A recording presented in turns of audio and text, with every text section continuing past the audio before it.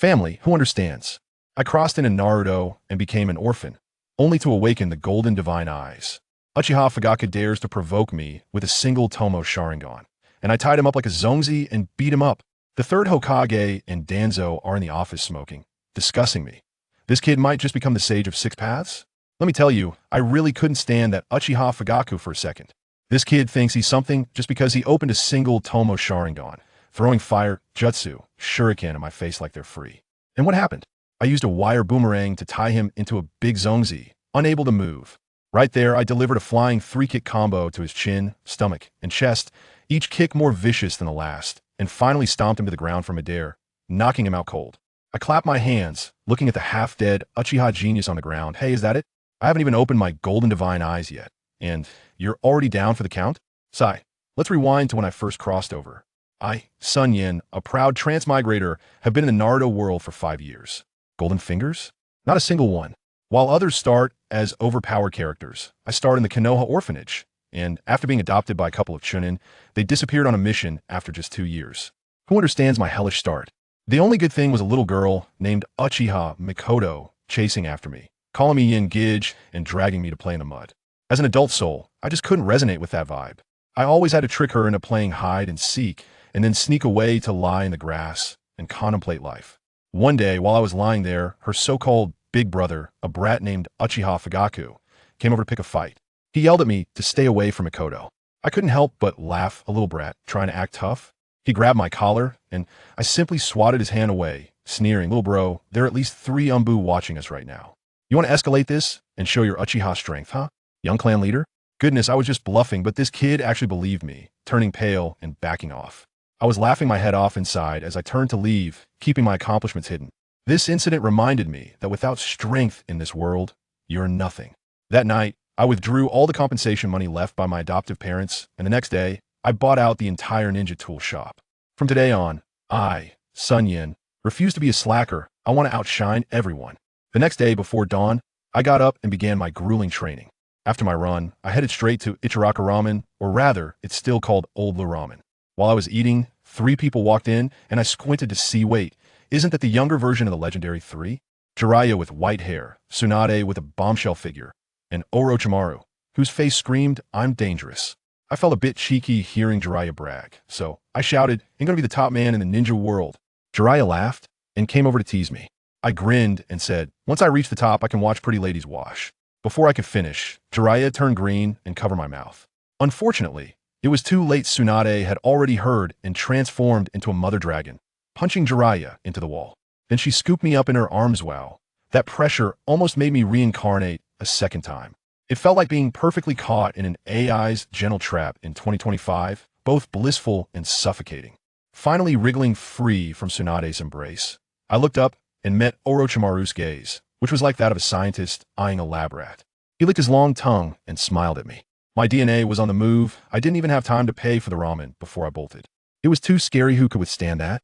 When I got to the training ground in the back mountain, I started practicing the inheritance my parents left me shuriken techniques with wire. But then I accidentally messed up, and the shuriken sliced a big gash in my arm, blood flowing freely. I was in pain and regretting it. But at that moment, something strange happened. The wound began to burn, and the bleeding miraculously stopped. The next morning when I opened my eyes, there was just a faint mark on my arm. Wow, did my cheat code activate? This healing ability is like a low-tier version of Hashirama. I was overjoyed and quickly rummaged through another box of my parents' belongings. When I opened it, I shouted Yoshi. Inside were all kinds of treasures: the Sarutobi clan's chakra cultivation methods, the body flicker technique, shadow clone technique, great fireball, water wall, earth wall, and a bunch of explosive tags. It was practically a newbie gift package. With the secret manuals in hand, I dashed back to the back mountain and began to cultivate chakra. Talent is indeed unreasonable. I could feel the chakra flowing through my body in no time. Taking out the chakra test paper, it burned first, then split, one half wet, the other half crumpled, and one corner turned to dirt. All 5 attributes complete. I truly am the chosen one. By evening, I was dragging my exhausted body back when I passed a small square and saw a golden-haired boy practicing shuriken, throwing all alone. His focus was extraordinary. He was no ordinary person. Wasn't this future 4th Hokage, Minato Namikaze? I felt competitive and quietly snuck up behind him, giving him a slap on the shoulder. Minato reacted quickly, throwing a shuriken at my face. I tilted my head to dodge, and he followed up with a sweeping kick, which I managed to block with both hands. Back and forth, we were both surprised. He was astonished at my reaction speed, while I was amazed at his alertness and strength at such a young age. When we chatted, it turned out we were both war orphans wanting to grow stronger to protect those we cared about. I immediately decided, bro, don't train alone anymore starting tomorrow. We'll train together, and it'll take you to new heights. Minato probably had never met someone so friendly before. He scratched his head and agreed. We immediately put our arms around each other and headed to Ichiraka Ramen to celebrate the formation of our Roll King duo with a big bowl of noodles. That night, I was too excited to sleep. To make matters worse, my eyes, which itch like crazy for a few days every month, were itching like they were about to explode tonight. I ran to the bathroom and splashed cold water on my face, and suddenly, a blinding golden light erupted from my eyes, followed by a line of golden subtitles popping up in front of me. Time flew by, and a year passed just like that. Now, Minato and I are indeed the Roll King duo. We train together every day in the back mountain, wildly exchanging ninjutsu and taijutsu. My chakra level has skyrocketed to the special Jounin rank, and my eyes, the Golden Divine, eyes have awakened their first ability in Ultra Insight, eye that fuses the Byakugan and Sharingan, with built-in X-ray vision, copying, and dynamic visual capabilities, and a golden tomo in the pupils. Tomorrow is the day the ninja school opens. That evening, Mikoto came to find me, looking worried, asking if we could be in the same class. I patted her head and assured her we definitely could, then took her little hand to eat ramen. That little girl turned as red as an apple. On the way to return her to the Uchiha compound, I sensed something was off. Someone was following us. I deliberately walked into a secluded corner, stopped, and said coldly, "Come out. I've noticed you following us." From the darkness, Uchiha Fugakuwith's foul face appeared. He came up and threatened me, saying Mikoto was his grandfather's designated fiancé and that I was dead meat today. I couldn't help but laugh, directly retorting, "What does that have to do with me?" The kid broke down on the spot and came at me. We exchanged dozens of moves in taijutsu, and he realized he couldn't gain any advantage. His face turned dark. I seized an opening and knocked him flying with a punch. This completely angered him. He got up from the ground. His eyes instantly turned blood red, with a tomo swirling inside. He shouted at me furiously, "Good. You successfully pissed me off. Let me show you the power of the Uchiha before you die." This is the scene I mentioned at the beginning. He executed a set of moves with his Fang Xinhua claw quite handsomely, but I perfectly defended against it with my water barrier and earth flow barrier. Taking advantage of the steam, I directly used the wire and shuriken trap I had set up earlier to tie him up tightly. Looking at Uchiha Fugaku, who was under my foot, unconscious yet still unwilling to accept his defeat, I couldn't help but curl my lip. With such little skill, he still wanted to pursue our Mikoto. Feeling several powerful chakras approaching, probably the Umbu had been alerted, I whistled and turned to disappear into the night. While soaking in the bath at home, I was still thinking that since my golden eyes had the abilities of the Byakugan, could I learn the Hyuga family's 8 trigrams palm? Hey, it feels like I have a new toy. You know, my mind is really sharp. I quickly figured it out. That absolute defense Ray 10 from the Hyuga family is just spraying chakra from all the chakra points in a crazy spin, right? What's so difficult about that? Who understands? Talent is something that can't be blocked when it comes. I was thinking of buying a pair of windproof glasses tomorrow. Otherwise, when I activate my golden eyes, it's too dazzling, like turning on a beauty filter, though a bit silly. It's low-key. While I was enjoying myself, the Hokage building was in chaos. Good grief. Uchiha Fugaku was carried into the hospital like a dead dog for emergency treatment, and the third Hokage's office was filled with smoke as if it were on fire. And then guess what? The door was kicked open with a bang, and the first old schemer of Konoha, Danzo, made a grand entrance. The 2 old men were whispering about Hanzo of the Salamander and troubles in Sunagakure. Let me tell you, it was all just set up, nothing to do with me at all. The next day, I held Makoto's little hand to school, and that scene was simply like the childhood version of the Konoha All-Stars. The kids from the Inuzuka, Nara, and Akimichi clans, the twin brothers from the Hyuga family, and a little sister who looked just like Hinata. Oh right, and that golden-haired kid Minato. We both came from common backgrounds, and yet we were directly placed in this divine class, making Mikoto so happy she was about to bubble over. Then, the third Hokage started his hypnotic speech about as long as there are leaves dancing in the air. Oh my god, I fell asleep in an instant, almost breaking his defenses. When I woke up, the old man was looking at me with a gaze full of resentment, like a deeply wronged woman in the palace. I wondered why he was looking at me like that, just because I took a nap? Mikoto was whispering next to me, asking how I fell asleep, and I teased her by saying I was thinking about her, and her face turned bright red. Next was self-introductions, and in front of the whole class. I said I liked Mikoto, and as for my dream, it's a secret. I completely stunned the room. That kid Minato immediately stood up and said he wanted to be Hokage with a righteous expression. I was secretly amused. All right, brother. I'll reserve the 4th Hokage position for you.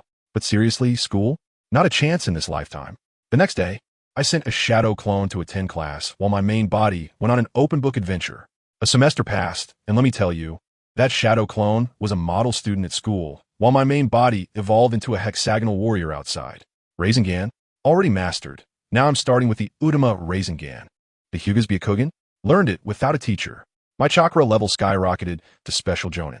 I even got myself a short sword, although it's just for show for now, but looks cool. Then my shadow clone sent back a message. Kushina Uzumaki transferred to our school. Wow, that Minato's future wife.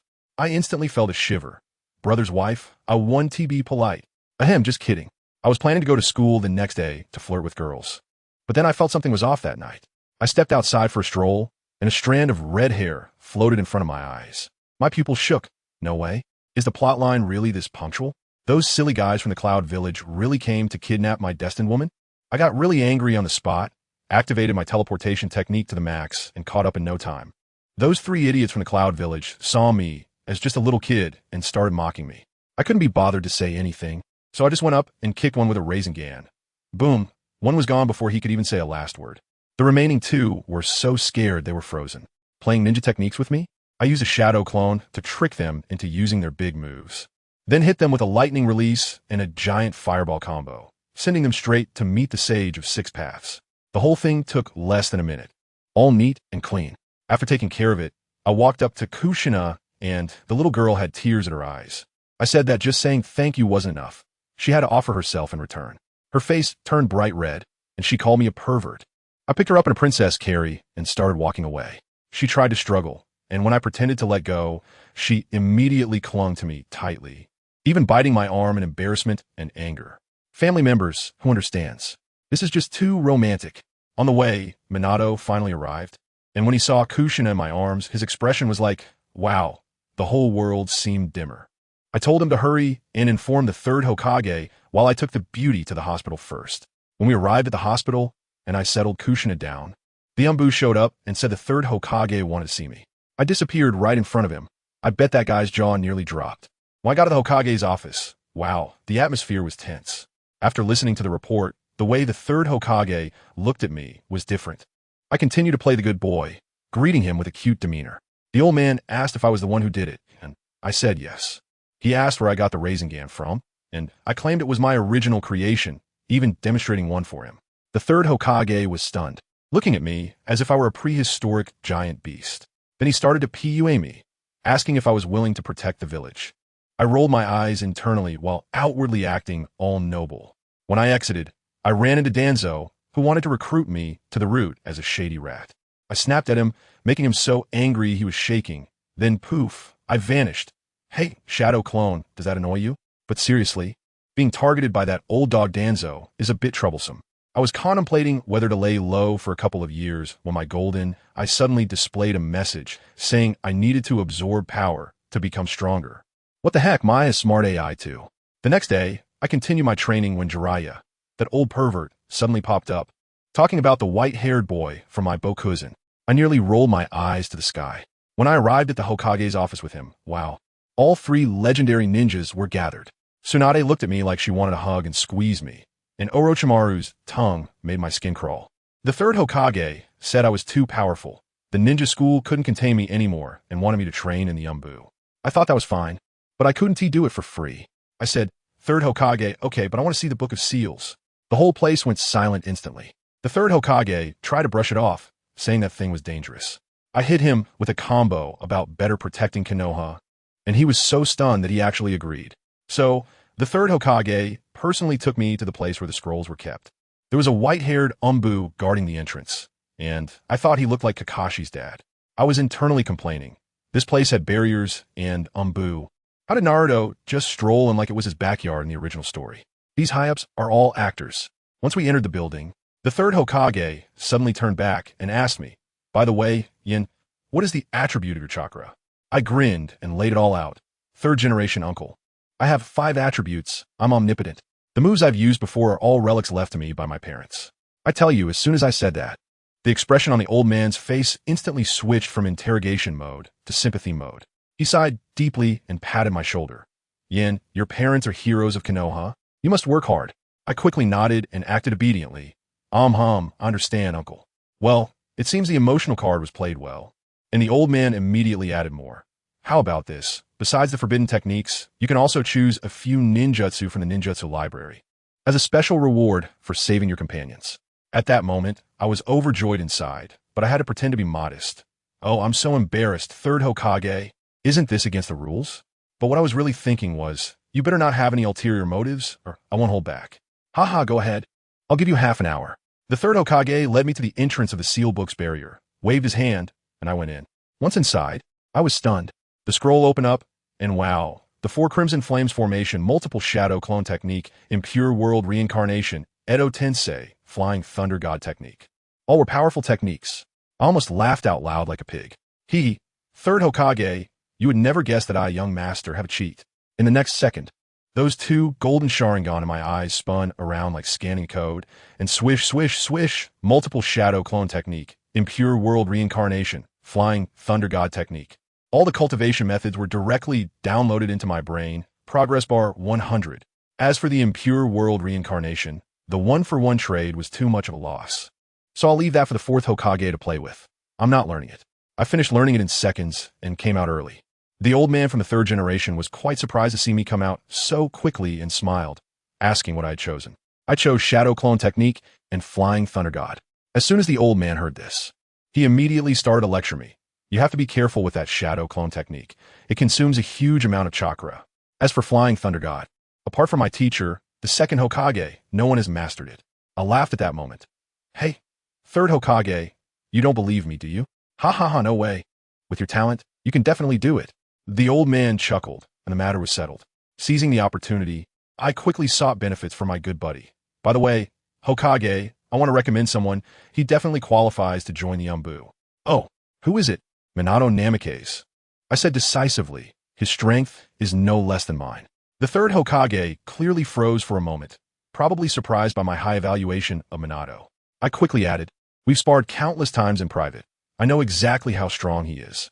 All right, since you say so, I'll arrange a test for him tomorrow. If he passes, I'll let him join the Umbu. Done. I casually scanned a few A-rank ninjutsu and left satisfied. That night, I went to Hokage Rock and indeed saw Minato standing there, looking up at the sky at a 45-degree angle, the very picture of a melancholic little prince. I silently appeared behind him and gave him a tap. I knew you were here, Emo-ing. He jumped in surprise and turned to look at me. Yen, when did you arrive? You've gotten stronger again. What's wrong? Feeling down? I asked him with a smile. Nothing much, just wanted to congratulate you. You're in the Umbu now, and the whole village knows about it. Minato's smile seemed a bit forced. I rubbed my head. This matter spread so quickly, it definitely has something to do with it. My head hurts, and I don't know if it's the 3rd Hokage's intention or if that rat Danzo is causing trouble behind the scenes.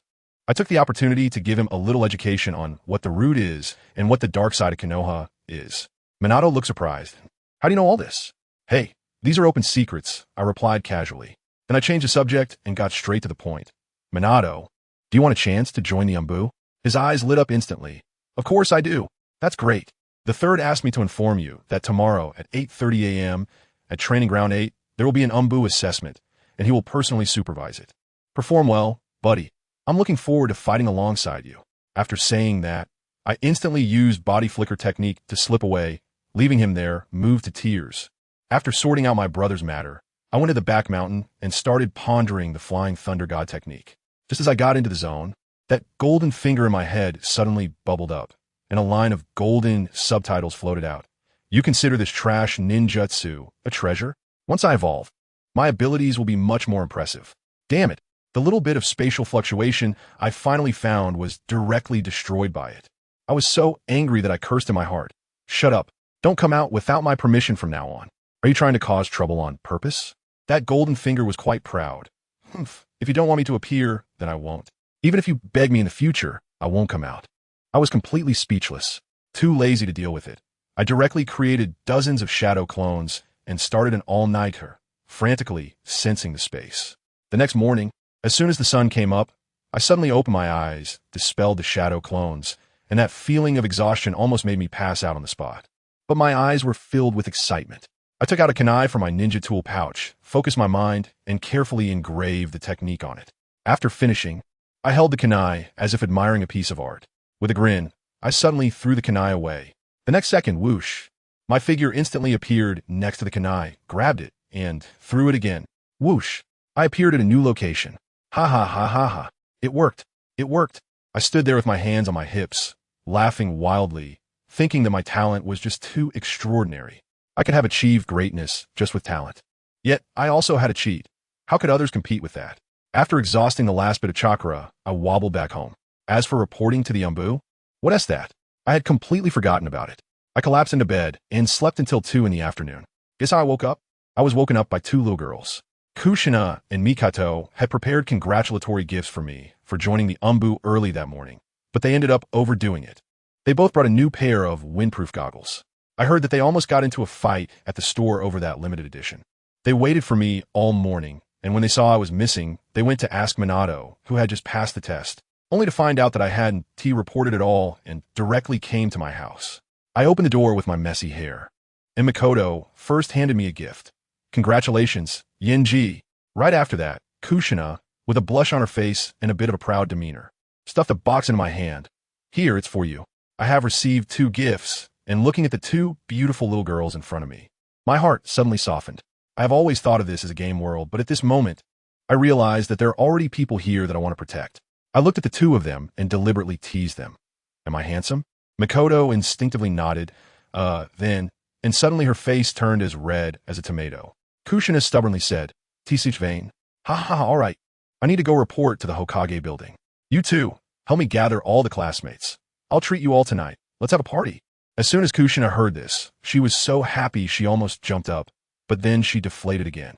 I could tell right away what she was worried about. So I directly gave her a head pat. Don't worry, with me around, they'll accept you. Seeing this, Mikoto immediately got jealous. Yamato, I want one too. I had no choice but to ruffle her hair as well. After dealing with the 2 little girls, I used a body flicker technique to escape. When I arrived at the Hokage's office, I nervously knocked on the door.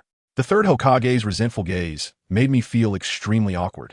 Well, Uncle 3rd, I got too engrossed in researching ninjutsu yesterday and overslept. He. The old man sighed. You brat. You were late for a whole morning. What were you so absorbed in? The flying thunder god technique. Just as he was about to educate me that this technique cannot be rushed and has high requirements for talent, I interrupted him directly. Uncle 3rd, I've already mastered it. The entire office fell silent, and I could even hear the old man's increasingly heavy breathing. Flame, you're not joking with me, are you? You really made me unable to do it, I tell you. That guy Hatake Kakashi was holding his chest, blood at the corner of his mouth, looking at me in disbelief, as if his eyes were saying this script doesn't match. Minato quickly came over, nervously asking if I was okay. I waved my hand. I'm fine, very good. That guy Kakashi, with a serious face, took a long time to squeeze out a sentence. You brat, I'll count that as you passing.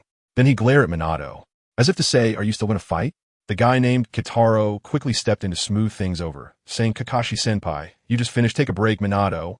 I'll test. Kakashi also took the opportunity to sit down beside him, but his eyes were like X-rays, staring at me, wanting to see through me completely. I understood. He was definitely pondering how I managed to perform the Byakugan technique. I then boldly removed my goggles, revealing a pair of clear big eyes, aiming for pure innocence. See, it's not Byakugan, right? Can't figure out now, huh? He. Before long, Minato also finished, chakra exhausted, lost, but his strength was undeniable, so he also passed. As soon as the test ended, Kakashi instructed us to return and stand by, but he kept me behind alone. At that moment, my heart was as clear as a mirror. I could dodge the first day of the month, but not the 15th. That guy Kitaro came over teasingly, squinting and saying, Kakashi-senpai, you wouldn't be. Hee. Goodness, Kakashi's face turned dark, and he snapped at him. You've been with me for so long. Don't you know what kind of person I am? I know. Kitaro quickly dragged Minato away, saying, that yen, we'll wait for you at Ichiraka Ramen. Once they left, Kakashi got straight to the point. Kid, don't play dumb with me. How do you know the Hyuga clan's secret technique hack? I directly activated my best actor mode with an innocent and confused expression. Senior Mauda, what are you talking about? I'm just an outsider. How would I know any Hyuga secret techniques? That's my own defensive ninjutsu. What, does it look a lot like the Hyuga clan's technique? Their move is called Kaiten? Impossible, he shouted. Why is it impossible? I began to seriously spout nonsense. It's just releasing chakra from all the points in my body, spinning it rapidly outside to form a shield. As long as the chakra control is fine enough, it should work. Let me tell you. The expression on Maoda's face at that moment was almost like his jaw dropped in shock. The way he looked at me was as if he were staring at some prehistoric giant beast. A little brat without any white eyes could play with chakra to this extent. His worldview was about to collapse. When I saw he was speechless, I asked if he had anything else to say. After a long pause, he reminded me to use that technique sparingly, lest I attract trouble from the Hyuga clan. I readily agreed verbally, but in my heart I thought, do you think I'm foolish? This thing is meant to be kept as a trump card. By the way, I threw in a compliment, saying it was because you are too strong, senior, that you forced me to use my trump card. He loved that and burst into laughter. Then I casually asked if the border was unstable, and he didn't hide it, saying that the villages of Amigakure, Sunagakure, and Awabikure were all up to no good, and the Second Shinobi World War might be approaching soon. I felt a sinking sensation in my heart. Sure enough, there wasn't much time left for my development. After saying goodbye to him, I headed straight to Yao Ramen. As soon as Shitai Lang saw me, he started asking all sorts of questions, and I casually made up an excuse to brush him off. Thankfully, Mizumoto was considerate and had already ordered my favorite tonkatsu, chashu ramen. Shitai Lang quickly finished our meal and then, with a lewd grin, said he wanted to take us to a great place that would be guaranteed to blow our minds. I rolled my eyes at him. This guy couldn't possibly be a younger version of Jiraiya, could he? His interests were identical. Guess what? He really did take me and the bewildered Mizumoto to, well, let's just say an adult-oriented street. Bars, casinos, you name it. Mizumoto and I had black lines on our foreheads as we followed him into a place filled with indulgence. You know what I mean? As soon as we walked in, a group of flamboyantly dressed women surrounded us. Mizumoto's face turned bright red, and he weakly asked, Shitai Lang Senpai, what kind of place is this? Shitai Lang proudly declared, a paradise on earth. A woman dressed like an old madam immediately wrapped her arm around Shitai Lang's and sweetly called him young Master Yamamoto, then led us into a large private room.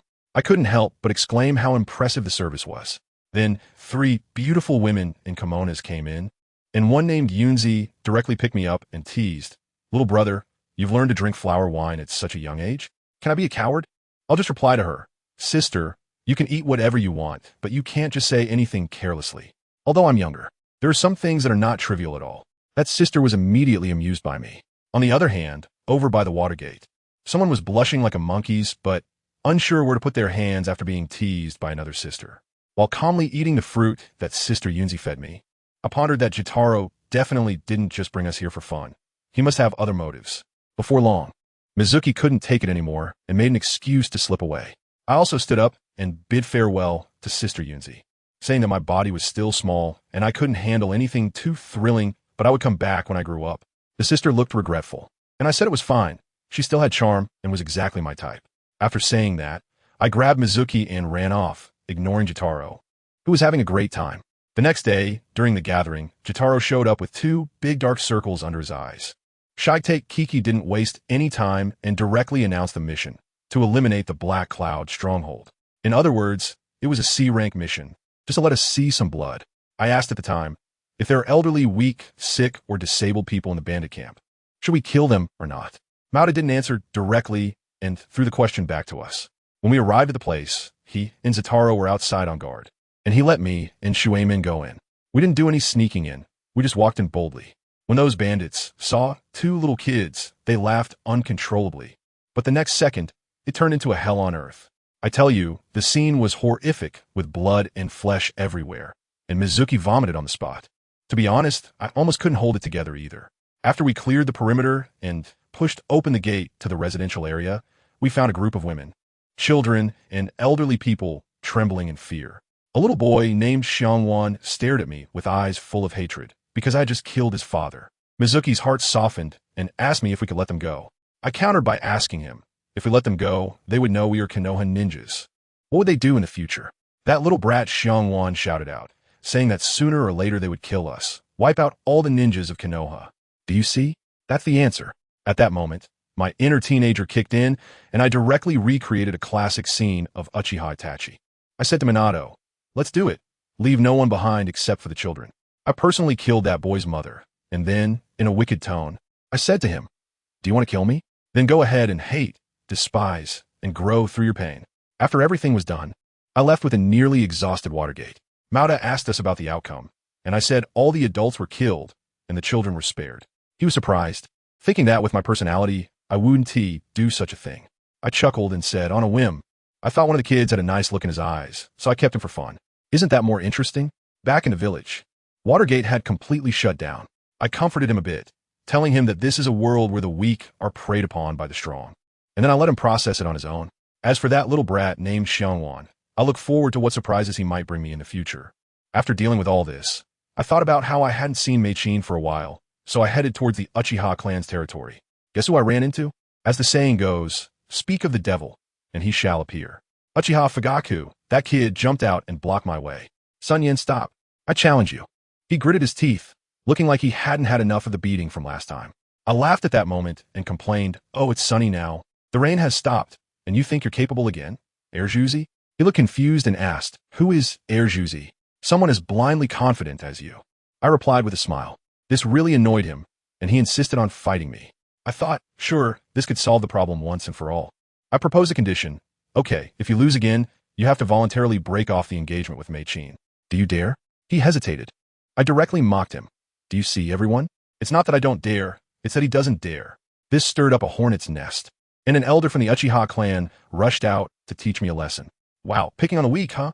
I instantly drew my sword, and with a flash of lightning, I blocked his strike. The old man was shocked. He didn't expect me to even know how to use lightning release. In the end, it was Uchiha Fugakuwith who made the decision, agreeing to my condition with red eyes, and we set the duel for 3 days later. I didn't pay any attention to them and turned to leave. But this incident bothered me a bit, so I found a tavern to have a couple of drinks. To my surprise, as soon as I walked in, I saw a stunning blonde beauty drinking away her sorrows. Wow, isn't that Tsunade? I walked straight over and sat across from her. She looked at me tipsily and asked what a little ghost was doing here. I bluntly pointed out that she seemed troubled about Lord Mito. She slammed her hand on the table, instantly sobering up halfway, and asked me how I knew. I expressed my speculation that Kushina and the others were brought to the Senju family because Lord Mito's time was running out, and he needed to pass on the sealing techniques to determine the next-gen Shuriken for the Nine Tails. After listening, Tsunade downed a large cup of alcohol and immediately started coughing. I quickly went over to help her pat her back, and wow, it felt really nice. But she shoved me away, saying my expression was too lewd.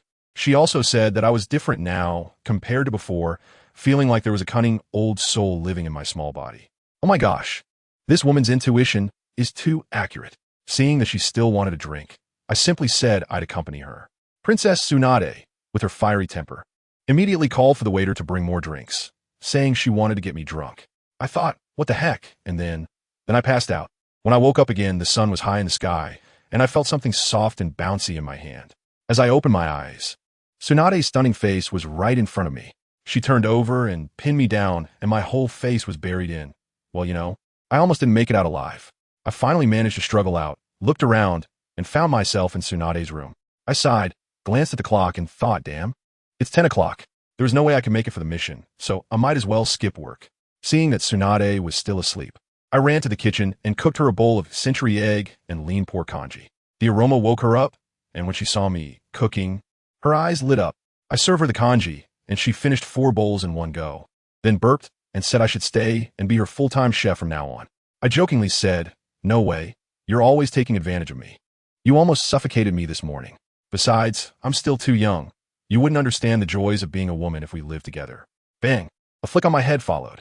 After enough teasing, I got to the point. I wanted to meet Lord Mito to discuss the Nine Tails Jinchuriki matter. I didn't want Kushina to take that role. When Tsunade heard this, she seemed a bit jealous and said, I knew you had something going on with that little girl. But she still agreed to help me ask. Before leaving, I activated the Flying Thunder God technique and vanished in an instant. Tsunade was left stunned, muttering to herself in shock, is this the Flying Thunder God technique of the second Hokage? Back home, I went straight to the Hokage building to ask the third Hokage for leave and also to have him act as a witness for my duel with the Uchiha to prevent those guys from playing tricks. Although the third was reluctant, he agreed. After leaving the Hokage building, I activated the Flying Thunder God technique again, heading to the mark I had left on Mikoto earlier. The next second, I found myself in an unfamiliar room where I saw Mikoto huddled in the corner, her eyes red and clearly having cried for a long time. I called out to her.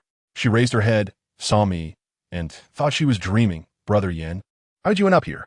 Am I dead? Silly girl, how could you be dead? It's me, I'm here. Looking at her like this, my heart ached terribly. It must have been those bastards from the Uchiha clan. In an instant, she rushed into my arms, crying like a rain-soaked pear blossom. I held her and gently asked, don't cry, Mikoto, what exactly happened?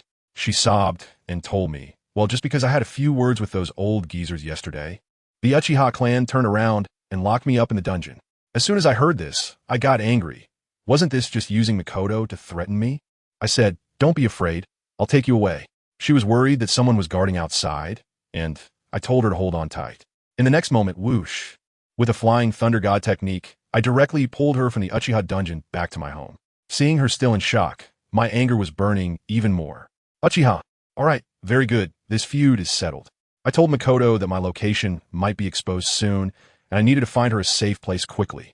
Just as I finished speaking, I swear Tsunade's loud voice came in from outside the window. Yin, you little brat, are you home? If no one's here, I'm coming in. In the next second, a figure flipped in through the window, and I immediately caught her. I said, big-breasted lady, do you always break into other people's houses like this? Tsunade completely ignored me and immediately spotted Mikoto, raising an eyebrow. Oh, isn't this the little girl from the Uchiha family? You're pretty quick, huh?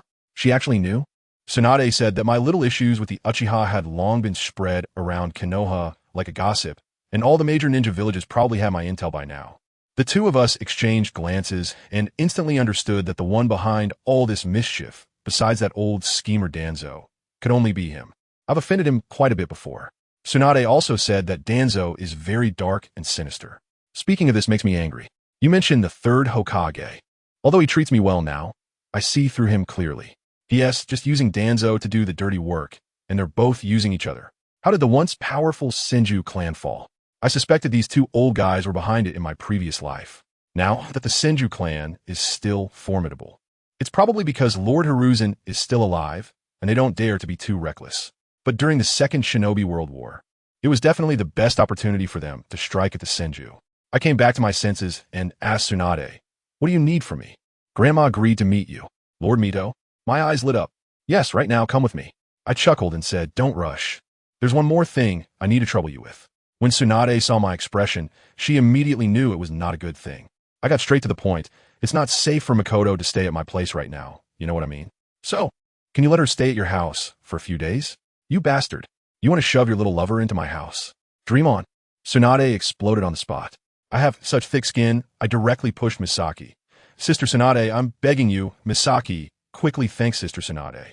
Thank what? I didn't agree. Tsunade was tough on the outside. As a result, Misaki timidly said, Sister Tsunade, sorry to trouble you. That voice was so sweet, I tell you. Tsunade's face instantly changed from furious to a warm smile, saying, I didn't agree to him, you know, but her hands had already grabbed Misaki. Oh, little sister, you're so cute. Why not stay with your sister for a few days? I feel happy inside. She has a sharp tongue, but a soft heart. However, thinking about the future of the Senju clan, I made up my mind. I won't care about others, but Tsunade's younger brother, my future brother-in-law, Suk, absolutely cannot die. We followed Tsunade to the Senju clan's territory, and the atmosphere was completely different from the Uchiha clan, particularly friendly. After settling Mikoto down, we headed toward the central building. Just halfway there, a rough voice shouted, Sister, I'm back. A young man who looked a lot like the first Hokage rushed over. Tsunade was momentarily taken aback, then broke into a warm smile, clenched her right fist, and punched the guy right in the face. He was knocked out cold. The young man lay on the ground. Dazed, Sis, what are you doing? Why did you hit me right away? Shinju, how dare you come back to see me, Tsunade's laughter sent chills down my spine. Sis, please don't be angry. I'll explain slowly about the money I took from you. No need. I'll put up with you for a month. Tsunade charged forward in a flash and unleashed a flurry of punches. All I could hear was Shinju crying out, Sis, I won't do it again. Be gentle. I looked at the brother and sister, and I couldn't bear to look. This is the thousand-hand rope tree, my future brother-in-law. I walked over and, with a wicked sense of humor, said to the one on the ground, Hello, brother-in-law. I'm your sister's boyfriend. Upon hearing this, the rope tree's eyes nearly popped out. And he shouted at the top of his lungs, "Brother-in-law? No way, sis. You actually have a thing for minors." With that shout, everyone around turned to look at us in shock. Tsunade's face turned green, and she gritted her teeth, saying, "SunYan, rope tree, you too. Just go die." Ah, two screams echoed through the air. After a while, the rope tree, sporting a lump on his head, came over and said to me in frustration, "Brother-in-law, your family status isn't great. Sigh, big brother, let's just keep it separate from now on. You call me brother-in-law, and I'll call you big brother." Tsunade, standing nearby, radiated killing intent. "If you two say one more word, do you believe I'll tear your mouths apart?" We both immediately shut up. Shunshu quietly asked me what my name was, and I said my name was SunYan. Upon hearing this, he got even more excited. "So you are SunYan, the genius boy, the archenemy of the Uchiha. Brother-in-law, you are amazing. The whole village knows about your affair with the Uchiha." Tsunade kicked him away. "You just returned to the village, so hurry up and get lost. I have important business with him." As soon as Shunshu heard he was going to be left out, he immediately took off and disappeared in a flash. We arrived at the central building, which was brightly lit inside. I could sense several powerful auras, all belonging to the elite protecting Lord Mido. As soon as we entered, two guards saw Tsunade and respectfully called out Princess Tsunade. They looked me up and down with expressions of surprise. "Is this the genius boy SunYan?" Indeed, heroes emerge from youth. I politely exchanged a few words and then followed Tsunade inside. An elderly woman with a head full of white hair stood in the middle of the hall. Next to her were Kushina and another red-haired girl, Nanako. Tsunade immediately ran over like a little girl and acted cute. When Kushina saw me, she ran over to ask how I got here, and I teased her by saying I came to see her, of course. Nanako also came over to ask how Minato was doing, and I encouraged her to say it out loud if she likes him. Finally, the elderly woman, who is Uzumaki Mido, walked towards me. "You must be SunYan? It's a pleasure to meet you, Lady Mido." She looked me over and said, "I've heard about you. You seem like a good kid. Tsunade, I have some things to discuss with young SunYan privately." With that, she turned and walked toward the inner hall. Once inside, she got straight to the point. "Young SunYan, you are here about the next Jinchuriki of the Nine Tails, right?" I was startled, but I remained expressionless. Granny Mido truly has sharp insight. That girl Kushina can't hide anything. She smiled and sold me out completely. I cursed that little fool Kushina in my heart. Lord Mido stared at me and said, "Your mentality is nothing like that of a child. Kushina, whether in talent or chakra amount, is the most suitable candidate." My gaze also turned cold. So, does Lord Mido mean that it must be her? Just as I was at a breaking point with Lord Mido, a meeting that would determine the future of Konoha was taking place in the Hokage office. The third Hokage was puffing on his pipe, mentioning that Sunagakure and Awagakure had been making small moves at the border recently and asking for everyone's opinions.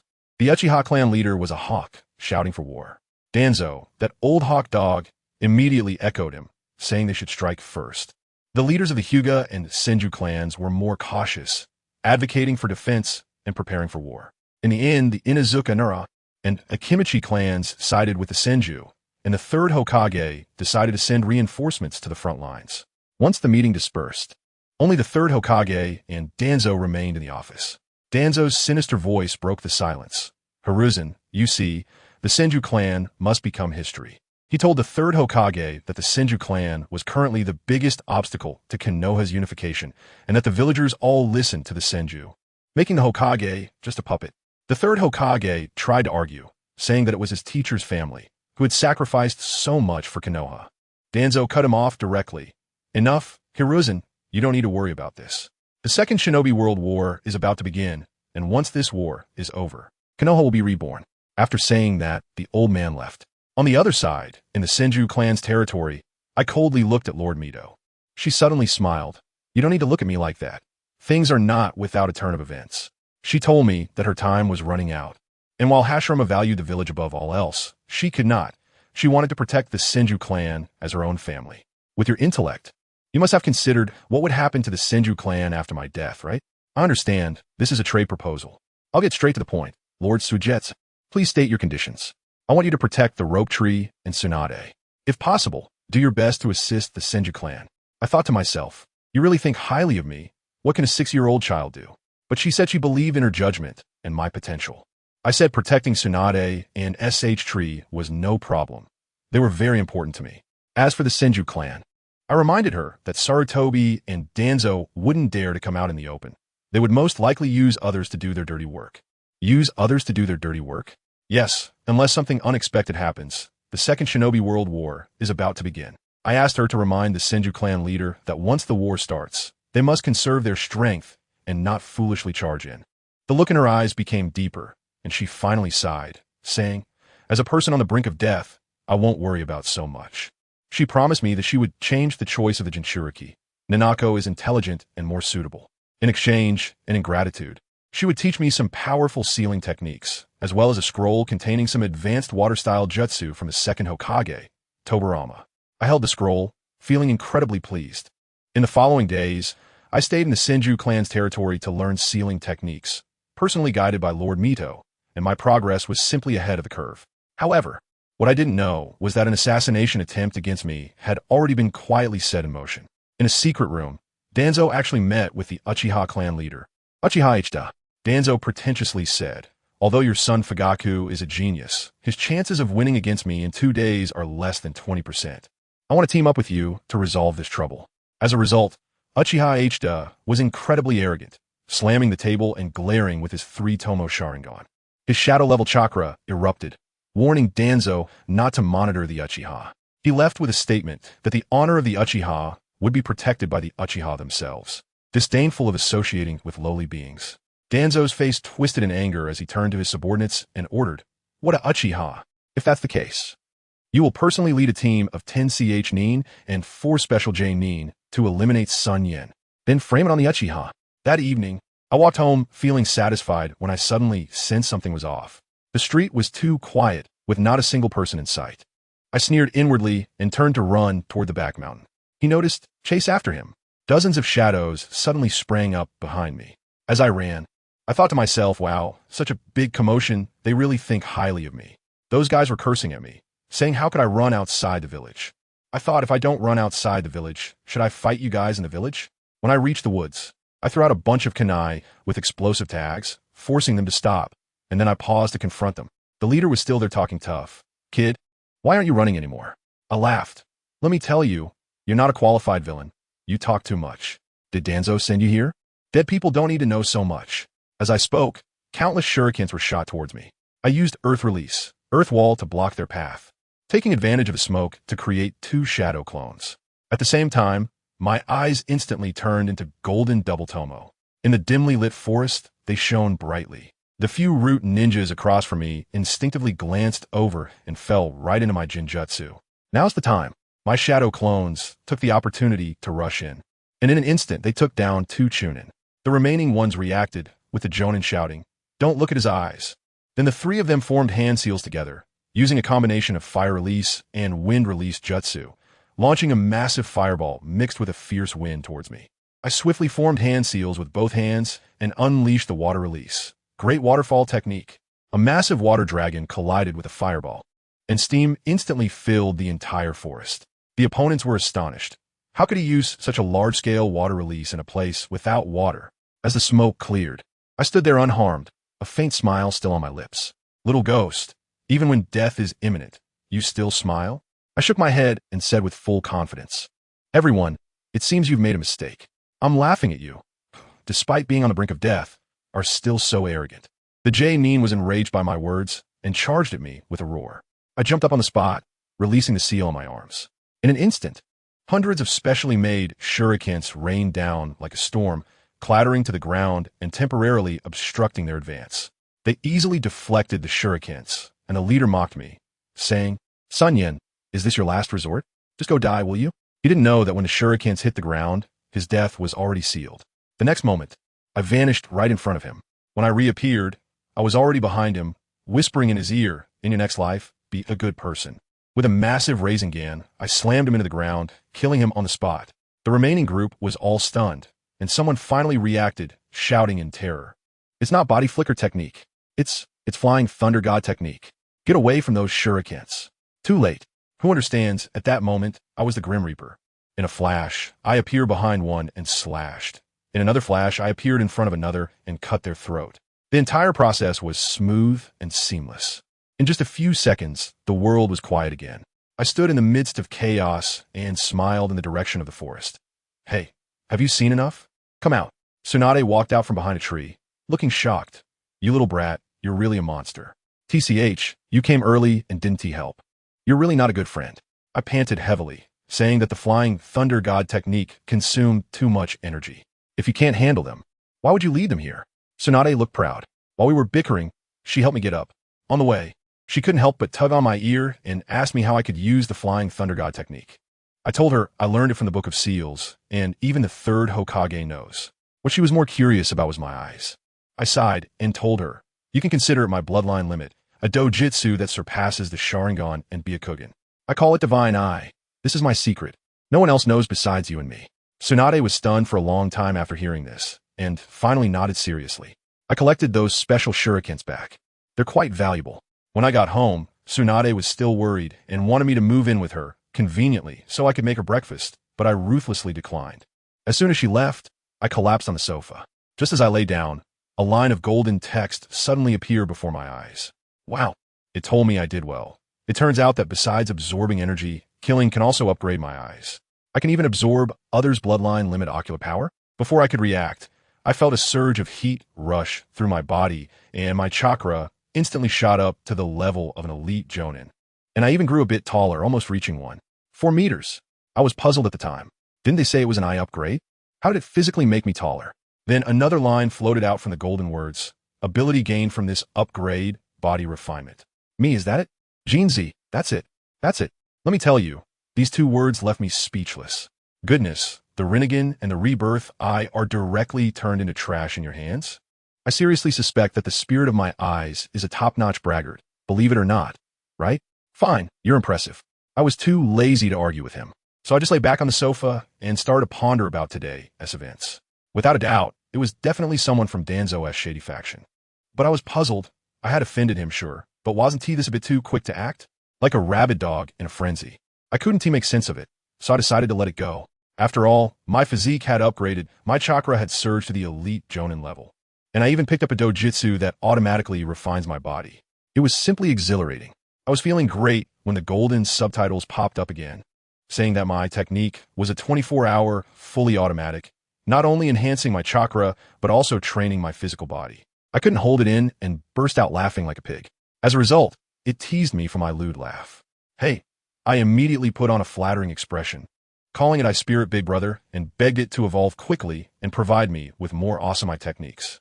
It was quite tsundere, saying that normal evolution would have to wait until I reached adulthood, but there was a shortcut, absorbing the eye power of other bloodline limit techniques. I asked him how to use it. Does anyone in the family understand? He actually told me. Just take it off and suck it directly. Wow, is it that intense? I pretended to ask if it might be a bit cruel, and he added that it works on freshly dead people too. Hey, isn't that a coincidence? The Second Shinobi World War is about to start, and the battlefield will be filled with fresh Uchiha and Hyuga corpses.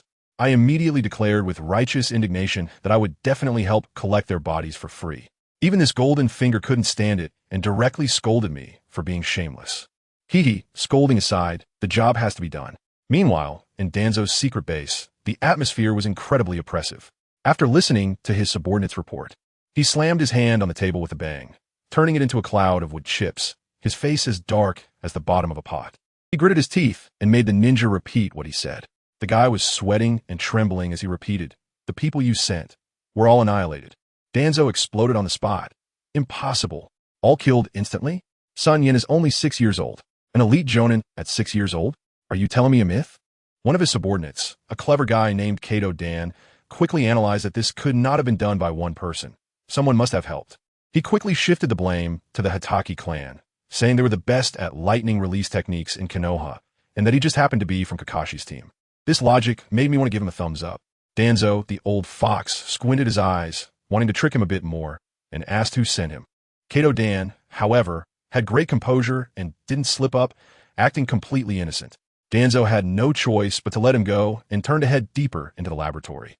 In that laboratory, a researcher was reporting on the progress of the first Hokage cell research, simply stating, "Boss, your computer configuration is too low to handle the first top-tier CPU. If you force it, the motherboard will burn out." Danzo went mad upon hearing this, shouting at the useless bunch of researchers. The researcher was scared half to death, and quickly said that as long as they found something to suppress the first cell power, it would be fine. Danzo muttered about restraining the Senju clan's power, and suddenly his eyes lit up, probably thinking about the Uchiha. He viciously muttered all our names and turned to leave. I was just thinking about things when I inexplicably sneezed. No need to think. It was definitely that old cunning guy cursing me. The next day, I had a good sleep and went straight to the training ground to start practicing. While I was practicing, I was also planning how to take advantage of Might Guy's 8 gates. The next second, a muscular guy in a green tight suit with a watermelon head jumped out, giving me a thumbs up, his big white teeth shining painfully in my eyes. And he flashed a charming smile at me. Young man, you have a lot of passion. This is youth. Wow, I just mentioned you. And you showed up on your own? Are you some kind of cyber wish machine? I immediately put on an admiring expression, calling him senior guy and showering him with praise, making him feel so good he thought his fame rivaled that of Might Guy. Seeing that I was so on board, he immediately wanted to train with me. Then hell began. He performed a leaf hurricane and snapped a big tree in half, showing off his muscles, and then suggested, "Come on, young man, let us run 3 laps upside down around Konoha." I was so stunned that I couldn't do anything but grit my teeth and keep up. After running those 2 laps, I felt like my arms were no longer mine. Yet this guy remained unfazed and even sped up. By the time we finally finished 3 laps, I collapsed on the ground, feeling like my arms were done for. But the terrifying part was that with my abnormal physique and the adrenaline rush, I recovered significantly in just a few minutes. This completely left Mike dumbfounded.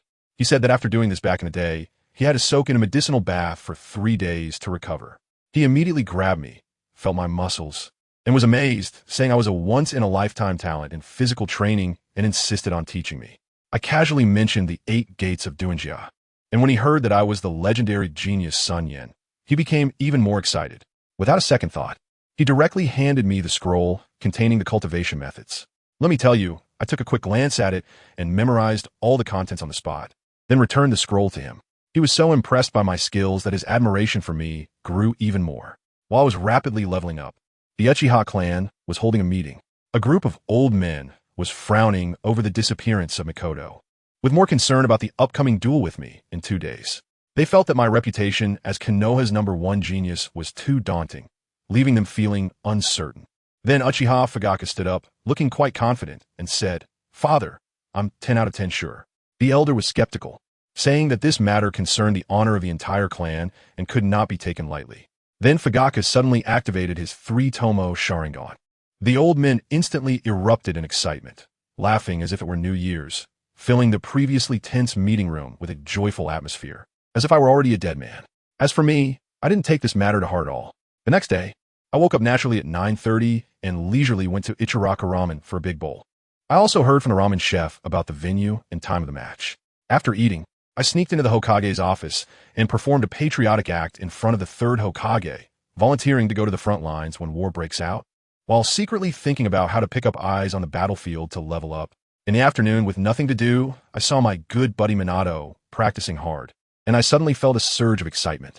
I used the Rasengan as bait to lure him over for training under the pretense of finding my rhythm.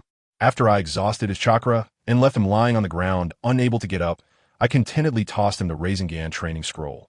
Seeing him so happy with his new toy filled me with a delightful sense of guilt. Before I knew it, the day of the duel had arrived. I woke up leisurely at 9:30, while the training ground 32 was already packed with people. The 3rd Hokage was even selling tickets. What a commercial genius. Uchiha Fugaku was standing on the field like a gatekeeper, with the entire clan there to support him. What a spectacle. As time ticked away, and it was almost 10 o'clock, I still hadn't shown up. The Uchiha clan started to get restless, sarcastically suggesting that I was afraid to come. Just as the referee raised his hand to announce my automatic forfeiture, I suddenly appeared in the center of the field, accompanied by a gust of wind and a faint smell of blood. "Thank you for waiting, everyone," I said with a smile on my face. "I hope it's not too late now." I couldn't help it. I had cleared 2 elite shinobi sent by the Uchiha clan on the way here, considering it a warm-up before the match. I stood in the center of the field, my gaze directly bypassing everyone and locking onto Uchiha Itachi in the audience, giving him a slight smile. Let me tell you, his face turned pale in an instant, and his Sharingan activated out of fear, seeing that I had arrived. The 3rd Hokage quickly announced that the match could officially begin. However, Uchiha Itachi wasn't satisfied and stood up to point at me, shouting, "He is already late. Why should he be allowed to continue the match?" I laughed at that moment and said, "Old dang, which eye of yours saw the referee say the game is over?" If Uchiha can't handle it, just admit defeat instead of making excuses here. Aren't you ashamed? Well, that one sentence ignited the fire instantly, and the atmosphere in the venue exploded. The wind completely changed direction, with everyone pointing fingers at Uchiha. The faces of Uchiha's people were as dark as the bottom of a pot. The one called Uchiha Haudai, who was probably the clan leader, turned out to be a man. When an old guy next to him tried to give him a look, he ignored it completely and stood up to shout, "The Uchiha clan does not fear any challenge. If you want to fight, then let's fight." I was overjoyed. I just love this kind of stubbornness. Using provocation against them is simply a dimensional strike. Then Uchiha Fugaku came up. His eyes looked as if he wanted to swallow me whole, yelling at the referee. "Referee, announce the start." Then he turned to me and said threateningly, "SunYan, are you ready to face the wrath of the Uchiha?" I couldn't figure it out directly, so I said, "Bro, it's just a fight. Why so much drama? And also, Fugaku, do you have a tendency for self-harm? You need to fix this seriously." He sneered. "Huh, you don't understand the power of the Uchiha." In the next moment, his eyes suddenly turned red, and the three tomo were spinning rapidly. Who understands? At 14 years old with three tomo, it instantly silenced the entire arena. The third Hokage was shocked, and Tsunade muttered that this kid was a genius. Seeing this effect, Fugaku's jaw almost lifted to the sky. He was so proud. To be honest, I was also stunned for a moment. After all, this was much stronger than in the original work. It seemed my pressure had worked. But, just for a moment, with his level just barely touching the threshold of a Jainin in my eyes, I could easily take on 7 of him. As a result, this guy thought I was stunned when he saw me in a daze, his mouth almost grinning to his ears. Just then, the referee waved his hand. The match officially begins. As soon as the referee finished speaking, that kid let out a shout and charged at me. With his Sharingan activated, he threw a kunai straight at my vital point, fast and fierce. The clang of metal sounded as it seemed I was being overwhelmed, blocking in a flustered and chaotic manner. In the stands, my little brother-in-law, S.H. Ju, was getting anxious. "Sister, it looks like brother-in-law is being suppressed." Bang! Tsunade immediately gave him a smack on the head. "What do you know? Stop talking nonsense and watch." But in reality, hey, I was clear in my heart. Every move he made was within my calculations. Fugaku was also bewildered. He realized that the Sharingan could see through my moves, but his body just couldn't keep up, which was very frustrating for him. Seeing that he couldn't take me down with physical skills, he panicked and created distance to start forming hand seals. Shouting, "Fire style, dragon flame song." Good heavens, 5 fire dragons erupted from his mouth, coming from 5 directions, completely sealing me in. This technique was indeed something. But was I panicking? Not at all. I was going to take it head-on and test my newly developed absolute defense. Just as the fire dragons were about to hit my face, my body buzzed, and a blue chakra tornado exploded out. With a loud bang, smoke filled the air. The entire arena was stunned, and the Hyuga clan members below were wide-eyed, probably roaring in their hearts. This isn't our family's Byakugan, is it? Could this kid be a long-lost, illegitimate child of the Hyuga clan? Well, I used wind style to blow away the smoke. They finally saw a large pit more than 3 meters wide on the ground, and I stood unscathed in the middle, grinning at the already dazed Fugaku. Not bad, not bad. This upgraded Byakugan had solid defensive power. I jumped out of the pit and brushed off the dirt on my body. Not bad for a ninjutsu. Now it's my turn. Water release. Great waterfall. Can you believe it? Water rising from the ground. The water I spewed out was like the yellow river breaking its dam, instantly turning the entire area into a vast ocean. Fuji was swept away, disoriented, and barely managed to stabilize himself on the water surface. Just as he was being carried away, I had already disappeared. He was cautiously looking around, and I suddenly burst out from the water behind him, throwing a kunai straight at the back of his neck. His Sharingan reacted in time, and he turned to block it, but in an instant, I transformed into a puddle of water after being hit. A water clone? He's still trying to act like a master. Stop playing these little tricks. I laughed. Really? You said it. So let's get serious. Water style, water dragon bullet technique. A water dragon roared and charged forward, and he hurriedly formed hand seals. Fire style, dragon fire technique. I didn't give him a chance to catch his breath at all.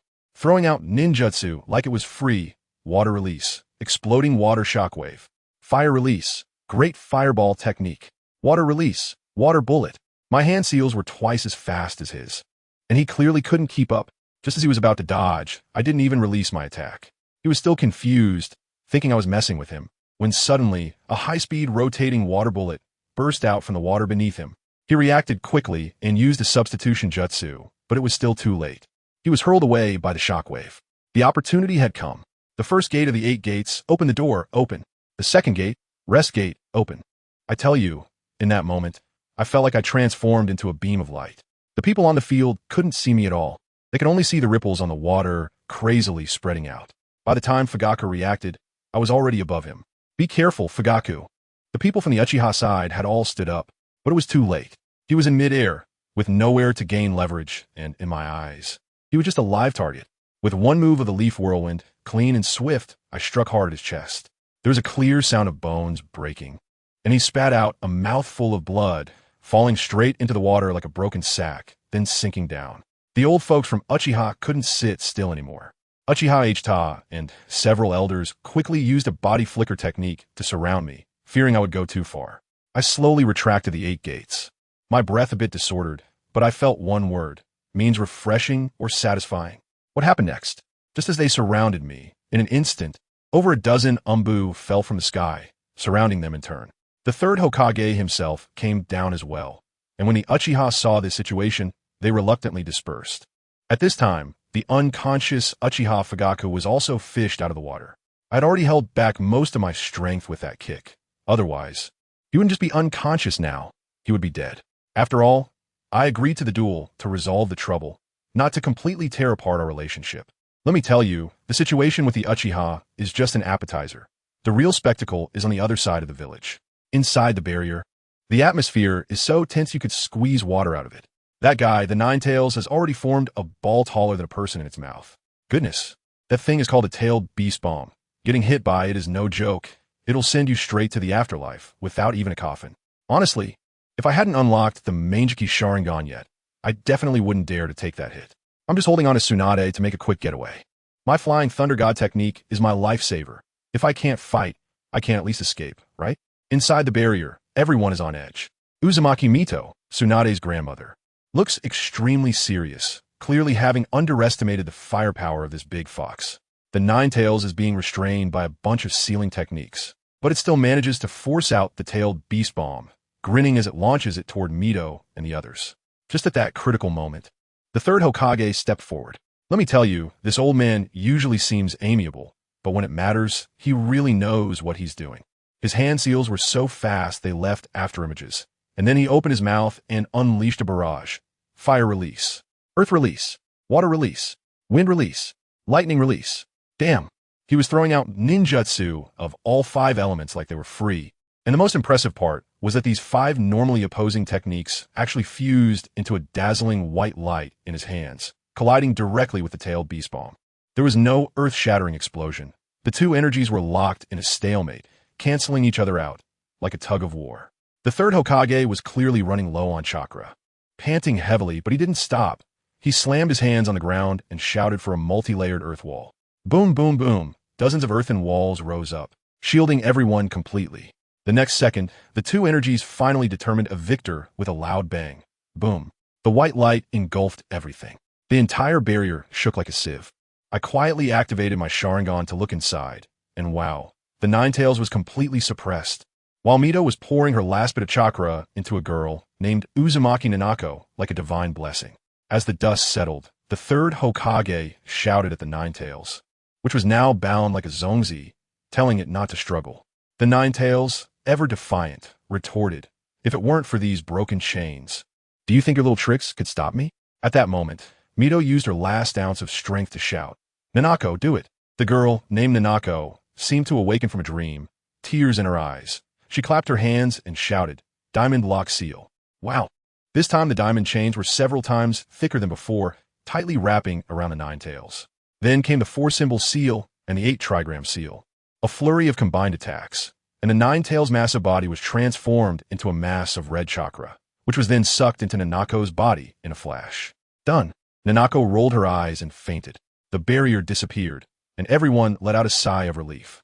Tsunade broke free from my grip and dashed to her grandmother's side like a madwoman. Everyone gathered around, fully aware that this great woman, who had devoted her life to Konoha, was leaving. Tsunade and her brother, SHZ, cried their hearts out, and Kushina was in tears as well. I watched this scene, feeling quite unsettled. Everyone eventually dies. Even the Six Paths sage couldn't escape it. What about me? I've worked so hard to cross over. Am I really going to end up as a gravestone? No, absolutely not.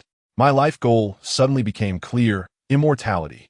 But not the kind of survival that Orochimaru seeks. I want an invincible immortality. This KPI is set. By the time everything was tidied up, it was already dark. The Senju clan held a high-level meeting to discuss who would manage the new Jinchuriki, Nanako. The clan elder wanted to keep her within the clan. But the third Hokage insisted that the Jinchuriki is a strategic weapon of the village and must be managed uniformly by the village. In other words, they just want to use Nanako as a tool. Meanwhile, in a dark underground base in Konoha, Danzo was listening to his subordinate's report, laughing like a villain.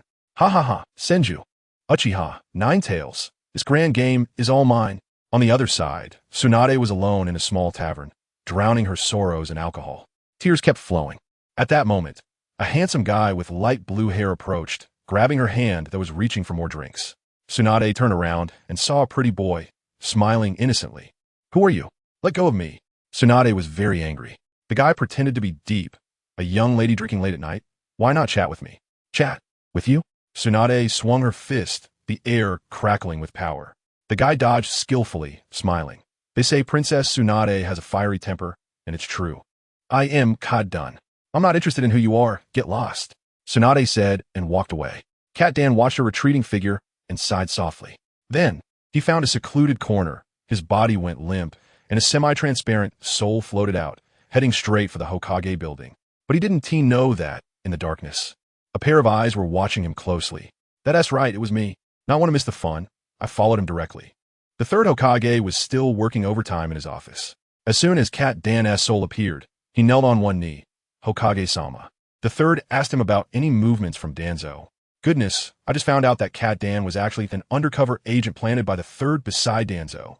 Cat Dan reported that Danzo had instructed him to get close to Tsunade and had overheard Danzo talking about some crazy scheme involving the Senju and Uchiha. After listening, the third's expression turned serious, instructing Cat Dan to continue his mission and secretly protect Tsunade. As Cat Dan's soul floated away, the third suddenly shouted at the ceiling. You've been listening for so long. Won't you show yourself? Then his figure flashed, and he was on the roof. My heart skipped a beat. Had I been discovered? Damn, I initially wanted to show off and spar with him, but now that my identity was sensitive, I could only use flying Raijin to escape. The third found nothing on the roof, thinking he was just overly tired and imagining things. Over here, as soon as Cat Dan's soul returned to his body, he hadn't even caught his breath when a cold kunai was pressed against his neck.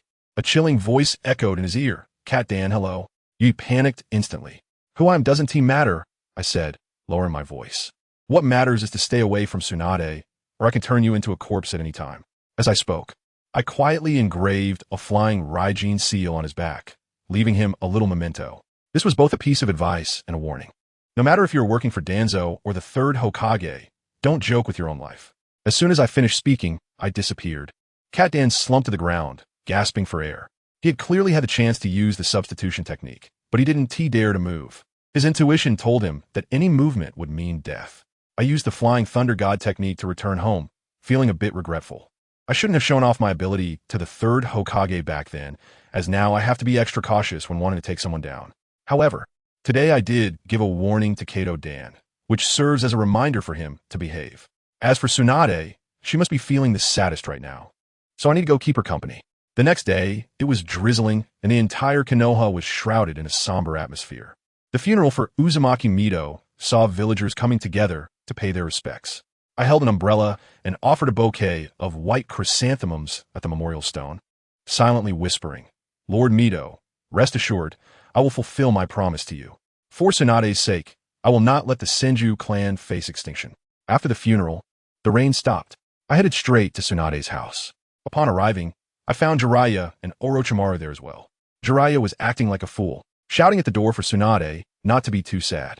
Orochimaru, on the other hand, had a gloomy expression, watching me with his snake-like eyes, which made me feel uneasy and uncomfortable. I couldn't be bothered with those two and jumped straight into Tsunade's room. Jiraiya was so stunned he didn't know what to do. He wanted to go in, but was afraid Tsunade would beat him up and leave him bedridden for half a month. I heard Orochimaru beside him say in his hoarse voice, The kid you see you might not even be his match. Inside the room, there were bottles everywhere. I walked into the bedroom and saw Tsunade, dressed in disheveled clothes, curled up on the bed, completely drunk and unconscious. I tried to help her cover up with the blanket, but she was rolling around and being uncooperative.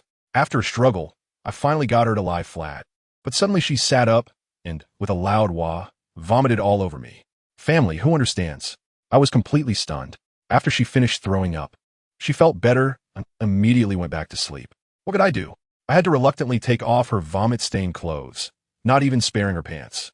In the end, she was left with just a set of blue underwear. So I could only look but not touch. I hated my 7-year-old body. After covering her with the blanket, I used the Flying Thunder God technique to go home, take a shower, and change clothes before flying back. Standing by the window, I saw Jiraiya's spiky hair still squatting at the door. I went downstairs and opened the door, and Jiraiya hurriedly asked how Tsunade was doing. She's asleep, I said flatly. Let me take a look, he said, trying to squeeze in. No way, I stopped him. You're so perverted.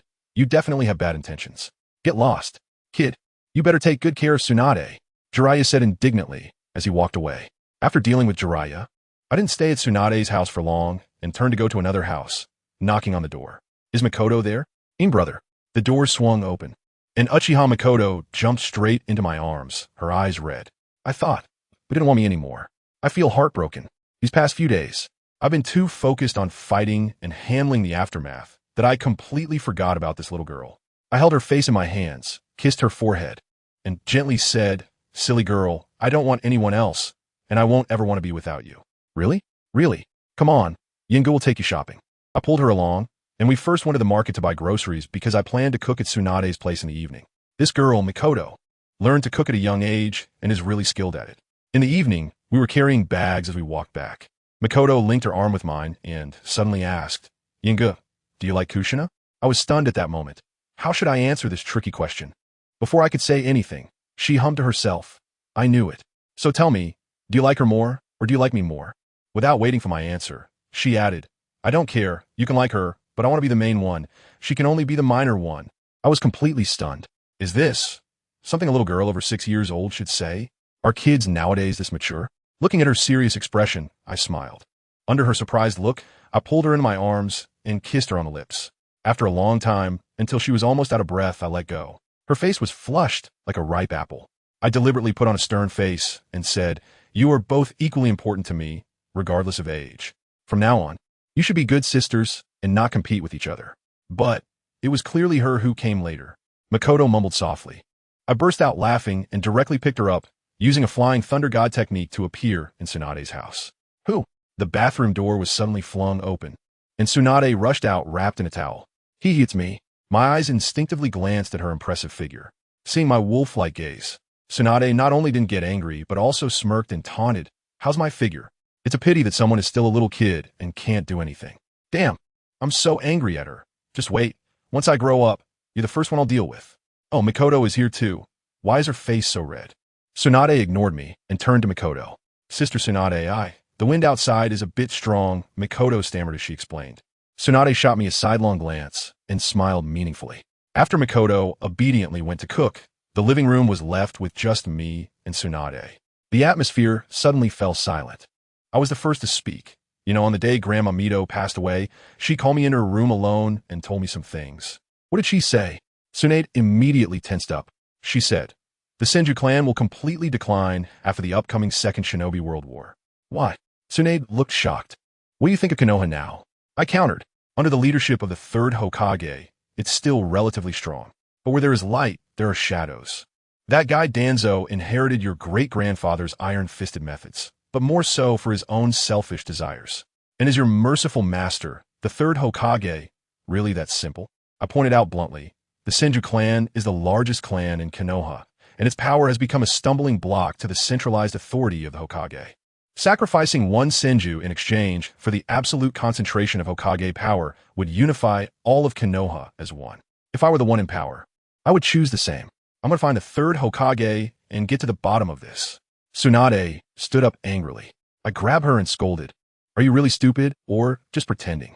What is the use to go to find him now? He will only think you're talking nonsense because of your grandmother's death. So what should we do? Tsunade said anxiously. Wait, I said calmly. What we need to do now is to secretly improve our strength. And your brother, Ju, let him try to see if he can awaken the wood release of the first Hokage. War is coming soon, and at that time, Danzo definitely won't sit still. During this time, I will personally train him. Tsunade nodded heavily. Seeing her calm down, I chuckled. Tsunade, I want to take a trip to the Wetbone Forest. Can you help me contact someone? You even know about that? She looked at me in surprise. Do you want to learn sage arts? That's right. And also to sign a contract with a summoning beast. The summoning beast is a clone of Lord Snail. If you want to sign, we can do it now. As she spoke, Tsunade summoned a half-human tall snail. As soon as the snail appeared, it asked, Lady Tsunade, is this your disciple? I hurriedly replied, Hee, Lord Slug. I'm Tsunade's pure-hearted little boyfriend. The slug had a black line on its face. Really, Lord Tsunade? Tsunade rubbed her forehead. He's a bit out of it. Just give him the scroll and leave quickly. The slug nodded and spat out a scroll. Although I was a bit disgusted by the sticky scroll, I still bit my finger without hesitation and wrote my name on it. I told you, after I signed my name, this matter is still not finished. I'm the type of person who believes in sharing the benefits, so I directly pulled over Mikoto, who was cooking nearby, and had her sign her name as well. As for Kushina, there's no rush. I'll just summon the slug later to let her pay up, and that will be that. Tsunade's face was as dark as a pot bottom. I tell you, her little eyes were so sour it was like spilling Shangshi aged vinegar. I don't know what kind of jealousy she was feeling. Later, I accompanied her for a few drinks and listened to her talk about the family issues.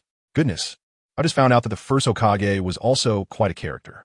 I mean, you're the leader of a ninja village, and right after it's built, instead of grabbing the military and political power for yourself, you send your own son to be a civil servant for the so-called stability of the country, not letting him become a ninja. What happened in the end?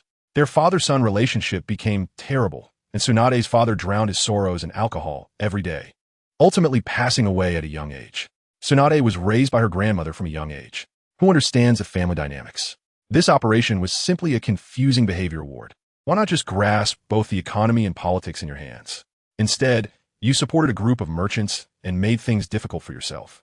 After dinner, I took Mikoto home, of course, back to my place. On the way, I was giving her some motivational talk, saying, Mikoto, you need to step it up. Your Uchiha Sharingan is so powerful. You need to awaken it quickly. Look at Kushina. She has been learning sealing techniques like crazy. If you don't work hard, she might overtake you. Mikoto nodded, understanding. Yamato brother, you're going back to the Umbu tomorrow, right? Isn't it very dangerous there? I laughed at that moment and patted my chest, saying, don't worry, your brother Yin here can run faster than he can fight, right? Just kidding.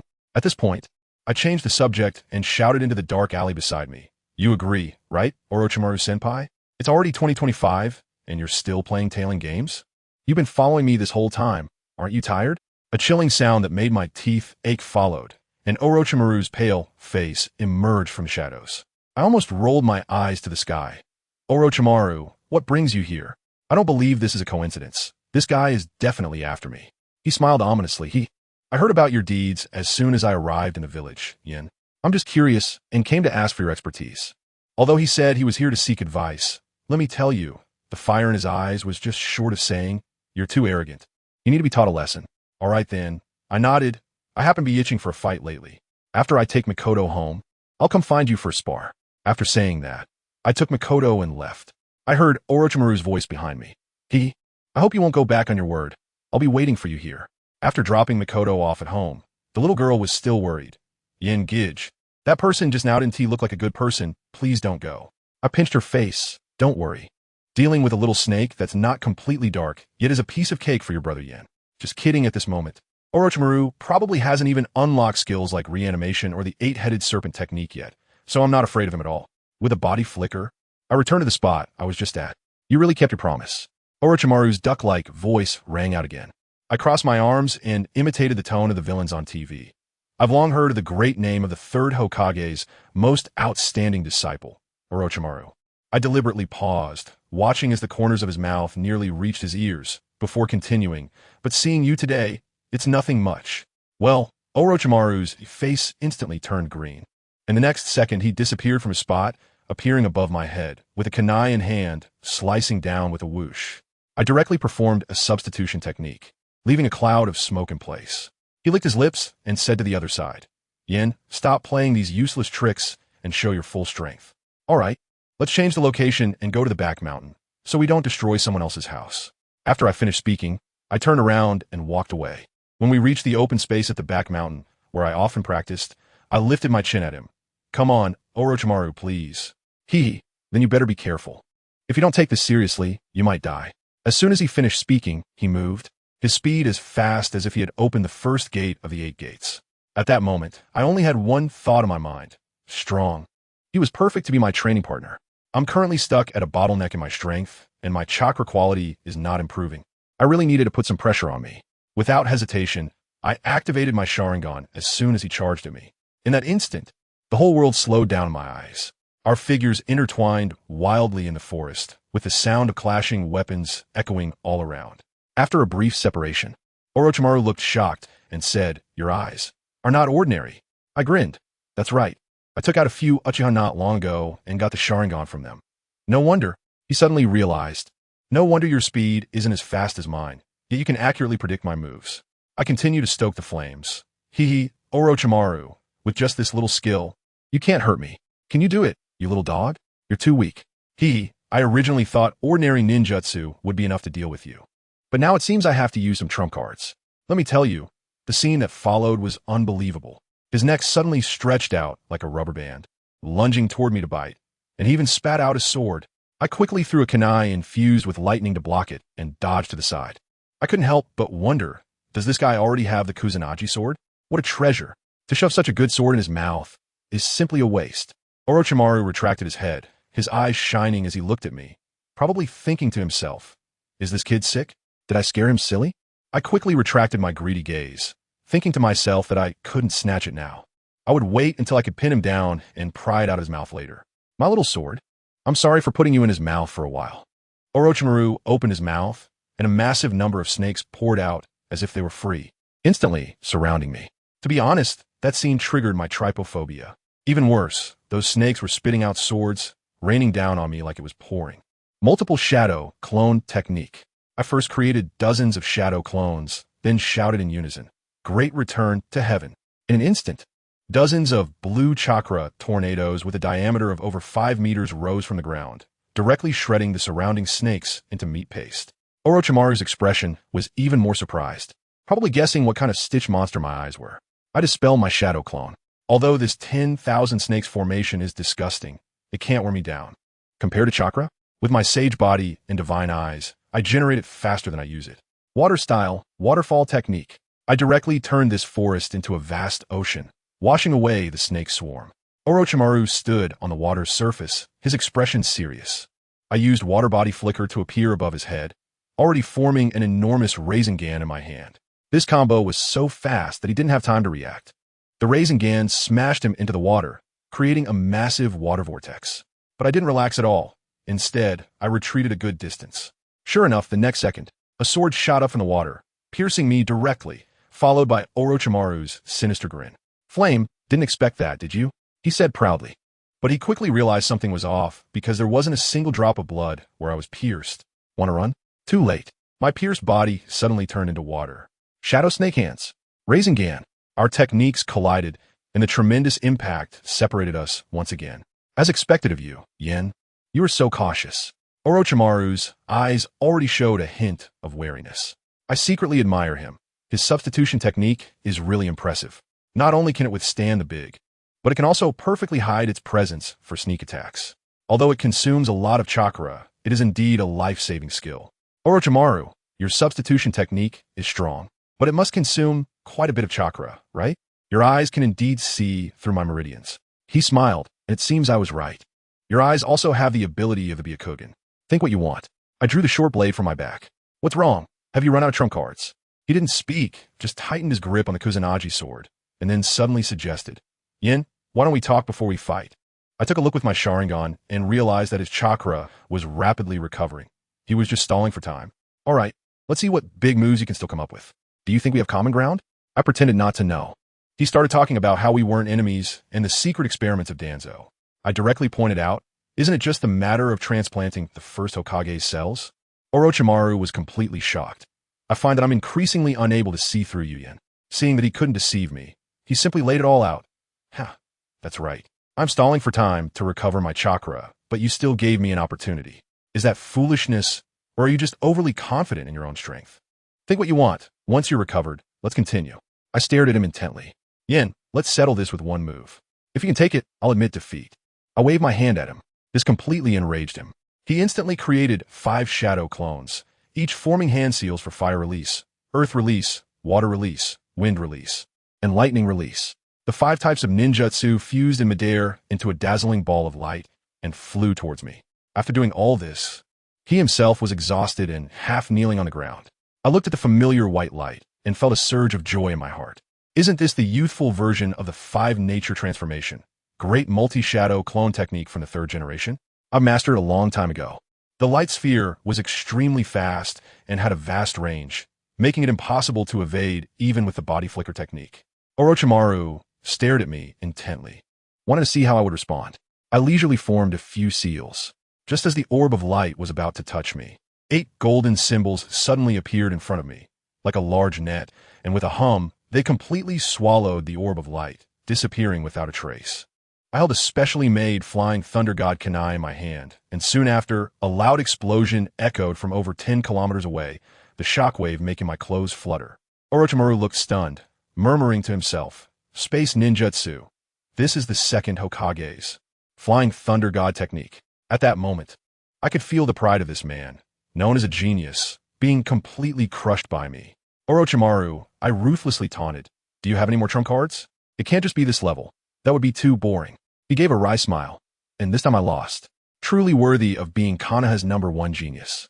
I didn't say much, directly suggesting that the disturbance was too loud and that the Umbu would probably be coming soon, so we should retreat. Moments later, we sat in a hidden little tavern. I never expected you to buy me a drink, I said, a bit surprised. Your strength is not inferior to that of the 3rd Hokage, and I feel like you have many more trump cards yet to reveal. Orochimaru licked his lips, looking at me with eyes, as if he were gazing at a rare treasure. I felt a chill. Please don't look at me with that kind of gaze. Haven't you heard that curiosity killed a cat? You don't understand, Yin. The more unknown it is, the more I want to know. Here, essay suggestion for you. I took a sip of alcohol. Stop your pointless research. When it comes to immortality, you have to start from the fundamental logic. Got it. The relationship between the soul and the body is where the true answer lies. After listening, Orochimaru's eyes instantly lit up. We chatted back and forth. From the Second Shinobi World War to Danzo's ambitions, I realized that no matter what I said, he wasn't surprised, because he already knew everything I mentioned. And the things I didn't say, he could guess. Yin, I really can't see through you anymore. All right, it's getting late. I'm leaving. With a flying thunder god technique. I disappeared from the spot. When I got home, Mikoto was already asleep on the sofa. I carried her back to the room, tucked her in, and kissed her forehead. That guy Orochimaru, after being defeated by me today, will probably turn to the dark side earlier than expected. But it doesn't matter. Want to surpass me? Maybe in the next life. At 4 in the morning, I was sleeping soundly when I was suddenly awakened by a piercing emergency signal.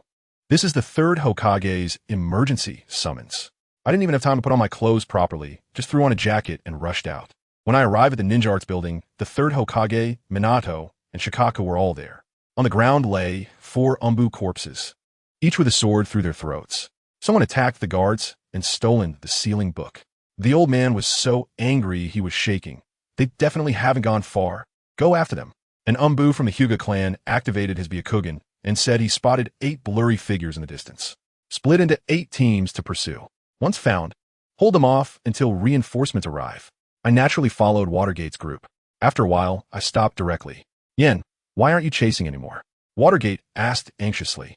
I waved my hand. Don't chase anymore, Minato. Those 8 are all fake actors. How do you know? He asked. Because the ones that made a move this time are our own people from Konoha playing script here. I smiled, turned around, and walked back. Minato chased after me and asked, but I didn't say anything. The 3rd Hokage was well aware of this matter. Sure enough, the next day the ninjas reported that all they had chased were shadow clones. The 3rd didn't say much, and the matter was suppressed just like that.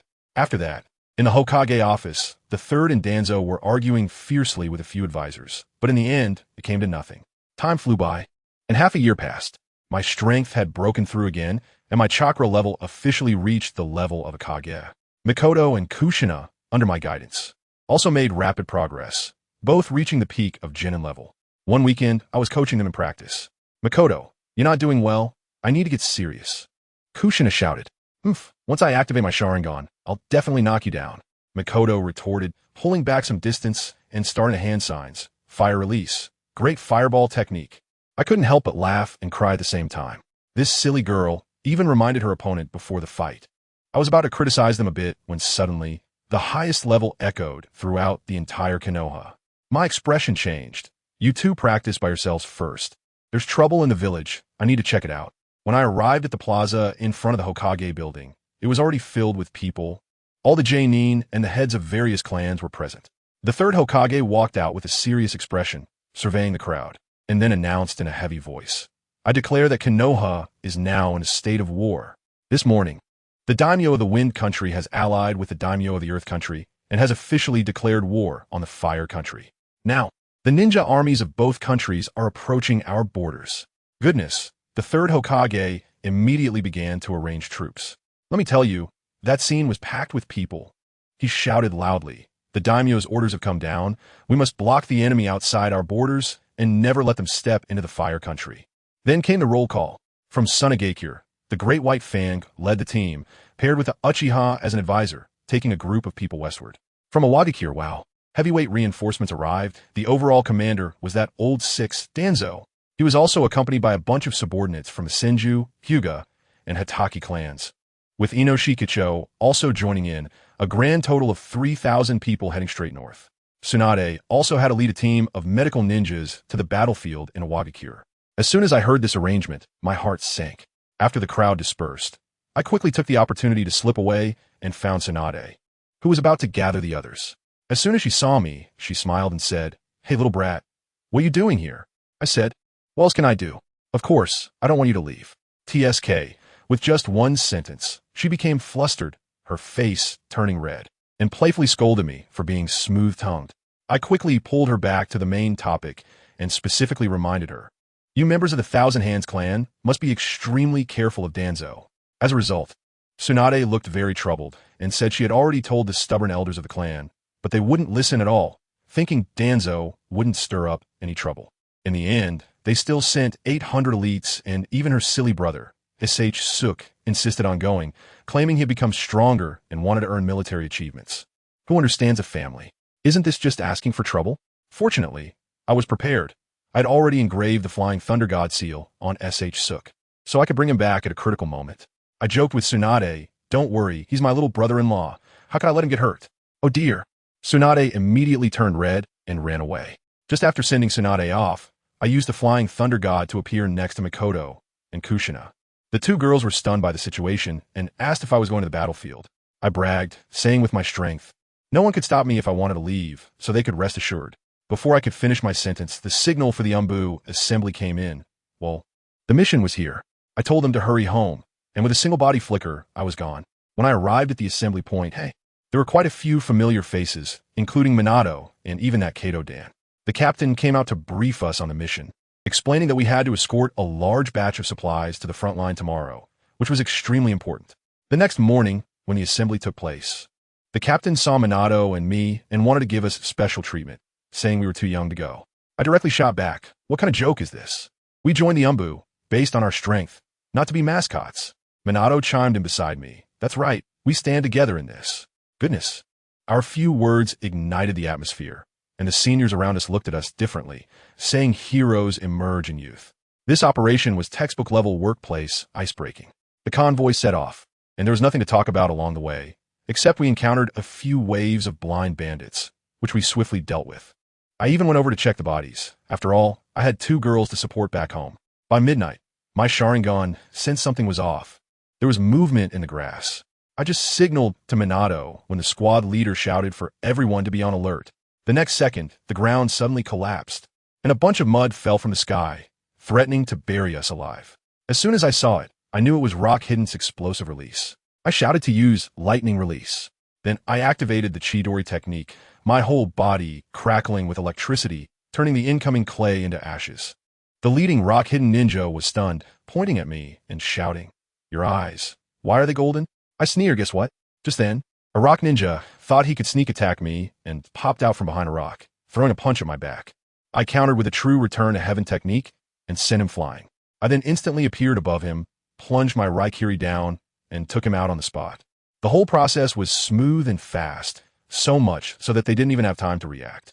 The leader of the opposing team, an explosive release ninja named Delora, saw me take out his teammate, and his eyes turned red with rage as he charged at me. I glanced over and saw our side was in trouble. Cat was about to be knocked out. All right, no more playing around. It's time to finish this quickly. I directly mocked him, saying, "Is this all you can do with your Earth release? What about explosive release? If you don't use it now, you won't have another chance." This guy really got fired up and started crazily spewing explosive clay everywhere. While dodging, I deliberately led him deeper into the forest. Once I had enough distance, I stopped pretending and, with both hands forming seals, used the exact same explosive release. Earth pillar explosion right in front of him. I tell you, that guy was dumbfounded at that moment. His expression was like he had seen a ghost. Taking advantage of his daze, I quickly formed a new technique in my hands. Explosive escape. Spiral Shuriken. That thing flew over with a destructive aura. Delora was also a tough guy. Seeing no way to escape, he actually tried to self-destruct to take me down with him. There was a loud bang, and the entire battlefield was thrown into chaos. Our side thought I had been blown to ashes. Even Minato's eyes were red. And the Umbu captain was ready to order Minato to fight to the death to break through and send a message. What happened next? That Delora used a clay clone to dodge the disaster. And just as he crawled out of the pit, he thought he had won. I appeared behind him like a ghost and said, "You seem very happy?" Well, he turned around and saw me unharmed. His expression was priceless. I couldn't be bothered to say anything. I sent him on his way with a lightning cutter. Then, I grabbed his head and used a body flicker technique to return to the main battlefield, directly throwing his head at the feet of those Awagakure guys. "Hello, your boss is gone." In their terrified expressions, I casually threw a wind release, spiral shuriken, clearing the area. When the dust settled, the Umbu captain and the others looked at me in shock, as if they were staring at a monster. At that moment, an Awagakure supply inspector returned and reported that the vehicle was filled with sand. Good grief, we fought so hard, only to escort a lonely, pure decoy. Who understands this feeling of being plotted against by the higher-ups? It was really frustrating. When the Awagakure vice captain heard this, he was furious, stepping on a bloodied Kato and shouting that he would kill us.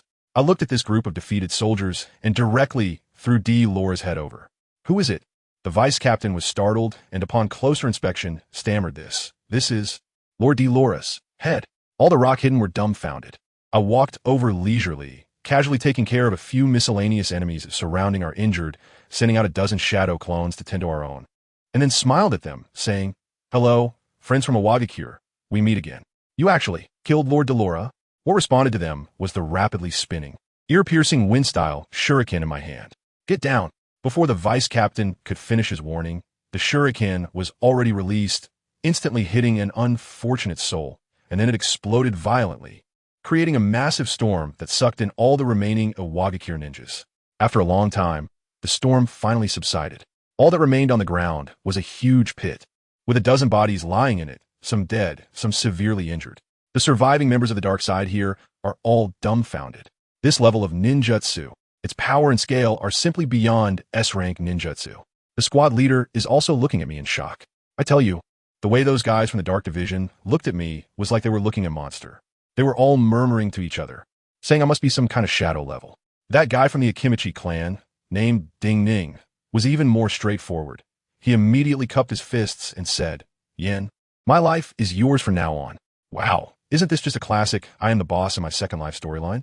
I waved my hand and asked them where the water gate was. The squad leader said that at the time, seeing me swallowed by that big explosion, he thought I was done for, so he risked his life to cover the water gate's retreat. After all, the two of us are the future twin stars of Konoha. But then the squad leader's next words left me speechless. He said, "Buddy, the supplies we transported this time were all fake. Our mission wasn't to escort the materials. We were just cannon fodder, pure bait." Let me tell you, in that moment, looking at the relief on their faces after surviving, mixed with a sense of being played for a fool, I really felt a knot in my heart. Who understands what family means? That old man, the third Hokage, has a truly dirty heart. To catch fish, he even used his own people as bait. It's just ridiculous. I just lamented about the third Hokage's dark heart. And then the scene shifted to Konoha Village, where the old man was listening to Minato's report in his office. Minato was also in a bad state, covered in blood, recounting how I heroically sacrificed myself to draw away the enemy. When he heard that I was gone, that guy, channeling his inner actor, slumped in his chair right then and there, his expression one of utter grief, almost as if he was ready to posthumously award me the title of martyr. But he didn't know. I'm doing just fine here. I quickly bandaged a few injured comrades and told them to hurry back to the village to treat their wounds. The squad leader asked me if I was going back, and I said, no way, I need to stroll around the front lines and stretch my muscles. I'm joking. But seriously, let me tell you, they have no idea what the limits of power are. Do they understand what it means to strike from a higher dimension? As soon as I set off, the entire chessboard of the ninja world began to move. At the Konoha Front Command Center, Danzo, that old schemer, was holding a meeting, deciding to let the 3 legendary ninjas each lead a team into the Land of Rain. Some were worried about provoking that ruthless character from the Rain Village, Hanzo of the Salamander, but Danzo shot them down with a single remark, saying that if they kept hesitating, Iwagakure would come attacking. And who would take the blame for that? Well, no one dared to speak up after that.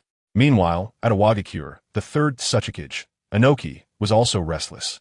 After waiting for news from the surprise attack team without any updates, he felt increasingly anxious and immediately ordered the main forces to advance into the Land of Rain to seize territory. He had long been eyeing the Fire Country as a juicy target, and now that the Jinchuriki of a Ninetales had just changed, it was the perfect opportunity in his eyes. Before long, the Umbu team I sent back arrived in Konoha. When the 3rd Hokage heard that I was alive and had even gone to the battlefield in Sunagakure alone, the expression on his old face must have been more colorful than a palette. Shock mixed with joy, and joy tinged with a hint of caution. When I arrived at the battlefield in the Land of Rivers, lo and behold, Kakashi's father, Tsukumo Hatake, was leading people in a fierce battle against Sunagakure. Originally, Konoha had the advantage, but then 2 puppeteers from Sunagakure showed up, Scorpion's short-lived parents, and they stabilized the situation in an instant. As soon as I entered the command center, Senior Shoma saw me and was very friendly, coming up to wrap his arm around my neck and asking how I got here. We were chatting enthusiastically, completely ignoring a nearby Uchiha leader, whose face turned green. Just as we were talking, a little soldier came in to report that Sunagakure was attacking again. I directly told Senior Shoma, "You take care of those 2 puppets. I'll handle these miscellaneous troops head-on." I tell you, that was my first time on such a large battlefield with thousands of people. It was a sea of dark figures, with all sorts of ninjutsu exploding like fireworks. I wasn't going to be polite with them. I rubbed my hands together and launched 2 gigantic wind release, double spiraling Shuriken. Someone from Sunagakure was so scared that they wet themselves and shouted to run away. Run? Can you actually escape? The moment those things exploded, dozens of people evaporated on the spot, leaving not even a trace behind. Seeing this, Scorpion's parents realized it wasn't going to work and tried to come over to take me out, but they were stopped by Senior Shikomo with a single strike. In the chaos, I couldn't use my big moves, so I switched to my teleportation mode. I scattered flying thunder god Kanai all over the sky, and then my figure began to leap wildly across the battlefield. With each teleport, I took a life. The Sunagakure ninjas were dumbfounded, watching a black light flashing everywhere.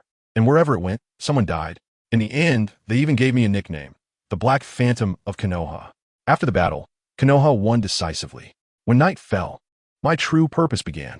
I sneaked over to the bodies of the Uchiha clan members who had died in battle, reached out my hand, and started absorbing the remaining ocular power from their eyes. That's right, this was the real reason I came to the Sunagakure battlefield. That night, I absorbed 48 Sharingan, and I felt my eyes becoming much stronger. I asked the system inside my body how many more I needed to level up, and it told me I was about 100 short. All right, looks like I would have to stay here a bit longer. More than 20 days passed, and Sunagakure learned their lesson, hiding like turtles every day, which made my hands itch. One night, while I was drinking alone, Senior Shikomo came to me with bad news. Hanzo the Salamander from the Land of Rain had gone insane and declared war on the 3 great nations. Konoha's forces in the Land of Rain were ambushed, suffering heavy casualties, and the 3 shinobi had to fight desperately just to escape. As soon as I heard that there was no more profit in the sand hideout, I thought it was time to check out the Rain Country. There are some people I've been thinking about for a long time like Nagato, Yahiko, and Conan. I definitely have to take Conan away. And I also need to borrow Nagato's Rinnegan for research. But the most exciting part is that I didn't know another old monster was keeping an eye on me. In a dark cave, an old man with white hair and hollow eye sockets, Uchiha Bido, was listening to a creature that looked like a living Oreo report on the situation. That creature was Kagaya. When Kagaya talked about the situation in the ninja world and mentioned me, saying that Konoha had a powerhouse named SunYan, who was 7 years old and at the level of a Kage with a pair of mutated Sharingan, I tell you, when Obito heard this, he got excited and said, interesting, find his weakness, and then take control of him. I was just promoted to squad leader due to my military achievements when an emergency meeting was called. Bad news. SunYan directly summoned reinforcements. 500 ninjas. And they brought 2 trump cards, one who manipulates magnets, the future 3rd Kazekage, and another girl who uses Scorch Release, named Yakumo. And us? 0 reinforcements. Everyone was frowning. So I stepped up and said, don't panic, listen to me. We won't confront them head on. We'll dig trenches and build fortifications, engaging them in a war of attrition. I even quoted some military texts and gave them an impromptu lesson on the principle of one strong push leads to a decline and then exhaustion. They were all stunned, thinking I must have graduated from some military academy. Once the plan was set, that night, I told my senior Shumo, watch me in action. I changed into a stealth outfit, used Flying Thunder God technique to drop directly into SunYan's homeland. Rubbing my hands together, I created 2 enhanced explosive release Shuriken, throwing one at their command center and the other at their dormitory. 2 loud explosions lit up the night like day, and the entire camp was in chaos. Those 2 trump cards, the Magnet User and Yakumo, managed to withstand the blast thanks to the absolute defense of magnetic release. Once the smoke cleared, 5 people stood there, covered in dirt. That girl named Yakumo had a truly impressive figure, and I couldn't help but glance at her a couple of times, which made her blush and call me a devil.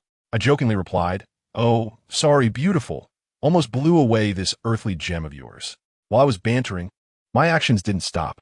I was there to test their abilities, and by the way, use my divine, I had to copy their Kekkei Genkai. The Magnet User was clever. Realizing my space ninjutsu relied on kunai, he destroyed all the kunai I had thrown earlier with magnetic release. Did he think he had me cornered? How naive. I used Shadow Clone Jutsu to distract Yakumo, while my real self flickered and appeared behind her. The girl was startled, and before she could react, I sealed all her chakra points with a series of Hyuga clan strikes, leaving her weakly collapsing into my arms. The Magnet User panicked and unleashed a powerful technique called Sand Iron Barrier, instantly enveloping us in a massive black sand sphere filled with spikes, trying to trap us both. Would I let him succeed? Just when he thought he had me, launching countless iron spikes at us. I held onto Yakumo and activated the Flying Thunder God technique I had previously set outside the camp, disappearing without a trace. I tell you, that feeling is as thrilling as doing an extreme drift right in front of the gates of hell. Once I return to my camp with the spoils and throw them onto the bed, that's when it's really over. Not long after, I hear a sound. In the dimly lit room, a woman lets out a moan and slowly opens her weary eyes. Let me tell you, when this woman opened her eyes, she was stunned, looking at the pitch-black room. She tried to sit up, but her whole body ached, causing her to wince. That's right. This is the genius from SunYan that I brought back, Yakura. I pushed open the door, turned on the light, and as soon as she saw my face, wow. Her expression looked like she wanted to eat me alive. You're awake? I said, trying to be polite. But then she completely broke down. You devil. Bastard. If you have the guts, kill me. I won't say a word. I couldn't help but laugh at that moment. I said, sister, do you think too highly of your Sandine village? That remote place, I wouldn't even care if you sent me there, let alone some intel. She didn't believe me and pouted, looking quite cute. I suddenly got interested and decided to tease her. You asked me why I would kidnap you? I grabbed her chin, glanced down and chuckled. What do you think? Of course, to have my way with you. Family, who can understand? She was so scared that her face lost all color and started talking to me about the prisoner treatment policy of the ninja world. I thought to myself, does that mean anything to me? Seeing her so frightened, I decided to let her off the hook for now and reached out to touch her little belly. As a result, she screamed even louder. No, you're too small right now. This isn't good for your body. I was so furious. My face turned dark instantly. What do you mean I'm too small? What kind of junk is in your head, sister? I was speechless and said, what are you thinking? I can seal your chakra and then unlock your acupoints. Otherwise, your blood won't flow properly and you'll have internal injuries. Her face turned bright red all the way to her neck. She was probably cursing me in her mind. I placed a 5-element seal on her lower abdomen, feeling secretly pleased inside, and then started to unlock her acupoints. Let me tell you, I moved my soft punches so slowly, making sure to evenly distribute my attention to her chest and thighs, focusing on the details. This made her completely break down, crying and begging me to kill her. I said, sister, you're only 16 and haven't even been in a relationship yet. Dying would be such a waste. Besides, your life has much more value than your death. As I spoke, I casually placed a Flying Thunder God mark on her chest, through her clothes, in the shape of a heart-piercing arrow, aiming for a romantic touch. okay? You beast, she exclaimed, trembling with anger, her face turning so red it looked like it might bleed. I chuckled and said, don't mention it, it's quite impressive. All right, starting tomorrow, you'll be my personal servant. After saying that, I slipped away. Just as I stepped out, I bumped into our team leader, Shiki Mosaku. He heard the commotion inside and had a look on his face that said, did you do something bad? I casually made up an excuse, saying that this girl was tough-tongued and strong, so I had to personally keep an eye on her and managed to fool him. Then, feeling uneasy, I used Flying Thunder God technique to flash back. And guess what I saw? Goodness, that girl was taking off her clothes. Studying the mark I left on her chest with my arrow, and even trying to rub it off. Oh my, that scene was something else. She screamed in shock, hurriedly put her clothes back on, and angrily asked me what I saw. As for me, I said I didn't see anything. Do you believe it? I laid it all out for her. 2 options, either obediently be my little servant, or I'll hand you over to that bunch of ruthless old men in Konoha who will do anything for their goals. You choose. The next morning, the alarm rang out loudly. Those guys from SunYan, over 2,000 of them, came charging in. Our captain turned pale and held an emergency meeting, and me? I was still leisurely munching on bread. By the time I used Flying Thunder God to get to the meeting room, they were almost done with the battle plan. The captain looked at me speechlessly. Yin, did you hear the deployment just now? I took a sip of milk and said, don't worry, Senior Maoshaw. In the face of absolute strength, having more people is useless. Leave that sand player to me. The leader on the opposite side, named Sisha, looked quite conflicted, especially since Yetzong was his crush. But the old hand next to him gave him a lesson. Young man, for the village, romantic feelings mean nothing. All right, now Sisha was determined. The battle was about to begin. That kid Sisha could fly, buzzing around in the sky like a fly, shooting iron needles, which was really annoying. I directly used Shadow Clone Jutsu combined with True Great Return, creating a perfect blue energy shield for absolute defense. It was my turn. I learned from Naruto to use Shadow Clones as cannonballs, launching them one by one into the sky. For every one he exploded, I could teleport to another one beside it. If he exploded 10, I had 10 teleportation opportunities. Finally, one Shadow Clone deceived his defenses, and my real body instantly appeared in front of him with a fire-release spiraling sphere in hand, and with a bang, I sent him crashing down from the sky. It was brutal. His entire body of sand iron melted into molten iron, and he was cooked to medium rare. Just when it seemed like it was over, a hot-headed guy from our side with the surname Zivillage insisted on wiping them out completely and charged in with a roar. Now it was a complete mess. Both sides were blinded by rage, turning into a chaotic battle. I looked at the chaotic scene, feeling quite uncomfortable, but there's nothing to be done. This is war. I unleashed a powerful move called Flying Thunder God Space Barrier, transforming into a beam of light and crazily harvesting on the battlefield. Family, that battle earned me the title of Black Ghost.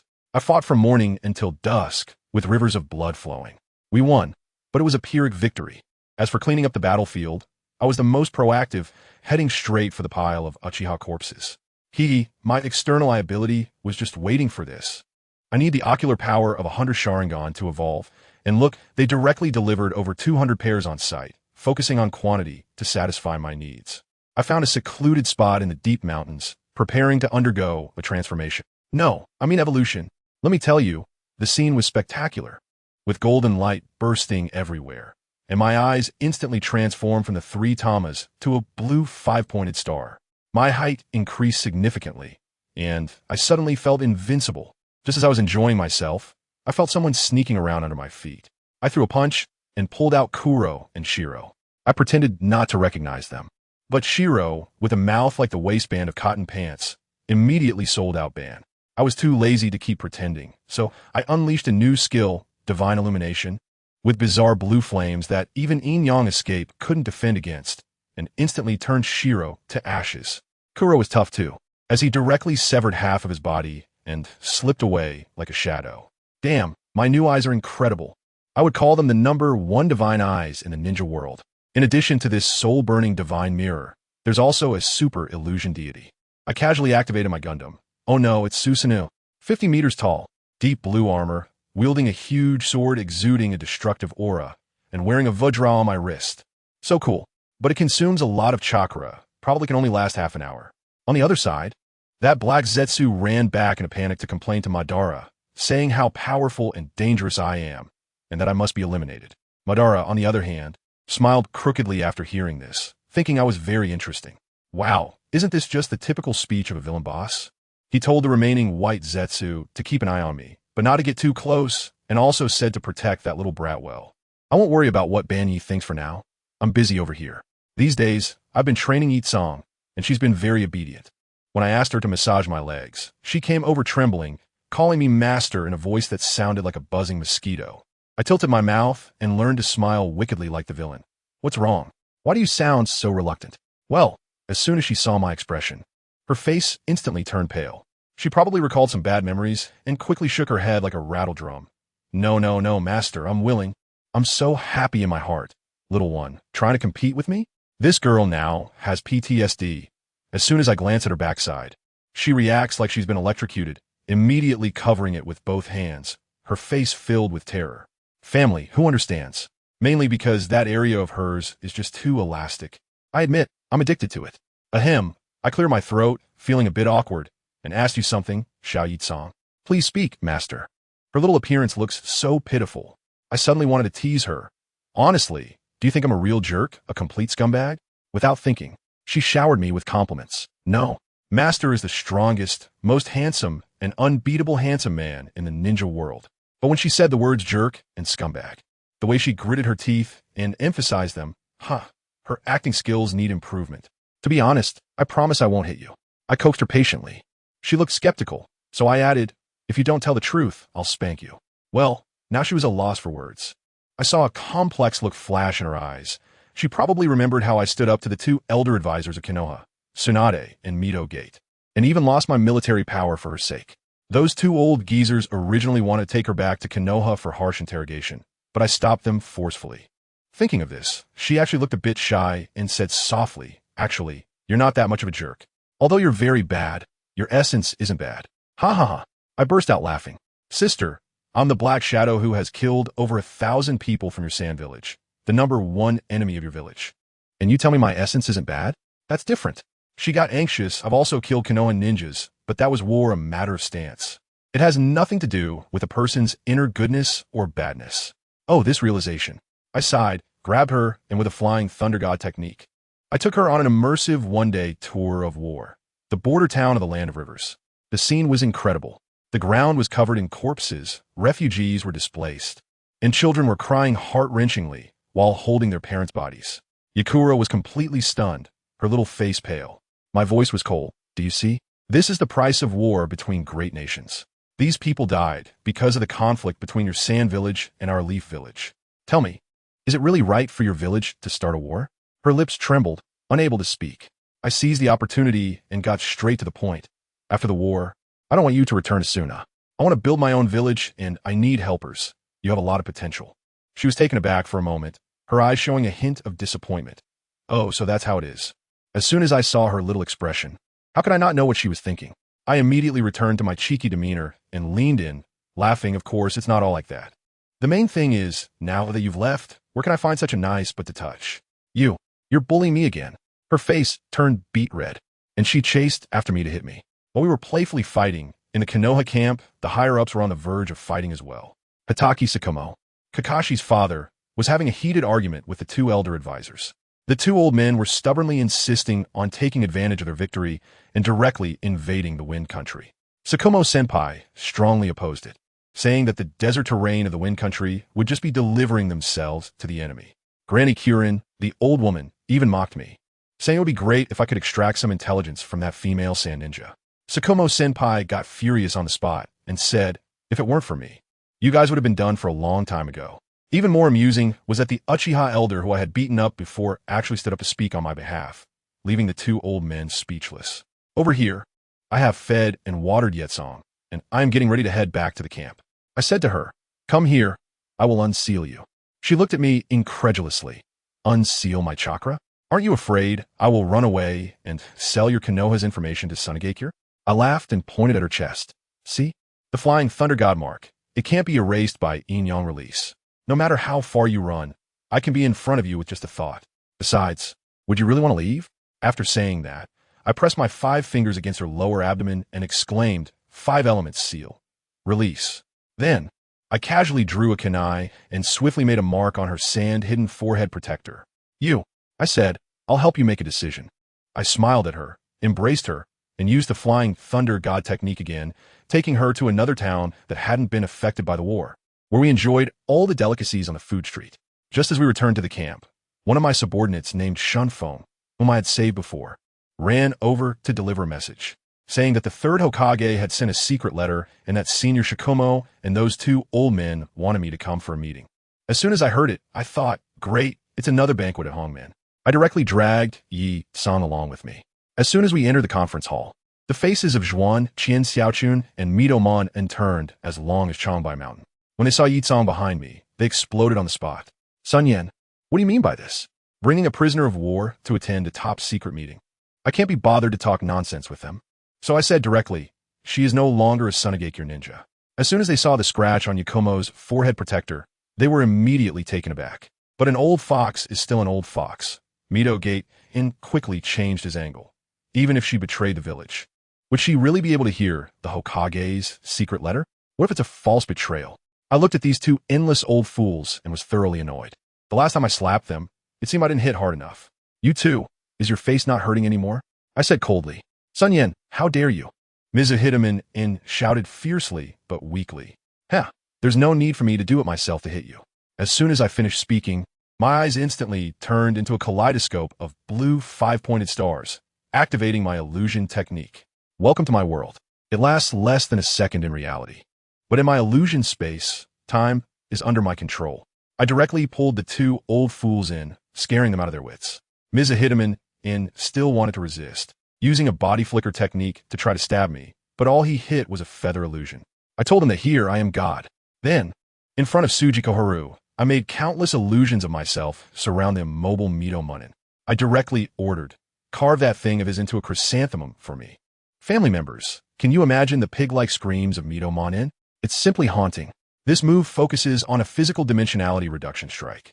Then, I looked at the already dumbfounded Kiratsune Karu, spent 3 days of illusion time, and completely rewritten her will, reinstalled her as only I am the true one system, turning her into my high-level puppet.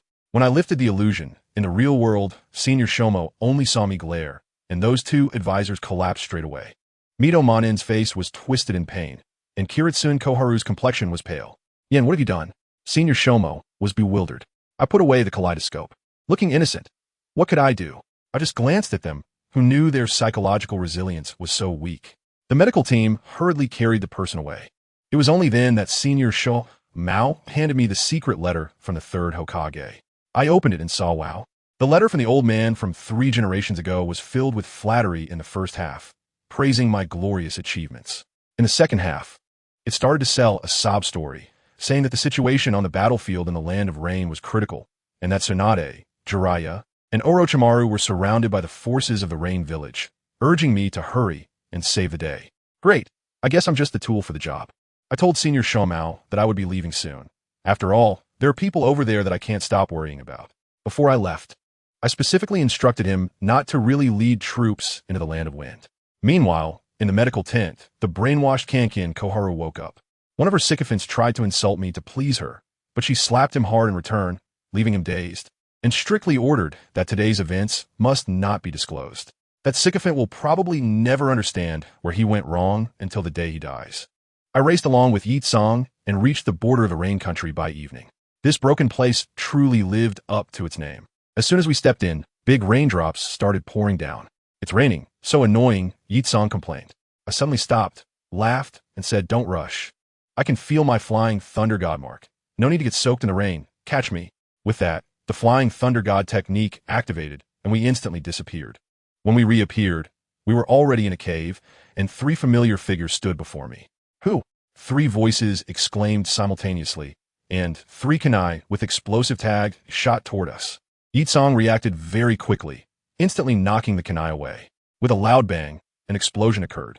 As the smoke cleared, I looked at the 3 people in a fighting stance and lazily said, come on, you 3 are being too cautious. SunYan. Tsunade's voice was full of surprise and uncertainty. It's impossible. Your height doesn't match. I really can't take it anymore. Can we stop bringing up height? To prove my identity, I directly summoned the avatar of the slug sage. Now Tsunade believed me and immediately gave me a bear hug, holding me tightly in her arms and ruffling my hair. Good gracious, the pressure on my chest almost sent me away on the spot. I didn't hold back either, Sister Tsunade. It's been half a year and your size has become even more impressive. Jiraiya turned green with envy beside us, while Orochimaru chuckled hoarsely. After a brief catch-up, the five of us returned to the main camp of Konoha. However, upon arriving at the camp, the atmosphere was as grim as a funeral, with wounded soldiers everywhere and morale low. During the meeting that night, it was even more chaotic. The captains were arguing loudly, all complaining about the dwindling supplies while not a single reinforcement had been seen. I blend into the crowd, fully aware that the forces dispatched by Konoha to the Land of Rain are far more than this. With things turning out this way, it's likely that that old schemer Danzo is behind it, deliberately holding back reinforcements, trying to use the Rain Village to weaken the third Hokage's power. Meanwhile, at the Konoha headquarters on the battlefield in the Land of Rain, two factions are also arguing fiercely. I tell you, that scene was truly spectacular. As soon as I walked in, I heard the old man from the Senju clan banging on the table, his voice booming like thunder, shouting that if they didn't save people soon, Tsunade and the others would be left in the lurch. Wow. As soon as he shouted, everyone from the Sarutobi clan, the Nara clan, and even the Uchiha clan chimed in like a bunch of parrots, making a big fuss. Danzo, that old schemer, was just sitting there, leisurely speaking with a fake smile, saying, "Oh, don't rush, this is obviously a trap set by the Rain Village. If we rush in, won't we be falling right into their hands?" He even specifically mentioned me by name, saying that Lord Third had sent that genin, which is me, to come over. The old man from the Senju clan blew up right there, saying, "Just him a kid? Does Hanzo the Salamander just sit around doing nothing?" I tell you, this old man is the epitome of a useless ally with nothing but muscle in his head. He had no idea that Danzo was actually hoping they would go to their deaths. Sure enough, he made a decision right then and there, saying that tomorrow evening, the Senju clan would lead a few smaller clans to attack from the weakest flank, aiming for an element of surprise. Danzo didn't even say a word, watching them set this self-destruct plan in motion before turning and leaving. His back looked so lonely and thin, with a hint of sorrow. If you didn't know better, you'd think he had suffered a great injustice. The old man from the Senju clan was still sneering, probably thinking in his heart that Tsunade should be careful of Danzo, as if he could do anything to me. Family, who understands? This level of intelligence is just touching. By the time Danzo returned to his room, the corners of his mouth were almost reaching his ears, mumbling something about how the Senju clan was about to become history, looking so pleased with himself. On the other hand, in Tsunade's camp, the atmosphere was also incredibly tense. Tsunade slammed her palm on the table, turning it into sawdust, and the entire room fell silent in an instant. She grabbed me and shouted at everyone, "Who says we have no support? This is it." I yawned, waved to everyone, and said, "Hello, everyone." Instantly, someone in the crowd protested, saying, "Lady Tsunade, are you joking? Just this little brat?" As soon as the words were out, someone recognized me. What the hell? It's SunYan, the one with the black aura, the killing god who single-handedly took down hundreds on the battlefield of Sunagakure. In an instant, the atmosphere in the entire camp shifted from hellish difficulty back to a beginner's village. Everyone was as energized as if they had just been injected with adrenaline, shouting that we were saved. Looking at their faces, which were filled with renewed hope, I couldn't help but feel a little emotional, unknowingly. I had become the spiritual totem of Konoha. Originally, Tsunade and the others planned to fight their way out the next day, but I stopped them. Are you kidding me? Did I study Sun Tzu's Art of War for nothing? I directly pushed their escape plan to the day after tomorrow, and then had them bring out all the rations. For today and tomorrow, eat as much as you want. This is what it means to burn one's boats. Making them understand that the day after tomorrow is a fight to the death. If we don't succeed, we will die trying. Eating well is important for going into battle. Eating well is important for defeating the enemy. After arranging all this, I told Yatsong to go rest first while I went to guard the perimeter at night. Guess who I ran into? Orochimaru. We exchanged glances, said nothing, but understood each other. That smile was full of stories. Just then, a silly young boy ran over. He was Orochimaru's apprentice, and also my future brother-in-law, Senju Ropetree. "Teacher Orochimaru." He ran over and then noticed me. Who is this big brother? I turned my head, feeling a bit awkward. "Shangshu, long time no see. But by age, I seem to be younger than you." Shangshu was shocked at that moment, pointing at me. You're SunYan?" I nodded, and this kid was so excited he almost jumped up, coming over to hug me. "Great. Now that you're here, we're saved. He, you're overpraising me, little brother-in-law. I patted him. This kid is quite a character, immediately making faces at me and telling me to work hard to win over his sister. After that, he wouldn't dare touch a single cent of my pocket money. We were chatting happily when he suddenly stroked his chin and looked me up and down. Yin, you're 5 years younger than me, right? How come you've grown to almost 6 meters? Did you take hormones? I have a lot of black lines on my head, and the only explanation is that my physique is special and develops quickly. Suddenly, Orochimaru beside me said ominously, Yin, you have many secrets on you. That gaze, just like looking at a little white mouse, sparkled with a strange light. I smiled and retorted directly, yes, but I advise you, senior, that curiosity is a good thing, but only if you have strong enough strength to back it up.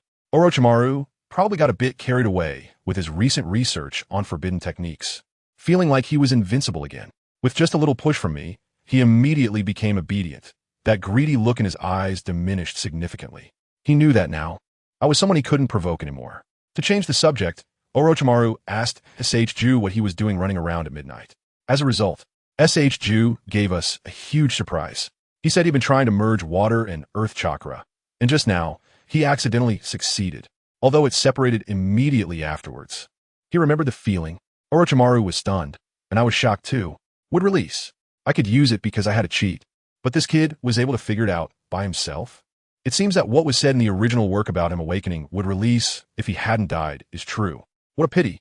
Even if he didn't die in the Second Great Ninja War with Danzo and the Third Hokage's nature, he wouldn't survive the Third Great Ninja War. An untrained would release genius would just be a living target. Under Orochimaru's guidance, S.H. Ju quickly found that feeling again, and a small branch really sprouted from his hand.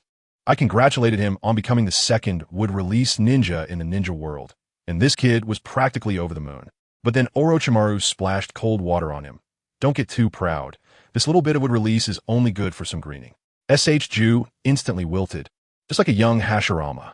Orochimaru, not wanting to be too harsh, added that it was already quite good, and this kid immediately bounced back to life. I exchanged a glance with Orochimaru, both of us feeling a bit exasperated. The next day, I told Yakumo that we were going out to scout, but in reality, we were going to find a child. In a small town devastated by war in the land of rain, we wandered around for most of the day. Yakumo was getting annoyed and asked what kind of child I was looking for. I said I was looking for a little girl with purple hair to keep Kushina and Mikoto company. No sooner had I finished speaking than there was a commotion coming from a dilapidated house nearby. Yakumo pulled out a kunai, and from the darkness emerged a scrawny little girl with a face covered in dirt, her eyes full of despair. When I saw that purple hair, I couldn't help but feel overjoyed. Wow, isn't this easier than pulling an SSR card? I walked over and asked her, are you called SunYan? The little girl was stunned and timidly asked, Big brother, are you a fairy? Ha, you can think of it that way. I took the opportunity and said, SunYan, Big brother will take you to a place without war, where you can have enough to eat, okay? As soon as SunYan heard that she could eat enough, her eyes lit up, and she agreed without hesitation. I had Yi-Tsang take out some food, and seeing her gobble it down, I felt a weight lift off my shoulders. I managed to intercept her before Mia, otherwise it would have been difficult to take her away later. Mission accomplished. I used Flying Thunder God and brought both of them back to the camp. While I was abducting the little girl, Danzo was also busy. He sent Root's assassins to meet Hanzo of the Salamander and directly sold out the information that the Senju clan was planning to ambush Huyu Town tonight. After the Root ninjas finished speaking, they triggered their curse seals and committed suicide on the spot, leaving no evidence. This old fox Hanzo, although he knew that Danzo wanted to use him to kill, thought to himself, why not take this opportunity for a free achievement? So, he immediately ordered all forces to concentrate on Huyu Town. He wanted to personally end the Senju clan. In the evening, Tsunade, feeling troubled, went to find S.H. Dai.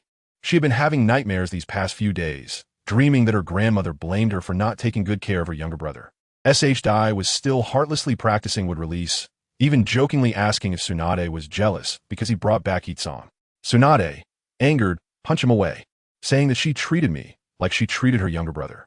S.H. Dai continued to tease, yes, that kind of feeling between a big sister and a little brother, right? Bang! Another punch. I just walked in and saw this scene.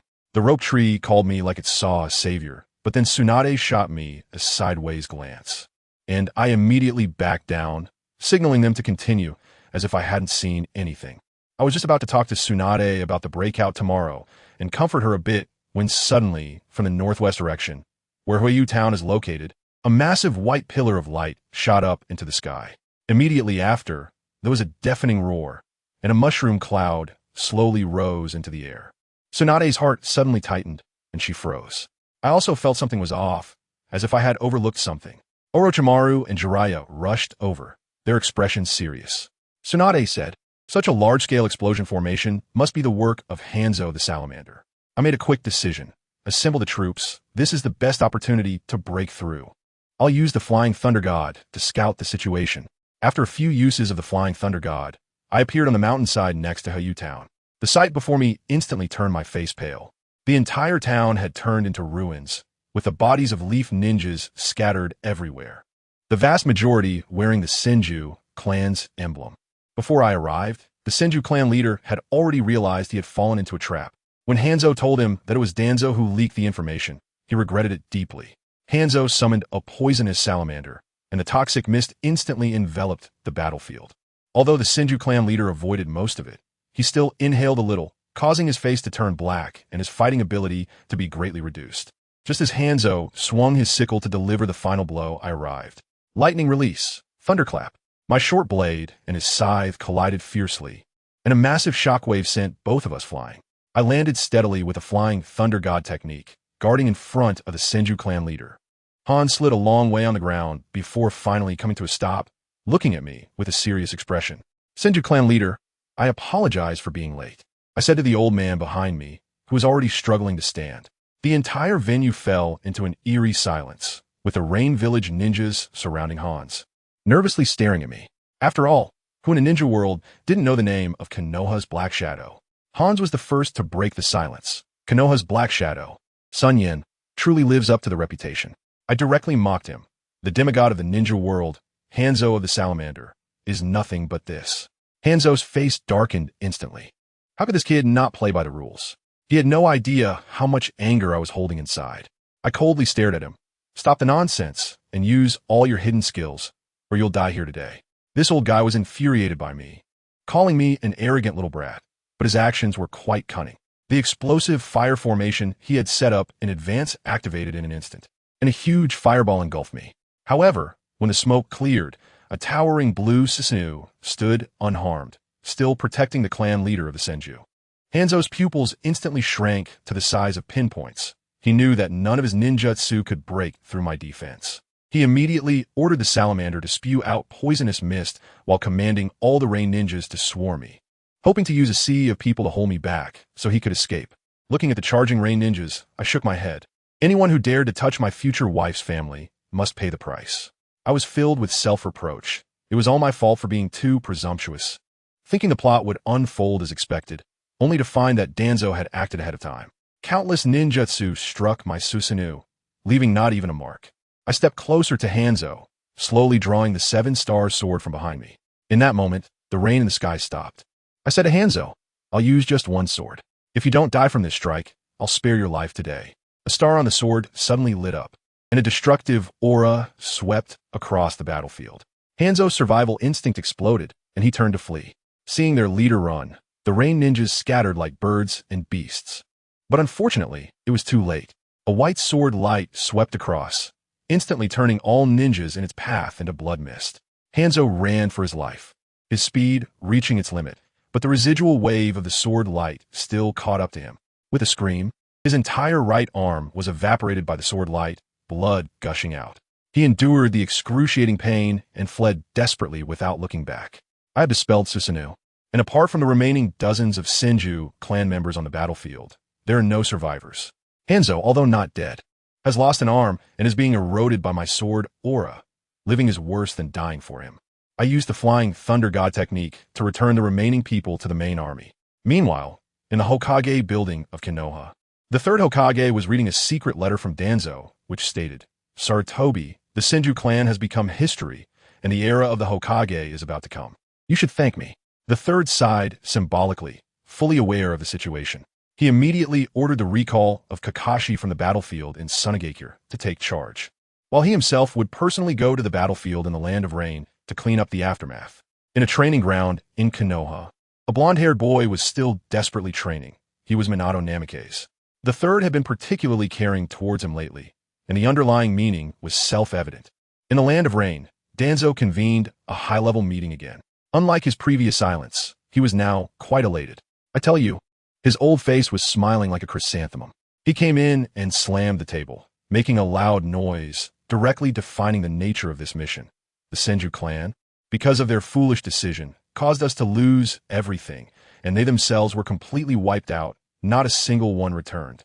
Goodness, the way he shifted the blame was simply an art. Naruto, that quick-witted guy, immediately sensed something was off. He said, Danzo, this doesn't add up. An S-rank confidential mission, and Tsunade and the others didn't even know about it, yet the enemy seemed to have a god's eye view. Setting up an ambush in the Hidden Rain village, with Hanzo the Salamander personally involved? If we say there's no traitor, no one would believe it. As soon as he said this, the entire conference room exploded. That's right, we must investigate for a traitor. Root them out.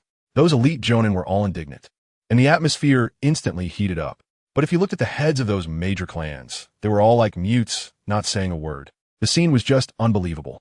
On the other side, deep in the Land of Rain, Tsunade finally pulled the Senju clan leader, Uncle Asahi, back from the brink of death. In the medical room, it was just the three of us. Jiraiya and Orochimaru had already taken people to stir up trouble. Seizing the opportunity while Hanzo was severely injured and chaos reigned in Amigakure to carve out a bloody path. As soon as Uncle Asahi woke up, he hugged Tsunade and cried, Princess, I'm sorry to the Senju clan. Tsunade's tears were welling up, forcing herself to ask, what on earth happened? Is it just you few left in the Senju clan? Uncle Asahi shook his head and recounted all the events from last night. I tell you, after Tsunade listened, her eyes were red as if they would bleed, her fists clenched tightly, her nails digging into her flesh. Danzo, that traitor selling out the village. I must make the third Hokage give me an explanation. I will personally take him down. It's useless, Princess Tsunade. Uncle Asahi was feeling utterly hopeless. Do you think he would dare to do this without that person's tacit approval? Even if we have evidence, coming from the enemy's mouth, who would believe it? Now that the Senju clan has fallen, who would still dare to stand by our side? Tsunade didn't say anything further, but her eyes clearly indicated that this matter was far from over. What she didn't know was that her foolish younger brother, Shosuke, was right at the door, listening to everything clearly. That kid was on the verge of holding back tears and turned to run away.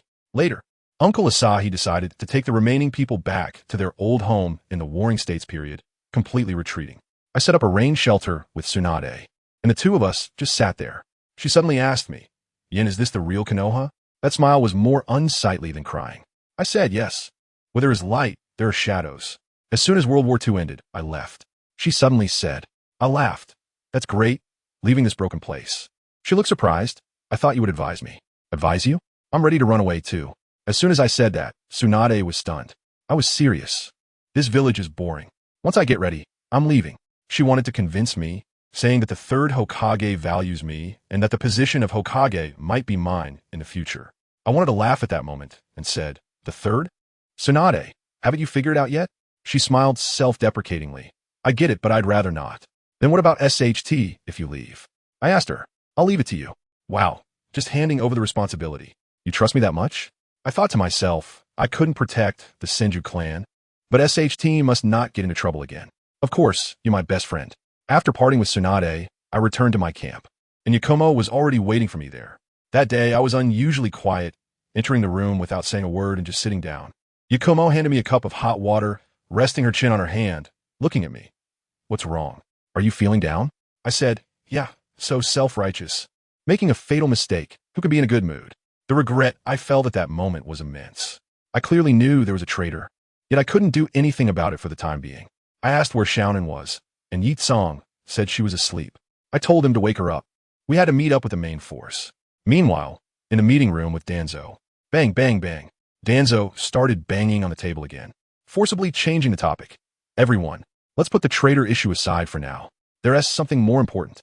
On the battlefield, besides Hanzo, another fierce character has emerged. A single person took down hundreds of ranged shinobi and even chased Hanzo away. Such a ruthless character, and we don't have any information on him. This is our top priority. Inside, he was actually panicking because the person sent to collect the corpses couldn't find Senju Asahi. But then he thought, what is there to be afraid of? Senju is already out of commission, and the third Hokage is coming to back him up. Without evidence, who could do anything to him?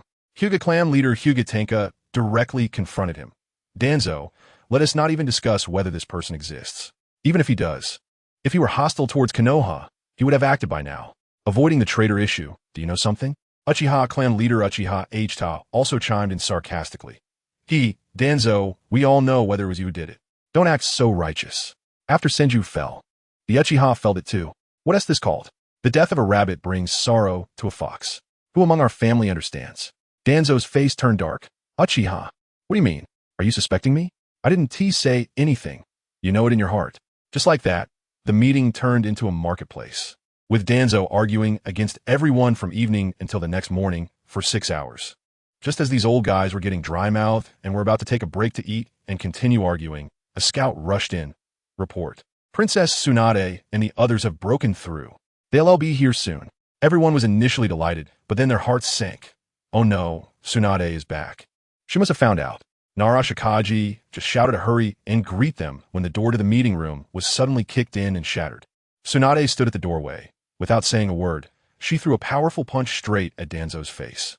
Danzo reacted quickly, using a body flicker technique to dodge.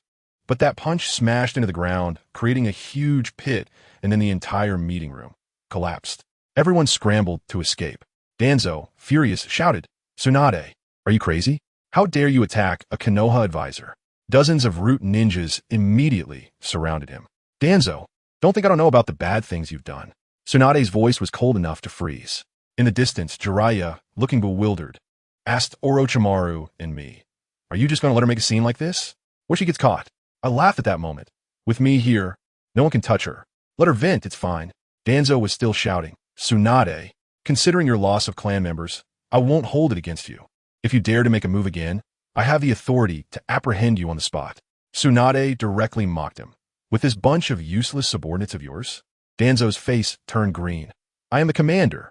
All ninjas are under my command. If you dare to touch me, it's treason. As soon as he finished speaking, a group of ninjas from small clans surrounded him, including even the former first lapdog of the Senju clan, the Waigao clan. The clan leader of the Waigao clan, Waigao Akifumi, pretended to advise, Princess Tsunade, don't make a scene. The fact that the Senju is gone is true, and it has nothing to do with Lord Danzo.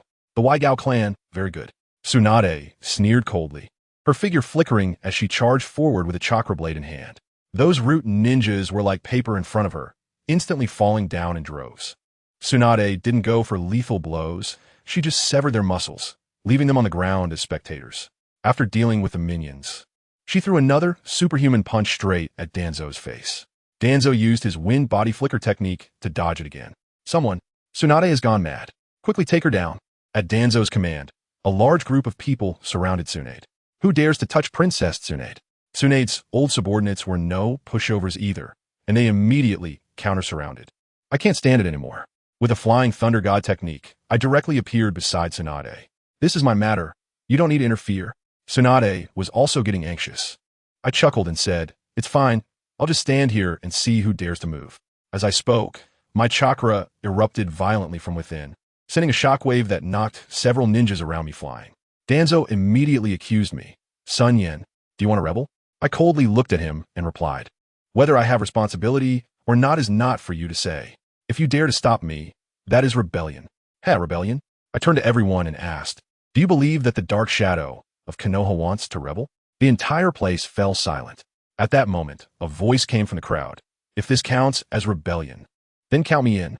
Jiraiya, with his white hair, swaggered over. The legendary 3 ninjas of Konoha cannot be separated, Orochimaru added hoarsely as he stood beside us. Danzo was completely at a loss, his face as dark as the bottom of a pot. Just as the tension reached a peak, a steady voice rang out. I will guarantee your safety. Tsunade, stand down. As soon as I heard that voice, I couldn't help but laugh. I had sensed it earlier. The third Hokage, Hiruzen Tsurutobi, had already arrived and was watching the show from the side, waiting for the perfect moment to make his entrance. Sure enough, a middle-aged man dressed in the Hokage's ceremonial robe slowly walked out, flanked by a dozen Anbu. Hokage-sama. Everyone immediately knelt down. Everyone stepped back, the third commanded, and the encirclement instantly dispersed.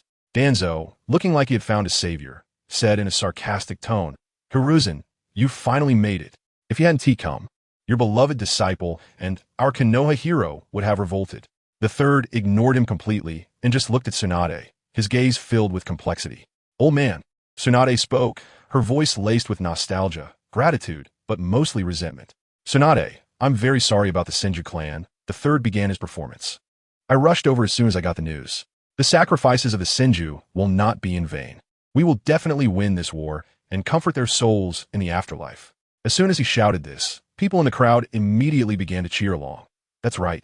Let us win the war. Comfort the spirits of the Senju. Goodness, thousands of people shouted together, creating an exhilarating scene.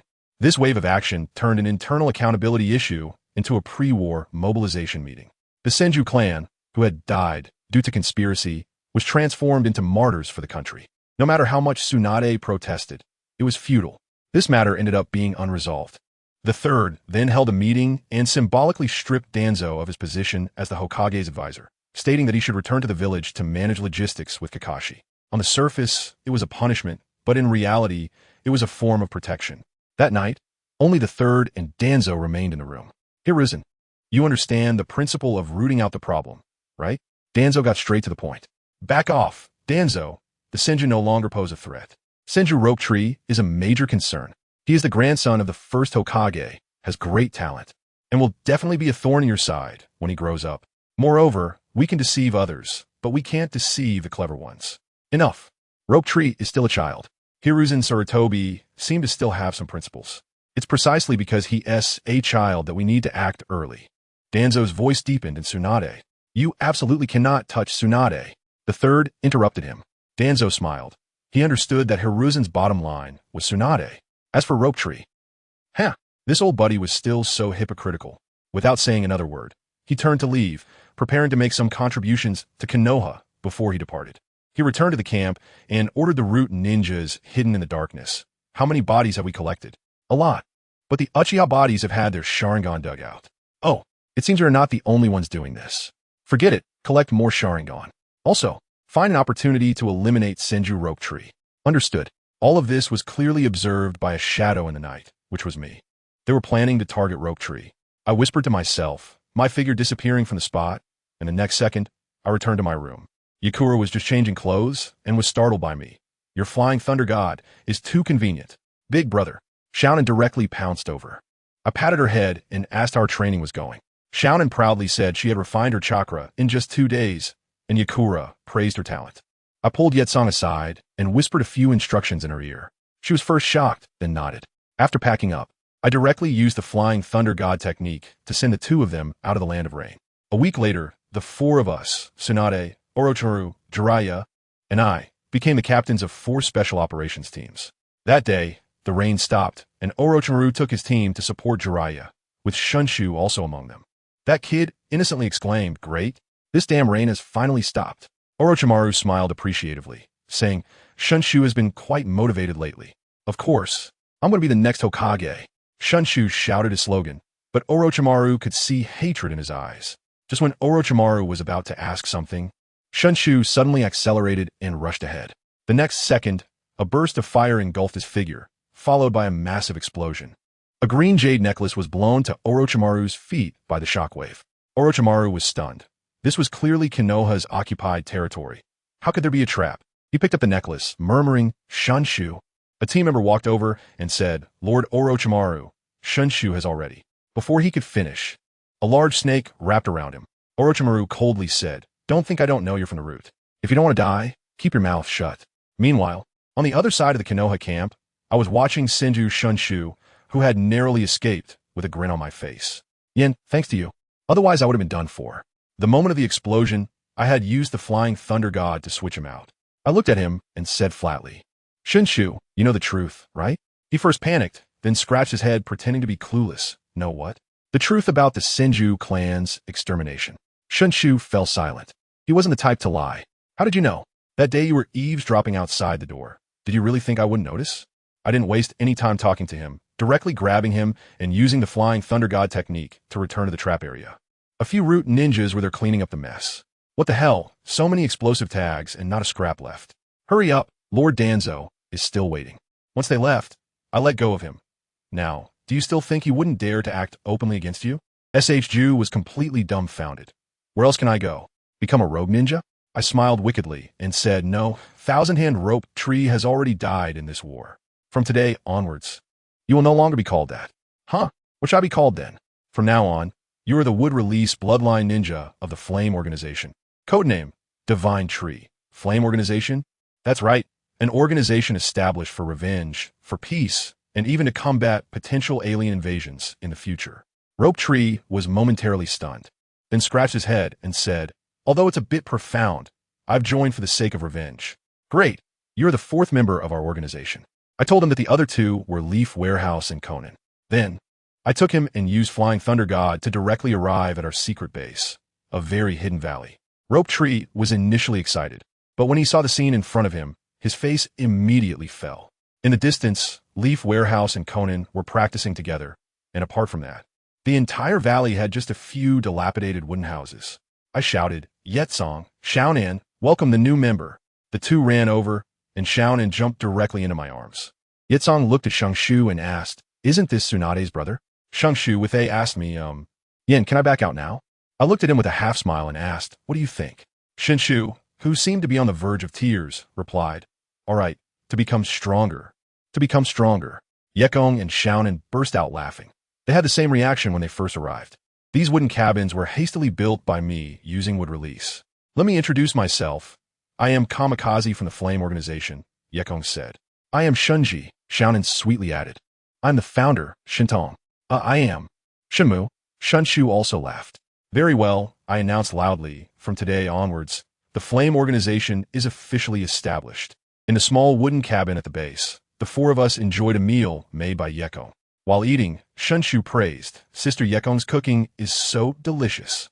He even teased me with a wink. Yen, you are really lucky with Tsunade, Kushina, Mikoto, and Sister Yekong. Yekong blushed, and I shot him a glare. You can't keep your mouth shut while eating. After we finish, I'll show you what true wood release is. After the meal, I took Shunshu to an open space and activated my blue, five-pointed star eyes. He tentatively used a thorn-killing technique, but ended up binding my wood clone. I countered with an explosive shot technique, and he barely dodged while stubbornly saying, your wood release isn't much different from mine. Is that so? Then watch closely. I increased my chakra output and used wood release. Birth of the trees. In an instant, countless towering trees shot up from the ground, transforming the area into a primitive forest. Shunshu was bound by the wildly growing branches, his chakra rapidly depleting, and he shouted in panic, Yen, help, I'm going to be drained. I walked over and smiled, saying, so, have you felt the power of wood release? Your grandfather relied on this to bring peace to the chaos back in the day. My wood release relies on ocular techniques, which have limits, but your wood release is inherited with unlimited potential. Upon hearing this, Shangshu's eyes lit up. Wow, with your strength, I will definitely be able to take revenge. I left a wooden clone at the base and used the Flying Thunder God technique to return to the military camp. In the dimly lit room, the third Hokage and the legendary three ninjas were present. Orochimaru handed the necklace to a pale Tsunade. I held her tightly, not letting her rush forward. Tsunade, I'm very sorry. The third sighed. Tsunade sat on the ground, crying her heart out. The third waved his hand, signaling for them to carry away the fake corpse I made. After I took Tsunade back to the camp, only the two of us were left in the room. She changed her expression in an instant. With tears still in her eyes, she smiled and said, so, how's my acting, sister? Not bad, right? Not bad at all. The Oscars owe you a little golden statue. Of course. Tsunade sighed again. Now, Shinsuke is safe. I took the opportunity to tease her. Hey, Tsunade, do you want to join the Flame Organization? She shook her head. No. After the Second World War, I'm going to travel the world and live my carefree life. So you're willing to part with me? I joked with her. What is there to miss? She said with a proud expression. All right, my Princess Tsunade. The doors of the Flame Organization will always be open for you, I said earnestly. Flame, I'm a bit curious. Tsunade looked at me and asked seriously, what exactly is the purpose of you establishing this organization? I'm telling you, Tsunade, this matter is quite complicated. Do you think this ninja world is some kind of peaceful era? It's deep water here, hiding a bunch of old monsters beneath, with strength that's outrageous. Like they're cheating, quietly manipulating everything from behind the scenes. Upon hearing this, Tsunade's eyes lit up, and she said, so you're forming this organization to be a partner of justice, to fight against the behind-the-scenes puppeteers and protect the peace of the ninja world? I couldn't help but laugh. I said, "Sister, don't flatter me. I'm not that great. I'm quite selfish, you know." "What kind of selfishness?" she asked. I raised an eyebrow at her and replied, "Of course, first I need to make myself invincible, and then, well, I'll take care of you guys the dead weight." Goodness. Tsunade's face turned red all of a sudden, like a boiled shrimp. I couldn't hold back and pointed at her, laughing. No way, Tsunade, you're blushing." She became angry and embarrassed and directly punched me. Just like that, it's been 36 years in Konoha. I'll tell you, the Second Shinobi World War lasted a full 4 years, and it was incredibly tedious and long. During this year, Jiraiya and his 2 companions, who later became the legendary 3 ninjas of Konoha, finally made some progress in the Rain Village and took down Hanzo the Salamander, gaining a lot of fame in the process. However, the battlefield in the Sand Village was a complete mess. The situation was initially favorable, but then Minato and the old geezers, including Tsunade and Koharu, started giving ridiculous commands, leading the main force recklessly into the Wind Country. Guess what happened? They didn't even encounter the enemy and instead got caught in a sandstorm, scattering the entire unit and suffering heavy casualties before retreating in disgrace. Didn't that just give the enemy an opportunity? Once the Sand Village regained their composure, the second Kazekage, along with the national treasure Chiyo and Ebizo, took the stage, and the situation turned upside down in an instant. When the third Hokage saw this, his face turned green, and he quickly recalled those 2 to bring back Narashikaku as the overall commander, which finally stabilized the situation. As for me, over these years, I felt like a firefighter running back and forth between the rain and sand battlefields. Occasionally, I would find time to return to the village to see Kushina and Mikoto, or go to our own base to train Naruto and Conan. That morning, I finally returned to Konoha after more than half a year. As soon as I entered the house, the scent of begonia flowers filled the air, and it was truly refreshing. Kushina and Mikoto had already gone to school, so I strolled around the streets by myself. The streets were desolate. After 4 years of war, every household had lost the initial passion, replaced instead by the sorrow and numbness of losing loved ones. I casually ate something and wandered over to the training ground. Sure enough, that familiar yellow flash was still there training hard. It was none other than Naruto. I hadn't seen this kid in 4 years, and he has grown quite a bit, almost reaching 1 meters, but he's still quite a bit shorter than me. After all, I've grown too. I'm now 7 meters tall. I called out to him with a smile. "Watergate, what are you doing, King of the Roll?" When Watergate turned around and saw me, his eyes lit up, and with a loud shout, he rushed over and gave me a big bear hug, excitedly saying, "Yen, you're back. If I don't work harder, I won't even be able to see your taillights in the future." I patted him on the back and said, "Nonsense, you're talented. In a few years, you'll definitely be better than me." Shuemin just smiled wryly, probably thinking I was just trying to comfort him. Who understands what families go through? What I said was the absolute truth. As we chatted while walking, we unknowingly strolled into the ninja school. Wow, they were conducting real combat training inside, and those little kids from before now looked quite impressive. The moment we appeared, we instantly became the center of attention. Kushina and Mikoto saw me too. The 2 girls were so excited that their faces turned red, but since the teacher didn't speak, they didn't dare to move and could only send me enthusiastic looks. Plus, it was soon their turn to take the stage, and, judging by their demeanor, they were eager to show off in front of me and take down their opponent. The surrounding students erupted with excitement. "Look, it's SunYan, the hero of our village, and the one next to him is the genius Minato Namikaze. My goodness, they are from the same generation as us. One has gone to the battlefield as a hero, and the other has become an elite in the Umbu. Comparing people really makes one feel inferior." At that moment, my former homeroom teacher, Fukuda Nakashima, cheerfully walked over. "Yeah, Minato, you 2 are here." We quickly shouted, "Teacher Nakajima." He asked with a concerned look, "Yen, how's the situation on the front line?" "It's very stable. It shouldn't take long to end," I replied with a smile. Teacher Nakajima sighed. "I really didn't expect it back then. A kid who used to sleep through class every day has achieved so much now. Please don't belittle me, teacher. Without your guidance back then, I wouldn't be who I am today." I quickly complimented him in return. "Ha ha, my greatest achievement in this life might just be teaching you too," the teacher said, beaming with a radiant smile. Then he lowered his voice and asked me, "How are Kushina and Mikoto doing lately?" "Oh, don't mention it. Those 2 girls are completely at odds now, competing for first place in everything. They are currently tied for first in all grades." No sooner had I finished speaking than we heard the referee announce, "Next match, Uchiha Mikoto versus Uzumaki Kushina." Wow, the main event is here.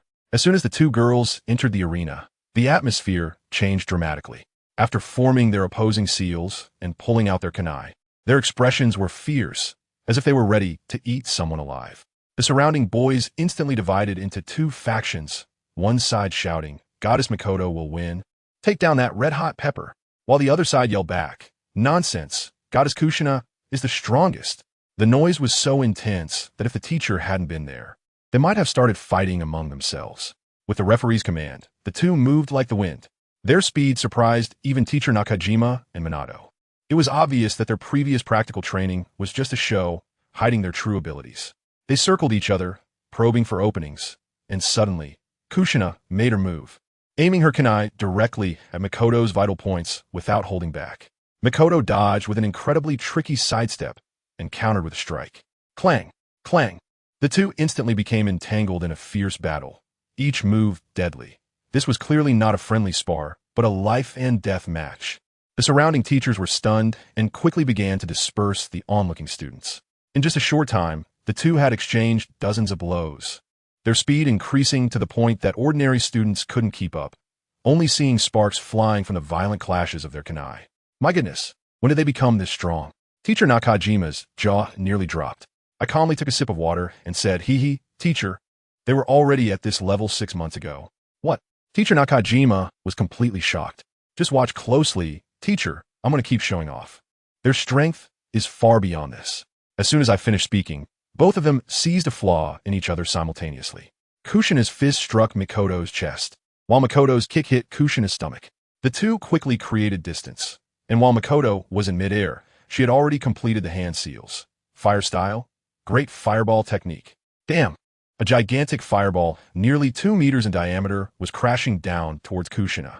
Teacher Nakajima and the others were so scared they were about to intervene to save her when they saw Kushina had completed her hand seals. Water release. Water barrier.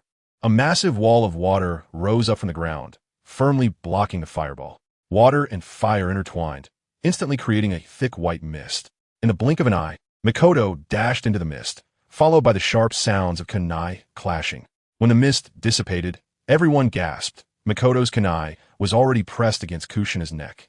Teacher Nakajima and the others felt their hearts leap to their throats.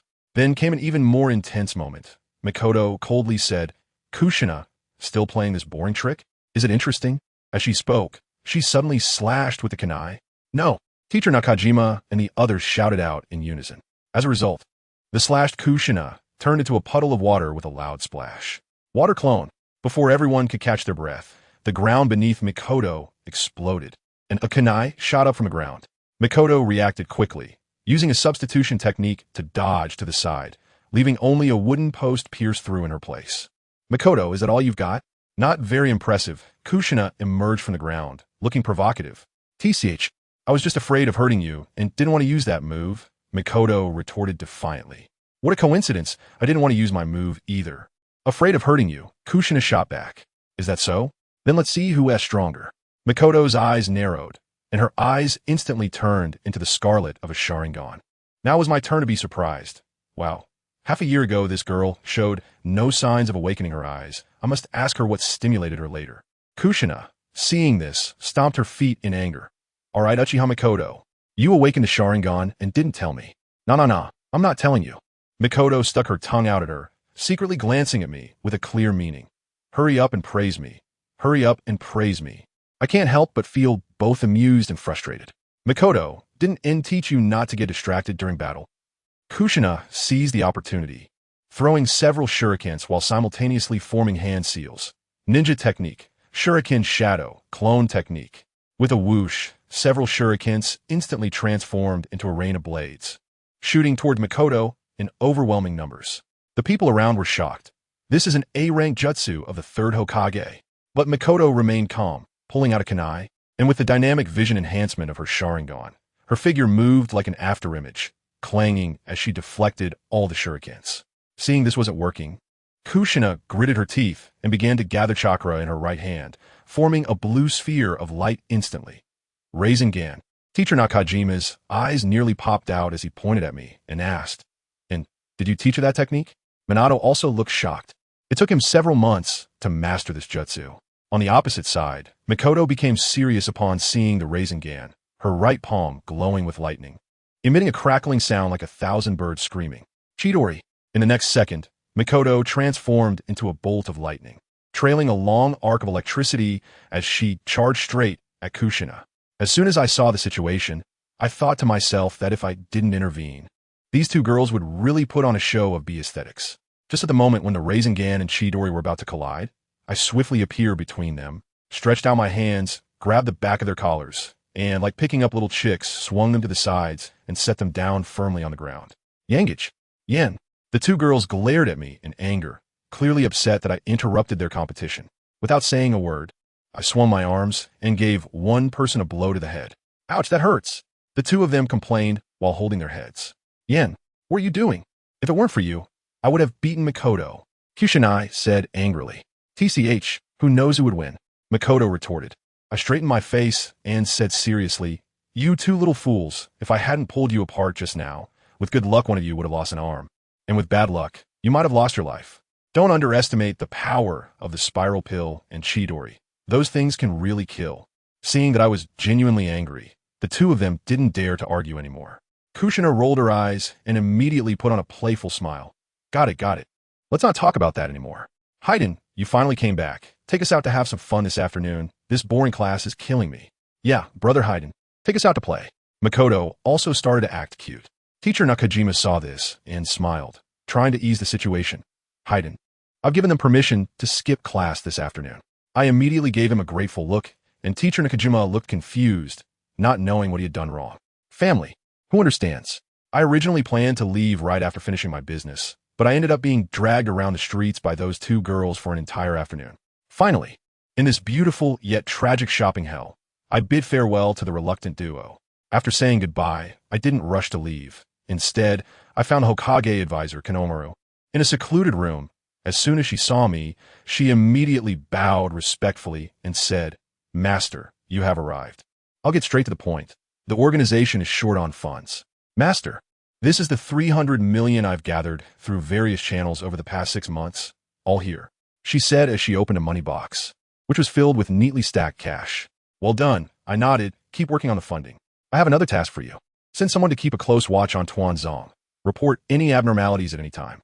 Also, take in more war orphans and send them to the old place. Someone will be there to assist you. The Yen organization needs to expand. Yes, Master. After leaving there, I used the Flying Thunder God technique and appeared directly in a brightly lit underground base. This is one of our Yen organization's bases. Yen, you're here. Yitsong's figure appeared. For years have passed, and this girl has lost some of her childishness and gained a touch of charm. Overall, she has become more impressive. I casually tossed the money box onto the table and joked, Hee, our little Yitsong is becoming more and more feminine. That's because you train me well, Master. Yitsong said with a flirtatious look, leaning closer and blowing into my ear. Over the past 4 years, I feel like I've figured her out. This girl is a little fairy, knowing that while I appear to be a rogue on the surface, deep down, I'm quite innocent. Aside from smacking her, but I haven't done anything else. Yitsong, you're playing with fire again. I felt a bit of a reaction in my body and said in a low voice, Oh, I'm just having fun, she said playfully, looking at me slyly. It's just a smack on the butt. Do you really think you can eat me? I warned her. If it weren't for the mental block I'm facing right now, I would have dealt with you right here. You could be arrogant for another 3 or 4 years. But sooner or later, I'll have you completely. I threatened fiercely. In response, she muttered softly, TCH, it's just that I haven't fully grown yet. Damn, can I tolerate this? How dare you say that I haven't fully grown up? With my current physique, I'm afraid you can't handle it. I was so furious at that moment that I was ready to pull out my gun and let her experience it. Just then, a long-lost blue subtitle suddenly popped up in my mind. I suggest you do not reproduce too early. Your bloodline has not yet fully awakened, and I have not evolved to my final form. If you happen to conceive, the upper limit of your offspring's strength will be very low. Yitsong originally thought I was going to get serious, but when he saw me suddenly freeze in place, he just burst out laughing. I suddenly got angry, wrapped my arms around her slim waist, my hands wandering on her body, and finally climbed directly to those 2 peaks. Yitsong was instantly frightened, her face losing color, and she was really panicking. What are you doing? You're not even adult yet. You can't do that kind of thing. Hee, you started the fire, so you have to help me put it out, I said with a wicked smile. But didn't you say? I lifted her chin and whispered, I'll let you off this time, but if you dare to tease me like this again, I'll make you understand what it means to spill water that can't be retrieved. After saying that, I fiercely kissed the corner of her mouth. I only released her when she was almost out of breath. Yitsong was gasping for air. With a glistening liquid at the corner of her mouth, her little face was so red it looked like it could bleed. Seeing her shy and scared expression, I turned around and went to take a cold shower. After coming out, I pointed to the box and said, this is the latest batch of fund from the organization. 300 million. Why do you bring so much money every time you come? Where does it come from? She asked curiously. He, I stole it, I replied. Let's not talk about that. Do you have any news about Shungtai recently? He's still on bounty missions. According to the intelligence network, our flame organization, Divine Tree, is already quite famous in the bounty circle. This kid, not bad. Are there any talented orphans in that recent batch?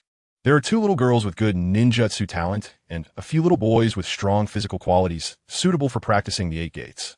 All right, I'll leave the headquarters matters to you and SunYan. In the evening, I rushed back to the Rain Country camp. As soon as I appeared, Jiraiya came over with a lewd smile and said, Yin, it's convenient to use Flying Thunder God. Huh? Back to Konoha to see your 2 little girlfriends again? If I could use Flying Thunder God. Tsunade shot him a disdainful glare and then remarked, this war is finally coming to an end. Orochimaru chimed in. Yes, the Rain Country has submitted a ceasefire agreement and the 3rd Hokage should agree soon. We've lost so much in this war. Jiraiya also became serious for once. All right. Enough with the sentimentality. We have a mission tomorrow, so let's get some rest. I interrupted them with a smile. Back in my room, I lay in bed tossing and turning unable to sleep and asked my divine eye, how much longer until the next evolution? Light blue subtitles appeared. Without external force, relying solely on self-recovery, it will take about 5 to 6 more years. I sighed. Over the past 4 years, my strength hasn't increased significantly, but my physical condition has improved a lot. I can now open 6 gates without injury, and my chakra is at the peak of the shadow level, just a step away from. The next day, the 4 of us infiltrated the heart of the Rain Country to carry out a reconnaissance mission. After we finished, we rested in a cave. It seems that the Rain Country really wants to cease fire as their military strength is shrinking, Jiraiya said. This means that the only remaining enemy is the Sand Village, Tsunade added. I hope so. Orochimaru is always so cautious. Yen, why aren't you speaking? Jiraiya asked me. I squinted my eyes. I sensed someone approaching. The 3 of us instantly went into battle mode. Moments later, footsteps were heard outside. Come out, we found you. Jiraiya shouted. A boy with orange hair stepped out and said, share some food with us. As soon as I saw the person, a playful smile appeared at the corner of my mouth. Shortly after, 2 children came out. One with red hair, possessing the Rinnegan, was Nagato, and the other. Oh my, it was Kankuro, the little brat I let go on a whim during my first mission. When enemies meet, there's a special kind of tension. Kankuro saw me and his eyes turned red, but in the end, reason triumphed over impulse. He knew he couldn't win, so he pretended not to recognize me and started munching on cookies with Nagato. I slowly walked up to him, and his whole body started to tremble. Kid, have we met somewhere before? I whispered in his ear with a devilish voice. He clenched his fists tightly and, trembling, said, No, I haven't seen you. Hearing this, I instantly activated my blue 5-pointed star eye. Yan, no, Jiraiya shouted, thinking I was going to make a move. Don't worry, I won't make a move. I smiled and locked my gaze on SunYan. In an instant, the situation inside him was laid bare before my eyes. Goodness, he contained an extremely powerful force within him, with cell activity comparable to a weakened version of Hashirama's cells. I was taken aback, then closed my divine eye and said with a smile, extend your hand so I could take a look. What do you want to do? SunYan jumped in fright. Nagato and Yahiko quickly surrounded me, watching me warily. I ignored them and walked directly behind SunYan, placing my hand on his shoulder. A nearly invisible flying thunder god technique was instantly inscribed. Then I smiled and said, Don't be nervous, I just think you look like an old friend of mine. SunYan abruptly shook off my hand, guarding against me like I was a thief. When we were about to leave after our break, these 3 little brats actually followed us. Yahiko said, You are ninjas from Konoha. Please teach us ninjutsu. Orochimaru coldly replied, Just kill them all. These war orphans are a disaster waiting to happen. With that, he pulled out a kunai. At that moment, I sensed an extremely faint but familiar fluctuation. Although it was well hidden, it was still exposed. I smirked, knowing what was up.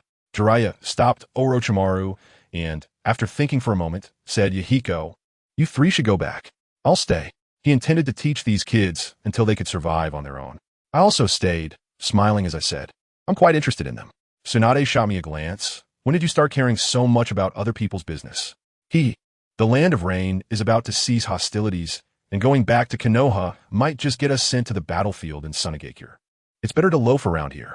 I leaned closer to her ear and whispered, that guy SHZ is now a big shot in the bounty hunter circle. He became a bounty hunter? Tsunade was surprised. You'll find out later. Jiraiya, unable to stand us whispering, urged Tsunade, you and Orochimaru should report back quickly. That night, outside the makeshift wooden hut, Jiraiya asked me in a serious tone, Yen, tell me the truth. Did you stay because of Nagato's eyes? That's half right. I replied with a smile. Yen, he could very well be the child of prophecy. Jiraiya began his lengthy discourse about peace in the ninja world and the pain of war. When he finally finished, I yawned. Are you done? Damn it. Were you even listening? Nope. Let me put it this way. I pointed to the inside of the hut.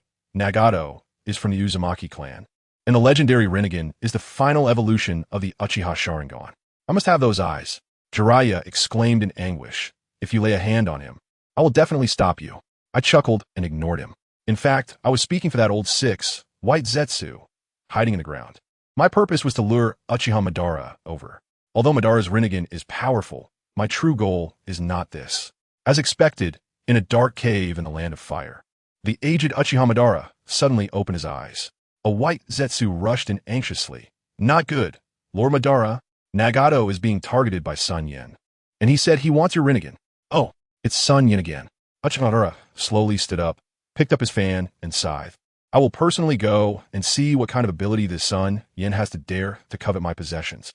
On the side of the land of rain, I sensed an extremely powerful aura rapidly approaching. It's here. I smiled slightly at the corner of my mouth and called out, Jiraiya? Yen, what is it? As soon as he turned his head, I activated my eye technique. Heavenly God. A blue five-pointed star appeared in his mind, instantly pulling him into the illusion space. Yen, you actually... Take a nap, Jiraiya, I said, directly putting him under hypnosis. Dealing with Jiraiya was a matter of an instant. Yahiko and Nagato were both stunned. What did you do to Teacher Jiraiya? Yahiko shouted angrily. I couldn't be bothered to answer. My figure flashed and appeared behind him, delivering a punch that knocked him out. Immediately, I unleashed a terrifying killing intent that enveloped the remaining Nagato and Konan. Nagato was so frightened that he couldn't move. I smiled wickedly at them and slowly spoke. Who should be next, He? I tell you, that kid named Nagato was so scared that he was dumbfounded. His face turned pale, and he shouted at me. Don't come over. If you come any closer, I will kill you. Goodness, it made me laugh. I ignored him and continued walking forward. As a result, this kid completely lost it, let out a howl, and a massive shockwave exploded from him, knocking him unconscious on the spot. But could this thing hit me? No way. I activated Flying Thunder God in an instant and disappeared, reappearing right next to the girl named Konan, striking down with a knife hand, and she obediently fell down as well. All done. I shouted towards a nearby forest. You've been watching for so long. Aren't you coming out? Just here to set the atmosphere? Ha ha ha. An old but powerful voice came from within, and an old man slowly walked out, handing the unconscious Nagato over to the nearby Black Zetsu. Let me tell you, although this old man looked like he was close to the grave, his aura was overwhelming. Not bad, kid, he said, sizing me up. With the mutated kaleidoscope and Flying Thunder God, you can pretty much walk sideways in the current ninja world. I chuckled. To be praised by the legendary Uchiha Madara. I am truly honored, Lord Madara. His eyes narrowed. You indeed know me. Not only do I know you, I spread my hands. I also know you came for this pair of Rinnegan. Yes, but not entirely. Lord Madara exuded a domineering presence. The eyes are mine, and this kid is also mine. Oh, for your Eye of the Moon plan. I laughed even harder. As soon as these words came out, Lord Madara's face instantly darkened. Let me tell you, the black thing hidden in his sleeve, Black Zetsu, immediately went wild, probably thinking, what the hell, who wrote this script? How does he know everything? I didn't give him time to react, and continued. I also know that you brought me here to be your pawn, to help you resurrect the Ten Tails, become the Jinchuriki, and then activate Infinite Tsukuyomi to achieve your so-called world peace. At this point, Black Zetsu completely lost it, popping his head out from the sleeve, shouting like a frantic king. Lord Madara, I told you this kid is a disaster. Quickly kill him. Don't let him say any more. Lord Madara shot him a glance. When did you wake up? Just woke up. Lord Madara, don't worry about that. Kill him quickly. Lord Madara ignored him, his gaze fixed on me, The killing intent was palpable. Kid, since you know everything, there are two paths ahead of you. Submit or die. I laughed. Can't there be a third path? For example, beating you into submission? Very well. Lord Madara's mouth curved into a smirk. It seems you have chosen the path of death. I hope you can entertain me. This place is too small for a proper fight. Let's go somewhere bigger to see what the legendary Shura is really capable of. After saying that, I activated Flying Thunder God and disappeared. Lord Madara sneered and followed me. We found an open space and just steadied ourselves when he immediately launched a luxurious combo at me. 4 wooden clones stood at the corners, and a red barrier instantly enveloped me, like being locked in a small dark room. This was an upgraded version of the 4 Crimson Flames formation, and Lord Madara was explaining it to me. Who asked you to explain? This is specifically designed to deal with your space ninjutsu. Now you can't escape. I tried it out, and sure enough, the Flying Thunder God marks outside were completely disconnected. Are you so sure you can control me? What answered me was a gigantic scythe. Lord Madara instantly flashed beside me, swinging it at my neck. We immediately engaged in a physical battle, fists hitting flesh. Family. Who understands? The more we fought, the more I was shocked. This old man, despite his age, had absurd strength, relying solely on brute force to overpower me. I had no choice but to secretly open the first few gates of the 8 gates, barely keeping up. The 8 gates? You can do that? Lord Madara's eyes were sharp, seeing through it immediately. You'll see much more. My short blade instantly wrapped in dazzling lightning. The kaleidoscope opened, and I transformed into a bolt of lightning, appearing right above his head, striking down. What happened next? Duong. A massive blue skeletal frame appeared instantly, completely shielding him. My full force strike only managed to break a few of his ribs. Not bad, but your eyes are even more interesting. Lord Madara, within the skeletal frame, was unaffected. Show me whatever abilities you have left, or you won't get another chance. As soon as he finished speaking, that skeletal frame began to grow wildly, rapidly sprouting flesh and armor, transforming into a 50-meter tall blue giant, with 4 extra arms, each holding a giant blade over 10 meters long, swinging down at me. Explosive release, spiraling Shuriken. Flame release, spiraling Shuriken. I quickly formed 2 large orbs of different attributes with my hands and threw them out. Boom! The explosion shockwave made the entire barrier hum. As the smoke cleared, I looked with my divine eyes. Although Lord Madara's towering armor had been blown apart, it was rapidly regenerating. In the blink of an eye, it was as if nothing had happened. Yoshi, not bad. Lord Madara was still laughing, almost breaking through my Susanu's defense. However, this alone wasn't enough. In the next second, his giant upgraded again. It grew to nearly 100 meters tall, sprouting a pair of wings on its back, wielding 2 giant blades, looking incredibly imposing. Lord Madara stood atop the giant's forehead, looking at me as if I were an ant. Kid, I hope you can survive under this sword. He controlled his complete Susanu to soar into the sky, swinging a nearly 50-meter energy giant sword down on my forehead. Senjutsu, one sword of all creation. Of course, I didn't dare to be careless. Joking aside, who doesn't have a giant mech? A blue light flashed around me. Layers of energy armor instantly covered me, and a giant of over 50 meters tall in blue armor rose from ground. Watching that earth-shattering sword coming down, I merely smiled. Controlling my mech to extend its left hand, the diamond drill on my wrist began to spin madly. Then I threw it out with a swoosh. Lord Madara's mouth curved upward, probably thinking, "This pathetic circle, you think it can block my sword?" The next second, a scene that left him dumbfounded occurred. My blue light circle, like a bottomless pit, began to crazily absorb his sword energy. In just a blink, his earth-shattering sword was completely drained by my circle. Not a bit left. Lord Madara was stunned, probably analyzing what kind of alien technology this was. To be honest, blocking this move was exhausting for me too. Your spatial artifact is very strong, Lord Madara realized, but it must consume a lot, right? Hee. Then I'll play with something that consumes less. I smiled, drawing the 7-star sword from my mech's back. As soon as the sword appeared, the entire sky changed color. Let me tell you, at that very moment, in a place called Takamagura deep in the universe, a guy with a 9-tomo golden rinnegan on his forehead started trembling in fear, probably thinking, what the hell? Didn't those calamity stars all die? How is there still someone? Of course, at that time, I had no idea about all this. Even if I did, it didn't matter. When soldiers come, generals block. At this moment, I was already in my holy light armor, battling Lord Madara's Susanoo. My mech with the 7-star sword was simply leading the charge, slicing through his energy blade as if it were chopping vegetables. Of course, he took advantage of his size, leaving quite a few scratches on me. But my mech's defense was truly top-notch. Even if one layer was penetrated, there was still another layer. Senjutsu. One sword of all creation. Lord Madara prepared another big move. Star Sword. I am not vague either. The 2 stars on the 7-star sword instantly lit up, and a beam of white sword light rushed forward. The 2 destructive forces collided, not exploding but rather devouring each other. In the end, with a roar, the fused sword energy storm swept across the entire barrier. When the storm stopped, both of our mechas were still standing, though they looked a bit battered. Ha ha ha. Madara suddenly laughed wildly. SunYan, you were the second man to make me feel this good after Hashirama. Come on, let's continue. Saying this, he charged at me again. I sheathed the 7-star sword. That thing consumed too much chakra. Instead, I condensed an energy spear to continue the melee.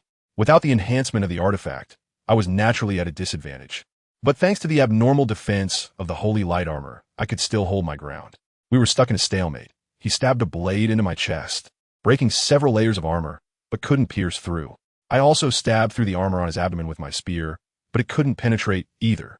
Just then, Madara's mecha suddenly became unstable, and pieces of armor began to fall off. TSK, without the support of the eyes, it still won't work. He frowned and simply released the Susanoo. I saw this, and also retracted my holy light armor. My ocular power was running low, and besides, we hadn't discussed the main issue yet. Oh, you're giving up? Madara seemed a bit surprised. Madara, you don't really think I brought you here just to fight, do you? I said. He pondered for a moment. I had my suspicions. You were acting on purpose to lure me out. What is your true intention? My intention, I stared into his eyes and said word by word, is Kagaya. In the next moment, I directly pulled him into my illusion space. Is this your kaleidoscope's ability? Quite a brilliant illusion. Madara observed the surroundings. It indeed can't trap you, but you're not in a hurry to leave, are you? I smiled and said, Madara, Black Zetsu claims to be a product of your will. Do you believe it? He smirked. I've never believed that guy. Oh, now it's my turn to be surprised. Your name is SunYan, and you have a mutated Sharingan. You must also be a descendant of the Uchiha, he said. You should know about the stone tablet at the Nana Shrine. Correction, I am not Uchiha, but I do know the content on the tablet. The combination of Senju and Uchiha's powers leads to the Rinnegan, summoning the Otsutsuki's divine statue, reviving the 10 tails, becoming the Jinchuriki, casting infinite Tsukuyomi, and achieving world peace. I'm quite familiar with that process.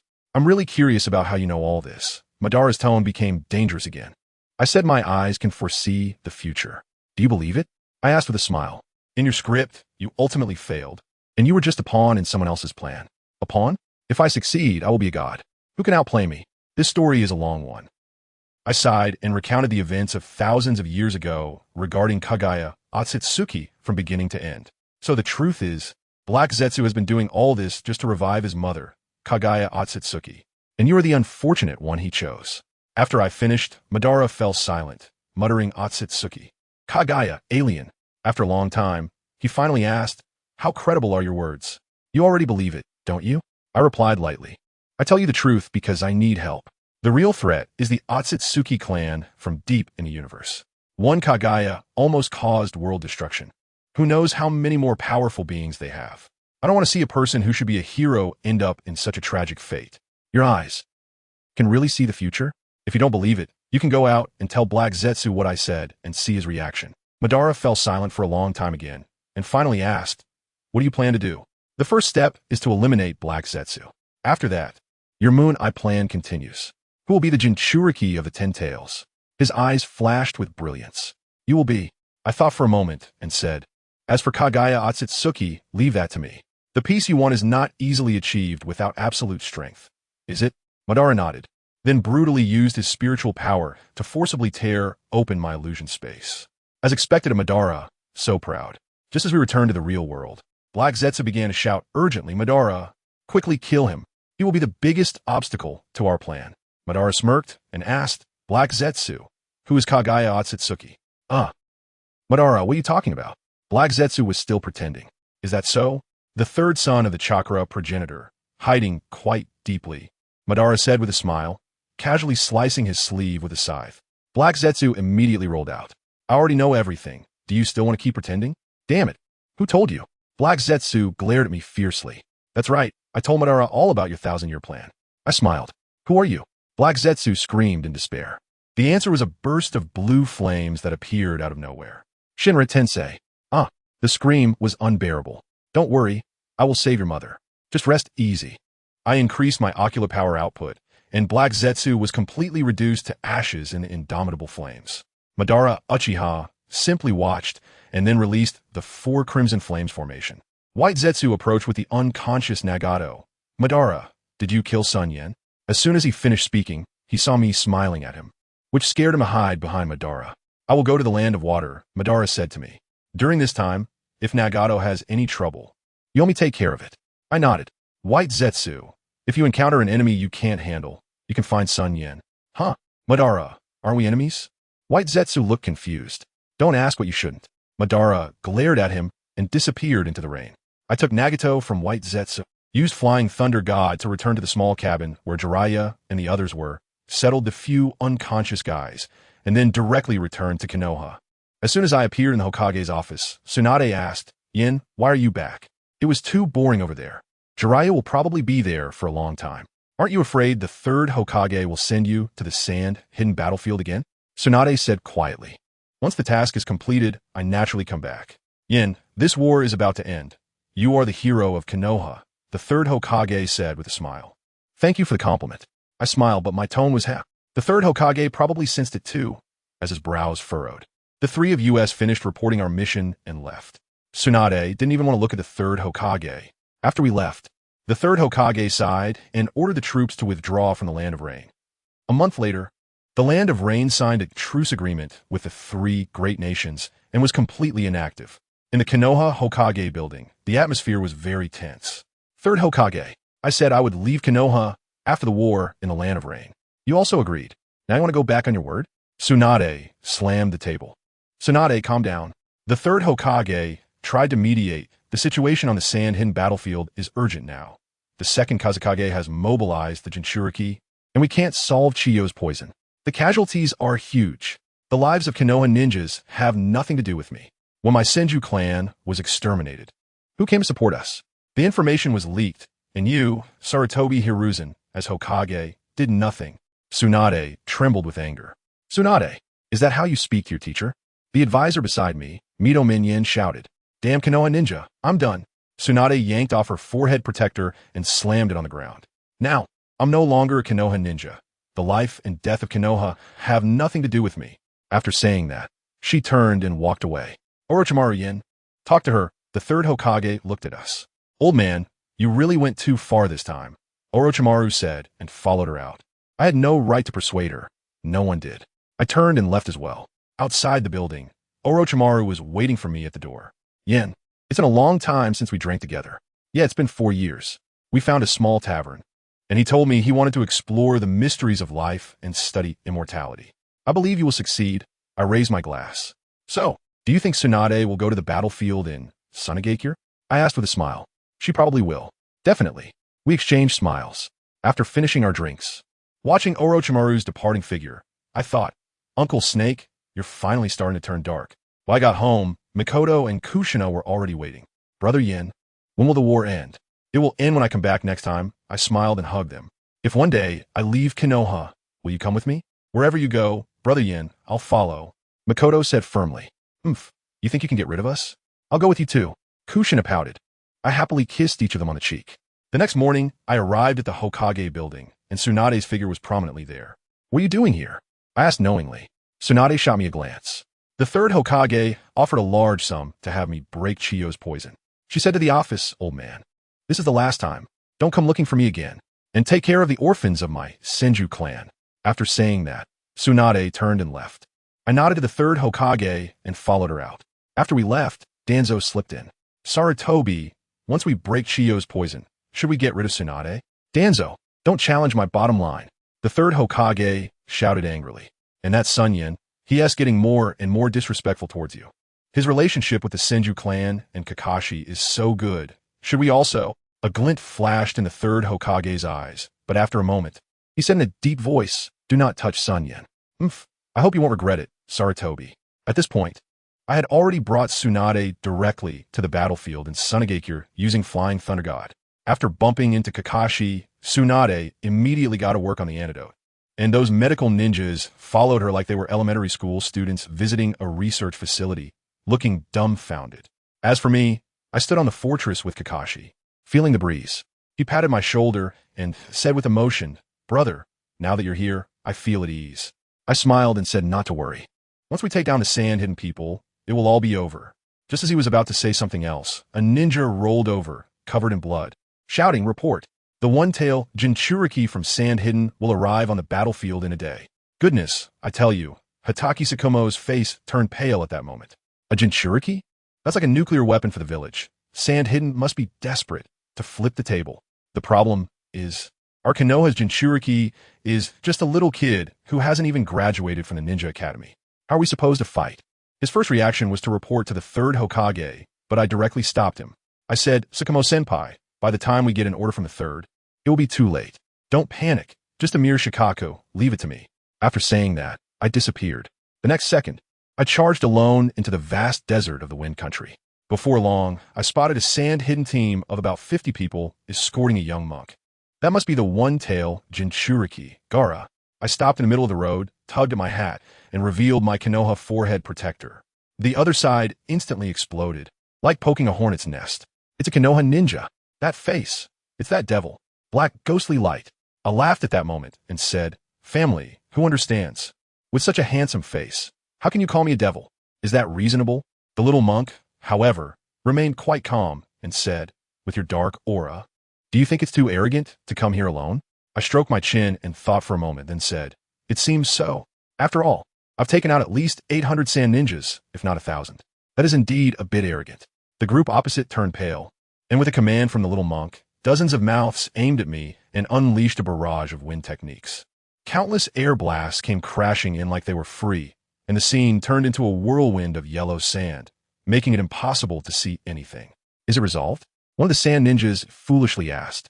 As soon as he finished speaking, I appeared directly behind him, took him out with a kunai, clean and swift.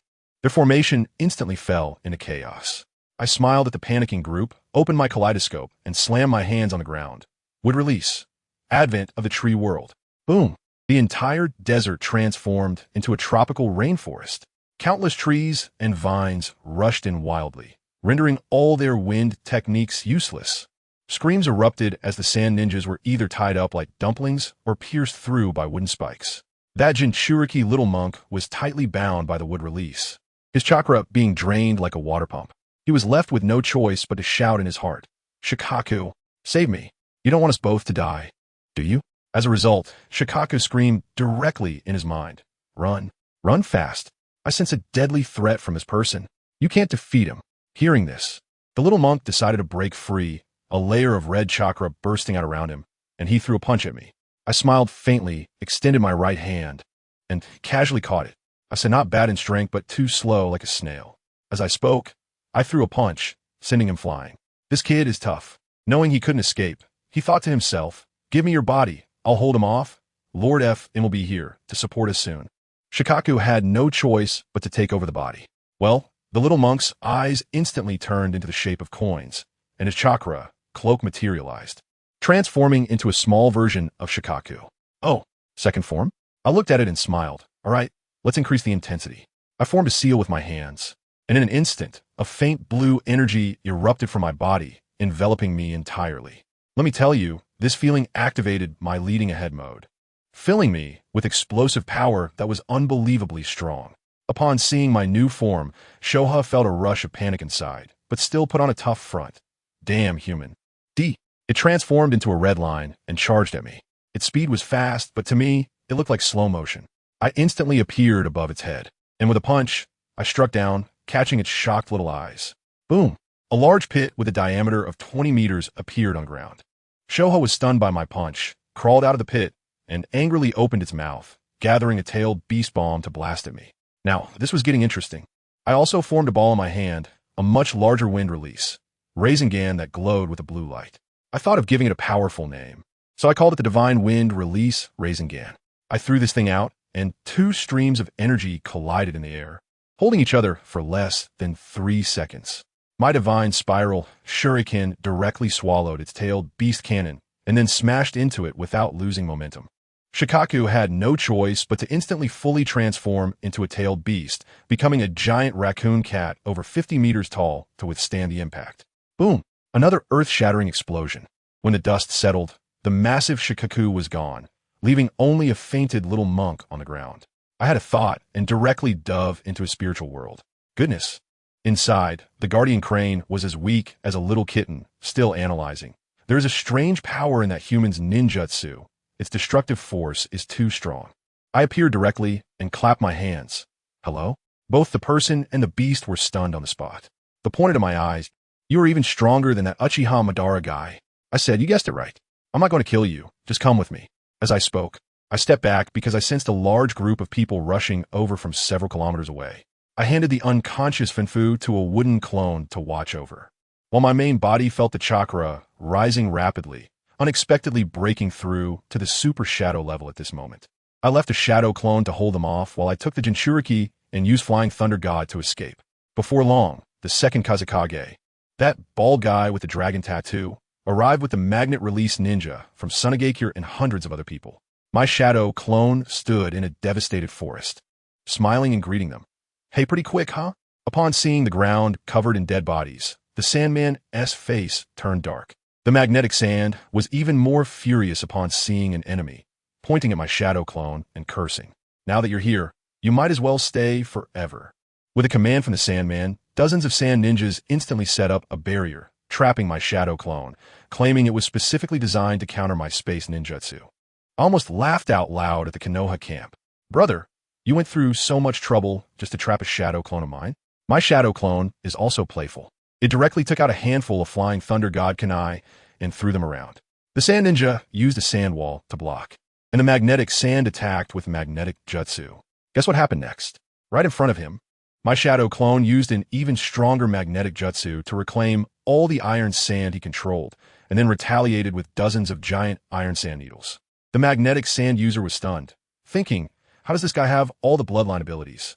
The second Kazekage saw that he had encountered a tough opponent and came down personally. As a result, my shadow clone unleashed a great fire destruction, and the flames were as devastating as a natural disaster. The old man risked his life to block it with a sand wall, panting heavily.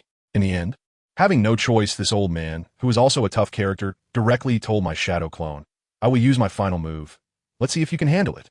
He instructed the magnetic sand to prepare to escape and even handed over the Kazekage's token, saying that from now on, you will be the third Kazekage. And be sure not to provoke someone named Sun from Konoha, as you won't be able to handle it. Then, he used himself as bait and initiated the self-destruct technique of the puppets for a mutual destruction attack. 7 or 8 puppets rushed in to tightly entangle my shadow clone. Then with a loud bang, it exploded, turning everything upside down. As the mist cleared, the remaining sand ninjas thought it was over. However, a blue energy giant slowly emerged. And as the energy faded, it revealed my shadow clone completely unharmed. My shadow clone muttered to itself, sigh, at this level, it's really boring. Magnetic sand, order on the spot, release the barrier. Run. Just as they were fleeing in panic, my shadow clone made a gesture that they would never forget. He put his hands together and with a bang, turned into a puff of smoke and disappeared. At that moment, all the surviving sand shinobi were stunned. Magnetic sand was drenched in cold sweat, murmuring to himself, after fighting us for so long and killing the second Kazekage. It was just a shadow clone. I returned to the Konoha camp and threw the unconscious Fubuki onto the floor of the conference room. Kakashi's eyes nearly popped out. Yamato, you're back so soon? Who's this? The Jinchuriki of the One Tail from SunYan, I said casually. The entire conference room erupted in an uproar, everyone looking at me as if I were a monster. I waved my hand and threw out a bombshell. All right, I just received the latest news. The second Kazekage of SunYan, Sabaka no Shaman, is dead. Kakashi was taken aback. Is it true? Absolutely true, I smiled because he was killed by my shadow clone. Now, the meeting room was so quiet you could hear a pin drop. Uchiha Fugakuwith was so excited he almost jumped up, but his brother pressed him back down. The way they looked at me was filled with shock and a sense of surviving a disaster, probably regretting how they dared to provoke me before. Kakashi, as the overall commander, quickly reacted. In that case, tonight is the best opportunity for a counterattack. He analyzed that with the second Kazekage dead, there would definitely be infighting in SunYan for the position of Kazekage, and we could take advantage of that. He immediately ordered the entire army to go into a state of high alert, preparing for a full-scale attack. At night, I finally got a chance to rest. I lay on the lawn with Tsunade, who had been busy all day, looking at the stars. Suddenly, this girl got all poetic and asked me stupidly, "Yen, do you think people turn into stars after they die?" I looked at her rare little woman demeanor and smiled, saying, "If you think it will happen, then it will." Then Tsunade pointed at the night sky and said that Grandpa should be the brightest star and Grandma is the one next to it. Just as I was nodding in agreement, a ninja came running over, saying that SHM Senpai was calling me to a meeting and Tsunade had to go too. Well, so much for the date. The meeting is more important. I tell you, just when we were gearing up for a showdown here, the atmosphere in the meeting room over at Sunagakure could freeze a person to death. The second Kazekage had just died, and the people below were howling for revenge. The whole meeting room was buzzing like a market. As a result, that old lady Chiyo banged the table a couple of times and directly yelled, "Revenge, revenge. All you talk about is revenge. We're at war. Isn't it normal for people to die? My son and daughter-in-law were killed by Konoha's white fang. Am I supposed to be quiet about it?" Well, when those words came out, the entire room fell silent. She continued, saying the top priority now is to elect a third Kazekage. Otherwise, we'll have no leader and accomplish nothing. Her brother, Hirozumi, was there to back her up, saying yes. Yes, we need to choose a leader first. Then Chiyo started pushing her own agenda, saying her teacher, the esteemed Kinemon Monzaemon, could come out to take charge. Let me tell you, this old lady has some thick skin. Originally, the elders wanted to nominate that genius girl Yakura, but I intercepted that plan midway. And now with no one left, they can only drag her nearly buried teacher out. Of course, the elders were all in agreement, but the Kazekage faction wasn't having it. A guy named Masuki stood up and said, "I disagree. Kinemon-sensei is older than the second Kazekage. How far can he lead us? What Sunagakure needs is a young and capable leader." And then he waved his hand and directly nominated that magnet-release ninja, Magusa. Wow, that stirred up a hornet's nest. The Kazekage faction instantly rallied behind him, agreeing and supporting him, the voices rising higher and higher, directly suppressing the elders' faction. Seeing the situation turn against her, old lady Chiyo hurriedly said, "Magusa is too young, lacks experience." Immediately, someone shot back, "Youth is an asset, not a burden," just as it seemed impossible to stop them. Chiyo used her last resort, asking, "Does Magusa have the heirloom passed down from previous Kazekages? If not, it doesn't matter how much you say." And guess what? The usually silent Magusa slowly pulled out the heirloom from his pocket. In that moment, Chiyo's face turned green, and she couldn't say a word. Just at that critical moment, a ninja rushed in, rolling and crawling, shouting, "Konoha is attacking." Chiyo was stunned. Impossible. What about the poison smoke? Didn't you release the poison smoke? The ninja was almost crying. "We did, but it was of no use to them." Now, the Kazekage faction seized the opportunity and all knelt down, shouting to Magusa, "Please give the order. Lord Third Kazekage, we vow to follow you to the death." Family who understands. This wave of donning the yellow robe led to him taking office on the spot. Magusa was also a tough guy and immediately ordered, "All troops, listen up. Split into 3 routes, retreat from the land of rivers." Retreat? The first thing he did after becoming Kazekage was to run away.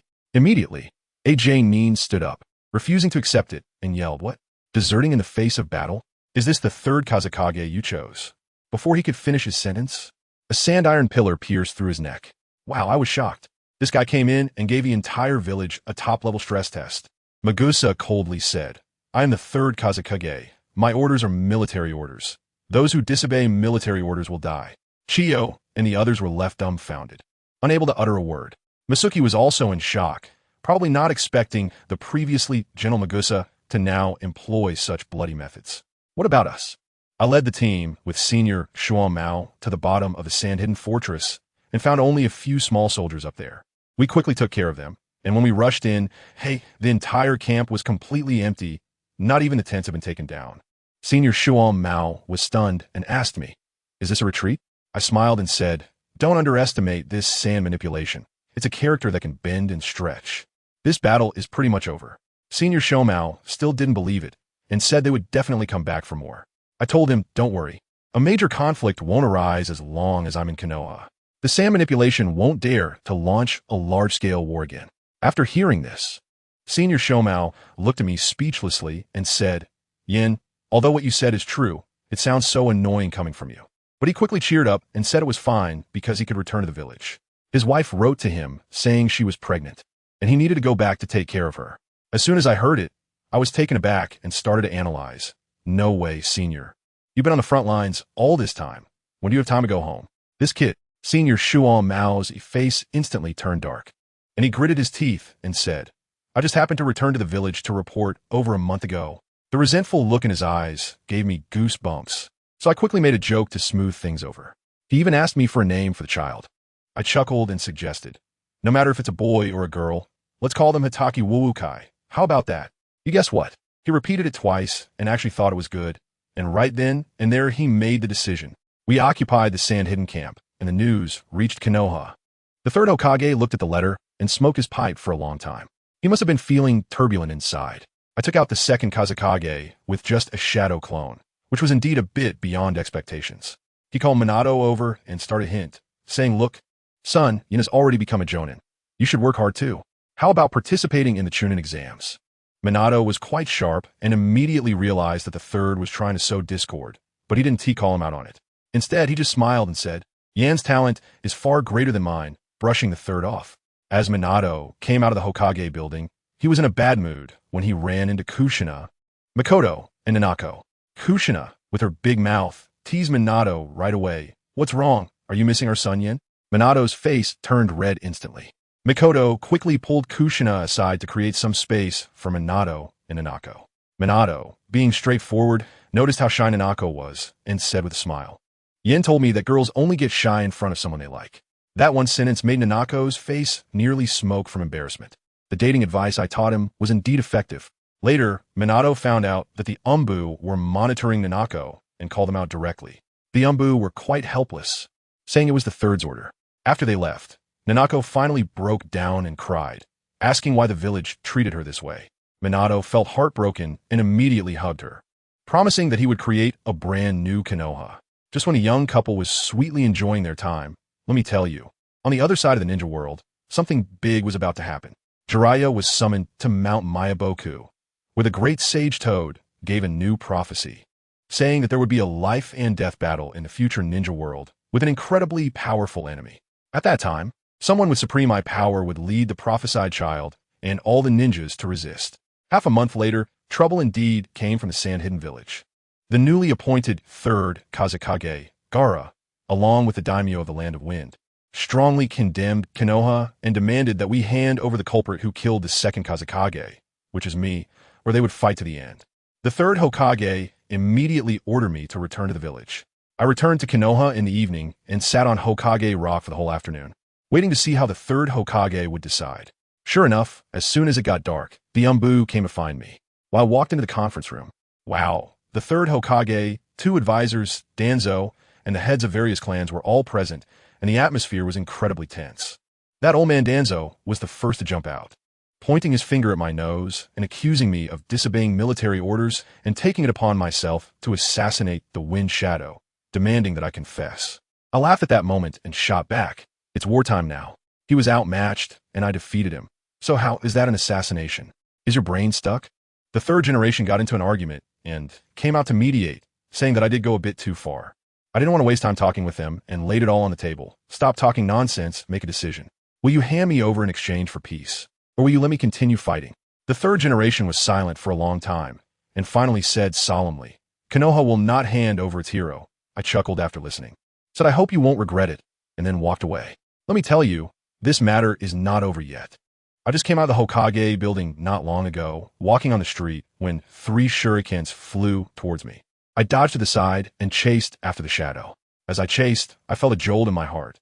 This person's speed was absurdly fast, and I could only match him with my physical speed. I used Flying Thunder God, but he also used some kind of space ninjutsu to create distance. We chased all the way to outside the boundaries of Konoha before he finally stopped. Let me tell you, this man in black is from another dimension. Focused on a downward strike. Without saying a word, he casually waved his hand, and a purple spatial barrier enveloped both of us. The next second, he moved, his speed so fast that I could only see the trajectory clearly with my Byakugan. But even after seeing it clearly, when he threw a punch, I still took it head-on and was sent flying like a cannonball.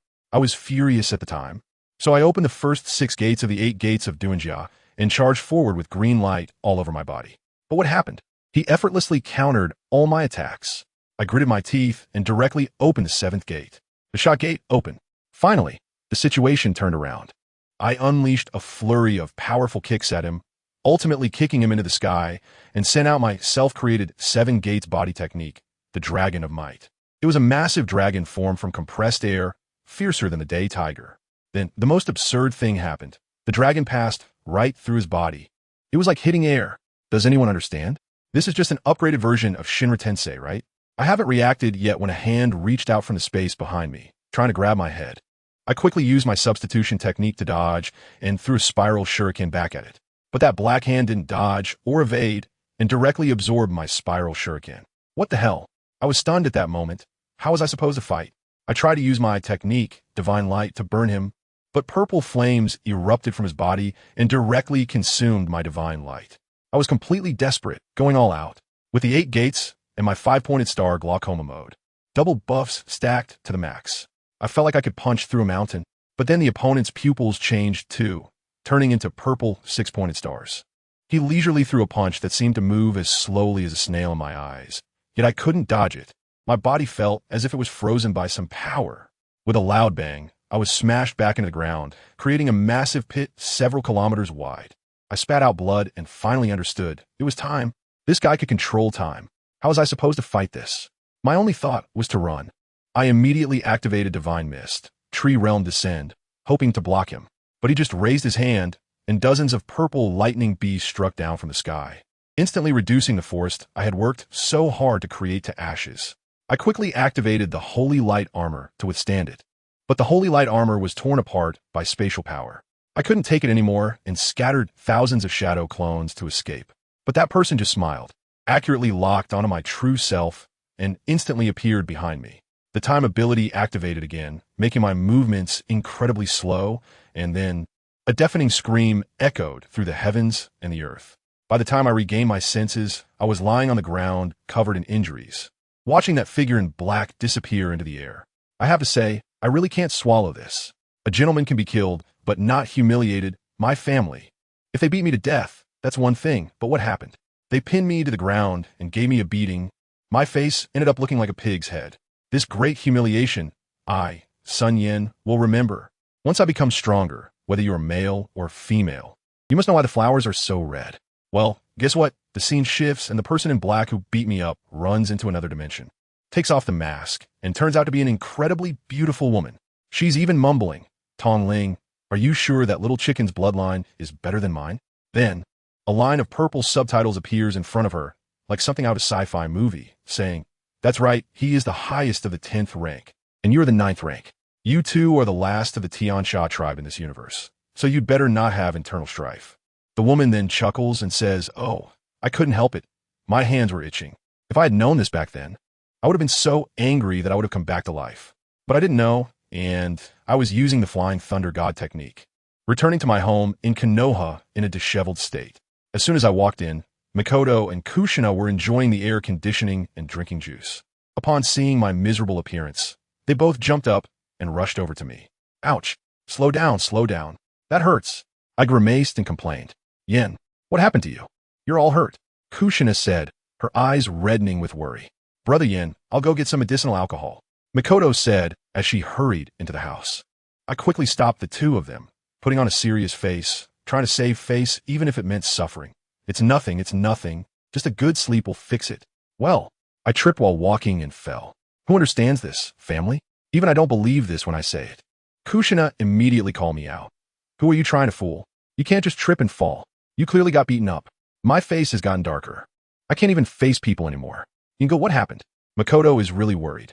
I can only grit my teeth and make up a story. I exchanged a few moves with a strange expert, and that guy was really strong. However, we both had our victories and defeats, and in the end, I scared him off. I said it without even breaking a sweat. Mikoto believed me and sighed in relief. That's good. You scared me to death. But who is Kushina? She stared at the numerous fist marks all over my body and asked suspiciously, Yen, are you sure it was a mutual victory? I went up and gave her a smack on the head. With a loud bang, she exclaimed, ouch. You big bad guy hit me again. Kushina protested while holding her head. I'm used to it, it's just a habit, I said expressionlessly. Finally, the topic was diverted. Kushina rubbed her head and suddenly got excited. By the way, Yin, the Chunin exams are coming up soon. Do you think Mei-chin and I should participate early? Mei-chin nodded vigorously beside her. Yeah, brother Yin, you're already a Jonin, and we're not even Jinin. As I pondered, these two girls had indeed surpassed the standard long ago. Playing house with a bunch of little kids at the ninja school every day was really boring. I told them, all right, I will recommend you in the name of a Jonin, but you also need to get your teacher's recommendation letter sorted out. Don't worry, it's already in hand. Kushina proudly waved the letter in her hand and added, not only us, but also a senior from the Hyuga family a year ahead who also got the recommendation letter. Fine, it's settled then. That night, Mikoto gently applied medicine to me, but I couldn't sleep no matter how much I tossed and turned in bed. My mind was filled with the images of being beaten by that man in black today. The fear of being dominated by absolute power was overwhelming. The purple flames. The space ninjutsu that was even more outrageous than Kamui and that strange time ability. Who is this person? It feels related to me, but they didn't go all out. But in any case, this grudge has been established. The humiliation of today will be repaid 100-fold in the future. The more I thought about it, the angrier I became, and I started berating my cheat in my mind. That blue legend. Aren't you supposed to be the #1 divine eye in the universe? Today I was pressed to the ground and rubbed, and you didn't even let out a peep. Are you scared? Guess what? It actually replied to me, with a line of blue subtitles floating by. The man in black has awakened, but you have not yet awakened. Awakened? Awaken what? I pressed further. Then, it went silent, leaving me in the dark. Goodness, if it weren't for the fact that this eye is on me, I would have ripped it out right there. The next day, I went to find the third Hokage with a swollen face. His face looked even more haggard than mine, with bags under his eyes that looked ready to drop to the ground. It was clear he had stayed up all night again. When he saw me, he forced a smile. To be honest, although I know this old man is cunning, he has treated me quite well. And yesterday he also did his best to protect me. Third Hokage, take care of your health, I said, rarely showing concern for him. He actually grabbed me and said he wanted to go for a walk. As we walked down the streets of Konoha, the villagers looked at me as if they had seen an idol, constantly shouting the name of the hero of Konoha, Black Ghost. The third Hokage sighed beside me. Yin, for years have passed, and you are now taller than me. I was taken aback. I'm over 7 meters tall, and he is 68 meters. So he is indeed shorter. But I know that what he meant was not about height. This old fox is starting to play the emotional card with me. He suddenly asked me, Yin, are you blaming me? I felt a jolt in my heart. He actually brought up the matter of the Senju clan directly. He admitted that he had a hand in that incident. I fell silent. He asked me if I thought he was too cruel. I shook my head and said calmly, as a decision maker, your actions are not wrong. If I were in your position, I might do the same. I have no right to comment on you. But in my heart, I see you as a politician who will stop at nothing to achieve your goals, not a good leader. Moreover, what you should care about is not my opinion, but Tsunade's feelings. Then I changed the subject and coldly said, and you're good, buddy Danzo. That guy is certainly no good. You I won't touch. But Danzo, I will settle the score with him. The third Hokage frowned and asked Yin, are you really going to do this? I chuckled. Still want to protect him? Or do you want to continue using each other? I shot back without hesitation. He better not court death. If he touches my reverse scale, even if you plead for him, I won't show any mercy. The third Hokage looked into my determined eyes and sighed deeply. Unknowingly, we had walked to the Hokage rock, and he looked down at the prosperous village and suddenly asked me, Yin, would you be willing to be the one to bring light back to Konoha? Goodness, the old fox is trying to sell me a dream, wanting me to be the next Hokage? I'm not falling for it. I smiled and said, you're still young. Besides, I think Minato is great. I heard you've been taking good care of him lately. The third Hokage replied, Minato is good, just too naive. Isn't that exactly what you want? I said, leaving him speechless. Anyway, whoever wants to be Hokage can be. I'm not doing it. I brought the topic back to the fact that Mikoto and Kushina were going to participate in the Chunin exam. The third Hokage agreed immediately, saying they were just short of a leading Jonin, so he assigned me to it. He also conveniently gave me a team member, the genius girl from the Hyuga clan that Kushina mentioned, named Hyuga Reiko. All right, one more isn't too many. It doesn't matter who I bring. Once the matter was settled, I used Flying Thunder God and slipped away, directly appearing at the training ground. As expected, Minato was there, sweating profusely. I quietly approached him from behind and slapped him on the shoulder. Who? Minato jumped in surprise and instinctively threw a kunai. I easily dodged and smiled. Oh, Mizukami, you've made progress. Mizukami looked at me, smiled wryly, and said, "You're the one who's made even greater progress. I only realized it when your hand was on my shoulder." We were chatting when he suddenly lowered his voice and asked me, "Yin, about the incident where you killed the second-generation Wind Shadow. It's been the talk of the village, and there are a lot of negative remarks about you, saying that you brought great losses to Konoha without permission." As soon as I heard that, I couldn't help but laugh. Oh? So it must be that old dog Danzo scheming behind the scenes. Minato nodded. It's very likely. Many of those spreading rumors are not ordinary people. Yin, you need to be extra careful. After chatting with Minato, the anger of being beaten down in my heart flared up again. No, I must become stronger. I directly found an empty space, performed a summoning technique, and called forth the giant slug.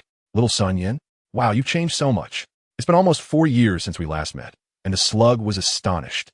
I'll get straight to the point. Slug, take me to the Wetbone Forest. I want to learn immortality techniques. The slug was shocked and said that the immortality techniques in the Wetbone Forest are extremely difficult to learn and advised me not to go. But I wouldn't listen. I was determined to be rebellious. I insisted on going, and it had no choice but to return and report to its main body. Soon after, I felt a strange force of contract coming, and the surrounding environment spun around me. When I came to my senses, I found myself in a vast forest filled with white bones and countless slugs. The big slug from before brought me to the foot of a mountain.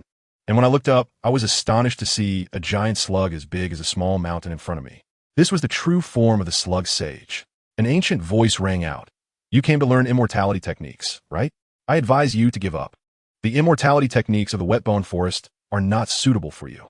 It told me that all the white bones on the ground belonged to the unfortunate souls who failed in their attempts to learn immortality techniques. Since ancient times, only one man has succeeded, and that was the first Hokage, Senju Hashirama, because he possessed an extraordinary vitality. I became more curious and asked it what the difficulty was. It said that in the cultivation of the Wetbone Forest's magical arts, one must immerse oneself completely in a celestial pool called the 10,000-year deep pond, which is filled with a strong acidic liquid that contains natural energy. As soon as I heard this, I thought, isn't this tailor-made for me? I told it, anything the intercolumn can do, I can definitely do as well. My physique is no worse than theirs. The slug immortal, seeing my confidence, agreed to let me give it a try. I climbed up the back mountain with the giant slug, watching the bubbling celestial pond. I casually tossed a specially made shuriken into it, and with a sizzling sound, the shuriken instantly disappeared. My eyelid twitched. It seemed I had underestimated the corrosiveness of this thing. But now that I've said it, in a high-level match, I have to play like this. Gritting my teeth, I plunged in. At first, I felt nothing, but a few seconds later, the excruciating pain hit me. My body was being corroded wildly, yet under my abnormal vitality, it was also rapidly healing. In this cycle of destruction and rebirth, I began to observe and absorb the natural energy with my divine eye. Just as I was about to successfully fuse the natural energy with chakra, and the marks of sorcery began to appear on my face, an unexpected change occurred. A golden point of light suddenly emerged from my dantian, like a black hole, starting to crazily devour all the energy within me. And the acidic liquid from the entire heavenly pool formed a massive tornado, forcefully pouring into my body. I was completely stunned, and the slugs outside were also frightened, so I could only seek help from a slug sage. Time passed day by day, and by the time that terrifying acid storm finally stopped, it had already been half a month. The acid in the heavenly pool had become dull and lifeless, and I had long since vanished. He should have turned into bones, right? The giant slug asked, trembling. Just as the words fell, there was a loud bang. The calm surface of the liquid was shattered by my punch, and I shot up into the sky. At that moment, I was wearing a white divine robe made of chakra infused with celestial techniques, with several black magatama on my back and chest. My aura so sacred that it was unlike that of a mortal. The slug sage was completely stunned. You actually did it. And it's a perfect sage mode that even Hashirama couldn't achieve. I felt the power within me, and the ratio of natural energy to chakra reached a perfect 50-50, and I could activate it anytime without time limits. The slug sage was so excited that he spoke incoherently, saying that the Wetbone Forest sage techniques finally had a successor, and he was about to pass on his ultimate skills to me right then and there. The number 1 sage technique of the Wetbone Forest is called Mirage of Flowers and Moonlight, a powerful illusion technique. When I heard it was an illusion, I felt a bit disdainful, thinking to myself, do I really need an illusion with my divine eyes? As a result, the slug immortal chuckled and said, "This illusion is cast through smell and touch. As long as the natural energy of a certain area is altered, anyone who breathes or comes into contact with that area will be affected." I was shocked on the spot. Natural energy is everywhere. Isn't this unsolvable? The slug sage said, "That's right, almost unsolvable. Therefore, it's extremely difficult to master. Even someone as strong as Hashirama couldn't learn it back then. He only learned another technique, physical art ninjutsu." I curiously asked, "What is body technique?" "Oh, it's a name created by Hashirama himself, called super strength anytime, anywhere." I almost spat out a mouthful of old blood. What kind of ridiculous name is this? It's so cringy. Mirror flower, water moon. Is it really that difficult? Even Hashirama couldn't master it? I couldn't help but ask. Of course, the Sage of Slugs directly gave me a science lesson, saying that the difficulty lies in having a 100 connection with nature, which is like a plus version of the unity of heaven and man. The first Hokage, Hashirama, was just a tiny bit short on compatibility and ended up failing. However, it took a turn, saying that my Sage mode is even better than Hashirama's, and I might really be able to succeed. As soon as I heard that, what else was there to say? I just jumped right in. It transmitted a method to me, and let me tell you, I entered a meditative state on the spot. When I opened my eyes again, the feeling was like having taken a nap. And guess what? 10 days went by. 10 days. I had an epiphany right there and understood the so-called mirage. The slug sage was so excited that he could barely speak, praising me as a natural talent. I was over the moon and casually spent another half a day mastering the super strength technique of Tsunade. It was simply too easy. After finishing my training, I used Flying Thunder God to flash back home. As soon as I walked in, Kushina pouted and glared at me, asking if I wasn't supposed to be on a mission. I was still in a daze, and when I released the shadow clone I had left behind, wow, a month's worth of memories hit me all at once. Who understands the family struggles? That shadow clone had been living in deep water and fire, dragged around shopping every day by Kushina and Mikoto, almost going crazy. Eventually, unable to take it anymore, it made up a mission and ran away. And that was when I found out that I had now become their leader, along with a little girl from the Hyuga clan, Hinata Linglong. The next day at the training ground, the scene was unbelievable. As soon as Kushina saw Hinata Linglong, her eyes almost rolled back into her head, and she opened her mouth to say, "Why are you here so early?" Hinata Linglong, being cheeky, just replied with 2 words, "Haha, let me tell you." Those 2 words almost made Kushina explode on the spot. The rivalry had been brewing for a while. It was said that on their first meeting, Hinata Linglong coldly told Kushina, "No need to introduce, I'm not interested in kids." Not very damaging, but highly insulting. Anyway, these 3 little girls were doing D-rank missions every day until they were about to throw up, insisting on taking C-rank missions. So, I had no choice but to take them to the mission hall. Just as luck would have it, I ran into the 3rd Hokage. After chatting casually about how Sunagakure was too scared to make a move, I directly asked if there were any C-rank missions available. The 3rd Hokage flipped through the options and said the remaining ones were all escorting merchant caravans. I thought, fine, let us go to the land of water. At least we can see the sea. As soon as those little girls heard we were leaving the village, they took off like rockets. When we reached the village entrance and saw the mission employer, I almost laughed out loud. A guy named Yoshida Masakazu looked us up and down with a face full of disdain. This? A kid leading 3 little girls? Kushina was about to blow up, and I shot back, "You think we're weak? Fine, pay more for an S-rank mission, and I'll guarantee you 2 shadow-level bodyguards." The guy instantly shut his mouth, mumbling something under his breath. I felt like he definitely had something to hide from us. But whatever, in the face of absolute strength, everything is just a paper tiger. At the same time we set off, in the underground bounty office of the ninja world, let me tell you, something big happened. My little brother SHJu, now under the alias Shinboku, was actually fighting against that legendary immortal ninja and financial master Kakuzu. Wow, the scene was intense, with earth release and hardening clashing, and fire release against water release, shaking the heavens and the earth. That old monster Kakuzu could even split off 4 heart monsters from his body, playing with attribute fusion attacks and emphasizing firepower suppression. And what happened? SHJu just stopped playing around and unleashed would release, would world descend. He left Kakuzu stunned, probably recalling the fear of being dominated by the first Hokage back in the day. The psychological shadow was enough to cover a 3-bedroom apartment. Finally, SHJu followed up with the wood dragon technique, sending Kakuzu running. This battle established my brother Shinboku's reputation in the bounty circle, and he was almost becoming a rising star in 2025. As for us, after 5 days of travel, we casually dealt with a few mountain bandits to let the girls see some blood. They all fell silent, and even Kushina stopped arguing with Linglong. I figured we should find a place to rest, so we entered in. The moment I walked in, I sensed something was off. The owner was a skilled fighter. Hey, what a coincidence, right? I pulled out my exclusive token, and when the owner saw it, his legs went weak, and he almost kneeled down. That's right. I revealed my identity. This Tianguan is actually a property of my Flame organization. I directly asked the boss to give us a room, then pointed at Yoshida Masakazu and said he would pay for his own stay. That guy was dumbfounded on the spot. The cost for one night was more than all his possessions combined. In the end, he had no choice but to go to the kitchen and wash dishes to pay off his debt, washing a total of 300. It was hilarious. Serve him right for looking down on us before. That night, I met with the innkeeper, named Kitata Motohiro, who reported the information about the battle between SHU and Kakuzu, and said they had already locked onto Kakuzu's location. I told him to hold off for now. Kakuzu's secret techniques are a treasure that I will need in the future. Back in the room, Kushina and Mikoto were pestering me about why the innkeeper was so respectful towards me. I joked that this place belongs to our family and casually gave each of them an organizational token to play with. The next day, seeing that guy come out with 2 black eyes, I felt quite pleased. However, we hadn't gone far when a thick fog arose in the forest. I was clear in my mind that trouble was coming. Sure enough, several mist ninjas emerged from the water and instantly took me out with one move. My head flying off.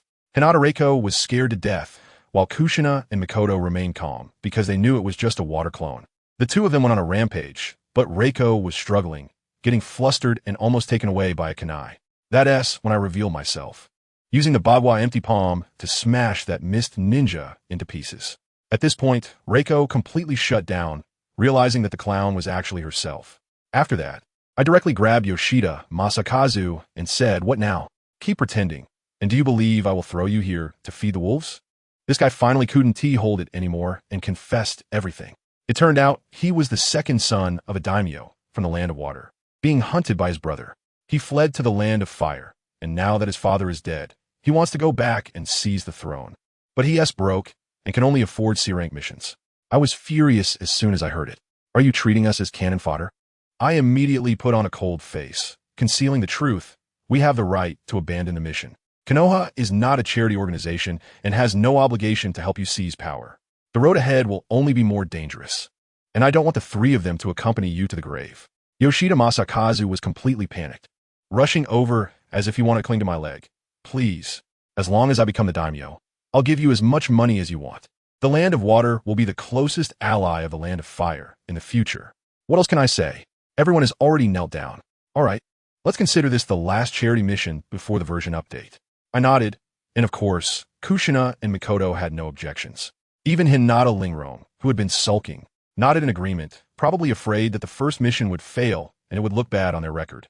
My little in my heart was clicking away, and if this worked out, my Tianguan branch would open directly in the Water Nation, and a chain listing wouldn't be a dream. But then, as soon as I walked into the small forest, out of nowhere came a surprise. A guy in a white robe and a mask stood in the middle of the road, and with that aura, anyone who didn't know would think he was there for a fashion show. Meichin and the others instantly pulled out their shurikens, nervous as can be. I took a look and laughed. This was one of our own. I cleared my throat and exchanged the code with him. "Flame Organization Divine Tree?" He replied in a hushed voice, "Black Phantom of Konoha. I'm telling you, this guy is just a rope tree, acting like he's in a game of deception with me. He pretends to say, someone is spending 100 million to buy that fat guy's head." I burst out laughing. "Do you think I look like someone who lacks 100 million? Then there's nothing to talk about. That guy Xingtong is really into it. Enough with the nonsense. I stretch my wrists. I've been wanting to see what your Flame organization is really capable of. Come on, let me enjoy myself." In the next moment, the battle erupted. That guy Xingtong slammed his hands on the ground, and with a bang, the ground beneath my feet exploded. Countless stone pillars shot up like crazy. He then opened his mouth and sprayed out a high-pressure water jet. That thing cuts through stone like it's tofu. I used the Flying Thunder God technique and instantly disappeared. Just as I steadied myself, I started to mock him. "Not bad. Rope tree, you've got some skills now. Looks like you've been waiting for me here for quite a while." He was still pretending. My opponent is the famous Black Phantom. How could I be careless? I couldn't hold it in any longer, and, with a mischievous smile, asked him, "Hey, seriously, I'm trying to think about what pose would be best to torture you. It's so hard to choose." As soon as I finished speaking, I opened my mouth and a sea of fire surged towards his face. The rope tree man was stunned, muttering a curse under his breath, and then, without any regard for martial ethics, he clapped his hands together. Let me tell you, that scene made my CPU overheat. An area in front of him instantly sprouted into a forest, completely blocking my sea of fire. Would release, forest domain. For a moment, the sea of fire and the sea of trees were in a fierce struggle, and the whole forest felt like a sauna. Hinata Linglong beside us had her mouth agape, big enough to fit an egg. Probably her worldview had collapsed. When the smoke cleared a bit, the rope tree walked out from the woods. His white robe burned to look like a new style from the beggar's sect. Without saying a word, he directly used wood release to create a huge cage and lock me inside. What about me? I'm just sitting in the cage with my arms crossed, watching the show. I want to see how my precious students react. Sure enough, the wooden vines from Shengshu immediately rolled towards Yoshida Masakazu. In the end, with a crack, Makoto used her 1,000 birds to cut the vine. Immediately after, Kushina split into hundreds of shadow clones, and thousands of shurikens rained down like a storm. Shengshu quickly created a wooden wall to block it, but then Kushina used a Rasengan, and with a bang, it broke through the wall. Shengshu was shocked. What? He even taught her that move? Makoto launched a fireball, and he hurriedly used a water barrier to block it, creating a mist. All right, I'm done messing with you. Shengshu seemed to have lost interest and instantly tied up Kushina and Makoto tightly with the wooden vines. But the next second, with a flash of black light, I appeared next to them with both of them. I patted their shoulders. Good job, you've improved. Of course, Kushina was extremely pleased. At that moment, that kid Shengshu started to show off his acting skills, laughing proudly. Black Ghost, your students are now in my hands. I followed the direction of his finger, and, to my surprise, at some point, one of his wooden clones had already captured Hinata Linglong, holding a shuriken against her neck. You have two choices. While SHU is laughing wildly over there, either kill Yoshida Masakazu or give up your student. I couldn't help but show him a smile that could be considered perverse. The laughter of Shoju abruptly stopped, and he shivered. So, how will you choose? His voice began to tremble. I thought to myself, if you have the ability, don't be timid. The next second, I directly used the Flying Thunder God technique to appear behind him, leaning close to his ear and saying, Shengshu, you've gotten skilled. You've learned to play this game. He still wouldn't accept it. This time, I definitely won. I laughed. Take a closer look at who you caught. He looked down and saw that Hinata Linglong and his arms suddenly transformed into my appearance, and she was covered in explosive tags, with the fuses nearly burned out. Rongshu's face instantly turned pale. No way. Hurry up and get out of here. Stop causing trouble for me. I kicked him away and used Flying Thunder God to escape. Immediately after, a deafening explosion echoed behind me. The massive blast flattened the entire forest, and when the smoke cleared, all that was left was a pile of broken wood. Yoshida Masakazu asked me, trembling, Is it resolved? We're leaving. With me here, you can relax. I patted him on the back. That Hinata Linglong walked out from behind the tree, still in shock from the wood release incident. Kushina couldn't help but mock her, but surprisingly, Linglong didn't retort this time. She just clenched her fists, leaving Kushina stunned. This was just a minor episode. Our group continued on our journey and finally arrived at the dock. Kushina was so excited that she was shouting, her mind filled with thoughts of seafood freedom. We rented a big boat and started a seafood barbecue directly at night. Makoto used her fireball technique to perfectly grill a crab that was bigger than a person, and the aroma was incredible. Kushina was almost drooling, urging me to hurry and get the dipping sauce. I pulled Makoto into my arms, causing her face to turn bright red. Kushina, feeling angry, threw a large crab claw at me, which I caught with a smile, and everyone started to joke around. Only Yoshida Masakazu was sitting nearby, rubbing his belly and watching eagerly. I casually broke off a crab leg and tossed it to him. Late at night, I saw Hinata Linglong standing alone on the deck, enjoying the sea breeze. I walked over and chatted with her. This girl was feeling distressed, thinking she was too weak, holding back the team, unable to take revenge or change her fate, and as she spoke, tears began to fall. I told her that I had already seen her information and knew that her parents were killed by the clan. I said to her, there is no fairness in this world. Strength must be fought for by oneself. I will find a way to free the caged bird above your head. From today on, I will personally teach you the art of soft fists. Her eyes lit up instantly. I added another sentence. Also, go and build a good relationship with Kushina and the others. We are a team. The girl stood still and nodded heavily. The ship drifted on the sea for 3 days and finally saw the shadow of land. I walked over to Yoshida Masakazu. Hey, Once we land, our mission will be over. He immediately started begging me again. Please, you must escort me to the daimyo's mansion. I chuckled and said, it's not impossible, but it will cost more. Oh no, I mean under certain conditions. I opened an inn called the Heavenly Official Inn. Have you heard of it? He was shocked. The Heavenly Official Inn that is spread across the land of fire is yours. That's right, and now I want to enter the market in the land of water. I need you, the future daimyo, to help me out a bit. No problem. Absolutely no problem. Just as we were talking, 3 people came ashore, each carrying oddly shaped big swords. They were clearly the 7 ninja swordsmen of the mist. The leader, a fat man named SunYan, was carrying the sword Fugakuwith and had an arrogant expression. Konoha ninjas, this is none of your business. Get lost. Another one, named Peepa JZ, recognized me. The black shadow of Konoha? Upon hearing this, SunYan became even more excited, licking his lips and saying, no wonder my Fugakuwith is so thirsty today. It turns out it wants to taste your chakra. They claimed they were sent by the 3rd Mizukage to retrieve someone, and Yoshida Masakazu confirmed the code word. So he believed them. He came over to thank me, saying he would definitely fulfill the promise he made to me. I smiled, turned around with the girls, pretending that the task was completed. Yin, are we leaving just like this? We haven't played yet. On the ship, Kushino was complaining. What's the rush? I'll send a shadow clone back with you. I still have some things to take care of. After saying that, I disappeared with a flying thunder god technique. On the other side, on a small road in the land of rain, Yoshida Masakazu felt something was off. Hey, this road doesn't seem to lead to the daimyo's mansion. Does it? The Watermelon Mountain pufferfish demon stopped pretending and sneered. That's right, this isn't the road to the daimyo's mansion. This is the road to the underworld. Yoshida Masakazu turned pale with fear. What do you mean? Lord Mizukage wants you dead. It's that simple, said BYJZ, swinging his executioner's blade down. The bloody scene I imagined didn't happen. With a flash of blacklight, I was back, firmly blocking the giant blade with a small kunai. What do you mean by this, Black Ghost?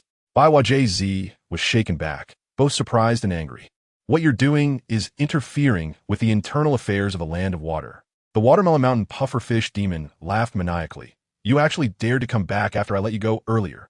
Today, I will definitely make sure to feed the shark skin well. I was directly amused by them. Interfering in internal affairs? You guys from the Water Shadow sent someone to assassinate the future feudal lord. What kind of internal affairs is that?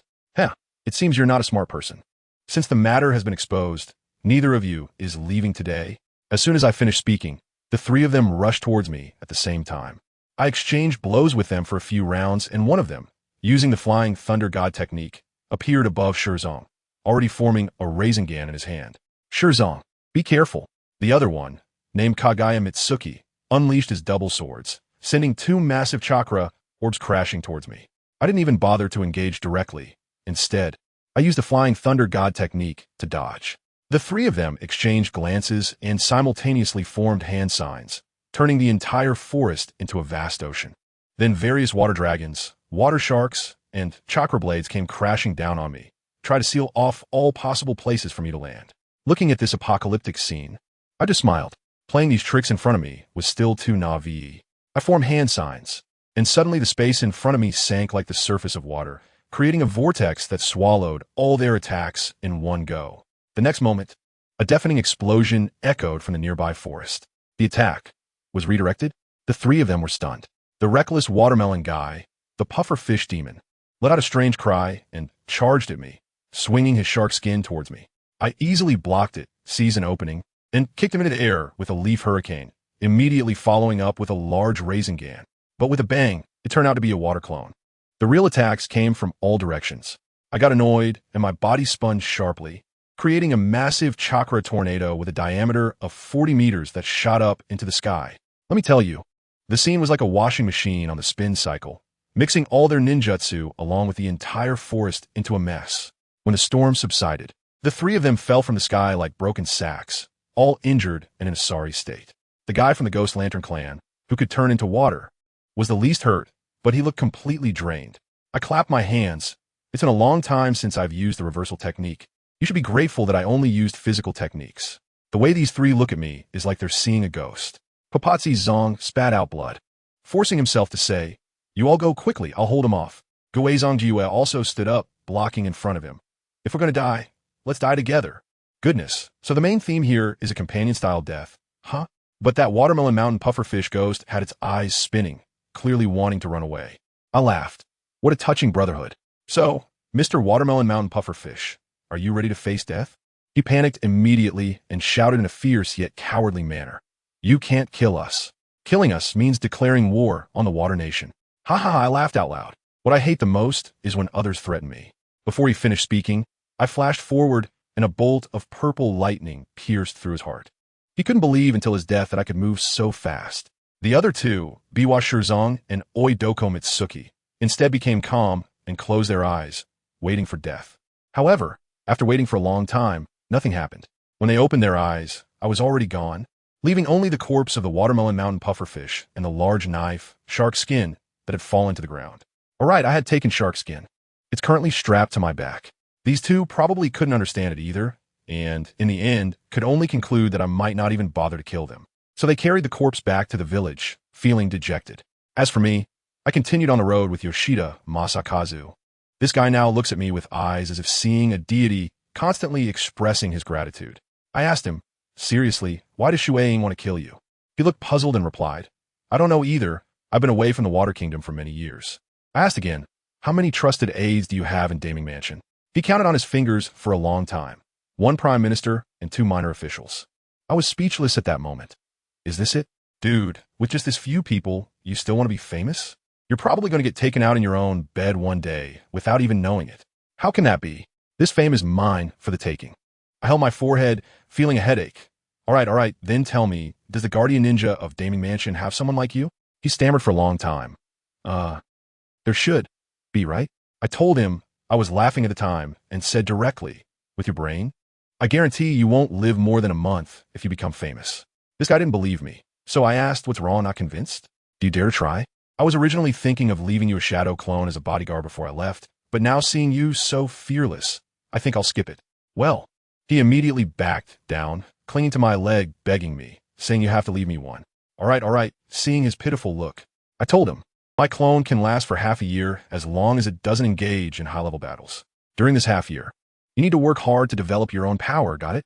By then, my heavenly official can also flourish all over the water country under your name. He quickly nodded, saying he would do his best. I rolled my eyes at him. It's not just doing your best, it's betting your life. As I said this, I casually created a shadow clone and changed its appearance. I ordered the clone.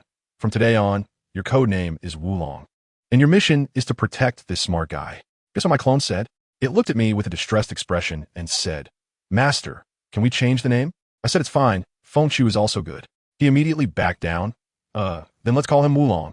Just like that, Mr. Wulong officially started his job.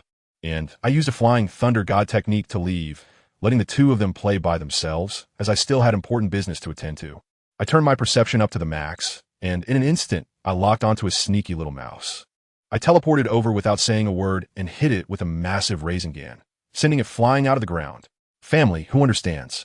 A white Zetsun knelt before me with a thud, trembling all over like a leaf, mumbling, Sir, I was just passing by. I really wasn't spying on you. I grabbed him by the neck and lifted him up, saying, Stop talking nonsense, and take me to Uchiha Madara.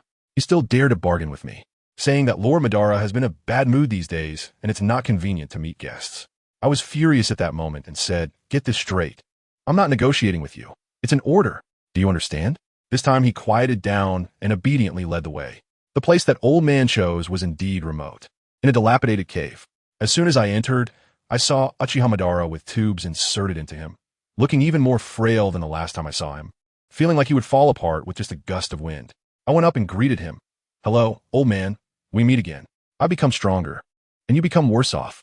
The look in his eyes, TSK, was a mix of shock and anger, staring at me intensely.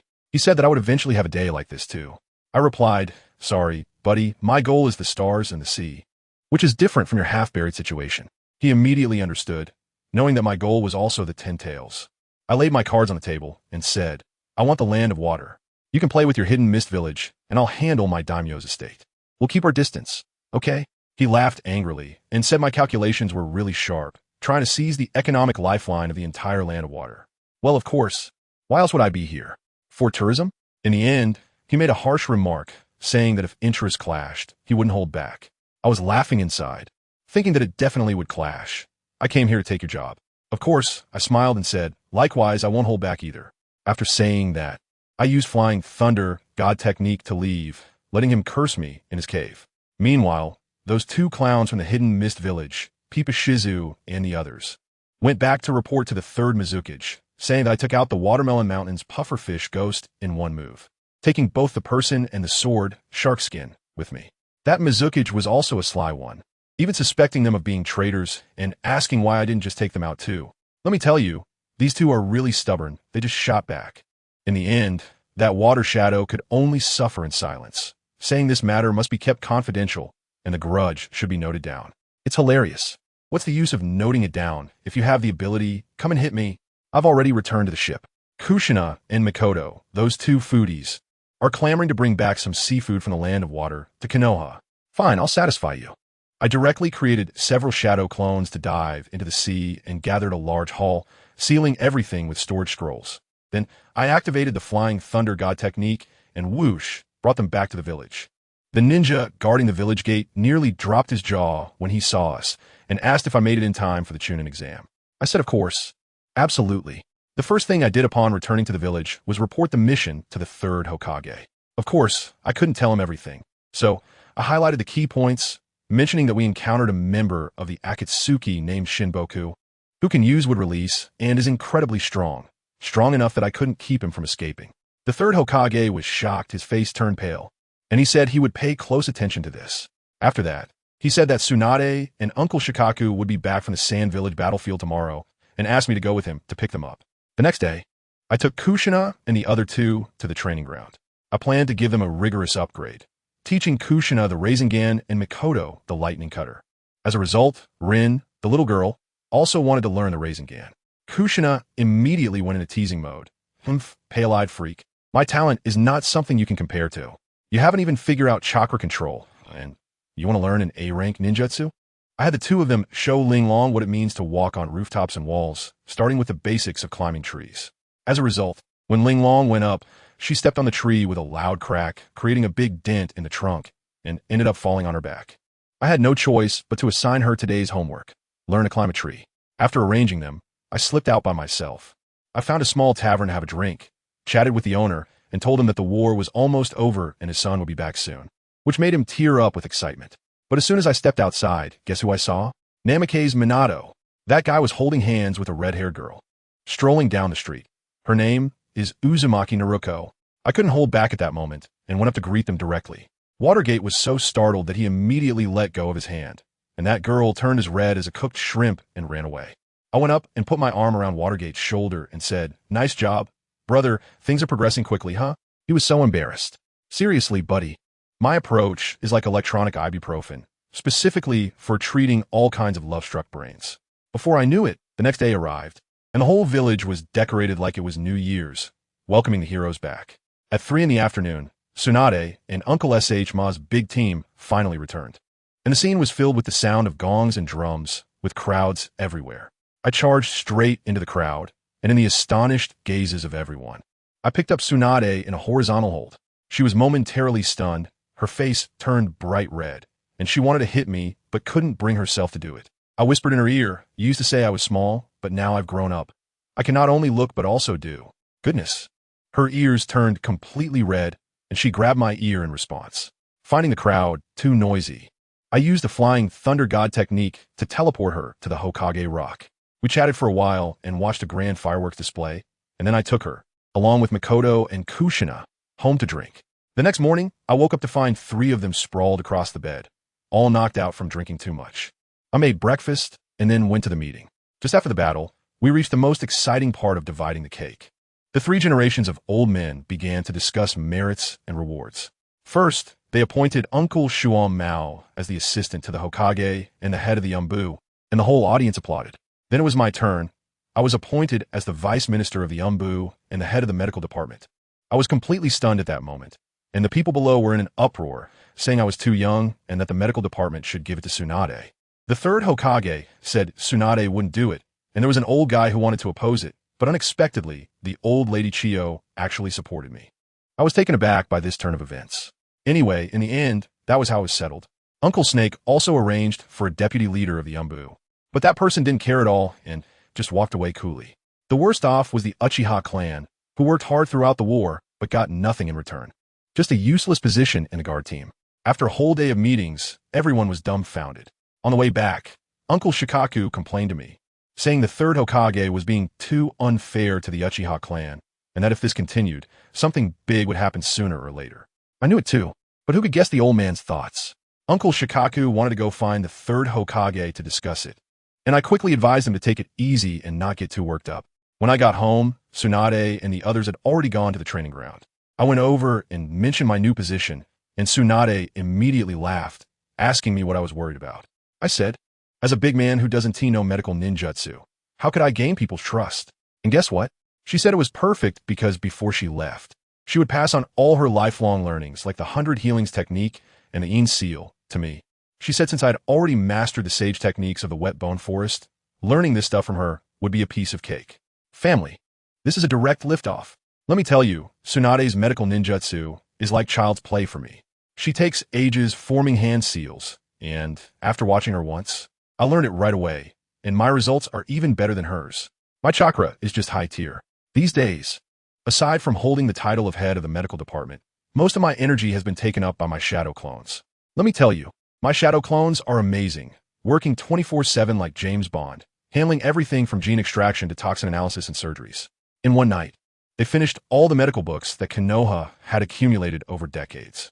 As for my main body, I'm using my Byakugan like a super microscope, observing the cells inside the lab mice. It's incredibly enjoyable.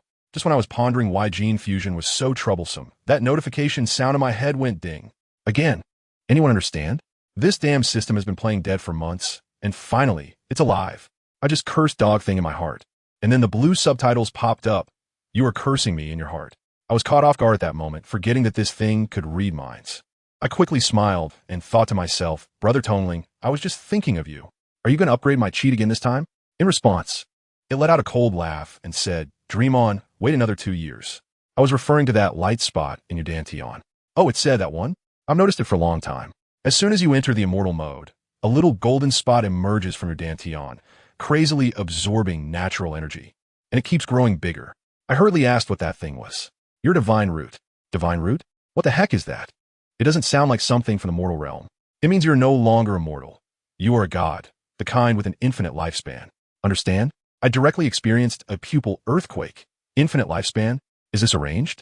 I haven't even reacted yet, and it throws me another line. You are too inexperienced now. Knowing too much can make you arrogant. Your journey is the starry sea. Then whoosh, it fell silent again. Wow, it directly painted me a cosmic-sized dream. This vision just opened up.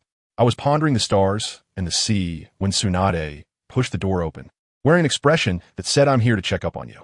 She asked how my studies were going. I couldn't help but smile.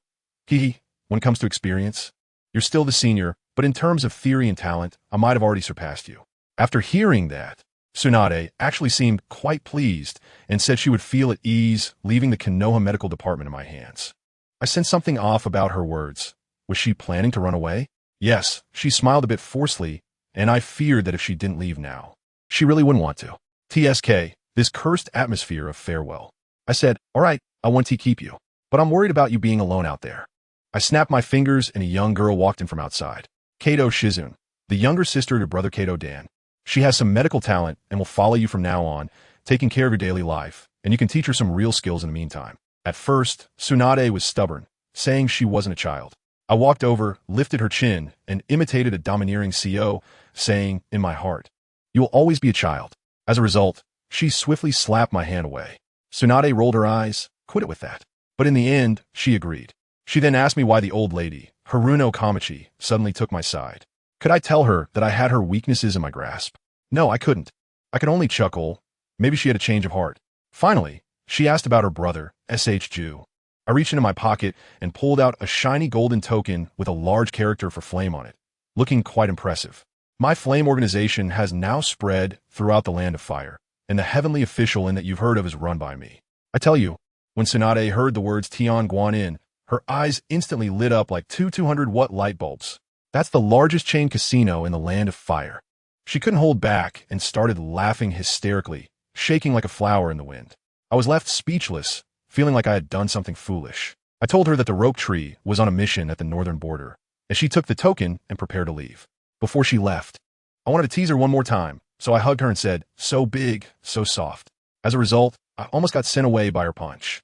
Watching her leave Konoha with a silent demeanor was quite elegant, but her eyes were a bit red.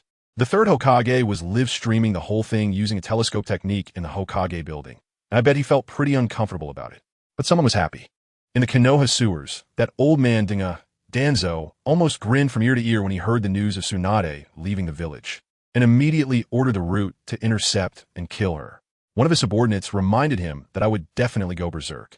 Guess what Danzo said? "SunYan? He's nothing. Once my transplant experiment is completed, he won't be anything. He still has Uchiha Mikoto and Uzumaki Kushina as his weaknesses." Goodness, this old man is already plotting how to deal with me. Meanwhile, in the Uchiha clan's territory, those old men were so furious they were blowing their beards and glaring.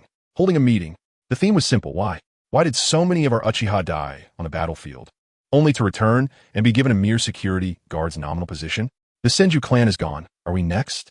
After arguing for a long time, they realized that to have a voice in Konoha's upper echelons, someone needed to become Hokage. But looking at the next generation, with figures like Hatake Tsukumo, Namikaze Minato, and the legendary three, they couldn't compete with any of them, unless the Uchiha could produce another Kage-level freak like Madara. In the end, their clan leader Uchiha H. Teru slammed the table. Enough arguing. If we want to break the deadlock, we need to find outside help. Who? SunYan. He immediately ordered, "Go, prepare a lavish gift, and invite Lord SunYan to our Uchiha clan for a feast.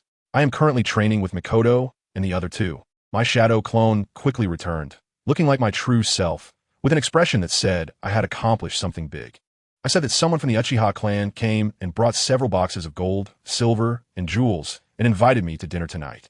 As soon as I heard it, I knew it was a feast at Hongmen. I was about to refuse, but then my shadow clone scratched its head and chuckled. The main body, I've already accepted it for you." Damn it, he was still laughing. My blood pressure shot up at that moment. I almost wanted to give him a Rasengan right there. Sometimes the shadow clone is incredibly smart, and other times it's just plain stupid. There was no choice. Since the gift was accepted, I had to go to the dinner.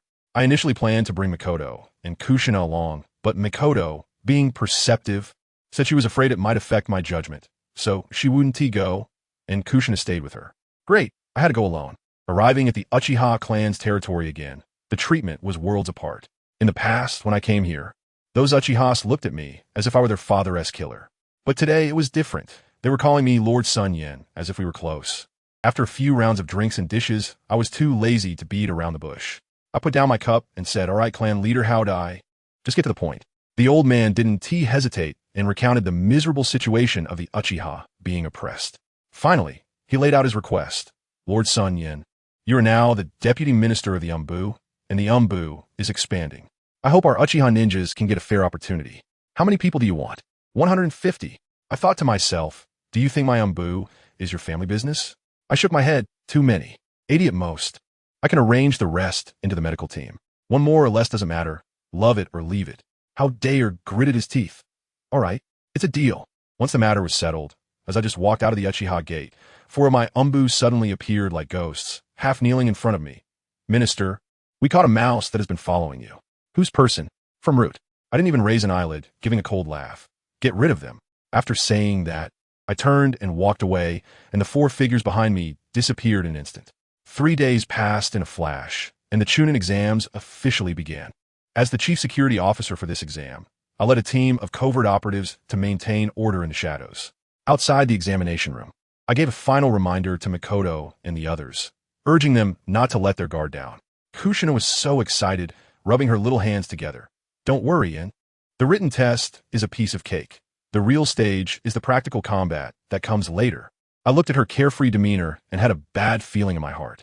Meanwhile, in my office, a stunning beauty was peeling grapes for me. Who? Yitsong. She had just returned from the land of water to report on her work. She said that Xiao Nan and Sheng Shu were now teaming up as bounty hunters, having a great time, but that Danzo's underlings were always buzzing around like flies, causing trouble. I asked her where Tsunade was, and she immediately got jealous. Snorting, that big-chested woman is almost to the northern border. The Root has sent a lot of people to assassinate her, but they've all been killed by her. As soon as I heard that Tsunade was being chased, her face instantly darkened. "Danzo, you really are asking for death." I immediately created a shadow clone and coldly commanded, "You, go with Yakura and wipe out all of Danzo's rat dens in a land of fire. By the way, bring back that walking ATM machine, Kaku alive." The shadow clone took Yakura and disappeared with Flying Thunder God. Meanwhile, I headed to the monitoring room to watch Makoto and the others take their exams. In the first written test, as I expected, it ended up being a psychological battle, but those three little girls were very steady and passed smoothly. Before the second exam, I waited for them at the entrance of the Forest of Death. Minato also arrived, and I smiled at him, saying that after he passed the exam and became a Jonin, I would give him a big gift. With the head examiner's command, the second exam, the chaotic battle in the Forest of Death officially began. This time the rules changed to individual actions, but free teaming was allowed. Without a second thought, Makoto and the others teamed up and rushed into the forest. They found a hidden spot to rest, and Kushina excitedly suggested, "He, how about we grab all the scrolls from the ninjas of other villages?" Makoto and Linglong tried to advise her not to go too far, but Kushina ignited their spirits with one sentence. "TCH, are you two scared?" "Who has scared?" "That's right. I had just mastered the 8 trigrams palm and was looking for someone to practice on. Just as I finished speaking, 3 unlucky guys from the Grass Ninja village ran into them. Those Grass Ninjas thought they had hit the jackpot when they saw 3 little girls and shouted for them to hand over their scrolls." What happened next? Mikoto activated her Sharingan. Linglong glared with her Byakugan, and the battle ended in an instant. Linglong finished her set of 8 trigrams, 16 palms. And Kushina and Mikoto didn't even get a chance to join in. After grabbing the scrolls, Kushina revealed a devilish smile. The game has just begun. Just as these 3 little girls were about to enter massacre mode, on the other side, it wasn't so easy for Minato. Good grief. He had just taken down a few people when he looked up and found himself surrounded by dozens of grass ninjas. The situation was like a full-on battle. I tell you, the one leading directly shouted out Watergate's name, and it sounded like reading a death list. The little brother next to him even asked, "Big brother, is this guy also a target? Should we take him down?" The leader, let me tell you, is actually Tuanzong in disguise. This old sly guy directly said, "I'll handle it myself. You guys go catch the main target. Remember alive." Goodness, in the blink of an eye, dozens of people disappeared, leaving only Tuanzong facing off against Watergate. Watergate immediately reacted and said, "You are definitely not a grass ninja. Who exactly are you?" Tuanzong pretended to be profound, lamenting, "Killing a genius like you really pains me." "Bah, what are you pained about?" Watergate's brain was racing, and he instantly guessed, "You are Tuanzong?" As soon as he finished speaking, Tuanzong had already moved. On the other side, Mikoto and the others also ran into those dozen people. Kushina, the fierce girl, still hadn't figured out the situation and shouted with her hands on her hips, "Hey, if you know what's good for you, hand over the scroll quickly, or don't blame me for being rude." What happened? They didn't waste any time talking to her. The 4 of them quickly took their positions and trapped the 3 of them in a 4 purple flames formation. Now they were in a tight spot. On Watergate's side, let me tell you, the fight was intense. Tuanzong started with a wind release, vacuum sphere shooting like a machine gun, spraying bullets everywhere. Watergate quickly raised an earthen wall, and guess what? That earthen wall was as fragile as paper, instantly turned into a sieve. Watergate could only dodge frantically. Tuanzong came again with wind release.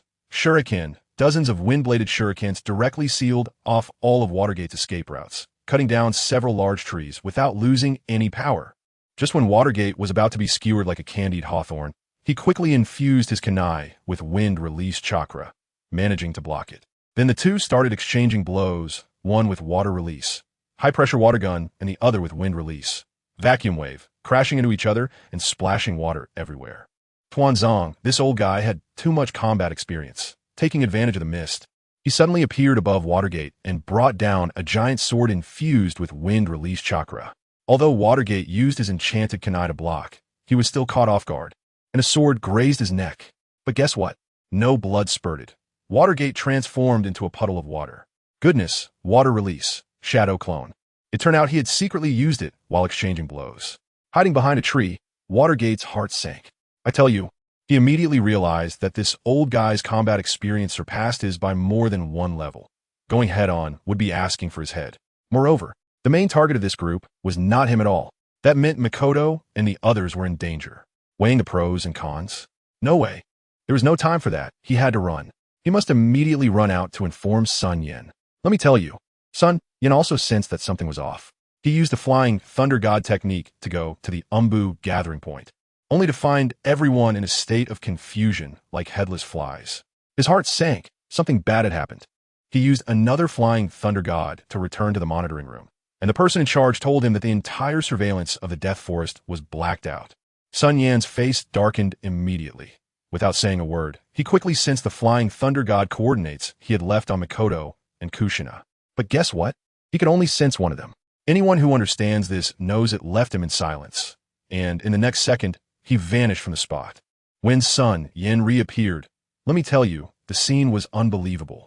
The ground was littered with signs of battle, as if it had been bombarded. Kushina was covered in blood, struggling to hold onto the adamantine chains, while 5 members of the Akatsuki stood opposite her. What made him even angrier was that the 4 trusted subordinates he had sent for protection had already turned into 4 cold corpses. When Kushina saw SunYan, she instinctively lashed out with the adamantine chains, but they paused mid-air. She could no longer hold on and collapsed into SunYan's arms, crying, "Please kill them." Mikoto and Linglong had been taken away. The look in SunYan's eyes at that moment was like a Shura rising from hell. He smiled with a grimace that was more terrifying than a cry. In the next second, he transformed into a black light, and in an instant, the 5 Akatsuki ninjas had no time to react before turning into a mist of blood. He held Kushina and used a flying thunder god to send her back to the base to be taken care of by Yakura, then disappeared again. In the Death Forest, Danzo was leading 2 subordinates, carrying the unconscious Mikoto and Linglong, preparing to escape. SunYan's figure appeared silently in front of them like a ghost, facing away, his immortal white robe billowing in the wind. The 3 of them were so scared they slammed on the brakes. SunYan slowly turned around, his face devoid of expression. Danzo, this old bastard, was tough. He directly dispelled his transformation technique and said, "I didn't expect you to react so quickly." SunYan's voice was as cold as ice. "Danzo, you will die today."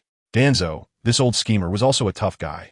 He laid his cards on the table and said, "SunYan, you are impressive, but your women are in my hands. They have my curse seal on them. With just a thought, they could die. Now, there are 2 choices. Either you become my dog, or you kill yourself right now." Guess how SunYan responded? He laughed, so nonchalantly, saying, "Old man, are you sure you dare to touch them? I guarantee that if they lose a single hair, it won't be that simple for you today. Those 2 are your only chance of survival." I tell you, that aura directly stunned Danzo. Is this high-end business warfare? Using lives as chips? Just as both sides were at a standstill, the 2 subordinates behind Danzo suddenly pulled out kunai and stabbed each other. Danzo was momentarily dumbfounded, shouting at SunYan not to play tricks. But SunYan ignored him and stepped forward. In a panic, Danzo was about to activate his curse seal, and guess what happened? Meichin and Linglong turned into butterflies and flew away. Old Deng was shocked. Illusion? What did I fall for an illusion? I tell you, he couldn't figure it out until he died. SunYan didn't give him a chance to think at all. Snapping his fingers, bam, Danzo's world went black, and all his senses were stripped away. SunYan controlled Danzo like a puppet to undo the cursed seal, and at that moment, the 3rd Hokage and a large force finally arrived. What do they find? A huge chakra barrier surrounding the entire forest of death. Anyone who touched it would fall, and they couldn't get in at all. On SunYan's side, once he confirmed the curse seal was undone, he breathed a sigh of relief and quickly woke up Meichin and the others. The 2 girls, upon waking up, were terrified and hugged SunYan, crying their hearts out. SunYan felt heartbroken and decided then and there that this matter wasn't over. He first used Flying Thunder God to send the 2 girls back to the base to settle them, having Yetsong and the others take care of them. And then he turned around to obtain all the base maps of the root organization in the Land of Fire, splitting into a dozen shadow clones, and ordered, "Leave none alive." Then he personally rushed back into the Forest of Death. When the 3rd Hokage and the others finally managed to break through the barrier and rush in, what did they see? SunYan dragging a half-dead Danzo, like a dead dog. Danzo had just recovered from the illusion and hadn't yet had the chance to appreciate the beauty of the world when a Rasengan flew towards his face. If it weren't for his intense survival instinct, he would have lost his head, but one of his arms was instantly crushed. The scream echoed through the forest, startling all the birds away. Danzo covered his broken arm and still wanted to threaten. "SunYan, do you dare to kill me? I am the leader of Root." SunYan completely ignored him, directly exposing all the dirty deeds Danzo had committed, from sending people to assassinate him to planning the genocide of the Senju clan. Danzo was so enraged that he summoned his spirit beast, the Dream Taper, intending to have it hold SunYan back while he escaped. But guess what? SunYan glared, and a ball of black fire burned that big beast to ashes. Then, with another flying thunder god, he appeared right in front of the fleeing Danzo and unleashed another Rasengan. This time Danzo couldn't dodge, and his entire left arm was gone.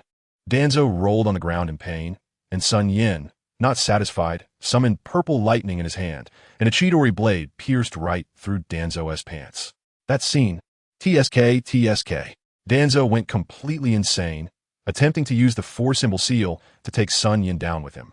But just as he was about to form the hand signs, SunYan executed a set of 8 trigrams, 24 palms, sealing all his chakra points and locking away his chakra, rendering him a useless person.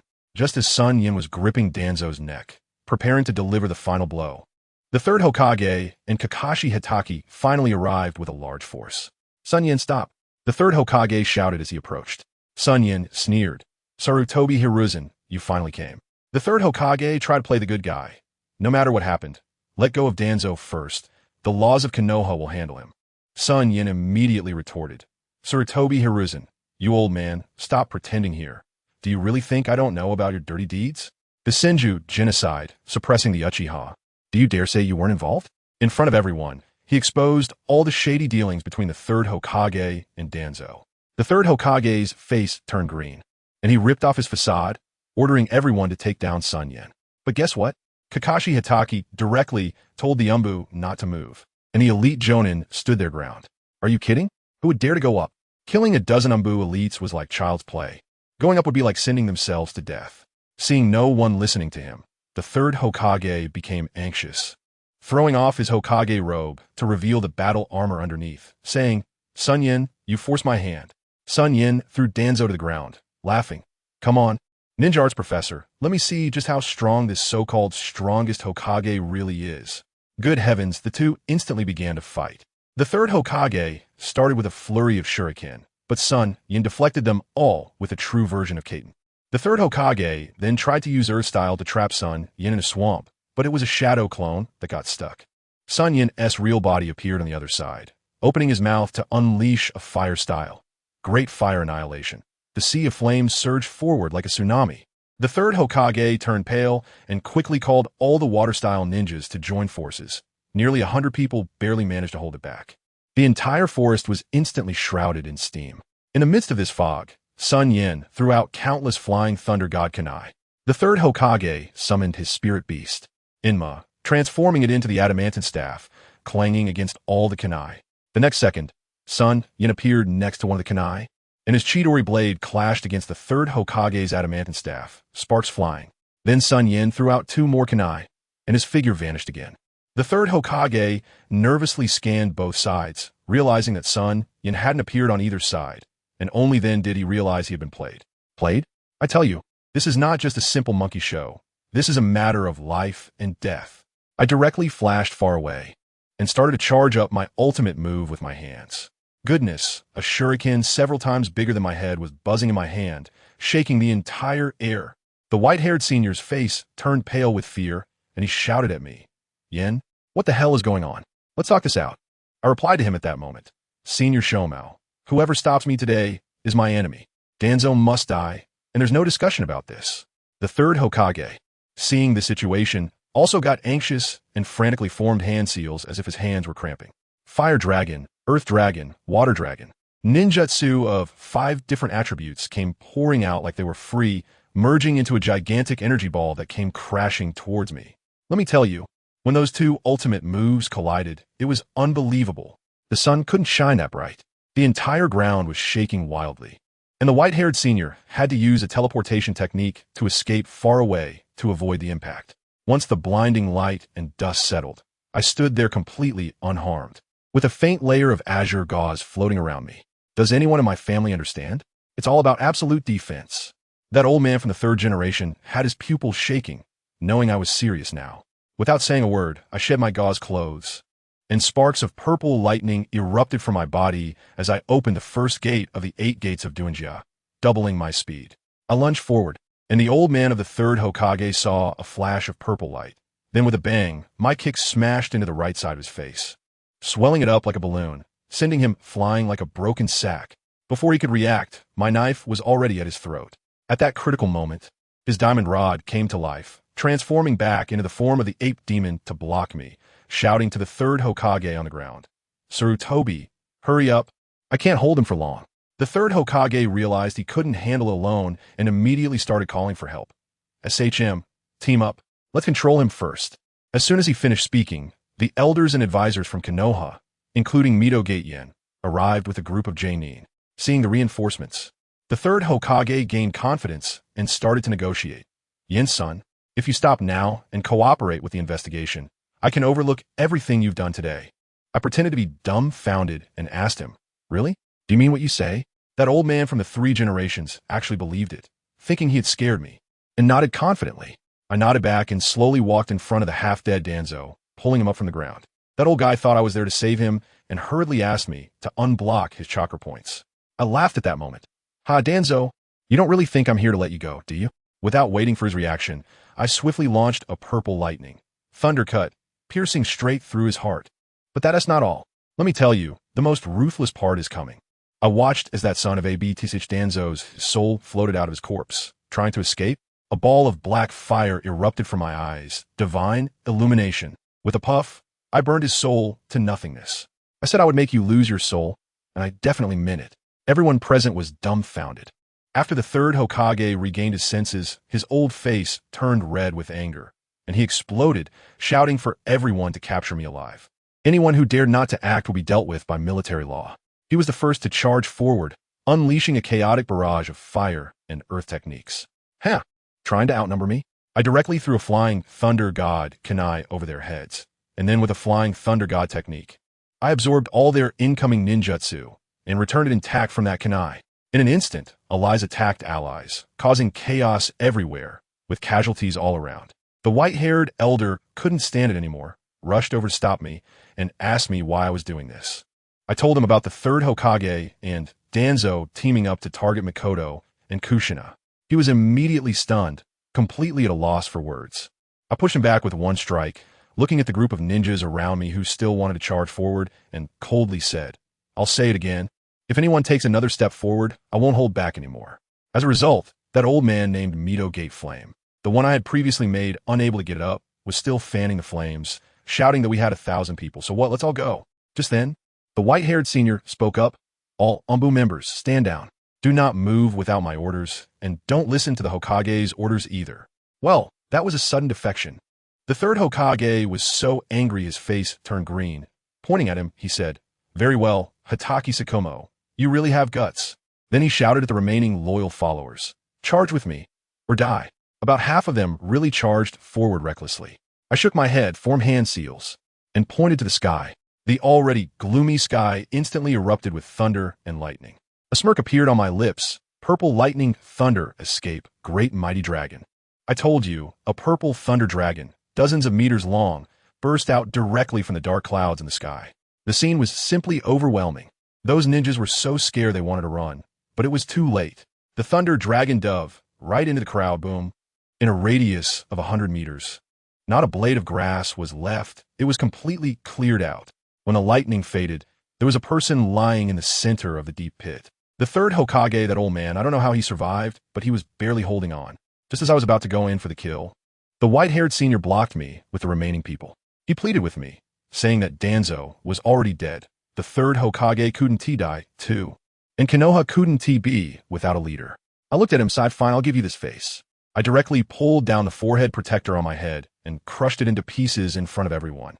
Senior Shuo Mao, thank you for your care all this time. From today on, I'm no longer a ninja of Konoha. The next time we meet, we might be enemies. After saying that, I used Flying Thunder God and disappeared. I heard that at that time, Minato was sitting in a tree in the distance, crying his eyes out as he watched me leave. Back at my own base of the Akatsuki, it felt great. Yakura immediately gave me a big hug, welcoming me home. Soon after, my shadow clones returned with the spoils. They raided all of Danzo's root bases in the Land of Fire, collecting gold, silver, jewels, and ninjutsu scrolls, piling them up like a mountain, with cash filling several carts. The best part was that they found a method to unseal the caged bird curse of the Hyuga clan. This was a huge win. I immediately had Yakura arrange for someone to lift the curse seal from my subordinate Linglong of the Hyuga clan. Oh, And there's a hilarious thing that happened. A few days later, Orochimaru secretly went to dig up Danzo's grave, wanting to use Edo Tensei to bring him back. What happened? His soul was burned away by me. So how could he resurrect air? He fiddled around for a long time with no reaction, and, in the end, he couldn't even do it himself. So he went back to continue studying his blueprints. Family, doesn't he deserve the 2025 Funny Nobel Prize? As for Konoha, after 6 days, the third Hokage finally woke up. The first thing he did upon waking was to list me as an SSS-class rogue ninja, and then he held a grand memorial service for that scum Danzo, portraying him as a hero who protected Konoha. As for me, I became a murderous maniac who killed nearly 100 compatriots, with notices plastered all over the village. The white-haired senior was also disheartened, directly resigning as the assistant Hokage and head of the Umbu, saying he wanted to go home to accompany his wife, who was about to give birth. This mess, whoever wants to deal with it can do so. Meanwhile, Jiraiya received the news in the Land of Rain, and, seeing the information about my defection, sighed alone. Yahiko and a few other kids noticed his bad mood and ran over to ask him, "Jiraiya-sensei, what happened?" What could he say? He just said, "Oh, one of my good buddies went astray, and it hurts my heart." As a result, the kid next to Yahiko, named Konmaru, almost exploded with rage upon hearing the name SunYan. His hatred was so intense that it couldn't be hidden. Jiraiya, being a smart guy, immediately warned the kid, saying, "Don't think about causing trouble for SunYan. That guy's a walking nuclear bomb. You can't provoke him." After that, he said he would return to Konoha and told the kids to behave and not to slack off. On the other side, in the northern part of Konoha, at the Tiandu Town House and Casino, let me tell you, the scene was absolutely intoxicating.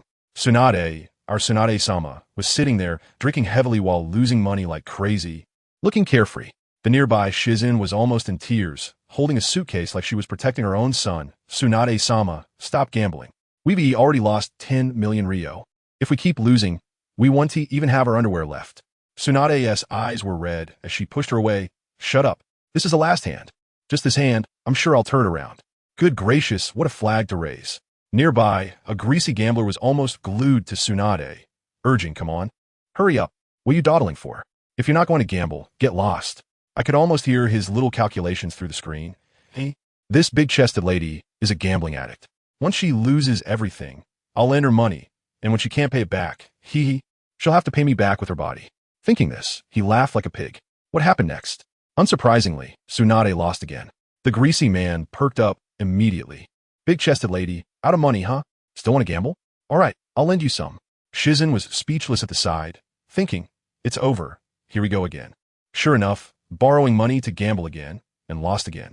The greasy man now felt powerful, standing there with several bodyguards behind him like iron towers. "Big-chested lady, you owe me 1 million Ryo. Now, immediately, pay up. Otherwise, don't even think about leaving this door today." Tsunade swayed and replied, "I don't have money. How about I write an IOU first?" "An IOU? Puffed." The greasy man had a lewd smile. "No money? That's fine. You and that little girl behind you can accompany me to the hotel for a night of fun, and this debt will be wiped clean. Family, who understands?" As soon as those words came out, the air turned cold. Tsunade's finger moved slightly, and Shizun stepped forward, being very considerate. "Tsunade-sama, don't get your hands dirty with this scum." Tsunade nodded and stylishly walked out of the room first. Then outside was a cacophony of wails, worse than slaughtering pigs. Not long after, Shizen came out carrying a suitcase full of money, beaming with joy. "Tsunade-sama, all done." Tsunade took the money, nodded in satisfaction. "Well done. To deal with such evil forces, you have to use magic to defeat magic." They set off on their stylish journey to the next casino. However, halfway there, Tsunade suddenly slammed on the brakes. "Shizen, stop." "What is wrong, Tsunade-sama?" "There's a rat that has been following us all the way." Tsunade smirked and threw a kunai into the nearby woods. Shizen instantly went into battle mode. Tsunade shouted at the woods, "Aren't you coming out? How long do you plan to follow us?" After saying that, she leaped into the air and executed a powerful stomp, creating a massive crater in the ground. In the grass, 2 figures wearing white flame robes and masks, one tall and one short, suddenly sprang out. The tall one complained, "It's all your fault, Conan. You exposed us." The shorter one, with a voice like a lark, replied, "How is it my fault? What was SunYan thinking, letting you follow me for training?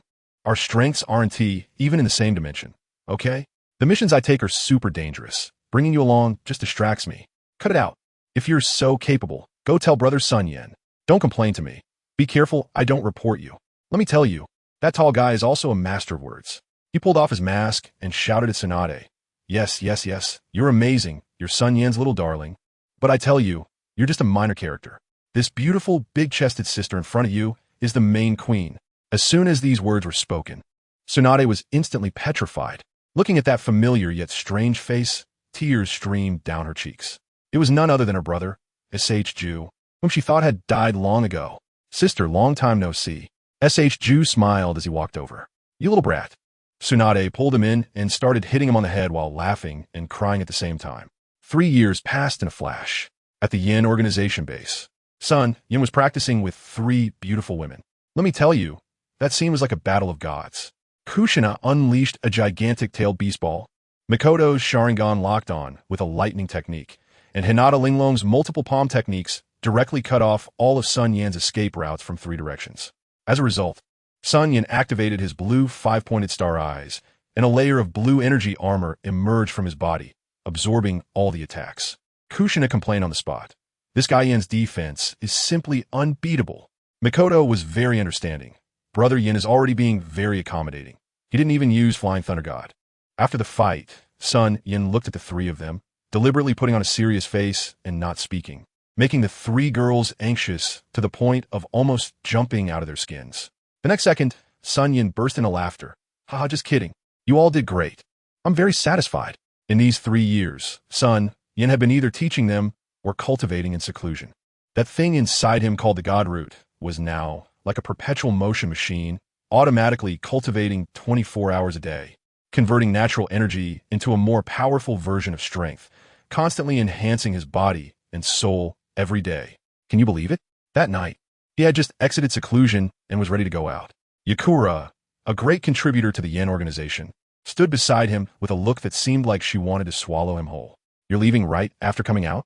Don't you care about the organization's matters at all? SunYan could only smile apologetically. Isn't it time for my eyes to break through? I'll be back soon. Where you break through doesn't matter. You have to go out and wander? Yakura's resentment was through the roof. This time is different. I need to comprehend the power of the stars. Upon hearing this, Yakura got even angrier. Am I the one with a huge resentment? Don't you know why I'm angry? I'm almost 30, and if you don't hurry up, the flowers will wilt. SunYan felt a chill down his spine and could only coax her. All right. Wait for me to come back, and I'll double compensate you. Okay. Yakura's eyes lit up, and her expression changed instantly, smiling like a little fox. You said it, no backing out. Hurry up, and I'll be waiting for you. After saying that, she swayed her waist and left, making SunYan feel frustrated. Once SunYan was on the road alone, he started chatting with his external aide. Qingshi Chuan. Hey, big brother Tongling, why is this upgrade so troublesome? I still have to comprehend the power of the stars? Qingshi Chuan directly replied with 2 words. Fishrow. Do you think this is Saint Seiya with Leo and Aries? It's the 7 ancient stars in the universe.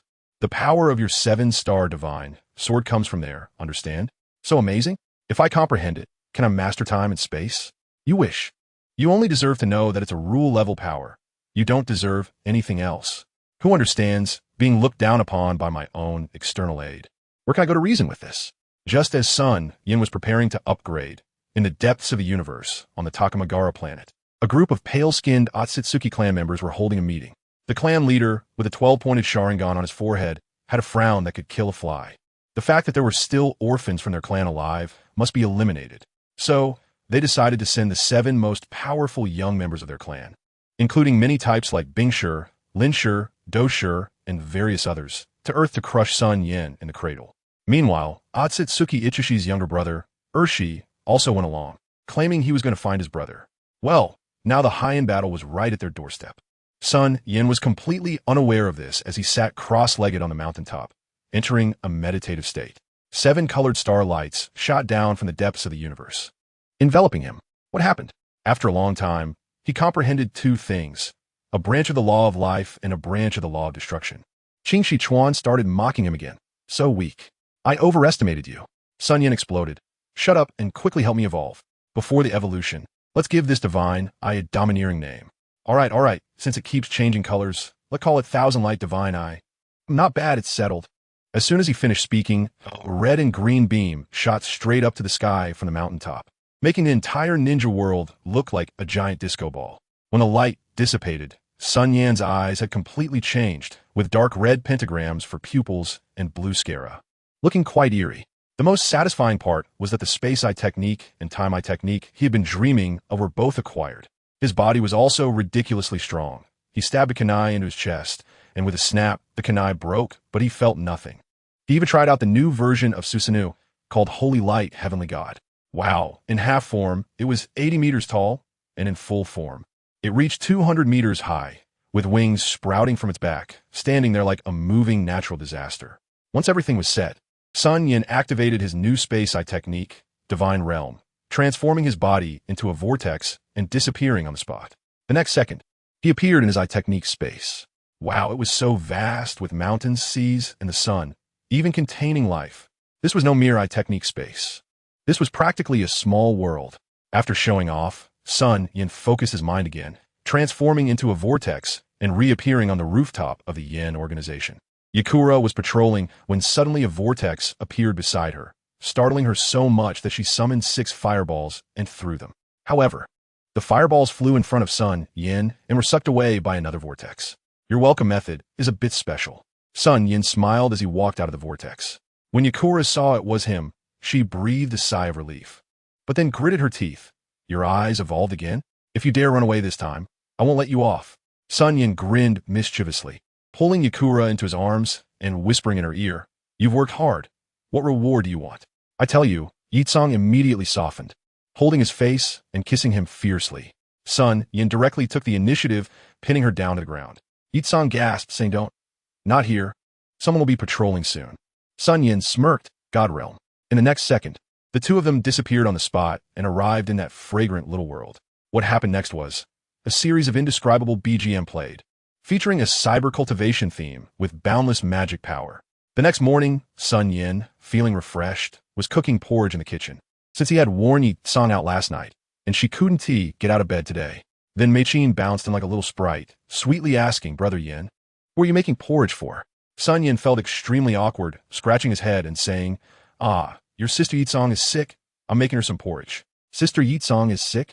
Then I'll go see her with you. SunYan's heart sank, but he still gritted his teeth and took Mei-Chin to Yitsong's room. Just as he opened the door, Yitsong happened to wake up, and upon seeing him, she wore a lazy and satisfied expression, immediately saying a bombshell. Isn't it because of you, you dead ghost, working so hard last night? As soon as she finished speaking, she noticed Mei-Chin behind SunYan, looking innocent and wide-eyed. Let me tell you, that scene was something else. Yitsong's face turned bright red all of a sudden, like a ripe tomato, and she was probably cursing me for not reminding her sooner. As for Mei-Chin, she just stood there dazed, her little face also flushing red. The information in her gaze was overwhelming. 3 parts shyness, 7 parts wow. So you guys got together behind my back. The jealousy was real. Family, who understands? The battlefield had directly descended. As soon as I saw the situation, I thought, wow, the best strategy is to make a quick exit. I quickly placed the porridge on the table and chuckled awkwardly, saying, well, as the leader, I haven't been in charge for 3 years. So I'm not familiar with the organization as situation. I need to get acquainted with the business. You all chat, go ahead. Before I finish speaking, I used the Flying Thunder God technique to disappear on the spot, hiding my achievements and fame. I slipped away. I couldn't get involved in a showdown between girls. I directly teleported to the meeting room, where Sakurada Miyuki was already waiting for me. As soon as I pushed the door open, wow, it was packed inside, all people. When they saw me come in, they all stood up in unison. I scanned the room and saw some familiar faces, as well as quite a few new young ones, looking at me as if I were a living SSR. A newbie couldn't help but quietly ask the person next to him, is this the esteemed one? He looks too young, right? The seasoned person next to him immediately shot him a look that clearly said, are you trying to get yourself killed? How dare you casually comment on the esteemed one? I walked to the main seat, waved my hand for everyone to sit down, and was about to introduce myself when my secretary, Sakurada Miyuki, came over and said, Master, no need. These newcomers are all top students among the orphans we've raised, and they all know you. I was momentarily taken aback, thinking that this secretary still needed some training. She had no sense of the situation at all. Forget it. Let's just start the meeting.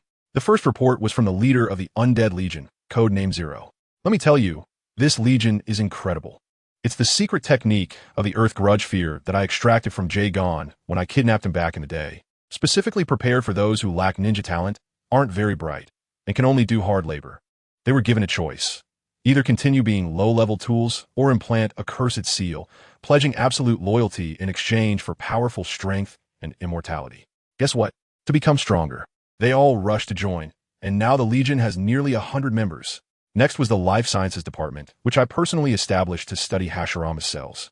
They have already developed the first generation of chakra-enhancing potions, and the second generation of chakra armor is also in development. Basically a ninja version of Iron Man's suit. After hearing all this, I was extremely satisfied, feeling like a behind-the-scenes big boss, plotting everything. Finally, I delivered an important speech, emphasizing that technology is the primary productive force.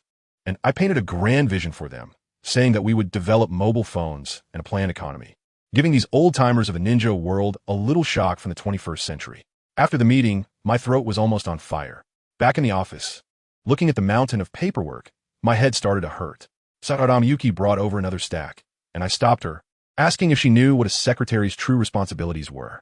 I told her that with her talent, she shouldn't be buried in paperwork, and directly promoted her to deputy minister of the ninja department. The little girl was so moved she had tears in her eyes and happily left. As soon as she left, I immediately created a shadow clone and pointed at that pile of documents. Thanks for your hard work, worker. My shadow clone directly gave me the middle finger. You're really something? After finishing the work, I was in a great mood and slipped into Yakura's room. She was still pretending to be weak, saying that the evidence I left behind couldn't be treated with medical ninjutsu. I directly pointed out her little scheme of putting Sakurada Miyuki beside me, and this girl was still stubborn. I hugged her tightly and told her that I had settled down, and from now on, there would only be her, Tsunade, Mikoto, Kushina, and Conan in my harem. Officially full, no more recruitment. Meanwhile, on the organization's rooftop, Kushina was questioning a visibly unhappy Mikoto. After a lot of fidgeting, Mikoto finally admitted that she was upset because I had been with Yakura first. Upon hearing this, Kushina burst out laughing, saying, I thought it was a big deal. You're jealous, huh? Don't be mad. It's going to happen sooner or later. How about we have a competition to see who can get there first? Goodness. These two girls took it as a KPI to compete. The next day, I gathered all the core members together. Sage Ju, Conan, Mikoto, Kushina, along with Yakura, the founding elders of the Flame organization, were all present. I announced that after lying low for so long, it was time for the entire ninja world to hear our name. The first step was to target the 5 great nations, starting with the most arrogant, the Land of Lightning. Just as we were gearing up for a big move, in Konoha village, Jiraiya was struggling to teach Minato's class. The third Hokage suddenly called him over and assigned him a task to investigate a new rising force called the Flame Organization. When Jiraiya heard this name, his heart skipped a beat as he instantly connected the flame with me. I didn't care what he thought. Our actions had already begun. In the Land of Lightning, in Kumogakure, the third Raikage was discussing the Jinchuriki of the Eight Tails with his son, the future fourth Raikage, A, in his office. Suddenly, boom, a thunderous explosion shook the entire village. A beam of white light shot up from the center of the village, and a terrifying shockwave instantly overturned everything in the Raikage's office. The Eight Tails went berserk? Little A exclaimed. No, not the Eight Tails. The third Raikage's face turned ashen, instantly activating his lightning release chakra mode, transforming into a blue lightning bolt and rushing out. At that moment, right above Kumogakure, 6 figures were quietly floating. They wore matching white flame robes and different masks on their faces, like gods descending. In the next second, one of the gods made a move. Let me tell you, that purple-haired woman with a pair of paper wings on her back unleashed them, and countless paper knives and spears rained down like a storm, mercilessly harvesting below. A true visual feast. Damn it! The third Raikage's old man instantly got furious, roaring like thunder, his body crackling with electricity as he charged over. His speed like blue lightning. But what happened? He was fast, but our leader was even faster. Another figure in white robes, SunYan, appeared in front of him with a teleportation, not even changing his stance, casually threw a punch. Boom! I was dumbfounded watching from above.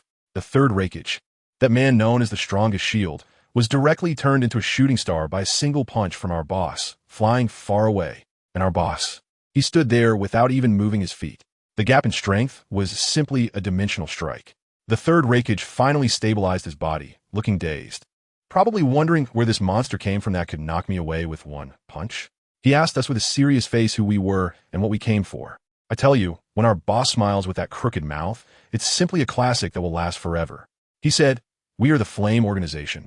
And as for our purpose, you can understand it as us just being bored and randomly killing a few of you for fun.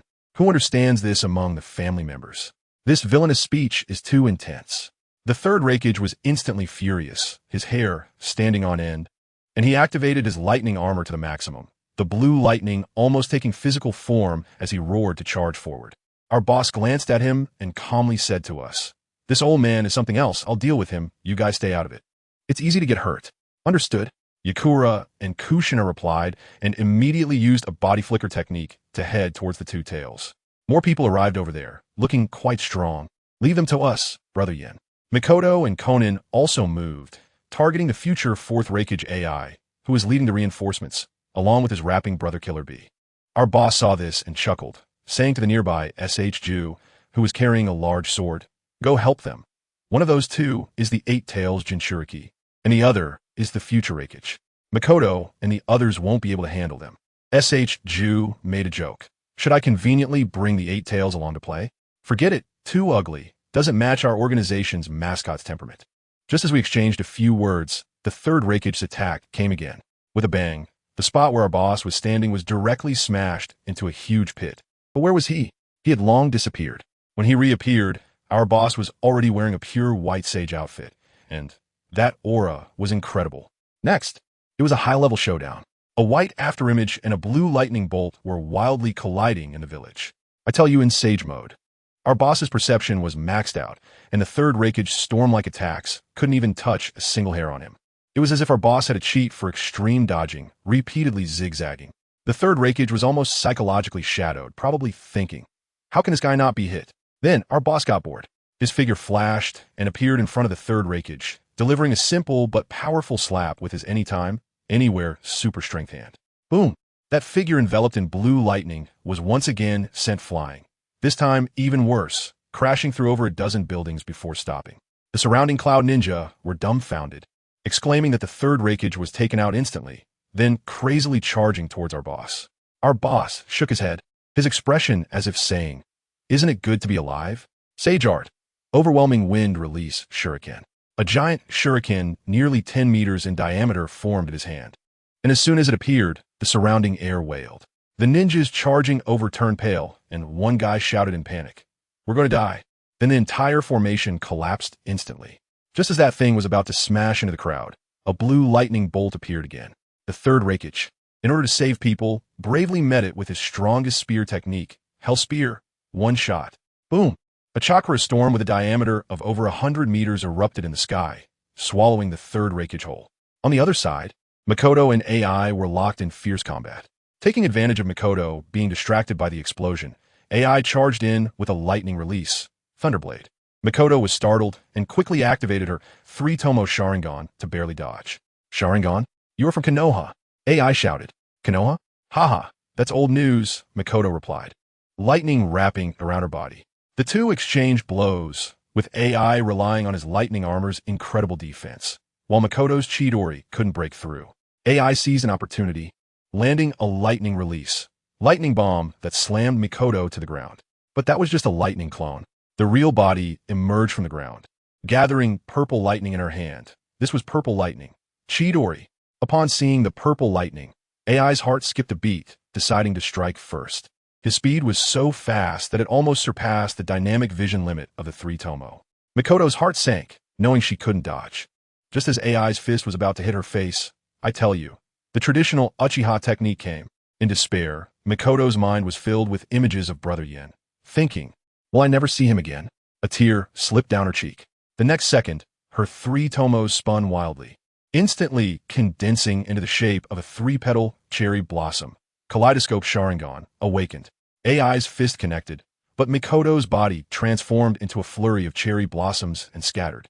Not only AI, but even SHU beside them was stunned. As for our boss, he was watching the whole time with his thousand-light eye, a mischievous smile on his face. He had long foreseen this scene and had no intention of intervening. Good heavens! Focusing on extreme pressure to help teammates break through on the spot. Huh?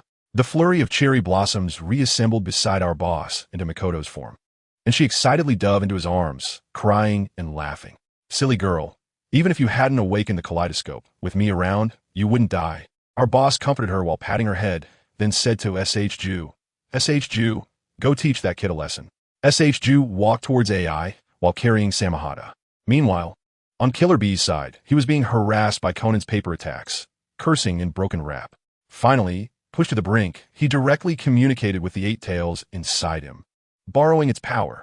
In an instant, Killer Bee was enveloped in rich chakra, transforming into the Eight Tails in human form, his combat power skyrocketing. Conan almost got hit by a punch due to a moment of carelessness. Just at that critical moment, a spatial vortex appeared and sucked Conan in. Our boss made his entrance. The human Eight Tails roared angrily and charged at our boss. The two turned into afterimages, wildly colliding in the air. I tell you, our boss's ocular technique is too overpowered, able to foresee 3 seconds into the future. No matter how fierce the Eight Tails attacks were, they were all ineffective. The Eight Tails, pushed to the edge, began to frantically shoot chakra projectiles. Our boss just smiled and clapped his hands. Summoning technique, 5-headed gate. 5 gigantic demon-faced gates rose from the ground, perfectly blocking all attacks. Immediately after, our boss appeared above the Eight Tails and unleashed a combination of punches that sent it flying hundreds of meters. Damn human! The Eight Tails was furious, completely transforming into a massive bull-headed octopus monster. Now, it was getting interesting. Our boss laughed. The Eight Tails curled itself into a ball with its tentacles and rolled over like a giant top. Our boss was even fiercer. Directly using Sage Art, would release Tree World Descending. Can you believe it? Countless towering trees shot up from the ground, instantly tying up the Eight Tails securely, wrapping it like a big dumpling. The Eight Tails attempted to blast it open with a tailed beast bomb, but our boss clapped his hands again. Sage Art, my Gene Gate. A gigantic red Tori fell from the sky, crashing down on the Eight Tails and sealing all its chakra. The battle was over. Kushina and Yakura also returned after sealing the two tails. The Flame Organization's first full-scale operation ended in a great victory. Next, it was our favorite segment. With a wave of his hand, hundreds of shadow clones shot out, starting a carpet sweep of the Cloud Village. Ninjutsu, secret techniques, research data, treasury. Focusing on a policy of 3 lights, they nearly scraped the ground 3 layers deep. The technology we seized this time was simply 100 years ahead of the entire ninja world. Finally, in a massive spatial vortex, the 6 of us vanished. Half a month later, this matter exploded throughout the ninja world. As for the Cloud Village, it was in a terrible state. The third Raikage had lost an arm, and A and Killer Bee were still lying in the ICU. They held a high-level meeting in the village, where a group of senior officials argued for a long time, analyzing our abilities, discussing the Sharingan and would release. In the end, a guy wearing glasses came up with a malicious idea.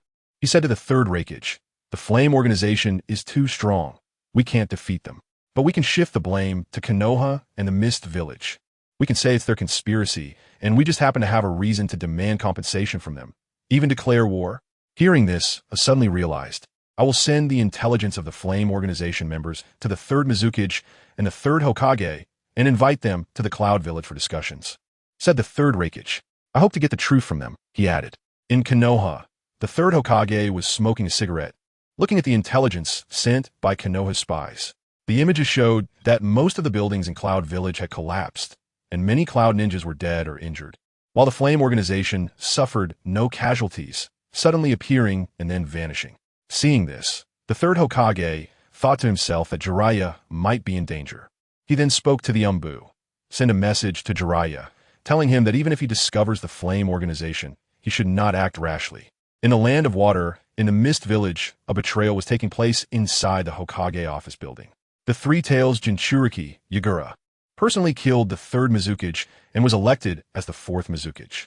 In the Land of Water, the current daimyo, Yoshida Masakazu, with the help of SunYan, successfully secured his position and secretly established his own ninja organization, the Guardian of the Name. The situation in the Land of Water was quite complex.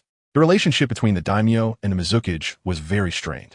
In a cave in the Land of Water, Uchiha Madara was sitting cross-legged when a white figure suddenly emerged from the ground. What major events have happened in the ninja world recently? Uchiha Madara asked. Lord Madara, half a month ago, the Flame Organization attacked the Cloud Village. White Zetsu replied. The Flame Organization, is that the one established by SunYan?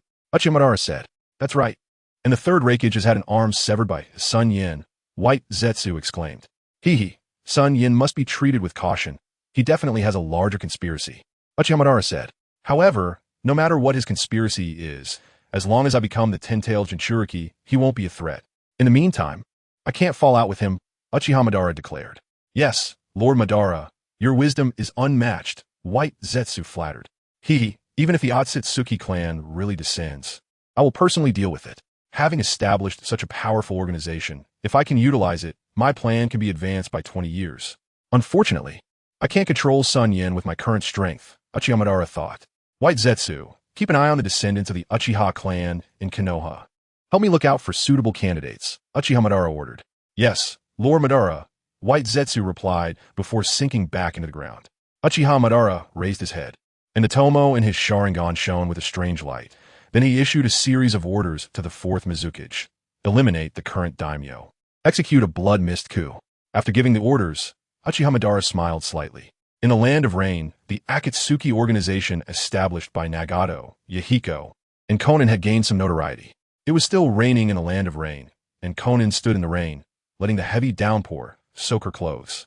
Suddenly, a strange figure appeared in her mind, followed by a light emanating from the wedge in her hand, which soon spread throughout her body. Then her body was occupied by another consciousness. This body fits me quite well, much better than that monk, Otsutsuki, Ishiki chuckled. Who the hell are you? Konan exclaimed in panic, realizing she could no longer control her body. I am a god, your savior god. I can give you power and help you take revenge. Otsutsuki Ishiki said. Chapter 125. Otsutsuki Ishiki, you are a god? What a joke. Get out of my body. Konan shouted angrily. Little brat, just take a nap. Otsutsuki Ishiki said, completely taking control of Konan's consciousness. Looking at his new vessel, Otsutsuki Ishiki smiled slightly, although this body was still very weak. Its compatibility with his power was much higher than that monk's. The power he could exert in the future would definitely be much stronger than the last vessel. Damn Otsutsuki Kagaya. If it weren't for that traitor, I would have completed my mission and returned to the heavenly plane. Thinking this, Ishiki had already made plans. Before his power awakened, he would lay low, and once his strength was restored, he would conquer the entire ninja world, resurrect the 10 tails, and then create chakra fruits to return to the heavenly plane. Konan, why are you out in the rain again? Yahiko asked as he walked out with a straw hat. I'm used to it. Where's Nagato? Ishiki asked. Nagato took the team to carry out a mission, Yahiko replied. The Rinnegan. Such a low-level planet actually births such eyes. It's really unbelievable, Otsutsuki Ishiki thought to himself. After saying this, Ishiki walked into the house. Yahiko looked at Konan, who had entered the house, feeling something was off. Ishiki's demeanor today felt different from usual. At the Flame Organization's main base, SunYan was sitting on the rooftop absorbing natural energy. Through the 1,000-light eye, endless natural energy was frantically drilling into SunYan's body, being absorbed by the God Root. The God Root absorbed the natural energy, resulting in a slight growth. Occasionally, it released a bit of divine power, which penetrated SunYan's limbs, forging his body. After sensing someone approaching, SunYan stopped absorbing. Yakura's figure appeared, dressed in a black professional suit, with her long legs wrapped in alluring black stockings, walking over to SunYan in high heels. Seeing this, SunYan's mouth twitched. This woman was getting better at this. Master, it's time for the meeting, Yakura said with a bow. Smack! SunYan slapped Yakura on the backside. Master, did I do something wrong? What do you want to do? Yakura's seductive voice came. Can you act normally? Let's hurry up and start the meeting. SunYan restrained himself, and with Yakura, who had a triumphant look on her face, he used Flying Thunder God to appear in the conference room. Lord Master, seeing SunYan's figure appear, everyone stood up and said, All right, no need for formalities. Let's get to the meeting, SunYan said. Lord Master, our Flame Organization's many bases in the Land of Fire have been under surveillance by many ninjas, mostly from Konoha, in addition to many other ninjas from the other 4 great nations, as well as bounty hunters and wandering ninjas, the intelligence department had reported. Is that so? Then things are getting more interesting. Has there been any exposure? SunYan asked. Our Flame Organization has not been exposed at any of the 48 bases in the Land of Fire. However, there's a high possibility that 3 bases have been exposed. The intelligence department had replied. In that case, tell them to move anything valuable first, then let those who are watching us see the strength of the Flame Organization. SunYan smiled and said, Each base has 1 to 2 members of the dead army stationed, not to mention many elite ninjas from the organization. Who dares to touch the base of the Flame organization is simply like lighting a lantern in a latrine, looking for shit. Additionally, news has come from the headquarters of the Water Country's heavenly official in that the third Mizuki has been assassinated, and the three-tailed Jinchuriki, Yagura, has successfully taken office as the fourth Mizuki, implementing several brutal policies targeting families with bloodline limits. The intelligence department continued, Uchiha, have you finally been unable to hold back? But as long as you don't touch my interests, do as you please.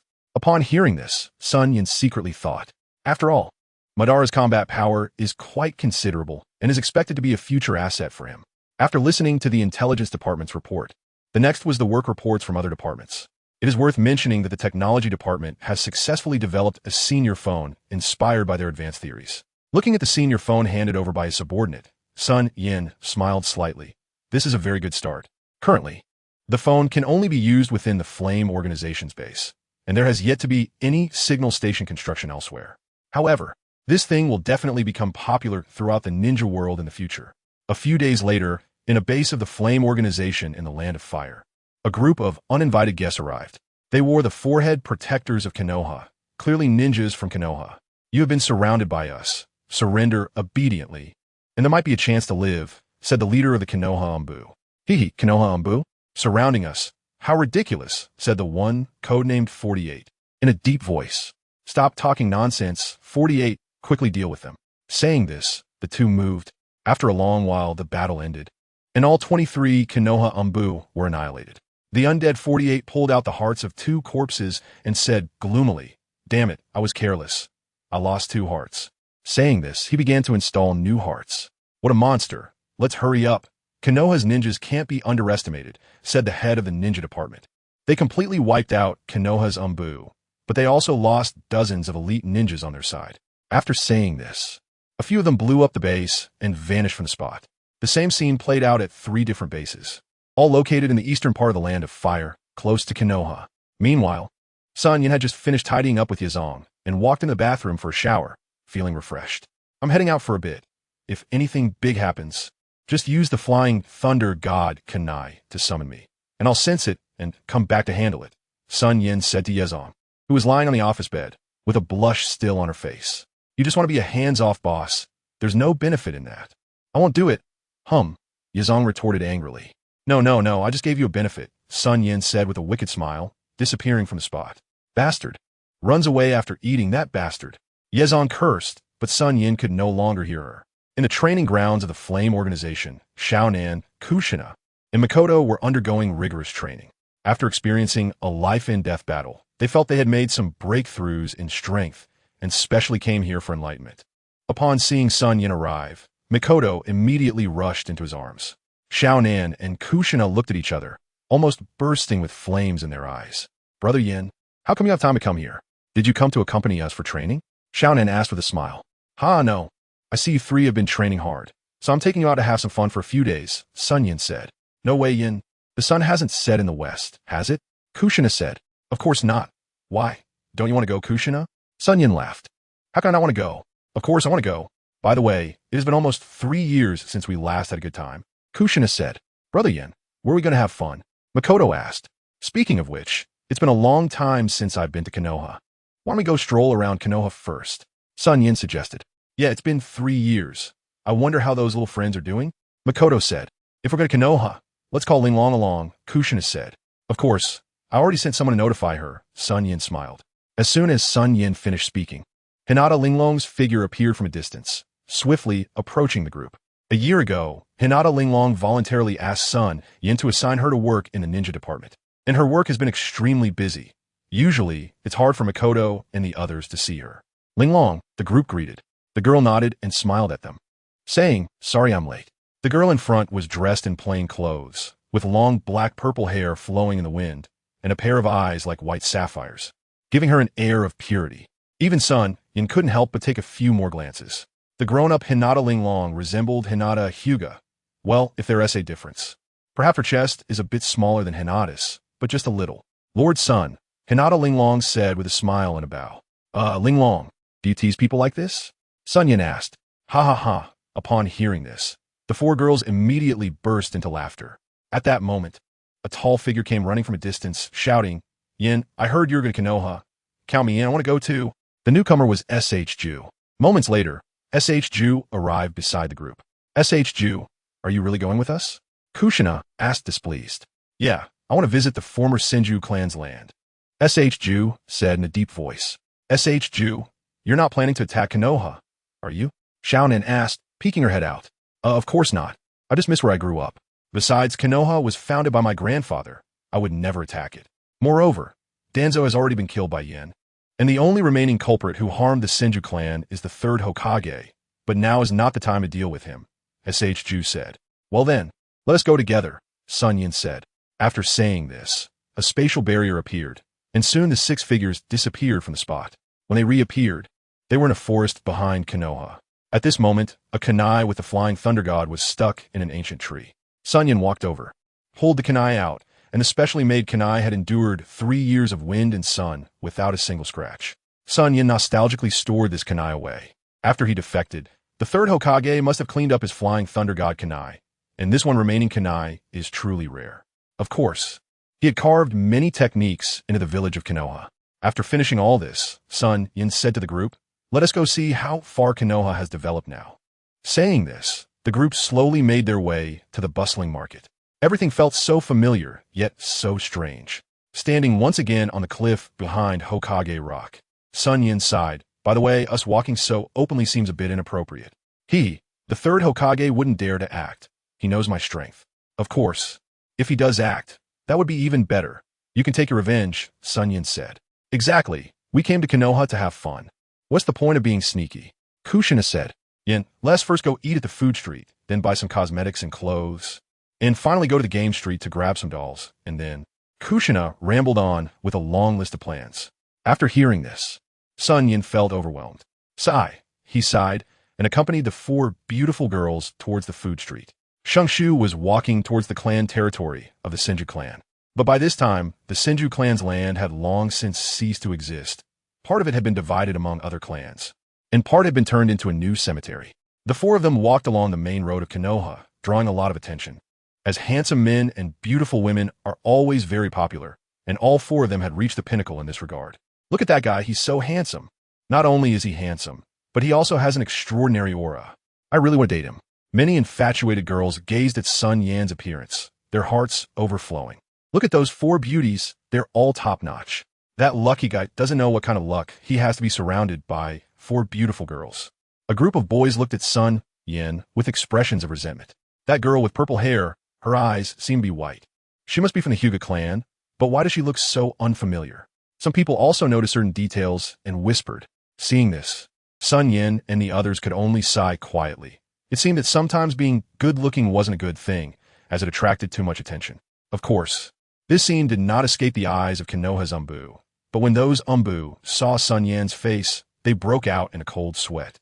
Although the photo of the person in the file looked much younger compared to SunYan's current appearance, the difference was still not significant. Moreover, the facial features of the people around SunYan perfectly matched those of the individuals who had disappeared alongside him in the files. You two follow them. I will report to the third Hokage immediately, said the leading Umbu before using the body flicker technique to vanish from the spot. If it really is that man, then Konoha is in danger. Konoha has the first ever SSR level rogue ninja in its history on the wanted list, the former hero of Konoha. The legendary ninja, known as the Genius Ninja with the title of Black Glimmer, SunYan, thought the Umbu who went to report and quickly quickened his pace. At this moment, the third Hokage was looking at the information sent by his subordinates, his face filled with worry. On one hand, all the Umbu sent to scout the Flame Organization's base had disappeared without a trace, while on the other hand, he had received a letter of accountability from the third Raikage of Kumogakure. The third Hokage was truly in a difficult position. With just would release and Sharingan, Konoha had an inescapable responsibility. Taking a deep breath of smoke, the third Hokage let out a long sigh. Just as he was about to take a break, an Umbu rushed in. Third Hokage, sir, a big problem has happened. SunYan has appeared in Konoha village, the Umbu said without having time to catch his breath. Seeing his subordinate's lack of professionalism, the third Hokage was about to reprimand him. But before he could speak, he was startled by what the Umbu said. What? The third Hokage exclaimed in shock. Chapter 126. Catching up what? The third Hokage exclaimed in shock. Are you sure it's SunYan? The third Hokage asked. Absolutely. He's accompanied by Hinata Linglong, Uchiha Mikoto, Uzumaki Kushina, and an unknown girl, the Umbu replied. Got it. Send your people to follow them. And notify me immediately if there are any changes, the third Hokage instructed. Yes, third Hokage, the Umbu said before disappearing from the spot. SunYan, it's been 3 years, and you finally appeared. I wonder, what is your purpose in coming to Konoha this time? The third Hokage muttered to himself. After saying this, the third Hokage pulled off his Hokage robe, revealing the battle armor underneath, and then vanished from the spot. At Konoha's food street, SunYan was crazily eating with the others. Brother Yin, we've had someone tailing us for half an hour, Mikoto whispered beside SunYan. He, speaking of which, I'm the first SSR-level rogue ninja in Konoha's history. Now that we're appearing so boldly in Konoha, how could we not attract the Umbu's attention? SunYan said. Should we deal with them? Mikoto's eyes glinted coldly as she spoke. Haha, no need. We're here to have fun in Konoha, not to destroy it. There's no need to create unnecessary trouble. If they want to follow us, let them. SunYan laughed. I'll listen to Brother Yin. Mikoto nodded in agreement. Meanwhile, in a dark underground base in Konoha, Orochimaru was conducting experiments on cursed seals when one of his subordinates appeared. Lord Orochimaru, SunYan has appeared, the subordinate said. Kneeling on one knee. Crack. The test tube in Orochimaru's hand fell to the ground and shattered. After a moment, Orochimaru licked the corner of his mouth and said in his hoarse voice, I see. You may leave. Then, Orochimaru stopped his work and turned to walk into the room. At this time, Kakashi Hatake was at home teaching his 2.5-year-old son, Kakashi Hatake. Originally, Kakashi had planned to name his son Hatake Wowokai based on a suggestion from SunYan, but his wife strongly rejected it. Due to someone's bronchitis, they ultimately named him Kakashi Hatake, but his nickname ended up being Wowokai. Big brother, big brother. Kakashi Shigeru's panicked voice came from outside the house, and then he burst in through the door. Shigeru, what happened? Why are you in such a hurry? Kakashi asked. Uncle, what is going on? Kakashi was also curious. As his uncle usually remained calm, no matter what happened, he wondered why he was so flustered today. Big brother, that kid, Yin has come back, Kakashi Shigeru said. What? Yin is back. Yin is back. Upon hearing this, Kakashi's demeanor changed as well. Father, uncle, the Yin you're talking about, could it be the rogue ninja from Konoha? SunYan? Kakashi Hatake pondered aloud. Wowokai, where did you hear that? Kakashi Shigeru and Kakashi frowned upon hearing this. A few days ago, when playing with my friends, I heard their parents say that. What is wrong, father, uncle? Kakashi asked, confused. Wowokai, remember, SunYan is not the rogue ninja they speak of. He is a hero of Konoha, a ninja even stronger than your father, Kakashi said. But, I understand, father, Kakashi wanted to say more, but seeing Kakashi's furrowed brow, he chose to remain silent. Senior Kakashi, it's truly an honor to receive your recognition. SunYan's voice came from outside the door. Then SunYan walked in. Yin, when did you arrive? Both of them exclaimed in shock. Senior Kakashi, Senior Shigeru, it's been 3 years since we last met. I hope you've been well. I just arrived not long ago, SunYan smiled. This little guy must be your son. SunYan picked up the little boy in front of him. You are SunYan, let me go. Kakashi struggled. Wowokai, you don't know, but I named you. SunYan said, while rubbing Kakashi's face with a smile. You mean Wowokai is the name you gave me? Kakashi asked, his eyes wide open. Yep. SunYan smiled. It's all your fault for giving me such an ugly name. Thankfully, Mother didn't agree, or else my full name would have been Wowokai. Kakashi said with an unhappy expression. TCH, what an annoying little brat, SunYan said, feeling frustrated as he put Kakashi down. Kakashi quickly hid behind his father, fearing SunYan would catch him again. Yin, weren't you at the food street? Kakashi asked. That was a shadow clone, SunYan laughed. You really are something, Yin, Kakashi said. Accompanying them on a shopping spree must be exhausting, SunYan remarked. Is it true that all women are like this? Kitaki Sakumo sighed. I've booked a hotel, Sakumo-senpai, and Medaka-senpai. I wonder if my skills with alcohol have improved over the past 3 years. SunYan laughed. Yin, can you tell me what your purpose is for returning to the village? Kitaki Sakumo asked. Don't worry, Sakumo-senpai. It's definitely not to destroy Konoha. SunYan shook his head and said, I'm just here to check on Konoha and visit old friends like you. SunYan continued. Yin, actually after you left, the third Hokage regretted his actions and felt very guilty towards you, Kitaki Sakumo said on the way. Sakumo-senpai, the past is like the wind. It's not worth dwelling on unpleasant things. Today, let's just enjoy the drink and get drunk, SunYan laughed. When they arrived at a small tavern, a familiar figure had been waiting there for a long time. It was Orochimaru. Yin-san, it's been a while, Orochimaru said. Orochimaru-senpai, you really are well informed, SunYan replied. Hee Yin-san. It seems you don't consider me a friend. You came to Konoha without saying a word. Orochimaru chuckled hoarsely. Meanwhile, the Kitaki brothers did not engage much with Orochimaru, as any normal person would not want to interact too much with him. Kakashi, on the other hand, kept staring at Orochimaru and SunYan, thinking that both of them were powerful ninjas in his father's words, and he must surpass them and his father to become the strongest ninja. Orochimaru-senpai, you're joking. Since you're here, let's enjoy together. After several rounds of drinks, the table was in disarray. The group had agreed not to use chakra to sober up, which led to the Kitaki brothers getting quite drunk, while SunYan and Orochimaru seemed unaffected. Yen, did you and Orochimaru cheat? Did you use chakra to sober up? How come you both seem fine? Kitaki Tsukumo asked in confusion. Tsukumo-senpai, I'm right beside you. I didn't use chakra. You should know this by now. Just admit defeat. Ha. SunYan laughed. Unable to take it anymore, Kitaki Tsukumo activated his chakra to evaporate the alcohol in his system and quickly regain sobriety. Yen, if only you hadn't left. Then I would have let Kakashi apprentice under you, and I believe he would become an even stronger ninja under your guidance, Kitaki Tsukumo said. Tsukumo-senpai is joking. It would be more appropriate for you to teach Kakashi yourself, SunYan laughed. Yen, how have you been these past 3 years? The ninja world is not safe these days, Kitaki Tsukumo said. Haha, I've been doing well. With my strength, there's nowhere in the ninja world I can't go. SunYan replied. Actually, I still want to try and clear your name so you can return to Konoha, Kitaki Tsukumo said. Please don't mention it again, Tsukumo-senpai. All right, I won't bring it up again, Kitaki Tsukumo sighed. Chapter 127. Orochimaru's Test Yen. During these years of wandering in the ninja world, do you have any information about the Yen organization? Kitaki Tsukumo asked. Oh, why did you suddenly ask about that organization, Tsukumo-senpai? SunYan laughed. Not long ago, this organization attacked the land of Lightning's Cloud Village, and even Cloud Village was utterly powerless against them, which shows how strong this organization is, Kitaki Tsukumo said. Such a thing happened? Then this organization is truly terrifying. Even the strongest military power, Cloud Village, can't stand against them, SunYan said in shock.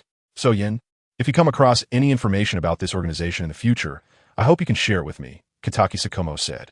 No problem, Tsukumo-senpai, SunYan said, suppressing his laughter.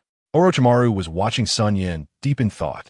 Not long after, several members of the Kitaki clan arrived at the restaurant and whispered a few words to Kitaki Tsukumo, causing him to frown instantly. Yen, something has happened in the clan. I need to go handle it. Excuse me, I'm very sorry. Saying this, Kitaki Tsukumo slapped Kitaki Modaka, who was passed out beside him, awake. Hearing this, SunYan smiled and said, You're too polite, Tsukumo-senpai. Kitaki Tsukumo then placed Kakashi on his shoulder and left with Kitaki Modaka, watching their departing figures. SunYan shook his head, thinking that something unexpected must have happened. Tsukumo, the armored third Hokage called out to the departing Kitaki Tsukumo. Third Hokage-sama, Kitaki Tsukumo said. Tsukumo, don't forget what you said back then, the third Hokage said. Third Hokage-sama, didn't you also feel regret regarding SunYan? If only SunYan could return to Konoha. Kitaki Tsukumo didn't finish his sentence, as he was interrupted by the third Hokage. Tsukumo, some things, once they are in the past, cannot be changed. Now, rogue ninjas are brazenly appearing in Konoha, causing great panic among the villagers, the third Hokage said. I'll let you leave first to prevent a confrontation between you, the third Hokage said helplessly. Understood, third Hokage-sama, Kitaki Tsukumo said as he took Kakashi back to the clan grounds. Dad, why? Kakashi asked. What do you mean, why? Tsukumo asked. Why is it that in your words, brother Sun Yen is a hero of Konoha, while in the villagers' words, brother Sun Yen is a mad rogue ninja? What kind of person is brother Sun Yen really? Kakashi asked. Well, this goes back to the relationship between your uncle and Sun Yen, Kitaki Tsukumo said, patting his son's head. The father and son walked in the evening of Konoha, the sunset casting shadows of different sizes behind them. At the Konoha Tavern, Yen-san, it's been 3 years. I wonder how much stronger you've become. Orochimaru licked his lips and said, I'm curious too. Orochimaru-senpai, how strong have you become? SunYan laughed. I want to know something about your eyes. Can you tell me, Yen-san? Well, why don't you tell me what you want to know? SunYan smiled. After researching a lot of materials, I found that the Sharingan can undergo a second evolution, changing from 3 Tomo to Manjiki.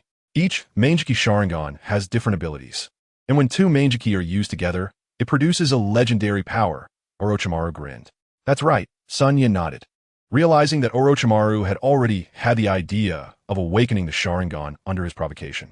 So, Yin-san, can I witness this legendary power? Orochimaru said, his lips curling up, and then a large snake coiled around SunYan's body. Orochimaru-senpai, is it really okay to commit suicide in front of me? SunYan's voice reached Orochimaru's ears, and instantly the scene in front of Orochimaru changed dramatically. The snake that was supposed to coil around SunYan was now wrapped around Orochimaru himself. Orochimaru broke out in a cold sweat, looking towards SunYan, where he was met with the sight of golden 3 Tomo. SunYan smiled at Orochimaru and said, the Manjiki isn't something you can see easily, because those who have seen it usually end up dead. SunYan laughed. And besides, Orochimaru-senpai, you still haven't found the power to activate the body, right? Once you're dead, it's really over, SunYan laughed. Hearing this, Orochimaru was completely stunned in place, wondering how SunYan knew about his experiments. Did one of his subordinates have connections to SunYan? He, Orochimaru-senpai, there's no need to panic. None of your subordinates are connected to me, SunYan laughed. You are still so mysterious, Yin-san. Orochimaru concealed his dejected expression because he knew that SunYan had no intention of killing him. Otherwise, he might have already been dead. Senior Orochimaru, this is the last time. If there's a next time, you will definitely die a miserable death, SunYan said. He walked out of the tavern and vanished in a thin air. Moments later, the 3rd Hokage, accompanied by a group of elite leaf ninjas, arrived at the tavern. But SunYan's figure had long since disappeared. Orochimaru, where is SunYan? The 3rd Hokage asked in a deep voice. You are too late. He has already left. Orochimaru replied with a smile. Hearing this, the 3rd Hokage inexplicably felt a sense of relief in his heart. Orochimaru, as a Jonin of the Leaf, why didn't you try to stop him? The current leader of Root, Mitarashi, said. Although SunYan's departure made Mitarashi feel happy, accountability still had to be addressed. If Lorden thinks he can compete with SunYan, he should hurry and chase after him before he gets too far, Orochimaru taunted, then turned to leave. Mitarashi stood there as if he had swallowed a fly. After leaving the tavern, SunYan activated the Flying Thunder God technique and arrived next to the 4 girls. Yan, I knew it. You must have used a shadow clone to fool us and sneaked off to drink somewhere else, Kushina said angrily as SunYan's figure appeared. SunYan awkwardly scratched his head. I'm right here with you. The leaf people will show up soon. So, to ensure you have fun, I had to sacrifice myself. SunYan said. I knew you would say that, Kushina replied. Really? What a coincidence, SunYan laughed. All right, Kushina. Brother Yin must have more important things to do. Makoto pulled Kushina aside and said. So how was your day? SunYan quickly changed the topic. It was okay. I just found out that Minato and his team are on a mission, so I didn't get to see Nanako, Kushina said. In that case, let's go. Let's head to the Land of Water, SunYan said. In the Land of Water, he had 2 main objectives. One was to respond to the request for help from the daimyo of the Land of Water, Yoshida Masakazu, a few days ago. The other was to abduct a few children from the Mist Village for training. Chapter 128. Abducting a bloodline girl, SunYan and the 5 did not wait for SHU and set off towards the Land of Water with the 4 beautiful girls. SunYan did not choose to use the Flying Thunder God to go directly to the Land of Water, but instead took his time playing along the way. It took nearly 10 days to arrive at the Land of Water. However, the current Land of Water was filled with a suffocating atmosphere, which could be seen on the faces of the nearby citizens. The last time he was in the Land of Water, the fishermen had smiles of happiness on their faces. But now there was not a trace of smile. Only endless bitterness remained. Yin, why has the atmosphere in the Land of Water become so oppressive? Hinata Reiko was the first to notice the change in the Land of Water. Yes, when we came last time, these villagers were all smiling. But now their faces are filled with bitterness and oppression, Kushina said. Just then, the sounds of fighting came from a distance. The group was drawn to the noise, and they rushed towards the source. She is from the Mizuki clan. These damn monsters are trying to kill her. Several Umbu surrounded a girl. I'm not a monster. Why do you want to exterminate us? The girl, who looked about 16 or 17, shouted in panic at the mist Umbu. Whether you're a monster or not is not up to you. Attack. Water release. Mist concealment technique. Instantly, a thick mist enveloped the surroundings. Don't force me. Don't force me. In the mist, The figures of the people were already hard to see. Only the panicked voice of the girl echoed slowly. SunYan and the five were watching this scene from a big tree, and SunYan activated his 1,000 light eyes, observing everything in the mist. Hinata Reiko also activated her Byakugan, watching as one of the mist Umbu silently approached the girl, ready to deliver a fatal blow. She turned to SunYan and said, "Yen, I want to save her." Saying this, Hinata Reiko was about to use the body flicker technique. However, SunYan grabbed her shoulder. "Yen," Hinata Reiko asked in confusion. But the next moment, a desperate scream came from a mist. Ah! As the scream echoed, the mist surrounding the mist Umbu and the girl gradually dissipated, transforming into countless ice crystals that shot towards the Umbu. Following, there were the sounds of shrill screams that echoed through the sky. Seeing this, Hinata Reiko froze in place. No wonder Yen.Thus let her go. He had already anticipated the girl's extraordinary nature. At this moment, several mist Umbu had been pierced by countless ice crystals, dead beyond saving. Meanwhile, the girl was now kneeling on the ground, the blood of the mist Umbu staining the ground, soaking her clothes, and her face was splattered with blood. She looked around with hollow eyes. Seeing this, SunYan's mouth curled into a smile. "Yoshi, it's my turn to take the stage." He took out 5 sets of Yen organization uniforms from the space of his eye technique and distributed them to Mikoto and the others. "Let's go. Accompany me to welcome our new member," he said with a smile. "Humph, I see Yen must have taken a liking to this little girl." Kushina whispered to Konin and the others. "Kushina, what are you saying?" SunYan smiled at Kushina. Immediately, Kushina stuck out her tongue and made a funny face, hiding behind Mikoto. The others were momentarily at a loss for whether to laugh or cry. Mizuki Ling was now engulfed in endless fear. She was originally the 3rd princess of the Mizuki clan, but overnight, her family was slaughtered. Her parents had blocked the 4th Mizukage along with the clan elders to buy time for her and the others to escape. Mizuki Ling's world was devoid of any light. Her heart was filled only with fear and hatred. Revenge, revenge. Just then, a handsome face with a smile appeared before her, and for a moment, she was somewhat entranced, because she discovered that there was a light on this man, and this light penetrated her world, causing all darkness to retreat. "Who are you?" the girl asked in confusion. "The one who brings you light," SunYan replied with a smile. "The one who brings light?" the girl asked. "That's right. I am the leader of the Yen organization, and I am formally inviting you to join us," SunYan said gently. "Aren't you afraid of me?" "They all call our clan monsters," the girl asked innocently. "He, of course, if you consider bloodline limit users to be monsters. Then I might just be the king of monsters," SunYan laughed. "The king of monsters? You're also a bloodline limit user?" the girl asked.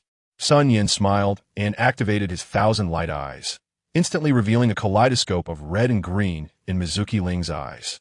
"Such beautiful eyes," the girl murmured. "Really? Beautiful things are often very dangerous, aren't they?" SunYan laughed. SunYan's serious tone was met with a blank stare from Mikoto and the others. "Yan's skills in persuasion have improved. Who knows how many little girls he has deceived behind our backs." Kushina said. "The Yen organization can give you power and help you take revenge," SunYan said.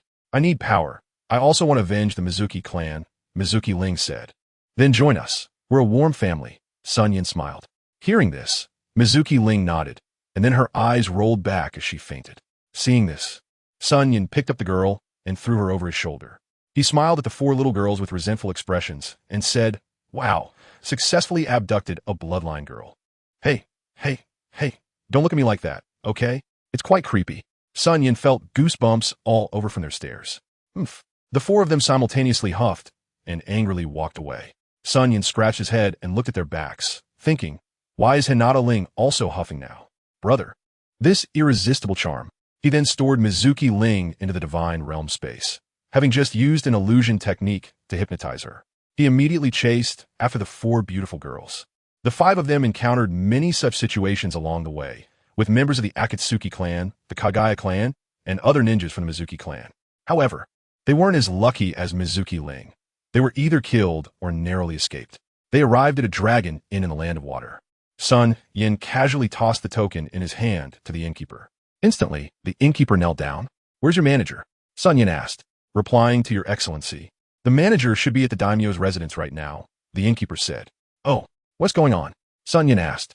"A few days ago, the manager received a distress letter from the daimyo of the land of water and went to the daimyo's residence with the managers of the 8 branch inns." The innkeeper explained. "Got it. Tell me about the current situation in the land of water, SunYan said in a deep voice. As you wish, Your Excellency, the innkeeper replied. After the death of the third Hokage, Yagura was elected as the fourth Mizukage. As soon as the fourth Mizukage took office, he issued a very cruel policy to exterminate all bloodline clans, the innkeeper said. Currently, the Akatsuki clan, the Mizuki clan, and the Kagaya clan have all been persecuted. Besides that, our heavenly official In's relationship with the daimyo's residence has likely been discovered by the fourth Mizukage, but for now, he has only attacked the daimyo's residence. In just half a month, the daimyo's residence has been assassinated nearly 100 times, the innkeeper reported truthfully. Upon hearing this, Mei-chin and the others were stunned. 100 assassinations in half a month? That's a bit too much, isn't it? Originally, the daimyo of the Land of Water, with the help of Mr. Wolong, formed a protective guard under himself, but it was still not enough against the Kirigakure. Recently, many members of the protective guard have died or been injured, the innkeeper continued. Understood. You may stand up, SunYan said. The innkeeper finally raised his head. Meanwhile, SunYan and the others had already exited the inn. Big brother Yin, where are we going next? Mei-chin asked. To Kirigakure. It's been a while since our last operation. First we had Kumogakure, and now it's Kirigakure, SunYan smiled. Wow, I get excited just hearing about battles, Kushina said. The others immediately felt a headache coming on, knowing that Kushina's violent tendencies had awakened again. In the past, Kirigakure was a bit of a tricky existence for them. The Kagaya clan's Shikatsumiyaku and the Mizuki clan's Ice Shield bloodline were both very powerful. But now, killing bloodline ninjas would be self-destructive, SunYan said. So, does that mean we can just relax and have fun? Kushina laughed. Well, you could think of it that way, SunYan said, scratching his head. Even the 7 ninja swordsmen of the mist aren't a match for us now. All of us are at the Quasi-Kage level, and Mei-chin, who has awakened the Manjiki Sharingan, and Kushina, who possesses Yang Release, have officially stepped into the Kage level threshold. It's worth mentioning that Mei-chin's 2 Manjiki abilities consume very little of her ocular power. One is Sakura Scatter. When she is physically attacked, she transforms into a flurry of cherry blossoms, avoiding her own damage. The other is the illusion technique, Cherry Blossom Drug. Besides casting it through eye contact, it can also be used while performing Sakura Scatter, which is a very powerful illusion. Although it is not as invincible as Tsukuyumi, it does not consume as much ocular power as Tsukuyumi. In that case, let us set off, SunYan said with a smile, activating the divine realm to draw everyone into the ocular technique space. At this moment, the atmosphere in Kirigakure was very oppressive. The long-standing mist that enveloped the village was no longer pure white, but had a strange red hue. The air was also filled with the stench of blood, making it very uncomfortable. The figures of SunYan and his companions appeared on a peak behind Kirigakure. The mist is permeated with the smell of blood, Conan frowned. Why is the fourth Mizukage doing such foolish things? Hinata Ling also wondered. Do you really think the fourth Mizukage is who he claims to be? SunYan smiled. What do you mean? Could it be that the fourth Mizukage was killed, and the current one is a fake? Kushina speculated. Sort of, but not entirely. After all, killing the fourth Mizukage is still quite difficult, and finding someone to impersonate him would be even harder. So rather than killing him, it's better to control him completely. SunYan explained. Control him?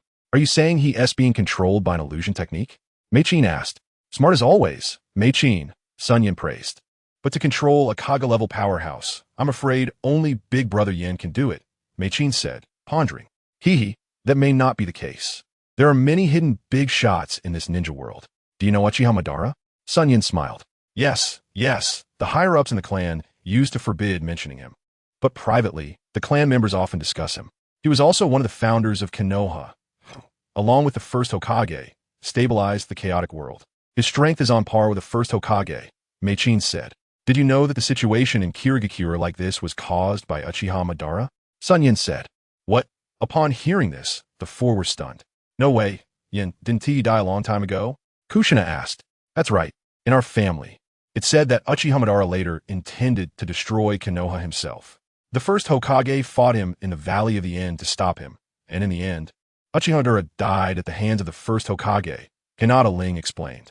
Let me tell you now, Uchiha Madara did not die, and he gained even greater power from Senju Hashirama, SunYan said.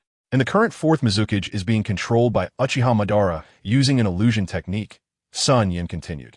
Upon hearing this, the 4 were surprised but did not raise any objections. SunYan had already shared such secrets of the ninja world with them multiple times, and they had become accustomed to it. Now, let us save this village controlled by Uchiha Madara, SunYan said. Two massive wind release. Raisin Shuriken formed in SunYan's hands. Then, the two gigantic wind release. Raisin Shuriken shot towards Kirigakure, piercing through countless buildings along the way and heading straight for the Mizukage building. The two enormous Raisin Shuriken pierced through the Mizukage building and then exploded. Boom! Boom! With two loud sounds, the entire Mizukage building turned into a pile of ruins. SunYan and his companions also appeared near the ruins of the Mizukage building, seeing the ninjas rushing toward them from all directions. SunYan nodded to the four little girls, and they headed towards the approaching Kirigakure. Just then, a strange noise came from the ruins, and countless debris flew into the air. A gigantic figure appeared in SunYan's line of sight. It was the Three Tails. However, at this moment, Yagura had clearly not yet become the host for the Three Tails. The Three Tails appears here, indicating that it must have been sealed in some kind of container. And at this moment, the seal was accidentally broken. As the smoke dissipated, a turtle covered in spikes and with three tails floated before SunYan. Ha! I'm finally free. I am finally free. The Three Tails roared to the sky. Hee. Three Tails, you can come out, but you should thank me, SunYan said with a smile. Oh, humans, detestable humans, it's impossible for me to thank you. You should just die. The Three Tails roared angrily, and then its three tails fiercely slammed towards SunYan. Chapter 130. Pillaging the hidden mist village as SunYan watched the three massive tails coming at him. He instantly activated his Thousand Light Eye. Following that, a dark red energy armor enveloped his body, and SunYan's figure rose into the air, soon enveloped by a giant dark red energy skeletal giant standing over 50 meters tall. As he looked at the incoming tails, four extra energy arms grew from the back of the skeletal giant, with three arms gripping the Three Tails' tails tightly, while the other three large hands pulled, sending the massive body of the Three Tails flying away.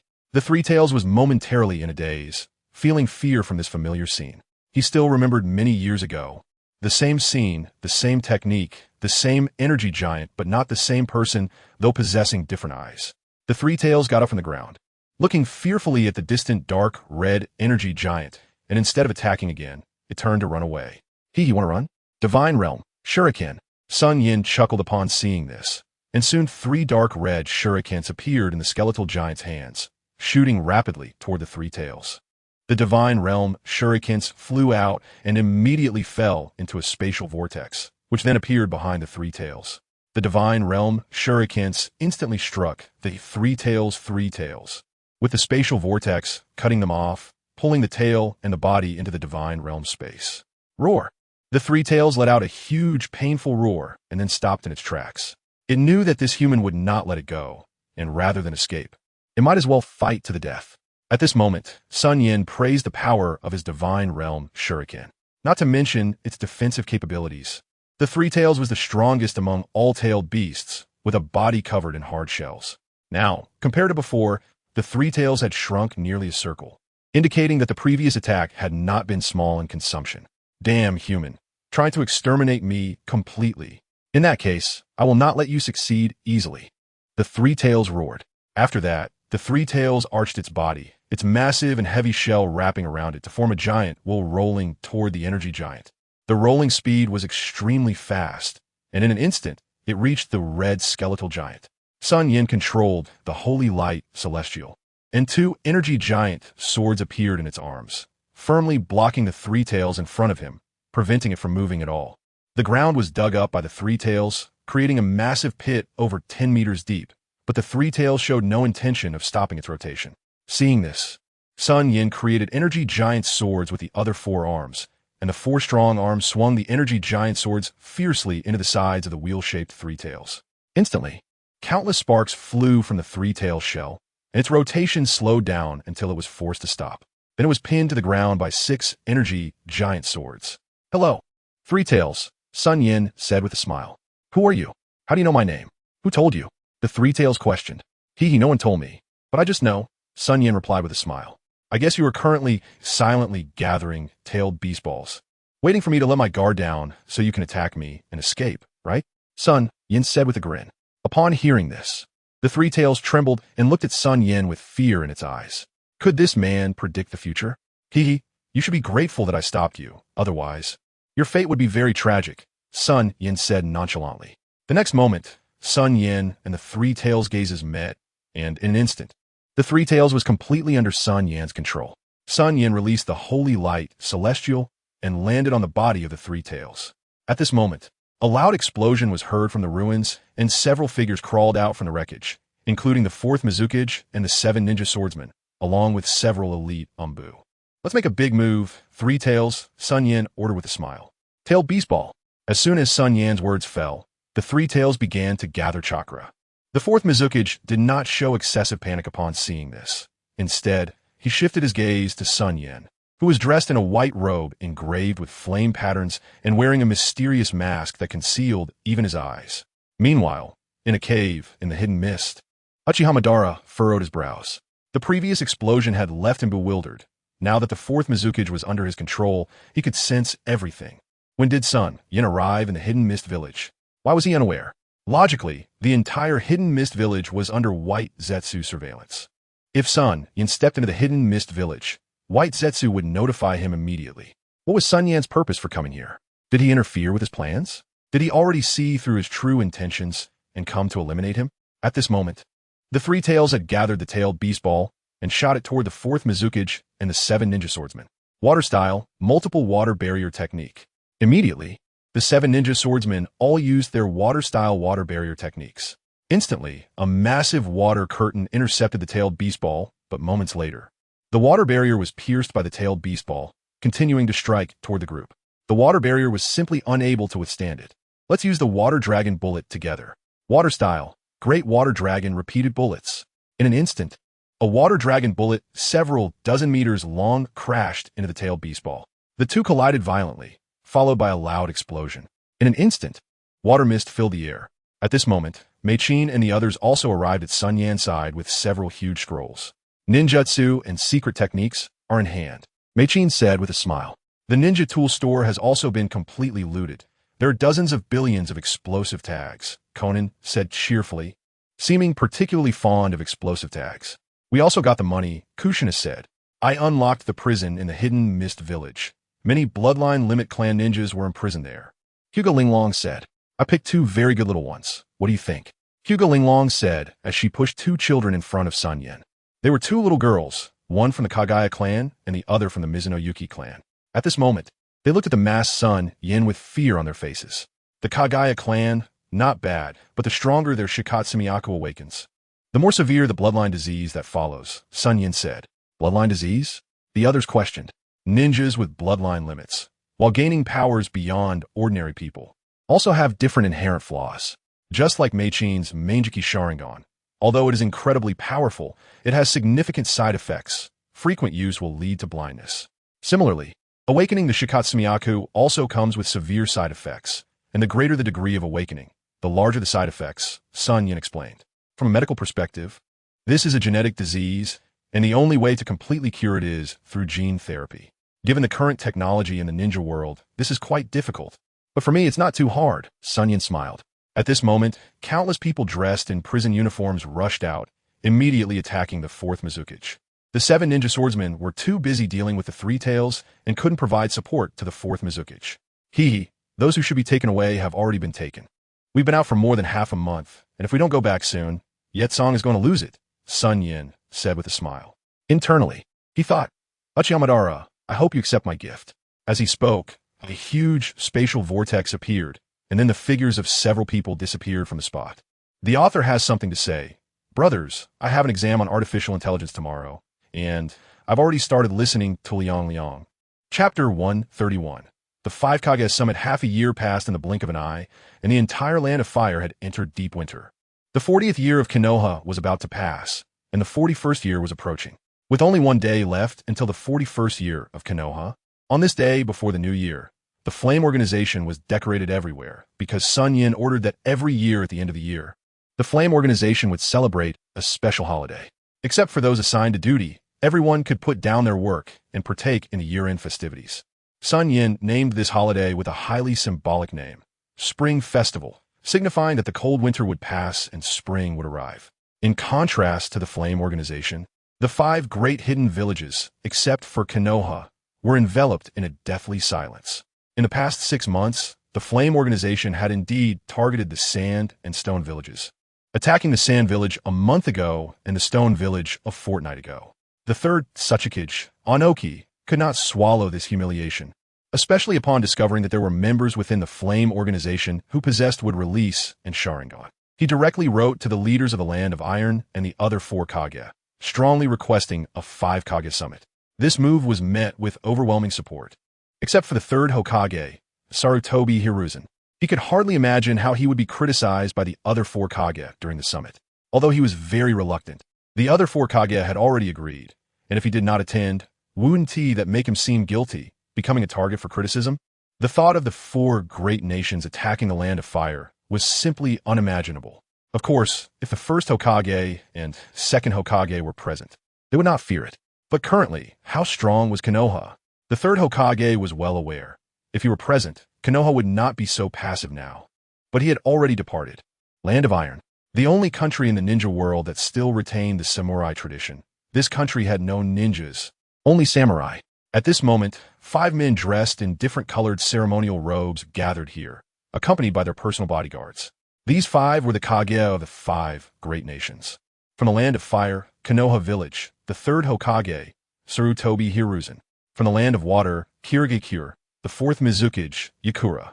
From the Land of Lightning, Himogakure, the 3rd Raikage, From the Land of Earth, Iwagakure, the 3rd Tsuchikage, Anoki. From the Land of Wind, Sunagakure, the 3rd Kazakage, Chiyo.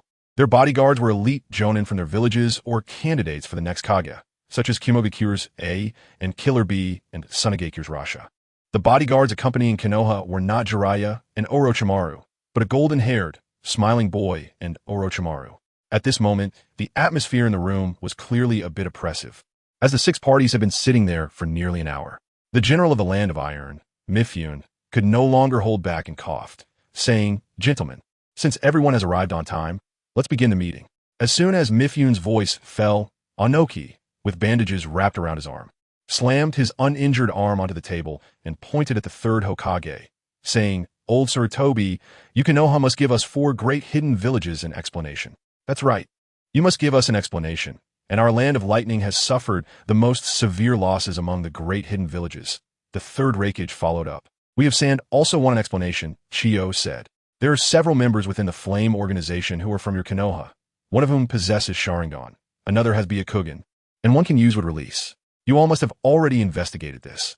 The 4th Mizukage said lightly. Of course we have investigated this. What exactly do you want to say, Mizukage? Anoki retorted angrily.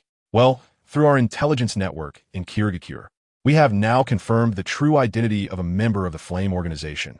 The 4th Mizukage teased, keeping everyone in suspense. Mizukage, are you trying to keep us in suspense? Please just say it all at once, the 3rd Raikage said, clenching his fist tightly. That person is the former hero of Konoha, a legend in the ninja world, known as SunYan, the Black Phantom. The 4th Mizukage said in the most youthful voice, dropping the most shocking revelation. In an instant, the temperature in the room dropped to freezing point. The 3rd Hokage's expression was somewhat dazed. You should have thought of this sooner. Flame Organization, SunYan. Although he internally believed the Mizukage's words, as a seasoned old fox, he would never easily admit it. Meanwhile, Minato was sweating coldly, thinking, could it really be Yin? Mizukage, you are quite young.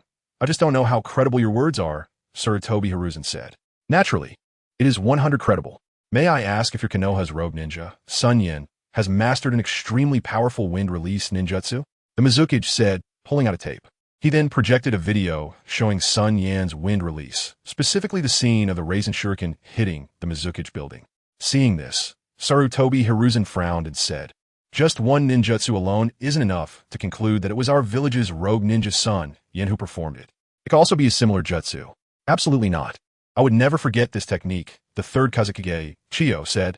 When we fought against Konoha, son Yin once personally performed this technique in front of me, causing tremendous casualties to our Sand village. The scale and power are exactly the same, Chiyo said excitedly. Are you sure of this, Kazakage? Sarutobi Hiruzen asked in a deep voice. Are you doubting me, Hokage? I can stake my life on it. This technique was definitely performed by SunYan, Chiyo said with a grim face. Upon hearing this, the 3rd Hokage pulled at his face and didn't continue. Hokage, All signs now indicate that the Flame Organization has an inseparable relationship with your Konoha's rogue ninja SunYan. What else do you have to say? The third Reikage said in a deep voice. Since you all know that SunYan is a rogue ninja from my Konoha, then you should understand that rogue ninjas have no relationship with their original ninja village. So even if the Flame Organization and SunYan did something to you, you cannot blame Konoha. If you have the ability, go solve it with SunYan yourselves. We in Konoha will not intervene. Seeing this, the third Hokage was done pretending, laying his cards on the table. If you have the ability, go catch SunYan. What SunYan did has nothing to do with my Konoha. As soon as these words were spoken, the third Reikage smashed the conference table with an elbow, shouting, "Bastard! No matter if he is a rogue ninja or not. He is a disaster cultivated by your Konoha. No matter what, you Konoha have an irrefutable responsibility." With the Reikage's actions, the atmosphere in the entire room became strange again. What the Reikage said is very true. Moreover, the Flame Organization has no grievance with us, but came to attack us. While they have enmity with you Konoha, but do not attack you. Could it be that the Hokage has some unspeakable secrets with the Flame Organization? The third Tsuchikage Inoki said, "Lord Hokage, please mind your words. You are slandering and defaming us." Sarutobi Hiruzen replied in a deep voice. "Then may I ask how the Hokage plans to explain this?" Inoki responded, "What explanation? I'm not SunYan. How would I know?" Sarutobi Hiruzen retorted, "So you really don't know? Or are you pretending not to know?" Oniki said solemnly. Thinking of that imperious figure, Oniki couldn't help but associate it with Uchiha Madara. Equally powerful and equally fearsome. "Lord Tsuchikage, what do you mean by that? Are you suggesting we start a war?" Sarutobi Hiruzen said coldly. If war is what you want, then let it be." Inoki's words were cut off by his son, Kuratsuchi, who tugged at Inoki's sleeve and shook his head. Seeing this, Inoki's expression changed, and he fell silent, knowing that Iwagakure had just suffered an attack from SunYan, with economic losses and casualties reaching a severe level. Iwagakure could not withstand a war at this time. The third Hokage understood this as well, which was why he dared to provoke. "Hey, Lord Hokage, do you think you are invincible?" The fourth Mizukage said with a faint smile. Just as Sarutobi Hiruzen was about to retort, Mitsuba couldn't watch any longer and tapped the table, saying, "Everyone, I believe you didn't come here just to argue. If we continue like this, we won't reach any conclusions. Let's calm down and discuss how to deal with the Flame Organization." After Mitsuba finished speaking, the third Kazekage was the first to agree. General Mitsuba is right. We should stop and seriously think about how to deal with the Flame Organization. Regardless, the Flame Organization must be completely eradicated. Otherwise, the ninja world will not have peace. As for Konoha, we can plan after the Flame Organization is dealt with, the third Reikage said. Agreed. The Flame Organization must be eliminated completely, Inoki stated. Agreed, said the third Kazekage. Agreed. The fourth Mizukage smiled. While in a hidden cave in the land of water, Uchiha Madara's lips curled into a smile as he said, "SunYan, my return gift is quite nice, isn't it?" The third Hokage frowned and said in a deep voice, "Konoha will cooperate fully." Behind the third Hokage, Minato was feeling quite troubled. Why had SunYan chosen such a path? Surely he had his reasons. Now that the 5 great nations were joining forces against SunYan, what should he do? How could he contact SunYan and warn him to be careful? The most important thing now was to find the hiding place of the Flame Organization and wipe them out in one sweep, the third Reikage said. Regarding this, I want to say that we have discovered 2 of the Flame Organization strongholds in the Land of Fire, but we found nothing of value on site. And all our elite Umbu from Konoha perished, indicating that the Flame Organization is definitely not as simple as it seems, merely composed of a few shadow-level experts. Sarutobi Hiruzen said, "It seems that the power of the Flame Organization is beyond our imagination. Moreover, it has long existed in the ninja world," the third Reikage pondered. The fact that even a ninja like SunYan has joined the Flame Organization indicates that there are likely even more powerful beings within it. The third Kazekage said after a moment of thought, "He knows best how powerful SunYan is. The severe burns on his body were inflicted by the other party. But the fact that even SunYan has joined such an organization means what? It means that the Flame Organization likely has existences even stronger than SunYan." Everyone fell silent upon hearing this. "Everyone, are you afraid? What are we? We are shadows. How can we fear these guys?" Inoki shouted as he saw everyone fall into a strange silence. "That's right, what the Tsuchikage says is correct. We are shadows. How can we fear these guys?" The third Reikage roared. Hearing this, everyone regained their spirits, and a sense of ambition rose within them. "Yes, as the leaders of their villages. How could they fear these insignificant foes? This is the information we collected in Fugakuwith. Since the members of the Flame organization all wear masks, we cannot know their faces. But we have gathered their other appearance characteristics, combat styles, and a ninjutsu they use, Inoki said. By the way, we have also compiled this. Let's share the intelligence we have collected and then complement each other, Mitsuba added. The Five Shadows conference continued like this. After an afternoon of research and discussion, they confirmed the identities of several members of the Flame organization. The girl with long black-purple hair and white eyes is likely to be Hinata Rinku, who fled with SunYan back in the day.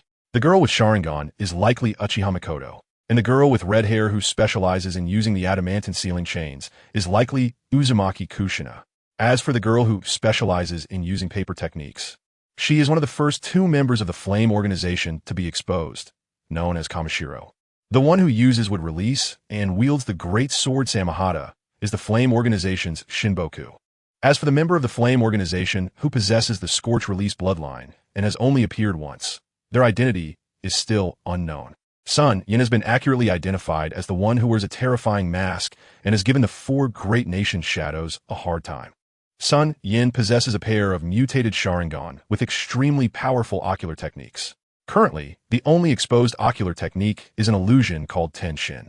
Jiraiya had once fallen victim to this illusion, describing it as being activated through eye contact. Other than that, the ability of his other eye is still unknown. The third Hokage said. Additionally, he can also use the Uchiha clan's ultimate power, Susanoo, but his Susanoo is not entirely the same as that of the Uchiha clan. It is a very troublesome defensive technique. The third Hokage continued. I have something to add.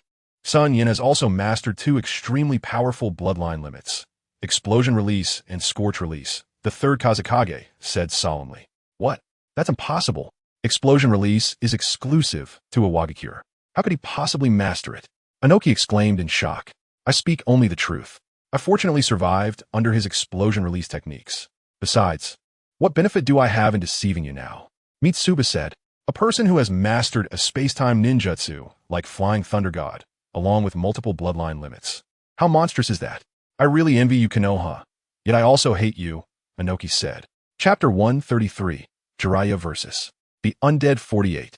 Upon hearing this, the third Hokage's expression was quite unsightly, but he did not say much. Meanwhile, at a certain base of the Flame organization in the southern part of the Land of Fire, a small green toad appeared. However, this little toad did not attract anyone's attention. The Flame organization base was filled with laughter and joy because today was the Spring Festival. Except for those on duty, everyone else gathered together to eat and drink. Hot pot is an essential dish in winter, and nearly 100 people were currently cooking sake and enjoying hot pot, feeling quite delightful. The leader of the ninja department at the base was delivering an important speech, followed by inspiring words from the heads of the Life Research Department and the Natural Research Department. Everyone has done very well this year. Let's continue to work hard next year. The esteemed master has said that every year, 10 elites will be selected from various branches to work at the headquarters. Everyone keep up the effort and keep pushing forward, the leader of the Life Research Department encouraged. Instantly, the atmosphere in the room was energized. For a moment, cups clinked and no one noticed that two unexpected guests had arrived at the base. At this moment, Jiraiya was hiding in the belly of a toad, waiting for the right opportunity. The Flame organization is indeed a giant. It seems that what has been revealed so far is just the tip of the iceberg. The ninja world is in danger, but I wonder who the esteemed master they speak of is. Could it be Flame? Just then, a figure with a dark expression stepped out, and to Jiraiya's surprise, the man's eyes were green, exuding an aura that kept people at a distance. Wearing a black mask that obscured half of his face. To Jiraiya's astonishment, he suddenly felt exposed upon the man's appearance. It's Lord 48, someone shouted. Hearing this, many leaders of the ninja department also stood up, knowing that the undead army is a direct subordinate of the esteemed master, each with shadow-level strength. And every sub-base would have such a presence. Lord 48, why are you here? The leader of the ninja department asked. You all are really stupid. A fly has slipped in, and you didn't even notice, 48 said in a deep voice. As he spoke, a flash of cold light appeared in his hand, and a shuriken flew accurately towards Jiraiya's reconnaissance toad. Instantly, white smoke rose, and a figure with white hair materialized before everyone. Ninja art. Lion's main technique. Jiraiya said nothing more, his hair lengthening instantly into a lion's head that rushed towards 48, attempting to strangle him. Demonic Realm, Tentacle Punch. 48 remained unfazed, and a black hand burst from the ground, reaching for Jiraiya's neck. Seeing this, Jiraiya frowned. This guy's combat experience seems terrifyingly strong. He managed to neutralize my attack in such a short time, and as the tentacle approached, Jiraiya had no choice but to leap into the air, putting distance between himself and 48. The sage of Mount Myaboku, Jiraiya, I've long admired your name. Seeing you today is indeed extraordinary, 48 said solemnly. I'm curious. My disguise was very good. How did you notice me? Jiraiya asked. I have sensory-type ninjutsu, so of course I would notice you. Since you're here, don't leave. I think the esteemed master would be very happy to see you, 48 said. Who is the esteemed master you speak of? Who is the leader of your flame organization? Jiraiya asked solemnly. Stop wasting time. Let me see the high-level techniques of one of the legendary 3 ninjas of Konoha, 48 said, and his body transformed into a shadow, rushing towards Jiraiya. Meanwhile, the leaders of the ninja department were covering the retreat of everyone, as they packed valuable items into several large scrolls, then entered a sealing formation. As the ninja department members combined their chakra, the people from the natural research department and the life research department, carrying various experimental equipment and data, vanished from spot. The seals on the ground also disappeared at this time. What they performed was the heaven-sent technique, but it was the improved version modified by SunYan. Compared to the previous heaven-sent technique, it consumed more chakra, but ensured the stability of the space. After doing this, the members of the ninja department did not leave, but went to the place where the two were fighting. Unlike those other departments, the ninja department only had ninja who died in battle, with no one escaping. Is this the duel of shadow-level powerhouses? There is completely no possibility of interference. One subordinate said, "Shut your mouth and be ready to fight at any moment," the leader of the ninja department said, pulling out a shuriken. At this point, Jiraiya and 48 had clashed in physical techniques for nearly 100 exchanges, with no clear winner, both sides having their victories and losses. Jiraiya kicked 48 in the chest, and 48 also punched Jiraiya in the abdomen. Wind release, vacuum wave. As 48 was sent flying, he expelled a long stream of air in midair, aiming to cut Jiraiya in half. Unfortunately, Jiraiya dodged it while in the air. Immediately after, a fire release, great fireball shot towards 48. When he landed, 48 quickly formed hand seals, and a massive water curtain appeared around him, blocking the great fireball. The flames and water curtain created a mist that completely obscured everyone's vision, and the sounds of shurikens clashing echoed through the mist. Earth release, Yellow Spring Swamp. Earth release, Earth Flow River. Jiraiya was increasingly astonished. The various ninjutsu used by his opponent were all signature techniques of the third Hokage. What is going on? Can anyone from the Flame Organization use these advanced ninjutsu? Breaking free from Earth release, Earth Flow River. Jiraiya unleashed wind release, vacuum, continuous waves. Countless wind chakra bullets rushed towards Jiraiya. While dodging, Jiraiya thought to himself that his opponent was clearly a ninjutsu expert, proficient in ninjutsu of 5 elemental chakra, and with an extraordinary amount of chakra, using various techniques as if they required no chakra at all. It seemed that it would take a lot of effort to take him down. Ninja art, summoning technique. Instantly, a toad over 30 meters tall, carrying a 10-meter-long katana at its waist, appeared in place. Toad Bunta, use that technique, Jiraiya quickly instructed. Seeing Jiraiya in battle, Toad Bunta merely complained a bit, but then nodded and spat out a mouthful of toad oil towards 48. At this moment, Jiraiya also immediately performed fire release, great fireball. Combined ninja technique, fire release, toad oil fireball. A massive oil fire dragon spewed forth from both of their mouths, sweeping towards 48.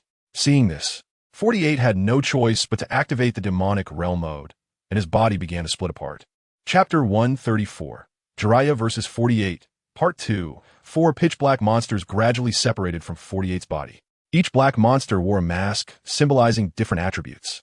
Among them, the 2 monsters representing fire and wind attributes opened their fearsome mouths. Fire release, head carving. Wind release, vacuum great sphere. Combined ninjutsu, flame face chaotic wave dance.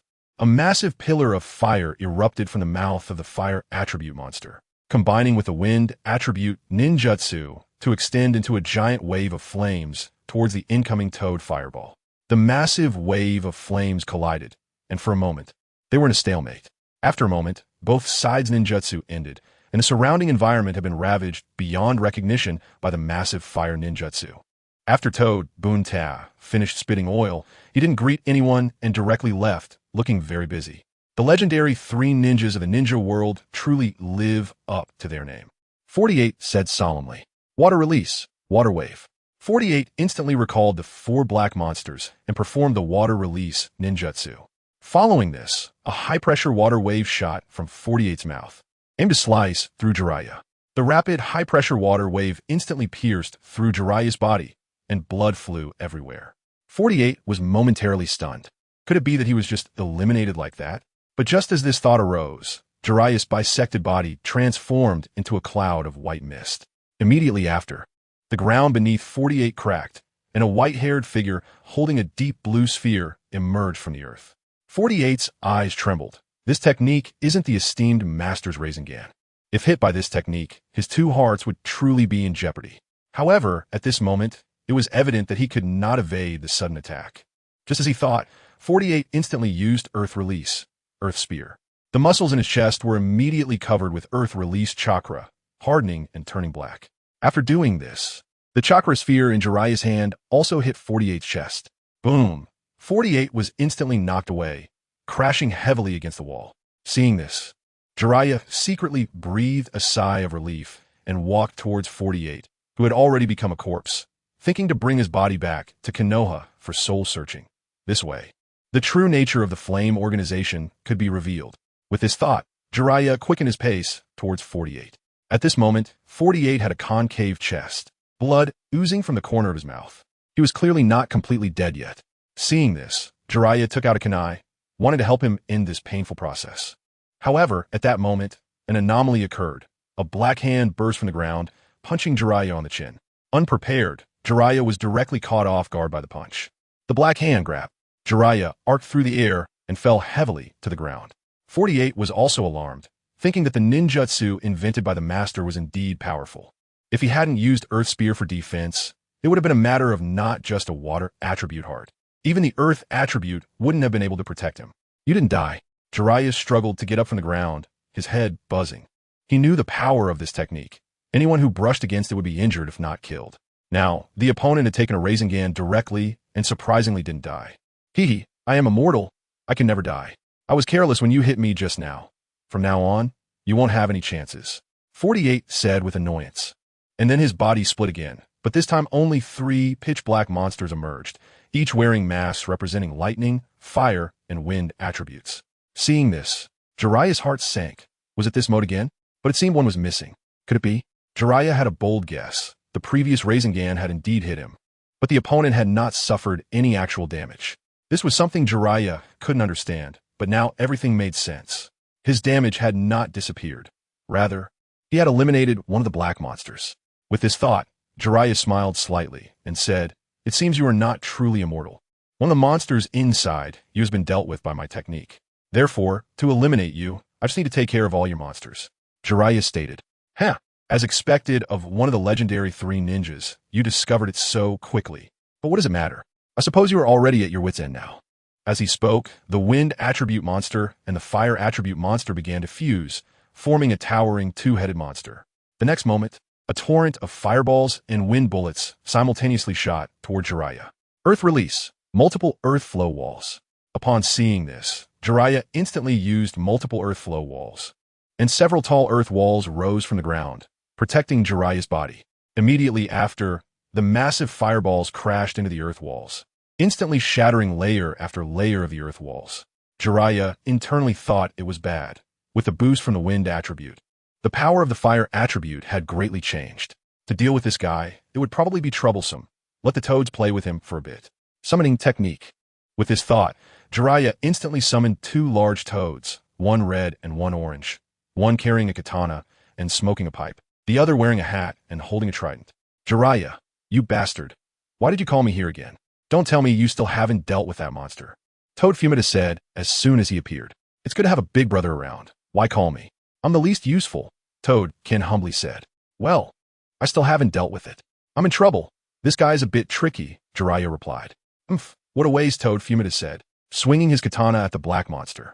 However, to Fumita's shock, The gigantic katana instantly cleaved the black monster in two, then embedded itself into the ground, creating a deep chasm. Yet the next moment, the split black monster merged back into one. The black monster distanced itself from Toad Fumida, then unleashed a storm of fireballs and wind bullets towards him. Water release, gunshot ball. Several massive water balls were spat out from Toad Fumida's mouth, instantly neutralizing the incoming barrage of wind and fire. Meanwhile, Toad-kin leapt high into the air, crashing through the already damaged ceiling of the Flame Organization's base. And after ascending nearly 100 meters, he came crashing down towards 48. Boom! At this moment, the underground base of the Flame Organization was smashed into a massive deep pit. Surrounding ninjas had already fled several kilometers away due to the previous battle shockwaves, but they were still blown away several meters by this gigantic impact. Chapter 135. 48's demise. 48 was forced to recall the black monsters and used Earth Release to burrow underground to evade the Toad's attack. Earth Release, Yellow Spring Marsh. Jiraiya then cast his technique again, turning the surrounding ground into a swamp. 48 was forced to emerge from the ground again and, looking at Jiraiya in front of him, said in a deep voice, "Jiraiya, you can't take me down, and I can't take you down either. There's no need to engage in a futile battle. The Flame Organization is not something you can afford to offend. Killing you won't make my master happy either." You underestimate me, the sage of my Boku," Jiraiya replied, extending his finger into his mouth and marking 2 lines on his face. Then he clasped his hands together, and immediately 8 shadow clones emerged from the shadows. 48 was taken aback, wondering when he had created so many shadow clones.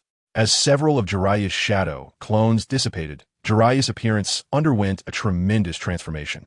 A cloud of white mist rose, revealing Jiraiya's hair became fluffy, his nose grew enormously, and 2 old toads stood on his shoulders. "Little Jiraiya, have you encountered a tricky enemy?" Sage Shima asked. "What's so special about this guy?" Sage Fukasaku inquired. "He has 5 lives. Dealing with him is quite troublesome. And this time, letting him escape means all my efforts over the past 6 months have been in vain," Jiraiya said. "Well then, Fumida and Kin, you should go back.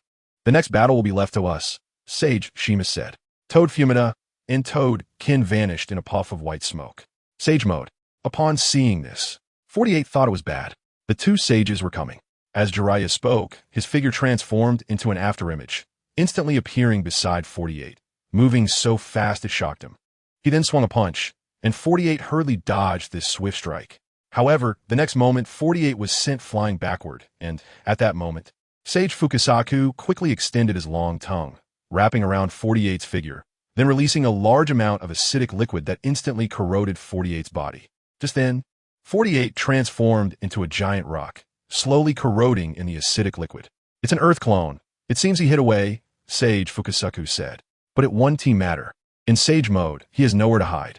Sage Fukasaku had just finished speaking. A black tentacle struck towards Jiraiya's neck, but in an instant, Jiraiya's hair wrapped around the tentacle and flung it into the air, sending the figure of Shige, 48, flying upwards. The next moment, the tentacle punch launched again, reaching for the nearby ground. However, Jiraiya's hair extended once more, controlling another tentacle. Sage Art, 5YG Men. In an instant, Jiraiya spat oil, while F-Zaku Sage used Wind Release, and Jima Sage used Fire Release. A massive wave of oil quickly engulfed Shige, followed by a surge of wind and fire. A gigantic oil firestorm completely consumed Shige's figure. What followed was a series of continuous oil fire explosions. From the moment Jiraiya entered Sage mode, the battle between the 2 transformed from evenly matched to one-sided domination. It was unclear how long had passed, but the entire base of the Flame Organization was reduced to rubble, leaving only a rough outline behind. After a long while, oil and fire still lingered, and everything was burned to nothingness. In a clash between experts, victory and defeat can be determined in an instant. Shige never expected that Jiraiya in Sage mode would possess such powerful sensing ability, and thus he had completely lost his combat effectiveness. With only one of his 5 hearts still weakly beating, his body shattered, and his skin burned beyond recognition. The remaining Earth attribute heart could stop beating at any moment. Just moments ago, it was the Earth Spear that saved his life. Jiraiya had already exited Sage mode and walked slowly to Shige's side. "I don't think you'll provide any valuable information, so rather than watching you die painfully, why not I give you a swift end? What do you think?" Jiraiya said. Shige said nothing and simply closed his eyes. Jiraiya then pulled out a kunai, spun it in his hand, and instantly plunged it into Shige's last remaining heart. Thus, the living dead Shige was killed. You are a respectable opponent, but your value is too great, so I cannot give you a proper burial, Jiraiya said, placing Shige's corpse into a space scroll. Meanwhile, a dozen remaining members of the ninja division in the distance were waiting for the battle to conclude. One sensing-type ninja was desperately trying to sense Shige's chakra. Moments later, he sorrowfully said, Lord Shige's chakra has completely disappeared. Only the chakra of that ninja remained. The leader of the ninja division fell silent for a moment and said, I have said before, there are only those who die in battle, not those who flee. No matter the cost, we must leave them here.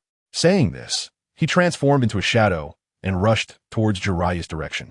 The remaining dozen followed closely behind. The battle was about to erupt. After an unknown amount of time, Jiraiya killed the last enemy and collapsed to the ground, his chakra completely exhausted. At this moment, even a low-ranking ninja could kill him in an instant. Was that enjoyable? A familiar, or rather slightly rougher voice came from behind Jiraiya. And is that you? Jiraiya asked, trembling. He, does it matter? You've angered the people of the Flame Organization. You will die a terrible death. A cold voice came from behind, and a dagger was clearly pressed against Jiraiya's neck, preventing him from turning around. Indeed, you have ties to the Flame Organization. Can you tell me why you did this? Why did you join this organization? Why did you kill Danzo? Why did you kill so many innocent ninjas in Konoha? Why did you leave Konoha? Jiraiya asked excitedly. Jiraiya, you're still the same. Instead of asking me, don't you have the answers in your heart? SunYan replied calmly. It was indeed Danzo who targeted you, right? Then you can tell the truth to the third Hokage. He will definitely grant you justice, Jiraiya said. Jiraiya, stop deceiving yourself. You know better than I do what kind of person the third Hokage is. But you've always been self-deceiving, haven't you? At this point, there's no need for more words. The Flame Organization is not as simple as you imagine. If you don't want to die, stop investigating further. Next time, I won't be lenient, SunYan said, withdrawing the kunai from Jiraiya's neck. Jiraiya suddenly turned around, but SunYan's figure had already vanished, along with the corpses on the ground. Seeing this, Jiraiya clenched his fists tightly. Chapter 136. Night of Bliss. SunYan's figure appeared at the annual meeting. Clearly, the attack on the subbase had been deliberately concealed. Everything today belonged to celebration. Starting tomorrow, the 41st year of Konoha would begin, and he would first present a grand gift to Konoha. He was heading to the Land of Iron to greet the 5 Kage who were in the midst of the 5 Kage summit. He waved his goblet and summoned Yakura. What are your orders, master? Yakura playfully asked. An emergency meeting will be held at 6 tomorrow morning, and then let the entire ninja world witness the Flame Organization. SunYan declared. Are you planning to expose the Flame Organization to the light of day? Yakura blinked, surprised. That's right. It's time for the Flame Organization to be revealed to the world. Soon, the 6th hidden village, the Flame Ninja Village, will be established, and a country named the Land of Gods will also be founded, SunYan said with authority. The entire northern part of the Fire Country, as well as the Land of Iron, will become the territory of my Land of Gods, SunYan continued. Understood. I'll go make arrangements, Yakura said, twisting her body as she walked away. The entire rooftop was now illuminated with dazzling lights. SunYan raised his goblet and drank it all in one go. Immediately, nearly 100,000 people below erupted in thunderous cheers. Mikoto was already slightly tipsy, and she, along with Kushina, Linglong, and Konan, had started a drinking contest. Mikoto was the first to give in, followed by Konan, leaving only Linglong and Kushina, who kept downing glass after glass. Of course, they weren't using chakra to enhance the alcohol. Mikoto, holding an empty wine glass, found SunYan and stumbled into his arms. Yinji, I came to drink with you. Mikoto mumbled. Fool, you can't drink so much. Hurry up and use chakra to sober up, SunYan said, patting Mikoto's little head. If I won't. We agreed not to use chakra to sober up. If I do, it'll mean I lost to those guys Kushina. Mikoto protested. All right, no sobering up. I'll take you back to your room to rest, SunYan sighed. No, I want to drink with Yinji. Mikoto pouted. After drinking this much, you still want to drink? SunYan said, ignoring the bustling banquet, and scooped Mikoto into his arms, heading towards the residential area. This scene happened to be seen by Kushina and Linglong, who were competing in drinking. It wasn't a big deal, but what made the two of them grit their teeth was that Mikoto was making faces at them while on SunYan's back, showing no signs of drunkenness. Damn it, Linglong, that little tramp Mikoto dared to play this with us. We must expose her, Kushina said through gritted teeth. What are you talking about? Why are you dragging me into this? Linglong's face turned red, shyly saying, TCH, Linglong, stop pretending. Don't you have feelings for SunYan? Kushina said with a sly squint. What are you talking about? I'm not like you and Mikoto. I've always viewed Yin as a teacher, Linglong stammered. Hinata Linglong's face instantly turned red as she retorted, He, Linglong, I see. You brought teacher Yin here, then you want to have a student-teacher relationship with Yin, right? Jioshin pointed out. Hinata Linglong immediately couldn't sit still. Jioshin, you just like to talk nonsense. Where did you learn all this? He can't say anything now, right? If Linglong likes him, she should boldly say it. Anyway, more or less is the same. If it's you, I have no objections, Jioshin said with a smile. Stop talking nonsense. Hinata Linglong's face was so red, it was about to drip with water. No, where are Yin and Mikoto? Oh no, they've both disappeared. Jioshin seemed to remember something and looked around, but SunYan and Mikoto were nowhere to be seen. At this moment, SunYan had already taken Mikoto to her room.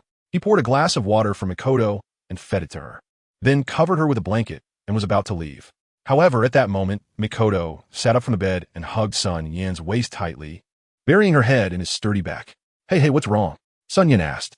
Brother Yin, tonight, stay here and accompany Mikoto. Mikoto said as she looked at him with charming eyes. Mikoto, you're still young. This probably isn't good, SunYan said awkwardly. Brother Yin, tell me. Do you not like me at all? Tell me where I'm still young? Mikoto said with red eyes, looking pitiful, as if she would cry the next moment if he said something wrong.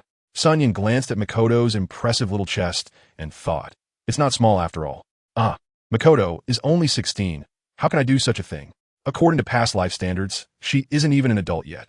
Though in the ninja world, 16 is already considered an adult. However, SunYan still found it hard to take action. Mikoto, you're only 16. I think we should wait a couple more years. SunYan scratched his head and said, Then why did Brother Yin do that with Sister Yi-san at 16? Mikoto retorted angrily.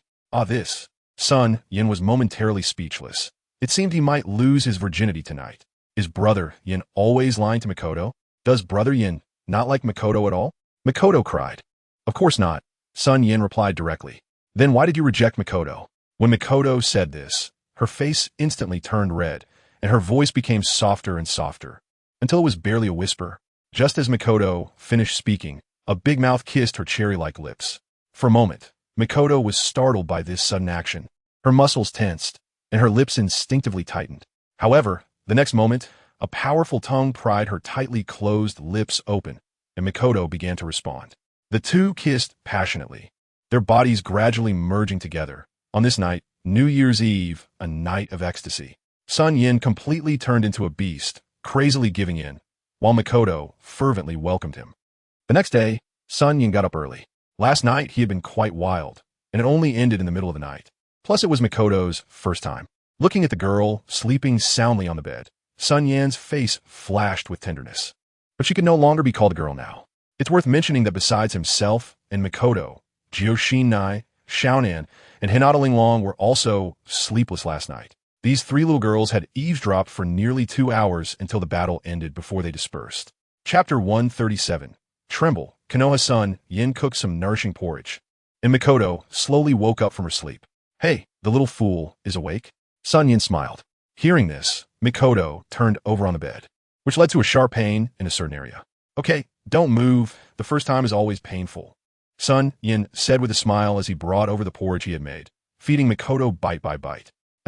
I'll listen to Brother Yin, Mikoto said sweetly while drinking the porridge. After Mikoto finished the porridge and fell asleep again, SunYan activated the Flying Thunder God and arrived at the conference room. At this moment, the conference room was already filled with people. The originally restless crowd instantly quieted down at SunYan's arrival. Lord Zun, everyone shouted. Well then, let us start the meeting. First, let Yi-san read our achievement from last year and our plans for this year, SunYan said. Yi-san organized the materials in hand and began to read them. The people below listened attentively, frantically jotting down what they deemed important. Soon after Yi-san finished reading, SunYan slowly said, I have some unfortunate news to share. Just yesterday, one of our Yin organization's southern bases was raided by Konoha again. The Dead Man's Army 48 and the Ninja Department's personnel bravely died in battle. Therefore, our first goal this year is to ignite war in the Land of Fire, divide the Land of Fire, and establish our own country. As soon as SunYan's voice fell, the room instantly fell into a dead silence, but soon after, it erupted with thunderous cheers. Lord Zun is right. With our Yin organization's current strength, why should we hide in the dark? We should establish our own country, and then we will be the strongest nation in the ninja world. Konoha, we have never sought trouble with you, yet you dare to repeatedly attack our Yin organization. This is simply seeking death. We declare war on Konoha, eradicate Konoha village, and occupy the land of fire. Seeing the spark in the eyes of his subordinates, SunYan smiled. Today he would send Konoha and the land of fire's daimyo a big gift. Shungshu, send a message to Shungshu, tell him to go to the land of fire's daimyo mansion and loot several billion. As for us, we will go to Konoha to collect debts, SunYan said to Yitsong. Understood, but can you bear to just target Konoha? Yitsong teased. He, don't underestimate me. Yitsong, Konoha has nothing left for me to miss. If they dare to attack the Yin organization, they must be prepared to face the wrath of the Yin organization. The reason I didn't kill Jiraiya is out of respect for the past, but this is the last time, SunYan said lightly. All right. When do we set off? Yitsong asked. This time, just take Xiaonan and Linglong with us. Mikoto and Jioshin don't need to go, SunYan said. But Mikato's first time? Can't you be a bit gentler? Yitsong said. Let's not talk about that now. Call Xionin and Linglong over. We should be setting off. SunYan quickly changed the topic. At the Yin organization base on the rooftop, 6 figures stood there. SunYan, Yitsong, Xiaonan, Linglong, and the dead man's 10, Sakurada Miyuki. However, Xiaonan and Linglong looked a bit off. Both had panda eyes that were quite eye-catching. Xiaonan, Linglong, what happened to you? Did you not sleep well last night?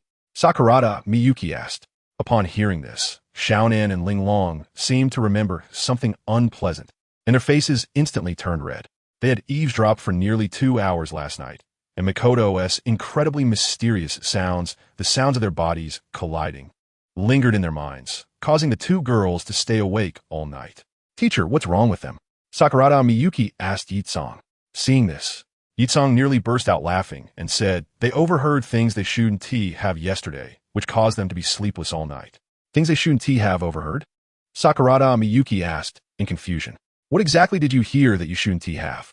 Tell me, I want to hear too, Sakurada Miyuki said.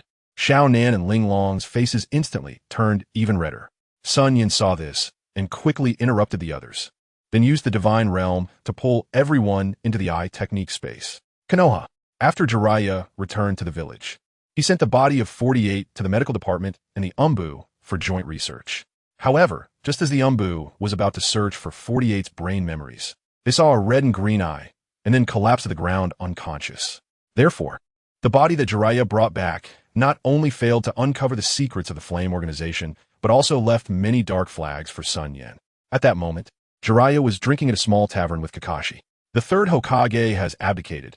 It must be that Kakashi-senpai has taken on this great responsibility, Jiraiya teased. Hey, Jiraiya, you can't say things like that, Kakashi replied. Tell me the specifics of your mission, Kakashi said. Understood. Jiraiya put away his joking demeanor and seriously recounted the events. The body I brought back has 5 hearts, and you can only kill it by shattering all 5 hearts. If I hadn't activated Sage Mode, you probably wouldn't see me now, Jiraiya concluded, then joked. Are you sure that SunYan joined the Flame Organization?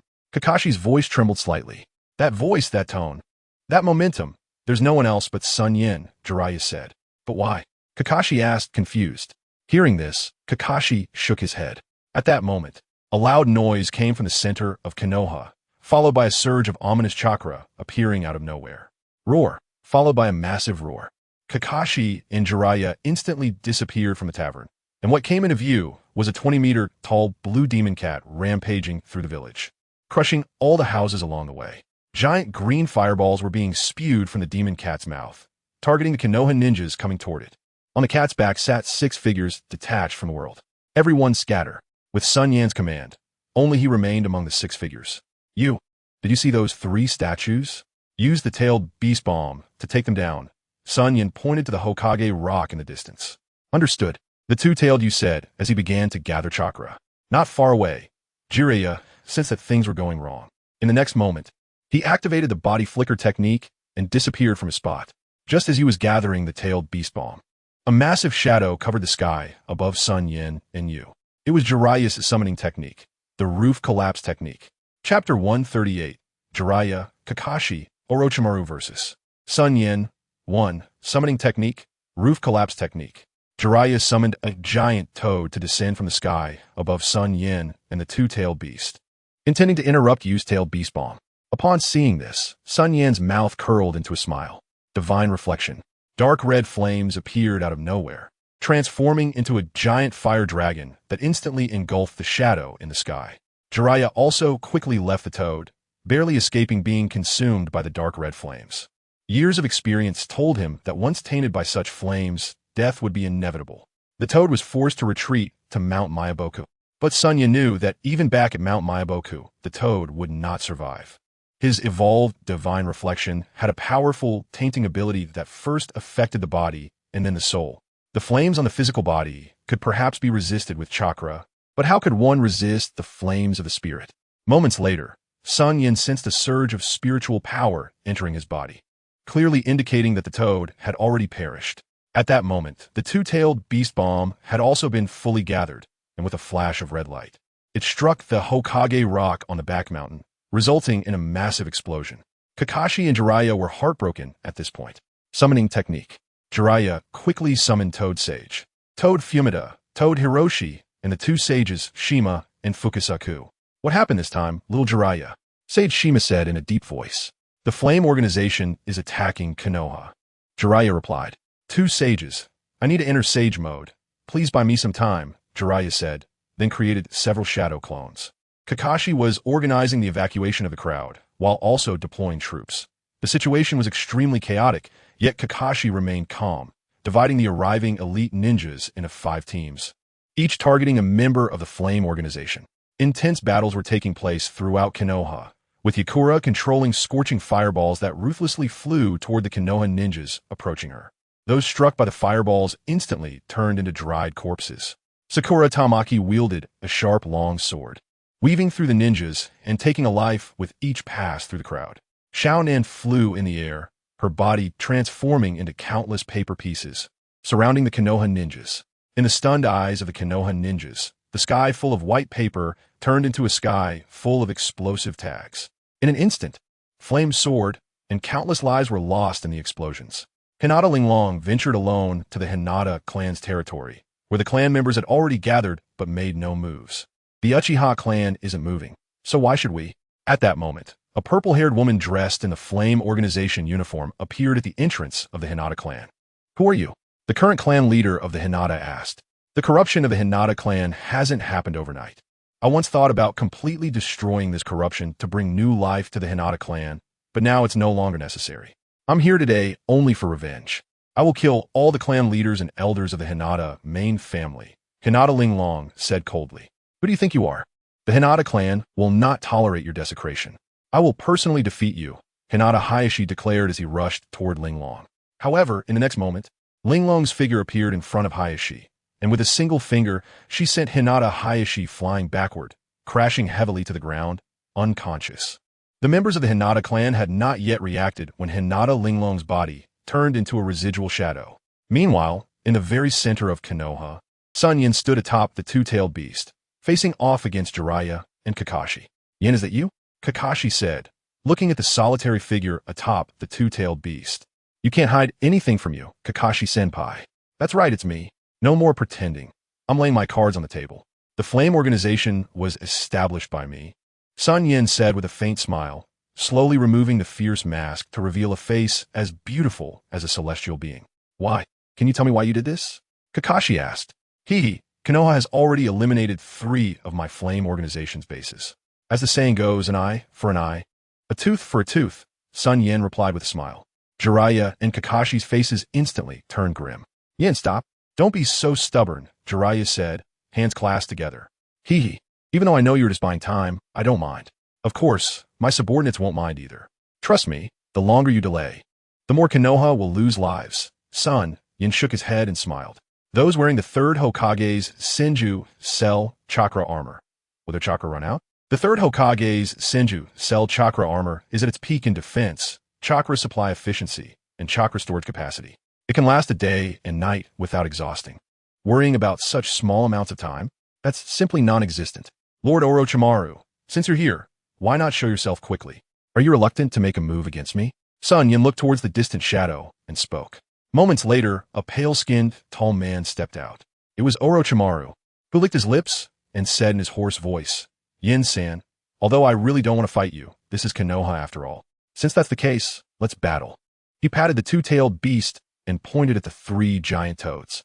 In the next moment, SunYan's figure vanished, and when he reappeared, he was above Jiraiya. He swiftly drew the long sword at his waist and slashed down at Jiraiya, who was gathering sage chakra.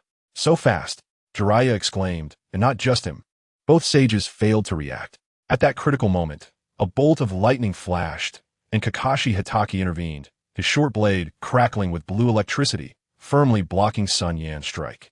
"Kakashi-senpai, I once learned swordsmanship from you. Let's settle this today." Immediately, the two figures turned into afterimages, clashing nearly 100 times. SunYan seized an opening in Kakashi's defense, instantly knocking the short blade from his hand.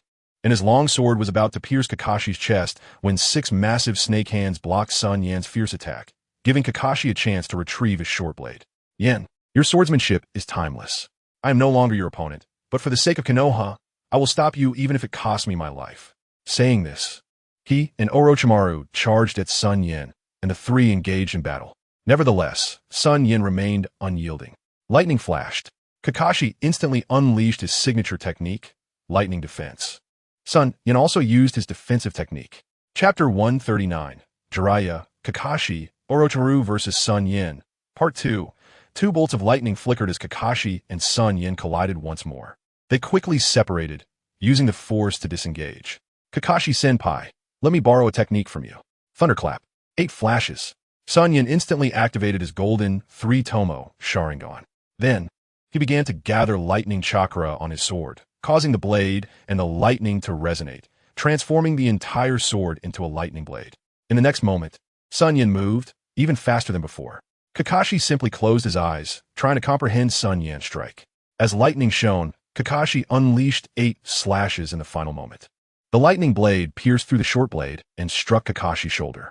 As expected of Kakashi-senpai, to withstand one of my 8 ultimate sword techniques, SunYan said. He smiled as he pulled the lightning blade from Kakashi's shoulder and then kicked him away. Ninjutsu, Shadow, Multiplication. Orochimaru's arm transformed into a swarm of snakes, attacking SunYan. With a swift motion, SunYan cut through the snake swarm, then used a body flicker technique to disappear from his spot and reappear behind Orochimaru. As his hand fell, Orochimaru barely reacted before his arm was severed by SunYan. Blood gushed out, but in the next moment, the severed arm instantly regenerated. Upon seeing this, SunYan remained unfazed, while Jiraiya and Kakashi, who were gathering sage chakra, were momentarily stunned. Clearly, Orochimaru had now mastered cellular regeneration. Suddenly, Orochimaru's arm elongated and struck rapidly towards SunYan. However, to SunYan, such an attack felt like a mere tickle. He easily severed Orochimaru's rubbery arm and teased, "Orochimaru-senpai, I didn't expect you to master cellular regeneration and tissue softening techniques so quickly. Hee. Even so, it didn't bring any surprise to you, Yin-san," Orochimaru said as he drew his long sword. Ha, that's natural. Since Orochimaru-senpai can achieve this, I certainly won't be surprised, but just this isn't enough. SunYan smiled slightly. The golden 3-tomo Sharingan emitted a strange glow, and then 2 massive, spiraling shurikens formed in SunYan's hands. One emitted dazzling blue light, representing wind release, spiraling shuriken. The other appeared gray, surrounded by an aura of destruction, representing explosion release, spiraling shuriken. SunYan's mouth curled into a smirk as he did not throw the 2 massive chakra shurikens at the 3, but instead hurled them towards the surrounding ninjas. Not good. Scatter quickly. Kakashi shouted to the group of ninjas behind him, clutching his scorched body. But it was too late. The speed of the 2 chakra spiraling shurikens had already surpassed several times the speed of sound, impossible for these elite ninjas to dodge. Wind release. Spiraling shuriken instantly struck the group of ninjas, cutting through several bodies before exploding. A storm of wind with a diameter of dozens of meters engulfed all ninjas within its range. Everything around was illuminated by the massive blue light. For a moment, everyone except SunYan closed their eyes against the dazzling blue light. After a long while, the blue light faded, leaving behind a scarred earth and countless corpses pierced through by the wind release laser. Meanwhile, the explosion release spiraling shuriken pierced through numerous buildings along its path and finally detonated at the center of Konoha, where a giant starfish lit up in the sky, followed by a tremendous explosion sound. Everything within the explosion's range turned to ashes, and a massive shockwave was overwhelming, with clouds of dust filling the air, and a colossal mushroom cloud rising into the sky. Kakashi, Jiraiya, and Orochimaru stared blankly at all of this, their hearts filled with turmoil. Could they really defeat an enemy like SunYan? Yin, you've changed, become unrecognizable and terrifying, Kakashi said with red eyes. Hee, Kakashi-senpai, people change, don't they? SunYan chuckled. Sage mode activated. At that moment, Jiraiya's Sage mode was also ready. Sage Art, 5 right gate. Jiraiya stopped talking and instantly unleashed his Sage technique, unleashing a torrent of oil waves towards SunYan. Then, 2 toads used wind release and fire release respectively. Sage mode, interesting. Although Jiraiya's Sage mode took a long time to activate, its power was undoubtedly formidable. Watching the incoming Sage techniques, SunYan's golden 3-tomo Sharingan instantly transformed into a pentagram. Divine illumination. Dark red flames emerged from the void, forming a towering wall of flames over 10 meters high, firmly blocking the approaching Sage technique. The 2 types of flames collided. The Sage oil flames crashed against the divine illumination wall, but could not budge it at all, and the power of the Sage oil flames seemed to gradually weaken, while the divine illumination wall grew stronger, as if it was gaining energy. This scene made Jiraiya's eyelids twitch. Sage Art. 5 right gate could be considered the pinnacle of fire-style ninjutsu. It was being overwhelmed by this dark red flame. After a long time, the Sage oil flames disappeared completely, while the divine illumination wall still stood, larger than before. Seeing this, the 3 of them furrowed their brows. Observing this, SunYan smirked, and with a shift of his Sharingan, the massive wall of flames transformed into 3 gigantic fire dragons, roaring toward the 3.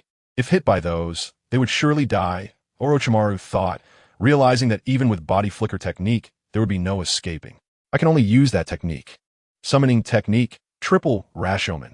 The giant gate, with its enormous mouth, rose up in front of Orochimaru.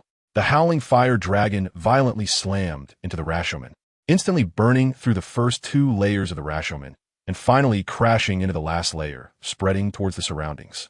Moments later, the last layer of the Rashomon was reduced to nothingness, landing on the ground and forming a sea of fire. Compared to Orochimaru, Jiraiya and Kakashi's life-saving methods were much weaker.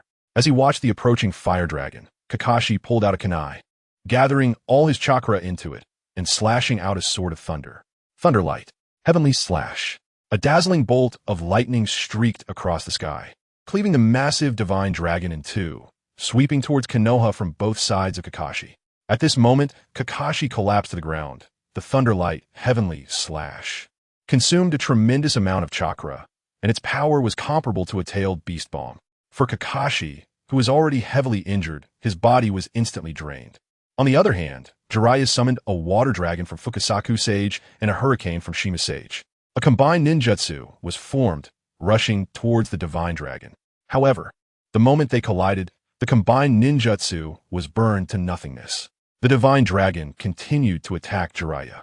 Faced with the incoming ninjutsu, Jiraiya had only 2 options: to summon a toad to block the attack or to take the hit directly. Little Jiraiya, don't hesitate, Fugakuwith Sage said. No, my toad.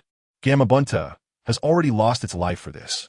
I absolutely cannot do this, Jiraiya replied, beginning to gather chakra in his palm. A chakra sphere the size of a half-human formed in Jiraiya's hand, and as more chakra was infused, it suddenly expanded to a giant chakra sphere several meters in diameter.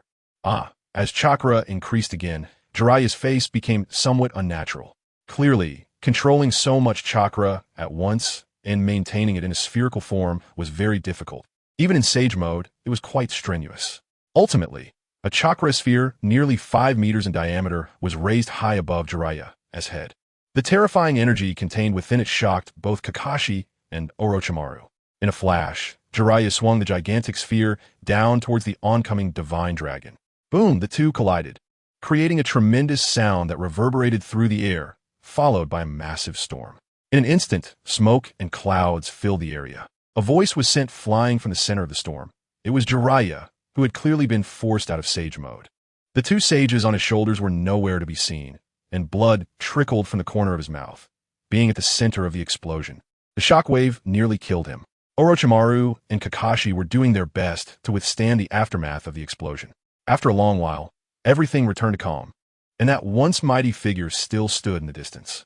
I didn't expect you to have mastered my Rasengan to this extent. You truly are impressive, Jiraiya, he laughed. Jiraiya struggled to prop himself up, spitting out another mouthful of blood, wanting to say something but failing to do so. The fire. Konoha has already been destroyed to this extent. Don't you feel any pain? Kakashi said. Stop it, Kakashi. I am now the leader of the Flame Organization, not a ninja of Konoha. If it weren't for my goodwill, Konoha would have been completely destroyed by now. I've already shown enough mercy. And Jiraiya, if I wanted to kill you last time, it would have been as easy as pie, but I let you go. However, that doesn't mean I hold you accountable or ignore the members of the Flame Organization being killed by people from Konoha. This operation is both revenge and a declaration of war against Konoha. From today onward, the Flame Organization officially declares war on Konoha, SunYan said loudly. At this moment, the two tails had already dealt with several toads, and the remaining 5 had completed their respective tasks, coming to SunYan's side. I've already emptied Konoha's ninjutsu building. In the sealing book of Konoha, Yitsong said with a smile, Lord, the money is also in hand. Konoha is indeed the wealthiest of the 5 great nations. With nearly 10 billion in finances, Deadman number 10 said. For some reason, SunYan noticed that the dead men who had used the Earth Grudge Fear were inexplicably excited about money, like Deadman number 10, who rushed to grab money when tasks were assigned. I've taken care of Orochimaru's laboratory with Conan. There's a lot of high-tech stuff that I've stolen. Sakura de Gonyue said with a squint, and Conan nodded in agreement. What is wrong with Linglong? SunYan asked, looking at the silent Linglong beside him. I've already personally killed several of the Hinata clan's leaders. Just thinking about my parents makes me feel very bad, Hinata Linglong said. Well, with your great revenge accomplished, your parents would surely be very comforted. Since that is the case, we should leave now, SunYan said. At this moment, the 3 felt their heads buzz, instantly becoming chaotic. The Flame Organization was going to war with Konoha, with just SunYan and his 6 companions, plus 1 tail beast. They had already brought Konoha to this state, let alone the fact that what the Flame Organization had displayed was just the tip of the iceberg. SunYan, I really want to know what your true purpose is, Orochimaru said in a deep voice. Orochimaru, even if I told you my purpose, you wouldn't understand. However, I admire you as a person. By the way, your soft tissue technology and cell regeneration technology are quite impressive. I'll gladly accept them. It's getting late, and I need to rush to the next event. Goodbye, everyone. As soon as SunYan's voice fell, the 2 tails transformed into a puff of white smoke and then disappeared from the spot. The figures of SunYan and the 6 others also sank into the space, vanishing from sight. The land of iron, located in the northern part of the ninja world, was almost buried under white snow for the entire winter. The 5 Kage were holding their final discussions here, having spent 2 days discussing how to jointly deal with the Flame Organization. After unified discussions, they decided that the Land of Fire would first conduct reconnaissance activities to eliminate and investigate all the Flame Organization strongholds, finding their ultimate hiding place. Then, the 5 Kage would personally lead 100 elite ninjas from their villages to wipe out the Flame Organization in one fell swoop, ensuring that each village spared no effort to completely eradicate this tumor of the ninja world. Today marked the end of the meeting, and the issue at hand was how to divide the spoils of victory after the eradication of the Flame Organization. The Raikage spoke first, demanding that the 2 tails must be returned to the Cloud Village, stating that Cloud had suffered the most under the Flame Organization's attack, and requesting that after the Flame Organization was eradicated, Cloud should receive 30% of the profits. As soon as this was said, it was met with opposition from everyone. Inoki was the first to disagree, slamming the table and angrily saying, Raikage, I believe our Wagakure has suffered the most damage. The 2 immediately began to argue. While the Kazekage was calculating his own interests, the Kazekage said, after eradicating the Flame Organization, we can forego the sea's profits.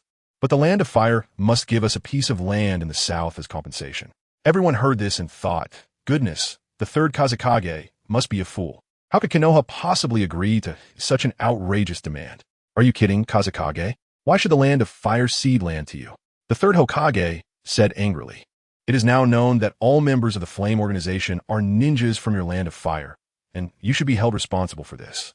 Immediately after, the Hokage and the Wind Shadow began to argue again, with only the Water Shadow remaining silent, simply closing his eyes to rest.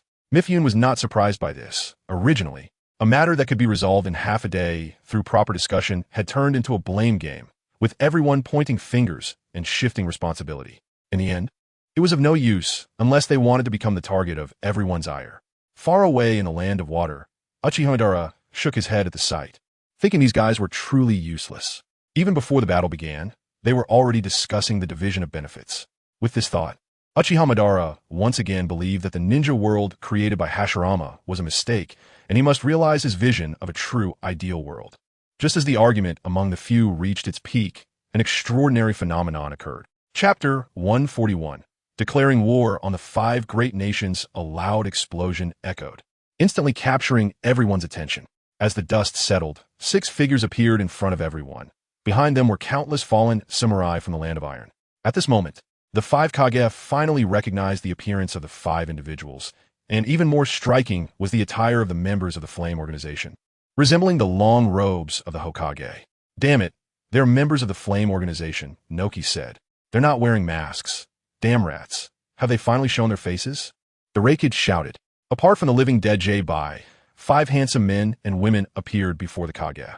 For a moment, it was hard to believe that the notorious members of the Flame Organization were simply a group of such attractive individuals.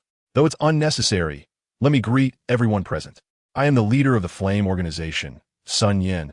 The Flame Organization was established by me in the shadows, SunYan said, looking at the 5 Kage and their attendants. Upon hearing this, everyone was shocked, especially the sunny boy behind the 3rd Hokage, who looked at SunYan with disbelief. He knew that Enki might have joined the Flame Organization, but he never expected that the Flame Organization was established by SunYan himself. Indeed, and you have fallen, the 3rd Hokage said solemnly. You have no right to say whether I have fallen. 3rd Hokage, SunYan sneered. In the next moment, SunYan moved, turning into an afterimage, appearing behind Orochimaru, delivering a lightning strike that pierced through Orochimaru's body, which then turned into a cloud of white smoke under everyone's astonished gazes. Old man, 3rd, can't even tell a shadow clone apart? SunYan asked, smiling. The 3rd Hokage's face instantly flushed with anger and resentment towards SunYan and Orochimaru.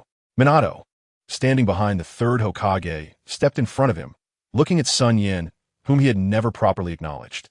Minato could not believe that this was his best friend. Minato, it seems like you've been doing well these past 3 years, SunYan said with a smile. Tell me why. Why are you doing this? Why are you attacking other ninja villages? Why?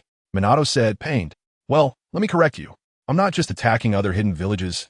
I just finished attacking your Konoha as well. The casualties should be quite heavy, SunYan chuckled. What did you say, In? You attacked Konoha too? Minato asked, stunned. At that moment, he suddenly felt that the SunYan before him was so unfamiliar. In, why have you become like this? What happened to you? Minato shouted. You are Minato, right? Little guy, let me answer your question. It's not that SunYan has changed, but rather that you never truly understood the real SunYan. Yitsong's charming voice reached Minato's ears, causing a huge impact on his heart once again. Magnet Sand, it's been a long time. Does Sand Village still remember me? Yitsong then smiled at the 3rd Wind Shadow. Only then did the 3rd Wind Shadow recall that this familiar woman was once his greatest rival, Yitsong. After Yitsong was taken by SunYan, in order to smoothly take the position of Wind Shadow, Magnet Sand chose to remain silent, thinking that Yitsong had died at SunYan's hands, but unexpectedly. By the way, now I will answer your second question. Minato, SunYan said, looking at Minato. My goal is to establish a country that belongs to me, to create my own ninja village, a nation above the 5 great countries, a ninja village above the 5 great hidden villages. My goal is that simple, SunYan said with a smile. To establish a nation above the 5 great countries and a hidden village above the 5 great hidden villages, you must be dreaming. The current structure of the ninja world is set. There is no territory for you to establish a country and hidden village, Noki mocked. Absolutely impossible. The 5 great countries mutually restrict and balance each other. There is no need for you to establish a so-called hidden village above the 5 great countries. The 3rd Raikage also said. Ha ha ha, SunYan laughed loudly. Bastard, what are you laughing at? The 3rd Raikage said angrily. If it weren't for the fear of being beaten too badly and losing face, he would have charged at SunYan already. I'm laughing at the disgusting faces of you 5 great countries, at your inexplicable sense of superiority, at your naive belief that you can stop the rise of the Flame Organization, and at your foolish idea that I am negotiating with you, SunYan said, activating his Mangeki Sharingan, causing the atmosphere in the room to instantly chill. In the next moment, a yellow flash appeared beside SunYan, followed by Minato's figure, who punched towards SunYan's face. I must not let you go astray any longer, he thought. With a flicker of light, SunYan had already seen everything that would happen in the next 3 seconds. To everyone's eyes, SunYan seemed to have predicted the future, slowly extending his left hand to receive Minato's heavy punch, saying with a smile, "Don't waste your effort. The Flying Thunder God is useless against me." Then he swung a punch at Minato, but in the next moment, Minato disappeared in the air again. Seeing this, SunYan chuckled, transforming into a shadow, moving to a side position and punching into the air. Just as everyone was confused, Minato's figure appeared, and he was sent flying with a punch. "Let's all attack together. Otherwise, in a one-on-one fight, you have no chance of winning," SunYan said, extending a finger and shaking it left and right at everyone. Seeing this, the 5 Kage exchanged glances, then took a step forward. "No, I implore you all, give me a chance. I want to catch it myself." Minato struggled to rise from the ground and said to everyone, after taking a punch from SunYan, being able to stand up was already remarkable.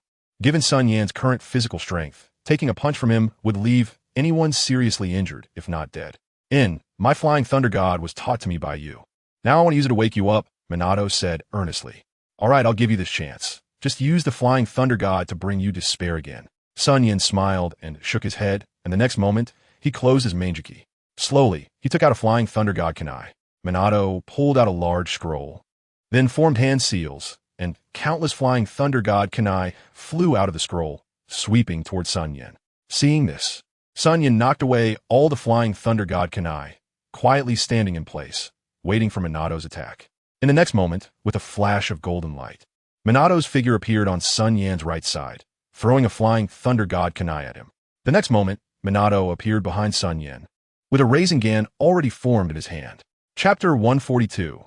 SunYan versus the 5 Kage. At this moment, SunYan was indeed caught between the kunai and the Rasengan. Just at this moment, SunYan threw the kunai into the sky, and the black, ghostly light that once struck fear into enemies reappeared. SunYan's figure appeared in midair, once again holding the kunai. The water gate vanished again, appearing beside a flying kunai in the distance. In the first round of clashes, both sides seemed evenly matched.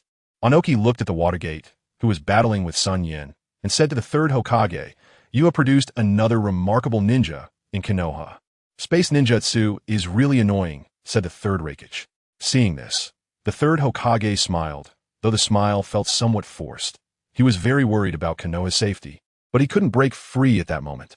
At that time, the two had already used the Flying Thunder God technique and exchanged several moves. SunYan merely relied on a Flying Thunder God kunai to maneuver around Watergate's attacks. "Is this all you've got, Watergate? You're being a bit overconfident," SunYan said, transforming into a wisp of ghostly light, and the next moment, he appeared behind Watergate. Feeling a deadly sense of crisis behind him, Watergate activated the Flying Thunder God again, appearing next to another kunai. However, the sense of danger did not diminish at all. In the next moment, a golden flash flickered, and Watergate activated the Flying Thunder God once more. But immediately after, an even stronger sense of crisis arose. A flash of black light shot forth as SunYan's kunai slashed toward Watergate's neck. The deadly threat made Watergate instinctively dodge, avoiding the fatal strike. But the kunai grazed Watergate's face, leaving a deep scar.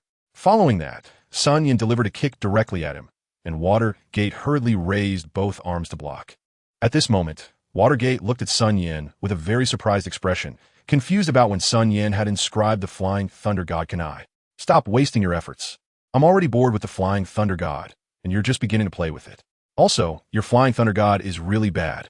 I regret teaching you this technique. It's simply being wasted."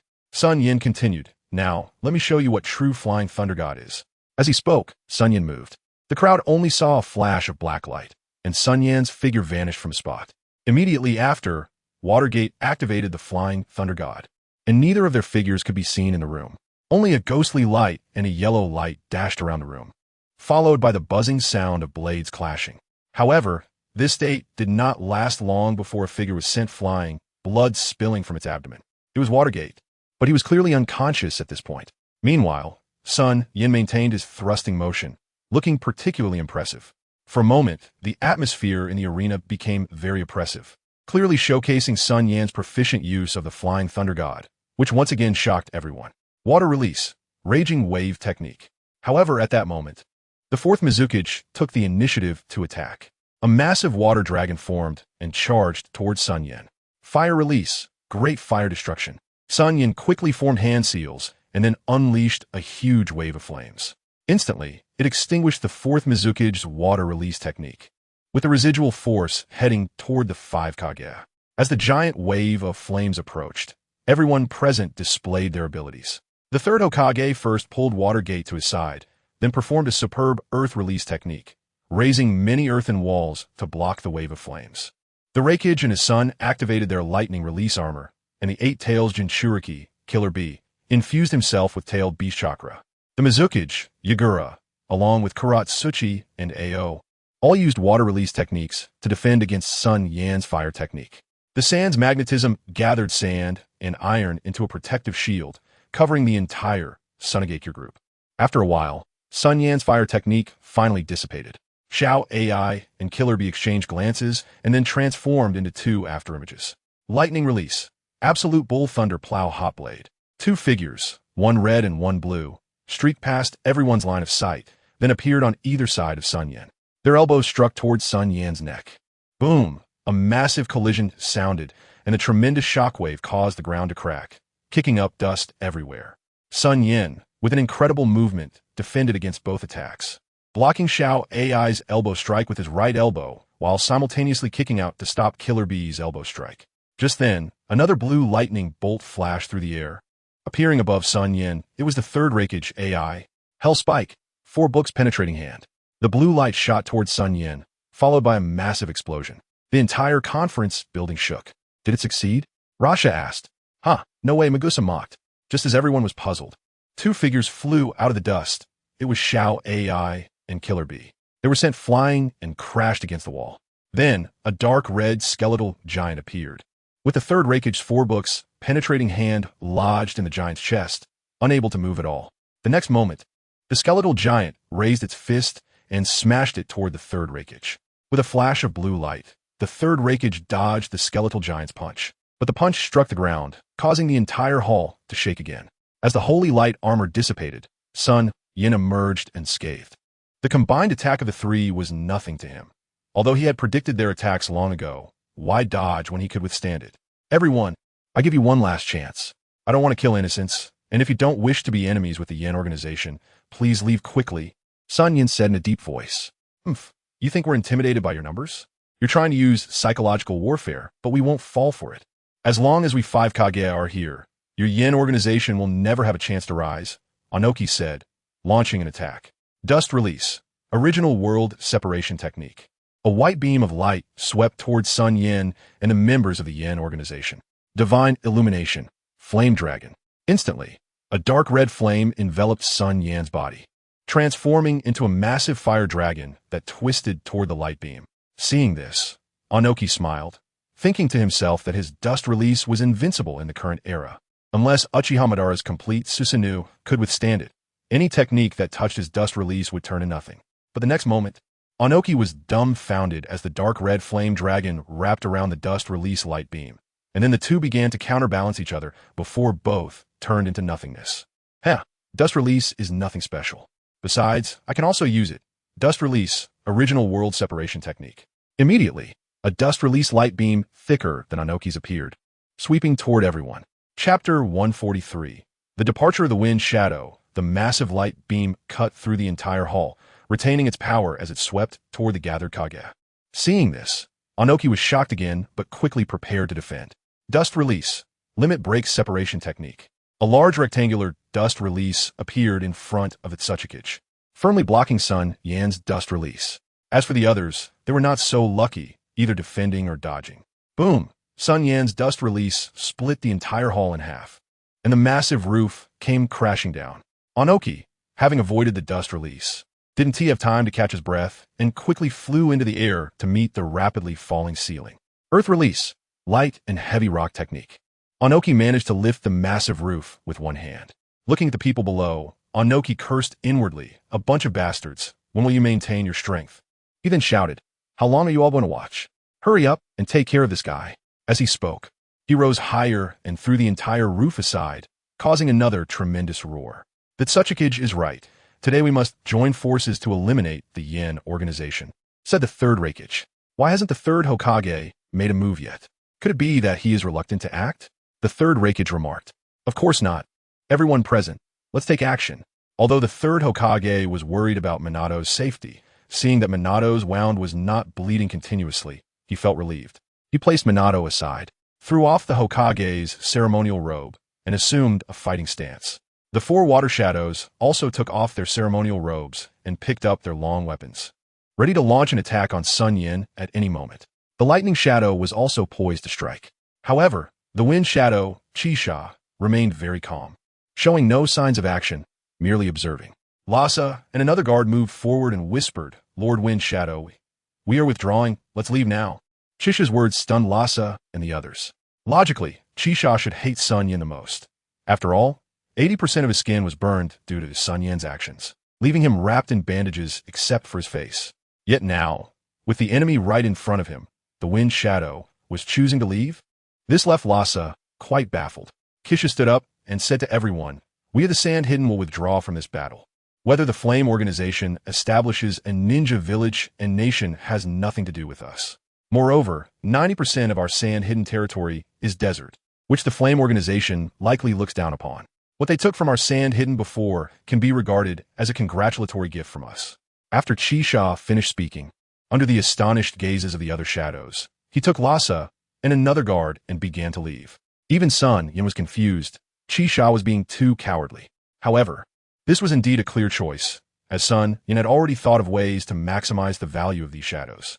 With the Wind Shadow's departure, the Earth Shadow and Lightning Shadow immediately began to scold him.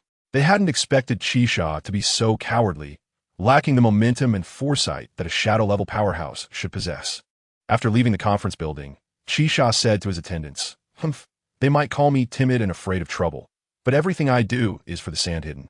The Sand Hidden really can't take any more turmoil. Last time, the Flame Organization emptied our village's treasury.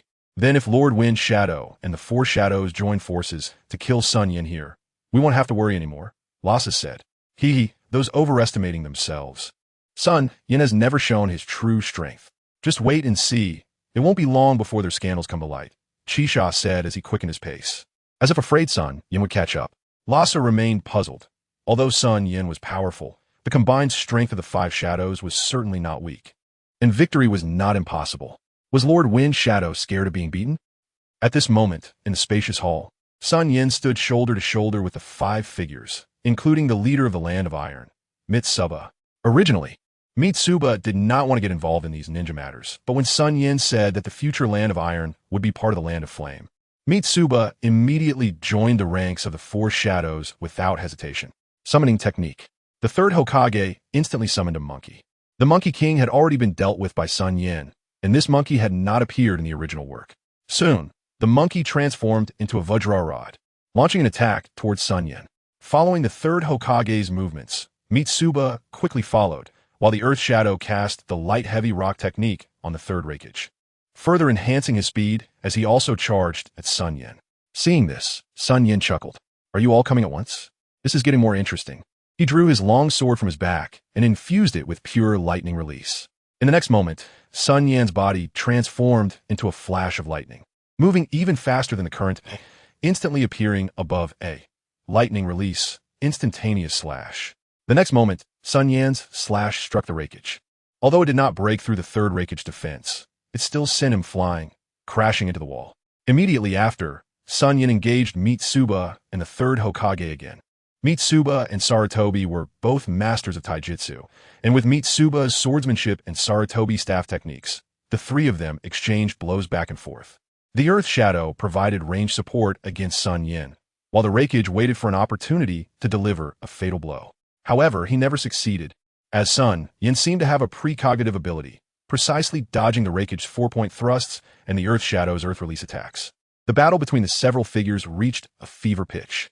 As for the six from a leaf, they were engaged with the guards, resulting in a stalemate. "Everyone, keep it up. Even if we can't take him down in a short time, he has been fighting us for so long," His chakra must be greatly depleted. We must persist. We have to wear him down, Noki said. After hearing Naka's words, SunYan felt uncomfortable with his foolishness. Noki was quite amusing. Where did he see that he was severely depleted? With nearly peak shadow-level chakra reserves and an incredibly terrifying physique, his consumption was less than what he had restored. It seemed they took his playtime for peak performance. A beam of dust release shot towards SunYan again. Just as he was about to dodge, the other four's attacks came crashing in, blocking all of SunYan's escape routes. Mirage Flash. Mitsuba executed a massive sword technique. Vajra Rod. Great smash. The Vajra Rod in the third Hokage's hand first elongated and then smashed down towards SunYan. Water Release. Rapid Water Wave. The Water Shadow also performed a powerful ninjutsu. Black Lightning. Lightning Tiger Explosion. The third Reikage unleashed a Black Lightning Release, summoning a lightning tiger with a ferocious mouth to attack SunYan. Chapter 144. The Terrifying Thousand Light Eye Mode. The scene before SunYan had already unfolded in his mind, leaving no retreat. Unless he used space ninjutsu, but that wouldn't achieve SunYan's desired goal. It had been a long time since he used that form. He wondered how strong he would be if he activated that mode now. In an instant, a mix of blue and red energy overflowed from SunYan's body, enveloping him and forming a dark red chakra cloak. At that moment, an extremely terrifying aura emanated from SunYan's body, causing the surrounding air to freeze. Next, an invisible shockwave radiated from SunYan's body, and his figure began to levitate. Watching the incoming attacks, SunYan smiled, extended a finger, and a dark red sphere appeared, quickly dispersing to form a spherical shield that enveloped SunYan. At that moment, all the attacks struck the dark red sphere. There was no massive explosion as imagined. All the ninjutsu were instantly absorbed upon contact with the dark red sphere. As for the third Hokage's Vajra Rod, it began to dissolve and dissipate under the astonished gazes of everyone. The third Hokage could no longer care about anything else. He instantly threw away the Vajra Rod, which then transformed back into the monkey form. However, this monkey's body was gradually beginning to dissipate. Elder Monkey, are you all right? The third Hokage asked. I don't know why my body is disintegrating. I. Elder Monkey wanted to say more, but the next moment, a gust of wind blew, and his body completely vanished along with his soul. A gust of wind swept through, stirring up some dust, and SunYan's figure hovered in the air, looking down at the crowd with a sympathetic gaze. What just happened? Why were our ninjutsu absorbed? Noki asked in a deep voice. I don't know, but now SunYan feels even stronger to me. Does he have no limits? Mitsuba gasped for breath and said, It's just a layer of red skin. You all haven't seen anything yet. I'm going in first, the third Reikage said, transforming into a blue light. However, a red light was faster than him, even 10 times faster, arriving above the third Reikage. God! Lightning Release, Lightning Cutter. A dark red lightning emerged from SunYan's hand, and without any obstruction, it penetrated through the strongest armor of the third Reikage, piercing into his right chest, causing blood to gush out. All of this happened in an instant. The crowd saw the Reikage transform into a blue light and charge towards SunYan. But then, the blue light vanished, and the third Reikage rapidly fell from the sky, still bleeding profusely. Clearly, he had already lost consciousness, and what the crowd did not know was that a mysterious force was ravaging the third Reikage's body. Little AI, who was fighting nearby, also noticed the situation. Just at that moment of distraction, the living dead 10 seized the opportunity and launched a 3-hit ninjutsu towards Little AI. Currently, Little AI's lightning release chakra armor was clearly insufficient, and he suffered heavy injuries from the 3-hit attack. Meanwhile, Yitsong was engaged in a back-and-forth battle with Pai Pa Shirzong and Ghost Lantern Mitsuki, easily handling 2 opponents without pressure, even gaining the upper hand. Xiaonin was fighting against Huang Tu and another IWA shinobi, but she was obviously in a bit of a predicament. Hinata Linglong was clashing with Killer Bee. Both were masters of taijutsu, one using fists and the other using a sword, exchanging blows. However, Killer Bee appeared somewhat distracted.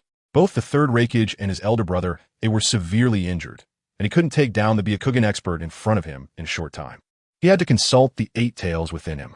8 tails, I need your power. My brother and Lord Reikage are both heavily injured. I need your strength, Killer Bee said. Kid, it's not that I don't want to help you. After all, if you die, I die too. But if the opponent is that man, whether I show up or not, the outcome will be the same. That man is on a different level than you guys. Give up the struggle, and you might still live, the 8 tails replied.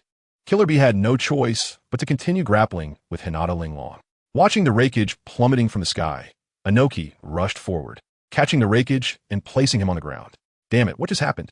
The so-called strongest shield, the third wreckage, was actually breached. Inoki gritted his teeth and said, "Now it's just the four of you left. One is the Tsuchikage with a bloodline limit. One is the Hokage, known as the strongest of all time. Another is the Mizukage, who has been recklessly slaughtering bloodline clans in the village. And the last is the half-baked sword master from the Land of Iron." SunYan said with a smile, "Do you think you still have a chance?" The third Hokage looked sorrowfully at SunYan in the sky, a mysterious pain rising in his heart. After saying a few words to the Tsuchikage and Mizukage, he then looked at SunYan with a resolve to die. "Yen, you have become what you are today, and I bear an inescapable responsibility. If it weren't for me covering for Danzo and allowing him to do such things, you wouldn't have ended up like this. The cause of everything is my fault. Let me end this moment myself," the third Hokage said, his hands beginning to form seals rapidly. "Stop it, Hokage-sama. You just want to use the Reaper Death Seal and perish together with me. Next, you will have the Tsuchikage use the limit removal technique to seal off the entire sky, and then the Mizukage will launch an attack from the right flank. At that time, I will dodge to the left, and when Mitsuba uses his ultimate sword technique, you will take the opportunity to use the Reaper Death Seal." SunYan said slowly. Upon hearing this, the three were instantly shocked. How did SunYan know? "He, I must say, you are really too idealistic. All right, this farce should come to an end," SunYan said, and with that, his figure disappeared, reappearing above Inoki. A set of Bagua palm strikes hit his body, followed by a kick that sent him flying. Almost simultaneously, the Mizukage and then the Hokage were also sent flying, crashing into the wall, showcasing how terrifying SunYan's speed was. As for Mitsuba, SunYan used his ocular technique, Tianshun, permanently altering his memories to ensure eternal loyalty to SunYan and the Yen organization. Walking over to the four shadow figures who were spitting blood, he saw them all being taken into the divine realm space. He then approached several shadow guards lying on the ground, complaining, "Yitsong, you were too heavy-handed. They've turned into mummies. Cut it out. This isn't my fault. My Scorch release just happens to counter his water transformation technique, and I accidentally killed him." The ghost lantern Mitsuki replied. "Okay, fine," SunYan said speechlessly. "These people are all valuable. After all, each shadow is worth 1 billion Ryo, and the 8 tails is also worth 1 billion. As for the remaining Hokage attendants, they are basically candidates for the next shadow, each worth 500 million Ryo. This is simply a steal for them." Chapter 145. The arrival of the big fat sheep at night. In the prison of the Land of Iron, the four slowly awakened, looking at the unfamiliar surroundings with a sense of inexplicable panic. Of course, when they saw each other, they exchanged bitter smiles. "Are we dead?" Yikong asked. "We're not dead. I can feel the pain in my body," the third wreckage replied. At this moment, the four were completely sealed by SunYan's Bagua palm, unable to use any chakra. "SunYan, why didn't you kill us but instead locked us up? And where's Mitsuba? Did SunYan kill him?" Inoki said. Just then, footsteps were heard outside the prison, and a middle-aged man dressed in armor with a sword at his waist entered, followed by a group of fully armed warriors. The four shadows smiled upon seeing the newcomer, thinking perhaps Mitsuba had come to rescue them. However, it seemed that fate was playing a cruel joke on them, as the middle-aged man said to those behind him, "Open the door and take them to the hall." He then turned and left, leaving the four in a state of confusion. "Damn it, what does this mean?" AI cursed. "Mitsuba, could he have betrayed us?" Inoki said in a deep voice. "That bastard, damn it. When I return to the Land of Lightning, I will definitely send troops to destroy his Land of Iron," AI said. "Lord Rakage, you might not have that capability. The Land of Iron has already allied with the Yen organization. Do you think you have the ability to destroy him?" The third Hokage said. "Damn it, this is infuriating. Be gentler. I'm old, it's not easy for me," Inoki shouted. In the brightly lit hall, only SunYan was present. The other members of the Yen organization had returned to the main base to deploy for war, waiting for SunYan's command to launch attacks on the Land of Fire from all directions. As for the Land of Iron, it was now considered SunYan's possession. SunYan aimed to take at least 50% of the Land of Fire's territory. As for Konoha, he had no interest in it. SunYan planned to divide the entire Land of Fire, either into east and west or north and south. The specific plan for the final division had not yet been determined.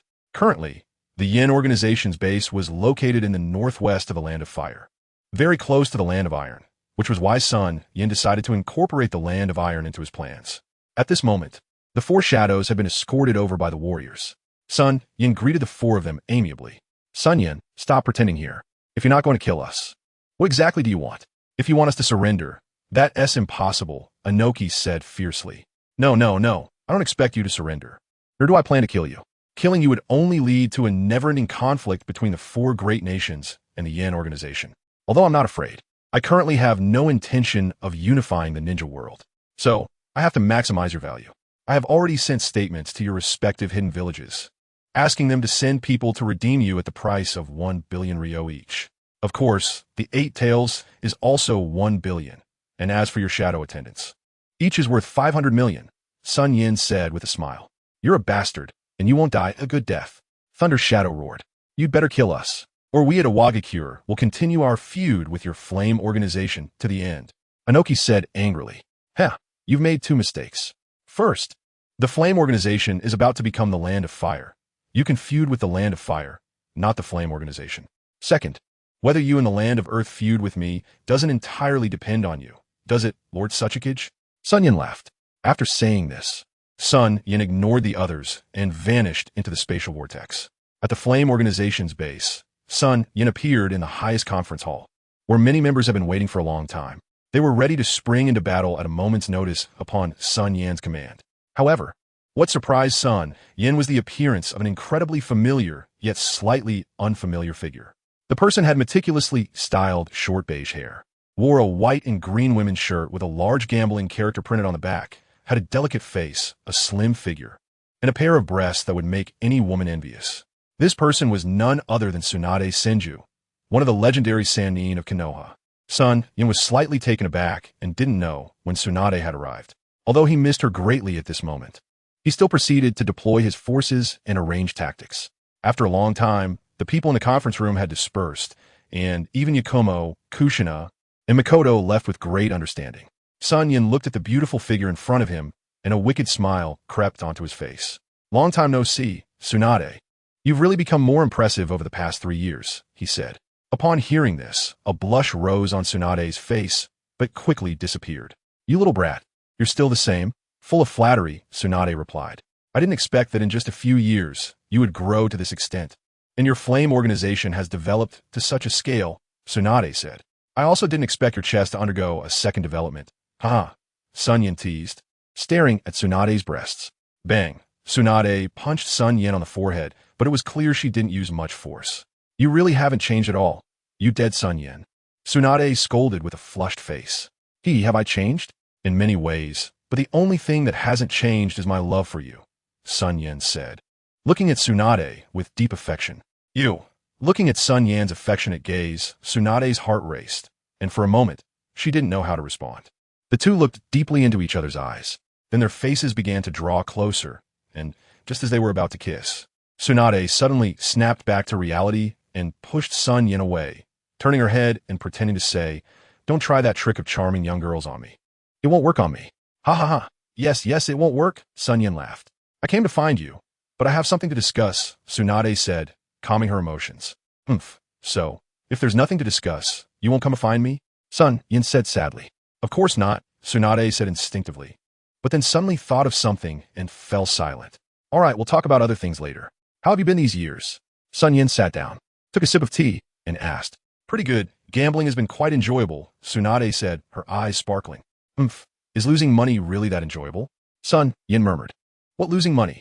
I'm a sure win at gambling, Tsunade retorted. Over the past 3 years, you've owed Tianlong Bank a total of 1 billion ryo. When are you going to pay it back? SunYan said, speechless. How did you know that, Yan? Tsunade asked, shocked. Cut it out, the entire Tianlong Inn, Tianlong Casino, Tianlong Bank, Tianlong Merchant City, and Tianlong Chamber of Commerce in the Land of Fire are all mine, okay? SunYan covered his face and said, The reason SunYan took so much money, or rather, used so much money, was for scientific research and to develop the economy of the Land of Fire, keeping its economic lifeline in his own hands. Additionally, it was to educate the public and instill new ideas in people's hearts. Over the years, all the Tianlong institutions have been created for the people, aligned with their wishes, and gained a lot of recognition and support from the people of the Land of Fire. Aside from Konoha, there are many towns and villages in the Land of Fire. In those remote and underdeveloped areas, farmers depend on the weather for their livelihoods. A good harvest barely allows them to meet their basic needs, while a poor harvest can lead to starvation for many. This can lead to the outbreak of diseases and plagues. The ruling system, led by the daimyo, not only fails to provide disaster relief, but also increases taxes, which angers the people greatly. During these times, Tianlong institutions would open their granaries for disaster relief. And even various branches of the Flame Organization would send medical ninjas to provide free treatment to the people of the Land of Fire. In this way, the Tianlong institutions have increasingly gained weight in the hearts of the people of the Land of Fire. Moreover, the Tianlong institutions also spread new ideas of a harmonious society to the people of the Land of Fire, teaching them concepts of peace, democracy, freedom, and equality. After all, establishing a country relies not only on military strength, but also on the establishment of economy, culture, and ideology, and most importantly, grassroots support from the people. Otherwise, occupying such a large territory without people is of no use. After listening to SunYan, Tsunade was instantly dumbfounded. The casino and bank she had been gambling at were run by Yin, which meant she could play freely in the future without spending money. Thinking of this, Tsunade smiled mischievously. I gave you a token, didn't I? If you show the token, the casino shouldn't dare to win your money. As for the bank, the token can advance 500 million. SunYan seemed to have seen through Tsunade's thoughts and said. Tsunade was instantly stunned, standing there in shock. Damn it, she cursed. I remember when you left? I told you, right? But at that time, you only had one Tianlong Inn. Where did the Tianlong Bank and Tianlong Casino come from? Tsunade said. By the way, what did you say you came to find me for? SunYan asked. Tsunade was momentarily at a loss for words. Actually, Yin, I've heard about your situation. You've taken down all 4 hidden villages. This isn't your usual style, so I want to know what exactly you want to do. Tsunade said with concern. Currently, the ninja world is a balance of the 5 great nations. If a country emerges that surpasses the 5 great nations, do you think they will agree? SunYan said. The 5 great nations will definitely not agree and may even join forces to attack this country to prevent its success. Just like the Land of Rain during World War II, Tsunade said. Hans was indeed a hero, knowing that even if he didn't act against the major nations, the 5 great nations would come after the Land of Rain. Instead of passively defending, it's better to take the initiative, SunYan said. Exactly, wait. Are you implying? Tsunade said in surprise. He, there aren't many women like you who are both busty and smart, SunYan praised. Stop talking nonsense. You mean you want to establish a country that surpasses the 5 great nations, so you will inevitably have a battle with them sooner or later. That's why you're taking the initiative to weaken their strength and provide a good war preparation for your Flame Organization, Tsunade stated. That's right. My little Tsunade is smart as always, SunYan praised. Yin, I have to say you're really crazy, Tsunade said. But if you want to establish your own country, the existing territories are mostly, Tsunade said, suddenly realizing something and looking at SunYan in shock. That's right, you guessed it correctly. The one who understands me is Tsunade. SunYan smiled enigmatically. You want to take the Land of Fire for yourself? Tsunade asked. Not quite. But I want 50% of the Land of Fire's territory, SunYan replied, taking a sip of tea. Tsunade, you aren't still hung up on old feelings, are you? SunYan said. After all, the current daimyo is still Tsunade's uncle. Don't discuss me. I'm just a bit worried about your situation. The foundations of the 5 great nations are not to be underestimated. Once, Hanzo tried to break this rule, but was utterly defeated, Tsunade said. While Hanzo had vision, he lacked the strength to dominate an era. The Yin organization is different. It has no less than 100 shadow-level experts. And its technological strength is at least 50 years ahead of the current ninja world, SunYan laughed. Upon hearing this, Tsunade thought SunYan was joking and did not take it too seriously. However, she was aware of SunYan's strength and presumed that even if he ultimately failed, he could still protect himself. Hey, what's with that expression? Why do you look like you don't believe me? It's really infuriating, SunYan said, looking at Tsunade, who was rolling her eyes. Oh, where's that? By the way, your base is quite hidden. It took me a long time to find it based on the token's instructions. Tsunade said. Of course, this is the main base, and the defense barrier here is quite strong, SunYan smiled. By the way, where's S.H. Suk? Tsunade asked. S.H. Suk went to kidnap his uncle, SunYan said with a wicked grin. You've already made a move on the daimyo's residence? Tsunade asked. Not just the daimyo's residence. I've also made a move on Konoha. As for the 5 Kage summit, currently, except for the sensible wind shadow, the rest of the 5 Kage are in my hands, SunYan laughed. Jiraiya and the others must be very disappointed in you, Tsunade said. I don't care how the others view me. I only care about how the one I love views me. Like you, SunYan said. Stop being so glib. By the way, I'll be staying here for a while, Tsunade said. That's just what I want. How about staying in my room tonight? SunYan suggested. Get lost. Mikoto has already arranged rooms for me and Shizen. You little brat, come clean. You've already messed with that little vixen Yakura, and now Mikoto too. Haven to you? Tsunade said, pulling SunYan's head into her chest. Take it easy, I can't breathe. I just couldn't help it. Besides, you can't blame it all on me. SunYan pleaded. Still trying to argue, Tsunade said, increasing her grip. SunYan cried. Tsunade was really able to show it. Chapter 147. Ransom received 5 days later. In the land of iron, SunYan was seated, negotiating trades with envoys from the 4 great nations and their hidden villages. The land of lightning had no doubts and directly presented 5 billion Ryo. After all, this was the 3rd Raikage, the 8 Tails, and the 3rd Raikage Sun.A. As for the land of water's mist village, they only offered 1 billion Ryo for the 4th Mizukage, while Pakura chose to give up entirely. Which SunYan did not find surprising. Pakura's strength was evident, at most an elite J-Nin. Spending 500 million Ryo to buy an elite J-Nin was something no one would do. However, the Mist Village intended to buy back 2 ninja swords, the Flounder and the Broken Blade. SunYan looked down on this. The Mist Village really knew how to do business, but he certainly wouldn't give them a discount. 1 sword for 800 million Ryo was a fair price. SunYan felt he was being too kind, treating the Mist Village too well. However, whether the Mist Village would think so, he didn't know. Still, the Mist Village did not proceed with the ninja sword acquisition. The actions of the Rock Village were similar, spending 5 billion Ryo to buy back Noki and KT, while the other Shadow simply chose to give up. The Raikage, Suchikage, and Mizukage were scolded as they were taken away by the village's envoys, declaring that upon returning to their village, they would send ninjas to eliminate the Yen organization. As for Konoha, the envoy was SunYan's old acquaintance, Orochimaru. Jiraiya was still seriously injured and unconscious, and Kakashi was recuperating, so Orochimaru had to step up. However, at this moment, Orochimaru's situation was clearly a bit awkward, as it had already been exposed that he had sent a shadow clone to follow the 3rd Hokage. Yin-san, I didn't expect us to meet so soon. Here's 1 billion Ryo, Orochimaru said, handing a large scroll to SunYan. SunYan smiled and took the scroll that Orochimaru handed over. Aren't you going to check it? Orochimaru asked with a grin. I trust you, Mr. Orochimaru. What do you think? SunYan replied with a smile. Even if you didn't give the money, I wouldn't suggest it. After all, the soft body technique and cell regeneration technique are worth far more than this 1 billion Ryo, SunYan continued. Upon hearing this, Orochimaru's face darkened, and he said no more. Mr. Orochimaru, if you ever leave Konoha, you can come find me in the land of fire, SunYan said with a smile. I will definitely do that. I'm looking forward to your land of fire, Orochimaru smiled. Konoha village, are you planning to give up on Minato? SunYan asked. The daimyo of the land of fire was kidnapped 2 days ago. The treasury is empty, and not only that, but Konoha's treasury has also been robbed by you. Moreover, Konoha is still in the process of rebuilding, so it simply doesn't have that much money to buy, Orochimaru replied. The money for the 3rd Hokage was raised by the villagers of Konoha. Besides, I believe you won't do anything to Minato, right? Orochimaru said meaningfully. You're right. I won't kill Minato for the time being, SunYan replied. Bring the 3rd Hokage over, SunYan then instructed Mifune. Go, bring the 3rd Hokage here. Mifune ordered the people beside him. Several samurai quickly left for the prison, and soon after, an old man and a blonde-haired boy were brought out together. It was none other than the 3rd Hokage and Minato Namikaze.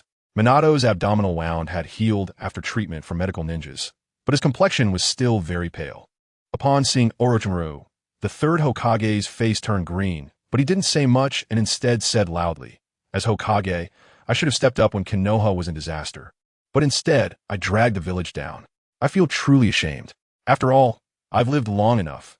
This 1 billion Ryo to buy my life is really not worth it. Orochimaru, spend 500 million Ryo to take Minato away and use the remaining for village reconstruction, with Kakashi serving as the 4th Hokage.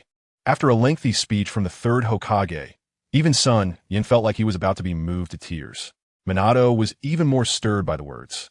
Looking at the weathered figure, he said, No, 3rd Hokage, the village needs you right now, so this 1 billion Ryo must save you. Minato, how can that be? You are the hope of the next generation of Konoha. Your life is worth more than mine, the 3rd Hokage said. Orochimaru dramatically observed the scene before him. A wicked smile creeping onto his lips. SunYan could no longer listen and said to the third Hokage, "Third Hokage, you are still so good at acting. Well, if you want to stay, fine. Orochimaru, the money is in hand. It's impossible to return 500 million ryo now. You could take Minato away. The seals on him will automatically lift in 3 days." As soon as these words were spoken, the third Hokage's expression changed instantly. Cursing SunYan inwardly, while hoping that Orochimaru would help him out with a few words, saying that Konoha cannot be without you, and in that way, he would have a way to retreat.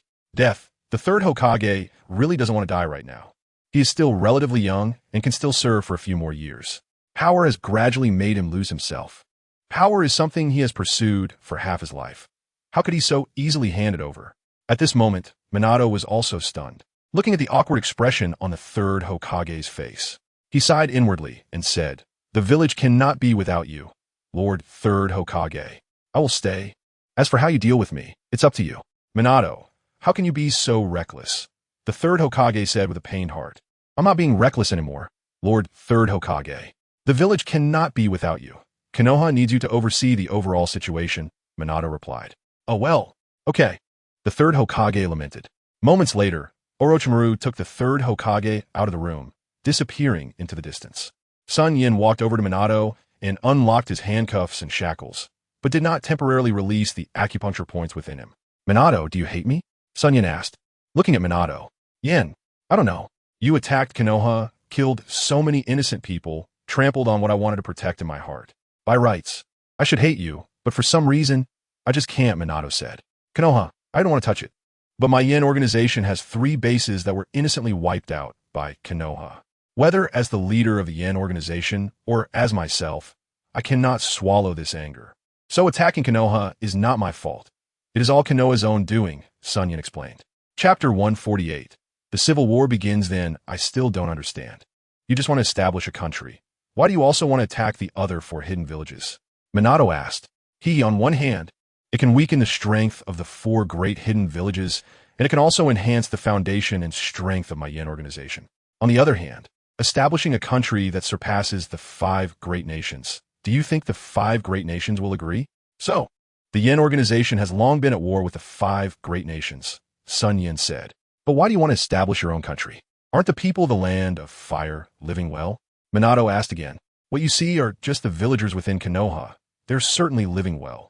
But in the years since the establishment of the Yen organization, I have seen countless impoverished villages where they have never had a full meal, never slept soundly for a day, and have never worn a complete piece of clothing.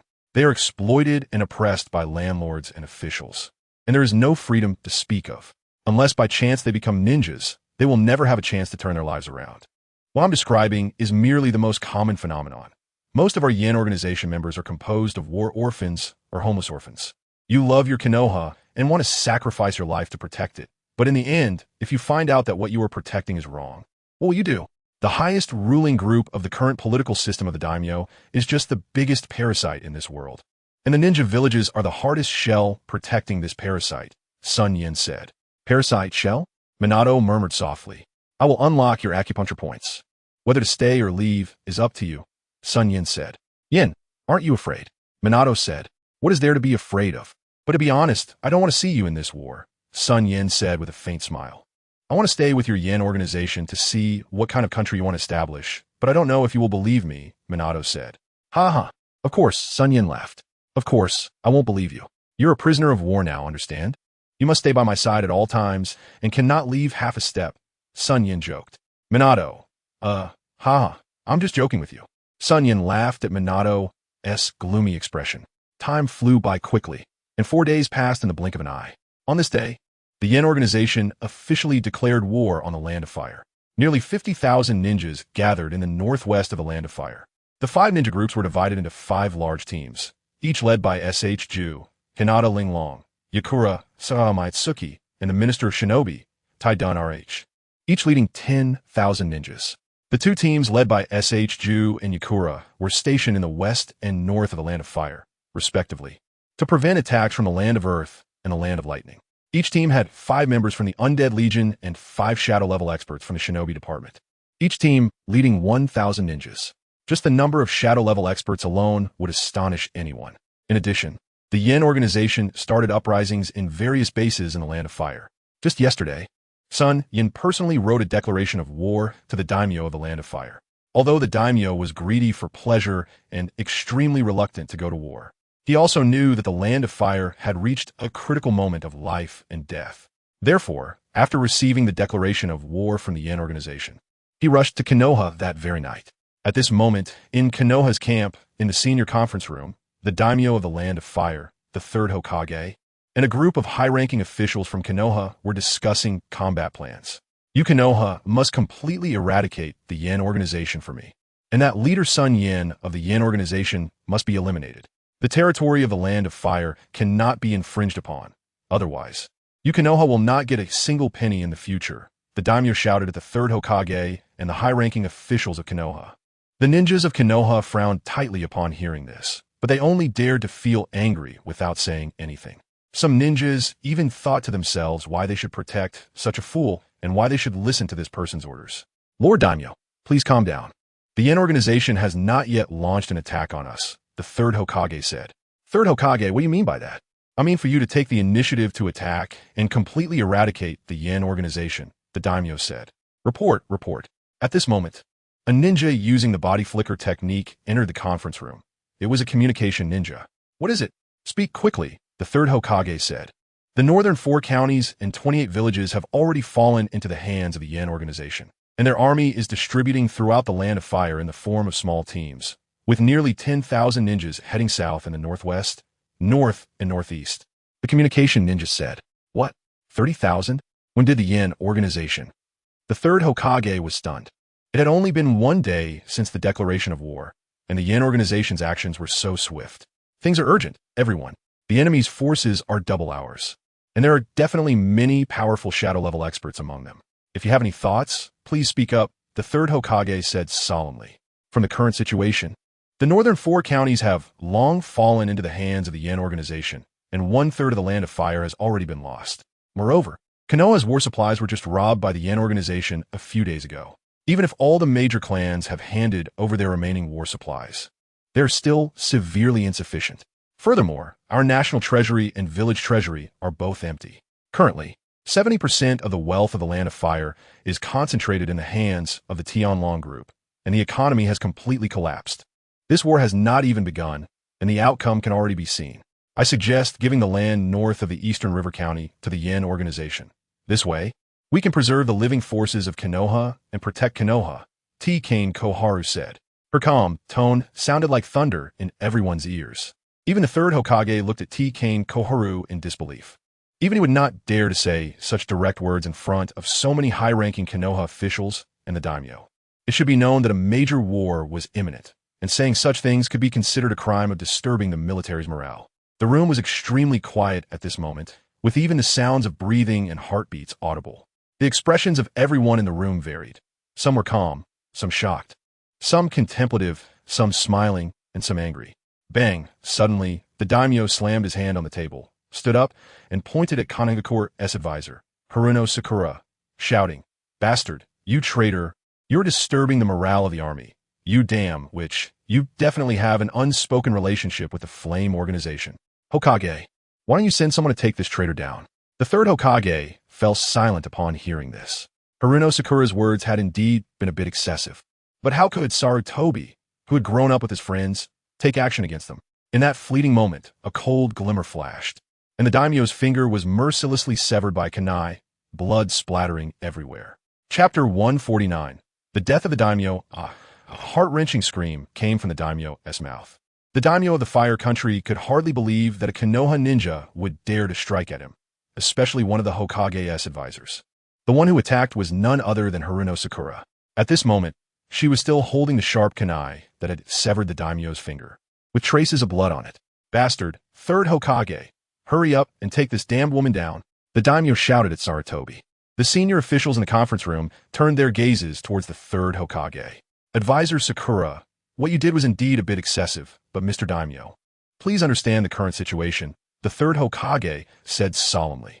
"You good, you third Hokage, Sarutobi Hiruzen, we're the bodyguards," the daimyo yelled, realizing that despite his previous agonizing scream, the bodyguards had not appeared, which was already abnormal.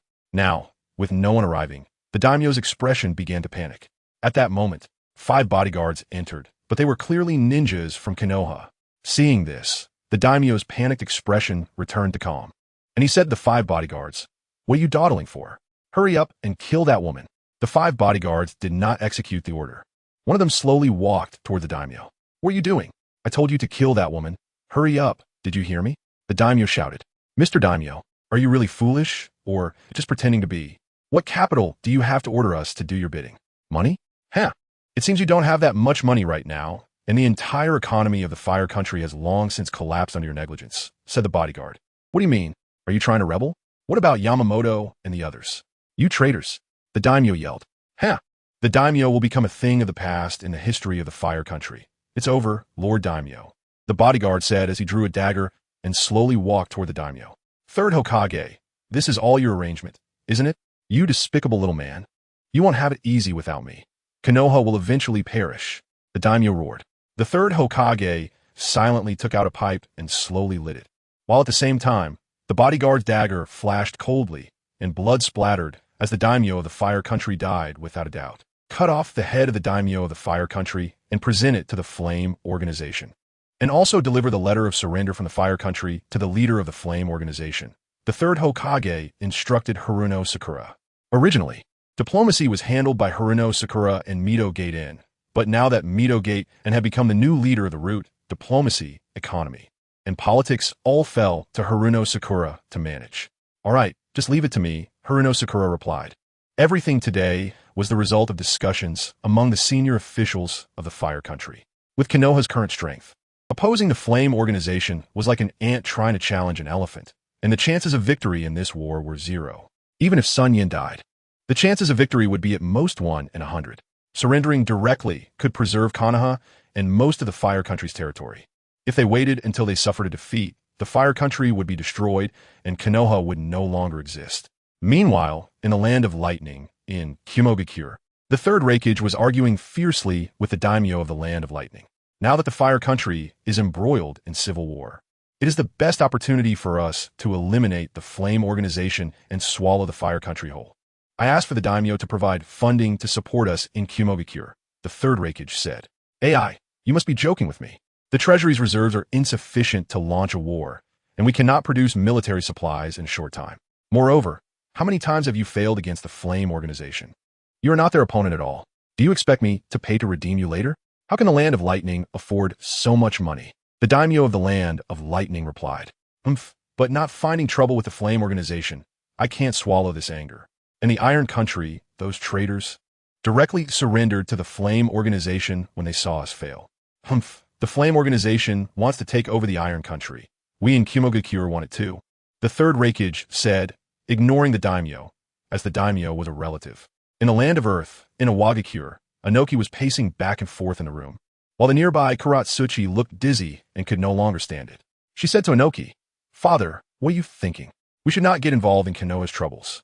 We have already lost enough to support a large battle. You brat, I can't swallow this anger without getting involved with the Flame Organization." And that bastard Mikage from the Iron Country, seeing us defeated, directly surrendered to the Flame Organization. The Flame Organization wants to take the Iron Country. I won't let them achieve it so easily. SunYan was sitting in the military camp, sipping tea, while Haruno Sakura knelt in front of him. "Get up. You are the Hokage advisor of Konoha and also one of the elders, a person of some stature," SunYan said. "Thank you, Lord SunYan," Haruno Sakura replied. "Go back and tell the third Hokage that my Flame Organization has mobilized a large number of elite troops. But we have suffered considerable losses and demand compensation of 10 billion, payable within a year. Additionally, I hope the Hokage of the Fire Country will take good care of the business of the Tianlong Group S branches in the southern part of the Fire Country." "Yes, my lord." After the death of the daimyo of the Fire Country, the entire economy, politics, and diplomacy of the Fire Country may fall into my hands. "I will do what you say, so please rest assured," Haruno Sakura said. "That's even better. Soon, a large batch of new and interesting things will be produced. And at that time, we will also export them to your Fire Country," SunYan said with a smile. "Take this treaty to the third Hokage and let him come to the capital of the Flame Country to sign it another day," SunYan added with a smile. "Understood," Haruno Sakura said before leaving the room.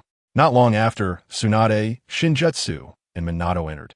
They clearly already knew about Konoha's unconditional surrender. Your uncle was killed by the third Hokage, SunYan teased. I really didn't expect the third Hokage to do this, Tsunade said. This is just the third Hokage's regular operation, all right? SunYan replied.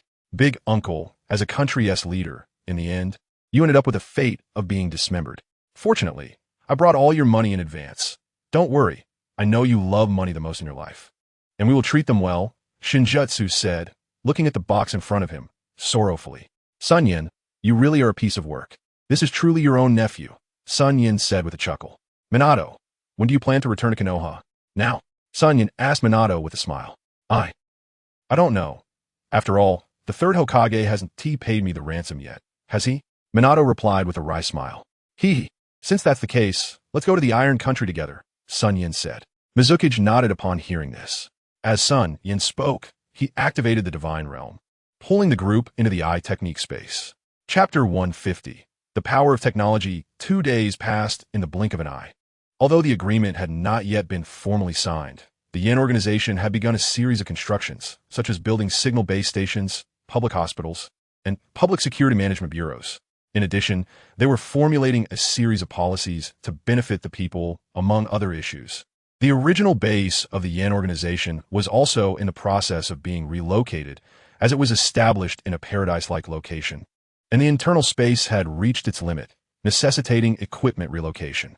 However, it was not a complete relocation. SunYan chose to leave the research department there, as it would become the research center of the Yin organization in the future. The new location was an open plain outside the paradise, where SunYan directly cleaved a large hole in the mountain with a sword, completely connecting the paradise with the outside world, which was convenient for transporting equipment and beneficial for organizational development. In the past 2 days, SunYan had been running back and forth between the land of fire and the land of iron. On one hand, he was busy with the village's construction, and on the other hand, he was waiting for the actions of Fugakuwith and Him.Thus. At this moment, those two wouldn't just sit back and do nothing. They would definitely take advantage of the chaos. Report. My lord, Fugakuwith's village led by Karabi and Shao Ai has arrived at the border of the land of iron. A samurai hurriedly reported. Report. The ninjas from Fugakuwith have also reached the border of the land of iron. Another samurai quickly added. I knew these two would pull this stunt. Let's show them the power of technology, SunYan said with a smile. At this moment, SHU and Tsunade had also arrived in the hall. SHU smiled at SunYan and said, Yin, the samurai from the land of iron are already filled up, ready to launch at any moment. SHU was aware of the power of the chakra cannons, which were not much inferior to the tailed beast balls. Furthermore, they could store chakra. After charging the chakra in advance, they could fire chakra projectiles equivalent to tailed beast balls, one of the high-tech weapons of the Yin organization. With nearly 10,000 samurai from the land of fire and half a month of chakra charging, 50 chakra cannons have been fully charged. My lord, should we send samurai to block their entry into the land of iron? Mitsubun asked. No need. Let's wait for them to come. Set up the 50 cannons I brought. Today, let them witness the power of technology, SunYan said with a smirk. You mean a Fugakuwith has also come? Shao Ai asked a member of the Umbu intelligence department in front of her. That's right, they are currently stationed in the southern part of the land of iron. The Umbu member replied. Currently, Konoha and the Yin organization were in a stalemate, and the Yin organization had no time to pay attention to the land of iron. Don't worry about a Fugakuwith. Follow my orders and launch an attack immediately, Shao Ai commanded. Understood, the leading ninja said. Then use the body flicker technique to disappear from the spot. Big brother, now that we've come here, we must have already been scouted by the samurai of the land of iron. However, Mitsubun has not taken any measures until now. Wouldn't rashly advancing lead to losses? Karabi, breaking from his usual carefree demeanor, said with a furrowed brow. When did you become so cautious? It's just a country without even a ninja. At most, Mitsubun has some abilities, but it's still not worth mentioning, Shao Ai replied. All right, big brother, said. As evening approached, a deafening sound of battle erupted. The overwhelming cloud of Fugakuwith ninjas came from all directions. The two leaders, one clad in lightning armor and the other enveloped in tailed beast chakra, were Shao Ai and the Eight Tails Jinchuriki Karabi. At that moment, dozens of dazzling beams of light erupted from the walls of the land of iron, exuding huge amounts of energy. Shao Ai and Karabi exchanged worried glances, sensing the danger in each other's eyes. Suddenly, Dozens of dazzling light beams shot from the walls of the land of iron towards the ninjas of the land of lightning, moving at incredible speed. They crossed nearly 1,000 meters in the blink of an eye. Quick, use defensive ninjutsu, Xiao AI shouted, maximizing the chakra armor around her, causing her hair to stand on end. With Xiao AI's command, some quick-reacting ninjas began to use defensive ninjutsu, but most of them were already too late. Dozens of light beams struck the crowd of Fugakuwith ninjas, followed by massive explosions. Boom, boom, boom. The deafening sounds of explosions rang out, leaving deep craters with diameters of several dozen meters wherever the chakra cannons hit. The ninjas struck were instantly vaporized, leaving no trace behind. However, this was only the first round of cannon fire. Each fully charged cannon could launch 10 attacks of similar power. Of course, they could also choose to expend all their energy at once, similar to the principle of the tailed beast balls. The longer they charged, the more energy was gathered, and the greater the power. However, dealing with these Fugakuwith ninjas could be handled with conventional level firepower. Damn, what kind of ninjutsu is this? Its power is comparable to tailed beast balls. Bai, are you okay? Xiao AI said, lying on the ground and looking at Karabi beside her. Damn it. Of course I'm fine. Damn it. I need to borrow your power, Brother Octopus. Karabi said as he stood up. I'll lend you my power this time, the Eight Tails said. With an ominous chakra emerging, a gigantic monster with a cow's head and a fish's body appeared in front of everyone. The massive figure instantly became a live target. The next moment, dozens of light beams rushed toward the Eight Tails. Seeing this, the Eight Tails did not dare to be careless, as the power of these chakra beams was not to be underestimated. Immediately, a series of small-tailed beast balls were launched one after another towards the incoming chakra beams, with nearly 10 beams colliding, resulting in a huge explosion. However, the release speed of the Eight Tails' continuous tailed beast balls was still far from the speed of the chakra cannons, and several chakra beams were about to hit the Eight Tails. In a moment of desperation, the Eight Tails used the tailed beast, Eight Whirls, rapidly spinning its body to create a massive storm, colliding with the incoming beams. Xiao AI also met one of the chakra beams head-on. Reality proved to be brutal, as Xiao AI was instantly knocked away by the chakra cannon and crashed to the ground, unconscious. The Eight Tails, while using the tailed beast Eight Whirls, managed to block the remaining chakra cannonballs. However, the Eight Tails looked a bit disheveled at this moment, with smoke rising from its body, clearly having taken a few hits from the chakra cannonballs and was feeling the pressure. Looking at the energy points still charging on the distant cannon, the Eight Tails began to gather a giant tailed beast ball. Chapter 151. The Five Tails in hand, a rich yin-yang attribute chakra condensed in the mouth of the Eight Tails, which then fused in a ratio of 2:8, forming a purple chakra sphere filled with a destructive aura. Then, a 10-meter diameter tailed beast ball shot towards the walls of the Land of Iron. Seeing this, SunYan on the wall of the Land of Iron smiled and aimed a long-prepared chakra cannon at the incoming giant tailed beast ball, pressing the launch button. The chakra cannon fired a beam nearly 2 meters in diameter, moving at a speed several times that of the tailed beast ball, indicating that this time the cannon fire expended all remaining energy. The two destructive forces collided in mid-air, instantly illuminating the entire land of fire with a dazzling white light. A massive explosion followed, with an invisible shockwave ruthlessly shattering everything around, kicking up clouds of dust. The land beneath the explosion was one of the areas most severely affected by the shockwave. As the dust settled and calm returned, a deep pit with a diameter of 100 meters emerged beneath the two explosions. Such a huge commotion had naturally caught the attention of IWA Shinobi. At the IWA base, the Jinchuriki of the Five Tails, Han, and the explosion-released ninja, Desura, felt a cold sweat upon hearing their subordinates' reports. They were aware of the destructive power of the tailed beast bomb, and now the Land of Iron was equipped with such weapons comparable to tailed beasts. If they acted recklessly, they would certainly meet the same fate as Kumobikure. After discussing, the two decided to report the matter to the third Tsuchikage, Noki, before making a decision. On the battlefield, an eerie calm had fallen. At this moment, the Eight Tails was also shocked by the power of the recent chakra cannon, which was surprisingly on par with his own giant-tailed beast bomb, truly terrifying. Moreover, the Eight Tails could not use another tailed beast bomb in a short time. If the enemy launched another barrage like before, he would definitely be finished. He then said to Karabi, "Kid, hurry up and take your brother and escape. I don't know what just happened, but if we continue, it will only lead to more casualties." "Idiot, we can't leave when there are still these ninjas here," Karabi replied. Listen, if we don't run now, you, me, and your brother will all die here. If you want to die, don't drag us down with you. The Eight Tails shouted angrily. Idiot! Fool! Karabi cursed angrily and then exited his full transformation state, switching to chakra mode. At this moment, Xiao AI had just regained consciousness, clearly having been knocked out by that cannon. She would never charge directly into an attack again. As she woke up, she saw a scene before her. 100-meter-wide deep pit appeared not far away, surrounded by cracked earth and ninjas dazed by the shockwave. Only 30 or 40 strong jonin from Fugakuwith were barely standing. Out of 1,000 ninjas, only a few dozen still had combat capability. Xiao AI clenched her teeth, unable to accept the harsh reality before her. How could the Land of Iron have such equipment? It must have been the work of the Flame Organization. Damn the Flame Organization. Just then, a figure cloaked in dark red chakra appeared. It was Karabi. Are you okay? Xiao AI asked with concern. I'm fine, big brother. But you seem to be in a bit of trouble, Karabi replied. I'm Fina.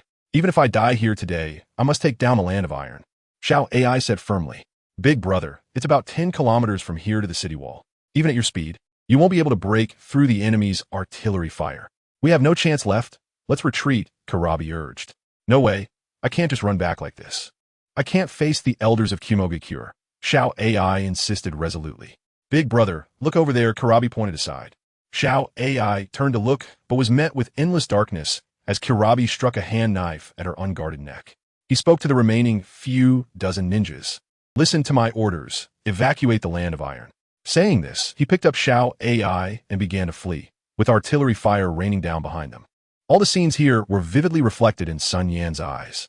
With his current ocular power, he could see everything within 100 miles.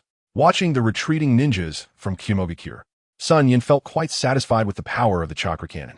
He ordered the Miura to send samurai to clean up the battlefield. After all, most of the Fugakuwith ninjas were merely unconscious and not dead from the explosions. Capturing them for human experimentation or training the next generation of Flame Organization members would be beneficial. Next, it was Iwa's turn. He adjusted the chakra cannon's direction and then bombarded the IWA camp. Having already taken out half of the chakra from 19 cannons, Iwa's position was riddled with holes. With nearly 1,000 IWA ninjas left in disarray, SunYan's figure disappeared and reappeared inside the IWA camp.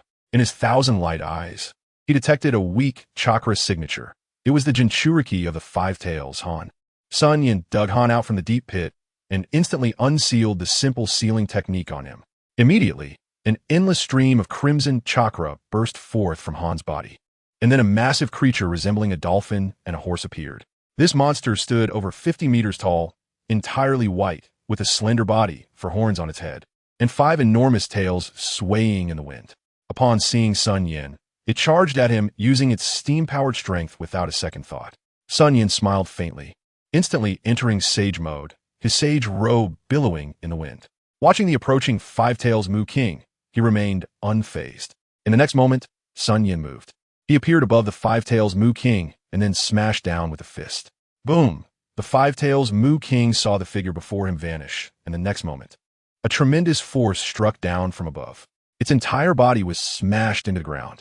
Roar! With a cry of anguish, countless steam burst forth from Mu King's body, shooting towards SunYan. Little beast, sage art, super large-tailed beast spiral bomb. A spiral bomb with a diameter of 100 meters, obscuring the sky, appeared in SunYan's hand. He then appeared above the Five Tails, and under the astonished gaze of the Five Tails, he slammed it down onto him. The massive spiral bomb enveloped the Five Tails' entire body, leaving a 100-meter-wide deep pit in the ground and a severely weakened Five Tails. SunYan felt a bit guilty for being a little rough. However, if he had used the Sage Art, Wind Release Spiraling Shuriken, the Five Tails might have been finished. After signing a contract with the Five Tails, SunYan employed the Palm Sage technique to heal the Five Tails, as it would be his summoning beast from now on. When the Five Tails woke up, it looked at the man before it in terror, feeling that it had somehow established a relationship with him. SunYan said, from now on, you'll be one of my summoning beasts. By the way, your good brother, the Two Tails, is also my summoning beast, with him to accompany you. I think you won't feel lonely. Oh, and shrink your body for me. I want to ride you back. The Five Tails thought, help. This person is a huge pervert. Chapter 152. The Land of Flame is officially established. Yan'an Village's built time flew by, and in the blink of an eye, a month had passed. In the 41st year of Konoha, the 41st year of the Gregorian calendar, February, the Land of Fire was divided in two. The Land of Flame was officially established, and Yanin village was built. The Land of Iron publicly announced that it had become a vassal state of the Land of Flame. For a time, the ninja world was in an uproar. Although the establishment of the Land of Flame had been anticipated, Konoha's capitulation without a fight still surprised everyone. With its advanced national strength, the Land of Flame swiftly became the sixth major country in the entire ninja world. The leader of Yanin village, SunYan, was honored as the Yaning, but he was quite displeased with this title. His Land of Flame was different from the other 5 countries. It did not have a daimyo, was not a feudal society, but a democratic society. He abolished the title of Yaning and changed it to chairman. SunYan became the first chairman of the Land of Flame in Yanin village. Subsequently, SunYan began sweeping reforms, implementing various laws and policies throughout the Land of Flame. People's hospitals, people's courts, people's police stations, people's representatives, people's schools, and ninja schools began to be established across the Land of Flame. In addition, commercial reforms were also initiated. The Tianlong shopping mall, cinemas, video game arcades, and a series of ultramodern institutions gradually emerged. Of course, the emergence of these institutions was inseparable from the technological development of Yanin village. In the Land of Rain, the sky is perpetually drenched in rain. Members of the Akatsuki organization are engaged in battle with another group within the Land of Rain. After 2 years of development, the Akatsuki has begun to take shape. The leader remains Yahiko, as Nagato is not good with words, and the essence of Otsutsuki Ishiki resides within Konan, who naturally does not concern herself with such trivial matters. As for Nagato's Rinnegan, the reason he hasn't used it is that the timing is not yet ripe. Having been here for over 1,000 years, he knows that those eyes do not truly belong to Nagato.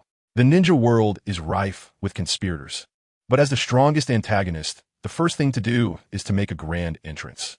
After effortlessly killing a ninja who attacked, Konan transformed into an afterimage and charged at the enemy. With several screams, the battle came to a complete end. Konan, your strength has increased again, Yahiko said, slightly surprised. He, just barely, Ishiki replied.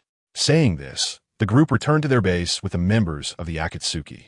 In the warm room, Yahiko was raising a cup and chatting merrily with everyone.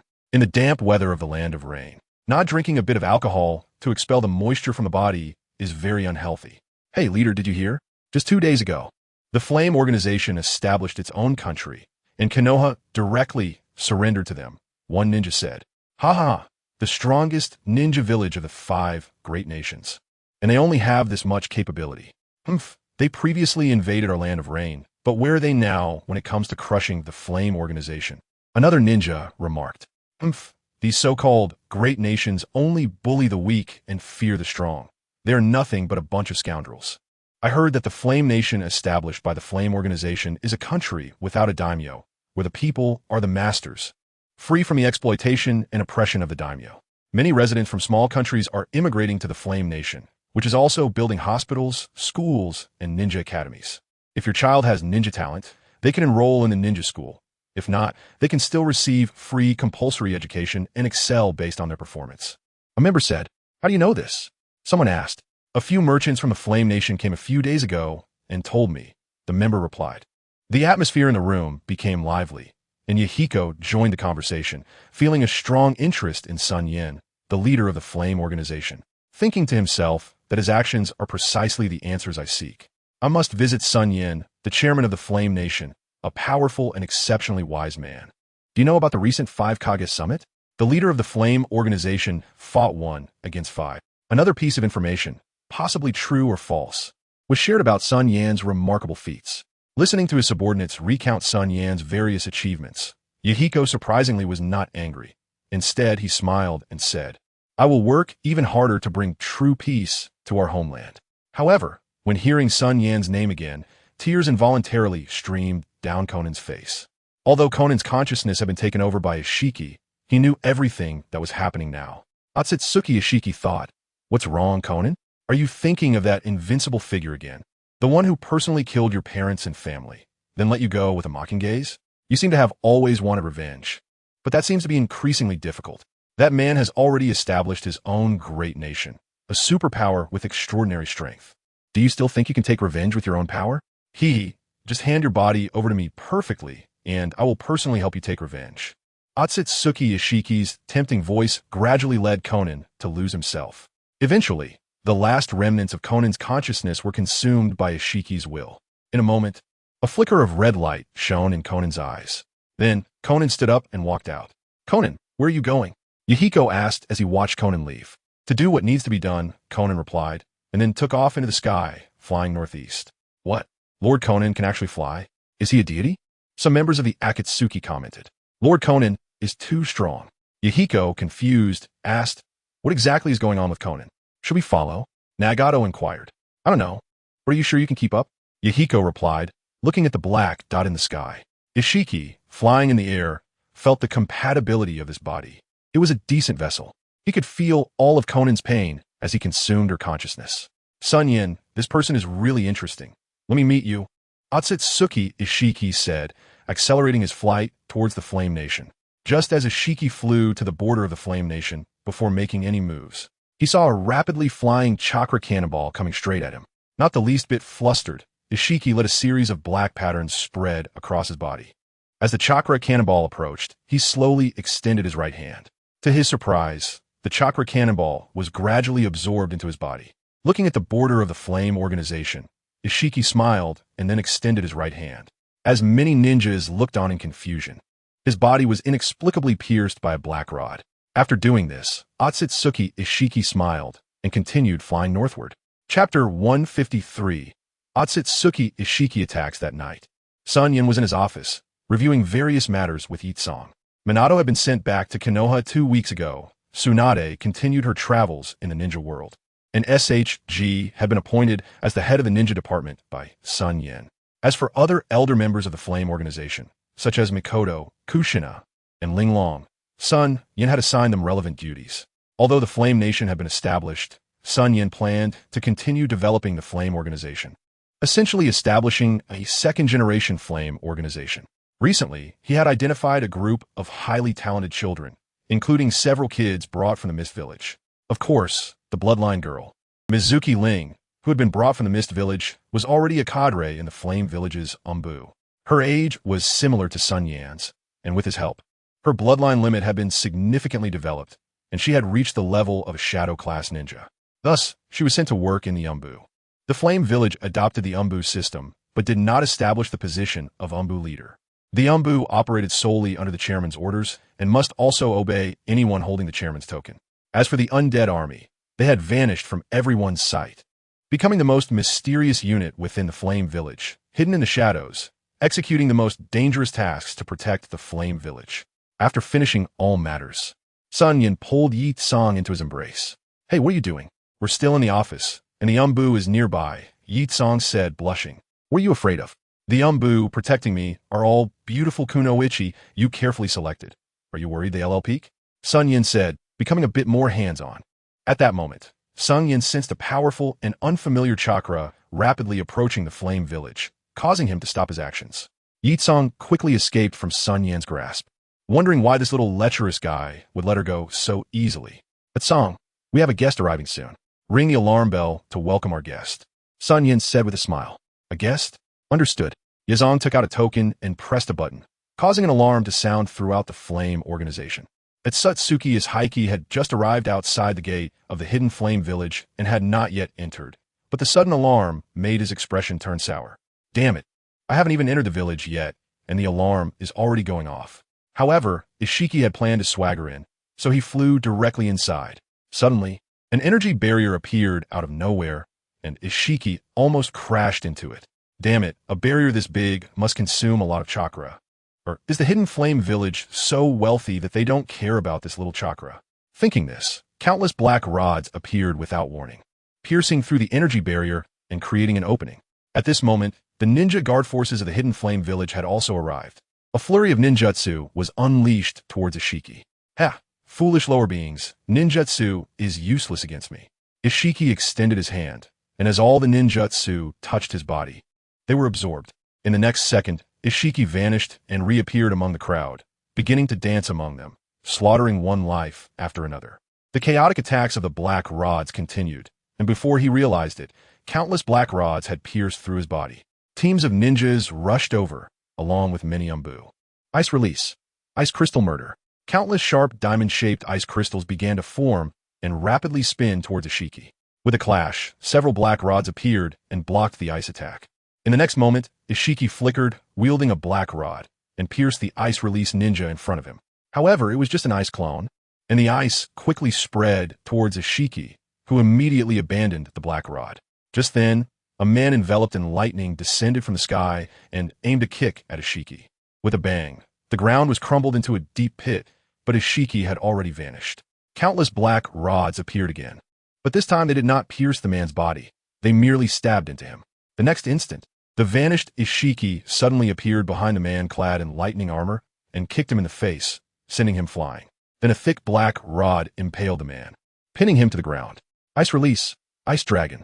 The ice release ninja unleashed another jutsu, and a 10-meter-long ice dragon charged at Ishiki.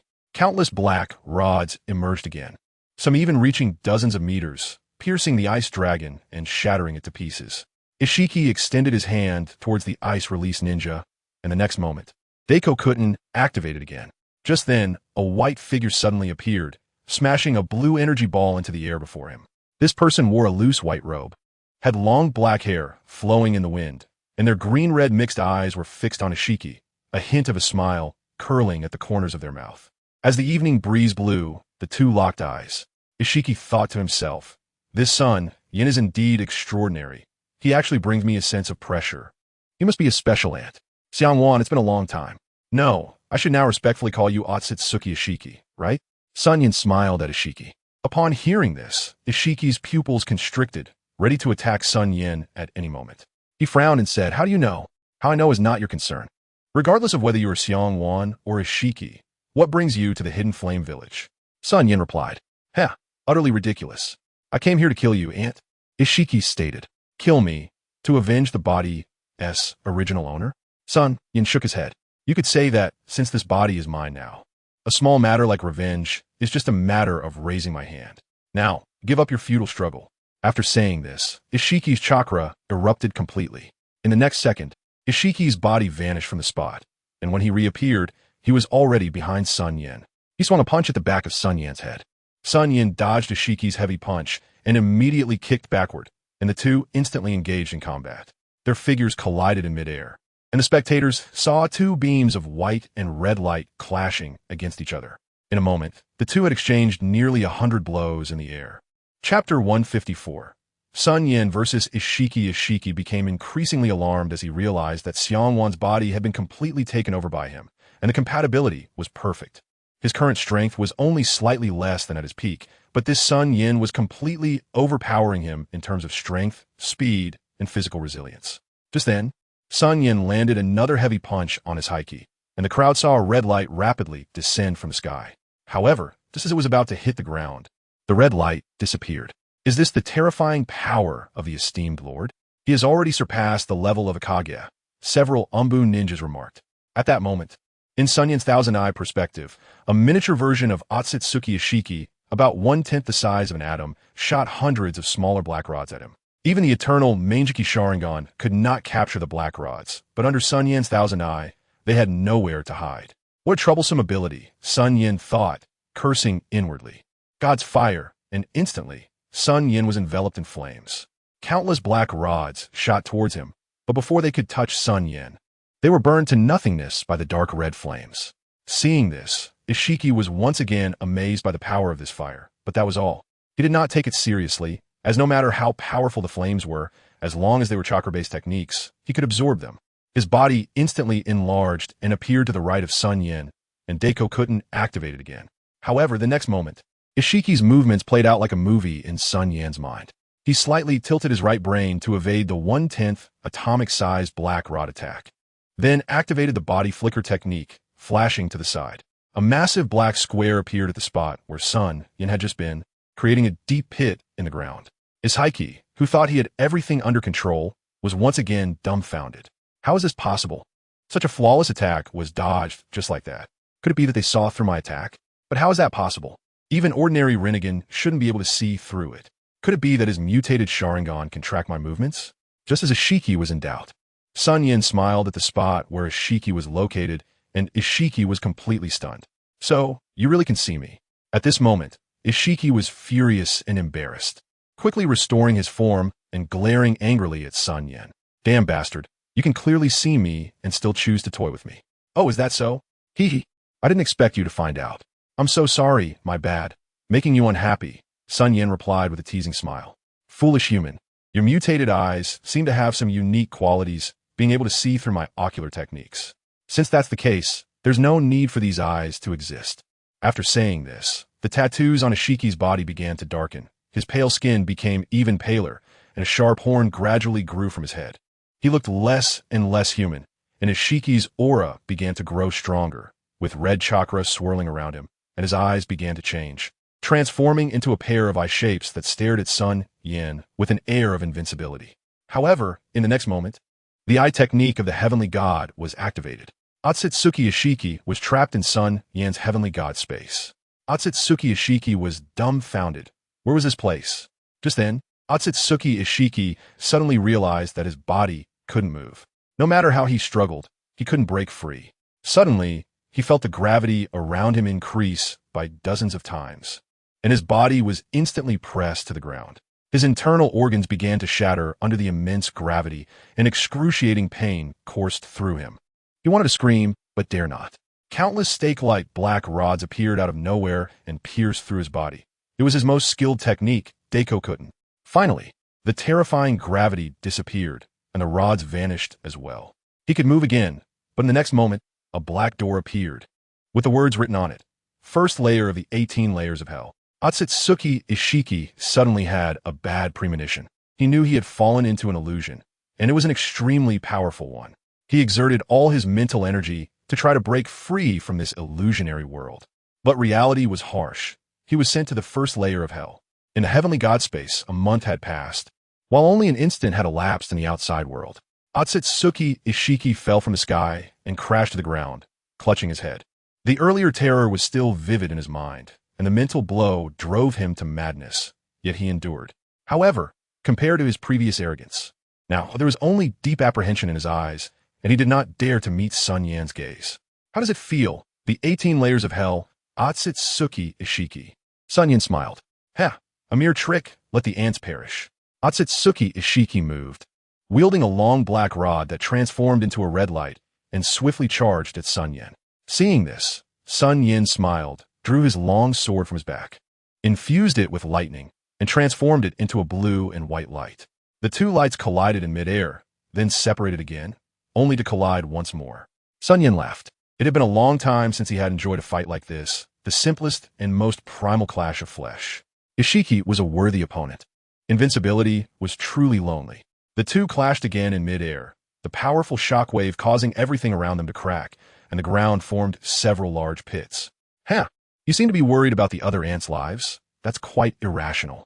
The two remained locked in midair. The output of their power was increasing. At that moment, Dekokutten was activated again, stabbing towards SunYan's head.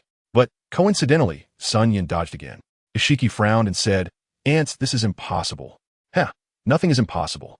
By the way, why do you dare not look me in the eye and insist on speaking with your head down? SunYan said. Rasengan. Just then, one of SunYan's shadow clones suddenly appeared, followed by a Rasengan aimed at Otsutsuki Ishiki's back. Damn it, while clashing with SunYan's energy. Otsutsuki Ishiki had no choice but to activate the Space Eye technique and disappear from his original spot. When he reappeared, his hand was already on SunYan's back. And in the next moment, the Space Eye technique was activated. SunYan seemed unaware and was caught off guard by Ishiki. In the next moment, Ishiki, with a joyful expression, dragged the smiling SunYan into his space. Chapter 155. Ishiki beaten to a pulp when the space calmed down. The figures of SunYan and Otsutsuki Ishiki had disappeared. Kushina, Linglong, Ju, Mikoto, and others had led a large group of ninjas to rush over. But there was no trace of SunYan at the scene. They saw Yi-tsong directing the order on the scene. Seeing this, the group hurried over. Sister Yi-tsong, where is Brother Yen? Mikoto asked first. That's right, where's the chairman? A group of ninjas asked. In order to ensure the safety of the village, Yen entered the otherworldly space with Otsutsuki Ishiki.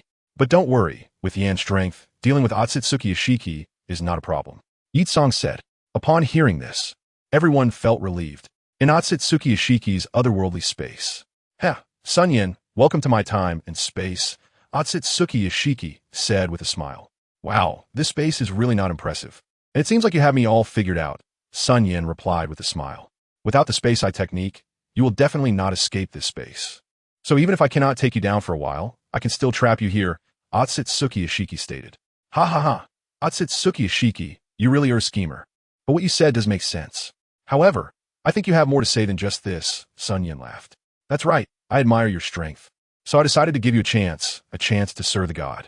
As long as you agree to serve me, I can let you go, Otsutsuki said. Ha ha ha, you're killing me with laughter, SunYan exclaimed. What are you laughing at, foolish ant? Otsutsuki said angrily. Ha ha, this is too funny. What kind of a big shot do you think you are, daring to call yourself a god? SunYan laughed heartily. Just as Otsutsuki was about to speak again, SunYan suddenly appeared behind him. This was clearly not a body flicker technique, but a genuine space ability. The Rasengan instantly condensed, dodging several black rod's attacks, and aimed for Otsutsuki's heart. Several chakra black rods appeared instantly, protecting Ishiki's body. The Rasengan struck the black rods, instantly shredding them to pieces, and the residual force slammed into Ishiki. His body rapidly fell from the sky, and in the next moment, SunYan's figure followed closely behind, reappearing beside Ishiki. Ishiki was taken aback, and while dodging SunYan's attack, he observed how SunYan activated his space ninjutsu. He discovered that a heart-shaped mark was imprinted on his clothes. Ishiki swung the black rod to cut away the garment where the technique was located. However, SunYan's attack landed on Ishiki again, sending him flying and crashing to the ground. Good insight, very impressive, Ishiki, SunYan praised. You actually mastered space abilities. You are indeed a powerful ant. Ishiki said. Alright, let's see how this ant can blow you up, Ishiki. Saying this, SunYan transformed into a blue light and charged at Ishiki. Ishiki and SunYan began to battle again, creating a scene of chaos. Ishiki utilized the eye technique, Daikokutten, to its fullest. But all of his attacks were dodged by SunYan. Divine Illumination, 8 desolate fire dragons.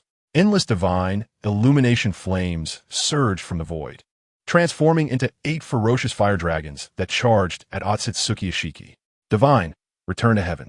Ishiki saw the fire dragons rushing towards him and used the return to heaven technique, which could only be executed with the Byakugan.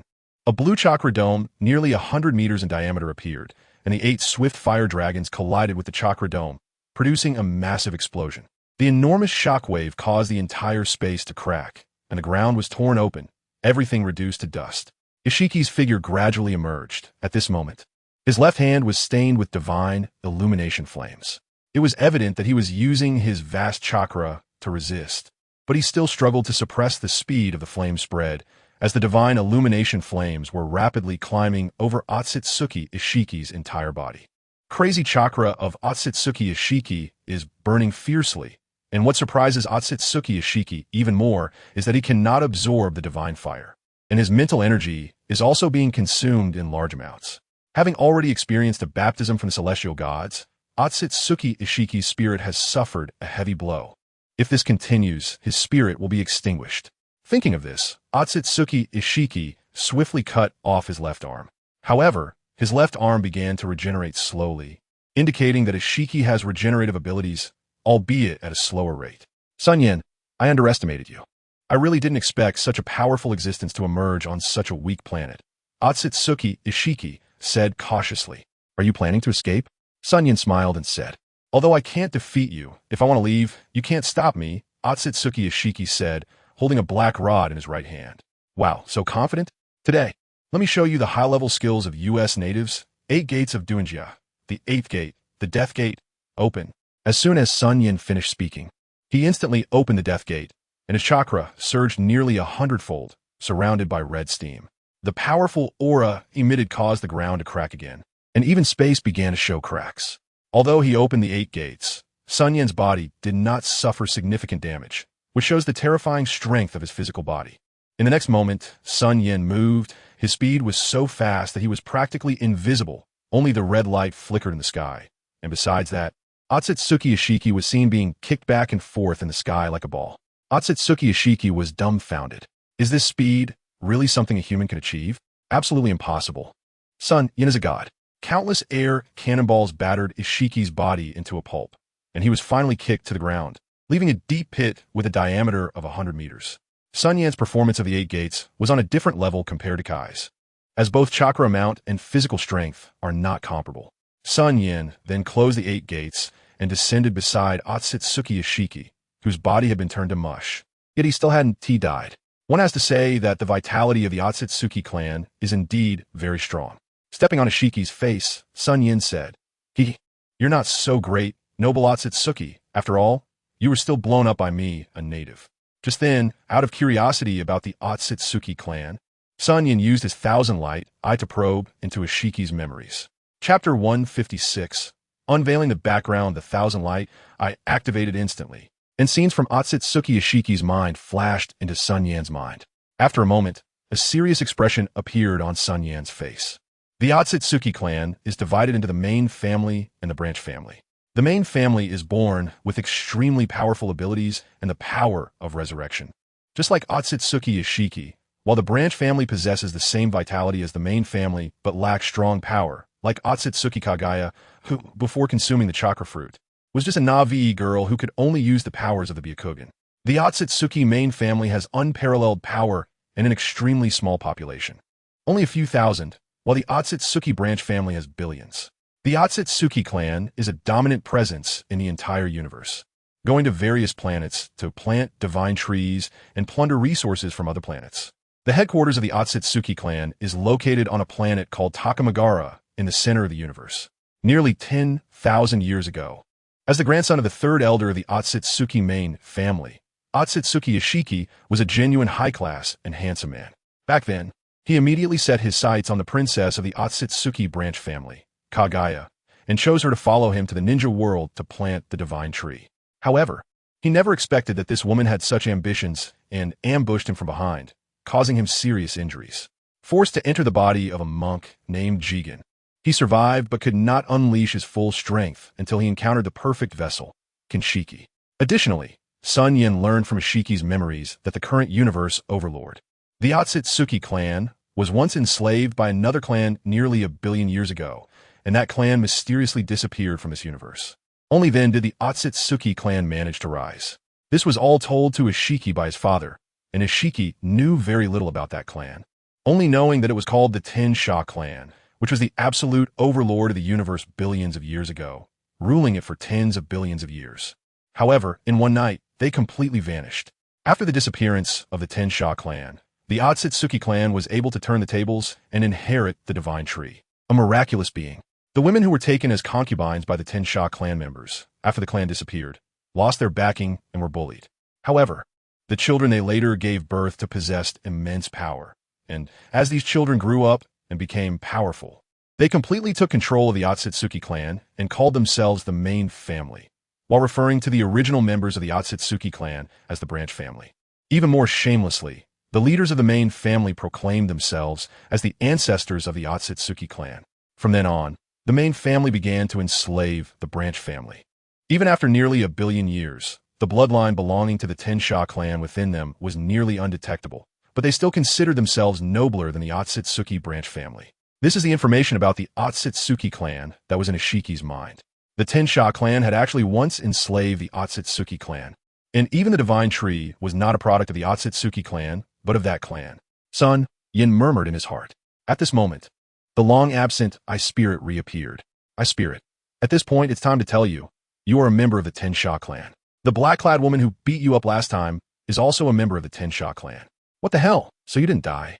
SunYan exclaimed. Of course I'm not dead. Hey, I'm talking serious business here. Stop messing around, the I Spirit said. Actually, I'd already suspected this, SunYan said seriously. That's right, you and that black-clad person are the only 2 remaining members of the Tensha clan in this universe, the I Spirit said. Why did the Tensha clan disappear overnight? Did they encounter some formidable enemy? SunYan asked in confusion. There clearly isn't anything in this universe that can be considered a formidable enemy to the Tensha clan anymore. They likely broke out of this universe and went to a higher-level world, the I Spirit said. No way, then what about me? Why didn't I go with the members of the Tensha clan? And what about that woman? SunYan asked, puzzled. You are the son of the Tensha clan's leader and possess a rare 10th-level bloodline. so your father decided to leave you here. Because breaking through the universe faces all sorts of unknowns, is highly likely to encounter great horror, and even the entire Sha clan could be wiped out. Therefore, the leader of the Sha clan, who is your father, decided to leave a way out for the Sha clan's legacy. He left you and another girl with a high bloodline behind. However, tearing apart the universe requires bearing a great karma. He himself is no longer afraid of the universe. But as his son, you are likely to suffer from the universe's backlash. Thus, your father chose to separate your body and soul to avoid being detected by the universe, allowing you to escape a calamity. After the calamity passes, I will use the innate power I have accumulated to retrieve your soul from the low-dimensional universe. The Eye Spirit explained. After hearing everything the Eye Spirit said, SunYan was completely stunned. It all seemed too shocking, and even he found it hard to accept. You're not joking with me, are you, Eye Spirit? SunYan said. Do you think it's necessary for me to joke around with you like this? Seriously, Tong Ling said. Oh really? But this Sha clan leader only left me a girl. Who does he look down on? SunYan cursed. Tong Ling, just speechless. And that woman, when I see her, I will definitely want to tear her apart to vent my hatred, SunYan said angrily. Stop dreaming. You're not even her opponent right now. If I'm not mistaken, she should have already evolved her eyes and body to the highest level, Tong Ling said, hitting him hard. You still want revenge? Now she can easily torment you. SunYan asked, but didn't you say my bloodline is higher than hers? Yes, but she has fully developed her bloodline and raised her eyes to the highest level, while you're still so weak, Tong Ling mocked. Tong Ling, you're insulting my character. What you're doing is very immoral, SunYan said angrily. Hurry up and grow stronger. I feel that the DefeatsUchiha clan, upon learning that there are still orphans from the Sha clan, will definitely not stand by and watch. After all, the fear they have for the Sha clan is etched into their bloodline, hard to erase, but because of this, they will not allow the existence of the Sha clan, Tong Ling said. Don't rush to leave. Does this guy's eye have the ability to absorb? SunYan pointed at Isher below. It can absorb, Tong Ling replied. SunYan smiled as he placed the pair of rice-shaped eyes in the palm of his hand, absorbing the power within. As soon as he finished absorbing these eyes, the existing space began to crack. Seeing this, SunYan activated the Divine Realm and entered the Divine Realm space with Isher's broken body. After absorbing Isher's eyes, SunYan's Divine Realm space seemed to expand a bit. And in addition, he also acquired Isher's eye techniques, the He Tian and Xiaoming Bai Guna, 2 eye techniques. A smile crept onto his lips as he activated the eye technique Tian Shun on Isher again. Chapter 157. The Technological Great Nation of Yen. Moments later, the Tian Shun activation ended, and SunYan began to treat the injuries of DefeatsUchiha Isher. A golden light appeared from the palm of SunYan's hand, and Isher's broken body slowly began to heal. Moments later, Isher slowly opened his remaining white eye. Upon seeing SunYan, he knelt down and called out, Master. You can return to the Akatsuki for now. I'll find you when I have a mission, SunYan said. Understood, Master. After DefeatsUchiha Isher finished speaking, SunYan released him from the divine space and returned to Yin Hidden Village. After all, he hadn't returned for a long time, and it would definitely worry Yi Song and the others. As the spatial vortex appeared, SunYan's familiar figure emerged before everyone. However, SunYan's clothes were already tattered and stained with DefeatsUchiha Isher's blood. One must say that the quality of Guy's tight-fitting clothes in the original work is really good. Upon seeing SunYan covered in blood, several people rushed over and asked urgently. SunYan smiled and explained, and only then did they feel relieved. Thus, with the commotion of DefeatsUchiha Isher ending, the entire ninja world fell back into calm. The 5 great countries fell into a strange tranquility. Those who did not know thought peace was at hand, but those with a bit of experience knew that this was merely the calm before the storm. The 5 great countries were calm, but the land of Yin was producing shocking news. First, the invention of the telephone shocked the entire ninja world. And then various chakra weapons were exposed one after another, being sold to the surrounding small countries. In Yin Hidden Village, the 3rd Tsuchikage, Anoki, was examining a palm-sized iron lump repeatedly. Is this the thing called a mobile phone developed by the land of Yin? Anoki asked. That's right. According to our spies in the land of Yin, as long as you buy something called a phone card, insert it into the phone's card slot, and input the phone number you want to dial, you can call that person, Lus said. This greatly facilitates communication between people. In addition, the land of Yin had established ninja schools, regular schools, and public hospitals in various towns across the country, leading to a prosperous situation in the land of Yin. Lus continued.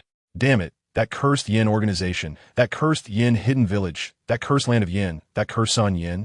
All this prosperity was taken from our 5 great countries.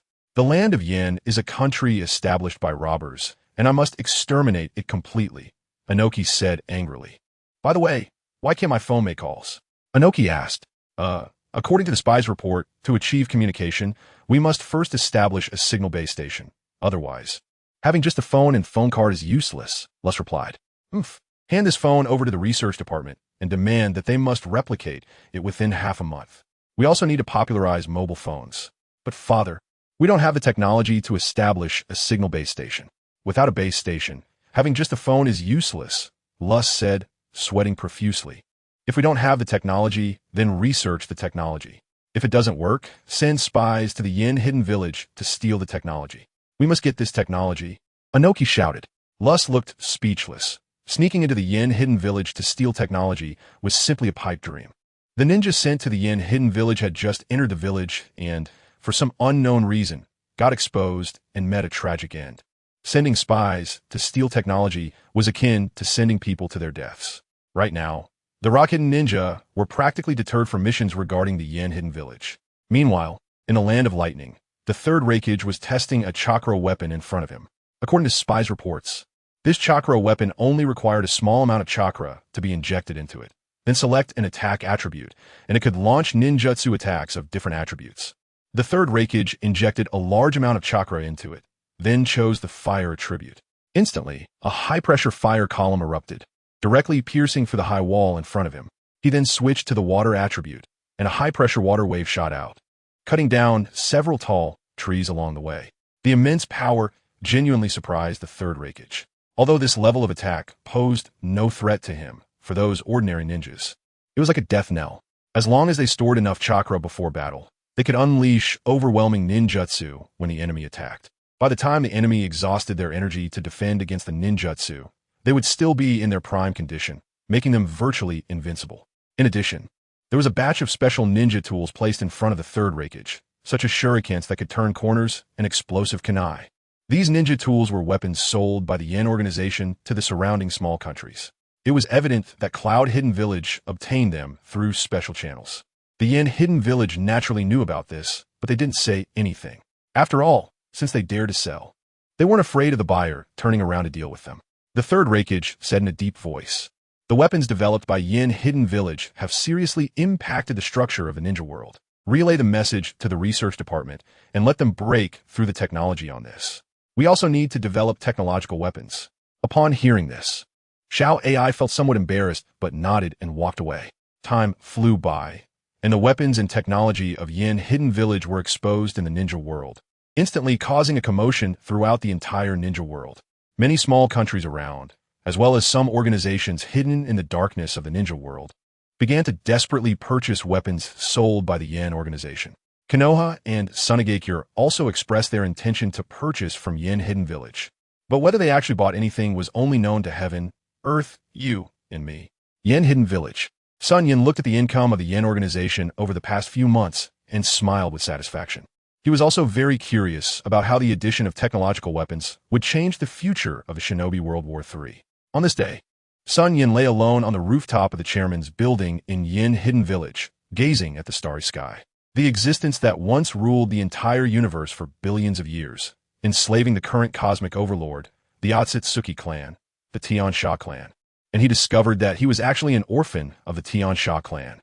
Everything made SunYan's worldview undergo a tremendous change, tearing apart this universe and heading to a stronger realm. Such a person truly existed, and he was his father. In fact, since awakening the second stage of the Kaleidoscope Sharingan, he had gradually lost his way because he already possessed the power to sweep through the shinobi world. This immense power had led him to become arrogant and self-limited. However, SunYan had now found his direction again. Once he possessed the true invincible power of the universe, he would definitely tear apart this universe and move towards a stronger realm. Chapter 158. The Grief of White Fang. 2 years passed in the blink of an eye, and it was the summer of the 42nd year of Konoha. In the land of fire, Konoha village, Hataki Sakumo sat alone in his home, his face showing great pain. Closing his eyes, his mind was filled with various curses from the villagers of Konoha. He was just a coward. He didn't deserve to be a ninja. The mission could have been a success, but because of him, it failed, costing Konoha a tremendous amount of profit. Some instigators in the crowd said. However, this alone would not have affected Tsukumo, but what hurt him the most were the two Konohan ninjas he had saved. For our lives? Can we really abandon such an important mission? If that's the case, we'd rather die at the hands of the enemy, one ninja said. That's right, it's all your fault. Who told you to save us? You shouldn't have saved us, and now we have to bear the blame with you, another ninja echoed. Upon hearing their words, Hatake Tsukumo was dumbfounded. The reason he hadn't completed the mission was that he saved their lives. Yet now, these two did not appreciate his kindness, instead blaming him. At that moment, Tsukumo's heart began to grow cold. This was how his comrades, whom he had sacrificed everything to save, now treated him. Was everything he did truly worth it? Was everything he did for this village really worth it? This was not the first time Hatake Tsukumo had such doubts. Through various conversations with SunYan, he had questioned himself more than once. However, unless it happened to oneself, no one could truly understand the feelings of the person involved. Now, Hatake Tsukumo somewhat understood SunYan's actions and his disdain for Danzo and the third Hokage. If it weren't for the third Hokage's guidance, this situation would not have reached this point. Although the third Hokage appeared to make no comments on the incident. The moment Konoha decided to impose corresponding punishment for Tsukumo's mistakes, it indicated the third Hokage's stance. This mission was to infiltrate Iwagakure to steal relevant intelligence. They had already stolen the information and were about to achieve great success when they encountered an ambush from Iwagakure. The battle at that time was extremely fierce. Although the other two were elite jonin, they quickly fell under the siege of numerous Iwagakure jonin. Hatake Tsukumo had killed all the ninjas surrounding him and was about to break through and deliver the intelligence to the village. But the two were already on the brink of death. In the face of the mission and his comrades, Tsukumo did not hesitate for long. In a flash, he killed several Iwagakure ninjas and then broke through the encirclement with the two. However, he had no choice but to let the confidential scroll they obtained be destroyed during the desperate interception by Iwagakure. The previous scenes flashed through Hatake Tsukumo's mind like a movie, difficult to shake off. Their words, their gazes, constantly provoked his already battered heart. At this moment, in the third Hokage's office, only the third Hokage and Midogate-yin sat across from each other. Sarutobi, Tsukumo has made great contributions to Konoha. Don't you think what we're doing is a bit too much? Midogate-yin frowned. Nowadays, Midogate-yin was the overall head of the route. But the current route was vastly different from the past. Previously, the route was entirely under Danzo's control, and the subordinates absolutely obeyed Danzo's orders, brainwashed to the point of having faith in him. Now, the route was under the complete supervision of the third Hokage and was truly a training institution for the Umbu. Midogate-yin had no real power. The third Hokage pondered for a moment and sighed softly. I know this is somewhat harsh for Tsukumo, but with the division of the Land of Fire 2 years ago and the establishment of the Land of Flame, opinions within the village against me have grown increasingly loud, and the calls for Tsukumo have become higher. Although Tsukumo does not have such intentions, we must be cautious. Sarutobi, both you and I have changed. We have become unpleasant to each other and unfamiliar. We are truly getting old, Midogate-yin said. Don't worry, Tsukumo is someone who has been through great storms. This setback will not cause him any harm, the third Hokage said confidently. Internally, he thought, alas, Danzo died too early. There is no one in this world who knows and understands me anymore. Although Midogate-yin was also a childhood friend, their relationship had become limited to banter. He could not rely on him to willingly engage in dark deeds. This was also the reason why the third Hokage preferred to collaborate with Danzo rather than with Midogate-yin. Danzo was like a worm in his stomach. He could complete certain tasks without the third Hokage having to say a word. After Midogate-yin left, the third Hokage lit his pipe and used the telescope technique to start his day of leisure. The telescope technique revealed a scene of swirling smoke, where countless women were playing in the water. The third Hokage was instantly excited, and blood gushed from his nose as he hurried to the restroom. Clearly, the third Hokage had no idea how much harm his seemingly innocent actions had caused Hatake Tsukumo. Meanwhile, 7-year-old Kakashi became exceptionally sensitive due to this incident. Walking down the street, he was met with whispers and rumors from passersby. Look, it's the little genius Kakashi. Humph, what's the use of being a genius? No matter how talented he is, he's still the child of that coward. A coward can only raise a coward, one person said. Don't say that. Tsukumo-senpai must have had his reasons for doing this, another person countered. What? You're saying he's innocent? A person who doesn't even follow the rules of being a ninja has no right to be a ninja. Does he think he can act recklessly just because of his achievements? This was met with the angry shouts of the crowd. Initially, some ninjas stood up for Hitaki Tsukumo, but they ended up facing endless criticism. As a result, no one dared to speak up for Hitaki Tsukumo now. This is the ignorance of people when similar incidents occur. They only stand on the highest moral ground to criticize others, never delving into the truth and reasons behind the matter. This is the ugliness of human nature. Kakashi hurried home and rushed to his father's room. Just as he was about to knock, he was stopped by his mother. She knew that Tsukumo needed peace and quiet at that moment. Just then, Tsukumo's voice came from inside. "Hui, has Gogo returned? Dad, are you okay?" Kakashi asked. "Hui, let him in," Tsukumo said. In a moment, a silver-haired boy walked in. The boy looked at the disheveled Tsukumo Hitaki, and tears couldn't help but flow down his face. "Don't cry, Kakashi. It's all right. I'm fine," Tsukumo Hitaki said hoarsely. "Father, why do they all say you're a coward? Why are they all blaming you? Why is that? Is it wrong to give up a mission to protect your comrades?" Kakashi cried. "Kakashi, remember, there's nothing wrong with giving up a mission to protect your comrades. Your father does not regret making that choice. If I had to do it again, I would still choose to protect my comrades," Tsukumo Hitaki said. "But father, if you did nothing wrong, then why are they blaming you?" Kakashi asked in confusion.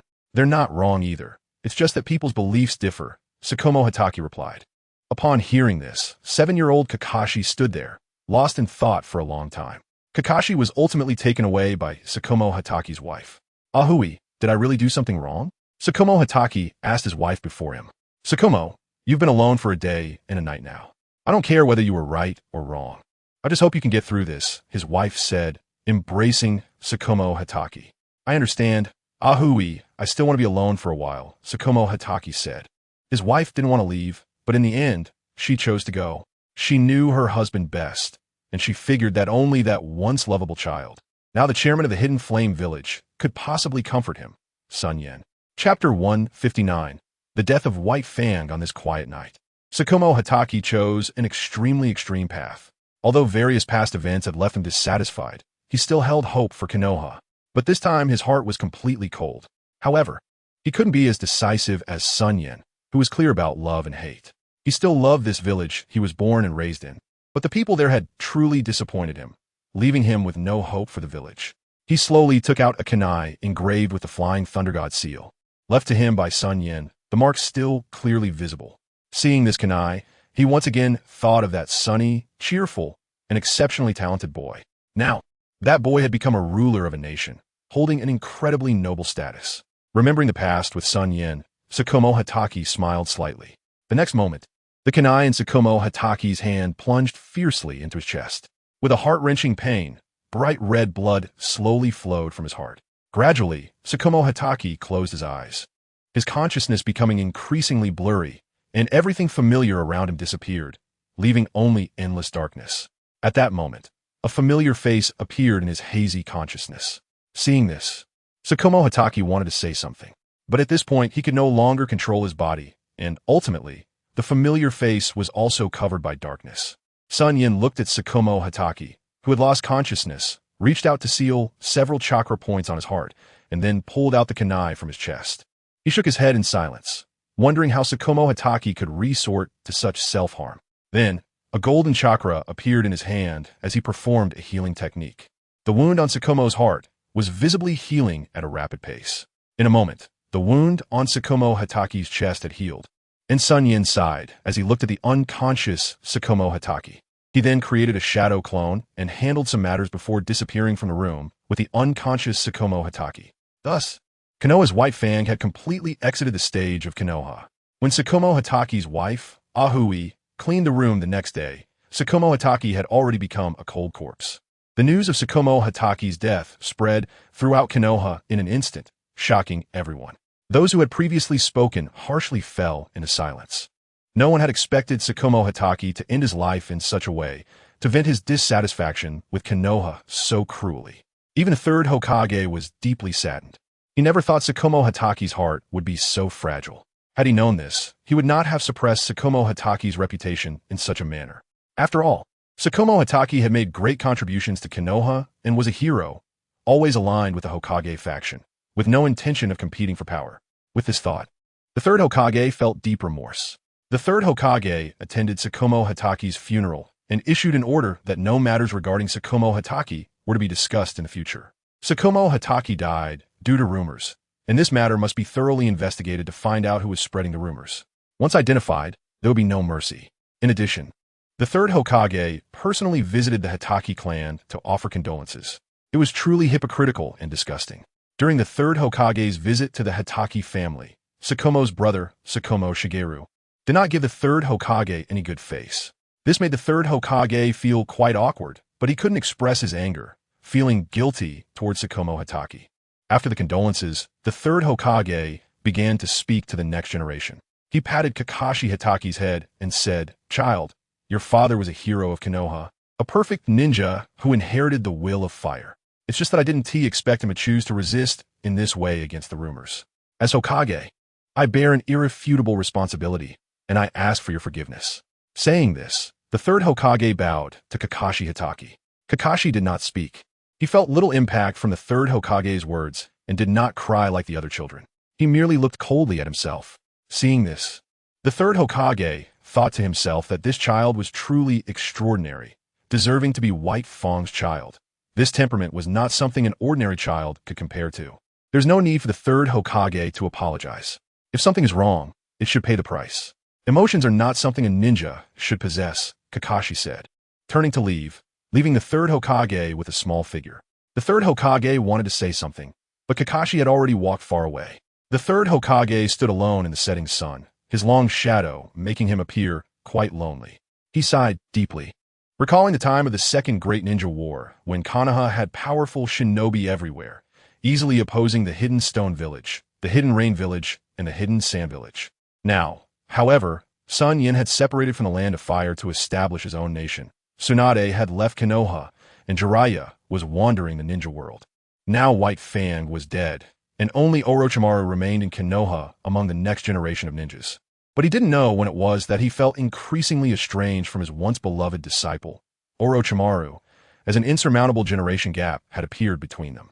Just as the third Hokage was about to leave, Minato's figure appeared in the distance, leading Nanako as they were out shopping. The two saw the third Hokage and greeted him. The third Hokage, seeing this, smiled and felt fortunate that Minato was still around. He walked over to them with a smile and teased, "He, being young, is great." "The third Hokage is smiling," Minato said, scratching his head. Nanako shyly hid behind Minato. "Minato, do you have time? Walk with me," the third Hokage said. But the next moment, Minato's response surprised him. "I'm sorry, third Hokage, but I need to take Nanako home first," Minato said apologetically. As she spoke, she turned and left with Nanako. The smile on the third Hokage's face instantly froze. Why was Minato ignoring him? Minato wasn't like this. He wasn't like this. The third Hokage still hadn't realized that the current Minato was no longer the foolish boy from the original story. After SunYan's transformation, Minato's heart had become quite dark, though he still maintained his sunny and handsome appearance on the surface. Although Minato still lacked scheming, he was much better than the original character who blindly believed in the illusory will of fire. Chapter 160, Breaking Through Again Land of Fire, Hidden Flame Village. Kiki Shiboku slowly opened his eyes, and what met his gaze was a dazzling white light. Kiki Shiboku wondered to himself, "Where am I? Is this heaven?" But the sound of footsteps that followed soon awakened him. The newcomer was none other than SunYan. Kiki Shiboku was very surprised and exclaimed, "Yin, did you also die?" SunYan frowned upon hearing this and covered his head, saying, "Senior Shiboku, do you think I would die so easily in your heart?" So you mean I'm still alive, and you saved me?" "I'm not dead," Kiki Shiboku replied. "I really can't understand why you would want to commit suicide. Is it really worth it for that garbage village, Senior Shiboku?" SunYan said, "Yin, I can't be like you, so clear-cut in love and hate. I can only express my helplessness and resistance to the village through death." Kiki Shiboku shook his head and said, "Huh, but didn't you think about Kakashi and Aunt Huey's feelings? Kakashi is only 7 years old. Do you know how much damage this would cause him? Aunt Hui loves you so much. Without you, how could she live alone? You're really a bastard, thinking to end it all yourself. But did you consider the feelings of those who truly love you? Is it worth throwing away your life for a filthy village?" SunYan scolded. Kiki Shiboku had no rebuttal and instead fell into deep thought. In his act of suicide, he had indeed been selfish and had not considered the perspective of his family. "Yin, I understand now. Thank you for saving me," Kiki Shiboku said in a deep voice after a long while. Haha, it's good that you figured it out. But now you're already a dead man. Senior Kiki Shiboku, SunYan said with a sly smile. Yin, what do you mean by that? Kiki Shiboku asked. It means that to Konoha, you are already a dead man. In fact, your funeral was held a day ago. It's impossible for you to return to Konoha. So Kiki Shiboku from Konoha is dead, and you are now our Raijin of Hidden Flame Village, SunYan laughed. The Konoha Kiki Shiboku is dead, Kiki Shiboku murmured. Yin, I understand what you mean, but I'm still worried about Kakashi and Aoi. Kiki Shiboku hesitated. Now you start to worry about them? Why didn't you care earlier? In this world, there is no such thing as a regret pill. Whatever you do, you must pay the corresponding price. I will find someone to bring Aunt Hui over, but for Kakashi, I think leaving him in Konoha is the best arrangement, SunYan said. Okay. Kiki Shiboku scratched his head. Now I officially appoint you as the second-generation swordsmanship instructor of the Flame Organization.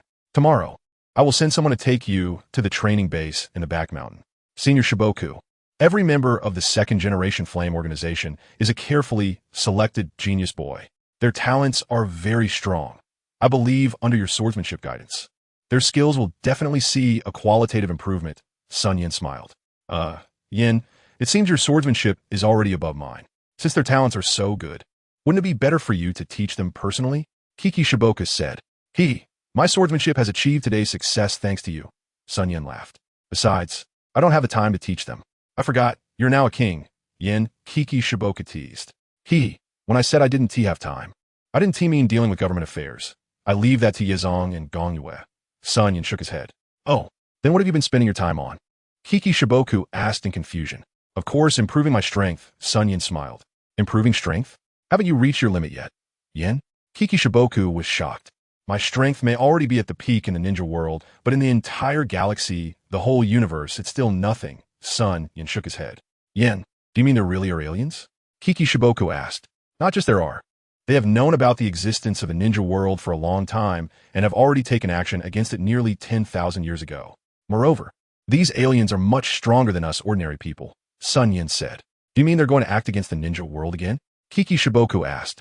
Senior Shiboku, they have already acted, but now they don't just want to take action. They want to completely destroy the ninja world. SunYan said as he walked out of the room, leaving Kiki Shiboku alone in the room. The night in the ninja world was very beautiful. A round pale moon illuminated the earth, and the sky was dotted with countless stars. SunYan was sitting cross-legged in the mountain gorge, absorbing the natural energy that flowed throughout the ninja world, but this alone was far from enough.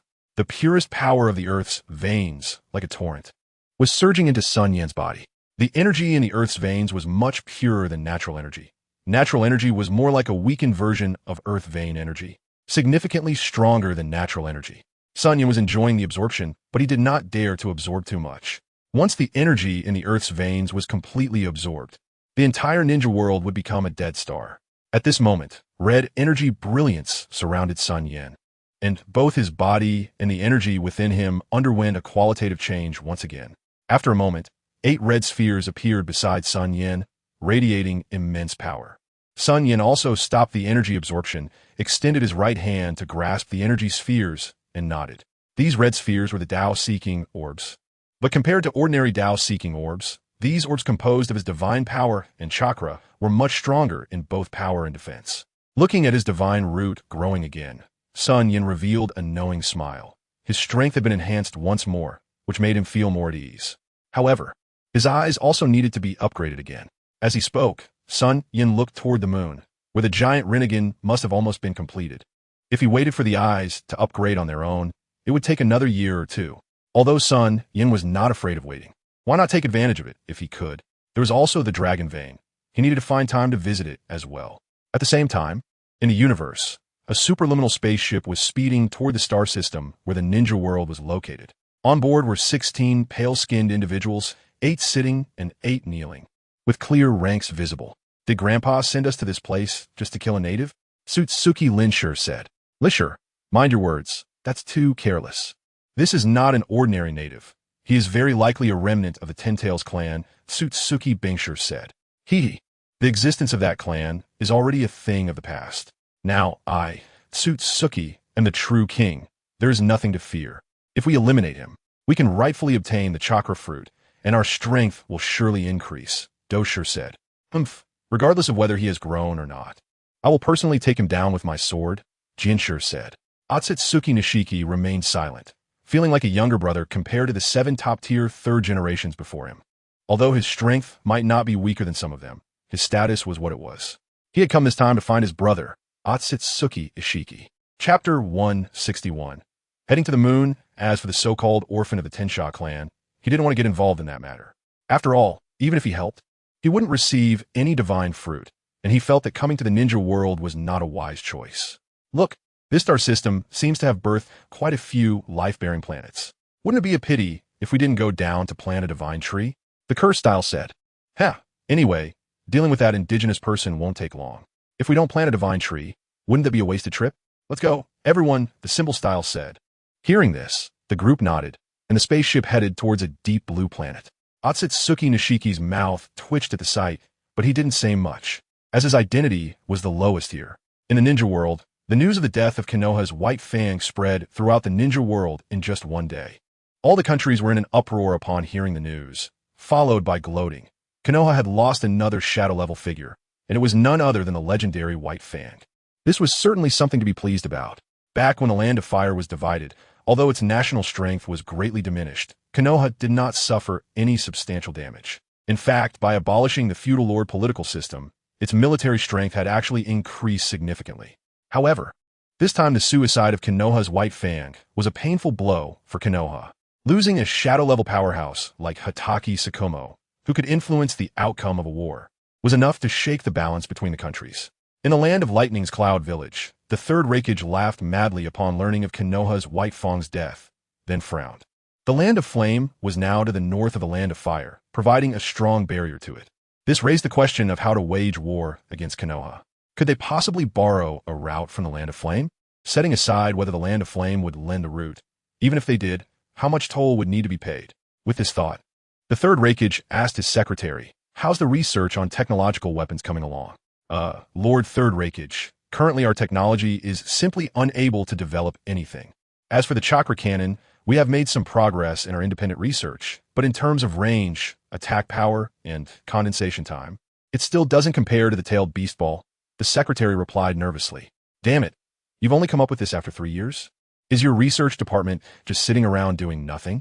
What have they produced after we allocated billions in funding? They haven't developed any high-tech weapons. And the chakra cannon is inferior to the tailed beast ball. Were they even researching? Tell them I'm giving them 1 more year. If they don't produce results, they can all get lost, the third Raikage said angrily. Understood, Lord Raikage, the secretary quickly responded. In Sunagakure. When news of White Fang's death reached them, Granny Chiyo was in tears, and the 16-year-old Sasori shed tears of hatred. The enemy that Granny Cho had instilled in him since childhood was dead. The ones who killed his father and mother were gone. For a moment, Sasori was lost. Seeing his grandmother's tears of joy, Sasori silently walked out to a sand dune. He placed the puppets of his parents on either side, contemplating what it would feel like to have parents. As the wind and sand blew, Sasori disappeared from the spot, leaving only 2 puppets behind. In a land of flame, a red light shot up into the sky, flying towards the moon. The red light was SunYan, who chose the most straightforward method and flew directly to the moon without looking for any passage. The red glow streaked across the night sky, quickly reaching above the atmosphere. Feeling the immense resistance on his body, SunYan increased his power output, instantly breaking through the atmosphere and entering outer space. Heading towards the moon created by the Sage of 6 Paths moments later, SunYan arrived above the moon. He was met with an overwhelming number of puppets. Seeing this, SunYan smiled. It seemed the Otsutsuki branch family had managed to create large Rinnegan and wiped out the entire main family. Now, only Otsutsuki Shin and his father remained on the moon. As he faced the incoming puppets, SunYan immediately unleashed a fire release technique without forming any hand seals. Fire release, great fire annihilation. A massive wave of flames engulfed all the puppets, turning them into nothingness. Inside a palace on the moon, a middle-aged man and a little boy with bandaged eyes noticed the intruder. Father, is there an intruder? Otsutsuki Shin asked. The middle-aged man replied to the boy. Just a little mouse. Stay here and don't move. I'll be right back. With that, he disappeared from the spot. SunYan activated his thousand-light eye and watched as the middle-aged man flew towards him. SunYan smiled slightly. Moments later, the middle-aged man approached, holding a staff. Damn ant. Why did you invade the moon? I'll give you one chance. Get lost now, or die, Otsutsuki Tenjin said. Hen, ant? It seems you know nothing of my power, SunYan said, disappearing from his spot. He reappeared behind Otsutsuki Tenjin and threw a punch. Otsutsuki Tenjin was directly hit into the ground, creating a massive crater. Otsutsuki Tenjin was stunned. Is this person really this powerful? Climbing out of the crater, he coughed up blood. Just one punch had left him disoriented. The next moment, several black chakra rods inexplicably pierced into Otsutsuki Tenjin's body, pinning him to the ground. Otsutsuki Tenjin was once again stunned. This was absurd. It seemed that without using the giant Rinnegan, he couldn't handle this invader. Endless repulsive force spread outward from Otsutsuki Tenjin, targeting SunYan. The black rods on his body were shattered by the repulsion. As he faced the incoming repulsive force, SunYan's body was instantly covered in a substantial energy armor, and a 500-meter-tall energy armored giant appeared in an instant. The red energy armor giant wielded an energy spear and thrust it towards the endless repulsive force wave. The two forces collided, causing the surrounding space to begin tearing apart. Seeing the two locked in a stalemate, both SunYan and Otsutsuki Tenjin increased their output. However, the moment SunYan controlled the holy light celestial to swing out his left arm, the balance began to tip. Chapter 162. Absorbing the giant Rinnegan, the invisible repulsive force wave was pierced through by the holy light celestial spear, turning it into nothingness. Although Otsutsuki Tenjin could use the giant Rinnegan, he could only borrow it. He couldn't unleash its true power. Looking at the towering giant over 500 meters tall, Otsutsuki Tenjin felt a sense of retreat and said to SunYan, "It seems we have no enmity between us. What brings you here today?" I happened to pass by here and found something that resonates with me. If the Otsutsuki clan leader is willing to give me this item, I will leave today, SunYan said shamelessly. Upon hearing this, Otsutsuki Tenjin's heart trembled. This bastard must be after the giant Rinnegan. If that is the case, even if it costs him his life, he would have to take him down with him. Your Excellency, what is it that you speak of? If the Otsutsuki clan truly possesses such a thing, I will definitely retrieve it and present it to you as a token of friendship. As the Otsutsuki celestial being spoke, they secretly activated the rebirth He. Why does the Otsutsuki clan leader need to feign ignorance?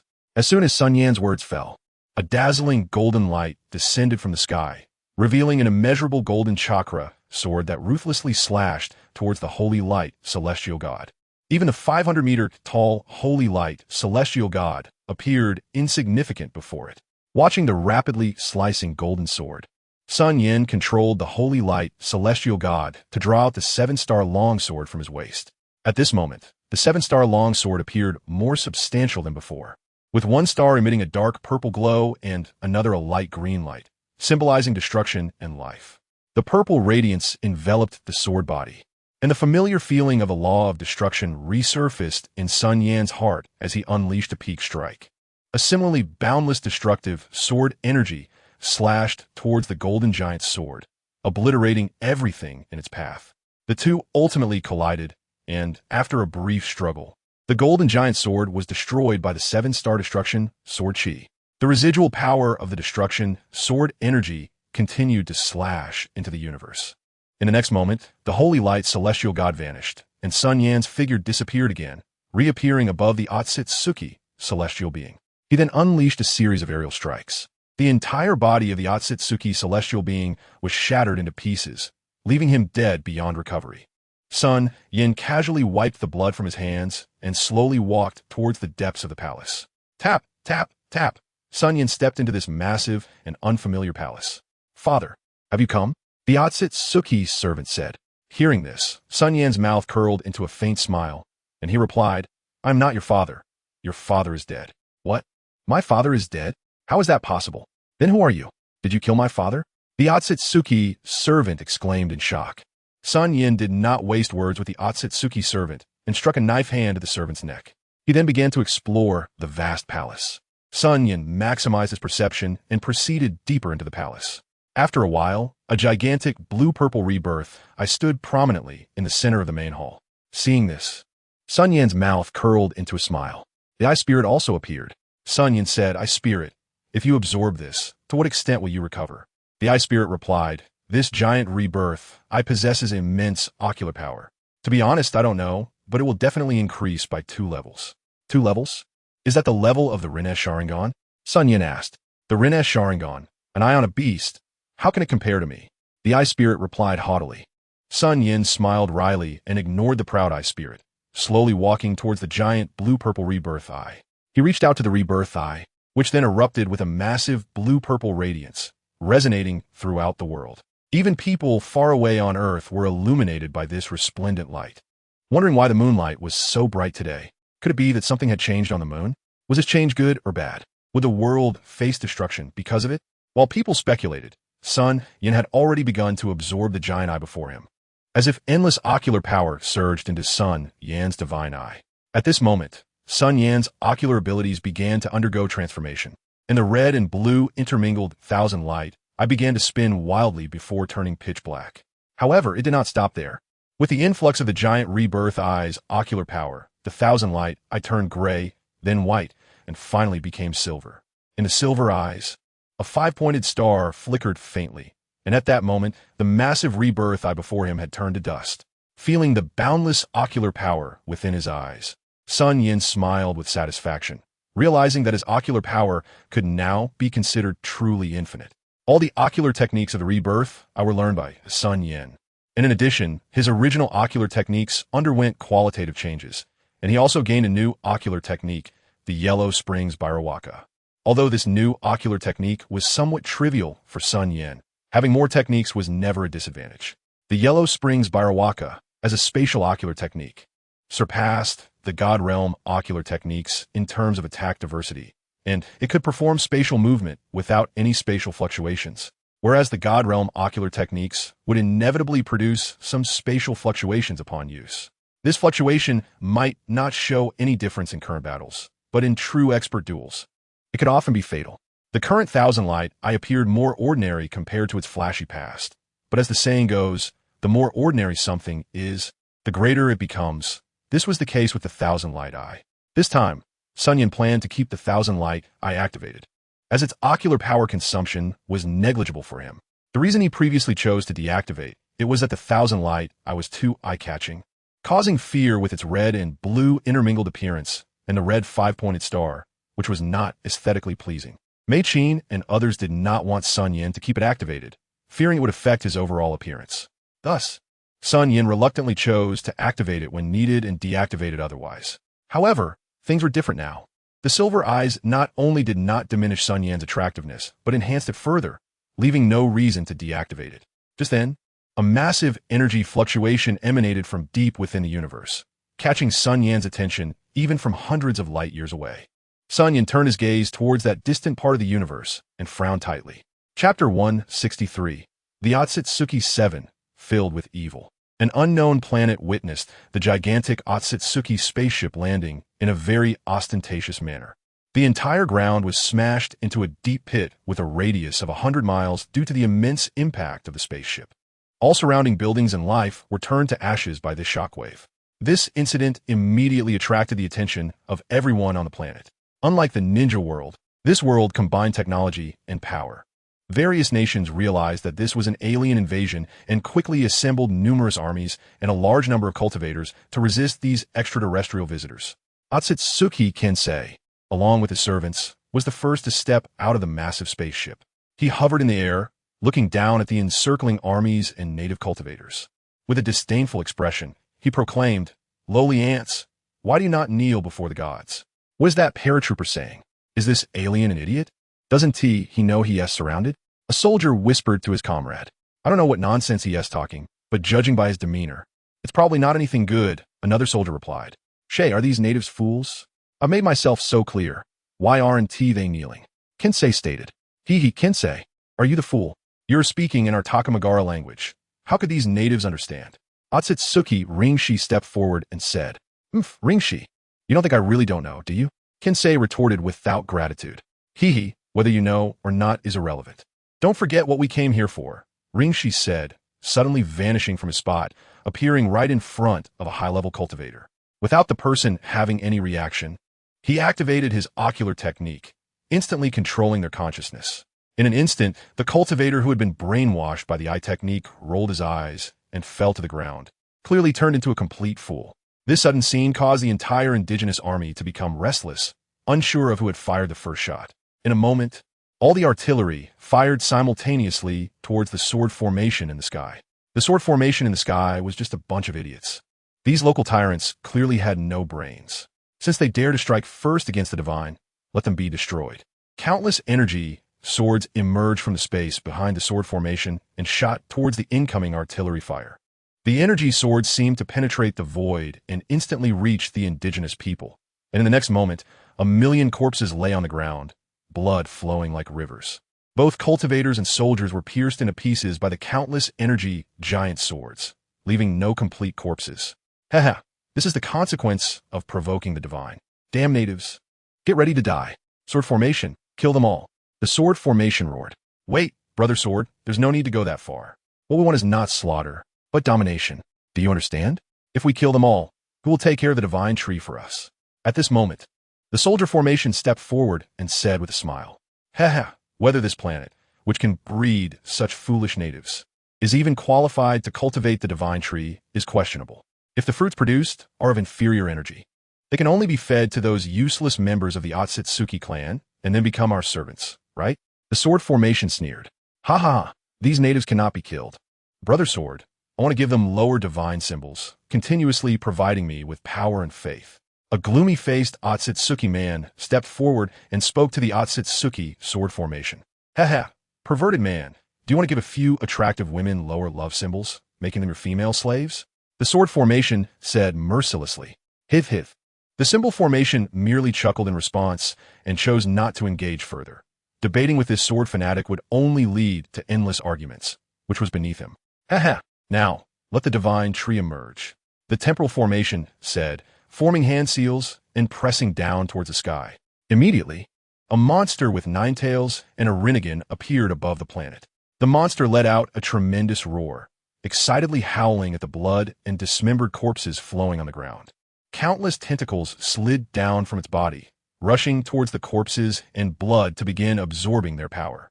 Seeing this, the temporal formation murmured softly, Don't be in a hurry, these things are nothing. Saying this, he formed hand seals again, and immediately the 10 tails was controlled.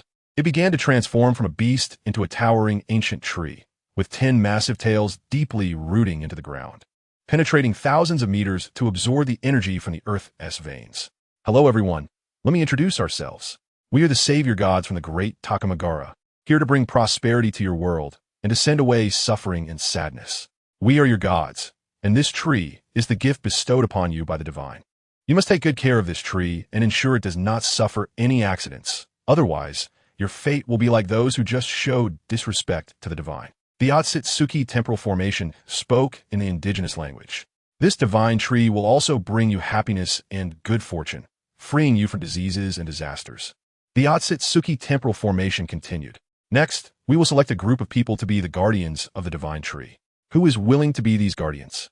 The people who survived the sword formation's attack were filled with despair, anxious, and restless.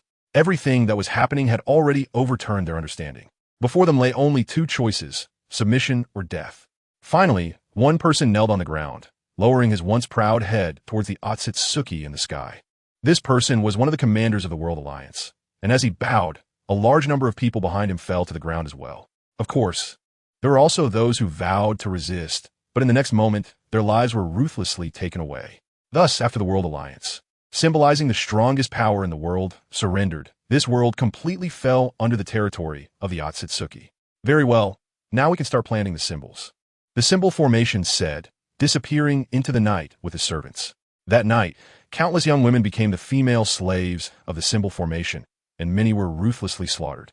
On the Otsutsuki ship, Otsutsuki Shinji frowned as he observed all of this, and, after a long while, he turned to his companions, Otsutsuki Do and Otsutsuki Ju, and said, Someone is monitoring us, but it's impossible to discern their location.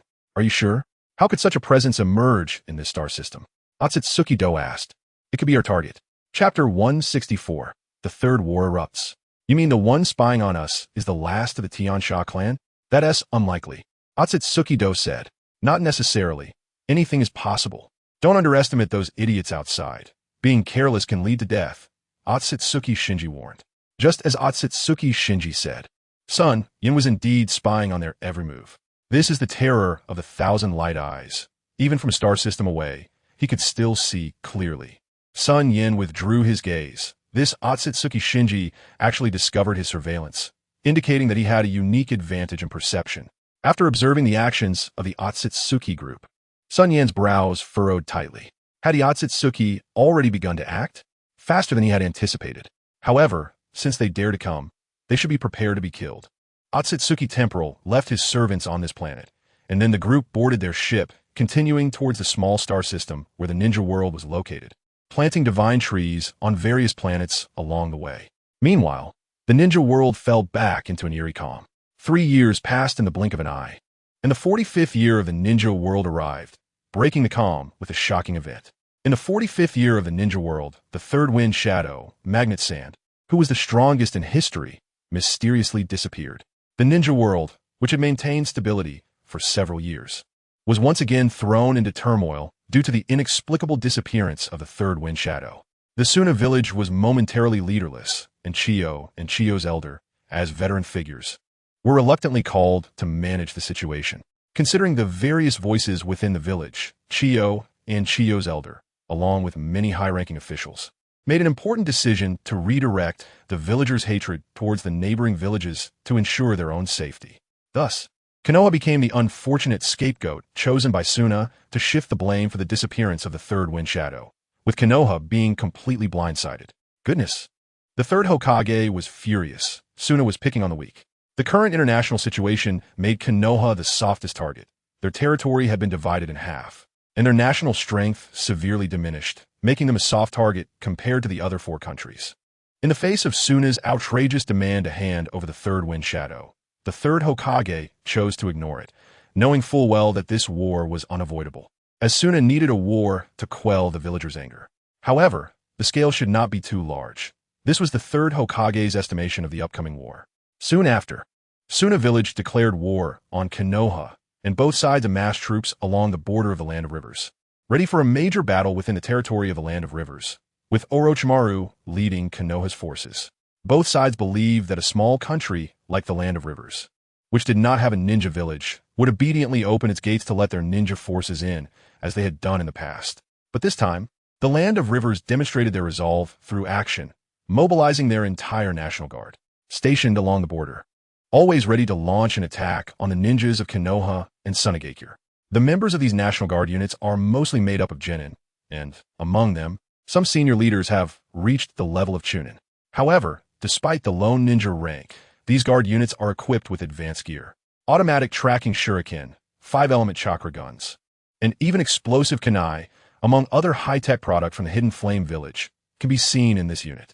For a time, neither Konoha nor Sunagaikure took further action, as they knew the power of the River Country's troops was not to be underestimated.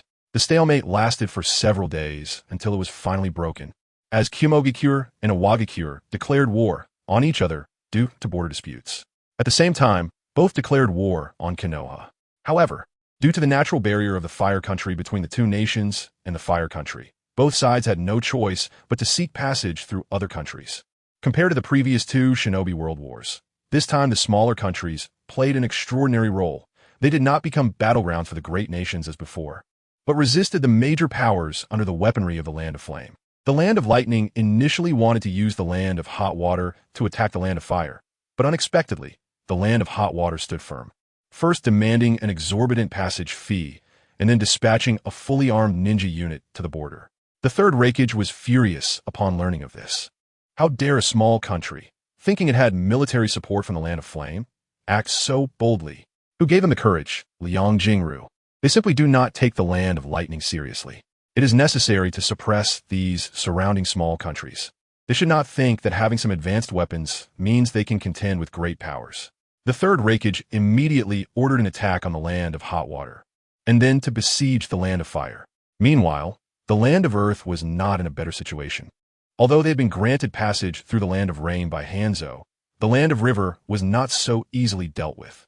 The current situation in the Land of River is that it has been able to keep the armies from the 3 great nations at bay. One must commend the courage of the daimyo of the River Country. However, unlike Konoha, the battlefield emphasizes speed and resourcefulness, as the attacking parties, Sunagaikure and Iwagakure, had already gained the upper hand and decided not to wait any longer, launching an attack on the river country. Since you've become arrogant, don't blame us for being merciless. War was about to break out, and the two small countries, the river country and the land of hot water, were the first to confront the three great nations. They pushed their high-tech ninja tools to the limit, inflicting significant losses and casualties on Kyomogakure, Sunagakure, and Awagakure. After nearly half a month, the two small countries had still not been captured, and the three great nations lost patience again, sending their Jinchuriki into battle. With the addition of the Jinchuriki, the two small countries began to gradually falter. However, the two small countries were not foolish. They sent requests for assistance to the land of flame and the land of fire. SunYan, without a second thought, directly refused. The land of flame does not fear war, does not need war, and will not engage in meaningless wars. Providing weapon support is already a kindness. The five great nations can't even buy it. However, Konoha was different. Understanding the principle of the rabbit dies, the fox grieves. The third Hokage quickly dispatched Orochimaru to lead ninjas to the river country for military support, while sending Minato to form a small team to head to the land of hot water for military aid, aiming to intercept all of them outside the land of fire. In addition, the distant Mist Village also inexplicably became involved in this war, and surprisingly, they all aimed at Konoha. Thus, the Third Shinobi World War completely erupted, plunging the entire ninja world into chaos, except for the Land of Flame. Chapter 165. Uchiha Madara in action in a hidden, damp cave in the Land of Water. An elderly man was quietly sitting there. The old man was connected to several tubes, the other ends of which were connected to a huge monster. His body was extremely dry, seemingly devoid of moisture, resembling a desiccated corpse. Just sitting there, one would think it was a corpse. But the still beating heart proved that he was not dead. After a moment, he opened his eyes, revealing a pair of crimson three-tomo Sharingan. Then, a pale creature emerged from the ground, speaking in a comical voice. Lord Madara, it's bad. The entire ninja world has started fighting. Oh, they've started fighting, have they? He, foolish people, it's time for us to leave here. The Uchiha kid you scouted last time is a good candidate, Uchiha Madara said. Lord Madara. Our Moon Eye plan can finally move forward? Uzumaki White Zetsu flattered. I will personally end this era created by Hashirama and bring true peace to the ninja world. Uchiha Madara murmured softly. By the way, has that kid SunYan made any moves recently? Uchiha Madara asked. Lord Madara, we can't even enter the Flame Village. Once we do, we will be discovered immediately. Even if we get in, we can't reach SunYan, Uzumaki White Zetsu complained. This guy will definitely be more terrifying than before. He will be the biggest obstacle to our Moon Eye plan. And that woman who created White Zetsu, the chakra progenitor of the ninja world, Kagaya Otsutsuki. From SunYan's words, we can understand that once I activate the infinite Tsukuyami, she will take over my body. However, the essence of the infinite Tsukuyami is to turn people into beings like White Zetsu, which means everyone will die. Since the outcome is death, why must I activate the infinite Tsukuyami? Uchiha Madara muttered to himself. With this thought, Uchiha Madara made a decision. A new Moon Eye plan formed in his mind. After collecting all the chakra, he would unravel the infinite Tsukuyami. If people no longer have chakra within them, then they will have no power, and such a world should be very peaceful. However, to achieve this plan, the only issues that need to be resolved are the unclear motives and objectives of SunYan and the chakra progenitor sealed on the moon. After a moment, he pulled out the tubes connected to him. Currently, he relied on the God Tree to sustain his life. He then had Uzumaki White Zetsu wear the tubes on him. Picking up his Uchiha fan and the Scythe of Death, he said to Uzumaki White Zetsu, the base in the southern part of the Land of Fire. Yes, Lord Madara. Uzumaki White Zetsu replied, and together they sank into the ground. In the Land of Flame, in the Flame Village's chairman's office, a high-level meeting was underway. Rope Tree, Leaf Warehouse, Mikoto, Kushina, Linglong, and Miyazuki were all present. The minister of the ninja department, Senju Rope Tree, was seriously analyzing various information regarding the Shinobi World War, followed by daily reports. Suddenly, there was a knock at the door. After SunYan gestured, a patrolling ninja entered, kneeling on one knee and saying, Chairman, there are a few people from a Land of Rain claiming to be from the Akatsuki organization who wish to meet. The leader said he knows you. And by the way, he said his name is Yahiko. Akatsuki, Yahiko, what do they want with me? SunYan shook his head and muttered, All right, let's leave the meeting to Leaf Warehouse to host. I'll go meet the guests from the Land of Rain. SunYan smiled and walked out the door. In the Flame Village, guest reception hall, Yahiko, Nagato, Konan, and 5 accompanying Akatsuki ninjas were waiting there. SunYan ordered them to be served the finest tea. Not long after, SunYan walked into the hall. Upon seeing this, Yahiko instantly stood up, followed by the few people behind him, who also rose.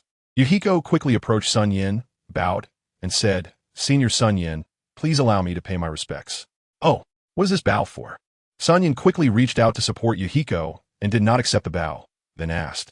Back then, when Yanin village was at odds with Konoha, as a child of the enemy country, you not only did not kill us, but instead provided food for the 3 of us. "This bow is deserved," Yahiko replied. I cannot accept this. You should bow to your teacher, Jiraiya. Besides, I don't have much of a sense of belonging to Konoha, so there's no need to mind. SunYan said. Then the chairman can also accept my bow. The chairman has worked tirelessly for the well-being of the world and the happiness of the people. Now, the people of the land of flame live and work in peace, and the country is prosperous and healthy. I bow to you on behalf of the world's populace. Yahiko said, getting increasingly outrageous. That is not for you to bow. As for my citizens, is it not natural for me to seek a path for them? And you, a citizen of the land of rain, bowing on their behalf is not quite appropriate, SunYan said. It is appropriate, very appropriate, as long as it is for the common people of the world. Does it matter if I am not one of them? Yahiko argued. The renowned leader of the Akatsuki from the land of rain, bowing to me, the chairman of Yanin village, would only be a laughingstock. I cannot accept it. SunYan still did not accept. You must have come here for more than just a bow, right? SunYan asked. What you said is correct. I came this time with another request. I believe that you're the only one in the current ninja world who can accomplish this, Yahiko said. What is it? Speak. I am listening. Although SunYan had already guessed most of it, he still asked. I hope the chairman can mediate and persuade the various countries to stop the war and bring peace back to the ninja world, Yahiko said. Yahiko, you must be thinking too much. I am merely the chairman of Yanin village, not the chairman of the world. If I speak, will they listen to me?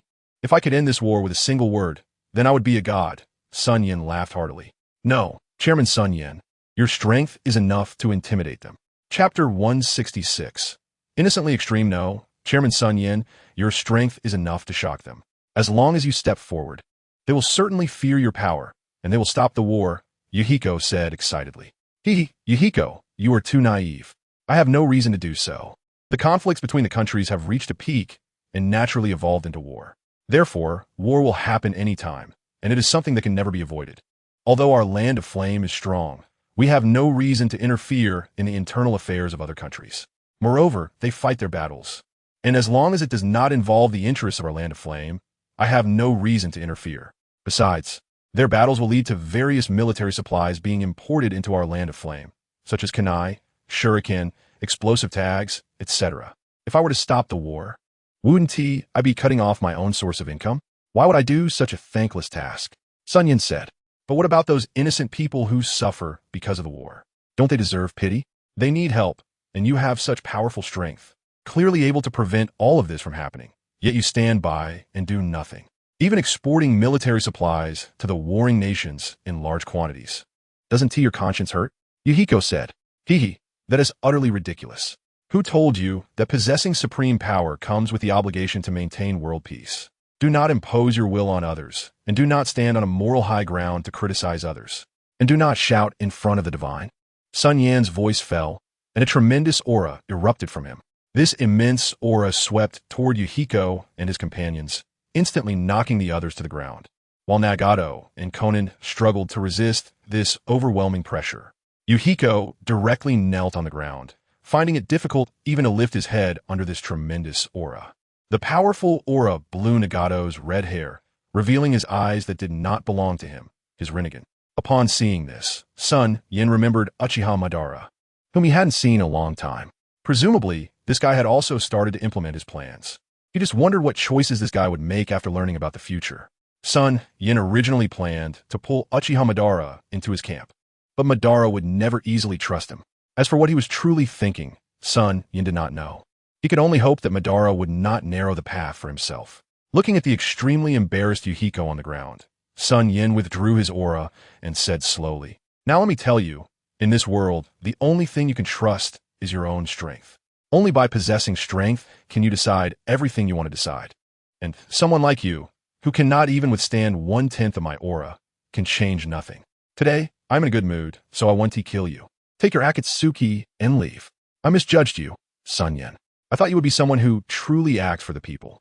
But I didn't expect you to be this kind of person. You are so selfish, so. Before he could finish, an irresistible gravitational force pulled him up and then threw him out the window. In the blink of an eye, Yuhiko's figure had vanished. Upon seeing this, Nagato shouted, "Bastard, what did you do to Yuhiko?" Before he could finish speaking, the bodies of the others were also drawn in by the immense gravitational force and thrown out into the sky. In the sky, several shadows first streaked across, then turned into a few black dots, disappearing into the sky. Seeing this, SunYan shook his head. He had long understood Yuhiko's purpose for coming to find him, which was for his ridiculous peace. But he did not understand that only nuclear annihilation could bring peace. Just like in his previous life, when nuclear weapons emerged. The major powers did not experience large-scale wars like World War II again. That was because of the existence of nuclear weapons, which created mutual restraint and maintenance among the great powers. The world fell into an unavoidable peace, and he himself was the nuclear weapon of Yanin village. It was precisely because of his existence that the flames of war did not spread to the land of flame. Otherwise, even if Yanin village was extremely powerful, it would still suffer from the combined attacks of other countries. On the battlefield of the Land of Rivers, Orochimaru was leading the army in battle against Iwagakure. In the Land of Water, Minato was also facing his nemesis, the AB combination from Kumogakure. Since the start of the war, they had fought dozens of times, with each side having its victories and defeats. Meanwhile, in the Land of Waterfalls, it was now caught in the battlefield between Kumogakure and Iwagakure. Over the years, Kumogakure had vigorously developed its military and had long sought to expand its territory. If not for the division of the Land of Fire, they would have likely already invaded a large area of it. With the emergence of the Land of Flame, Kumogakure changed its strategy, shifting its main attack target to Iwagakure. Now, the Third Raikage personally led his army deep into enemy territory, having captured several small countries and reached the borders of the Land of Earth. About to press further in Iwagakure, in the office of the Tsuchikage, the Third Tsuchikage looked at the ward distribution map in front of him, a smile curling at the corner of his mouth. This time, Third Raikage, I'll make sure you go and never return. What the Third Raikage did not know was that a conspiracy against him had already been secretly planned by the Tsuchikage. In the Yanin village office building, Yetsong was reviewing documents, while SunYan lay in Meichin's arms, eating fruits she fed him, enjoying the cool breeze fanned by Kushina, living a very comfortable life. Over the years, there have been many instances of people sharing the same bed, and now, a few do this without feeling ashamed as they once did. With wars in various countries, countless refugees have fled their homelands and are currently occupying the borders of the Fire Nation, hoping to seek asylum here, said reviewer Yitsong while reviewing a document from the border. Seeking asylum in our Fire Nation is acceptable, but we must control the number of refugees, as our land is limited and we cannot accept so many refugees unconditionally. Tell the border personnel that we can accept refugees, but the maximum number is 200,000, SunYan said after some thought. Understood, Yitsong nodded in response. That night, SunYan went to the rooftop alone and activated the Yellow Spring Biozaka, disappearing into the bustling night. On the moon, SunYan's figure appeared, and then he activated the Divine Eye, beginning to explore the entire moon. After a long time, a smile appeared on SunYan's face, and he activated the Yellow Spring Biozaka once more. When he reappeared, he found himself in an extremely concealed space. The barriers of this space, while not as strong as those in the Divine Realm, were several times stronger than those in the Shinobi world. Chapter 167. Otsutsuki Kagaya. As soon as SunYan arrived, countless black chains swept towards him. SunYan's thousand-light eyes clearly saw the yin-yang sealing power on the black chains. It was evident that these black chains possessed a very strong chakra sealing ability. As the black chains approached him, an infinite repulsive force condensed before SunYan, forming a repulsive wave shield, and all the black chains turned to nothing upon contact. SunYan expanded the area of the repulsive shield while walking towards the center of the space. In the center of the space sat a woman with pale skin and two horns on her head, bound by several black chains. Although her skin color was different from the norm, she was still a rare beauty. SunYan walked over slowly, and the black chains seemed to sense that their attacks had no effect on SunYan, momentarily ceasing their assault. The pale-skinned woman also noticed the anomaly at once. Looking at the young man walking towards her, Otsutsuki Kagaya's expression showed no change. It was not until SunYan reached her side that a hint of shock appeared on her face. The chakra emanating from the man before her was terrifying, comparable to her peak period. If that were all, she wouldn't be surprised. What truly shocked her was the thing growing within him. Is this the legendary clan? Otsutsuki Kagaya thought. Hello, ancestor chakra in the shinobi world, the beautiful Lady Kagaya, SunYan smiled. Why does someone from the Ten Tails clan also possess this low-level energy called chakra? Otsutsuki Kagaya asked. That's a difficult question for me to answer, after all. I'm also half a person from the shinobi world, SunYan replied. In that case, why have you come here, child of the divine clan? Otsutsuki Kagaya inquired. I have two purposes for coming. One is to see if I can rescue you to become my little female slave. And the other is to learn about the history of the Otsutsuki clan and your story, SunYan chuckled. Rescue me? Well, with your strength. It must be quite simple to rescue me. However, don't dream of making this princess your slave. I might as well not go out at all, Otsutsuki Kagaya said proudly. Ha ha ha, just kidding, Princess Otsutsuki. Now tell me about your clan and your story, SunYan laughed. Otsutsuki Kagaya thought for a moment, and then began to recount the origins of the Otsutsuki clan. After listening, SunYan felt that her account was similar to what he had learned from the memories of Ishiki. He also understood why Otsutsuki Kagaya wanted to gather the scattered chakra and create White Zetsu. Although she was a princess, her status as a branch family princess was inferior to that of a commoner from the main family. Therefore, when Ishiki took a liking to her, she could only become his maid at his mercy. Though Ishiki treated her relatively well, Otsutsuki Kagaya was not an ordinary woman and would not be willing to become someone else's plaything. She secretly ambushed Ishiki, stole the divine tree, and planted it in the shinobi world. Then she fused with the divine tree, giving birth to two offspring and sharing more than half of her chakra with them. She thought she could live peacefully like this until one day she discovered Ishiki's trace. Ishiki was not dead, and this sent her into a panic. Since Ishiki was not dead, he must have reported her actions to the main family of the Otsutsuki clan.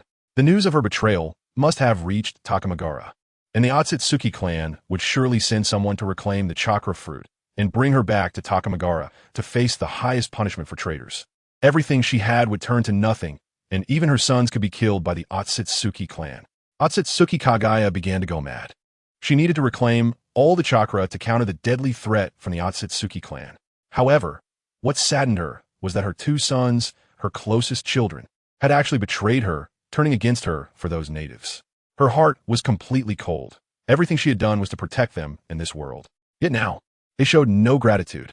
Thus, the battle of the 10 Tails against the 6 Paths brothers unfolded. Ah, you are indeed a pitiful woman.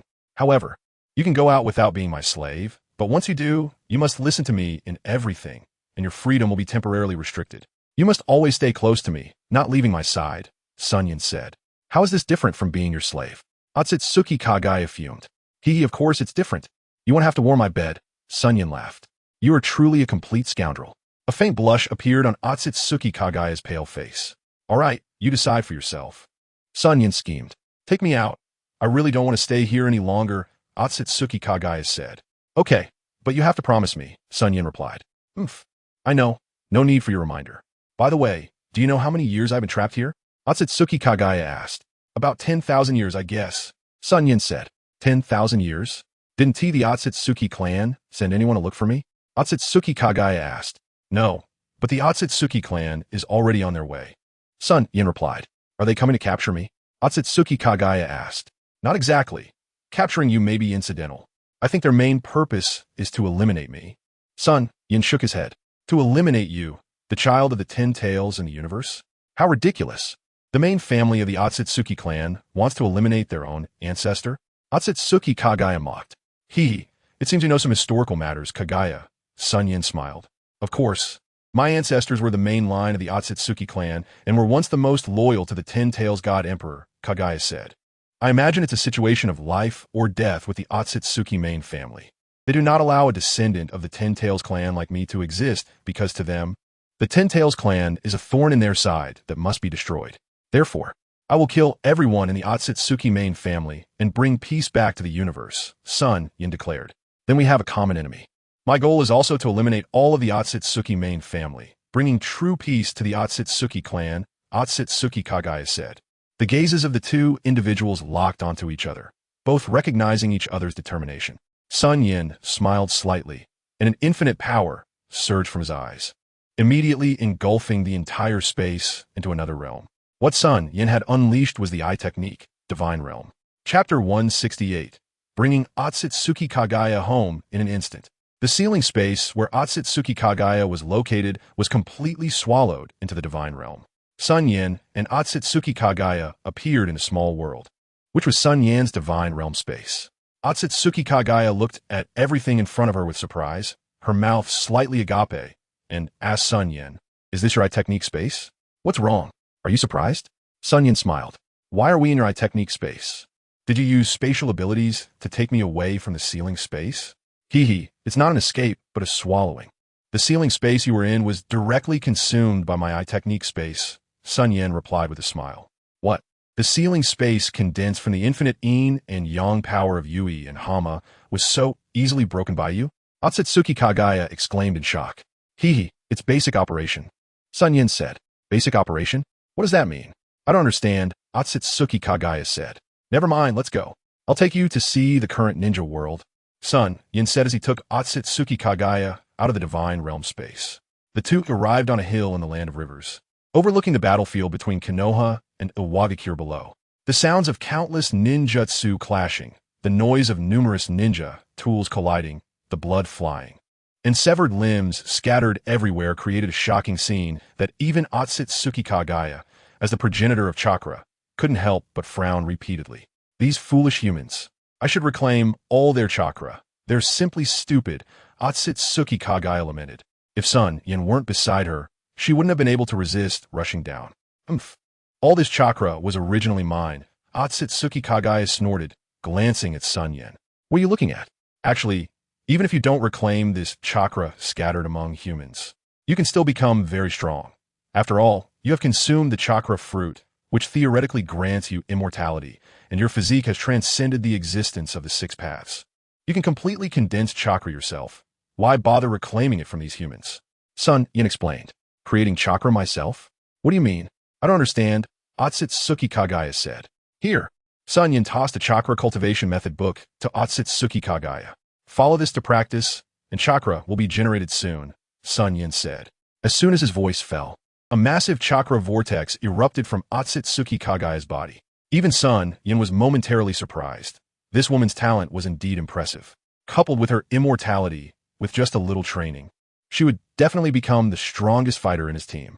At that moment, a crack opened on Otsutsuki Kagaya's forehead, followed by the emergence of her Rinnegan with 9 tomos.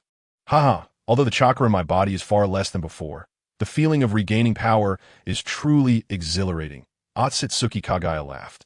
Before she could finish laughing, she stopped when she noticed SunYan looking at her with an aggressive gaze, making her feel a bit uneasy.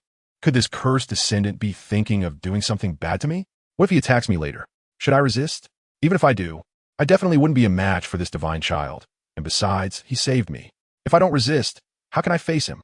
Thinking of this, Otsutsuki Kagaya blushed and asked, "What are you looking at? Is there something on my face?" Sorry, I was thinking about whether to absorb the eye on your forehead. But after careful consideration, I've decided not to," SunYan replied. Otsutsuki Kagaya said awkwardly. "By the way, the eye on your forehead has many eye techniques you can use. Don't waste them," SunYan said. "For example, you should be able to use the ultimate form of Susanoo, as well as your powerful spatial eye techniques," SunYan added. "You seem to know my eyes better than I do," Otsutsuki Kagaya pondered. "He, I am a god who can foresee the future. Do you understand?" SunYan couldn't help but pat the head of this naive girl. "Don't casually touch my body, even if you are a god," Otsutsuki Kagaya frowned. "Understood, Princess Kagaya," SunYan said, withdrawing his hand. Meanwhile, the chakra pressure emanating from Otsutsuki Kagaya had also alerted the fighting ninjas below. Both sides thought it was an unknown enemy, and countless ninjutsu flew towards the sky. Otsutsuki Kagaya was completely enraged and looked at SunYan. Seeing this, SunYan nodded at Otsutsuki Kagaya. In the next moment, countless bone spikes shot out from the void, targeting the ninjas below. The dark gray bone spikes carried a hint of a destructive aura, causing fear in those who saw them. The speed of the dark gray bone spikes was also incredibly fast. In a blink of an eye, the ninjas below hadn't even reacted before their bodies were pierced. However, to their astonishment, they felt no pain. Just when they thought this was an illusion, They inexplicably discovered that their bodies were slowly turning to ash, dissipating in the wind. In an instant, the once silent battlefield was devoid of any life force. Even SunYan couldn't help but praise the formidable power of the Bone of Destruction. Receiving SunYan's praise, Otsutsuki Kagaya couldn't help but smile, muttering softly, of course. Even a god would not fare well after being hit by my attack. Before her voice could fall, a silver bone spike sprouted from SunYan's palm. And not only that, but the silver bone spike was also covered with a layer of dark purple radiance, emanating an infinite aura of destruction. Even more powerful than Otsutsuki Kagaya's Bone of Destruction. Otsutsuki Kagaya was stunned, looking at SunYan, clenching her fists tightly. Seeing this, SunYan smiled slightly, thinking, "You think you can compete with me? You're still too naive." "All right, Kagaya, let's go. It's time to go home," SunYan said. "Home? Your home?" Otsutsuki Kagaya asked. "Not mine. Could it be yours? Do you even have a home?" SunYan shrugged. Aren't you afraid that I will capture your family when we get to your home and threaten you?" Otsutsuki Kagaya looked at SunYan and said, "Ha ha, that's hilarious. You know, your serious and fierce look is somewhat inexplicably cute." SunYan laughed. "How dare you? You bastard, you're not allowed to laugh at me," Otsutsuki Kagaya said angrily. "Don't worry, as for why, I trust my strength and I trust you," SunYan said seriously after finishing his laughter. Chapter 169, Kagaya and Kushina's conflict. "Trust my strength and trust me," Otsutsuki Kagaya murmured softly. "All right, stop dazing. Let's go," SunYan said, taking Otsutsuki Kagaya and activating the Yellow Springs big can, appearing on the rooftop of a Wagakure. Then, SunYan took out his phone and called Yukura, Mikoto, Kushina, Konan, and Linglong. To be precise, he was calling his several wives. "Hey, we're having a family meeting on the rooftop tonight. Make sure to be there," SunYan said before hanging up the phone. "Family meeting? Are these girls all your family?" Otsutsuki Kagaya asked. Yes, you could say that. They're all my family," SunYan replied, scratching his head. "Ha, you men are all the same. When you see something pretty, you want to claim it for yourself," Otsutsuki Kagaya said, turning her head away and leaving SunYan with a cold shoulder. SunYan thought to himself, "What the hell? I like pretty girls. Is that a crime? No. Is it wrong to marry more? No. I'm not a scumbag. To be honest, I also have my eyes on you. I want to fulfill my dream from back then." Kicking down the 6 paths and pressing down on Kagaya is also getting closer. After a moment, several beautiful figures walked towards them, laughing and joking with each other. It could be seen that after a few years of getting along, they had let go of their grudges and were being honest with each other. After all, sharing a bed is a common occurrence. However, when they discovered that a strange woman was standing next to SunYan, their originally cheerful faces suddenly turned cold. Of course, except for Yetsong. After all, Yetsong is currently the eldest sister. "Wow, you all came," SunYan said, noticing their cold expressions. They all snorted in unison. "Yen, explain what's going on. Didn't you promise the sisters that you would never fool around again? What's this woman about? If you can't explain, don't think about sleeping with the sisters tonight," Yetsong said calmly, but there was an underlying anger in her voice. "Ha, I was worried you might misunderstand. That's why I called you all out. This is Otsutsuki Kagaya, known as the God of Creation, and of course, her other title, you must have heard of it. The ancestor of chakra," SunYan laughed. "No way, Yin, the God of Creation, the ancestor of chakra. And she's a woman? She's lived for nearly 10,000 years. Why doesn't she look old at all?" Kushina, who was always carefree, suddenly jumped out, circling around Otsutsuki Kagaya and asking SunYan. Boom! A massive chakra storm erupted from Otsutsuki Kagaya, instantly throwing Kushina to the ground. "Foolish ants, daring to desecrate a deity. You really don't know how I could be interested in these weak ants," Otsutsuki Kagaya said to SunYan. Kushina stood up, looking angrily at Otsutsuki Kagaya, and shouted, "Bastard! What are you saying, you old hag who has lived for nearly 10,000 years? What? You dare to call me that? You're infuriating me. Let me tell you, if it weren't for SunYan's face, you would have turned to ashes long ago, Ant." Otsutsuki Kagaya replied, "You old hag, do you dare to turn me to ashes?" Kushina pouted. "Don't think I really wouldn't dare, and stop calling me an old hag. I'm not old at all." Otsutsuki Kagaya shouted, a bone of death appearing in her hand, and she was trying hard to restrain herself. SunYan couldn't bear to watch any longer, pulling Kushina into his arms and holding down her struggling head, but he didn't manage to cover her mouth. You old hag, are you trying to seduce SunYan?" "Let me tell you, don't get any delusions," Kushina said. Otsutsuki Kagaya was initially angry, but then her anger dissipated as she walked over to SunYan's side and said to Kushina, whose head he was holding down, That's right, Aunt. I'm interested in SunYan, and I've already conceived SunYan's child. After saying that, Otsutsuki Kagaya kissed SunYan's face. Kushina, who was close by, was stunned with anger. This old woman actually kissed SunYan. SunYan was also slightly dazed, although the outcome had already been foreseen. But it was really exciting. This was the big boss from the original story. Haha. And now, Otsutsuki Kagaya's kiss was light, and after she kissed, a blush appeared on her cheeks. SunYan came back to his senses and felt a bit awkward. Yetsong, please arrange a room for Kagaya, SunYan said. Got it, Yetsong replied. She knew that if this continued, Kushina would definitely end up fighting Otsutsuki Kagaya to the death. She had heard SunYan talk about Otsutsuki Kagaya's story, and if they really fought, 100 Kushinas probably wouldn't be enough for Otsutsuki Kagaya to deal with. Yetsong took Kagaya to the high-end residential area, while SunYan stayed behind to calm the others. The moon was very round and bright tonight. Are you really the ancestor of the ninja world? Yetsong asked. So that's what people call me now, Kagaya replied. You are from the Otsutsuki clan? Yetsong said. It seems that SunYan cares a lot about you and has told you many things, Otsutsuki Kagaya said. That's natural, Yetsong said. The usually generous Yetsong suddenly felt a bit shy in front of the ancestor of the ninja world, perhaps due to the pressure of status. You seem very nervous, but there's really no need to be. SunYan is more terrifying than I am, and I don't see you being tense around him. Just treat me like an ordinary person. In fact, sometimes I really envy you ordinary people, Otsutsuki Kagaya said in a very calm tone, completely devoid of the earlier arrogance when talking to Kushina. Yetsong merely nodded, leading Otsutsuki Kagaya to the high-end residential area, which was very close to where SunYan and the others lived. Thank you, Miss Yetsong, Otsutsuki Kagaya said. Yetsong nodded, but did not leave. If you have something to say, just say it. No need to hold back, Otsutsuki Kagaya said. Are you really pregnant with SunYan's child? Yetsong asked, feeling a bit guilty inside. She had followed SunYan the earliest, but had never gotten pregnant.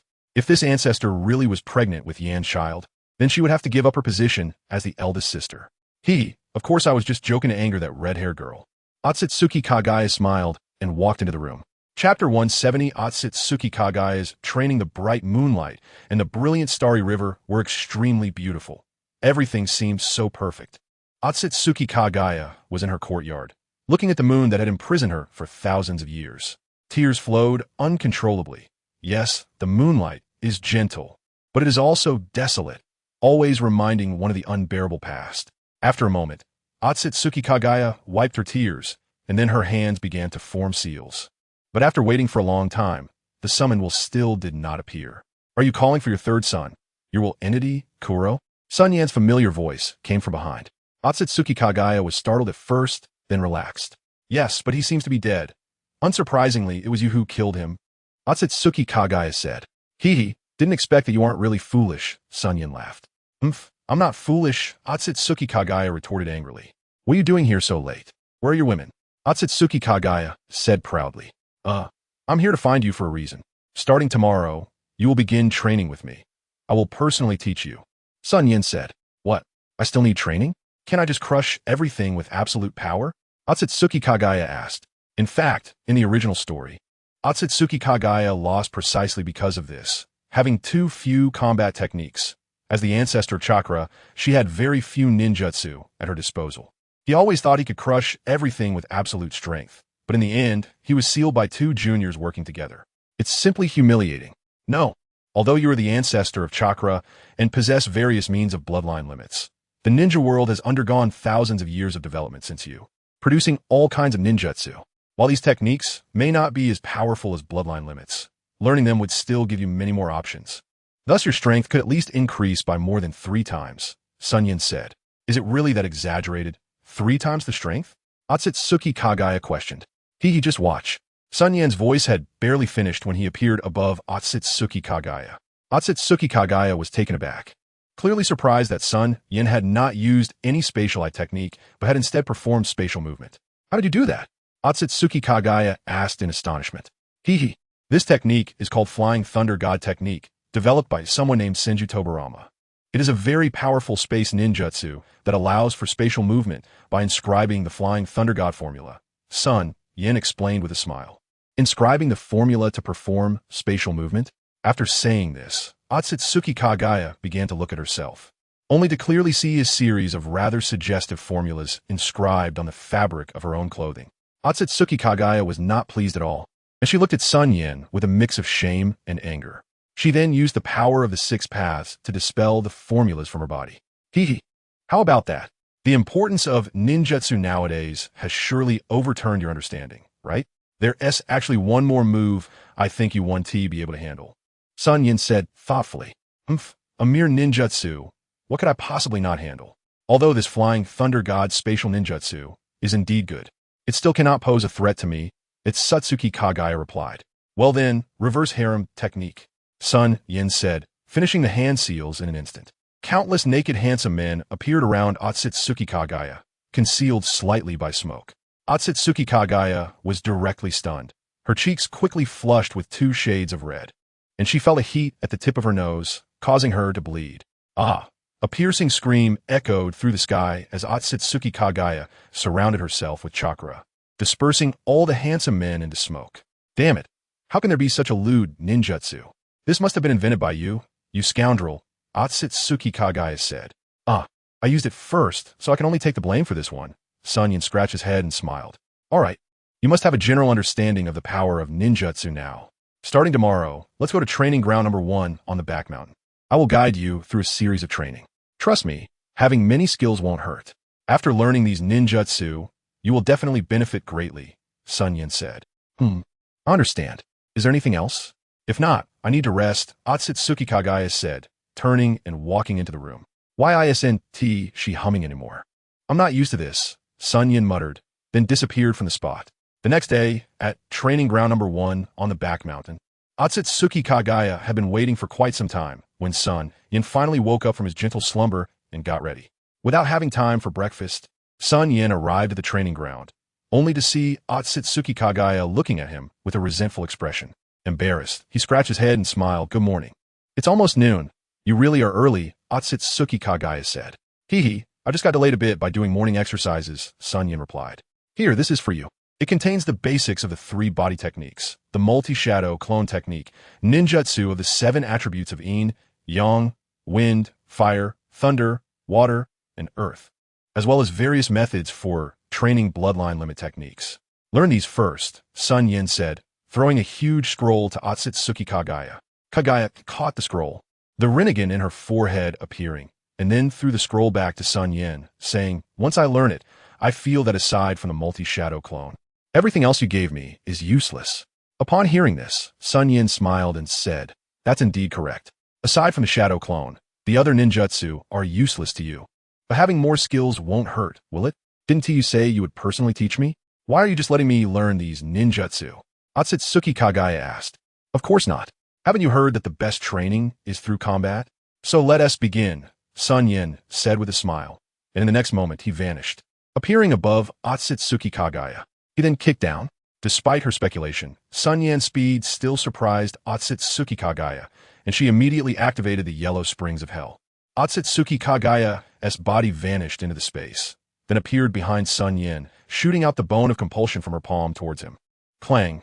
The bone of compulsion struck SunYan, producing a sound of metal colliding. Otsutsuki Kagaya was shocked. Was this guy even human? What kind of body does he have? The bone of compulsion was ineffective against him. SunYan smiled faintly and then punched Otsutsuki Kagaya in the chest, sending her crashing down into the ground and creating a deep pit several meters in diameter. Clearly, SunYan had not used his full strength. Otsutsuki Kagaya was in a bad state. Her sage clothing was torn, and she glared angrily at SunYan, saying, if you have the ability, change the location to fight. Haha, are you suggesting going to your ancestral space? I'd be happy to oblige, SunYan laughed. Heavenly Sovereign.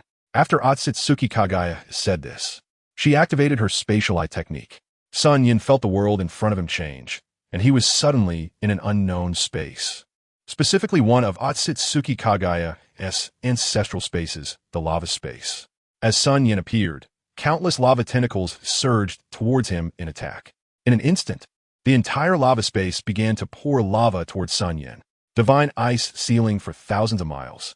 SunYan smiled faintly, and then boundless divine power surged forth. In the next moment, all the lava attacking him was instantly frozen into ice sculptures, which then turned to dust and dissipated.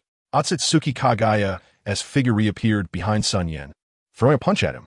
However, before her fist could reach him, it was as if SunYan had anticipated the attack, grabbing her jade-like fist and slamming it down into the lava below. Otsutsuki Kagaya formed hand seals, and suddenly, countless copies of herself appeared in the sky, casting numerous ninjutsu at SunYan, seemingly trying to unleash all the ninjutsu he had taught her. With a wave of his hand, a barrier appeared around SunYan, and all the ninjutsu that touched the barrier were instantly absorbed. Seeing this, Otsutsuki Kagaya dispelled her shadow clones and activated Heavenly Sovereign again. Countless acidic oceans began to waft with a sour scent, creating an acidic space. Endless acid transformed into a ferocious giant dragon, surging towards SunYan. Seeing this, SunYan slightly shook his head, and the invisible barrier reappeared. As the acid hit his barrier, it was once again completely absorbed. No way, this acid isn't chakra. Otsutsuki Kagaya said. He, my ability doesn't just absorb chakra. I can absorb any form of energy, SunYan replied with a smile. I'm not fighting anymore. I want to fight you, Otsutsuki Kagaya said, shaking her head.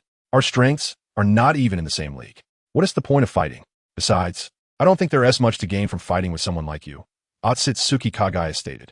To be honest, there are two aspects I really want to train you in. One is your familiarity with the 5 spaces, and the other is your physical combat skills, SunYan said, shaking his head. Taijutsu, my taijutsu is not weak. If you don't believe it, you can take one of my moves, Otsutsuki Kagaya said slyly. 80 God airstrikes, relying on an immense amount of chakra to form a chakra giant fist, then delivering 80 punches in a row without any gaps in between. It is indeed a formidable taijutsu with infinite power that combines offense and defense. However, this kind of taijutsu consumes a lot of energy when executed once, making it suitable only as a trump card rather than a regular offensive technique. You possess the physique of the bloodline limit, an immortal body, and practicing taijutsu will lead to extraordinary achievements, SunYan said. Hearing SunYan's words, Otsutsuki Kagaya was once again shocked, feeling as if she had no secrets in front of this man. He seemed to understand everything about her. Surprised, right? Let me put it this way. I have the ability to see through the past and the future, which explains everything, SunYan said while looking at the astonished Otsutsuki Kagaya.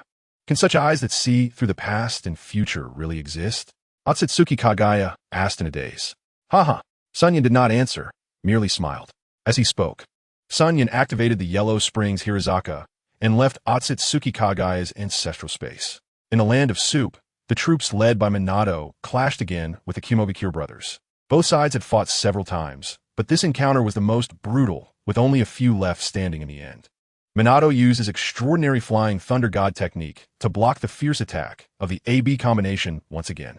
Thus, the golden flash of Konoha began to show its sharpness.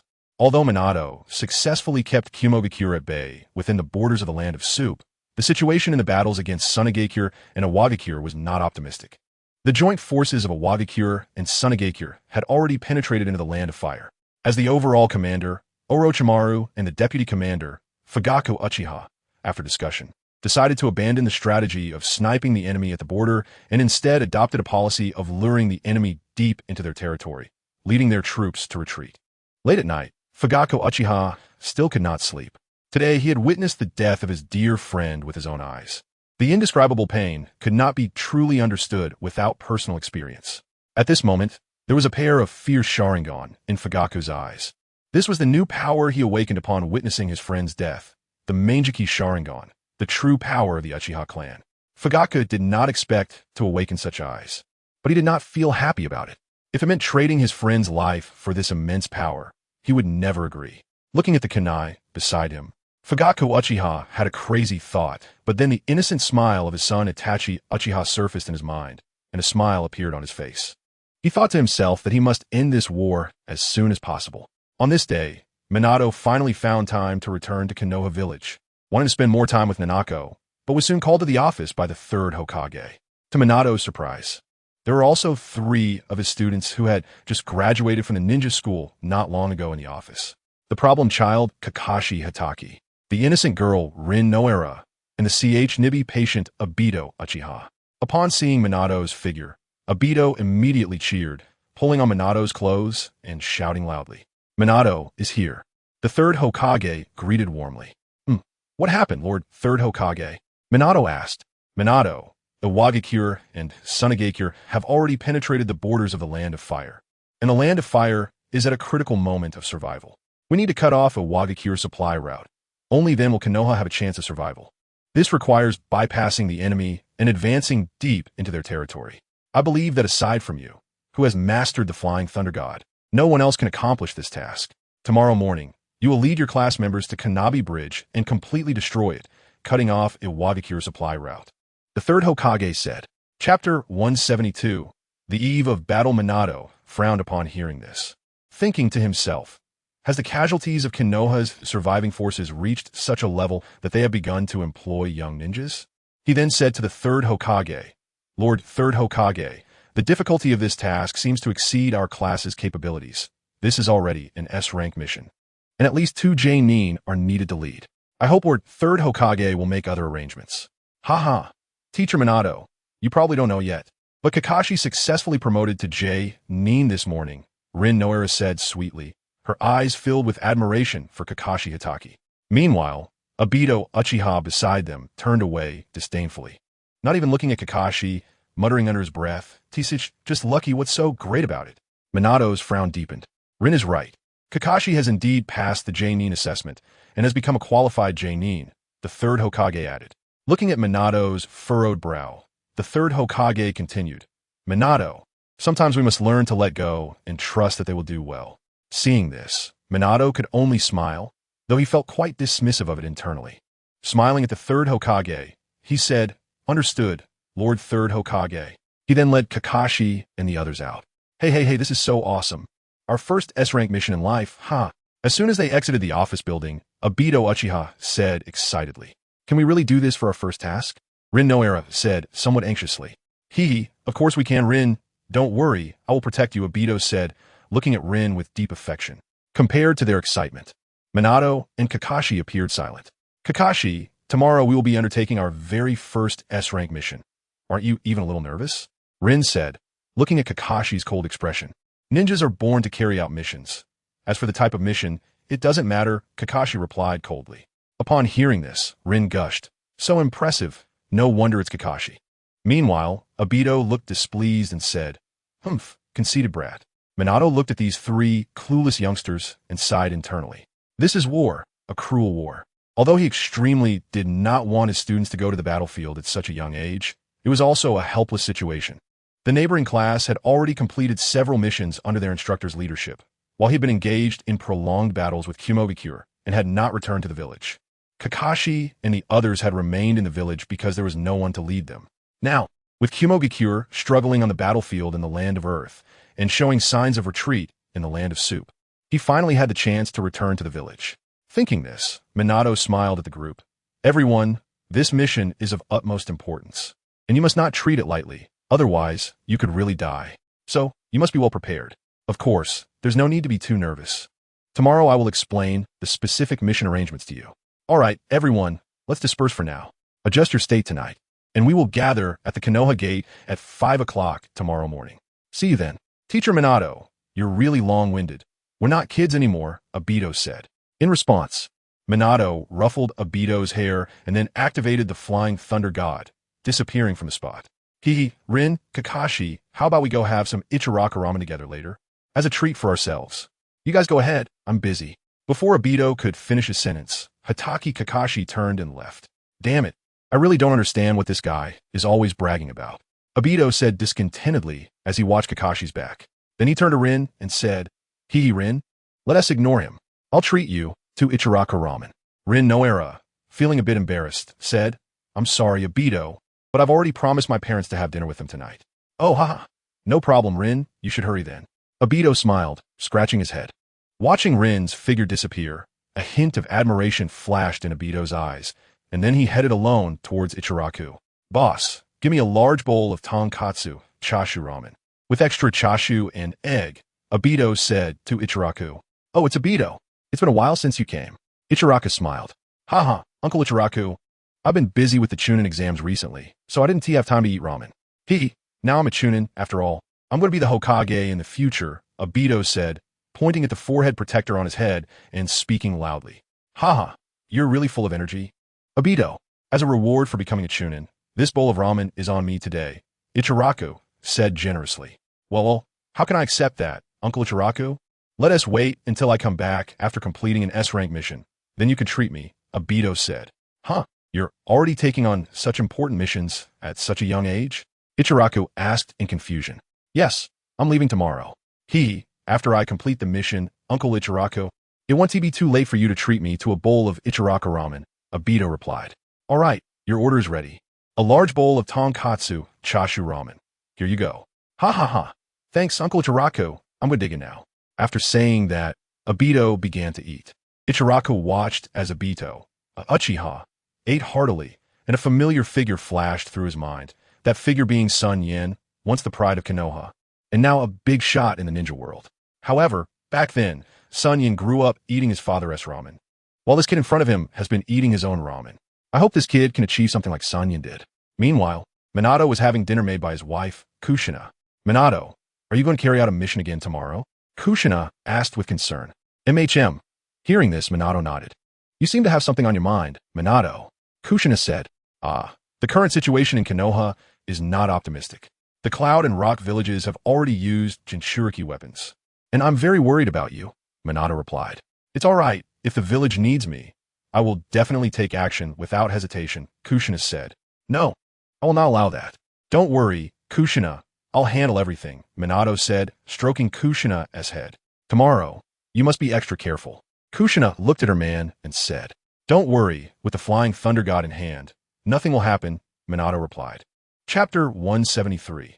The Battle of Kaminarman Bridge. The next morning, when Obito arrived, the three had already been waiting for a while. However, Obito wasn't too late. After all, he understood the importance of this mission.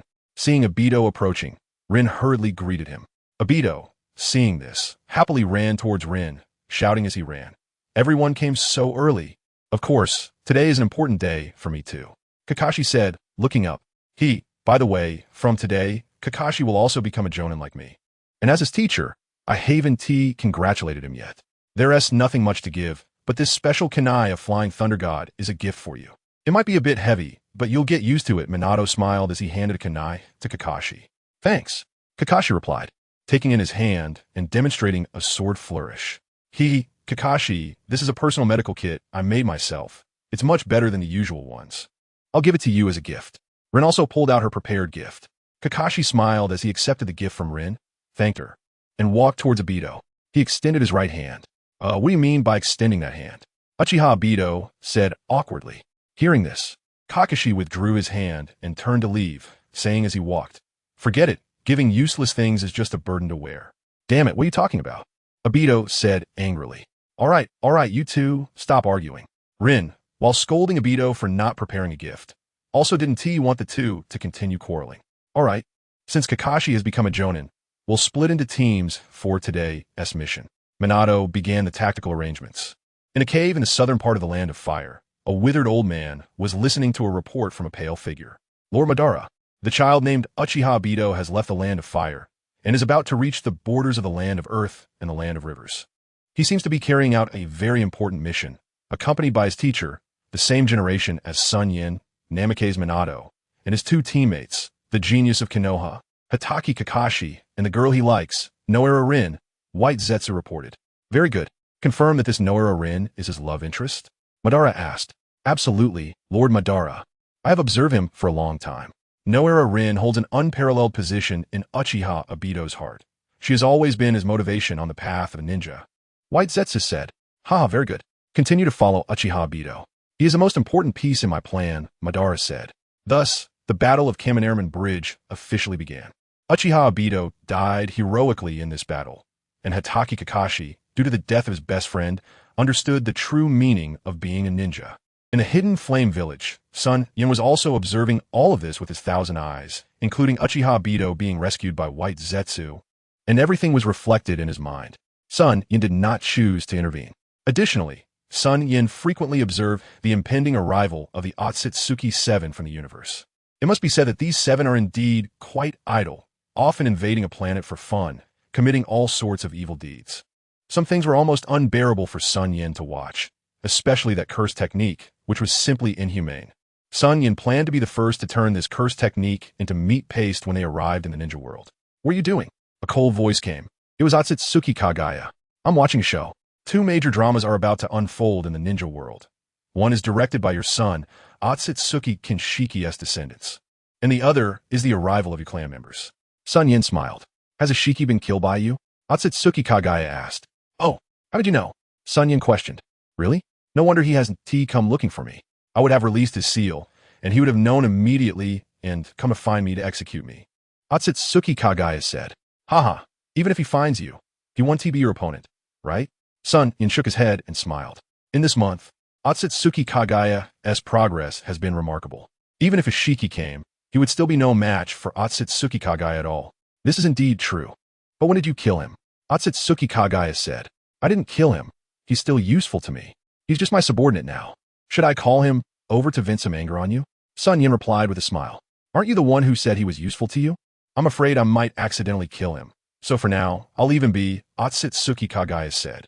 Upon hearing this, SunYan shook his head and smiled. Konoha Memorial Stone. At this moment, 3 days had passed since Obito's death, and Kakashi had been here for a full 2 days. The images of Obito and his father intertwined in Kakashi's heart. The words they had spoken and the things they had done were vivid in his mind. Ninjas are not just killing machines. They have emotions. Just like ordinary people, they are flesh and blood. If failing to complete a mission makes one scum, then abandoning comrades for the sake of completing a mission is even worse scum. Let me break this rule. Just then, Rin's voice reached Kakashi's ear. Kakashi, don't do this. If Obito knew, he would be very sad. Kakashi turned to look at Rin beside him, and his Sharingan seemed to have a life of its own, stirring up unutterable emotions within him. He vowed to protect Rin, and to protect Rin for Obito. I understand, Rin, he said with a bitter smile at the corner of his mouth. We are ninjas. Experiencing life and death is inevitable. So, Kakashi, promise me you will stay strong. Obito will definitely be watching us from heaven, Rin said. I understand, don't worry, Rin. I will pull myself together, Kakashi replied. Kakashi, we have a new mission. Let's go, Rin said, extending her hand. Kakashi tightly grasped her hand, and the two hurried towards the Hokage building. In the third Hokage's office, smoke was swirling. Currently, Konoha's military strength was very weak. The Land of Fire was under siege by 3 countries, and it had reached a critical moment. Yet at this critical time, the Mist Village, which had always stayed out of it, also began to make moves against Konoha. Chapter 174, Rin's Death. Obito's darkness in the southern part of the Land of Fire, Kakashi, Rin, and 2 other Nin were weaving through dense woods. According to reliable information, the Mist Village had dispatched nearly 10 teams to land in the southern part of the Land of Fire, with their specific motives unclear. However, Konoha absolutely would not allow such reckless invasion of foreign lands. Kakashi's team was tasked with locating the tracks of this group from a Mist Village and then relaying the information to Konoha's Umbu. Soon, Kakashi's team encountered a Mist Squad, and battle was imminent. With the Sharingan, Kakashi's strength saw another qualitative leap, and with a single Chidori, he left no enemy unscathed. However, the loud sounds of battle attracted other Mist Squads, and they managed to hold Kakashi back, killing his remaining 2 teammates and capturing Rin. After killing all the Mist Ninjas, Kakashi found that Rin had already been taken away. Looking at the corpses strewn across the ground, Kakashi gazed at the flying Thunder God Kunai in his hand. And the image of his teacher and Obito's words emerged in his mind, resolving to save Rin. With this thought, Kakashi activated the body flicker technique and chased after them in the distance. He had failed to save Obito last time. This time he must save Rin. At the southern border of the Land of Fire, the 4th Mizukage, Yagura, was working with several elite jonin to seal the 3 tails within a little girl's body. After a long time, the 3 tails were sealed into the girl's body, and the 4th Mizukage breathed a sigh of relief. Then, to be safe, he inscribed a cursed seal on Rin's heart, ensuring that even if she wanted to commit suicide, she wouldn't be able to. After finishing all this, the 4th Mizukage and several Mist Umbu left by boat. Everything was set.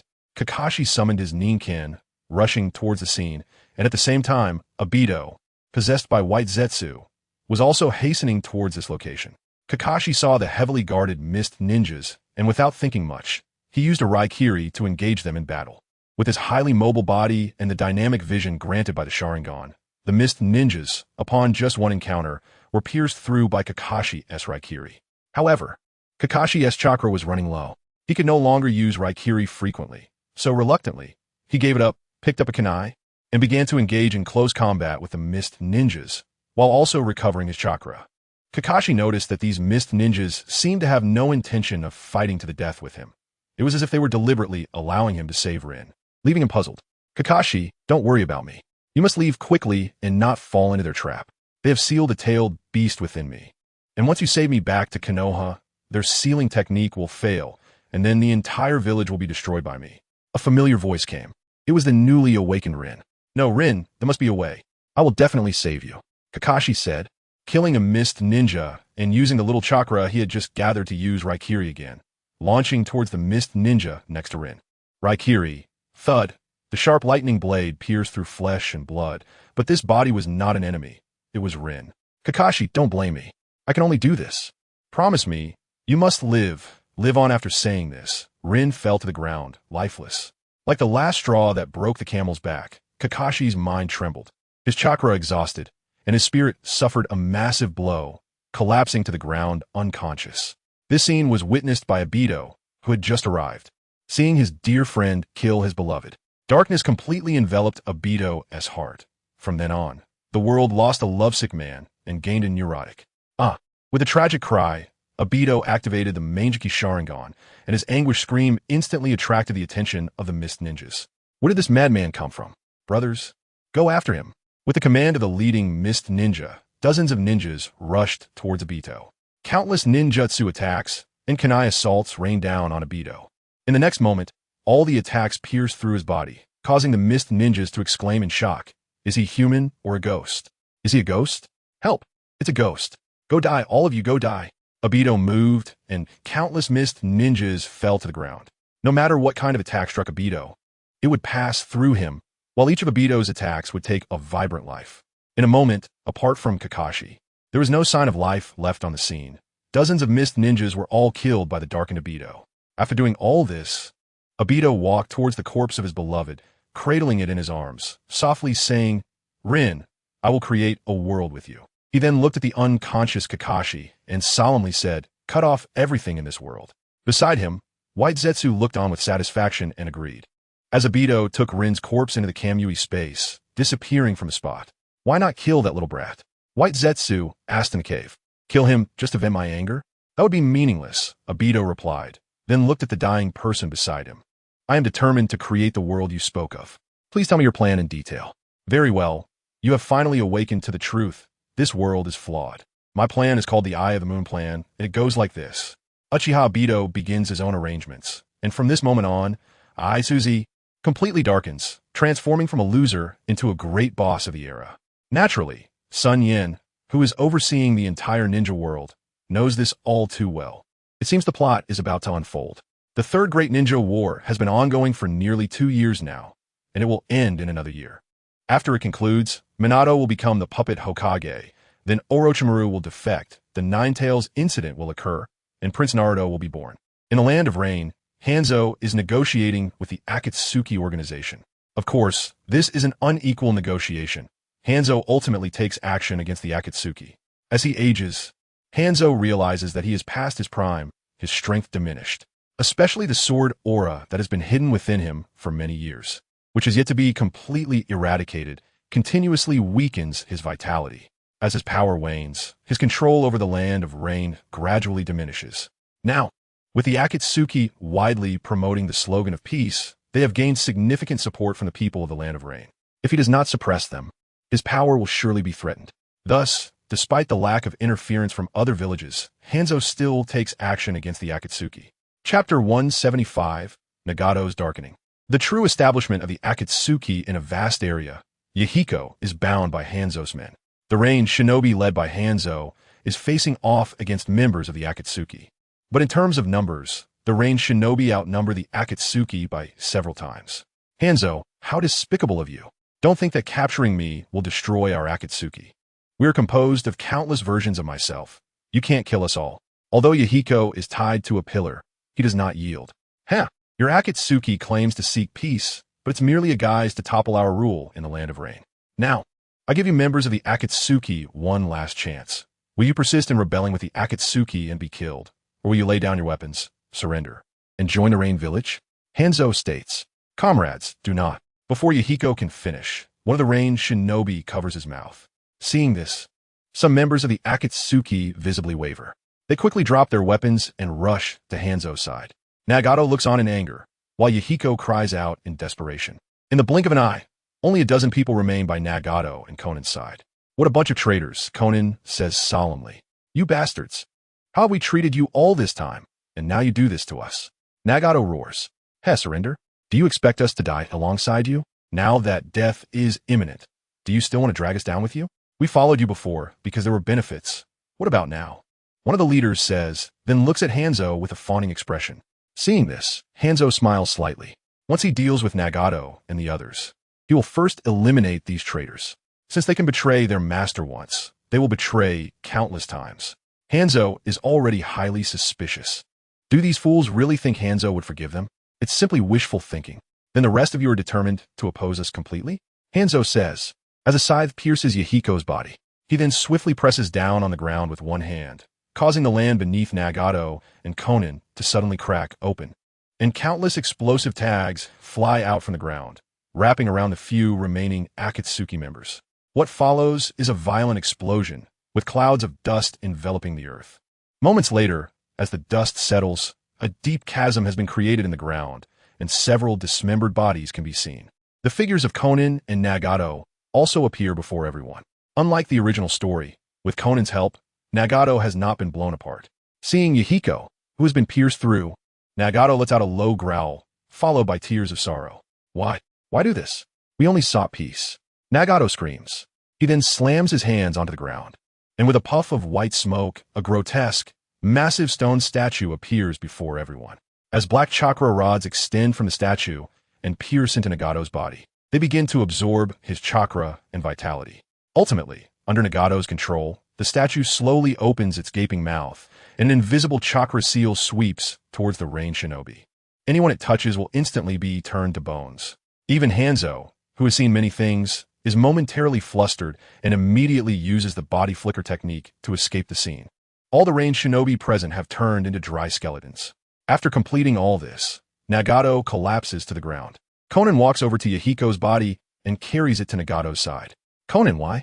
Why is all this happening? Did we make a mistake? Everything we did was for peace. Why don't we receive everyone's recognition? Nagato shouts. Because you are too weak, no one will recognize what you say. Only by having absolute power will people fear you, dread you, and listen to you. The response does not come from Conan, but from a man stepping out of space vortex. This man wears a swirling mask and speaks with an enticing voice. That's right, only by making this world feel pain, making foolish people experience the fear of losing everything, will they truly fear war and yearn for peace. A pale figure also emerges from the ground. It is White Zetsu. Who are you? Nagato asks in shock. We are also people who yearn for peace, like-minded individuals, Suzy declares. We have been observing you for a long time, and we have been searching for a path to peace. We initially thought your path was correct, but the results are unsatisfactory. Foolish humans have endless desires. When those desires cannot be satisfied, war is born. A beautiful world is often unappreciated. Only those who live in fear will understand the value of peace. Yahiko's path is wrong. Our path is the right one, Suzy continues. That's right. That fool Yahiko was wrong. Only by living in fear and suffering will these greedy people understand the value of peace. Nagato says painfully as he looks at Yahiko's body. Join us. Let us work together to build a peaceful world, Suzy urges. Conan, Nagato looks at Conan. Yes, let this world feel pain. Conan nods in agreement. After saying this, the group heads towards the Akatsuki's base. Do you know what great power your eyes possess? Suzy asks. I can feel it is strong, and I can already control part of its power, Nagato replies. Your eyes are the legendary eyes possessed only by the sage of 6 paths. With the power to perceive all phenomena, incredibly powerful. They're the fabled creation eye. The reason you possess such eyes is that you are the chosen one, sent by heaven to bring peace to the ninja world. Suzy continues to deceive. Sage's eye, all phenomena. Nagato murmurs. I have a plan that can achieve peace in the ninja world. I wonder if you'd like to hear it, Suzy says as he sees Nagato is intrigued. What's the plan? Tell me quickly, Nagato said. It is said that nearly 10,000 years ago, there was a tailed beast named the Ten Tails, which possessed enough power to destroy the ninja world. At that time, only the sage of 6 paths, who had the sage's eyes, could suppress it. Chapter 176, The End of the Third War. In a dim room in the Land of Rain, several future villainous bosses who would dominate the ninja world were sitting there, engaged in discussions. So your plan is to collect the 9-tailed beasts, then resurrect the 10 tails, this massive weapon, and then conquer the entire ninja world, making people feel the pain of war and the fear of life being controlled, living in fear so that they will genuinely beg for peace and crave it? Nagato summarized. That's exactly the point, Obito replied. In that case, let's take action now, Nagato said, looking at Ki and Toby. He, are you really sure that we are currently capable of facing the entire 6 great nations? Just the power of a 9-tailed beast is enough to give us a hard time. Not to mention that there are too many experts in the ninja world right now. This is not the best time to act, Obito said.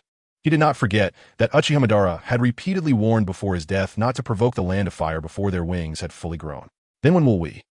Nagato began, but was interrupted by Toby. What we need to do now is wait and absorb fresh blood to expand the Akatsuki's influence and strengthen our organization. Toby said, He. Then before that, could you reveal your identity to us? He smiled at Toby. Oh my. After talking for so long, I forgot to introduce myself. My name is Uchiha Madara. Upon hearing this, Nagato was shocked again and exclaimed, Isn't Uchiha Madara already dead? That was a lie I wove to deceive the world. I did not die at the hands of Senju Hashirama during the Valley of the End, but I was severely injured afterward, followed by Toby's lengthy monologue akin to brainwashing. He. Upon hearing this, he merely chuckled without further comment, while Nagato believed it completely. So from now on, the true Akatsuki organization is officially established. We will bring true light to this world. The god who brings light to this world, Obito said. God? Well, has Hanzo prepared to face the wrath of the gods? Nagato murmured softly. Time flies, and the years pass quickly. The Third Great Ninja War, which lasted for 3 years, ended in the 48th year of the ninja world. Compared to the Second Great Ninja War, although it did not last as long, the casualties between the nations far exceeded those in the Second War. The Third Reikage, in order to cover the retreat of the main forces of Kyomogakure, stayed behind alone and fought against 10,000 Owagakure shinobi, ultimately dying from exhaustion. The Third Kazekage, the strongest in the history of Sunagakure, has been missing and presumed dead. Owagakure suffered the most severe losses, with the Third Reikage alone killing over 2,000 Owagakure shinobi. Konoha was attacked simultaneously by the 4 great nations, and they originally thought they could easily destroy Konoha, but unexpectedly, after the Black Obelisk, Konoha produced another yellow flash, which changed the entire battle situation. This made people very angry. How could Konoha produce so many geniuses? It was simply unjust, and the heavens were too biased towards Konoha. However, fortunately for Konoha, although it produced many geniuses, it could not retain them. Throughout history, Konoha has produced many geniuses, but unfortunately, they either defected or left. And those who did not leave became victims of Konoha's political struggles. In a land of fire, Konoha Village. Since the end of the Third Great Ninja War, dissatisfaction within the village towards the Third Hokage, Hiruzen Tsurutobi, has become increasingly evident, especially his weak attitude during the signing of the truce with Kyomogakure, which has left many feeling dissatisfied. In addition, after the war, the division of interests among the clans led to obvious differential treatment, causing many families to be very unhappy. With the Uchiha clan being the most dissatisfied, they had evidently contributed the most but received the least benefits, and no one would accept that. As various voices emerged, the public opinion grew louder, and even the Third Hokage could not avoid it. Thus, the Third Hokage voluntarily proposed to abdicate, and the village's higher-ups began to decide on a new Hokage. The Third Hokage was in his office, smoking a pipe, looking at everything familiar in the office. And for a moment, tears streamed down his face. Reflecting on his life, although he could not be considered extraordinarily accomplished, he had made contributions. However, he would have to distance himself from everything familiar from this familiar office. Thinking of this, the Third Hokage shed tears again. The power he loved the most would also leave him. Was he willing? He was not willing.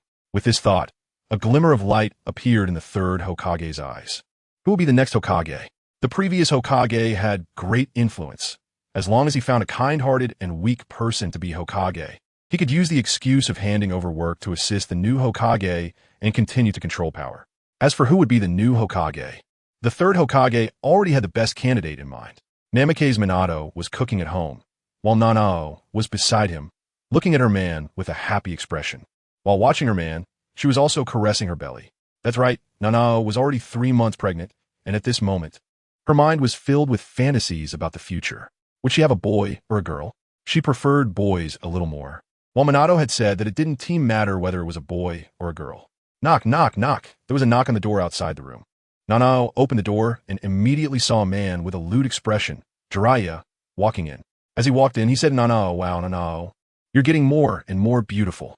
Nanao's face turned slightly red upon hearing this, and she quickly welcomed Jiraiya in, saying, Jiraiya-sensei, what brings you back to the village?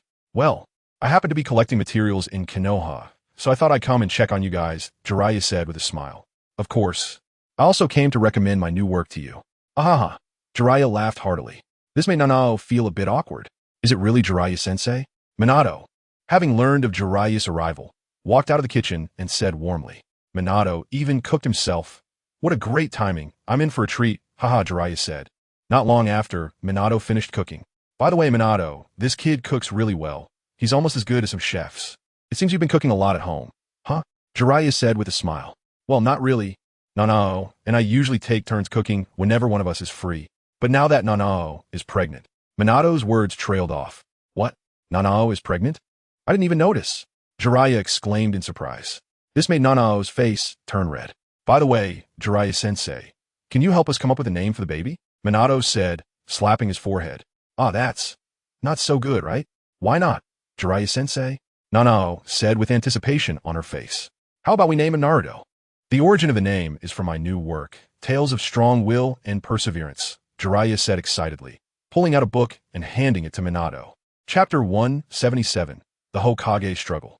Konoha, Uchiha Residence. At this moment, all the upper ninjas of the Uchiha clan were gathered in the Uchiha clan's territory, and the clan leader, Uchiha Fugaku, was holding a clan meeting. The clan members were venting their dissatisfaction to Fugaku. Uchiha Fugaku, they just want to force our Uchiha clan to death. Whether it was the Second Great Ninja War or the Third Great Ninja War, our Uchiha clan has put in so much effort, yet in the end, what fate have we met? Isolated and helpless, hated by all, gradually distancing ourselves from the political center of the village. We can't take it anymore. If it comes to it, let's leave Konoha, Chief.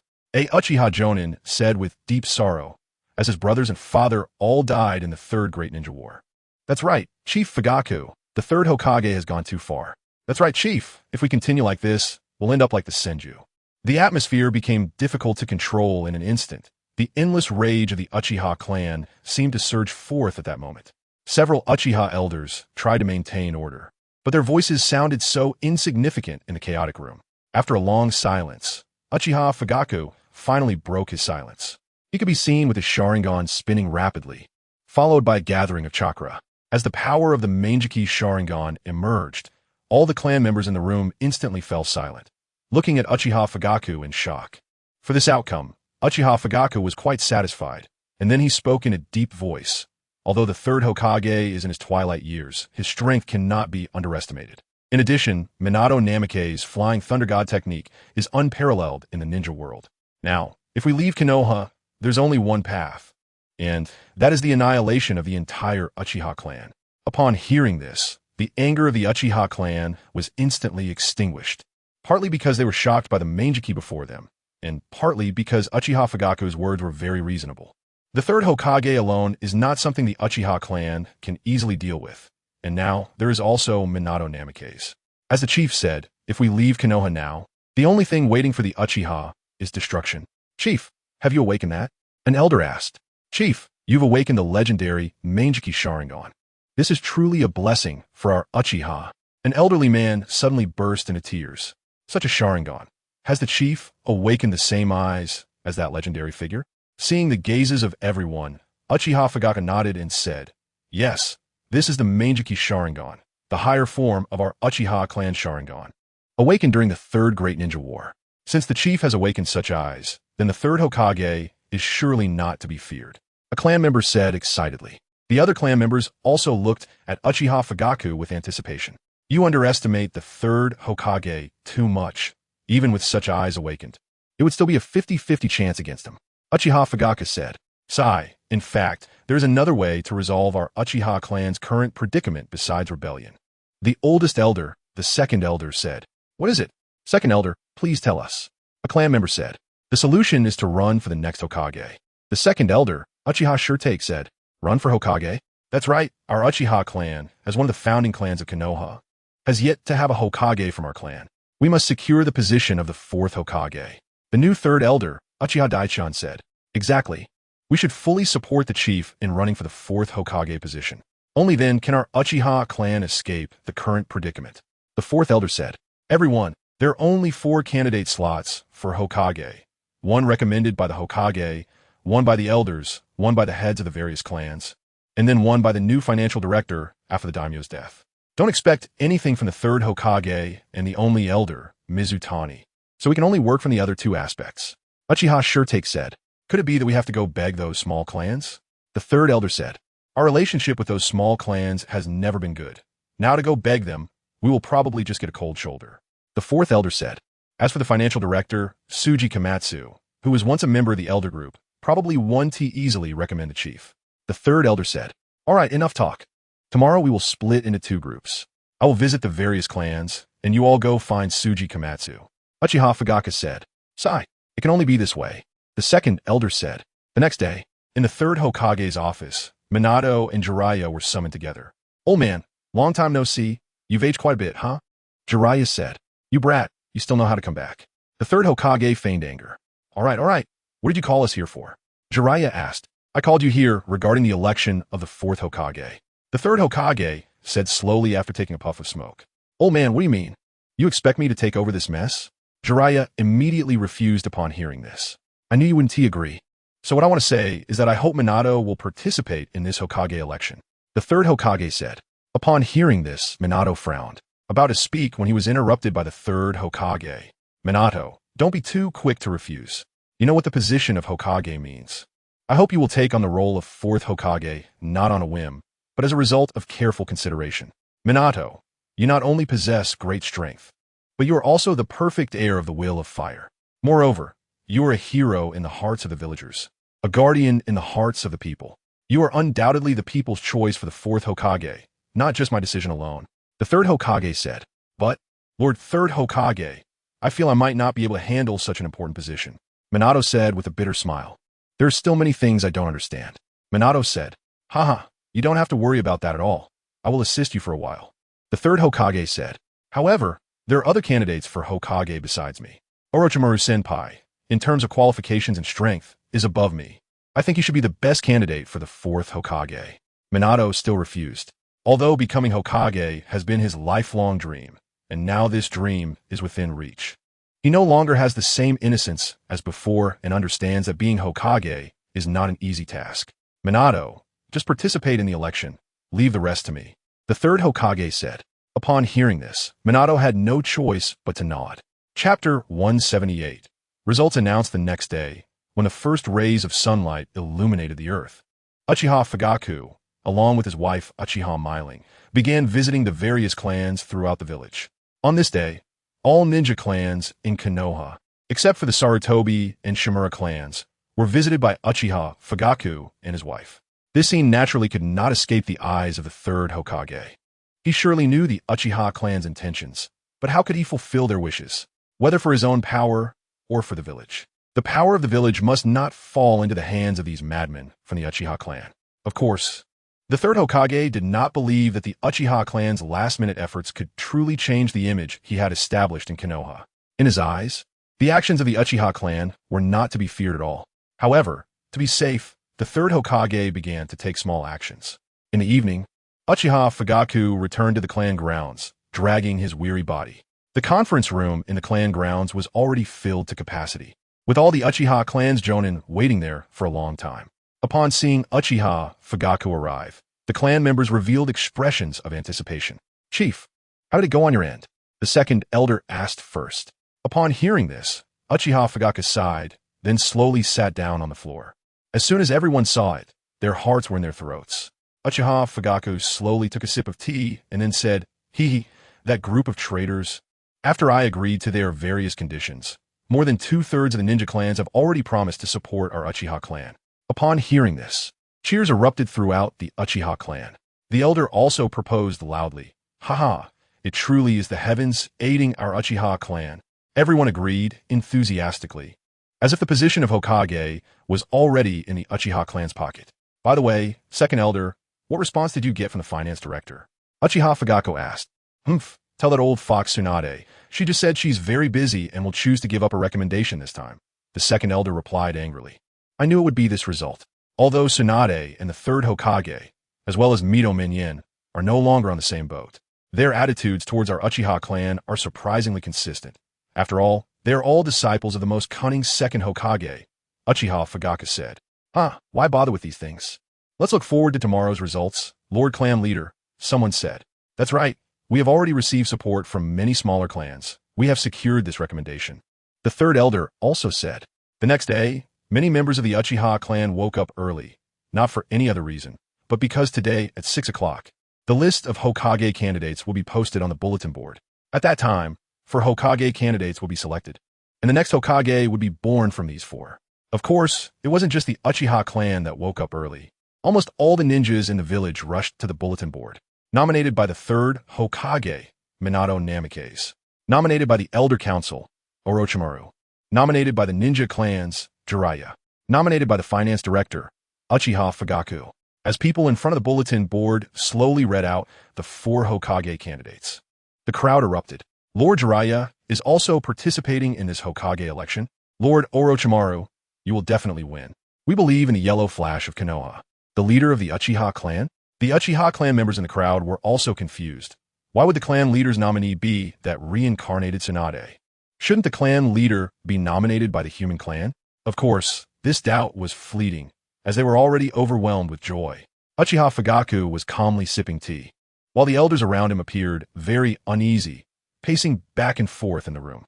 Outside, the sound of noisy footsteps could be heard. Suddenly, the door was pushed open, and 4 or 5 smiling Uchiha clan members rushed in. Great, clan leader, you made the list. One shouted. Everything is as I expected. Yelling and shouting is not appropriate, Uchiha Fugaku scolded. It seems these smaller clans are quite sensible, Uchiha Fugaku continued. As soon as he said this, several clan members suddenly had strange expressions.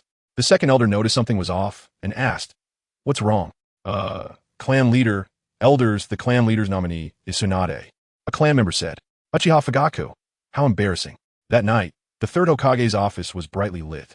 The third Hokage, Mito Minyin, and Tsunade were arguing fiercely. Tsunade, how could you use your recommendation on the Uchiha clan? Have you been put under a jinjutsu by them?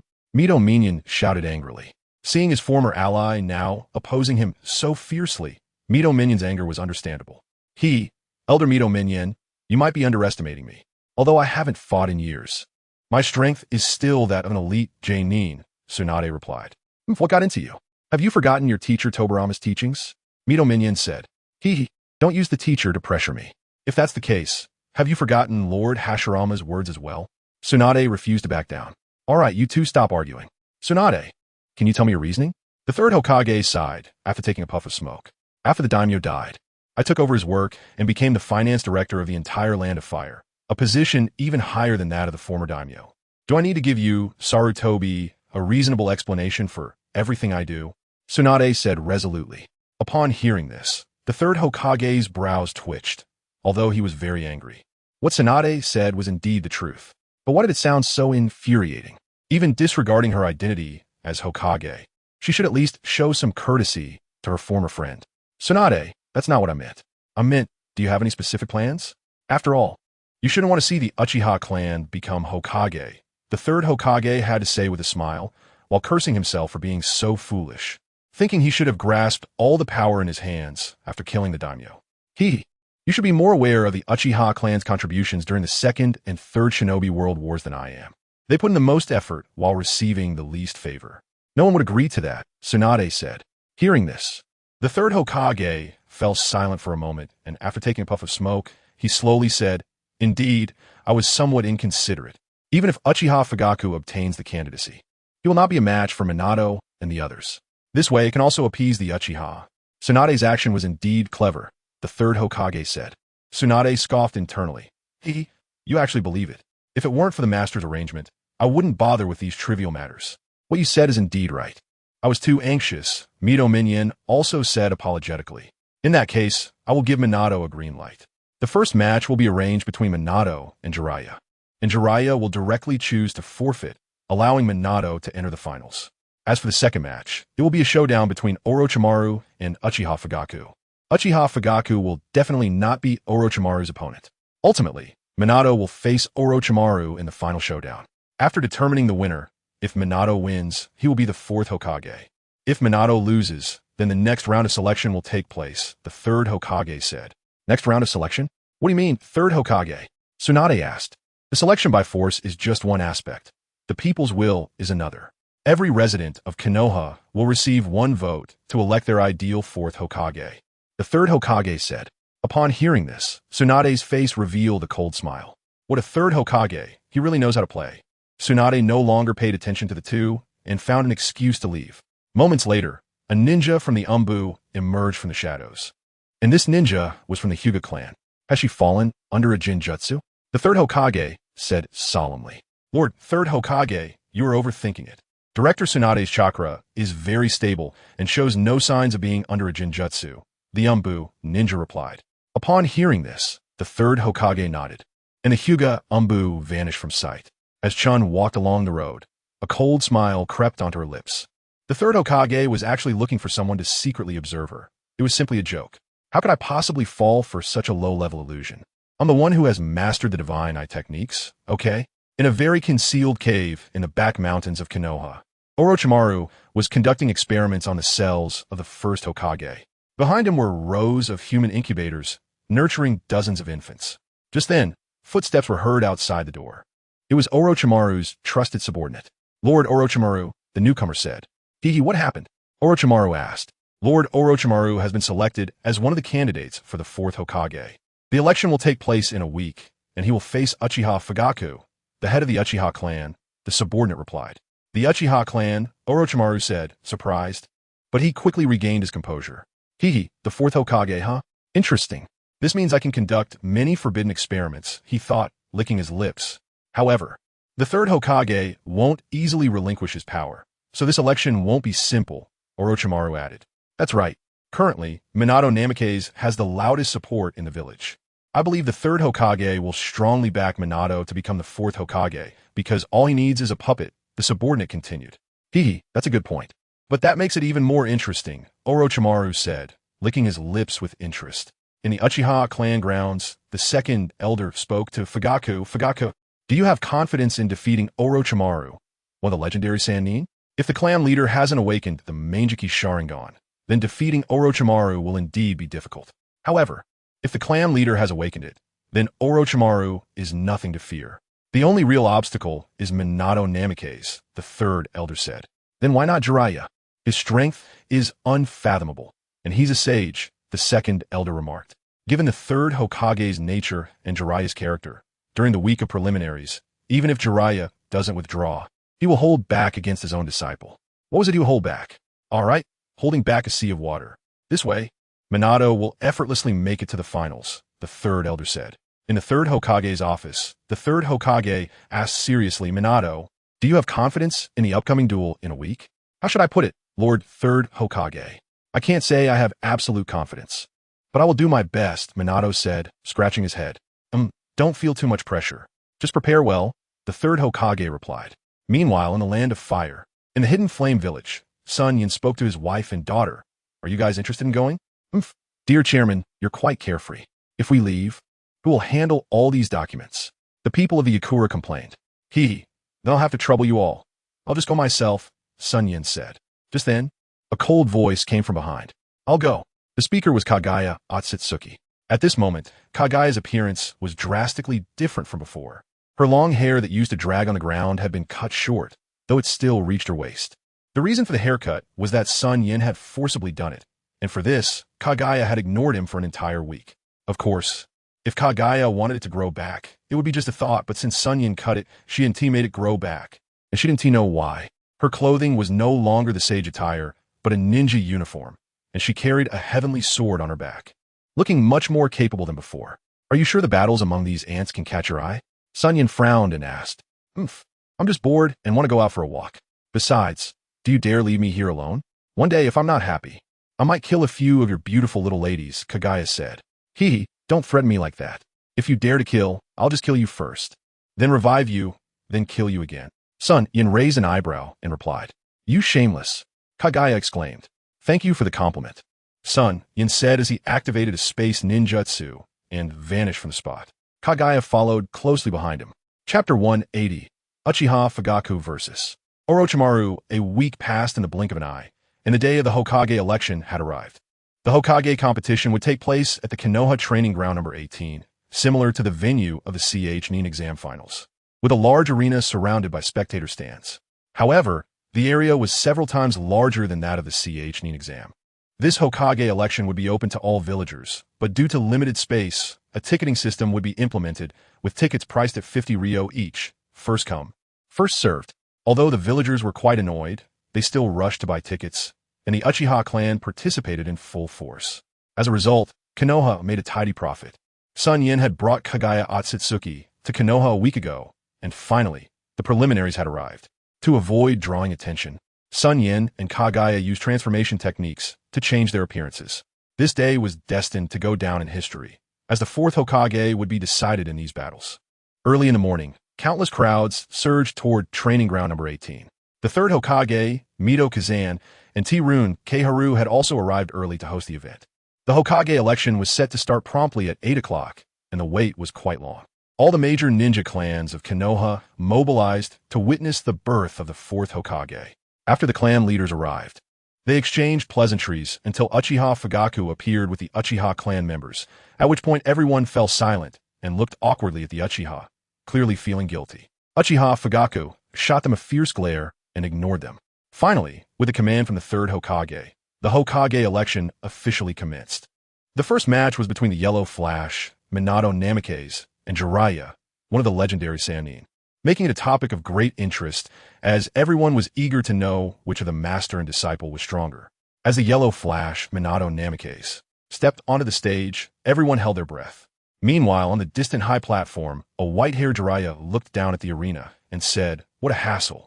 But I'll pave the way for Minato. With that, Jiraiya dove down, free-falling for several seconds before running wildly along the wall, ultimately leaping smoothly to land on the ground. Immediately after, Jiraiya jumped left 3 times, right 3 times, and a cloud of white mist rose as he began to announce to the audience, I am the legendary Sannin, the unbeatable white-haired toad sage of the entire world, Jiraiya. Accompanied by this farcical opening, the audience initially reacted awkwardly before erupting into thunderous cheers. Yellow Flash, victory! Yellow Flash, go!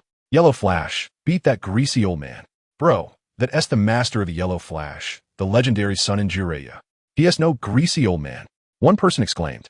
I know, but the Yellow Flash is faith, and Minato is my god. Minato, I love you. You are my little son. A fat and greasy woman said to Minato. Damn it, you fat hag. Don't insult my idol. A burly man punched the fat woman in the face. How dare you hit me? SunYan, sitting nearby, quickly pulled Kagaya away a bit. Clearly, Minato's popularity in Konoha had reached an extreme. Even the former Sannin couldn't overshadow his brilliance. Of course, there were also supporters of Jiraiya, as a group of old women waved flags that read go, Little Jiraiya, and Little Jiraiya will win. The old women excitedly shouted while waving their flags. SunYan was quite shocked and sighed inwardly. Jiraiya, oh, Jiraiya sigh. Meanwhile, Jiraiya waved to the referee nearby and then snatched the microphone from the referee's hand, loudly proclaiming, I forfeit. With Jiraiya's voice, the whole arena erupted in uproar. With such a flashy entrance, he came up and didn't even fight, just said I forfeit. Even those supporting Jiraiya showed disappointment. Jiraiya continued, I think everyone will feel very disappointed by my forfeit. After all, you paid to watch the match. But I want to say that I don't think I can do the job of Hokage well. Minato may be young, but... Followed by Jiraiya's heartfelt declaration. Although it was quite dull, the villagers were very receptive to it, and Jiraiya successfully moved them, allowing Minato to advance, while Jiraiya left gracefully. Finally, the second preliminary match followed, featuring one of the Sannin, Orochimaru, against the Uchiha clan leader, Fugakuwith. Compared to the deep master-disciple bond before, these two exuded killing intent upon meeting. He, little one from the Uchiha clan, are you sure you want to fight me? Orochimaru's hoarse voice sent chills down the spine. He, Orochimaru-senpai, do you really think that the Uchiha clan is soft and easy to squeeze? Fugaku Uchiha retorted sharply. He had no fear of Orochimaru's strength, especially now that he had awakened the Mangekyou Sharingan, which made him look down on Orochimaru. I'm just reminding you, during the match I won't hold back. Be careful not to die.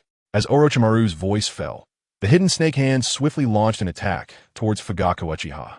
Fire style, Fireball Jutsu. A 3-meter diameter fireball was unleashed, incinerating the snake into nothingness, followed by fire style, Phoenix Fire Jutsu. Orochimaru pulled out a sharp long sword from his mouth and scattered all the fireballs. Fugakuwith also drew the long sword from his back, enveloping it in a layer of fire-style chakra, and the two began to engage in a fierce battle. As their fight commenced, the crowd erupted in wild screams. This was a battle. This was a duel between ninjas. We came to see the fight, not your speeches. The battle in the arena reached a fever pitch, with both combatants evenly matched in their taijutsu.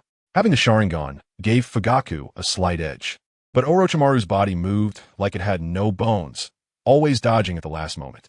Just then, the sword in Orochimaru's hand suddenly elongated and slashed towards Fugakuwith. Fugaku barely managed to dodge the sharp strike, but he was shocked afterward. He had long suspected that Orochimaru's sword was extraordinary, but he didn't expect it could extend. Chapter 181, Preliminary Matches ended. The dozens of meters-long swords swept across the arena, and the trees in the entire area were cut in half. Lightning style, body flicker technique.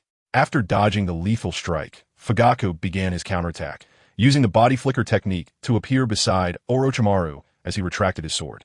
He then thrust his sword through Orochimaru's chest. The scene fell silent, and the third Hokage's expression was quite grim. How could Orochimaru be so weak? Fugaku also felt that he had won too easily. Was Orochimaru really this weak? In the next moment, Orochimaru's body detached from its original form, his arms suddenly elongated, and with a punch, he sent the stunned Fugaku flying. Fugaku's figure transformed into countless sparks of electricity. Clearly, this was not his true body, but merely a lightning clone. As Fugaku's figure reappeared, he thought to himself that he was lucky to have used the lightning clone. Seeing Fugaku's figure appear, Orochimaru curled his lips into a cold smile, then slowly swallowed the sword he had just drawn out. Huh? Orochimaru, are you still human? This is simply unbelievable. A girl screamed. The audience was in an uproar. I originally wanted to play with that sword, but I didn't expect him to be so disgusting, said Kagaya Otsutsuki beside her, looking quite disgusted. That Uncle Snake really did right, otherwise you would have lost your sword. SunYan laughed. Little Uchiha, not bad, but now I just need one move, and you will be blown to bits, Orochimaru said to Fugakuwith. Suddenly, Fugaku realized that his body had been bound by a snake, its mouth filled with explosive tags, ready to detonate at any moment. Oh really, Orochimaru-senpai? You should be careful not to hurt yourself, Fugaku replied. As Fugaku's voice echoed, the scene in front of Orochimaru suddenly changed, and he felt his body tighten. The snake that should have wrapped around Fugaku was now coiled around him instead. Orochimaru broke out in a cold sweat, inwardly wondering when this had happened. Orochimaru-senpai, since the battle began, you haven't made eye contact with me, but still, there's a flaw. The moment you used the substitution technique, you inadvertently made eye contact with me, Fugaku said slowly. Is this the power of the Sharingan? Such an alluring strength. However, do you really think this level of damage can kill me? You're too naive, Orochimaru replied, starting to struggle against the snake binding him. The explosive tags in the snake's mouth detonated, and Orochimaru's body emerged from the flames. As the smoke cleared, Orochimaru stepped out unscathed, greedily staring at Fugakuwith, though he obviously did not look him in the eye. Najutsu, tous en snack formation. Orochimaru curled his lips into a cold smile, placing his hands on the ground, and soon, a dense swarm of snakes began to materialize. With their mouths spewing sword-like energy, they rushed towards Fugakuwith at high speed. The sight before him was alarming. Looking at the thousands of snakes up close, Fugakuwith finally made up his mind. The 3 tomos in his eyes began to spin rapidly and then coalesced into a 5-bladed pinwheel shape, the Mangekyou Sharingan. Seeing this, Orochimaru was shocked, and the third Hokage on the platform was also astonished. When did Fugakuwith awaken such eyes? The village had no idea at all. This was far too dangerous. They must strengthen their surveillance of the Uchiha clan to ensure that another Uchiha Madara does not emerge. The third Hokage thought inwardly. Watching the third Hokage's shocked expression, Fugakuwith felt a hint of mockery flash through his mind. He then turned his gaze to the approaching swarm of snakes, murmuring, Amaterasu. The infinite black flames surged, drawing an insurmountable chasm between Uchiha Fugaku and the swarm of snakes. The endless snakes, whenever they came into contact with the Amaterasu flames, were instantly reduced to nothingness. The third Hokage watched everything in shock. Such power and fire release was simply terrifying, and it also had an incredibly strong ability to spread. In the next moment, Uchiha Fugaku turned his gaze towards Orochimaru, who was still in shock and greed, and activated Amaterasu once again. Instantly, Orochimaru's body was enveloped. "Stop!" The third Hokage shouted loudly, rushing down from the stands. He arrived in front of Orochimaru, blocking Uchiha Fugaku, and said, "This is just a competition for Hokage. Fugaku doesn't need to go for the kill." "He, third Hokage, doesn't this mean I've already won?" Uchiha Fugaku replied with a smile. "This time you win," the third Hokage said. At this moment, Orochimaru behind him had no choice but to transform into a small white snake, which then morphed back into human form. He looked greedily at Uchiha Fugaku, and glancing at the third Hokage, he said, "Third Hokage, you are being a bit redundant. I'm not that easy to kill." Saying this, he revealed a cold smile. "Forget it. Let's call a loss for now," the third Hokage said. If it weren't for," Orochimaru murmured softly, slowly walking out of the arena. However, he was not disappointed, as it seemed he had discovered something new. When Orochimaru left the arena, the third Hokage sighed and said, "Uchiha Fugaku wins. Furthermore, the final of the Hokage selection will be held tomorrow at 8 o'clock. As soon as the third Hokage finished speaking, the entire arena erupted in excitement, especially the Uchiha clan, some of whom had gone completely mad with joy. The reason was simple. They saw hope. Hope belonging to the Uchiha clan. Compared to the Uchiha's cheers, the other clans began to frown. The earlier incident with the recommendation had offended the Uchiha, and if Uchiha Fugaku really became Hokage, it would be the beginning of a nightmare for them. The crowd began to disperse, and SunYan, along with Otsutsuki Kagaya, also melted into the crowd. "What should we eat tonight?" SunYan asked. "Ichiraka ramen," Otsutsuki blurted out. "Why Ichiraka ramen again? Did you somehow get a taste of home?" SunYan thought to himself. "Boss, 1 pork bone chashu ramen and 1 seafood ramen," SunYan said. "Got it," Ichiraka replied. Looking at the familiar scene and the familiar Ichiraku, SunYan couldn't help but reminisce about his youth. Meanwhile, a spaceship in the universe erupted with an extraordinary speed, heading towards the nearby blue planet. Chapter 182. The arrival of Otsutsuki. That blue planet ahead should be the ninja world, Otsutsuki Renjutsu said. We finally arrived at this place. Find that Tensai's orphan and then completely destroy this planet, Otsutsuki Kenjutsu said. Kekekek. I must capture a few more female slaves and absorb their in essence. Otsutsuki Fushin grinned wickedly. Don't be careless. I've always felt that our every move is under someone else's watch. The strength of these natives may exceed our imagination. We will first head to the Otsutsuki space, and then wait for an opportunity to act, Otsutsuki Jutsu said solemnly. You think too highly of this Tensai's orphan. No matter how strong the Tensai clan is, can they rival our 7 combined? Bingshi retorted. Caution is the mother of safety, Jutsu said, piloting the spaceship towards the blue planet. Suddenly, a surge of spatial power emerged, and soon the group was enveloped and vanished completely. At the same time, SunYan, who was resting in his guest room, also sensed something and smiled wickedly. Otsutsuki Kagaya sensed something as well, looking at SunYan with a face full of panic. She then slowly said, SunYan, they are coming. They have already entered the Otsutsuki clan space. I sensed it too, SunYan replied. The people coming this time are the descendants of several high-ranking elders from our clan. Each one is exceptionally powerful, and they should be able to sense that I'm still alive, Otsutsuki Kagaya said, frowning. What's wrong? Is the chakra ancestor scared? SunYan teased. Of course. Each of these guys is terrifying, and they come in a group of 7. Once they make a move, the entire ninja world will be destroyed, Otsutsuki Kagaya said. Don't worry, you're my person now. As long as I am here, no one can touch you. SunYan smiled as he looked up. I am not your person. Stop trying to get close to me, Otsutsuki Kagaya replied proudly. They would never dispatch such a luxurious lineup just to capture you. Their targets are only 2, the Tensai's orphan and the entire ninja world. As for you, you might just be an accessory, SunYan said slowly. Otsutsuki Kagaya snorted and then said, what should we do next? Next, we will hold our ground. If the enemy doesn't move, we won't move. As long as they make a move, it's best to lure them into a different space. Otherwise, Even the aftermath of the battle could destroy the ninja world, SunYan said. The massive spaceship landed smoothly in the Otsutsuki space, and 8 pale Otsutsuki emerged from it. Everyone, I will go ahead to find my elder brother, Otsutsuki Ninjutsu said as he stepped off the spaceship. He, brother Ninjutsu, go ahead. If you can find brother Yujitsu, this trip to the ninja world will be more assured, Jutsu said with a smile. Ninjutsu nodded in response, then activated his space eye technique and vanished into the Otsutsuki space. Jutsu, why be so polite with him? Kenjutsu asked. Ninjutsu's strength should not be underestimated, Jutsu replied with a smile. What should we do next? Should we directly kill all the natives of this planet? Or should we release our remaining 10 tails and let them have some fun? Dosher said with an evil grin. Let's observe first. I feel like this ninja world is not as simple as I thought.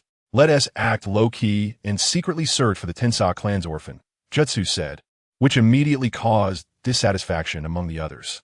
However, Jutsu's reasoning was sound, and they had to hold back their thoughts. Soon, the 7 vanished into the spatial vortex. As soon as Otsutsuki Ninjutsu emerged, he sensed the aura of his elder brother Yujitsu and quickly flew towards his direction. In the land of rain, Nagato, Obito, White Zetsu, and Kankuro were discussing Akatsuki's next plan, which included seizing the 9 tails and plotting against the Uchiha clan, among other key steps. Just then, a green shadow streaked across the sky, heading towards the location where they were discussing. The resilient stone wall was instantly shattered, and then Otsutsuki Ninjutsu's imposing figure appeared, surveying the group with a scrutinizing gaze, finally locking eyes with Kankuro. He then began to walk towards Kankuro. Shinra Tensei, an invisible repulsive force pressed towards Otsutsuki Ninjutsu.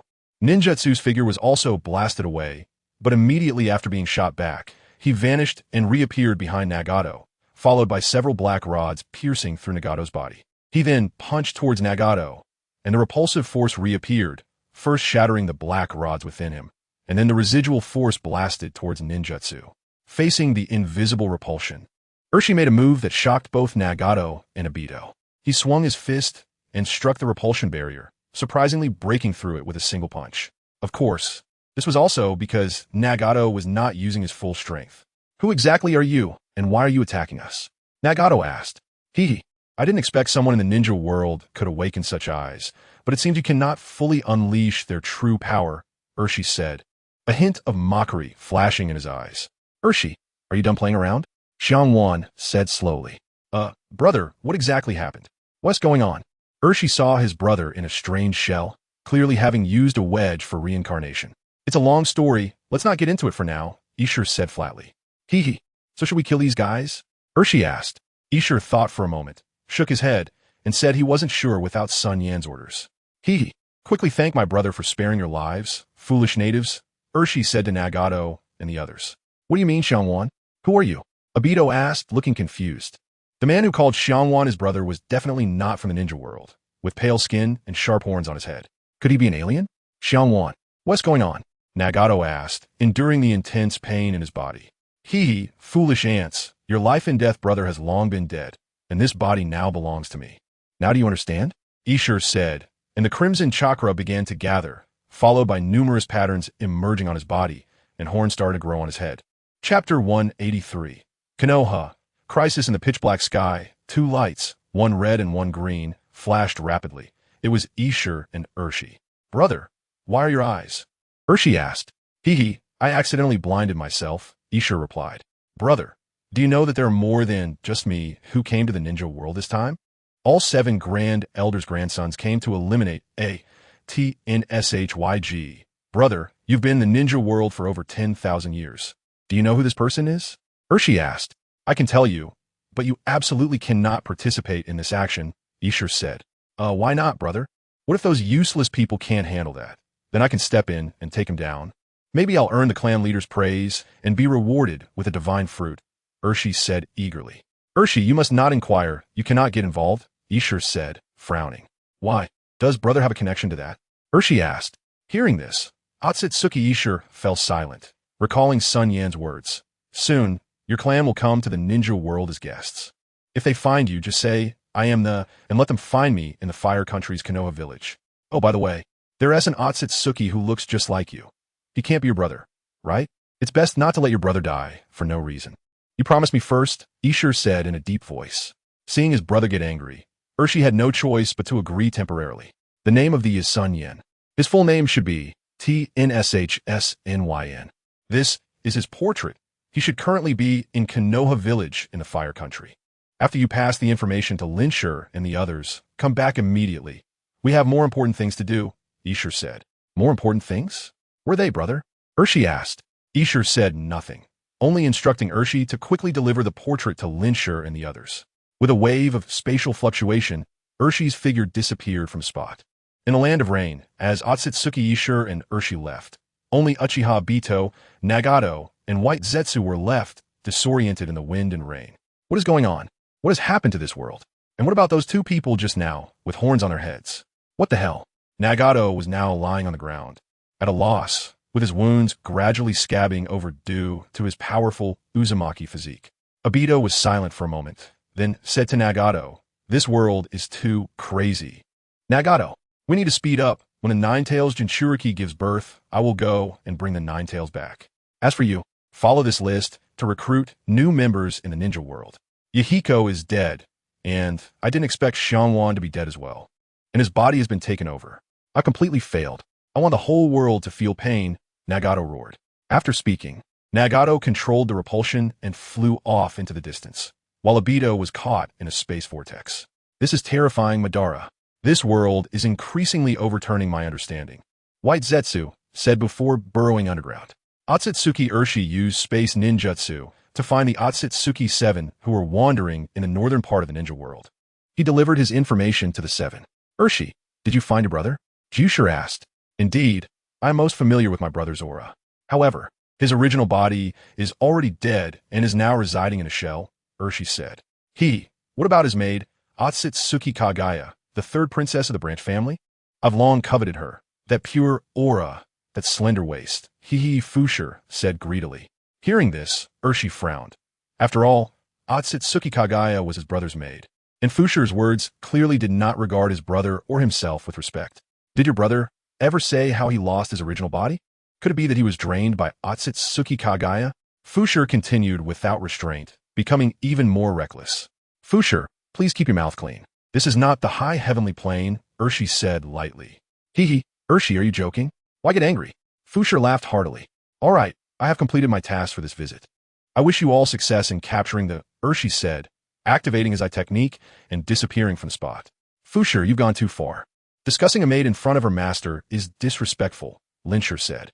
Otsutsuki Kagaya was meant to be my woman," Fushur said, revealing a hateful expression. "All right, now that we have found let's set off and destroy this world and return to the high heavenly plane," Jusher said, his figure disappearing. "Damn it, Jusher has taken the lead. I can't let this guy steal the head.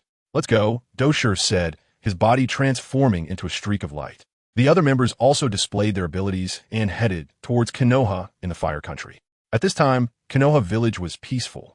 SunYan was using his 1,000 light eyes to gaze into the distance, where the figures of the Seven were clearly visible. "They are coming soon. I don't want to ruin my divine power space, so go play in your heavenly realm," SunYan said to Otsutsuki Kagaya with a smile. My space can be thoroughly ruined, right?" Otsutsuki Kagaya gritted her teeth. The night in Konoha should have been beautiful and peaceful, but tonight was destined to be a sleepless night. In the distant sky, 7 beams of different colors rapidly approached, carrying immense power as they surged toward Konoha.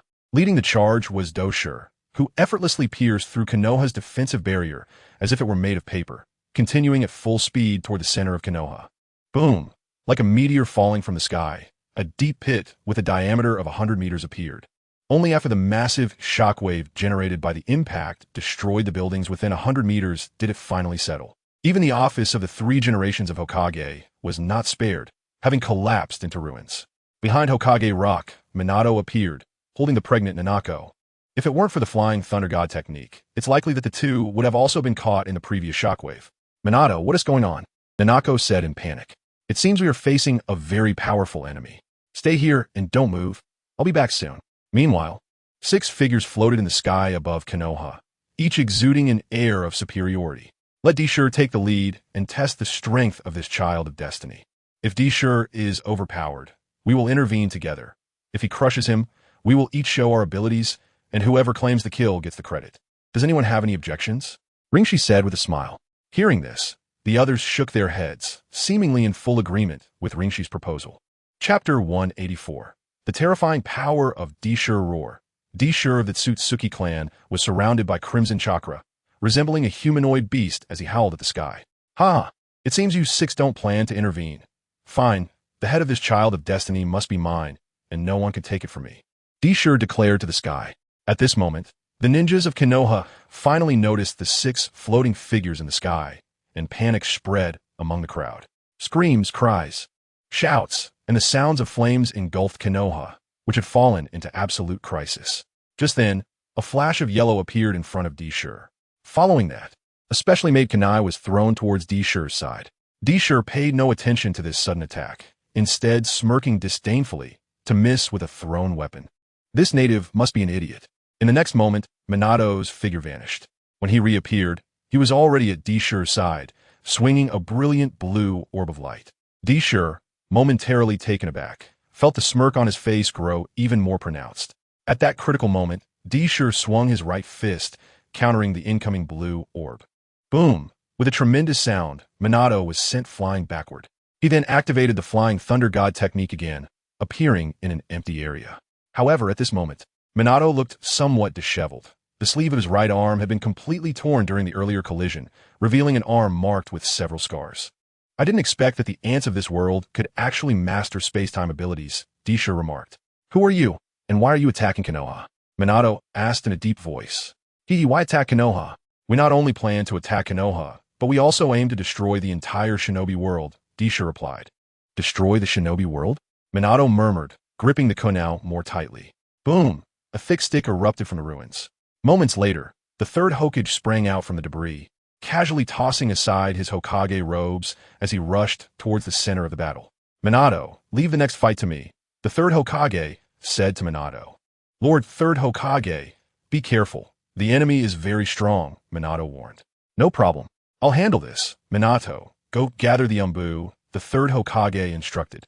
Lord Third Hokage, we're coming. A group of Umbu rushed towards them. In the distance, countless ninjas were also heading this way, with SunYan bringing Tsutsuki Kagaya to the top of Hokage Rock. When shall we strike? Kagaya asked. Let us wait a bit longer. Isn't it nice to watch an exquisite battle for free? SunYan replied. Who are you, and why are you attacking Konoha? The third Hokage asked. I am a deity from the universe, here to exterminate you ants, Deshur stated. A deity? If having horns and pale skin makes one a god, then there are many gods in this world, an Umbu remarked. Deshur, don't forget our main mission, Ringshi said from the sky. Let the child of destiny's son, Yin, step forward. Otherwise, the entire Konoha will be buried with you, Deshur declared loudly while floating midair. SunYan? Who is that? I've only heard of SunYan. Are the child of destiny SunYan and SunYan the same person? Several Umbu said in low voices.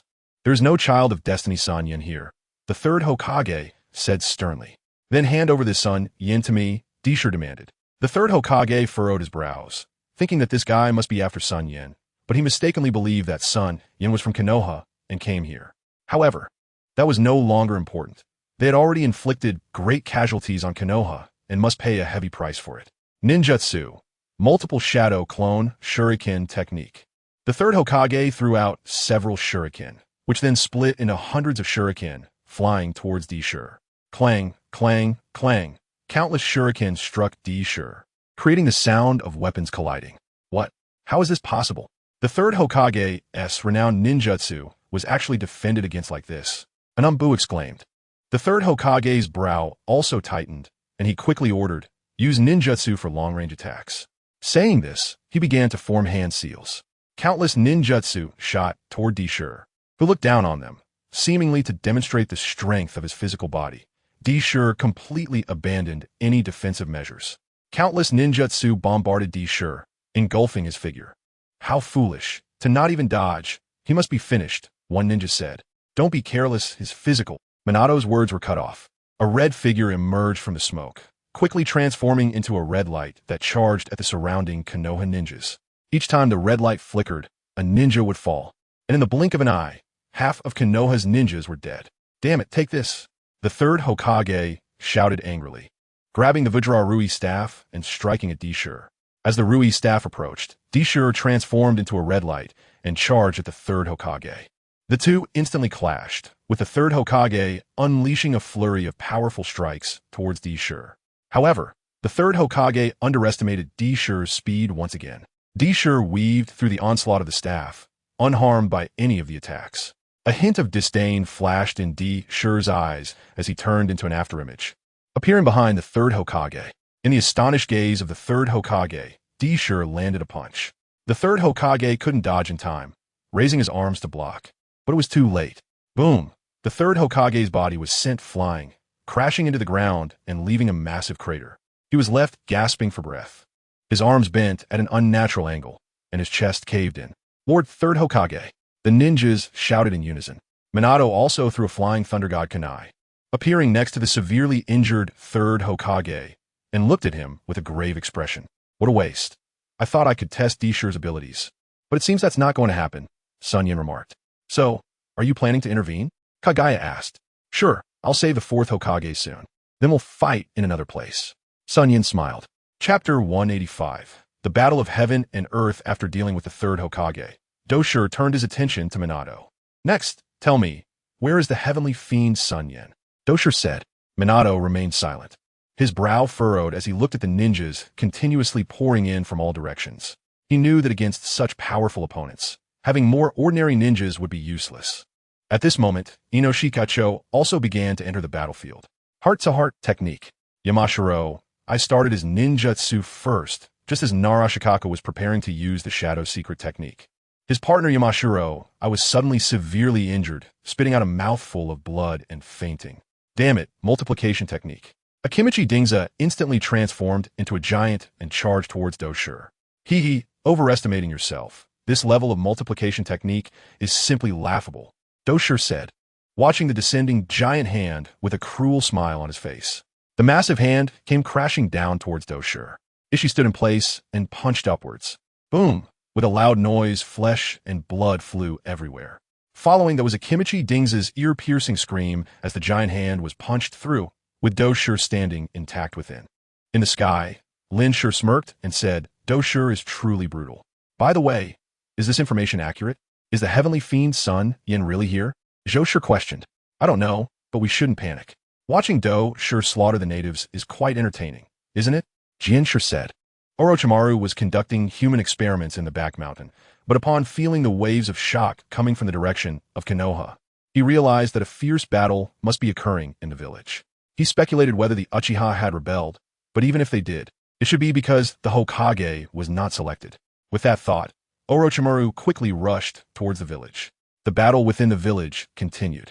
It seemed that the ninjas realized that if they did not give their all in this fight, they might not have another chance to fight in the future. The ninja clans no longer stood by idly.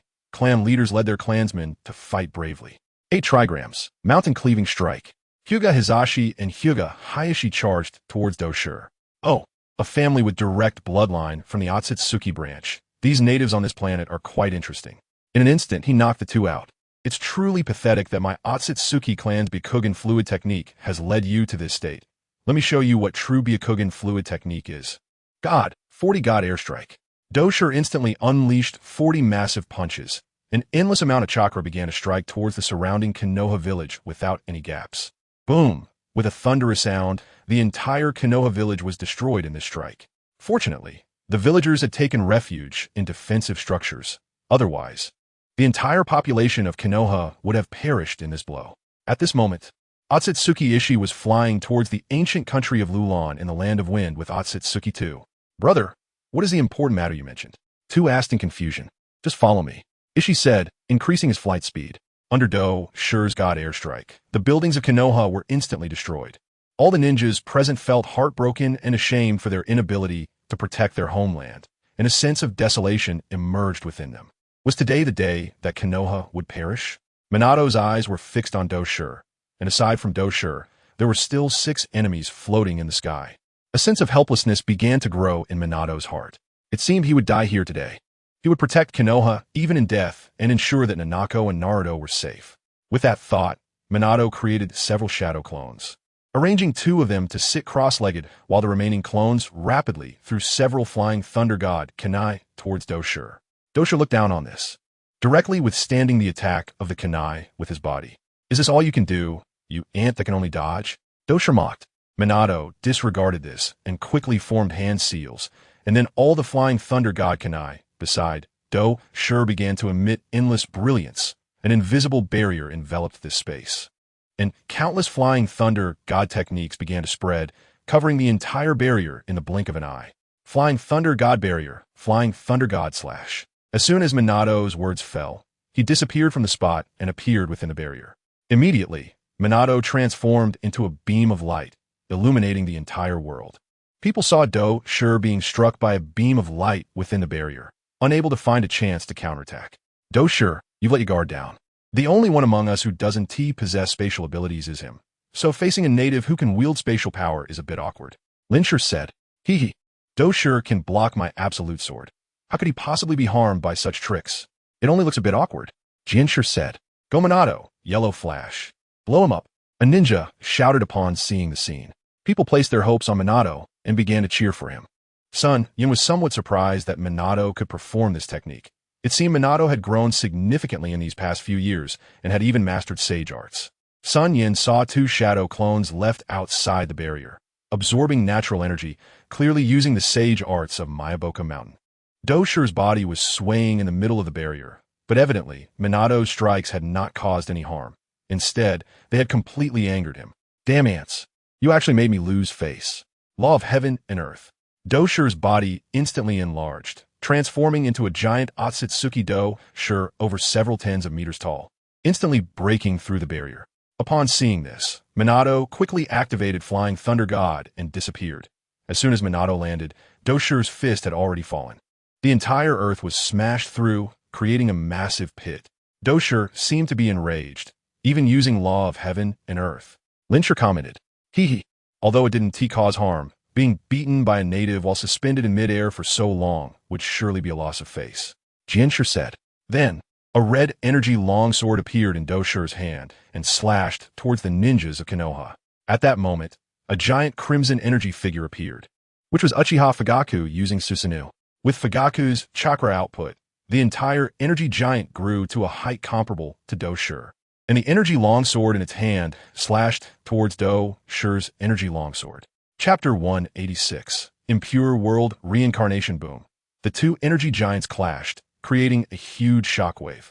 However, the next moment, Ishii's giant sword instantly sliced Uchiha Fugaku's Susanoo's giant sword in half, and then slashed towards Susanoo itself.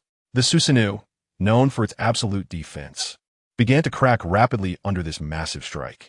Doshur moved again, delivering a swift punch towards Uchiha Fugaku, his massive body moving with remarkable agility as the giant Susanoo's frame was punched through, creating a large hole. Uchiha Fugaku also suffered a great backlash, feeling a sharp pain in his eyes, and two trails of blood streamed down. As his ocular power waned, the entire Susanoo began to vanish. Damn it, even Susanoo can't match him, Uchiha Fugaku said, covering his eyes. Clan leader, are you okay? The Uchiha clansman beside me said, I'm fine. Let's try Amaterasu now and see if it can hurt him. Uchiha Fugaku finished speaking, and his gaze fell on Otsutsuki Kinshiki. In the next moment, black flames appeared, enveloping Kinshiki's massive body. Watching the black flames burning on his body, Kinshiki showed no signs of panic because he knew that these natives could not harm him at all. In the next moment, the black flames were absorbed into Kinshiki's body at a visible speed. Useless ants, that brat from Konoha, 10 Satsu SunYan, is truly a coward, sending you weaklings to die, while he himself doesn't know where he ran off to, Kinshiki said. We in Konoha have no such 10 Satsu SunYan you speak of. You got the wrong place. SunYan has nothing to do with Konoha. He is the chairman of the Land of Fire in the Hidden Flame Village. If you want to find him, go look for him in the Hidden Flame Village, an Umbu member said angrily. Land of Fire, Hidden Flame Village? In the sky, Shinjitsu murmured. Could it be that the intel was wrong? Jujitsu also said, these natives don't seem to be lying. We indeed have the wrong place. However, since we've already destroyed this place like this, we might as well wipe it out completely, Kinjutsu said. Kinshiki, hurry up and finish this. Once you're done, we will go to the Land of Fire, Bujitsu said to Kinshiki in the sky. Dealing with these ants takes just one move, Kinshiki replied, once again wielding the energy greatsword in his hand and slashing towards the crowd. Seeing this, everyone felt despair and began to flee in all directions. Just then, a thick wooden branch sprouted from the ground, wrapping around Kinshiki's arm. As chakra was channeled, the wooden branch grew even thicker. Kinshiki's movements were momentarily hindered, and the light sword in his hand deviated from its original trajectory, slashing towards the ruins of Konoha. Kinshiki's expression darkened. This was the third time he had been slapped in the face by these natives. Chakra gathered in his arm, instantly shattering the thick wooden branch that bound his arm. He turned his gaze toward two men in armor in the distance, one in red armor and the other in blue armor, who were none other than the first Hokage, Hashirama Senju, and the second Hokage, Tobirama Senju. Big brother, weren't we already dead? What's going on now? Tobirama asked Hashirama beside him. This should be the Edo Tensei you invented. It was clearly turned into a forbidden technique, so why are there still people who can successfully perform it? Hashirama said, puzzled. Gentlemen, now is not the time for reminiscing. Let's focus on dealing with that terrifying guy in front of us. A hoarse voice echoed in their minds. It was Orochimaru's voice. Kid, are you the one who summoned us from the Pure Land? Why are you hiding? Tobirama asked. To Hokage-sama, Konoha is at a critical moment for survival. You should take a good look at where this is, Orochimaru said. Earlier, in a moment of urgency, Orochimaru had no choice but to control the consciousness of the first Hokage, using ninjutsu to save everyone, and had just now released the two's consciousness. This is Konoha, the first Hokage exclaimed, looking at the Hokage rock and the ruins of Konoha in shock. Kid, what on earth happened? Has the land of fire been destroyed? Tobirama said with a dark expression. He, the one responsible for Konoha's destruction is that guy, Kinshiki said. Are you saying that Konoha was destroyed by just one person? Tobirama was shocked. Could it be that the person floating in midair was on the same level as his older brother? Here come two more ants. No matter how many ants like this come, the result will be the same. They will only die, Kinshiki said, swinging the energy longsword and unleashing a massive sword aura toward the first and second Hokage. Who are those two? Why do they feel familiar? As if I've seen them somewhere? One person in the crowd asked. You idiot, that's the first Hokage and the second Hokage. Another person replied. After saying this, they suddenly felt a bit uneasy. Hadn't the first and second Hokage been dead for many years? Could it be that they had not actually died and had been secretly guarding Konoha all along? As they watched the incoming sword aura, Orochimaru's voice once again echoed in the minds of the two. Gentlemen, I will completely lift your restrictions, and you will regain 70% of your strength from when you were alive. After saying this, Orochimaru's voice vanished, and the two's momentum was once again enhanced. Shinjitsu looked at the first and second Hokage and said, these two are not living beings. They are already dead. What? Shinjitsu, are you joking? In such a low-level world, is it possible to master the art of resurrection? Kenjutsu said, It's not true resurrection in the literal sense, but rather a technique similar to borrowing a corpse to return the soul, Shinjitsu said. Isn't borrowing a corpse to return the soul your specialty? Shinjitsu asked. That's right. So, I want these two powerful souls, Shinjitsu said. You can't just take them. I happen to need two souls as well, Jujitsu said. Then we'll just have to rely on our own abilities, Shinjitsu said. Immediately, sparks began to fly between the two's eyes. After the restrictions on the first and second Hokage were lifted, two immense auras instantly emerged from them. As they faced the incoming sword aura, the first Hokage clasped his hands together, and the ground began to tremble violently. The earth cracked open, and countless trees burst forth from the ground, instantly spreading throughout the area, colliding with the incoming sword aura. Where the sword aura passed, the trees were all obliterated. But at the same time, they weakened the sword aura. In the end, the sword aura dissipated, and the trees were all destroyed. Not bad. Finally a decent end has come. Ha ha ha ha. Kinshiki laughed maniacally. Bastard, would release, would golem technique. Would release, would dragon technique. Hashirama Senju clasped his hands together, and the ground began to shake violently. Chapter 187, Kinshiki versus First and Second Hokage. The ground began to tremble violently, and countless trees erupted from the ground, quickly coalescing into a nearly 100-meter tall wooden giant, with a wooden dragon coiling around its waist, glaring menacingly at Kinshiki. Bastard, you actually destroyed Konoha like this. It's simply unforgivable. As he spoke, the wooden dragon around his waist surged towards Kinshiki. However, in the next moment, the fierce wooden dragon was smashed to pieces by a single punch from Kinshiki. Hashirama's eyes trembled as he controlled the wooden giant to kick Kinshiki. Seeing the wooden giant, which was half a head taller than him, Kinshiki felt displeased and immediately activated his ocular technique. His body, which was already several dozen meters tall, grew even taller, and a 200-meter giant appeared in place. Meanwhile, the ground below Kinshiki could no longer bear his weight, starting to crack and sink. What? Now it's Hashirama's turn to be shocked. The next second, Kinshiki moved. His massive body leaped up and delivered a powerful kick toward the wooden giant. With a loud bang, Kinshiki came crashing down, and the wooden giant was already crushed to ashes beneath his foot, creating a deep pit over 100 meters deep in the ground, while a giant mushroom cloud rose into the sky.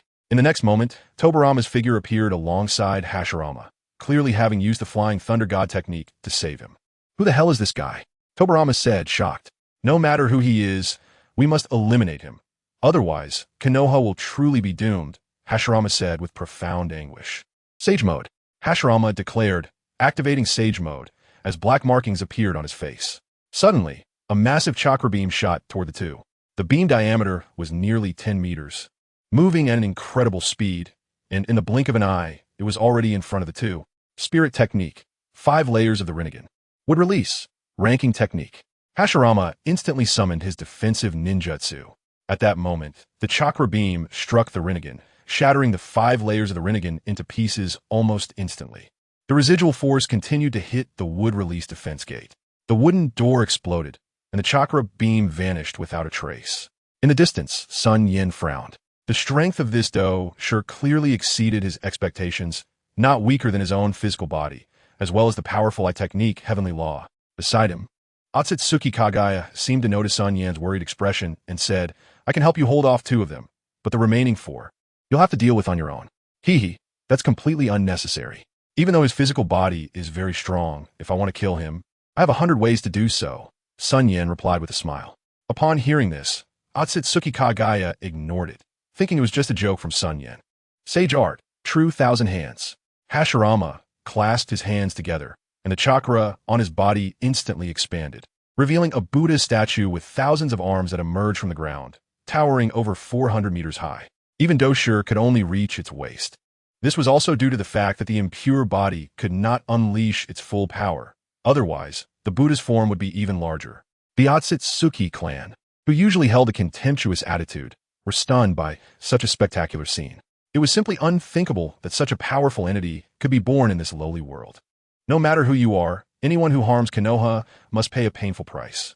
With Hashirama's roar, the thousands of hands on the Buddha statue began to move. Ah, top transformation, Hashirama shouted, and thousands of arms ruthlessly attacked Doshur. Doshur's expression finally changed. He sensed a hint of threat. But that was all. True, Heavenly Law, Doshur shouted, and his form grew again, reaching over 500 meters. Then, red chakra began to gather around Doshur.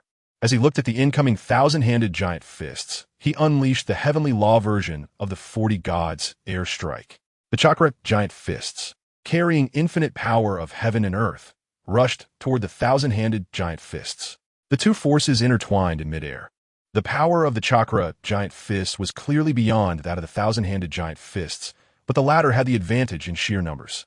Countless 1,000-handed giant fists shattered the 1,000-handed giant fists, while the chakra giant fists were weakened in the repeated clashes. For a moment, both sides seemed to be at a standstill. To force Doshur to use his strongest Heavenly Law, this ant is not simple, Jianshur remarked. Indeed not simple. But Doshur is not using his full power, is he? Joshur replied. However, an ant is still an ant. When Doshur uses Heavenly Law, not only does his physical strength increase proportionally, but his defense also increases tenfold. Even taking these wooden fists head-on would feel like a tickle, Bingshur said. Boom, boom, boom. With a series of massive explosions, the chakra giant fists and the wooden giant fists completely dissipated. Ant, you're quite good, but you're still ultimately an ant, Doshur said, feeling unsatisfied. The next moment, Doshur's massive form vanished, transforming into a huge red light. In the blink of an eye, he was above the great Buddha, wielding an energy longsword hundreds of meters long, and struck down from the sky. A flash of red light appeared, and Doshur's figure had shrunk to that of an ordinary person, while a red light emerged on the Buddha's body, which then became increasingly dazzling. And soon the entire great Buddha was sliced in half. Hashirama also could not escape this strike, his body turning to ashes. Seeing this, Dosher's mouth curled into a smile. However, at that moment, a blue figure appeared in the right space, ruthlessly slashing toward Dosher's neck with a kunai. Clang, the sound of metal clashing rang out, and in the next moment, Dosher had inserted several black rods into Tobarama's body, pinning him to the ground. Thus, the battle ended. Even Dosher felt extremely drained at this point. Minato was now kneeling on one knee, having exhausted all his chakra with the Flying Thunder God barrier, leaving him unable to do anything but kneel and recover his chakra. Next, ants, are you ready to face death? 6 figures descended from the sky. The DefeatsUchiha clan members who had been watching the show from above. Dosher, can you hand over these 2 soul bodies for me to handle? Fusher said to Dosher. Whatever, Dosher replied, turning to leave. Dosher, since you look down on them, I'll take them for you. Dosher said with a smile. Bastard Fusher, I was the first to ask Dosher for them. What do you mean by that? Fusher asked. He, I said long ago, each according to their abilities, Dosher said, pointing his hands at the bodies of the first and second Hokage, marking them with several curse marks. Fusher was not to be outdone, casting several spiritual symbols from his hand, first attacking Dosher's curse marks, then heading for the bodies of the first and second Hokage. Just as the spiritual symbols and curse marks were about to enter their bodies, 2 silver flames struck the spiritual symbols and curse marks, reducing them to nothingness. Seeing this, both Fusher and Dosher were dumbfounded. Bastard, who is it that disrupted my good deed? Fusher said angrily. To Fusher's expression, everyone showed disdain, mocking him. Could it be that you are not the one who did something? You're talking nonsense. I want to say it was you who did something. Fusher retorted. As the 2 were about to argue, the other DefeatsUchiha members pulled them apart. At that moment, the 2 impure reincarnated bodies of the first and second Hokage completely dissipated in the ninja world. Damn it, Dosher, it's all your fault. If it weren't for you, I'd have 2 more powerful souls. Fusher cursed angrily. Nonsense. There must be someone secretly working against us. Why does the ant dare not show its face? Dosher calmed down, unlike Fusher, who was completely lacking in strategy. Clap, clap, clap. A round of applause echoed. The 7 were instantly attracted by it, and they saw 2 figures slowly flying toward them from Hokage Rock. One of them even had horns on his head, and the group felt a sense of DJVU. However, they were puzzled. There were people on Hokage Rock, and they should have detected it long ago. Why could these 2 avoid their detection? That's Otsutsuki Kagaya, Dosher exclaimed in shock. Yes, that's the traitor, but wasn't she sealed? Why is she here now? Bingshire asked. She must have broken the seal. HMPF, it's even better this way. It saves us the trouble of breaking the seal ourselves and bringing her back to the clan, Jinshur said. That's right. This venomous woman actually dared to rebel against her lord. Fusher, I vaguely remember that you fell out with Ishur over this woman. Do you feel lucky now? Dosher mocked. Upon hearing this, Fusher's expression stiffened, and he inwardly hated Dosher, but he only chuckled and said, whose youth isn't confused. I definitely won't hold back now. Haha, is this the rhythm of love turning to hate? Dosher laughed heartily. Kagaya Otsutsuki, you traitor, how dare you appear before us?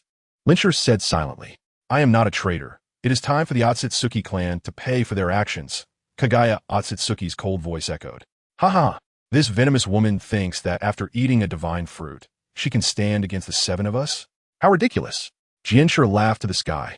Hehe, Kagaya Otsutsuki, why don't you obediently surrender and come back with us to Takamagara to atone for your sins? Don't wait for us to make a move, or you will have no way out. Lyncher said coldly.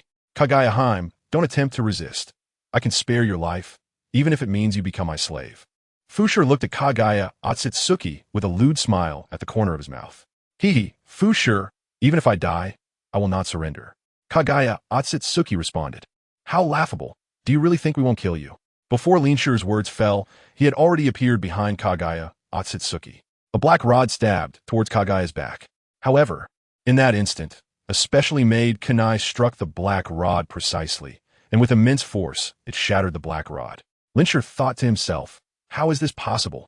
The next moment, the native who had remained silent beside Kagaya Otsutsuki suddenly appeared above him, a deep blue chakra ball smashing down towards him. Lyncher was once again shocked.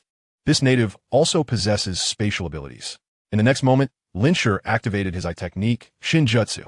He appeared in the sky, but just as he did, a spatial black hole appeared behind him, and a silver bone spike pierced his body. Now, It was not only Lin Shi who was shocked. All of the Otsutsuki 7 were astonished. Lin Shi had clashed with that person for less than a second before he was already defeated, and the defeat was inexplicable. The area around Lin Shi's wound began to turn gray, and the gray continued to spread. Seeing this, Zhou Shi hurriedly activated several powerful spells to reinforce Lin Shi. Fu Shi also cast several spirit talismans to bolster Lin Shi. He, it's useless. Gods from Takamagara, welcome to the ninja world, delicate little cuties. SunYan's voice, like that of the Grim Reaper, struck the minds of the 7. Who exactly are you? Fu Shi asked in shock, as he could clearly sense a deadly danger from SunYan. He, I am the person you're looking for, the celestial calamity SunYan. SunYan said ominously. Just as several people were stunned for a moment, the entire world underwent a violent change, initiated by Kaguya Otsutsuki's heavenly realm. This is the heavenly realm, a spatial eye technique only obtainable by eating the divine fruit. That traitor again, damn it, actually teaming up with the celestial calamity's descendant, truly damnable. Jianshi said, the spatial barrier here is incredibly strong. Even if we possess spatial eye techniques, it will be difficult to escape for a while, Zhou Shi said. What about those 2 dogs? Bing Shi asked. The 6 looked around. In this desert-like space, only the 6 of them remained, and Lin Shi, who had been struck by SunYan's bone, had already vanished. Outside, Otsutsuki Lin Shi's body had become increasingly fragmented as SunYan walked over to him, looking mockingly at the gasping Lin Shi. You're Otsutsuki Lin Shi, right? About to die. Do you have any last words? SunYan said with a grin. Damn it. Don't be smug. I've left a wedge in Takamagara. Even if my Otsutsuki army comes, even if you are the celestial calamity's descendant, you will only perish here. Lin Shi roared. Ha, you don't need to find me. After I kill you, I will deal with the affairs of the ninja world, and then I will personally go to Takamagara to kill all of your Otsutsuki clan. SunYan laughed. Chapter 189 SunYan vs. Otsutsuki 6. Ha ha. Upon hearing this, Otsutsuki Lin Shi suddenly burst into loud laughter. Wow, getting killed and still so happy, what a strange taste. SunYan scoffed. Celestial calamity SunYan, you are simply overestimating yourself. Seeking your own death. Lin Shi said. You know nothing of my strength, but before you die, leave your eyes behind. SunYan said, placing his hand on Otsutsuki Lin Shi's head. Followed by a piercing scream. Otsutsuki Lin Shi's eyes gradually lost their luster, turning gray, and then disappeared completely. Lin Shi's body was also completely destroyed by the bone of destruction, turning to ashes. Otsutsuki Lin Shi's eye technique, called Shinjutsu, is a type of spatial eye technique, Shinjutsu, where what the eye sees can be resisted in an instant. It is a spatial ability stronger than Flying Thunder God. Quite impressive. What are you looking at? There are still 6 left to deal with. SunYan said to Kaguya Otsutsuki, who was frozen in place staring at him. Upon hearing this, Kaguya Otsutsuki came to her senses, a faint blush appearing on her face. Have you been conquered by my bravery? SunYan said. When we go in, can I personally deal with Otsutsuki Fu Shi? Kaguya Otsutsuki ignored SunYan's joke and said, Is it the one who pursued you before? SunYan asked with a smile. Kaguya Otsutsuki nodded. No problem, SunYan said, activating Hades' path and entering the heavenly realm first. As soon as SunYan's figure appeared, several beams of light shot towards him. Silver Dao orbs instantly formed, blocking the attacks from the others. Everyone, have you thought about how to die? SunYan asked the group. Lin Shi was merely ambushed by you. Do you really think we are no match for you? Jianshi said, summoning countless energy swords from the space behind him, sweeping towards SunYan. Divine Fire Spell. Zhou Shi formed several unfamiliar hand signs, followed by purple flames appearing, transforming into a giant fire dragon that charged at SunYan. Bing Shi summoned dozens of energy giants, clad in armor and wielding energy swords, to attack SunYan. Yin-Yang Life and Death Talisman, activate.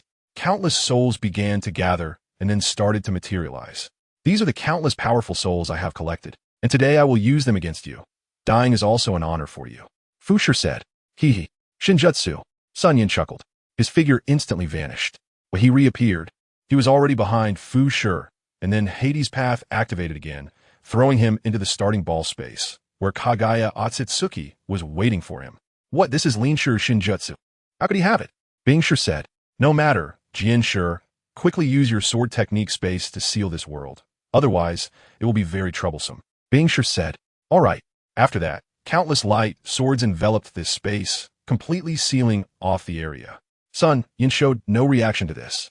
Immediately after, energy light swords, energy divine weapons, and various powerful spells surged towards him.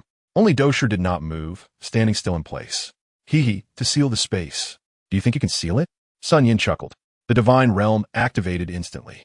All attacks passed through SunYan's body, striking the desert behind him. For SunYan, the only one who posed any pressure was Dosher. Jianshi, what is going on? Bingshi asked. I don't know either. Why did the sword technique space fail? Jianshi said. It is highly likely that the opponent's space ninjutsu is not on the same level as your swordsmanship. The spellcaster said. Is it true that the once dominant members of the Celestial Scourge can only dodge and evade? How ridiculous. The spellcaster continued. That's right. Are you only capable of sneak attacks and dodging? The warrior said. Haha, I'm afraid I'll finish you off too quickly, and someone won't be able to meet their word count. SunYan scoffed at this, shook his head, and placed his hand on the long sword at his back. In the next moment, a flash of sword light appeared as the long sword was drawn, and SunYan's figure transformed into a beam of light. Rushing toward the four of them, divine weapon descends.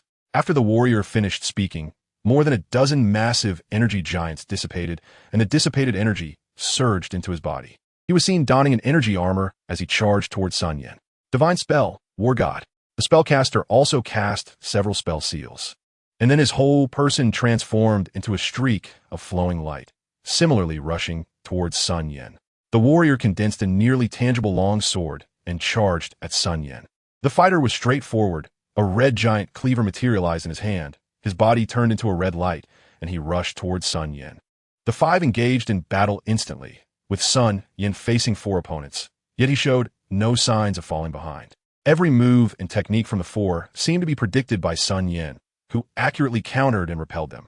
Aside from that, his swordsmanship was so exquisite that it left the four in awe, especially the warrior, who felt utterly humiliated comparing his swordsmanship to SunYan's. Thunder escape, purple lightning, instant slash. SunYan infused his sword with purple lightning and executed his sword technique.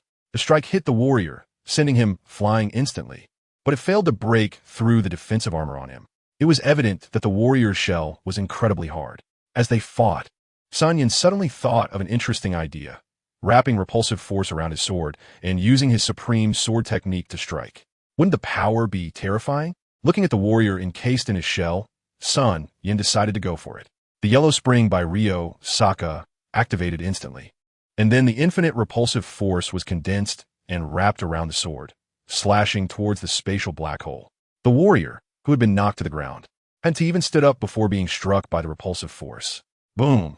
The armor on the warrior instantly shattered, and the exposed part of his body was hit by the repulsive force, resulting in a burst of blood mist, before he was slashed into a deep pit that resembled a heavenly chasm, never to be heard from again. Upon seeing this, the three fighters felt a hint of retreat in their hearts, but it was already too late. SunYan would absolutely not let them leave. Only by unleashing all their power could they hope to contend with him. 10,000 Law's sword. The warrior unleashed all his power. The energy light swords behind him manifested various runes, and an overwhelming sword intent surged forth, slashing towards SunYan. SunYan rarely took things seriously, but then dozens of Tao-seeking jades emerged from his body, and the jades began to fuse. An endless golden light sword slashed towards the warrior's ultimate move. Chapter 190, One-Sided Massacre. The endless golden light sword, shimmering with dazzling brilliance, collided with the law sword unleashed by the warrior. In just one exchange, the warrior's law sword was covered in cracks, and the next moment, the entire law sword was shattered by the golden light sword. The residual force continued to slash towards the warrior. Seeing this, the warrior immediately activated space ninjutsu, trying to evade this fatal blow. However, he still underestimated the speed of the light sword. Half of his body was severed by the golden light sword. Warrior, the spellcaster, shouted from the side, his heart filled with shock. Why is Celestial Scourge SunYan so strong? Even with our 7 people working together, we can't compete with him alone? The warrior had already lost consciousness, nearly half of his body severed, but he had not yet died. SunYan, seeing this, ignored him, looked at the chasm made by the golden light sword, and waved his hand, causing it to dissipate. Celestial Scourge SunYan, the Hitsutsukey clan, will not rest until one of us is dead.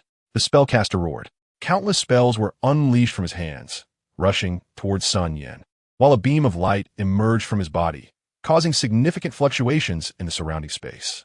Clearly, this guy wanted to forcibly tear apart space and escape. Fighter, true fighter. Help me break open the space here. We are no match for him.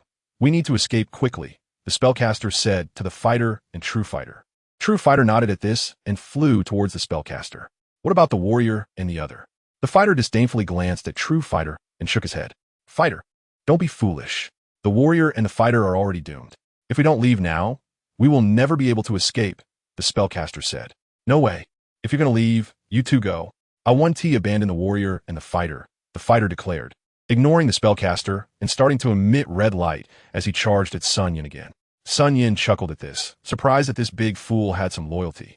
Seeing this, the spellcaster no longer cared about the fighter, and he and true fighter each unleashed their own spatial abilities to forcibly tear apart the spatial barrier. SunYan showed no reaction to the actions of the spellcaster and true fighter, instead engaging in hand-to-hand combat with the fighter. It was a fist-to-fist, foot-to-foot clash.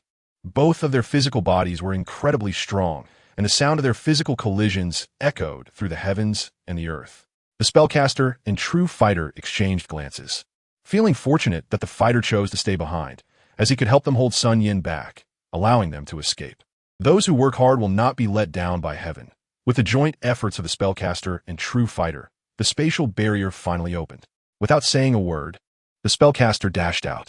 Upon seeing this, SunYan smiled slightly, thinking, haha, once you enter my divine space, escaping 1T be so easy. Law of heaven and earth. The fighter, seeing SunYan in a daze, instantly activated the law of heaven and earth. A 500-meter giant emerged, clenching its fist and smashing it toward SunYan. Divine descent.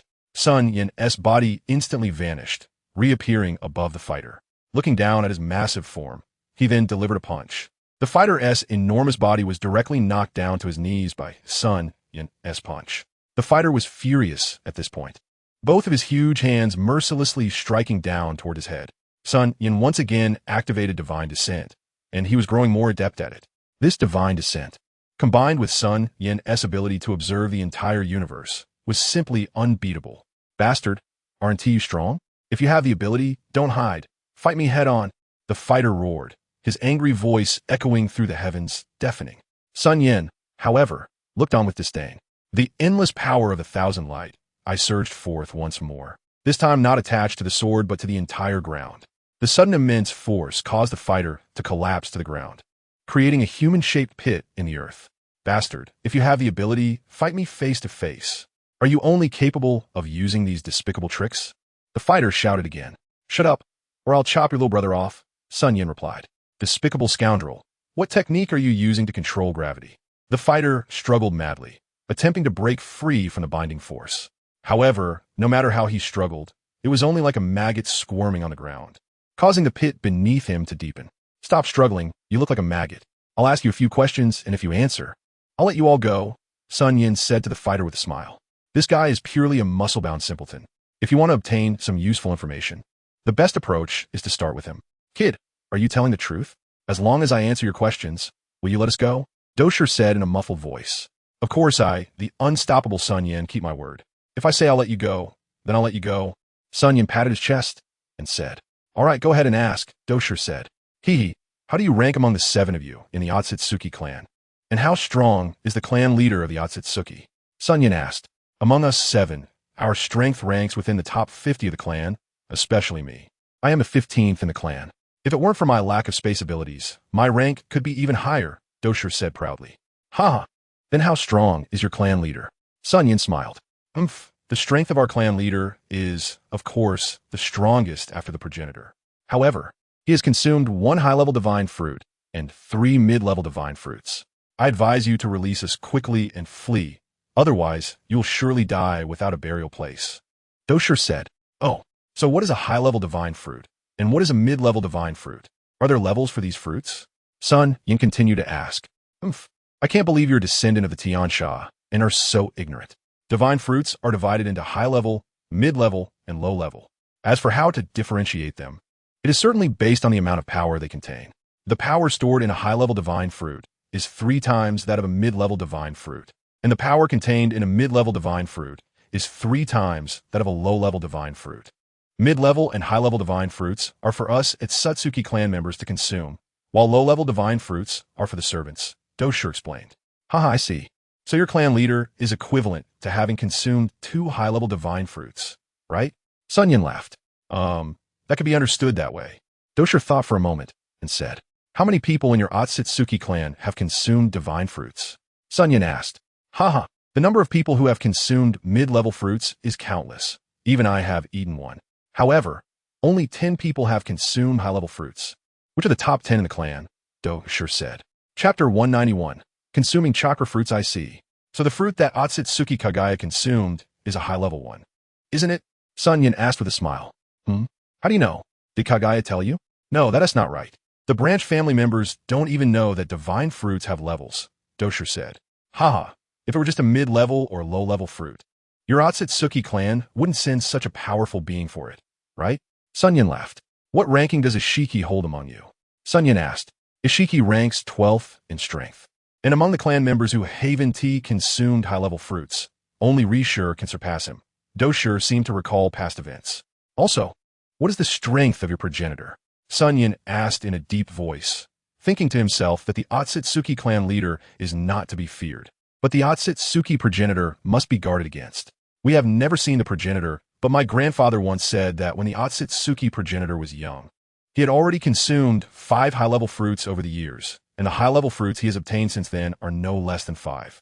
However, they have not been distributed to the talented youths of the clan as before, but have been offered to the heavenly god hall. This time when we came to the shinobi world, besides exterminating you, we also have a task to condense the chakra fruits of the shinobi world and bring them back.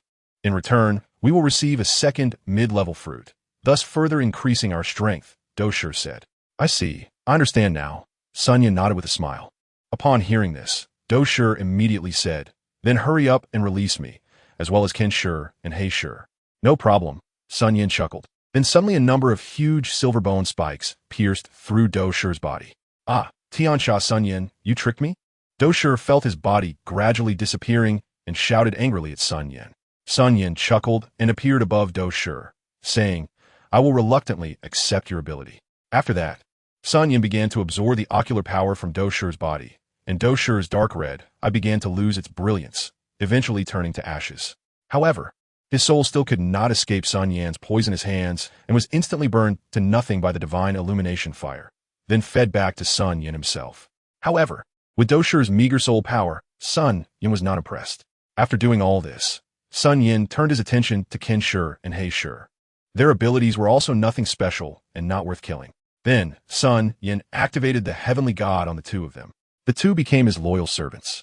Meanwhile, in the parallel space connected to the dragon vein, Ishiki and Jaishur had just gone through a life-and-death battle. In this parallel space, there was no sign of life. The entire world was illuminated by a blood-red moon, and Uchiha and Kurizetsu in this world had already died beyond recovery. Brother, how did you discover this parallel world?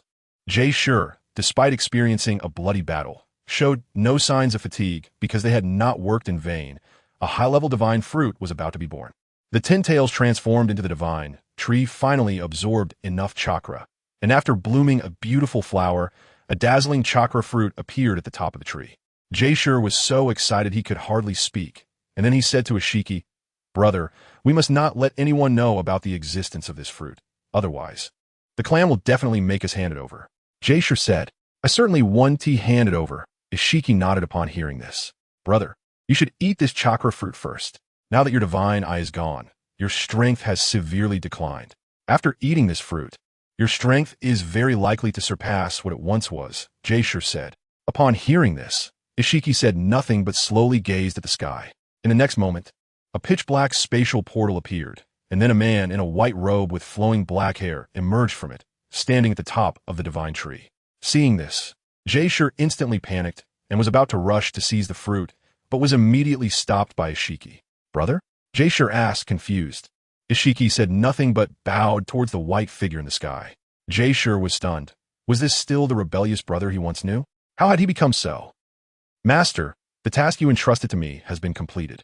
Ignoring Jaishur's shocked expression, Ishiki said to SunYan while bowing. Well done, SunYan praised, then picked up the chakra fruit in his hand and stuffed it into his mouth. Jaishur was dumbfounded. Everything was too unbelievable. However, seeing the divine fruit had already fallen into SunYan's mouth, Jae-Shu's body disappeared from the spot and charged at SunYan. However, in the next moment, before Jae-Shu could reach SunYan, an exceptionally powerful aura emanated from SunYan's body, leaving Jae-Shu stunned. This aura was something even the clan leader did not possess. In the next moment, Jae-Shu's body was blown away by this powerful aura. While SunYan underwent some changes, a huge golden 9-tomo rinnegan appeared on his forehead, his height increased again, and the strength of his physical body received another qualitative enhancement. Besides that, there were no horns on his head or white hair. The long-lost ocular spirit also reappeared. I suggest you supply this power to the divine root for absorption. As for the 9-tomo rinnegan, this divine has already started to absorb and can evolve again. SunYan was momentarily stunned by the words. Then he started to laugh, thinking, will my eyes reach their final form after this evolution? No. Only after you absorb the power of the stars can your eyes evolve to their final form, said the Eye Spirit. The power of the stars, the ancient stars of the universe? SunYan asked. The Eye Spirit did not respond. And SunYan felt that the eye in the center of his forehead had disappeared, while his own eyes began to change again. The stars in his silver eyes slowly turned golden, making them even more beautiful. SunYan also sensed several new eye techniques coming to him. In addition, the divine roots within him had fully grown, and the chakra in his body had completely vanished, replaced by the divine power emitted by the divine roots. Feeling the power filling his body, SunYan couldn't help but exclaim, awesome. The second style also realized something, looking at SunYan without speaking or making another move. As he felt a flicker of misgiving, he thought that if he took action, he would be instantly obliterated. First style, let's go, SunYan said, first putting the divine tree into his space, then disappearing from the spot, returning to his main world through the dragon vein. Once the first style and the second style emerged, he casually waved his hand, absorbing the entire dragon vein into his body. Chapter 192, Resolving the True Style and Curse Style. Big brother, what exactly is going on? Who is he, and why do you call him master? The second style asked the first style. He is the celestial remnant, the one that the fighting style wants to kill, celestial SunYan, and he is also my master, the first style replied. Second style, do not try to attack him, or even I won't be able to save your life, the first style said seriously to the second style. Big brother, what has happened to you? Why you seem so strange? With your pride, even the clan leader wouldn't receive such treatment from you. The second style retorted angrily. He, Otsutsuki second style. I won't kill you today. When you go back, tell your clan leader and ancestor to prepare for me, SunYan said, having overheard their conversation. Damn it. What kind of sorcery have you used to make my brother lose his mind? The second style shouted angrily at SunYan. In his rage, he forgot the first style's warning and charged at SunYan. In SunYan's view, countless small black wedges rushed towards him. However, before they could get close, they were already destroyed by an invisible repulsive force. Suddenly, the second style was inexplicably slammed to the ground, suffering a heavy blow from a single punch. It was SunYan's new eye technique, the Wheel Grave Boundary Hell. Compared to Uchiha Madara's Wheel Grave Boundary Hell, it was even more powerful. Even the Nine-Tails Rinnegan could not perceive the existence of the Wheel Grave Boundary Hell. Each avatar possessed 70% of SunYan's strength, and SunYan had as many as 16 avatars of the Wheel Grave. The next moment, a black vortex appeared in the sky, followed by a terrifying aura emerging from it. Then, a gray light appeared, and all regions enveloped by the light fell into a strange calm. SunYan's new eye technique, Time Domain. The time within the time domain was controlled by SunYan. When he absorbed the giant reincarnation eye last time, his time ability evolved. One ability allowed time to rewind, and the other stopped time. However, the opponent was too weak, leaving no opportunity to use it. Only the clan leader of the Otsutsuki might have the strength to fight him. SunYan slowly walked to the second style, placing his hand on his head, beginning to absorb the power of his eyes. This second style chose not to take the path of life and insisted on courting death. The second style's abilities were the same as his brother's, both embodying the great black sky and the lesser name of the Guna. But the abilities were of no use to SunYan. However, absorbing the eye power could evolve into the Thousand Light Eye. When the second style's eye turned to ashes, SunYan waved his hand again, the light shining brightly, and the second style's vitality rapidly waned, turning him into an old man in the blink of an eye. This was the terror of the time domain. However, SunYan had yet to try other uses of the time domain, such as attaching it to a sword. Suddenly gaining too many abilities left him unsure of how to choose. Seeing the Otsutsuki second style on the verge of aging to death, SunYan lifted the time domain. After all, he still needed the second style to deliver a message to the Otsutsuki clan. Once the time domain was lifted, the first style and second style regained their mobility. The second style struggled to get up from the ground. Despite being heavily injured, he intended to fight to the death. However, as he braced himself with his hand on the ground, it suddenly trembled, causing his body to collapse. At that moment, he realized that his body had turned into a dried husk, resembling a dying old man, devoid of vitality. What is happening? He looked at his body in terror, panicking in his heart. Clearly, he was only punched once. How could it become like this? SunYan no longer cared about the two, as there were still two people waiting for him in the Divine Realm space. He activated the Divine Realm and disappeared from the spot.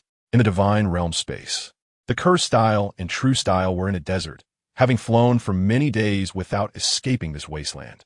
Cursed style, what exactly is this place? It's definitely not the ninja world, the True style said. It's absolutely the ninja world. The spatial barrier of the origin sphere is the largest and is the only space connected to the ninja world, the Cursed style replied. This must be a desert in the ninja world, the Cursed style continued. Cursed style, if this is the ninja world, we should be able to sense the clan's territory space, but we can't sense anything now, the True style said. Moreover, the spatial barrier here seems stronger than that poisonous woman's origin sphere, the True style added. You're right. This is indeed not the ninja world. A familiar voice came, but there was no one around. Upon hearing this voice, the two immediately huddled together, as they were very familiar with it. Although they had known it for a short time, they would remember this voice for their entire lives. The owner of this voice was SunYan. Celestial SunYan. What are you scheming? Why do you dare not come out and fight us to the death? The Cursed style's voice trembled with fear. He.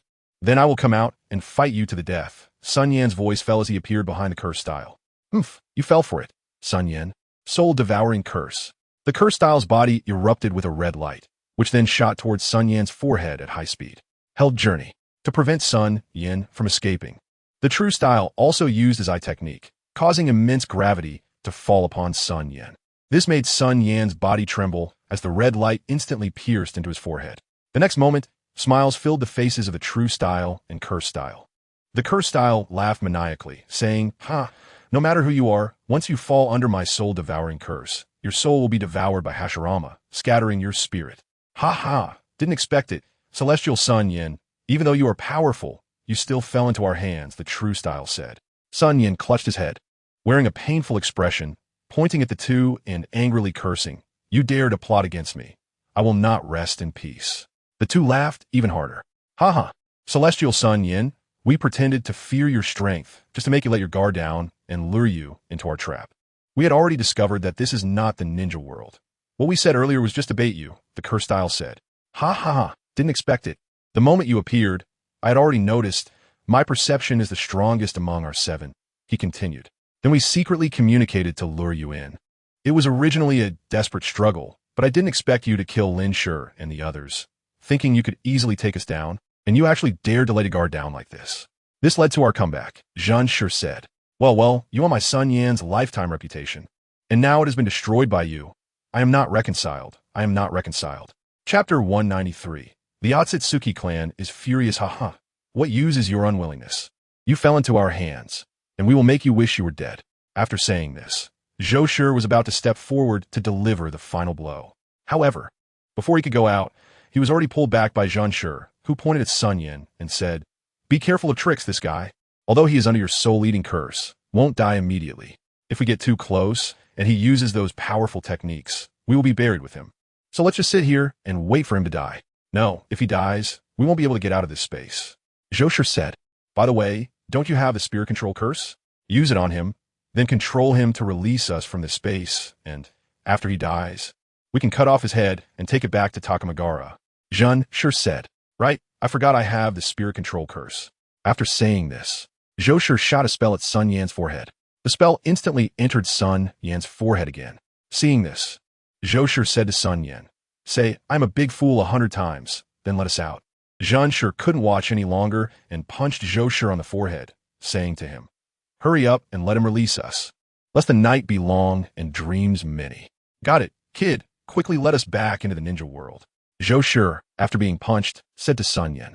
However, SunYan did not comply. Instead, he slowly fell to the ground and became silent. Damn, this kid isn't dead, right? If he dies, what will we do? The space barrier here is so thick that we can't get out at all. Zhou said, holding his head in despair. Who knows? This guy might want to trick us. We can't fall for it. Let's watch for a while. Zhen said, that's right, what you said makes sense. I'll cast a spirit curse on him and see if he's pretending to be dead. Zhou said.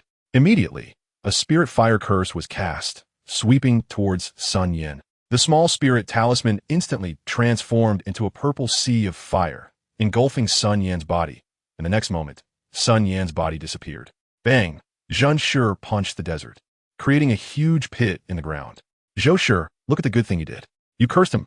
Why use the spirit fire curse? Now, even if he was pretending to be dead, you burned him to death, and now it's good.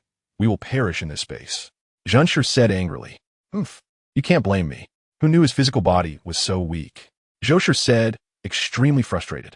At this moment, SunYan, who was watching the show in the sky, was suppressing his laughter as he watched these two fools blame each other.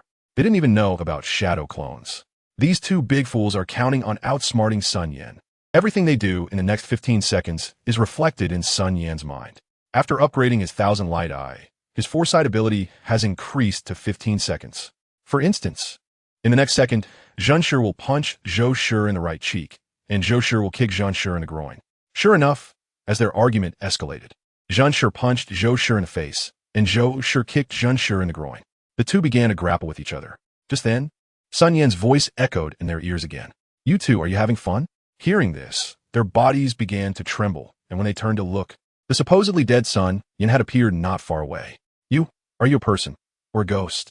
Zhen said, trembling. Fool, he must be a person. If he was hit by my soul-eating curse, he would have his soul scattered. Don't you know this, Zhen? Zhou said. Then Zhou seemed to remember something and pointed at SunYan, trembling as he said, You are a person, you didn't die? Damn it, your whole family has died. I'm just being kind, playing with you. Do you really think your damn soul-eating curse can hurt me? SunYan said disdainfully. Hell journey. Zhen instantly activated his eye technique, applying invisible gravity to SunYan. However, SunYan still calmly walked towards them. Spirit Fire Curse, Divine Thunder Curse. Zhou also cast several powerful spells. 1000 Light, Eye Earth Gravity. With the activation of the eye technique, Zhou and Zhen's bodies were instantly pressed to the ground. Reverse Hell Journey. Feeling the gravitational pressure on his body, Zhen cast Reverse Hell Journey on himself, partially alleviating the gravity behind him, but he couldn't completely remove it. Bastard, how can you also use Hell Journey? Zhen said. Hee, your Hell Journey isn't worthy of being compared to mine, SunYan said as he increased the output of his eye power. In the next moment, Zhen's body was once again crushed to the ground. Damn it, Zhen roared. Zhou beside him was in trouble. With the application of the eye power, his body actually began to crack, and blood instantly gushed out. Zhen's internal organs also began to rupture, blood continuously spilling from his mouth. Bastard, if you have the ability, let us go, and we'll fight one-on-one. Zhou shouted. I really don't think much of your eye techniques, so I'll give you a decent way to die. Are you happy? SunYan said with a smile. Divine Illumination Buddha's Wrath Fire Lotus. Endless silver flames surged out, and under SunYan's control, the flames began to wildly compress and condense. Finally, it transformed into a silver lotus, calm and beautiful, but also emitting a deadly aura. With a snap of SunYan's fingers, the fire lotus condensed from the divine illumination, fire flew towards the two. Boom! With a sound that shook the heavens and the earth, a mushroom cloud rose. The desert within a radius of hundreds of kilometers was enveloped by the raging divine illumination fire. Even SunYan in the sky activated space ninjutsu to avoid the shockwave from the explosion.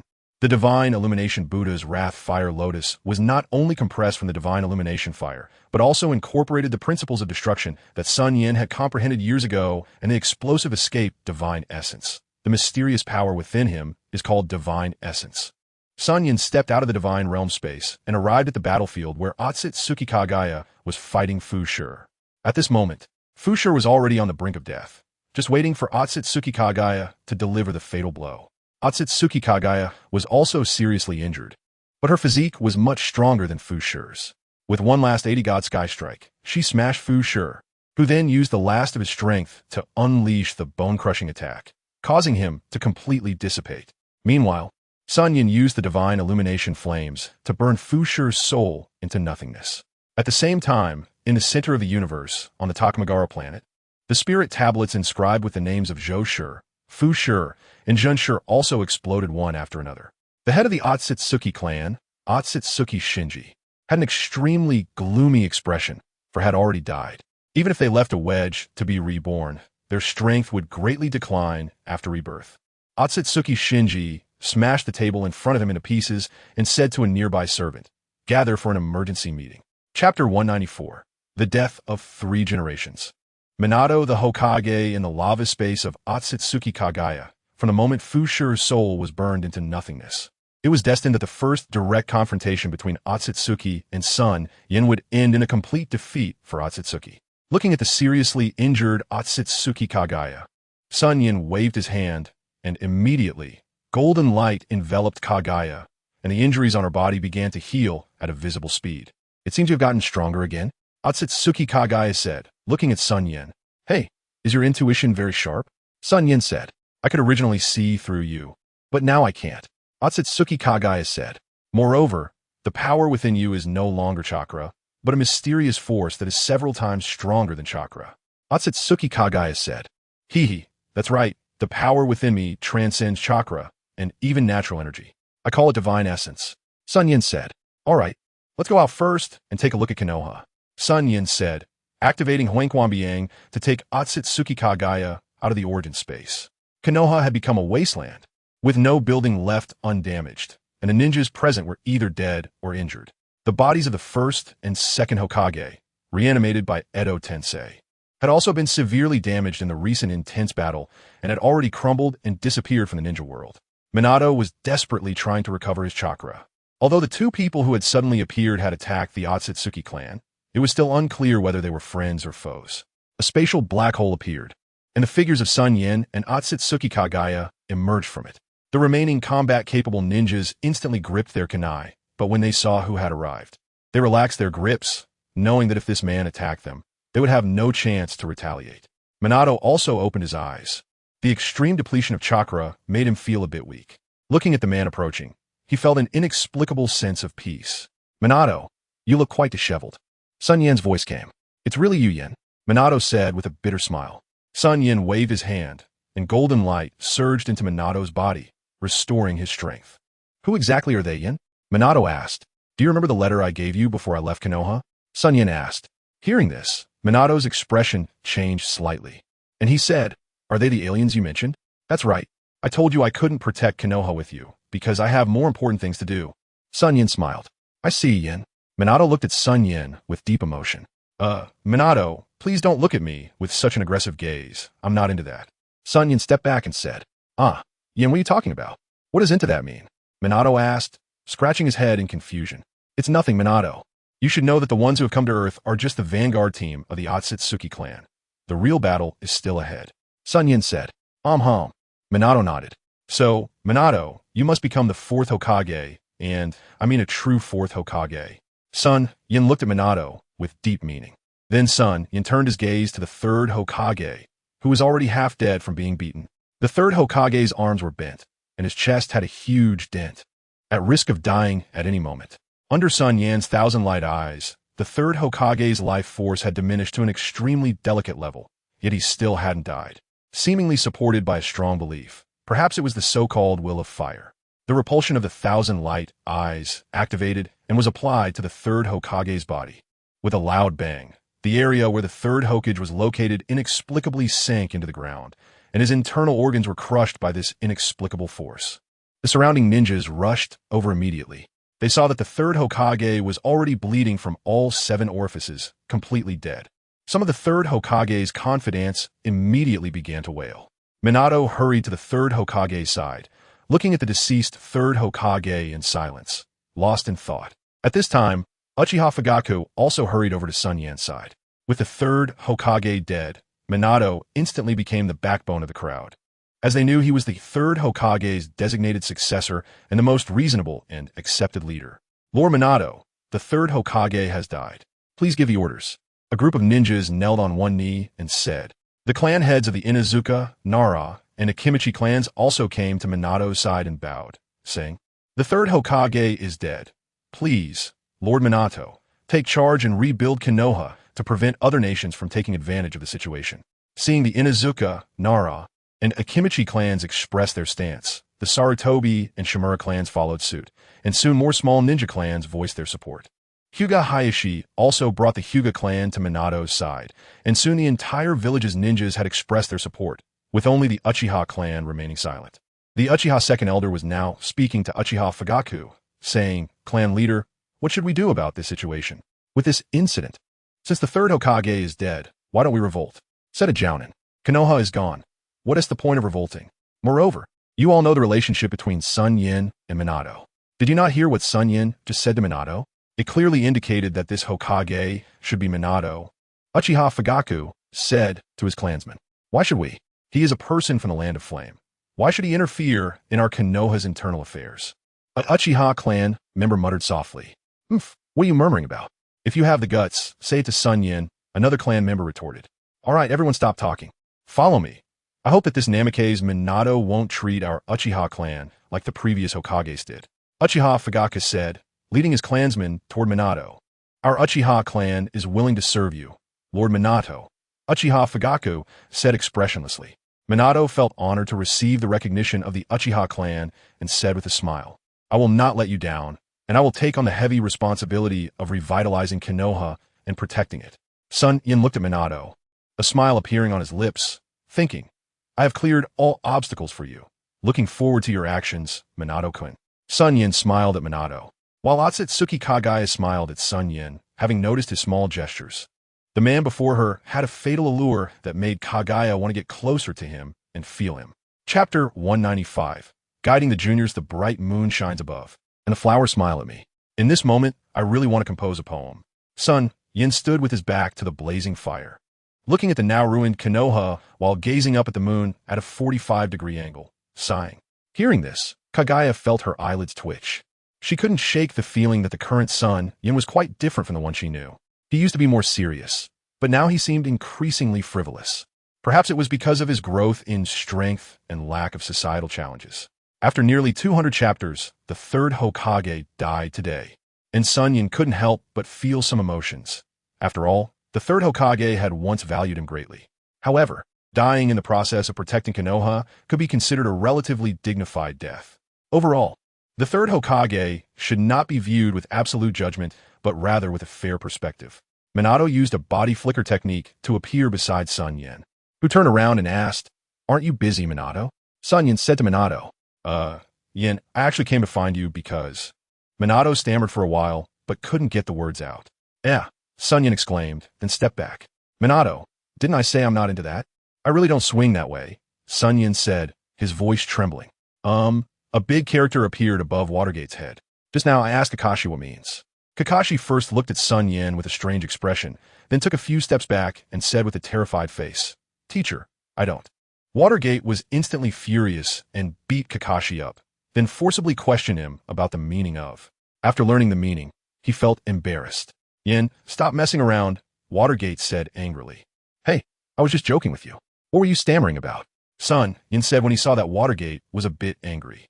"On behalf of Konoha Village, I formally request material support and a monetary loan from your Yin hidden village," Watergate said, straightening his posture. "Oh, is that it? Simple," SunYan said, pointing to the ground in the air. Immediately, countless grains, materials, and even gold appeared in front of Watergate. Watergate was dumbfounded, and Otsutsuki Kagaya, who was standing next to SunYan, was also stunned, looking at SunYan in shock.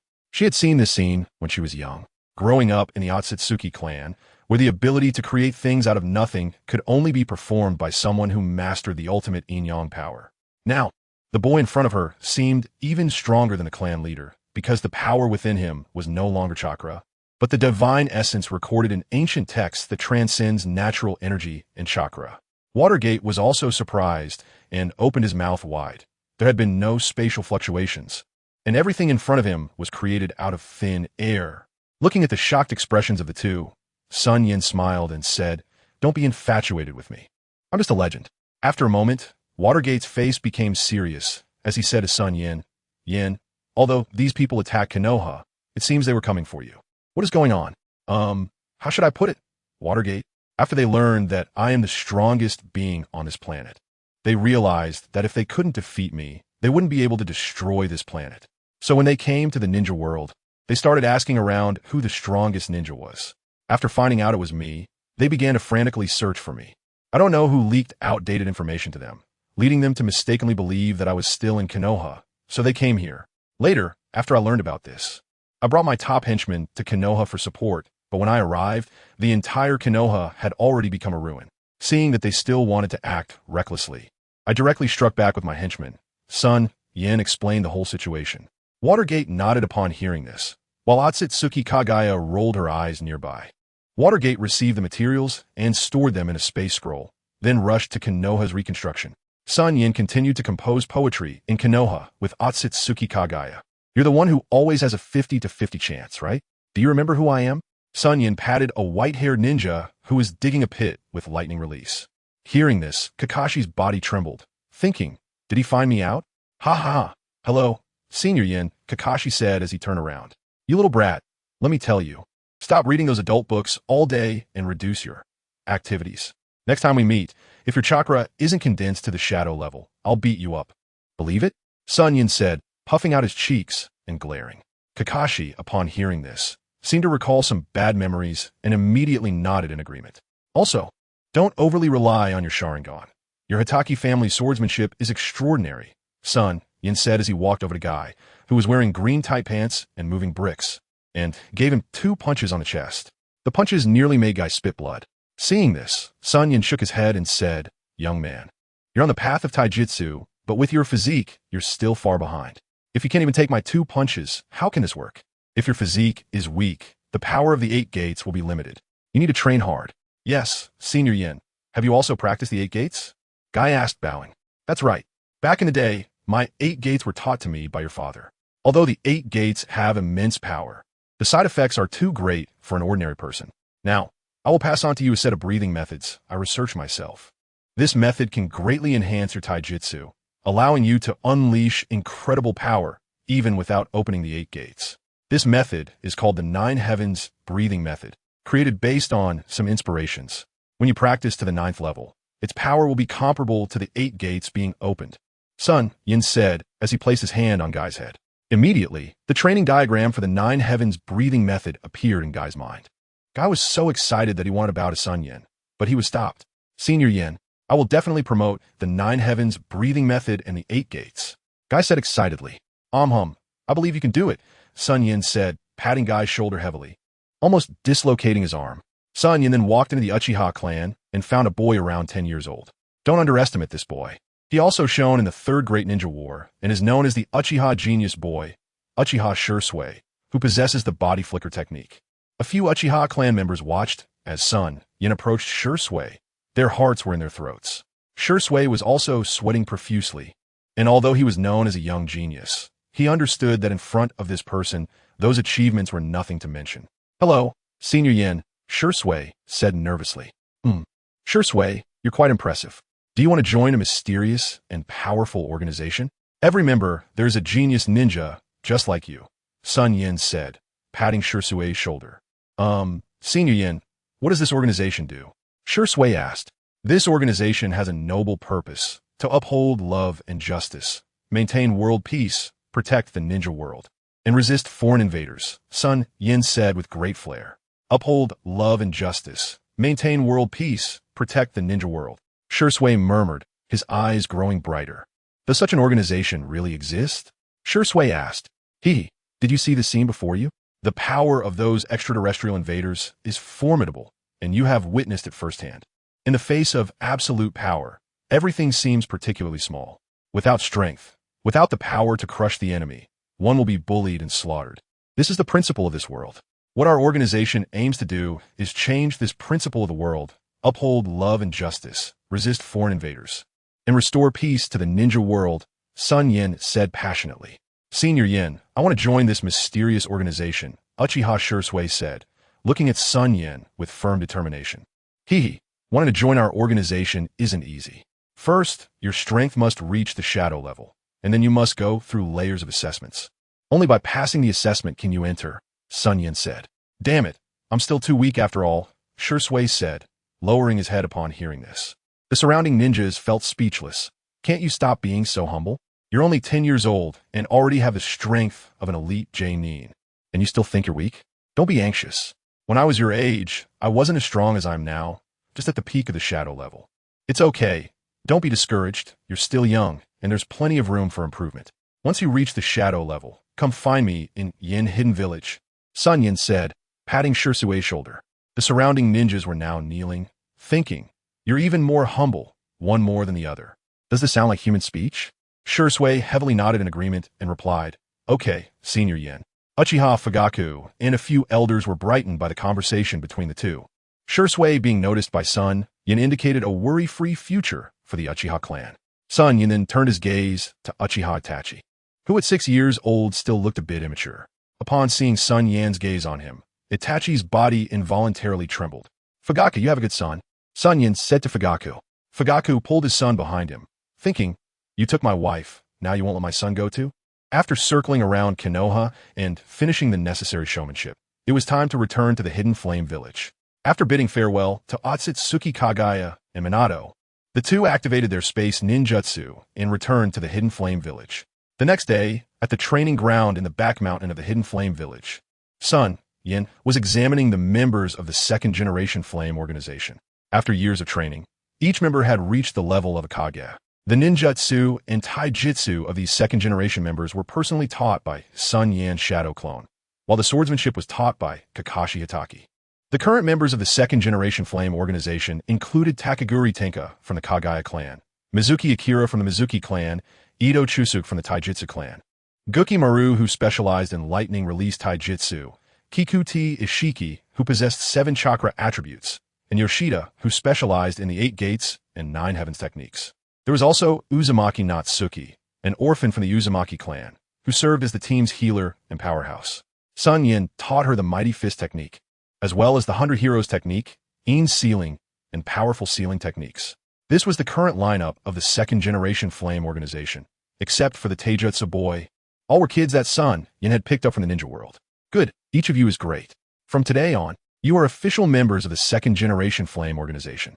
Your first task is to become the kings of the bounty world, establish your reputation, build your own power, and then monitor the direction of the entire ninja world. Be ready at all times. Once there is a task, I will notify you immediately. Do you understand? SunYan said. Understood. The group responded loudly. After SunYan finished speaking, he disappeared from the spot, and the members of the second-generation Flame organization erupted with excitement. We finally made it. The ninja world, here we come. Yoshida said, then made several spinning motions, jumping up and down excitedly. Yoshida, don't get too ahead of yourself. The chairman knows your Chinibu character, so let us team up and explore the ninja world together, Takaguri Tenka said expressionlessly. Everyone in the ninja world, look out, Mizuki Akira said, activating the body flicker technique and disappearing from spot. Seriously, Akira is still so impatient.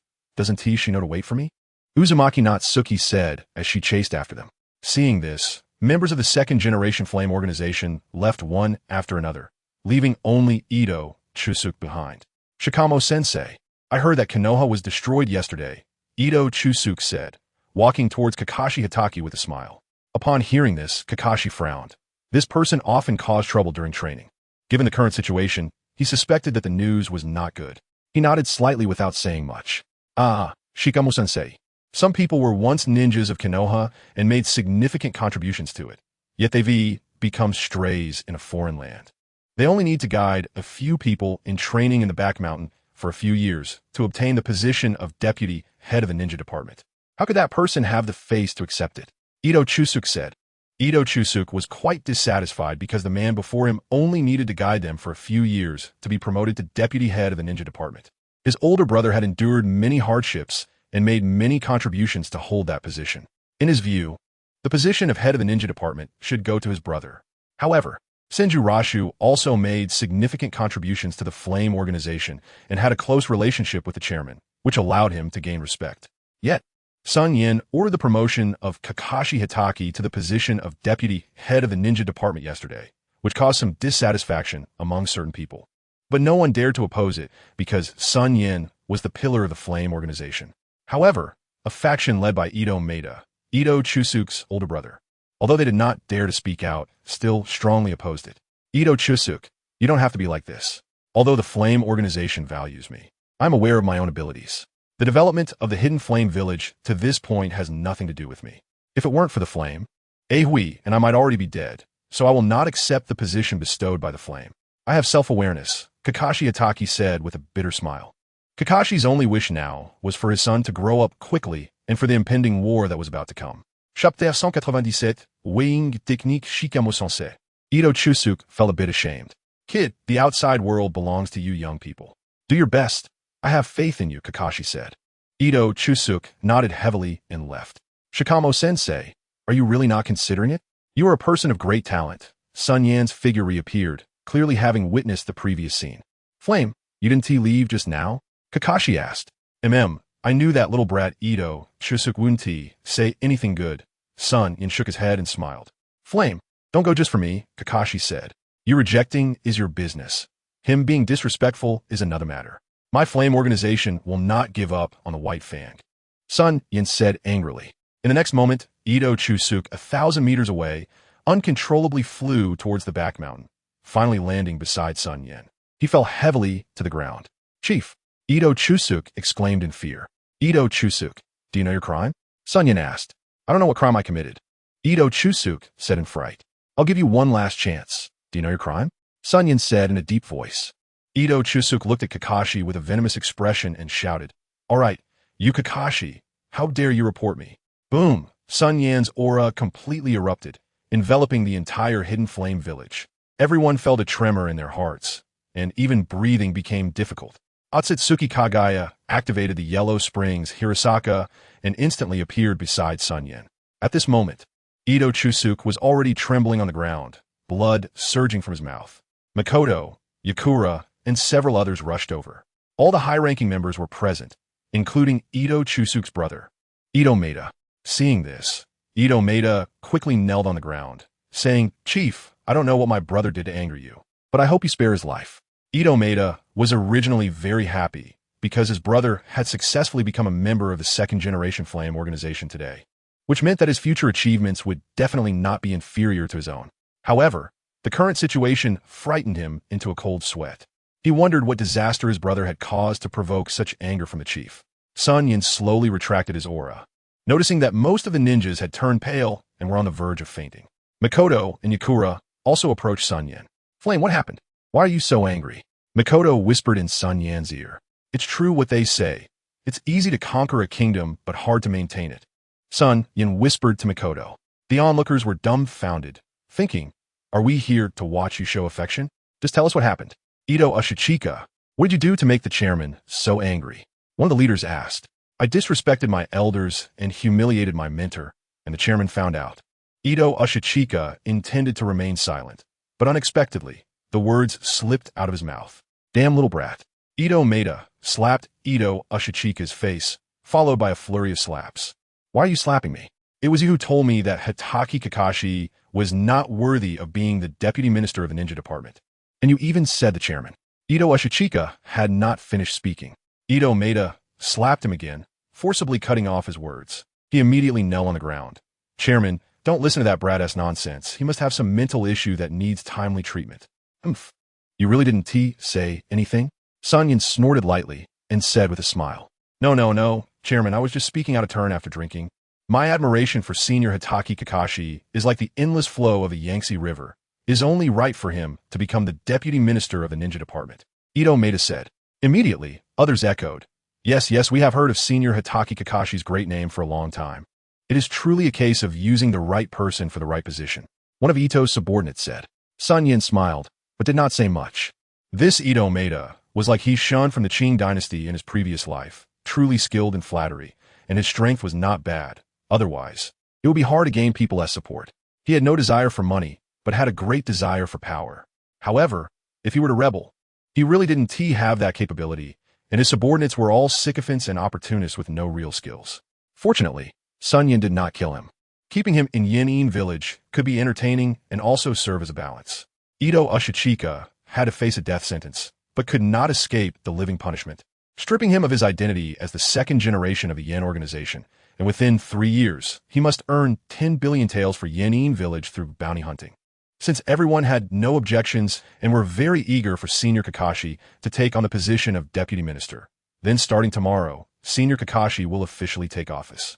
As for the ninja troops, they will be reorganized from the various deputy ministers. After SunYan finished speaking, he left with Kagaya and the others. Hearing this, the faces of several deputy ministers trembled. Your methods are quite clever, a voice said with interest in the room. Indeed, but why bother playing these power games with these ants? If they rebel, wouldn't it be easy to wipe them out with a single move? Otsutsuki Kagaya also said. Upon hearing this, both Meichin and Yakura's faces changed. This white-haired woman truly was a ruthless killer. No wonder she was the progenitor of chakra. Brother Yin, this way. Senior Kakashi will have no way to refuse, and it also weakens the power of the deputy ministers, Meichin said. My Meichin is the smartest. Let me reward you with a kiss. Saying this, SunYan pulled Meichin over and kissed her on the forehead, making Meichin blush. You don't know about this trip to Konoha. Even Minato is about to become a father, and Uchiha Fugaku is expecting his second child. We're just one step away. Tonight, let us call Kushina, Linglong, and Konan, and let us work hard. SunYan laughed. Bah, flirt, Otsutsuki Kagaya scolded. Yakura and Meichin were both blushing. Were they going to share a bed again? Although it was not the first time, just thinking about the scenes back then made them feel very ashamed. What are you bawling about? We're all in this together tonight, SunYan said, looking at Otsutsuki Kagaya's fair body. Aren't you afraid I'll make you unable to have children? Otsutsuki Kagaya finished speaking and disappeared with her space ability. I can't help but feel that the progenitor of chakra has an interest in you, Yakura said suspiciously. Of course, my husband is so handsome, SunYan said, then took Yakura and Meichin to the divine realm space, landing on the clouds. Cloud, don't shake me. Chapter 198, 4th Hokage Minato Namikaze. In the land of fire, Konoha Village. At this time, Konoha Village was in the midst of reconstruction, and everything was being rebuilt. This day was particularly special, as today Minato Namikaze would officially take on the position of the 4th Hokage. Although they had experienced a great battle, with countless casualties among the Konoha personnel, people needed to look forward, and Konoha needed a bright leader. At this moment, Minato was standing on a high platform, giving an inspiring speech. With a sea of ninjas and villagers below, they looked at Minato with fervent eyes, believing in him, expecting him, and also looking forward to a better tomorrow. On Hokage Rock, a circular spatial vortex appeared, and then a masked man in black appeared. It was Uchiha Obito. He gazed deeply at the blond man on the high platform, looking at the Hokage robe on him, and murmured, Teacher Minato, congratulations on achieving your dream. However, this world is fundamentally flawed, and I will personally end this flawed world. Let us start with the Nine Tails, Teacher Minato. After Uchiha Obito finished speaking, he disappeared into the spatial vortex. In the land of rain, on a high building, Uchiha Obito appeared, with White Zetsu present as well. Konoha seems to have just gone through a great battle. Do you know what happened? Uchiha Obito asked. That day, Konoha indeed experienced a great battle. But my clone there mysteriously died before the battle even began. So, I don't know what that war was about, White Zetsu said. Oh, Uchiha Obito pondered. Who cares? Obito, regardless of who made a move against Konoha, it is beneficial and harmless to us, White Zetsu said. At this moment, two figures flew in from outside the window. One of them was Nagato, and the other was also a red-haired young man. Nagato, you're here, Obito said. Let me introduce you.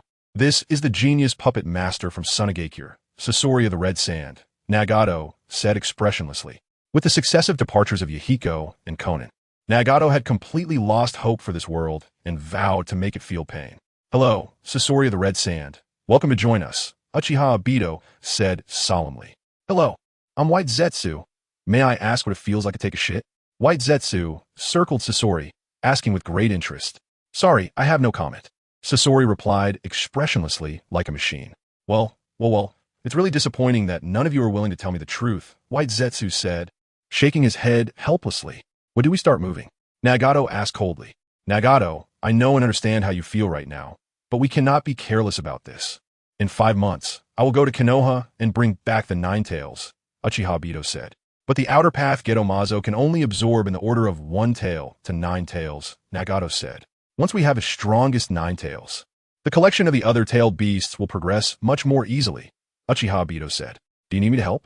Nagato asked. No need. Uchiha Obito replied and disappeared into the air. In the center of the universe, on the planet Takamagara, the Otsutsuki clan was engaged in a heated discussion.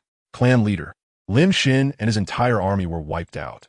This matter must be avenged by making him pay blood for blood, an elder shouted angrily. It was indeed the Grand Elder. Behind her stood Lim Shin, the only remaining Otsutsuki from the seven-man group, thus avoiding a disastrous fate. Lim Shin, you lost after just one exchange with him. The Otsutsuki clan leader, Shinshiki, confirmed several times. Clan leader, it's absolutely true, Ringshi said. Moreover, he also used Yomi's Biryosaka and the technique of killing the Grey Bones. Shinshiki asked again. That's right, and he used them very skillfully. I died under that set of combos myself, Ringshi said with anger.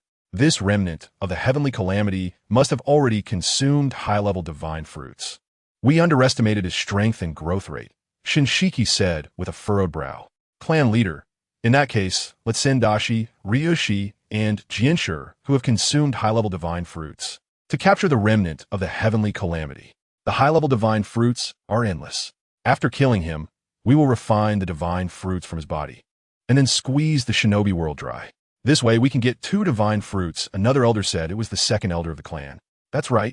Please give the order. Blood debts must be repaid.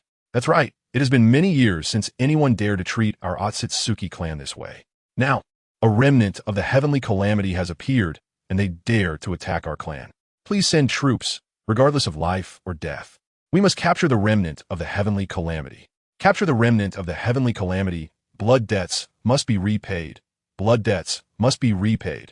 The continuous shouts left Shinshiki at a loss, because even he could not capture Ringshi, who possessed space ocular techniques, in one round without using time abilities.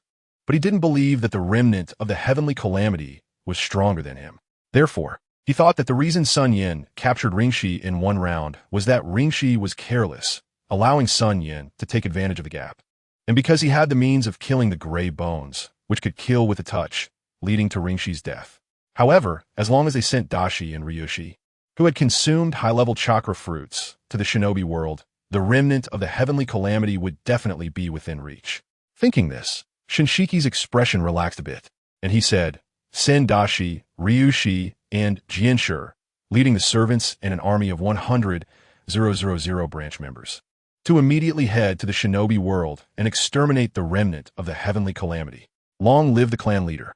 Blood debts must be repaid. With Shinshiki's order, the main family members cheered, while the leader of the Otsutsuki branch family, Otsutsuki Hikari, furrowed his brows, feeling that they would end up like Ringshi and the others, going with no return, and the lives of the 100,000 branch members would be wasted. However, no one cared about his feelings. Only those of noble status could become servants of the main family. As for the commoners, they were no different from pigs and dogs in the eyes of the main family members. This was the sadness of the Otsutsuki clan's branch family. Thinking this, he recalled his third daughter, whose fate was still unknown. She was supposed to be the beloved third princess of the clan, but because she was born into the branch family instead of the main family, she ended up as a plaything for the main family members, an item that they all competed for. With this thought, he sighed and felt powerless.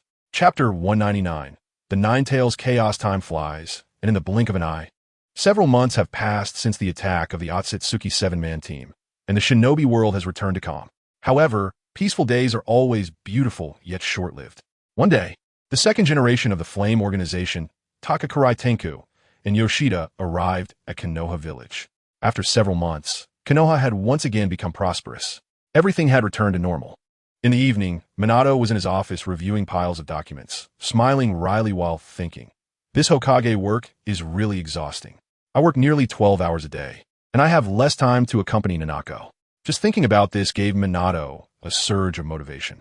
Just then, Narashikaka knocked and entered. Lord Hokage, take a break. Leave the unimportant documents to us, Shikaka said, looking at Minato. I'm so tired. Why is Zen so relaxed as the leader of the Flame Hidden Village? Minato said, holding a pen in his mouth. Hearing this, Shikaka smiled awkwardly and said, maybe in strength is just too strong. At that moment, several Umbu appeared in Minato's office and whispered a few words in his ear. Minato's brow instantly furrowed, and he said to Shikaku, Shikaku, cover for me. After saying that, he activated the Flying Thunder God technique, and his figure disappeared in an instant. Seeing Minato leave in a hurry, Shikaka thought for a moment and realized Nanako must be giving birth. Meanwhile, Minato had already arrived in the prearranged barrier, surrounded by numerous Umbu ninjas outside. While there were relatively few Umbu inside the barrier, Minato hurried into the cave, where Nanako was lying on the delivery bed, and the medical staff were preparing various things. The third Hokage's wife, who was a renowned obstetrician, was also among them. Minato, you've finally made it, Sarutobi Bawako said, feeling relieved at Minato's arrival.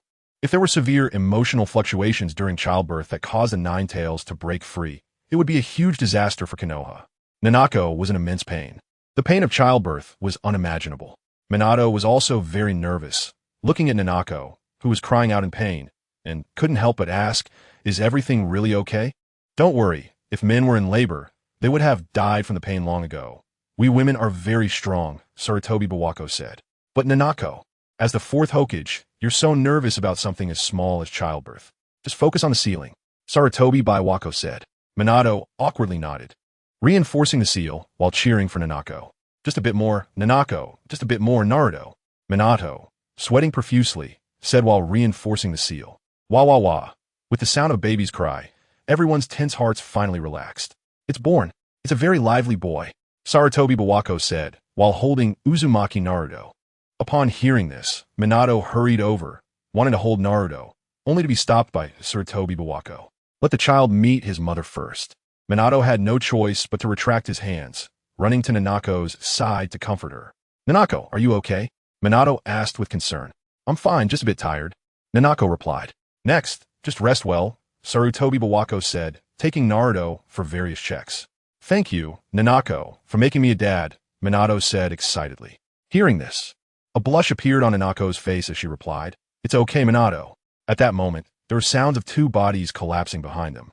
Looking back, Sarutobi Bawako and the nurse had already fallen in a pool of blood, while Naruto was crying in the hands of a black-clad man, a sharp kunai less than an inch from Naruto's neck. "Who are you?" Minato asked in a deep voice. "Fourth Hokage, Namake's Minato. If you want this child to live, immediately leave the Jinchuriki, or I will kill this child immediately," the man in black said in a low voice. "Wait, don't act impulsively. You need to be calm," Minato said nervously. "I am calm. The one who needs to be calm is you." After saying this, the man in black threw Naruto into the air and then raised the kunai towards the sky. In the next second, Minato moved. The baby blanket had already been marked with the Flying Thunder God seal by Minato. Minato's figure reappeared in the forest, looking at the unharmed Naruto, and he secretly breathed a sigh of relief, thinking, that guy's target is Nanako, or perhaps the Nine Tails. With this thought, Minato's expression darkened to the extreme. Everyone has a reverse scale. For Minato, that reverse scale was his village in Nanako. After finishing speaking, Watergate brought Naruto back home and placed him on the bed.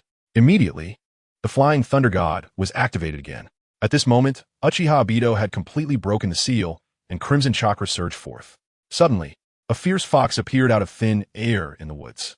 The eyes of the Nine Tails were glaring with Scarlet 3 Tomo, which was a result of Obito invading Nanako's mental world while the seal was still intact. Otherwise, it would have been very difficult for him to control the Nine Tails by himself.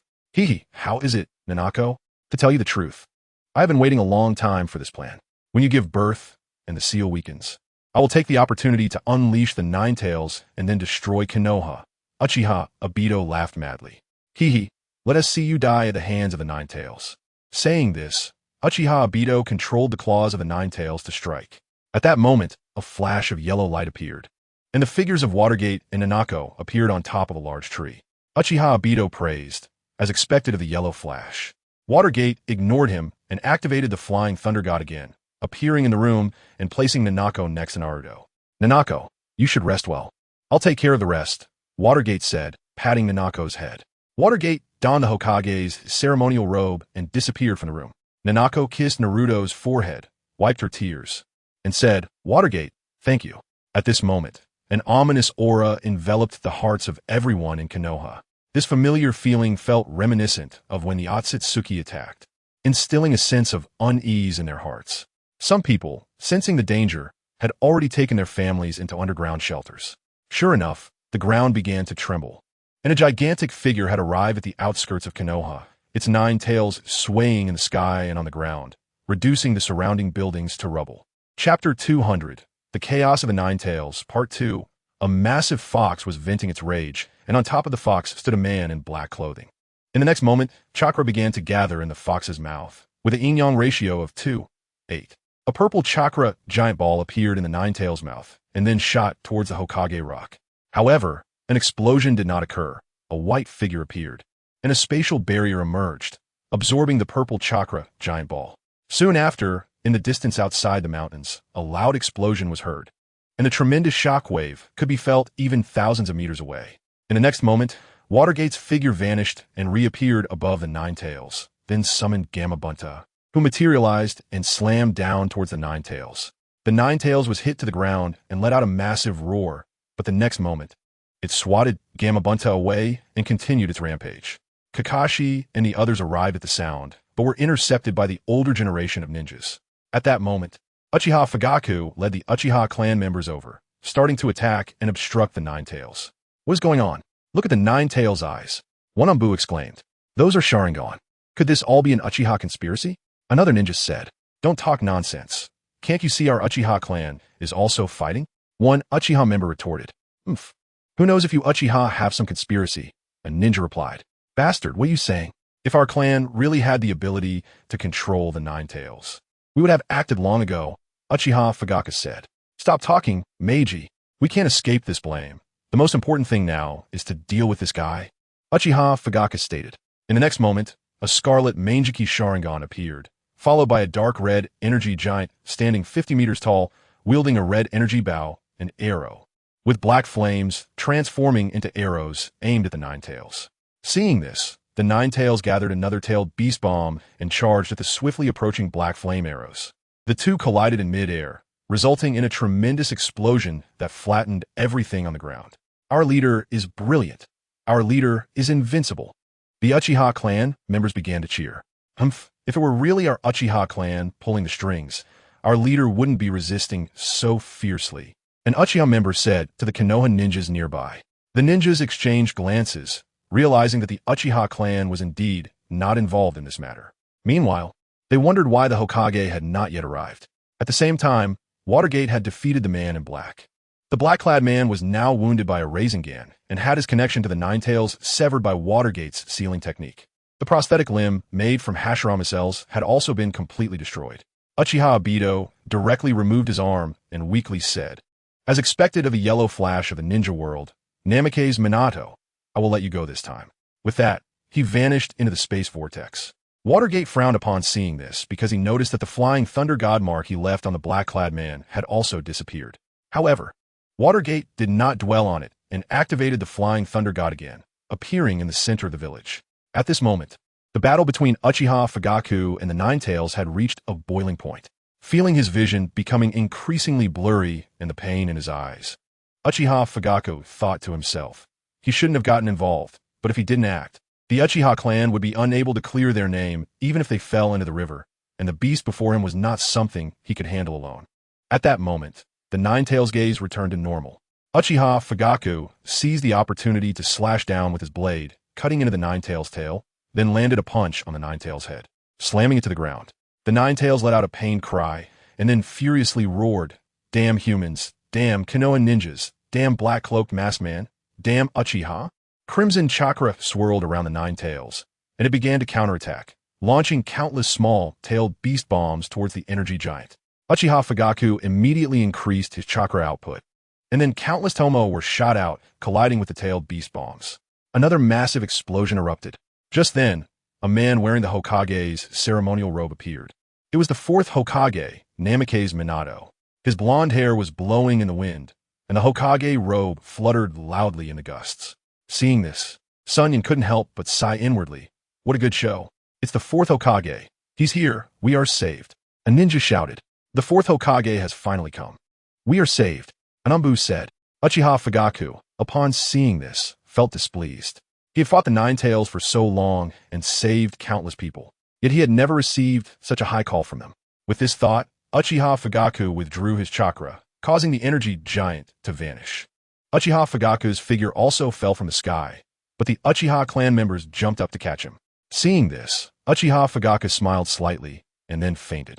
Meanwhile, Watergate engaged the Nine-Tails, using the Flying Thunder God technique with incredible skill, dodging the Ninetales claws and Ninetales effortlessly without sustaining any injuries. Ninetales, surrender, Watergate said to the Ninetales. Namake's Minato, why waste your breath? I have been sealed by you Konoha for decades. Now I will make you pay in blood. The Ninetales roared angrily, its massive fox head appearing extremely ferocious. In the next moment, Minato's figure disappeared, and when he reappeared, he was already atop the Ninetales. The next instant, both Minato and the Ninetales vanished from their master's sight, and shortly after, a loud bang echoed from the back mountain of Konoha. All the ninjas exchanged glances and then rushed frantically towards the back mountain. In the back mountain of Konoha, Minato brought the Ninetales into a very sturdy barrier, which existed solely to seal the Ninetales and prevent it from escaping during the sealing process. Minato's figure disappeared again, and when he returned, he was holding Nanako. Breathing heavily, Minato said, "I'm sorry, Nanako."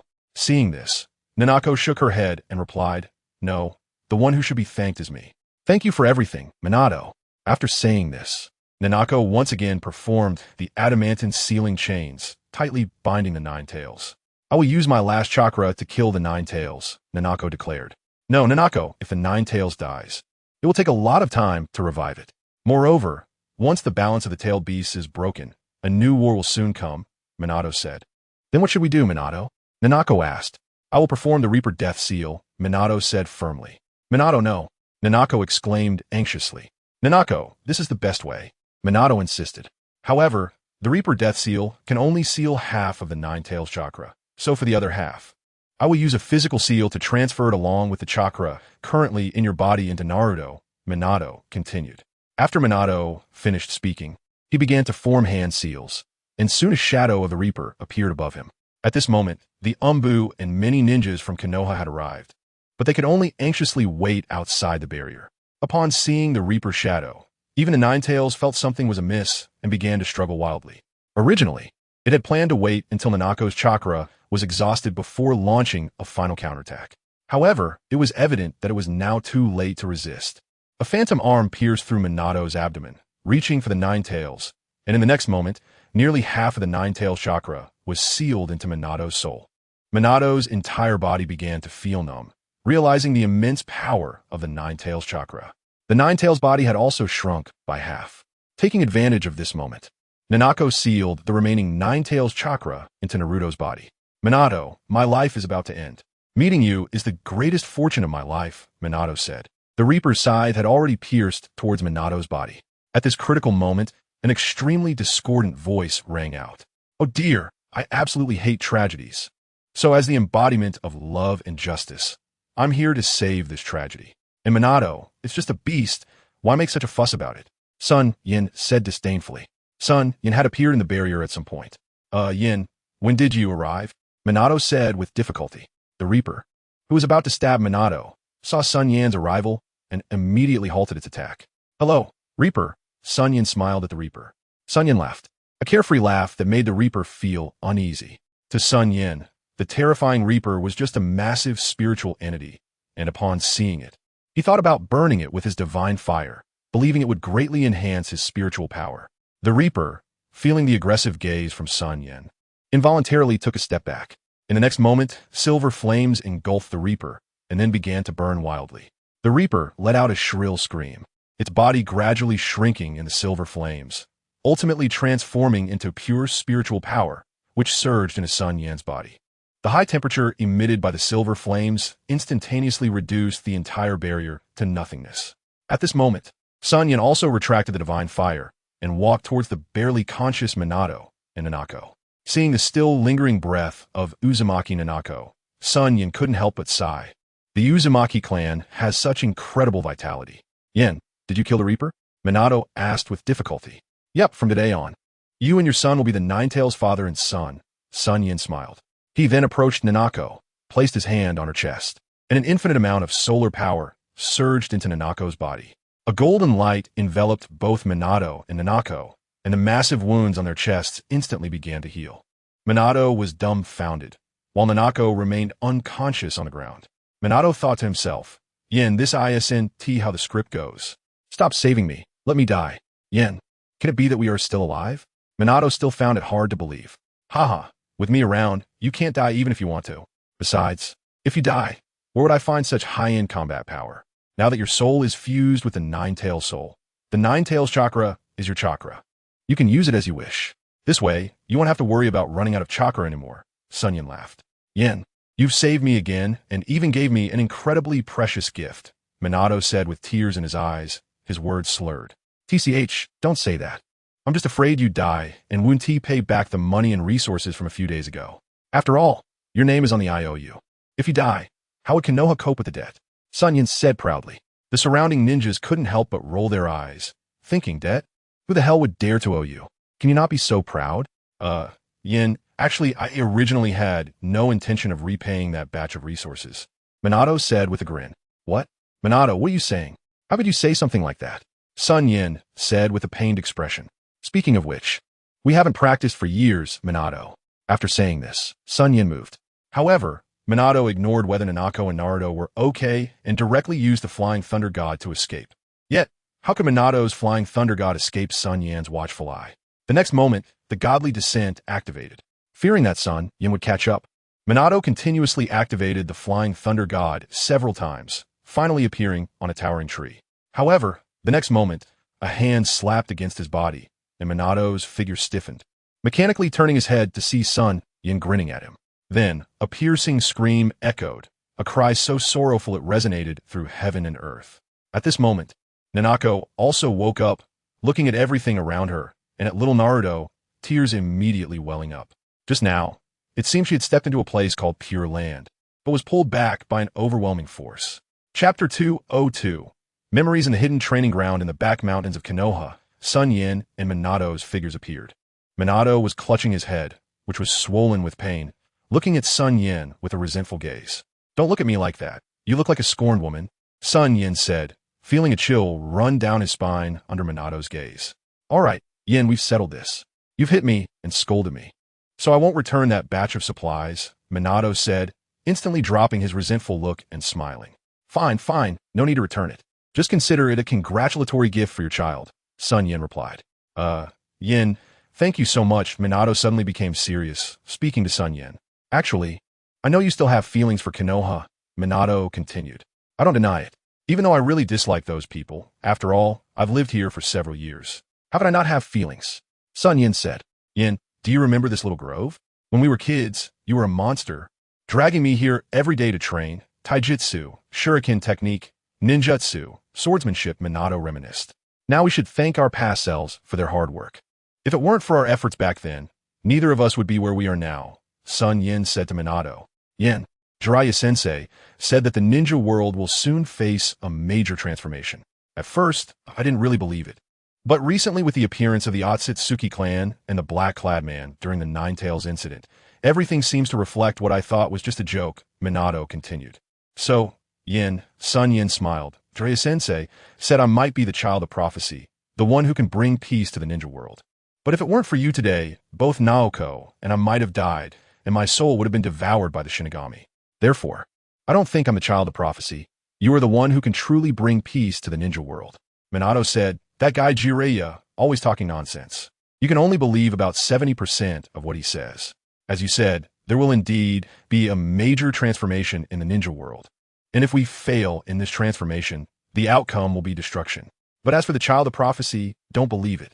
As long as one harbors justice, everyone can be a child of prophecy. Hearing this, Minato's body trembled, and his gaze towards SunYan became fiery again. Then he nodded heavily. By the way, Minato, aren't you going to your wife and child? Why are you here comparing notes with me? SunYan said to Minato. Upon hearing this, Minato's smile froze, and he activated the Flying Thunder God technique, disappearing from a spot. SunYan watched Minato's departing figure, his own body blending into the space. At this moment, at the center of the universe, the Otsutsuki clan had gathered an army of 100,000, led by the top 3 Otsutsuki members, Otsutsuki Ryashiki, Otsutsuki Daishur, and Otsutsuki Jianshur, flying towards the ninja world. However, not long after taking off, they were intercepted by a cosmic storm. When the storm ended, the Otsutsuki fleet had disappeared without a trace. In the ninja world, in the rain-hidden village, Uchiha Obito's expression was extremely grim. Just now, White Zetsu had delivered the news that the 4th Hokage, Minato Namikaze, was still alive and had become the Jinchuriki of the Nine-Tails alongside his son, Naruto, Uzumaki. Impossible. The person who performed the Reaper Death Seal should have their soul reaped by the Shinigami, and the Jinchuriki who has extracted the tailed beast should also die. How are White Zetsu and the others still alive? Uchiha Obito asked. Madara, I don't know. My White Zetsu clone lost contact at that moment. And then Minato Namikaze and Naoko Uzumaki came back to life. White Zetsu said with a bitter smile. Damn it. Who is against me? Uchiha Obito said. Madara, is this what you call handing over the Nine Tails to you? Nagato looked at Uchiha Obito. Behind Nagato stood another person, the rogue ninja from the Mist Village, Kiba Shizuku. Hearing Nagato's sarcasm, Uchiha Obito felt quite speechless about himself. After all his planning and efforts, he ended up just delivering the Nine Tails to Minato. Thinking about Minato's strength. With his masterful flying thunder god technique, taijutsu, ninjutsu, and swordsmanship, he was proficient in everything. The only flaw was that the flying thunder god consumed a lot of chakra. But now that problem was non-existent. Minato could walk across the entire ninja world. Thinking of this, Uchiha Obito felt like dying. However, for Rin, this bit of suffering was nothing. I really underestimated Minato Namikaze's strength, Uchiha Obito said. Next, let's accumulate our strength and wait until our Akatsuki organization becomes truly powerful before proceeding with the Tailed Beast Collection Plan, Uchiha Obito said. This is the new member. Kiba Shizuku, the user of the broken blade from the former Seven Ninja, Swordsman of the Mist, Nagato said to Obito. Upon hearing this, Obito nodded and disappeared from the spot without further comment. In Konoha Village, having just experienced the Nine Tails incident, Konoha, thanks to Uchiha Fugaku's resistance, did not suffer massive casualties. The image of the Uchiha clan in the people's hearts had slightly improved. However, they clearly saw the Sharingan in the Nine Tails' eyes. So they still held great wariness towards the Uchiha clan. In Konoha Hospital, Minato arrived with a group of ninjas to visit Uchiha Fugaku, who was injured while stopping the Nine Tails. The Hokage has arrived. Fugaku, who had been quite spirited, sat up weakly upon seeing Minato, while Uchiha Mikoto beside him was impressed by her husband's acting skills. Fugaku, you just experienced a great battle. You shouldn't exert yourself, Minato smiled. Well then, Hokage-sama, make yourself at home. Mikoto, make some tea, Uchiha Fugaku said. No need, Fugaku clan head. I came this time to understand a few matters, Minato said. He then waved his hand, and the surrounding Umbu exchanged glances and stepped outside. Hokage-sama, you want to ask about the Nine Tails, right? If you suspect that our Uchiha clan planned this, I have no words to say, as the Nine Tails' eyes are solid evidence. But I want to say that if the Uchiha clan did it, then we did it. If we didn't, then we didn't. The Nine Tails incident has nothing to do with us. Besides, you know how powerful the Nine Tails is. Only I and the clan have awakened the Mangeki Sharingan. But even in battle with the Nine Tails, I couldn't control it with my ocular power. How could I not know my fellow clansmen's abilities? Uchiha Fugaku said. Chapter 203. Orochimaru's Betrayal. Moreover, on the day of the Nine Tails incident, all the clan's ninjas were called by me to help. If Hokage-sama still doesn't believe, clan head Fugaku, you've misunderstood. I came this time with 3 purposes. First, to thank you for stepping up during the crisis, greatly reducing Konoha's casualties. Second, I hope you will serve as the head of the route, training high-quality ninjas for the Umbu, Minato smiled. As for the third purpose, I hope you can compile a list of missing Uchiha clan members from recent years and send a clan member to deliver it back to me. Minato said with a smile. Uchiha Fugaku was stunned. To let him serve as the head of the route, holding military power and a position that everyone in the village coveted. The position of the head of the route had been vacant for several months since that horn man killed the original head, Mito Konoha. Everyone was eyeing this piece of meat, but Minato had never mentioned it until now. The Uchiha clan never aspired to this position, as they knew it was beyond their reach. However, they did not expect that Minato would actually leave this position to the Uchiha. This was enough to excite Fugaku Uchiha. Minato, no. Hokage-sama, are you serious? Fugaku asked. The clan leader joked. Everyone knows the contributions your Uchiha clan has made to the village over the years, so I feel comfortable handing this position to you. However, Hinata Hizashi from the Hyuga clan will serve as the deputy minister of route, managing alongside you. I wonder if clan leader Fugaku is willing? Minato smiled. With such clear sight from Hokage-sama, my Uchiha clan will surely pledge to follow you to the death. Fugaku Uchiha said excitedly. Well, clan leader Fugaku, rest and recover. Once you're healed, you can go to route, Minato said. Hokage-sama, my injuries are nearly healed. How about I take office today? Fugaku Uchiha replied. Minato felt a bit speechless. He was just weak a moment ago, and now he was full of energy. Is clan leader Fugaku really okay? Minato asked. I'm fine. Fugakuwith stood up from the bed and began to get dressed. Clan leader Fugaku, the announcement for your position as the root minister has already been posted. Since it's getting late today, why not take office tomorrow? Minato advised. Then I'll follow Hokage-sama's arrangement, Fugakuwith said. All right, clan leader Fugaku, take care. I will take my leave first, Minato said before turning to leave. As he noticed Fugakuwith looking at him with a different gaze, filled with a strange intensity. Hokage-sama, Fugakuwith called out to Minato. Minato stiffened, thinking that what was coming had indeed arrived. Since that was the case, he would just face it. Minato turned around and said to Fugakuwith, I really don't swing that way. Don't push me. I just wanted to say thank you for your trust in our Uchiha clan, Hokage-sama, Fugakuwith replied. Okay. I've been led astray by SunYan, Minato said, his face flushing as he hurried back to the Hokage office. He hadn't been home for many days because the security in Konoha had been quite poor recently, with many children mysteriously disappearing. Nearly 100 children had gone missing. Now, no one dared to go out at night, except for ninjas. However, after several days of investigation, Minato had a lead. The nearly 100 cases of missing children were highly likely related to Orochimaru, one of the legendary 3 ninjas. However, the current evidence was not conclusive, so he could not jump to conclusions. At that moment, several Umbu arrived at the Hokage office. Master, we've got a bite, a young ninja whispered. Good, Kakashi. Take your team and follow them. Once you reach the location, fire a signal flare, and I'll come with my team, Minato instructed. Hearing this, Kakashi nodded and led his team to follow. Meanwhile, in Konoha's underground laboratory, Orochimaru was conducting the final experiment on the cursed seal with a little girl, Mitarashi Anko, standing beside him. Master, what experiment are you conducting? Anko asked. A very great experiment. It will be ready soon. By stimulating the potential of the human body, one can gain great power, which I call the cursed seal, Orochimaru replied. Is it really that powerful? Anko asked. That's right.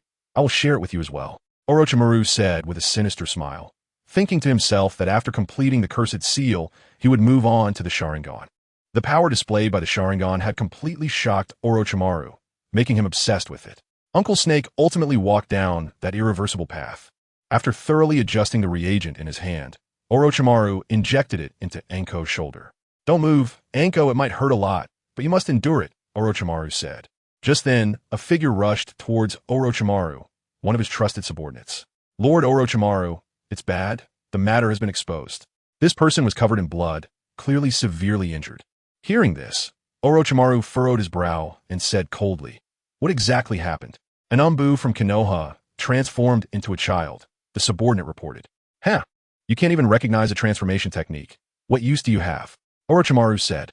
A snake had already coiled around the subordinate's body, and then the snake exploded, obliterating the subordinate. Minato, since you're already here, why not show yourself? Orochimaru licked his lips and said. At that moment, a loud explosion sounded, and the wall was blown open, revealing Minato and several Umbu. Orochimaru, it really is you, Minato said in a deep voice. Behind Orochimaru were rows of petri dishes, each containing various children. Yes, it's me, Minato. I didn't expect you to find out, Orochimaru said darkly. You should surrender and accept the punishment of the law, Minato declared. Minato, you're starting to resemble a Hokage, Orochimaru continued to smile. In the next moment, Orochimaru moved with incredible speed, but Minato was even faster, and the two began to fight in the cramped space. Minato, don't force me, get out of the way, Orochimaru said. Impossible, so many innocent children dying for you. Doesn't your conscience hurt? Minato shouted. Chapter 204, Minato versus Orochimaru. Minato, you don't understand. These people die for the highest truth in the world. It is an honor for them. No more nonsense. I've long wanted to experience the 4th Hokage skills. Ninjutsu, summoning technique, Orochimaru exclaimed, instantly activating the summoning technique. A massive cloud of smoke rose, and the enormous form of Manda appeared, breaking through the laboratory ceiling. Orochimaru's figure vanished. Manda looked confused and said, Orochimaru, you bastard. Why did you summon me to Konoha? Where are you? Come out here, Orochimaru. Not far away, Minato's figure emerged from a tree, while the Umbu under the tree expressed their relief, saying, Thank goodness for the 4th Hokage. Otherwise, we would have been buried under the rubble. You all control the situation. I will chase Orochimaru, Minato instructed the group. Yes, Hokage-sama. With that, Minato vanished. At this moment, Orochimaru was frantically fleeing towards the outskirts of Konoha, mercilessly slaughtering any ninja that tried to obstruct him. The Umbu team, led by Kakashi, was blocking the outermost perimeter of Konoha, waiting for Orochimaru's arrival.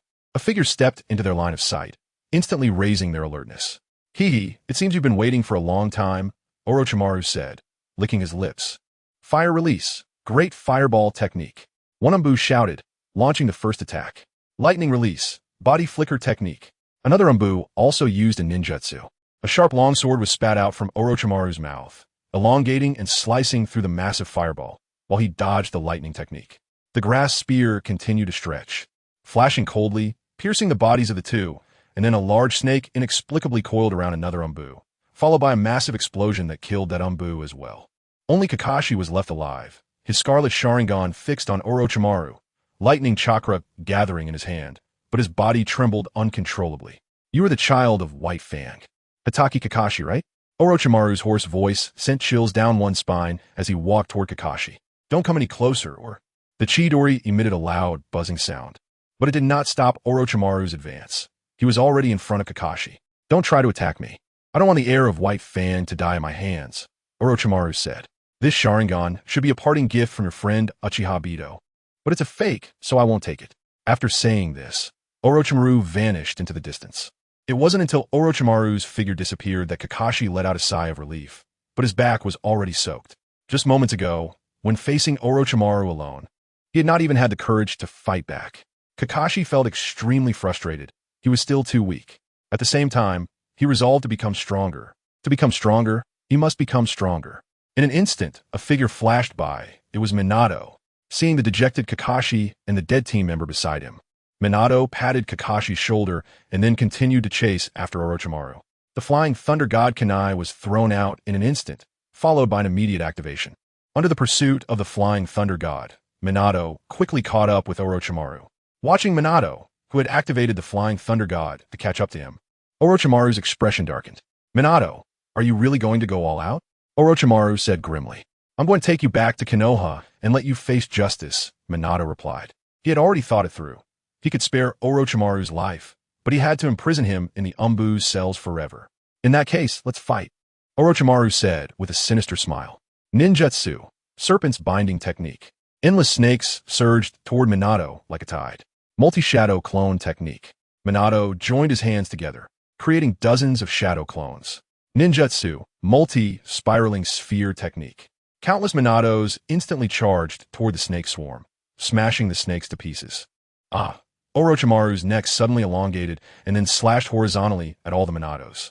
A cold light flashed, and the forest within 100 meters was cut in half, while Minato's shadow clones were also turned into white mist with one strike. Whoosh! A kunai fell from the sky, shooting toward Orochimaru's body. Seeing this, Orochimaru retracted his elongated sword and neck, then deflected the kunai, knowing that if he was hit by that kunai, he would undoubtedly be defeated. Minato, is that all you can do? If so, you won't be able to keep me here, Orochimaru laughed. Just as Orochimaru laughed, Minato's figure emerged from not far away, a smile curling at the corner of his mouth. Orochimaru suddenly felt a bad premonition. Orochimaru, you must stay today, Minato said, forming hand seals. And then the Flying Thunder God Barrier appeared. Orochimaru was astonished, thinking, when did Minato set up the Flying Thunder God Barrier? Seeing the astonished look on Orochimaru's face, Minato smiled and explained, each of the shadow clones I created earlier inscribed the technique formula at the corresponding locations. However, I still needed one more technique.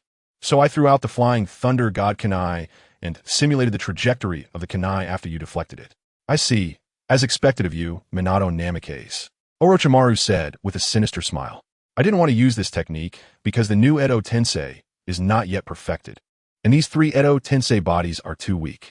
But to deal with you, I have no choice. Ninjutsu, Summoning Technique, Edo Tensei. After saying that, Orochimaru quickly formed hand seals, and then 3 coffins rose from the ground. Seeing this, Minato secretly sighed that it was bad news. The next moment, the coffin lids fell, and 3 figures stood inside the coffins. When Minato recognized their faces, he was extremely shocked, because the people inside the coffins were none other than the first Hokage, Hashirama Senju, the second Hokage, Tobirama Senju, and the recently deceased third Hokage, Hiruzen Sarutobi. Orochimaru, it really is you. You were the one who attacked Konoha when the Otsutsuki clan invaded, Minato said. That's right, it was me, Orochimaru laughed. Since you don't want to see Konoha destroyed, why would you do such a thing to harm your fellow villagers? Minato asked, unable to understand. I already said, this is the charm of science. You don't understand. And no one can understand, Orochimaru replied. All right, Minato, let's have these old fellows play with you. Orochimaru laughed. He then began to form seals. And the three Edo Tensei bodies slowly walked out of their coffins. Orochimaru then implanted 3 seals into their minds. Unlike last time, when it was to protect Konoha, this time it was to deal with the 4th Hokage. Without the seals, once these 3 broke free from control, the first to attack would be him, and that would truly be a self-inflicted wound. The next moment, the 3 began to slowly raise their heads. Big brother, it seems we've been summoned again, Tobirama said with a wry smile. Yeah, being dead is quiet. By the way, did we not defeat that horn man? Has Konoha been destroyed? Where is this? Are you teacher Hashirama and teacher Tobirama? The 3rd Hokage said drowsily. What? Tobirama, this old man just called us teachers. Hashirama whispered to Tobirama. Hashirama is me. I'm the monkey, Hiruzen Sarutobi, the 3rd Hokage said. What? You're a monkey? Hashirama said with a doubtful expression. Monkey, you really are a monkey. Then how did you die too? Tobirama asked seriously. A man with horns attacked Konoha, and I was injured in battle and died, the 3rd Hokage replied. Everyone, let's catch up later. We still have enemies to deal with. Orochimaru's voice echoed in their ears.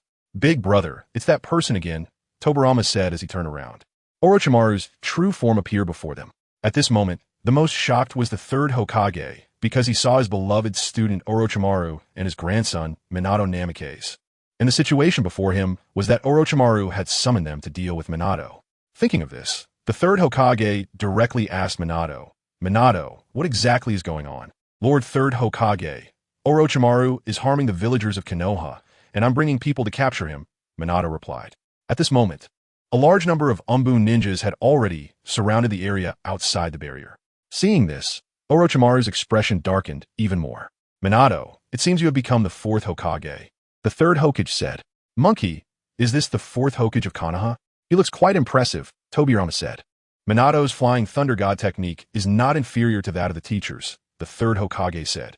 I feel a huge chakra within him, and this chakra feels somewhat familiar. Like the 9 tails, Hashirama said to the others. What the 1st Hokage said is correct. I am now also the Jinchuriki of the 9 tails, Minato said. What? Minato, what happened after I died? How did you become the Jinchuriki of the 9 tails? The 3rd Hokage asked. He, I said, let's talk about old times after Watergate dies. Orochimaru said as he forcibly activated the seal. The bodies of the 3 began to move toward Watergate. That kid, no, the 4th Hokage, you need to be careful. We can't control our own bodies, Tobirama said. Fire style, great fireball. Sarutobi Hiruzen had already launched an attack. Kid, be careful of my wood style if you're entangled. It will absorb your chakra, and then the wood style will tighten its grip. The 1st Hokage also reminded. Wood style, the birth of the world tree. With the 1st Hokage's command, the ground began to rumble, and endless trees surged toward Watergate. Water style, water dragon bullet. Seeing the incoming attack, Watergate secretly created a shadow clone and began to gather natural energy. Meanwhile, he was also communicating with the 9 tails. Kai-bai, I need your power, Watergate said. Hee, our souls are fused together. What is the point of you asking me? Isn't this just seeking your opinion? Watergate smiled. In the next moment, Watergate was enveloped in a golden chakra cloak that was extremely dense, and he exuded a very gentle aura. The scene before everyone present was shocking. The next moment, facing the incoming attack, multiple golden chakra arms sprouted from Watergate's body, each giant claw holding a super spiral sphere. The fire style and water style jutsu were all shattered by the spiral spheres, but the wood style still came overwhelming. In the next moment, Watergate's figure disappeared. He appeared on the other side, and then with a flash of golden light, Watergate appeared above the 3rd Hokage, launching a giant spiral sphere that exceeded 10 meters in diameter. Ninja art, summoning technique. At a critical moment, Sarutobi Hiruzen summoned a summoning technique. Immediately, the 9 tails was enveloped in the spiral sphere. Meanwhile, Tobirama was observing the surrounding barrier, thinking, this is the space barrier of Flying Thunder God. The technique will gradually spread within it, and eventually, the entire space will be covered by the technique. However, setting up this move isn't easy. How could the enemy just watch as they jump into your barrier unless the Shadow Clone can also use Flying Thunder God? With this thought, Tobirama finally understood what the third Hokage had just said. This kid named Watergate had mastered Flying Thunder God far better than himself. At this moment, the place where Sarutobi Hiruzen was located had already been blasted into a huge pit. A diamond cage enveloped the third Hokage, allowing him to escape a disaster. But the massive shock wave still injured him, and the dirt on his body had dissipated somewhat and was automatically repairing. Fourth Hokage, if you beat us all down and then use the sealing technique to seal us, you can cut off our connection with the caster. Not good, be careful. After Tobirama finished speaking, he began to form hand seals. Water style, water, severing wave. A high-pressure water wave swept towards Watergate, whose figure disappeared again. He appeared in the sky. Water style, waterfall technique. Immediately, endless water surged forth, instantly filling the entire barrier with water. Seeing this, Watergate thought it was bad. This way, his Flying Thunder God would be greatly discounted. Water style, Vortex Water Blade. Water style, Water Dragon Bite Explosive. With style, the Birth of the World Tree. Watching the trees breaking through the water, Watergate frowned even more. With the application of water style, the power of wood style would also be greatly enhanced. I can only use that move. Then, rich Yin-Yang chakra began to gather in front of him, and a purple chakra sphere appeared, emitting a destructive aura. Seeing the incoming attack, Watergate controlled the golden tendrils to launch the tailed beast ball. Chapter 206, The Reappearance of the Man in Black. Boom! A massive explosion sounded, and Watergate's body turned into a cloud of white mist, clearly indicating that the Watergate gathering the tailed beast ball was just a shadow clone. The bodies of the first and second Hokage were also shaken by the huge shockwave. Watergate's body reappeared. Ninja art, dark walking technique. The first Hokage formed hand seals, and then a super strong illusion technique was unleashed. In Watergate's eyes, all the light around him vanished, leaving only darkness. Realizing this, Watergate thought it was bad. He had accidentally fallen into an illusion. However, a barely noticeable smile appeared on Watergate's face. Watergate was engulfed in darkness, while the three resurrected Hokage could still be seen clearly. Fire style, Fire Dragon Bullet. Earth style, Earth Dragon Bullet. Water style, Water Dragon Bullet. Lightning style, Lightning Tiger. Wind style, Vacuum Sphere. 5 elements combined Great Bullet. The third Hokage amplified the attack. Sarutobi-sensei, it must feel good to watch your chosen Hokage die by your own hands. Orochimaru's voice echoed in the minds of the three. Orochimaru, you bastard.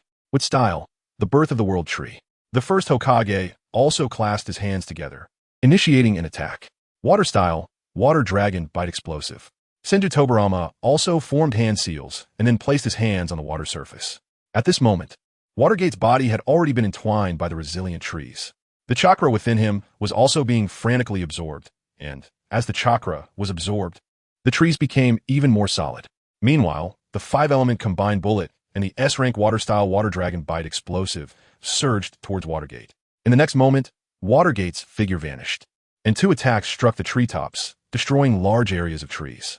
When he reappeared, he was already behind Orochimaru, and the sharp kunai of Flying Thunder God ruthlessly slashed towards Orochimaru's head. In an instant, blood flew, and Orochimaru's head was severed. Watergate's figure disappeared again and reappeared behind the first Hokage, followed by a spiral sphere crashing down. The first Hokage's reaction was also extremely quick, seeing the incoming spiral sphere. He immediately swung a punch. Boom! With a loud noise, the first Hokage's body was destroyed by more than half. This body is really weak. The first Hokage couldn't help but sigh. Orochimaru, whose head had already been severed, had already reappeared. His body was crawling out from that headless remnant, like a snake shedding its skin, which was the technique of Orochimaru's substitution. How is this possible? You have already fallen into the dark walking technique. Orochimaru was astonished. That's right. I indeed fell into the dark walking technique, but I have already broken this illusion, Watergate said with a smile. It's the 9 tails, Tobirama pondered. That's right. It's the 9 tails, Watergate confirmed. 3 Hokage-sama, I will be rude next. After Watergate finished speaking, he began to form hand seals. As Watergate formed seals, the remaining free space within the barrier began to fill with dense Flying Thunder God techniques. At first glance, it was enough to make one's scalp tingle. If that's the case, the battle will really be over. 4th Hokage, your Flying Thunder God is stronger than mine. We can rest assured handing Konoha over to you. Tobirama said. Indeed, and you can even perfectly control the 9 tails. That's impressive, Hashirama praised. I'm I'm just lucky, Watergate said, and then an azure-colored sphere appeared in his hand. Immediately, Watergate's figure disappeared, transforming into a golden beam of light, while the bodies of the past Hokage turned into a sky full of dirt, beginning to dissipate. Clearly, the dirt bodies of the reincarnated were too weak to withstand the overloaded attack, leading to their destruction before they could even repair themselves. In a vast barrier, only Watergate and Orochimaru remained, staring at each other. Suddenly, a round of applause echoed inexplicably, and a black figure appeared between the two. The man before them, though somewhat familiar, was instantly recognizable to Watergate even if reduced to ashes. He was the mastermind and orchestrator behind the Nine Tails incident, the one who nearly caused Watergate to lose his beloved. At this thought, Watergate's chakra became uncontrollable, and a giant golden chakra fox head began to materialize, swiftly followed by a towering golden chakra fox nearly 100 meters tall. The fierce-looking golden fox stared intently at the man in black, while Watergate above it did the same. Watergate, there's no need to be so agitated. It's not yet time for the final battle. One day, we will meet on the battlefield, and then we can fight. I will personally extract the Nine Tails from you and your son, Uchiha Obito said coldly. Then why are you here? Orochimaru? Watergate asked. That is none of your concern, Hokage. Orochimaru, the path ahead only leads to life and death. It's up to you to choose, Uchiha Obito replied. I choose to join you, Orochimaru said without hesitation, though his eyes showed little panic. In that case, let us go. Orochimaru. After Uchiha Obito finished speaking, he placed his hand on Orochimaru's shoulder, and a space vortex appeared, gradually absorbing their bodies. Don't go, you bastard! Watergate shouted, transforming into a beam of golden light and appearing next to Uchiha Obito, immediately launching a Rasengan at him. However, it was too late. Both of their bodies had completely vanished into the spatial vortex. Watergate had no choice but to open the space barrier, and soon a large group of Konoha ninjas surrounded him. Change Orochimaru to a rogue ninja of S rank and issue a nationwide manhunt, Watergate ordered. Throughout the journey, Watergate maintained a gloomy expression. The words from earlier made him ponder deeply about the future final battle and the extraction of the Nine Tails from the Jinchuriki. It seemed that the ultimate goal of that guy was still the Nine Tails. Meanwhile, in a forest in Konoha, Kakashi Ataki was chopping down trees to vent his frustration over his cowardly behavior earlier. Just then, a deep male voice came from behind Kakashi. So incompetent, so weak. You haven't changed at all. Kakashi turned around sharply to see a man in black with a swirling mask standing before him. Kakashi was shocked. This man was the one who stood atop the Nine Tails during the Nine Tails incident. Why would he come to find him? However, in that moment of distraction, the man in black had already made his move, ruthlessly plucking out Kakashi's Sharingan. Such eyes on you are a waste. After saying this, the man vanished into the spatial vortex. In Rain Village, after Uchiha Obito brought Orochimaru into the Akatsuki organization, he had White Zetsu perform surgery on his eyes, reclaiming the eye that originally belonged to him. Chapter 207.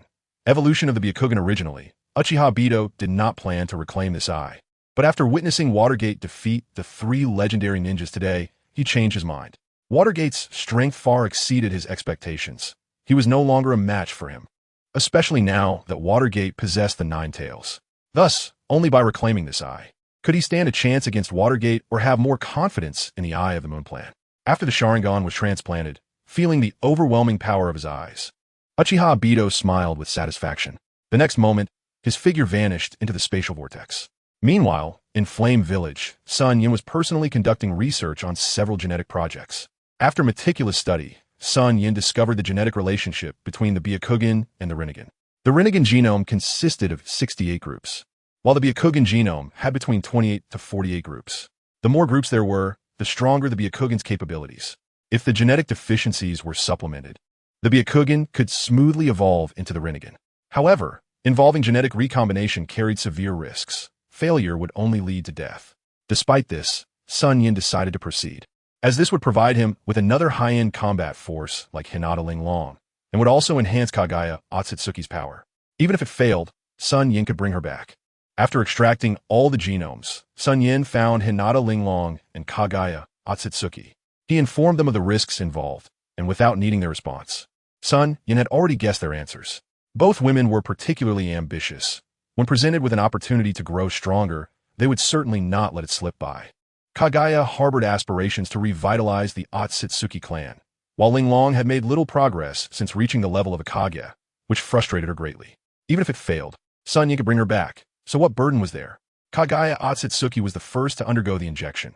After all, she was a wielder of the bloodline limit. SunYan had previously mentioned that her Byakugan genome had reached 58 groups, just 10 groups away from the Rinnegan, making the success rate very high. The moment the injection was administered into Kagaya's body, even with her immortal physique, she began to scream in agony, while SunYan's thousand-light eyes penetrated her body, observing the changes in her Byakugan genes. Finally, after several hours, the remaining 10 groups of genes successfully spliced onto the Byakugan genome. Had she been a normal person, she would have surely died by now. Seeing this, Hinata Linglong hesitated for a moment, but ultimately gritted her teeth and chose to inject as well. To SunYan's surprise, Linglong's reaction was much milder compared to Kagaya's, and the initial gene fusion went very smoothly. However, during the final 10 groups, the reactions became extremely intense. Hinata Linglong began to scream in pain, and her life force was rapidly depleting, while SunYan continuously infused her with yang energy. After an unknown period, under SunYan's thousand-light eyes, the final group of genes perfectly combined with Hinata Linglong's Byakugan genes, but she had already fallen into a coma. Seeing this, SunYan smiled, picked up Hinata Linglong, and vanished from the laboratory. Kagaya Otsutsuki had long since left, and by the time she departed, her eyes were no longer pure white, but a light green. However, Linglong's eyes had not evolved so quickly, likely due to their differing physiques, evolution required process. Gently placing Hinata Linglong on the bed, SunYan slowly left.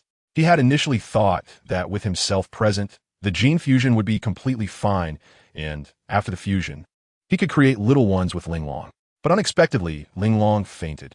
Helpless, SunYan returned to the laboratory to begin the fusion of a weakened version of Hashirama's cells and the Uchiha clan's cells. Although Makoto had gained the Manjiki Sharingan, excessive use would cause it to go blind.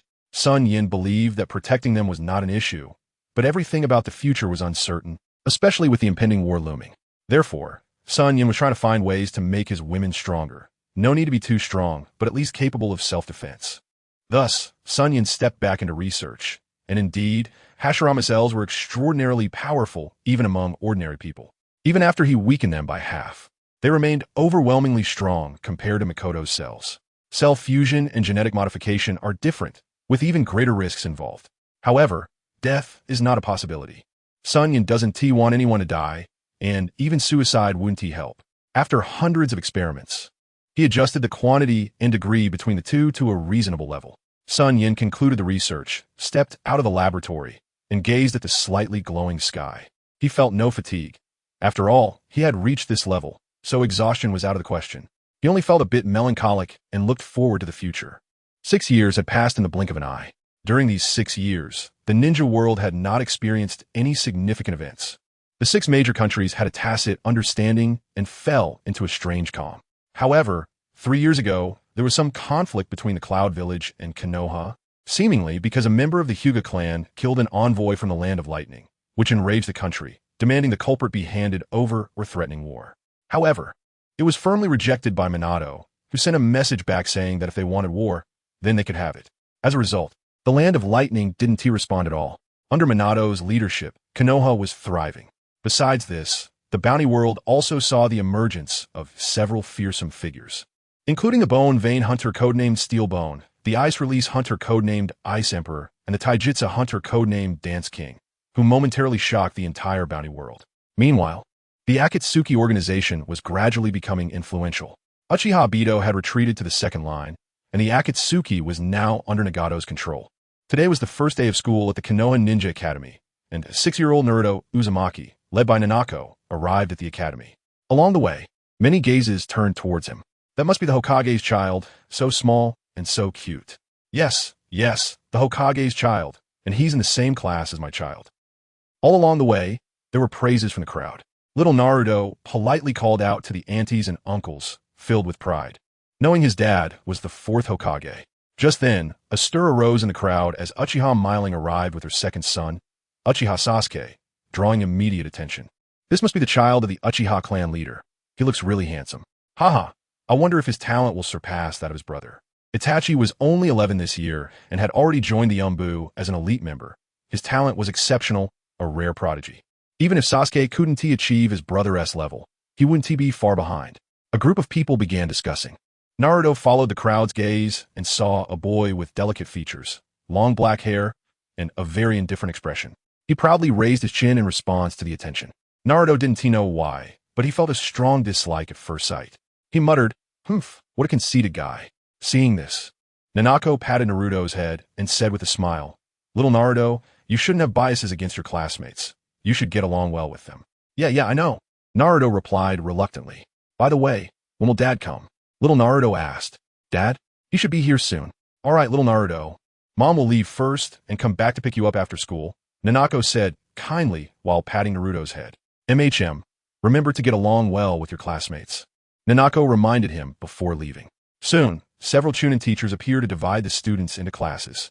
Naturally, Naruto was placed in the same class as the original 12 young elites. But there were also many commoner students in the class, and their teacher remained Irika. In the spacious room, it was extremely noisy, with countless girls surrounding Uchiha Sasuke and Naruto, chattering nonstop. Sasuke turned away coldly, ignoring the infatuated girls. Meanwhile, Naruto was overwhelmed by their enthusiasm, his little face turning red. However, he felt frustrated as a pink-haired girl was circling the conceited guy, seemingly very fond of him. Little Naruto instantly fell for the pink-haired girl, but seeing her around Sasuke made him feel quite upset. "Hello, I'm Naruto Uzumaki. Nice to meet you," he said. "I'm Nara Shikamaru. Nice to meet you. I'm Akimichi Choji. Please take care of me." "Hello, I'm Yamanaka Ino. Please take care of me, Naruto-kun." Three voices called out to Naruto, snapping him back to reality. He turned to see a skinny boy, a chubby boy, and a blonde girl standing beside him. Hello, I'm Naruto Uzumaki. Nice to meet you," he said with a smile. "Naruto, what were you thinking? You seemed lost in thought," Shikamaru asked. "Huh? How did you know I was thinking about something?" Naruto said, surprised. "You were just staring over there, mumbling to yourself. Of course you were thinking," Shikamaru replied. I wasn't thinking about anything," Naruto scratched his head. "Hey, that guy is really conceited," Shikamaru said, looking at the proud Uchiha Sasuke, helplessly. His family had tasked him with getting along with Naruto and Sasuke. But it seemed that Uchiha was a spoiled brat and hard to approach. "What are you talking about? Sasuke is so handsome. How could he be a spoiled brat?" Ino argued, gazing at Sasuke with stars in her eyes. "Oh, another one has fallen," Shikamaru commented to Choji, who was munching on snacks nearby. "Sasuke, what do you like to eat? What's your favorite color? And what type of girls do you like?" The pink-haired girl, Sakura, was looking at Sasuke with admiration. "Shut up. Are you annoying or what? Go away." Sasuke finally snapped, irritated, shouting at Sakura and the other girls. The girls were startled by Sasuke's outburst. Sakura even shed tears. "Sasuke-kun, I'm sorry," she said. "Hey, you jerk. Why are you yelling at others?" Naruto stood up angrily and shouted at Uchiha Sasuke. Hearing this, Sasuke turned his body, seeing Naruto glaring at him with anger. A cold smile crept onto his lips, thinking, "It's this guy. My father mentioned he is the Hokage's son, the biggest rival for the top spot in this year's class. I'm willing to. Besides, they are really annoying. Aren't they?" Uchiha Sasuke said lightly. "You jerk. How can you be so disrespectful? Apologize to them," Naruto said in a low voice. Why should I apologize? Uzumaki Naruto, don't think just because you're the Hokage's son, you can command others," Sasuke smirked. "You want to fight, Uchiha Sasuke?" Naruto said coldly. "Then go ahead and try," Sasuke replied indifferently. "You're asking for it," Naruto shouted as he threw a punch at Sasuke's face. Sasuke dodged Naruto's punch, quickly getting up from his seat and kicking towards Naruto. However, Naruto managed to dodge, and the two of them instantly started fighting in the classroom. In the original story, Sasuke Uchiha had basically knocked Naruto down with a single punch when they were kids, but the current Naruto was different from the original. Whenever Minato had free time, Naruto would ask his father to teach him training, covering ninjutsu, taijutsu, and shuriken techniques. Sasuke Uchiha was the same, often pestering Itachi Uchiha to teach him how to train. The two were exchanging blows in the classroom, while the surrounding students were already scared stiff, especially the civilian ninjas who were terrified. Of course, Shikamaru and the others quickly ran out of the classroom to find Irika. The two little guys were already in full swing, with Naruto landing a punch on Sasuke's face, while Sasuke kicked Naruto in the stomach. Both of them were sent flying and crashed heavily to the ground. If you have the guts, let's fight outside," Sasuke said, wiping the blood from the corner of his mouth. "You think you're so great? If you want to fight outside, then let's do it," Naruto replied defiantly. The two of them tangled together again in the arena, each having their moments of advantage. "If you don't admit defeat, I'll use ninjutsu," When that happens, don't blame me if you get hurt, Sasuke warned. Chapter 209. The arrival of Shursui Naruto showed no signs of panic and instead looked at Sasuke calmly. As if to say, bring it on. Damn, who do you think you are? Sasuke cursed inwardly and then slowly began to form hand seals. Serpent, horse, monkey, boar, rat, tiger. In a moment, Sasuke completed the jutsu. Fire style, fireball jutsu. A fireball nearly a meter in diameter shot out of Sasuke's mouth, heading straight for Naruto. Water style, water wall. Just as the fireball was about to reach him, Naruto quickly formed hand seals, and a wall of water rose up in front of him. The massive fireball collided with the water wall, creating layers of white mist. At that moment, Irika, who had just arrived, could clearly see the aftermath of the ninjutsu clash. However, the next moment, Naruto's figure appeared, charging at Sasuke, but Sasuke found an opening and knocked him down to the ground. Just as Sasuke was about to laugh triumphantly, Naruto's body suddenly transformed into a puff of white smoke. Sasuke was dumbfounded, and Irika, who had just arrived, was also stunned. This was the Shadow Clone Jutsu. Naruto had already mastered this technique. However, in the next moment, a rock behind Sasuke transformed into Naruto, who then swung a punch at Sasuke's head. Just then, a flash of yellow appeared, and Naruto's hand was blocked. It was none other than the fourth Hokage, Minato Namikaze. Dad, Naruto called out somewhat sheepishly. Irika, still in shock, hurried over. Hokage-sama, I'm very sorry. I didn't keep an eye on them, Irika said, feeling ashamed. Irika-sensei, there's no need to be like that. It's my fault for not disciplining them properly. Little Naruto is too mischievous and has caused you trouble, Minato said apologetically. He then turned to Naruto and questioned, Naruto, didn't you promise your dad that you wouldn't bully your classmates? Who told this guy to be so arrogant? He disrespected me first, little Naruto mumbled. Who asked you to meddle? Sasuke retorted defiantly. However, Sasuke was still young and didn't dare to act too recklessly in front of the powerful fourth Hokage. All right, you two have fought and got to know each other. From now on, you'll be good friends, Minato said, patting both little guys on the head. Who wants to be friends with him? He's just an arrogant brat. Naruto still disliked Sasuke. Me too, Sasuke said, and sparks flew between their eyes. Okay, what are we going to do after the match? Minato asked. We need to make the reconciliation seal. Naruto mumbled quietly, and under Minato's gaze, he extended his hand. Sasuke didn't even look back and turned to walk away. Minato frowned slightly. This Uchiha Fugaku's second son had some issues with his personality. However, he didn't pay too much attention to it, especially since his father and brother were both working under him. Moreover, Itachi was one of his most trusted subordinates, and one of the next generations he valued highly. Afterward, Minato delivered an outstanding speech in every classroom, successfully passing on the will of fire to the next generation of students. Then, using the Flying Thunder God technique, Minato appeared in an underground base in the northern part of the Land of Fire. SunYan had been waiting there for a long time, along with two others. The Crimson Sharingan in their eyes signified their identity as members of the Uchiha clan, Shursui and Itachi. Minato, I've been waiting for you for half a day. What took you so long? SunYan asked. Sorry, I got carried away talking, Minato said as he poured himself a glass of water and drank slowly. Shursui, are you sure you want to join the Flame Organization? Minato asked. Yes, I asked for your approval, Hokage-sama, Shursui replied. Shursui, are you really going to leave Konoha? Itachi said reluctantly. Itachi, the responsibility of revitalizing the Uchiha clan is up to you. I'm going to save the world, Shursui said. Shursui, I want to join the Flame Organization with you. Let us leave the responsibility of revitalizing the Uchiha to Sasuke, Itachi said. No, Minato and Shursui said in unison. Letting Shursui go is already a huge loss. I cannot allow you to leave, Itachi. Moreover, I want you to infiltrate the Akatsuki organization.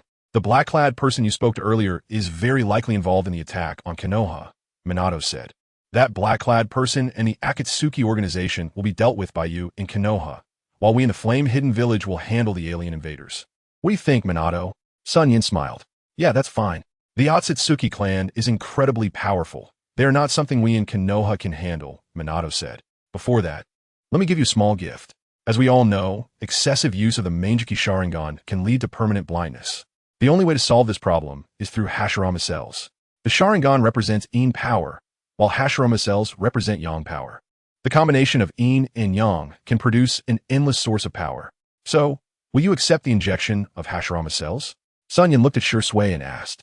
Yin, The cells of the first Hokage are still powerful even after being weakened. Isn't there a great risk?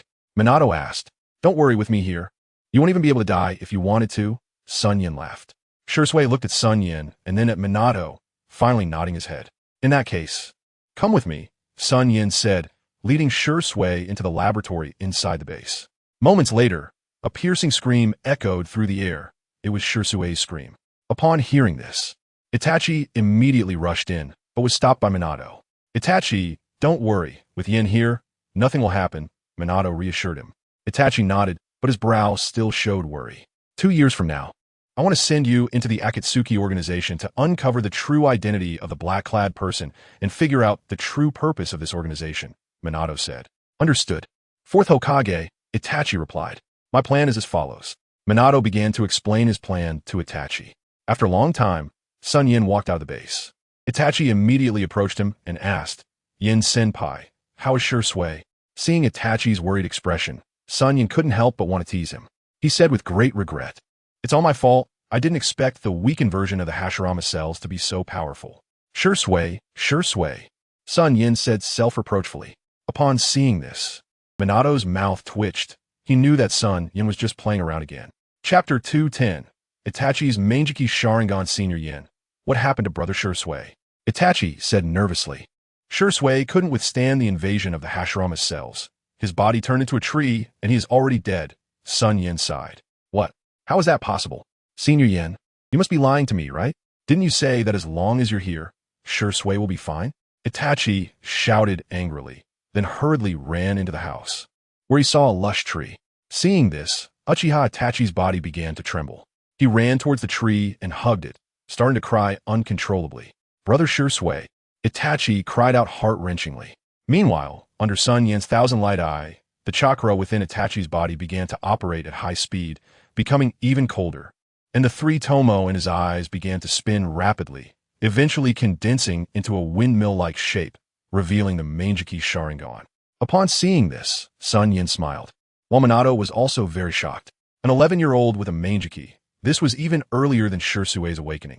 He had indeed underestimated this child's talent. Uchiha Itachi also noticed the changes within himself and the growing chakra, but he showed no signs of joy. Instead, he looked coldly at SunYan. SunYan remained unfazed, his smile not retracting in the slightest, even locking eyes with Uchiha Itachi. However, in the next moment, Itachi suddenly felt a strange pain in his eyes, forcing him to quickly look away, thinking to himself, I can't even look him in the eye. How strong is he really? Feeling dissatisfied with this thought, Uchiha Itachi continued to look at SunYan, but his eyes seemed to be desperately avoiding the gaze, causing his breathing to become rapid. Minato naturally noticed Itachi's unusual behavior and turned to look at SunYan. Yen, has Shursui really? Haha, of course not. Shursui, come out. If you don't come out soon, your little brother Itachi is going to hate me. SunYan laughed. Shortly after, from the side door, Uchiha Shursui walked out with a big smile on his face.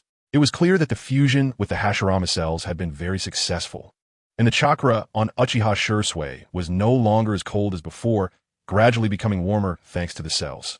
Brother Shursui, you're not dead, Itachi exclaimed in surprise. Then he looked at SunYan with a hint of apology. Itachi, congratulations on awakening your Manjiki Sharingan. Shursui smiled. Itachi then realized that everything that had just happened was a performance meant to help him awaken his Manjiki Sharingan. Thinking of this, Uchiha Itachi felt even more ashamed and bowed his head to SunYan, saying, Senior Yin, I'm sorry for misunderstanding you earlier. Haha kid, don't be too happy too soon. I can sense that your Manjiki is very powerful. However, you also have the Uchiha clan's hereditary disease in your body. If you don't get timely treatment, you won't live to be 30, SunYan said to Uchiha Itachi.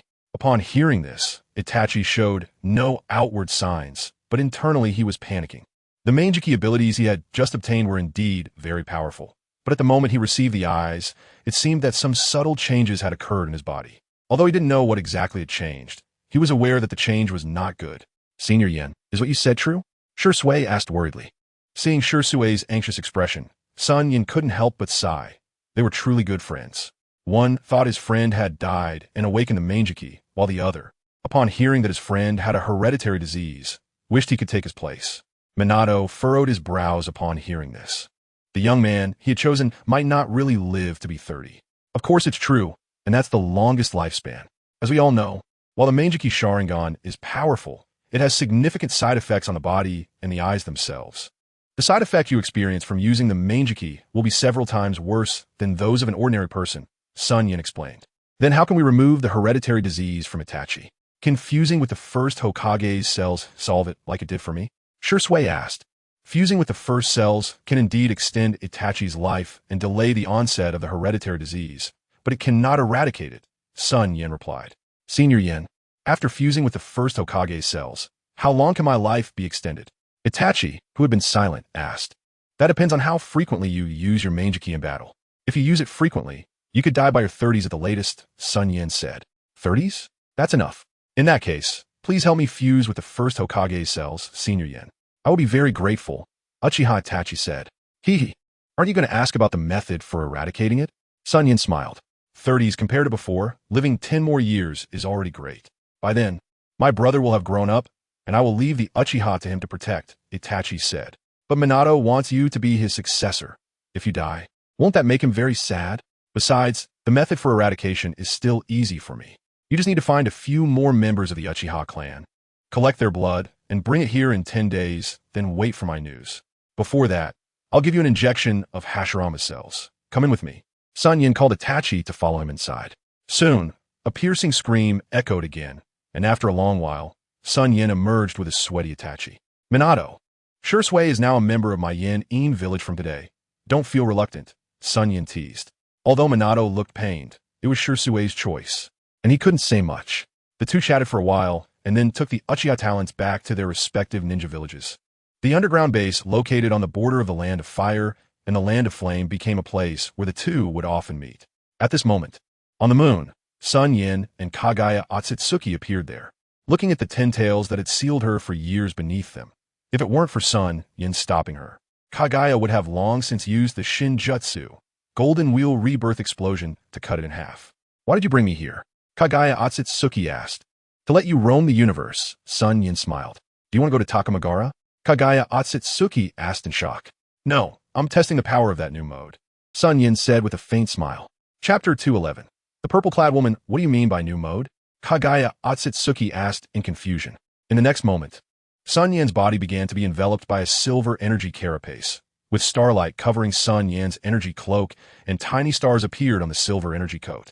SunYan's aura completely radiated out, causing the entire moon to tremble greatly. Behind SunYan, 7 spheres of different colors began to float. With a thought, SunYan drew them into his body, and at that moment, he sensed something unusual. Without saying a word, he reappeared behind Kagaya Otsutsuki, but even with her Rinnegan, Kagaya Otsutsuki was unable to detect SunYan's presence. SunYan reached out and slapped Otsutsuki Kagaya's butt, causing her to notice him. She looked at SunYan in confusion, wondering if her Rinnegan was fake. SunYan said to Otsutsuki Kagaya, "You will use the Yellow Springs Byro Slope to return to Hidden Flame Village later." Upon hearing this, Otsutsuki Kagaya frowned and nodded, but just as she was about to activate the Yellow Springs Byro Slope to return, a woman in a purple outfit and mask appeared beside them from space. This instantly put Otsutsuki Kagaya on high alert. SunYan, however, remained calm, as he had already sensed the woman's presence earlier, but chose not to reveal it. The moment he activated the 7-star mode, the woman in purple had already arrived, hiding in the space. Who are you? Otsutsuki Kagaya asked. With horns on her head, she was clearly a member of the Otsutsuki clan and looked quite good. How about considering being my maid? The woman in purple said confidently as she walked towards Kagaya. Don't come any closer, or I will kill you, Kagaya warned. You probably don't have the strength to kill me, and even the one behind you, I wouldn't take seriously, the woman in purple said with a cold smile. Whether you can kill me or not, we will find out, Otsutsuki Kagaya said as she prepared to attack. However, SunYan stopped her, staring at the proud outline of the woman in purple and her somewhat familiar accent. He slowly said, "You are the black-clothed person from back then?" "That's right, it's me," the woman in purple said, no longer hiding her identity as she removed her mask. Revealing a stunning face, the woman's beauty was captivating, and her fresh and elegant aura made one obsessed, yet hesitant to harbor any lewd thoughts. Her delicate face resembled a meticulously crafted artwork, vividly expressive, with the corners of her mouth turned up in a faint cold smile. However, SunYan was not attracted by her beautiful appearance, and immediately began to curse. "How dare you appear in front of me, woman? Who gave you the courage?" Liang Jingru. SunYan yelled angrily. This woman was notoriously ruthless. After he had just upgraded his 1,000 light eye, he thought he was invincible, only to be beaten up by her. SunYan vaguely remembered that once he became stronger, he would find this black-clothed person and tear the male version to shreds while endlessly mocking the female version. Unexpectedly, this woman came to him today. What was she here for? To deliver her head. Who is Liang Jingru, and why would she give me courage? The woman in purple asked, puzzled. You don't need to care who she is. You just need to know that today I want to avenge myself and beat you up, and then. SunYan said, all right, I didn't expect you to be so shameless. Truly deserving of a beating, the woman in purple replied. Since that's the case, let's fight. I also want to experience your high-level skills again, SunYan said. Meanwhile, Otsutsuki Kagaya thought to herself, such a powerful Sun Yin actually lost to this woman. Fortunately, SunYan stopped her. Otherwise, she would not be a match for this woman. I'm not here to fight, the woman in purple said. Then what are you here for? SunYan asked. You should know our identities by now, the woman in purple said proudly. That's right, Tongling has already told me. SunYan said flatly. Tongling, it seems your eyes haven't evolved to their final form yet, the woman in purple said with a smile. The so-called Tongling is actually an embodiment of the power of the eye. Every member of the Tiansha clan can awaken the divine eye, but only those with a bloodline of 8th rank or higher can possess Tongling. When the eyes are about to upgrade to their final form, Tongling will re-embody into exquisite ocular power, helping you elevate your eyes to the highest form, after which Tongling will disappear. Stop it. Don't change the subject. What is your purpose for coming here? You haven't said yet. Could be to find me for reproduction? SunYan scrutinized the woman in purple. Upon hearing this, the woman in purple's face turned slightly red. You scoundrel, I really want to kill you with a sword, she said angrily. Are you blushing out of anger? Could it be that you really came here for reproduction? SunYan asked in surprise. Bastard, the woman in purple gritted her teeth in frustration, but she was helpless. After all, she could no longer see through SunYan's strength. Even if she could defeat him, if he wanted to escape, it would be easy. Isn't it? It seems that apart from reproduction, we have no other interaction, SunYan said cheekily. Don't be angry. Absolutely don't be angry. It's not worth getting mad at such a scoundrel, the woman in purple thought to herself, tightly clenching her delicate hands, making a creaking sound. Seeing this, SunYan was delighted, thinking, it seems that happiness is built on the suffering of others. SunYan wanted to continue mocking, but Tongling appeared again. Suggestion, you shouldn't provoke that woman any further. Her eyes and divine roots have already fully awakened. If it comes to a real fight, you will only be able to run. Moreover, have you ever heard the saying, hitting a wife is momentarily satisfying, but chasing her is a funeral pyre? You have a responsibility of carrying on the family line. If you anger her, it will certainly go against the clan leader's trust. Also, generally speaking, women of the Tiansha clan cannot conceive, so you better think it through. And just look how beautiful she is. Are you really indifferent to such a beautiful girl? Tongling advised, trying to persuade SunYan to stop his current behavior. SunYan pouted, mumbling, she is beautiful. But I'm not the kind of man who can't move his legs when he sees a woman. As for reproduction, once I destroy the Otsutsuki clan, I can give each song and the others a chakra fruit each, and that will be enough to conceive my children. Besides, if I can't win, I can just run. Tongling, then the child's bloodline will also be pure. SunYan, why do you care about whether it's pure or not? Tongling, that is your father's chosen wife for a long time. You must have her. Chapter 212. Conversation with the woman in purple. Fine. SunYan said helplessly. Seeing this, Tongling finally returned to calm. Now, tell me, what do you want from me? SunYan said proudly. The woman in purple forced herself to suppress her anger and managed to squeeze out a smile as she said, you should know that your eyes and the divine root within you have not been fully developed and remaining in the ninja world. You will not be able to fully develop them for decades. I came to take you to a place to help you quickly develop your divine root and divine eye, to grasp and comprehend the laws. You want to help me improve my strength and comprehend the laws? SunYan asked, confused. That's right. As you said, we are the only 2 members of the Tiansha clan in this universe. Moreover, the Otsutsuki clan has already made their move. We don't have much time left. The woman in purple said. How is that possible? The only one I don't know about in the Otsutsuki clan is the Otsutsuki ancestor. How strong can he be? SunYan asked. The Otsutsuki ancestor is not as simple as you think. Over the years, The Otsutsuki clan has absorbed countless high-level chakra fruits throughout the universe. The quantity possessed by the Otsutsuki ancestor alone is as high as half. However, this is not something to be feared. The advanced chakra fruit, if consumed too much, will greatly diminish its effects. What truly makes me wary is that this ancestor of chakra is very likely to have mastered the perfect law, the purple-clothed woman added. What does the perfect law mean? SunYan asked in a deep voice. It refers to the existence that has mastered a certain law to perfection, the purple-clothed woman replied. For example, if two techniques have comparable power, but his law is superior to yours, or his law is of a higher level than yours, then your technique would be utterly powerless against his. The purple-clothed woman smiled. It seems this kid knows very little about laws. How do you know that the Otsutsuki ancestor has mastered the perfect law? SunYan asked solemnly. I have fought against him. At that time, I had not yet developed my divine eye and divine root to their final forms, but they were not far from it. Yet I still lost to him. The purple-clothed woman said, the law he masters should be the law of strength, of very powerful existence. My immature laws of space and time were defeated by him. She added, so, do you now master perfect law? SunYan asked, of course not. As you know, our souls and bodies were separated earlier, and I came to this universe only a little over 10 years before you. Mastering a law requires the accumulation of time. Besides that, one must obtain the 7-star inheritance, the purple-clothed woman explained. Wow, does that mean you're also a traveler? SunYan was shocked. That's right, the woman nodded. So you also crossed over from Earth? SunYan asked.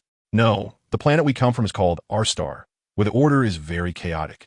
It is a world of the survival of the fittest, and I was killed by someone from our star. The purple-clothed woman seemed to fall into bad memories. Sigh. We are both lost souls in different corners of the world. Why do we need to know each other? SunYan couldn't help but sigh at the fate of the purple-clothed woman. How did you come here? The woman asked. My world is called Earth. Surprisingly, the story of the ninja world was written as a manga and made into an anime in my original world, becoming a global sensation. Although the world is not at peace, fortunately, I was born in a peaceful country and am a seasoned otaku of the 21st century, SunYan said. The two chatted about various things from their past lives, getting quite heated in their discussion. Otsutsuki Kagaya finally could not stand it any longer and said helplessly, weren't you discussing the laws? Right, weren't we talking about the Otsutsuki ancestor? How did the topic shift? The purple-clothed girl said, TCH, weren't you also enjoying the conversation? SunYan retorted. You. The purple-clothed woman was about to retort back when SunYan interrupted her. Stop, miss. Can you quickly explain the matter of the 7-star inheritance? SunYan said, the so-called 7-star inheritance refers to the inheritance of the 7 ancient stars in the 7-star absolute domain of the universe, the purple-clothed woman explained. What is the 7-star absolute domain? You really are quite ignorant. The 7-star absolute domain is a region of stars in the universe, but only those with the absolute bloodline of the Tian-Sha clan can enter. Otherwise, outsiders will be absolutely erased by the 7 ancient stars. Isn't that amazing? So, this 7-star inheritance can only be accepted by our Tian-Sha clan, and others shouldn't even think about it, SunYan said. That's right, but even so, for billions of years, no one from our Tian-Sha clan has been able to gain the recognition of the 7-star domain and obtain the 7-star inheritance. Why? It must be because they're too ugly or too weak, SunYan said. The purple-clothed woman was too lazy to refute SunYan and continued, because their bloodline power is too weak. Hold on, I want to ask, why do you know so much while I know so little? SunYan wondered. Isn't it because you are too weak? You still haven't absorbed the eye spirit. The purple-clothed woman said, the eye spirit contains all the historical records of the Tian-Sha clan. Since you haven't absorbed it, how could you know? The purple-clothed woman looked down on him. All right, you continue, elder sister, SunYan said, rolling his eyes. The purple-clothed woman clenched her fists, continually reminding herself not to get angry. According to the historical records of the clan members below the 8th tier bloodline will be directly rejected by the star domain upon entering, while those with 8th tier or 9th tier bloodlines can practice laws there without being rejected. As for the 10th tier bloodline, no one from the Tian-Sha clan has appeared for billions of years. The purple-clothed woman said, staring intently at SunYan. What's wrong? Why are you looking at me? Have I become so handsome that you can't help it? SunYan said joyfully. The purple-clothed woman was speechless. And you're the only one with a 10th tier bloodline in billions of years, the purple-clothed woman continued. I know that.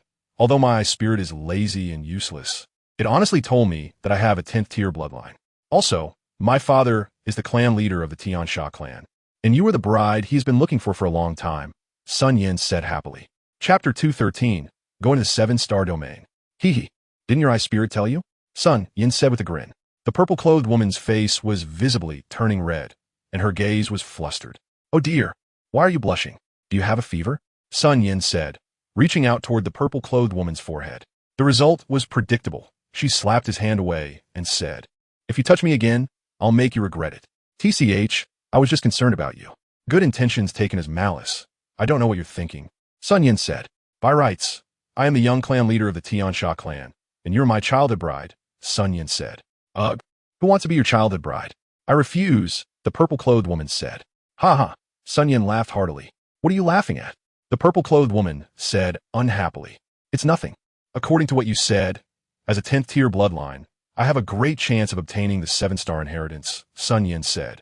I didn't say that. I just said you're the only one with a 10th-tier bloodline in billions of years and might have some adventures. If you can obtain the 7-star inheritance, that would be great. If not, then you should stay in the 7-star domain to practice and comprehend the power of the laws to enhance the strength of your divine root and divine eye. The purple-clothed woman said, The Otsutsuki clan won't leave us too much time. After the last battle with the Otsutsuki ancestor, I hid in the 7-star domain to escape, and the Otsutsuki ancestor was not in his peak state at that time. There must have been some problems in his law cultivation that caused him to sustain serious injuries.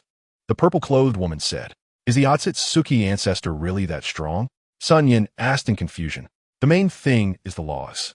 He has been practicing laws for many years and has mastered more than one type of law, the purple-clothed woman said. What about you? What laws do you practice? SunYan asked. Time, space, and life, the purple-clothed woman replied. Upon hearing this, SunYan nodded, and a hint of anticipation for the so-called 7-star absolute domain arose in his heart. He then separated a shadow clone to arrange matters with Otsutsuki Kagaya. After all, the duration of this trip to the 7 stars forbidden zone is uncertain, and some things cannot be accomplished solely with shadow clones. Arrangements must be made first. As SunYan waited for the arrangements to be completed, Otsutsuki Kagaya's face darkened. Soon after, she and the shadow clones activated the Yellow Springs Hirio and disappeared from their original location. Where's the 7 stars forbidden zone, and how do we get there? SunYan asked, watching the shadow clones and Otsutsuki Kagaya vanish. Follow me. In the next moment, the space began to split and an opening appeared, causing SunYan and Otsutsuki Kagaya to disappear into the space. When the two reappeared, they were already in an unknown star field. SunYan couldn't help but admire the spatial mastery of the woman in purple. Is this the 7 stars forbidden zone? SunYan asked. Exactly. Ahead are the 7 ancient stars, the woman in purple replied. How far is it from the ninja world? SunYan inquired. Very far, very far. This is the highest star field in the universe, separated from the ninja world by dozens of star systems, the woman in purple said. Hearing this, SunYan activated his 1,000 light eyes and indeed could not probe the ninja world. In the middle of the 7 ancient stars, there is a huge formation where we will comprehend and practice the laws, the woman said, flying towards the formation first. As they passed through an invisible barrier, they vanished after entering, and SunYan was surprised to find that even his 1,000 light eyes could not probe the area within the barrier, witnessing its brilliance and strength. But the more it was like this, the more excited SunYan became. His figure flickered and transformed into a beam of light, disappearing into the barrier. The woman in purple had already been waiting here for a long time. By the way, I need to remind you that the time here will be 10 times that of the outside world, meaning 1 day here is equivalent to 10 days outside. Therefore, the time we have will be even more pressing, the woman in purple said. There's an altar ahead, drop your blood into it. SunYan walked over and forced a drop of blood from his fingertip. The blood slowly fell in midair, finally dripping onto the altar. In the next moment, the altar lit up with a golden glow, and the 7 ancient stars began to operate and gather energy. In an instant, the entire region was enveloped in multicolored starlight. 7 streams of rich starlight continuously flowed into SunYan's body, and he fell into a death-like silence. The woman in purple also sat down here to comprehend the loss. Within SunYan's body, the power of the stars once again washed his muscles and marrow, making his physical body even more terrifying, while the divine root was crazily absorbing the power of the stars and growing wildly, eventually turning into a rainbow color. As for the divine eye, it was also absorbing power, undergoing its final transformation. Time passed quickly, and in the blink of an eye, 2 years had already elapsed in the ninja world. During this time, Uchiha Itachi, the once-in-a-century genius ninja of the Uchiha clan and the young clan leader of the Uchiha Fugaku family, killed his best friend, Uchiha Shursui, with his own hands to obtain the supreme Manjiki Sharingan, and defected from Konoha. At the Konoha Ninja Academy, Naruto was sound asleep in class, and Iruka was quite helpless about it, as no matter how much Naruto slept, his grades were tied for first place with Uchiha Fugaku's grades. Moreover, both of them were very strong, often getting into minor fights every 2 days and major fights every 3 days. They occasionally went to the playground to settle scores, and when things got serious, they would start using fire style and water style. In this version, Naruto has a different mother, which results in him possessing both water and wind attributes. Today, Uchiha Sasuke was in a very bad mood. He couldn't believe his brother really killed Shursui and then defected from Konoha. "Hey, isn't that Sasuke?" Naruto provocatively said while looking at Sasuke. To his surprise, Sasuke seemed uninterested in responding today, not even glancing at him before turning away. "Hey, Sasuke, how can you ignore me?" Naruto ran in front of Sasuke and shouted. "Get out of the way, I'm not in the mood to play today," Sasuke said coldly. Naruto was stunned. It was the first time he heard Sasuke speak to him like that. "Sasuke, we're rivals. How can you do this?" Naruto said, blocking Sasuke's path. "Bastard, do you want to die?" Sasuke replied. Chapter 214. Passionate Sasuke, although you're annoying and arrogant, in my heart, I've already considered you a friend. "I don't want to see you like this," Naruto shouted. "I'll say it one last time. Get out of the way," Sasuke said coldly. Naruto directly spread his arms, blocking Uchiha Sasuke's path, his eyes reflecting undeniable determination. "Bastard, get out of the way, Naruto," Sasuke shouted, then threw a punch at Naruto. However, to Sasuke's surprise, Naruto didn't dodge his punch. The punch landed squarely on Naruto's right cheek, creating a visible bump. "What? Naruto, why didn't you dodge?" Sasuke asked in shock. "Isn't it because I consider you a friend?" Naruto said, touching the bump on his face with a smile. Sasuke felt his heart thumping at that moment, looking at the blonde boy in front of him, and suddenly burst into tears. "Brother, he would never kill Shursui. Brother, he is definitely not like this. I must become stronger and bring my brother back to Konoha," Sasuke cried. In the next moment, Sasuke felt a tremendous chakra gathering from within his body, surging towards his eyes, and a crimson single tomo appeared. Seeing this, Naruto was also startled, but he had heard his father mention it and knew this was the Uchiha clan's unique bloodline limit, the Sharingan. Once activated, it would grant immense power. Sasuke was overjoyed, realizing he had awakened the Sharingan. This brought him closer to his brother. Thinking of this, Sasuke stood up and said to Naruto, "Naruto, we are not just friends, but also each other's strongest rivals." That's right? This is the most arrogant Sasuke." Naruto laughed. "But some people were just crying a moment ago," Naruto said disdainfully. "Damn it, you must not tell anyone about this. Otherwise, I will definitely beat you up," Sasuke said fiercely. Too bad I didn't take a picture of it." Naruto laughed. "Baka, do you want to fight?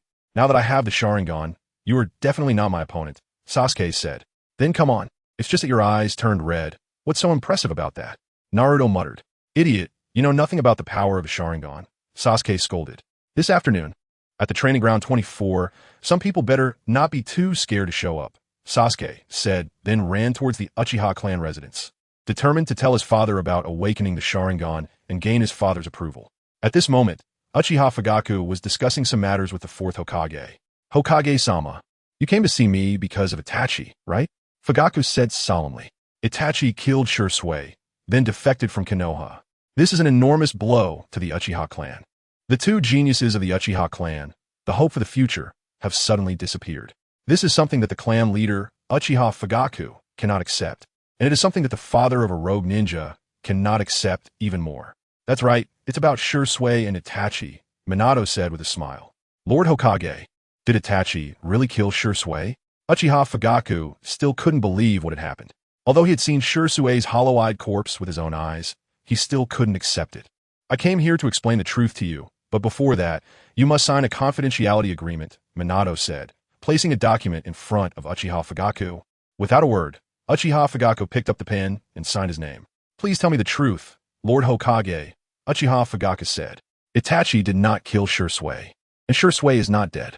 Shursui has joined the Akatsuki organization, and Itachi has been arranged by me to infiltrate the Akatsuki as an undercover agent, Minato explained. Hearing this, Uchiha Fugaku trembled slightly and then said, I understand, Lord Hokage. Rest assured, 2 years ago, Itachi, with the help of his son, awakened the Manjiki Sharingan, Minato continued. Uchiha Fugaku was shocked upon hearing this. Could it be that the Manjiki can be awakened with external assistance? Wouldn't that make the Uchiha clan the strongest clan in the ninja world? This is the truth of the matter. It was out of necessity that I did not inform you earlier, Minato said. Uchiha Fugaku nodded in understanding, and the two began to discuss some work-related trivialities. Just then, a hurried sound of footsteps came from the entrance, and 8-year-old Uchiha Sasuke burst through the door, exclaiming, Father, I've awakened my Sharingan. Uchiha Fugaku was about to scold Sasuke for barging in, but upon hearing that Sasuke had awakened his Sharingan, a smile appeared on his face. How old are you now? Still so reckless? Don't you see Lord Hokage here? Hurry up and pay your respects. Uchiha Fugaku said. Ah, hello, Lord Hokage. Sasuke quickly bowed, realizing his earlier mistake. Ha ha ha. Fugaku, it seems your Uchiha clan has produced another great genius, Minato laughed. I apologize for the embarrassment, Lord Hokage, Uchiha Fugaku replied happily. All right, I won't disturb you any longer. I have a pile of documents to handle. I'll take my leave now, Minato said before turning to leave. After seeing Minato off, Uchiha Fugaku was very pleased. His eldest son's talent was remarkable, and he believed his youngest son's talent was not far behind. Sasuke, very good, you are indeed my child. Fugaku said to Sasuke, Father, teach me some new ninjutsu. I must surpass my brother and bring him back myself. Uchiha Sasuke said firmly. Seeing the determination in his son's eyes, Uchiha Fugaku felt a pang of discomfort in his heart, thinking, Itachi, you've worked hard. All right, today I'll teach you the great fire dragon technique. Let's go, Uchiha Fugaku said, leading Sasuke to the training ground behind the clan's compound. As soon as Minato returned to his office, he was pestered by little Naruto, leaving Minato feeling overwhelmed. Dad, today Sasuke awakened his Sharingan and challenged me to a duel. You have to teach me some powerful ninjutsu quickly, or I'll lose this afternoon, Naruto said, clinging to Minato's arm. Naruto, haven't I told you not to keep challenging your classmates? You should get along with them, Minato reprimanded. But those kids playing ninja games are really boring, Naruto replied dejectedly. Then go find your mother and learn some sealing techniques, Minato suggested. Forget that, Dad. Why don't you teach me the Rasengan technique? Naruto shook Minato's arm. Chapter 215. Mastering the summoning technique. No way. That ninjutsu is very difficult to practice, and you're too young. Teaching you such a powerful technique might cause trouble, Minato said, feeling a headache coming on. Wow, Minato seems to be having a tough time. A white-haired man jumped through the window and said with a playful tone, Jiraiya-sensei. Minato exclaimed as he stood up. When did you arrive? Minato asked. I just got here not long ago, passing by to gather material, Jiraiya replied. This little guy must be Naruto, huh? He has grown so much in the blink of an eye, Jiraiya said, looking at the boy with yellow hair, just like Minato's. Yes, Minato also sighed. Naruto, this is my teacher whom I often mention, one of the legendary Sannin, Jiraiya.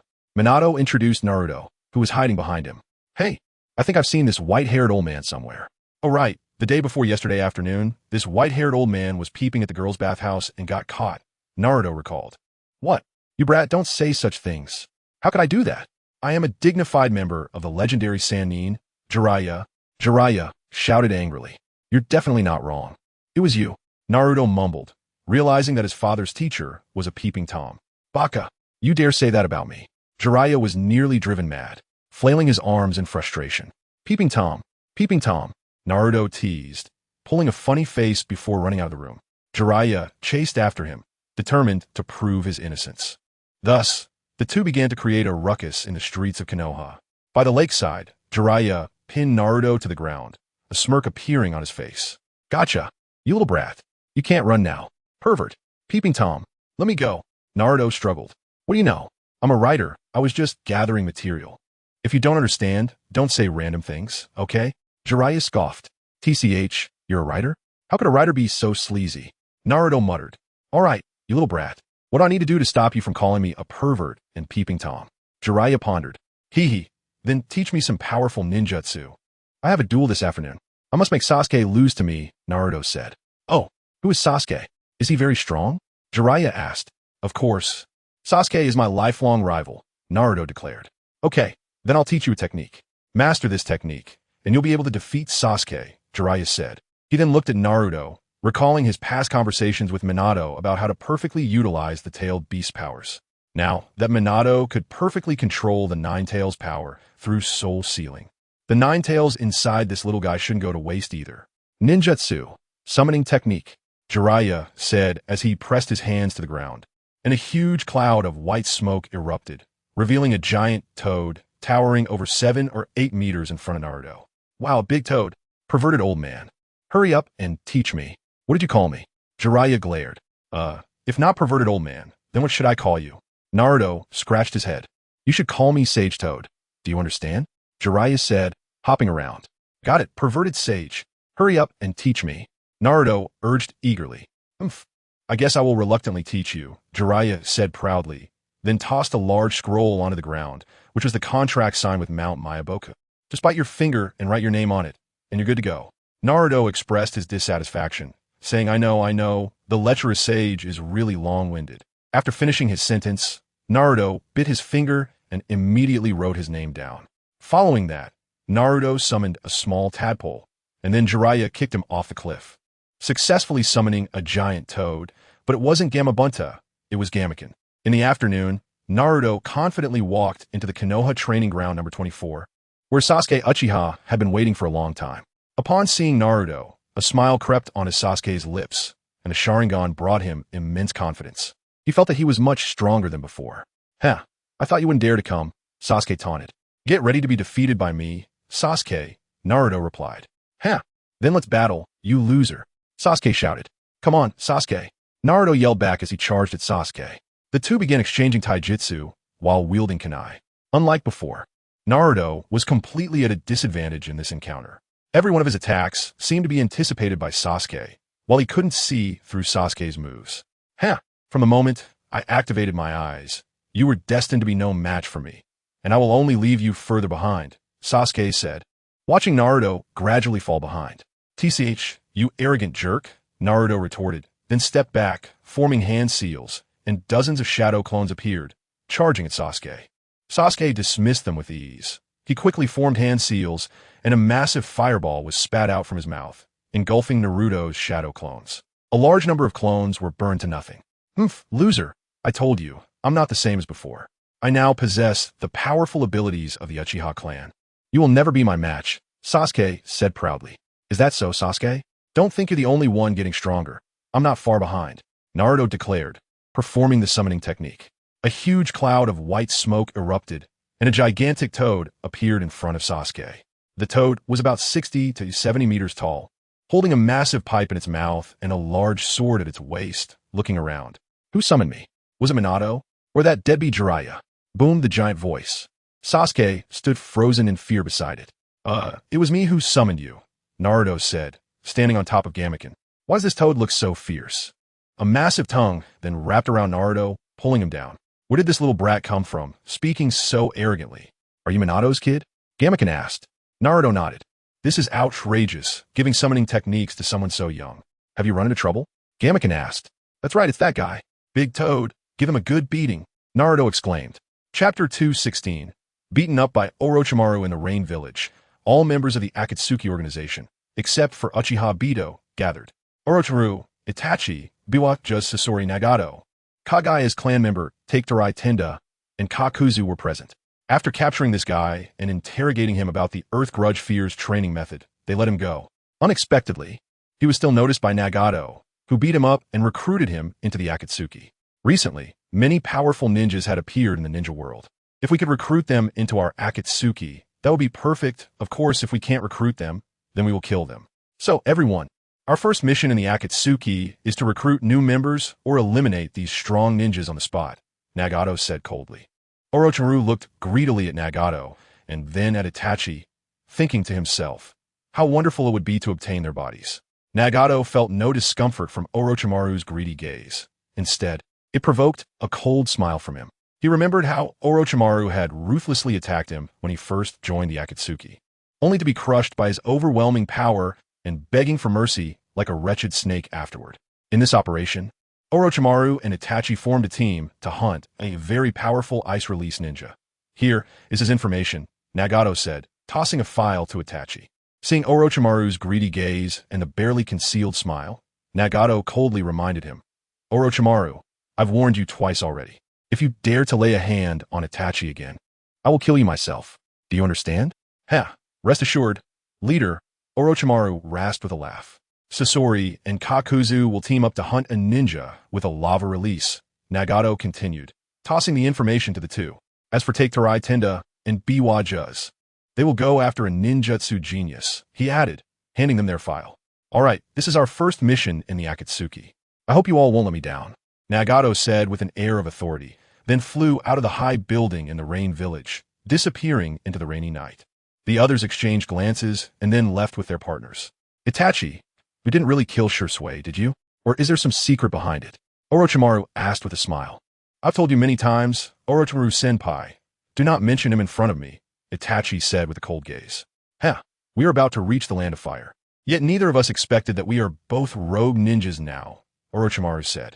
Orochimaru-senpai seems to have quite a fondness for Konoha, Itachi remarked pointedly. Aren't you the same, Itachi? Orochimaru replied, hinting at something. At this, Itachi frowned and ignored Orochimaru, continuing to move forward. By the way, I'm curious, Itachi. What kind of power did you obtain after killing Shursui? Is it the same as your father's Manjiki? Orochimaru asked, smiling. If you won't say, it must be a tacit admission. If you had stayed in Konoha, you would likely be the next Hokage, Orochimaru analyzed. Itachi ignored Orochimaru and focused on reading the information about the ice release ninja. Behind him, Orochimaru revealed a cold smile. Then a large snake silently emerged from his sleeve, slowly slithering toward Itachi's body. Yet Itachi remained oblivious. Suddenly, he felt a tightness in his body, and a large snake had already coiled around him. Itachi, you're too careless. Never turn your back on someone you don't trust. Have you forgotten? Orochimaru laughed greedily. He approached Itachi to touch his cheek, but a cold voice shattered his illusion. Orochimaru, you better understand the current situation, Itachi said coldly. In Orochimaru's line of sight, Itachi stood perfectly unharmed in front of him. The next moment, a suffocating sensation hit, and Orochimaru realized that he was the one being constricted by the snake. When did this happen? Orochimaru asked in shock. From the moment we locked eyes, you were already trapped in my Jinjutsu, Itachi replied. Orochimaru, do not attempt to uncover the secrets of the Sharingan any longer. The consequences are beyond what you can bear. As he spoke, Itachi swung the kunai in his hand towards Orochimaru's neck. In the next moment, Orochimaru's head was severed. However, Itachi did not let his guard down. Instead, he distanced himself from Orochimaru's corpse. Sure enough, the next moment, Orochimaru's body emerged from the headless corpse, covered in sticky bodily fluids, making one want to gag. Truly worthy of Itachi, but today, your eyes will be mine. Saying this, Orochimaru's body transformed into a blur and rushed towards Itachi at high speed, rapidly forming hand seals. Ninjutsu, evil snake entwined. In the next moment, Itachi felt the ground beneath him beginning to shift, as if something was about to break through. He quickly activated the body flicker technique to dodge, and the next moment, a monstrous Orochimaru erupted from the ground. Fire release, great fire dragon technique. Seeing this, Uchiha Itachi immediately unleashed his ninjutsu. A massive fire dragon surrounded Orochimaru, quickly turning him into ash. In the next moment, Uchiha Itachi had completed his hand seals again. Fire release, Phoenix fire technique. Several small fireballs were spat out from Itachi's mouth, attacking Orochimaru's rapidly moving body. Under the dynamic vision of the Sharingan, Itachi expertly predicted Orochimaru's next move with the Phoenix fire technique, forcing Orochimaru to retreat. Orochimaru, do you wish to become an enemy of the Akatsuki? Uchiha Itachi said in a deep voice. A mere Akatsuki can't take me down. Ninjutsu, Serpent's Net. Orochimaru once again used his signature ninjutsu. Although this technique had rarely killed anyone, it was quite troublesome for ordinary people. Looking at the dense swarm of snakes, Itachi thought to himself that he could only use the Manjiki Sharingan. In the next moment, the three tomo in his eyes began to spin rapidly, and a pinwheel-shaped Sharingan emerged. Amaterasu. A blood tear flowed from Uchiha Itachi's eye, followed by an endless surge of black flames, creating an insurmountable chasm before the snake swarm. In the next moment, Amaterasu activated again, instantly engulfing Orochimaru's body in black flames, emitting a horrific scream. His body transformed into countless tiny white snakes, which then fled in all directions. Despite the intense burning of the black flames, a few small snakes still managed to escape. After a while, one white snake transformed back into Orochimaru's form, but this time he was extremely weak. Damn it, this technique again, but the Sharingan is truly fascinating, Orochimaru muttered to himself. Chapter 217. Sasuke leaves, the storm will rise in the supreme realm of the seven stars. SunYan sat cross-legged in the formation, with brilliant starlight continuously flowing into his body. Beside him, Tian Shazishuan had long since awakened, having stayed here for nearly 9 months. Her understanding of the laws had matured significantly. However, while nearly 9 months had passed here, a full 7.5 years had elapsed in the ninja world. Yet, SunYan knew nothing of this. He was even unaware of the passage of time. However, the aura around him had grown increasingly immense to a terrifying degree. In addition, Zishuan was astonished to discover that the entire Seven Stars realm had been completely sealed off, meaning she could not leave and could only wait here or continue to comprehend the laws. Meanwhile, Naruto and Sasuke were about to graduate from the ninja school and become true ninjas. Over the years, both had made exceptional progress. On this day, the 9 young ninjas gathered together for a meal. They began to discuss. Hey, we're about to graduate, huh? Shikamaru sighed. Yeah, life after graduation won't be as easy as now. We'll have to do a lot of missions every day, and they will be the most basic ones, Ino worriedly remarked. I think it'll be the same. As long as there's snacks, it's fine, Choji said. Graduating is great. That way, I'll be one step closer to the Hokage position. Kiba said. Hey, the Hokage position is mine, Naruto said, visibly displeased. Seeing this, Kiba said nothing more. After all, he couldn't win in a fight, so he chose to remain silent. Sigh. After graduation, we'll be separated into different classes, and gatherings like this will become less frequent, Shikamaru continued. Different classes? I really hope I could be in the same class as Sasuke, Sakura said with a love-struck expression. You wish. Sasuke will definitely be in the same class as me, Ino said. What are you talking about, Ino pig? Sakura retorted, and the two began to bicker again. I advise you not to think too much.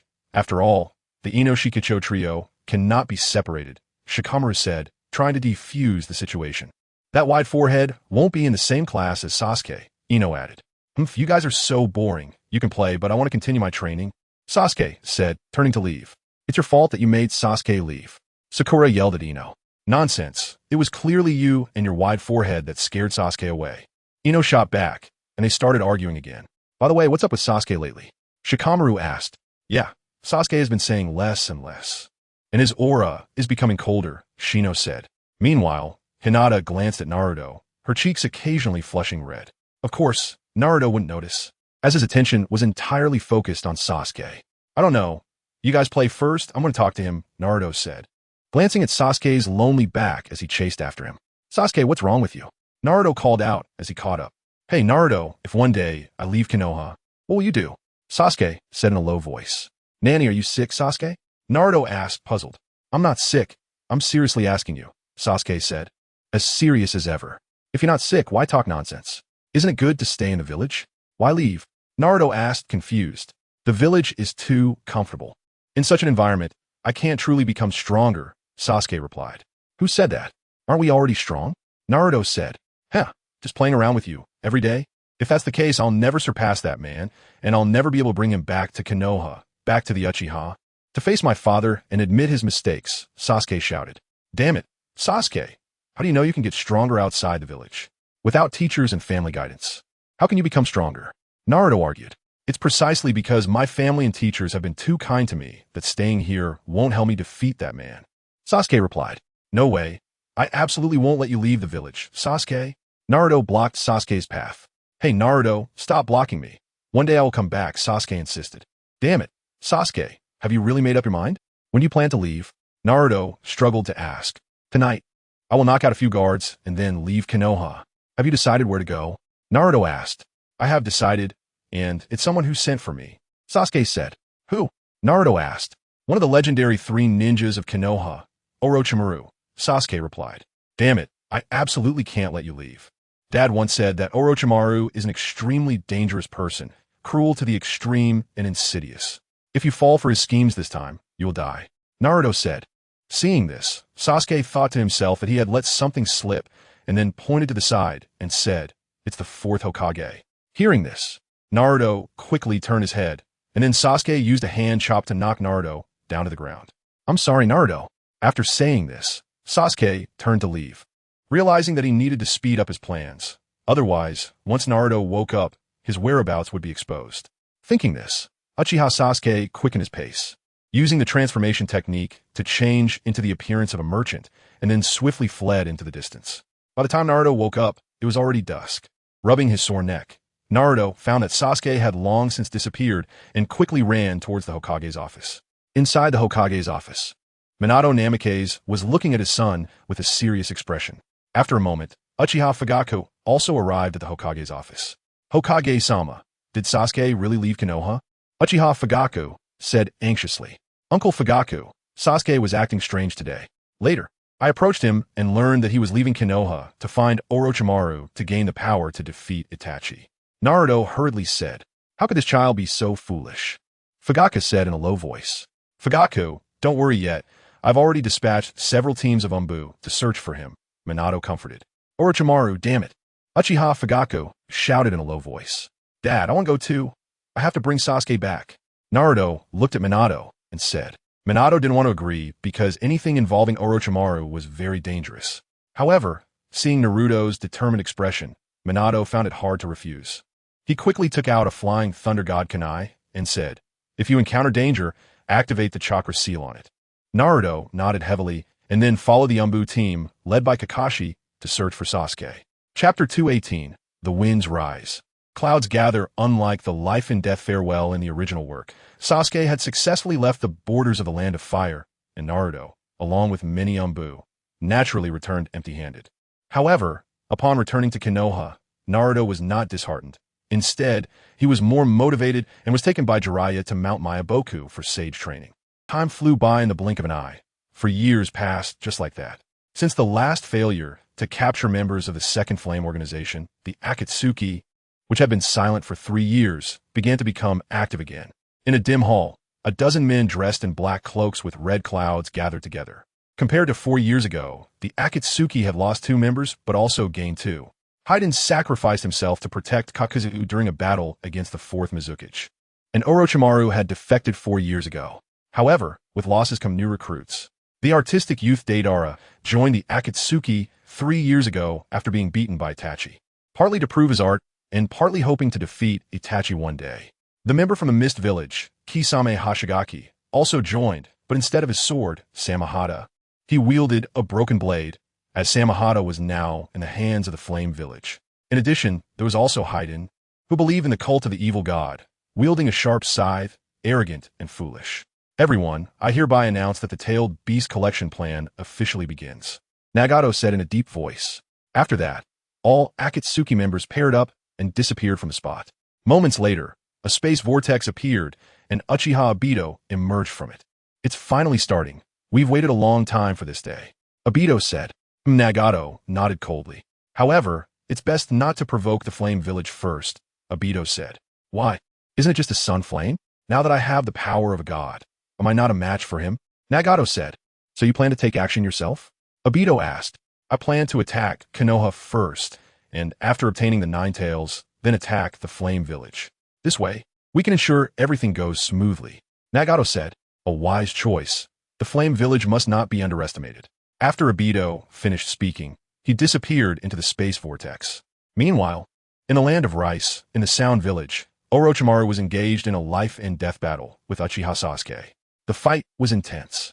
Orochimaru had just used the Impure World reincarnation technique and was very weak, and Sasuke seized this opportunity to strike decisively. The room was filled with Orochimaru's severed limbs, and Orochimaru had vanished. Meanwhile, Kabuto didn't dare to say a word, watching helplessly as Sasuke killed Orochimaru with his own hands and disappeared into the night. In the Flame Village, Otsutsuki Kagaya and SunYan's group of women had gathered in the chairman's office. Just moments ago, SunYan's body had transformed into a puff of white mist, making everyone realize that it was merely a shadow clone of SunYan. This meant that SunYan had completely disappeared for a full 10 years. White hair girl, I ask you, where is SunYan? Did you harm him? Kushina pointed at Otsutsuki Kagaya and asked. She vaguely remembered this woman returning with SunYan's shadow clone, but she didn't expect that only a shadow clone had returned. Sister Kagaya, what happened to Yin? Makoto asked anxiously. Ancestor, Yin is okay, right? Hinata Linglong also asked worriedly. Yin, that brat really doesn't let people rest easy. Tsunade was also among them. She had grown tired of the ninja world and returned to Konoha 7 years ago, and the evil shadow clone had successfully captured Tsunade. Now that the shadow clone had dissipated, there were only two possibilities. One is that Yin encountered something, and the other is that Yan's shadow clone's chakra was exhausted and dissipated. Yakura analyzed calmly. White-haired girl, what happened to Brother Yin? Conan also said with a displeased expression. How would I know? All I know is that son, Yin left with a purple-haired girl and seems not to plan to return to you. Otsutsuki Kagaya said playfully. Damn white-haired girl, what nonsense are you spouting? Brother Yin could never be that kind of person. Conan retorted angrily. That's right. I believe son, Yin would never abandon his friends. Kushina also said, well, I don't know, but the fact is that he left with that purple-haired girl and hasn't returned for 10 years. Otsutsuki Kagaya said. Otsutsuki Kagaya was also in a very bad mood, and her worries for son, Yin, were no less than those of the women present. The shadow clone was fine, but without it, did Sun Yin encounter some unforeseen event? Moreover, she understood how dangerous the 7-star abyss they were talking about was. Even the ancestor of her clan could not enter. Although Sun Yin was a member of the Heavenly Evil Clan, he was not necessarily safe. And now, the entire ninja world was about to change. Her sense of crisis was growing stronger, and she realized that this sense of crisis did not come from a ninja world but from the Otsutsuki clan. The more this was the case, the more anxious she became, secretly saying, Sun Yin, you must not have any accidents. Come back quickly. Now that Yin is gone, the entire Flame Village is leaderless and has begun to descend into chaos. Kushina said, some guys are just traitorous. Linglong said, her emerald-like eyes revealing a hint of killing intent.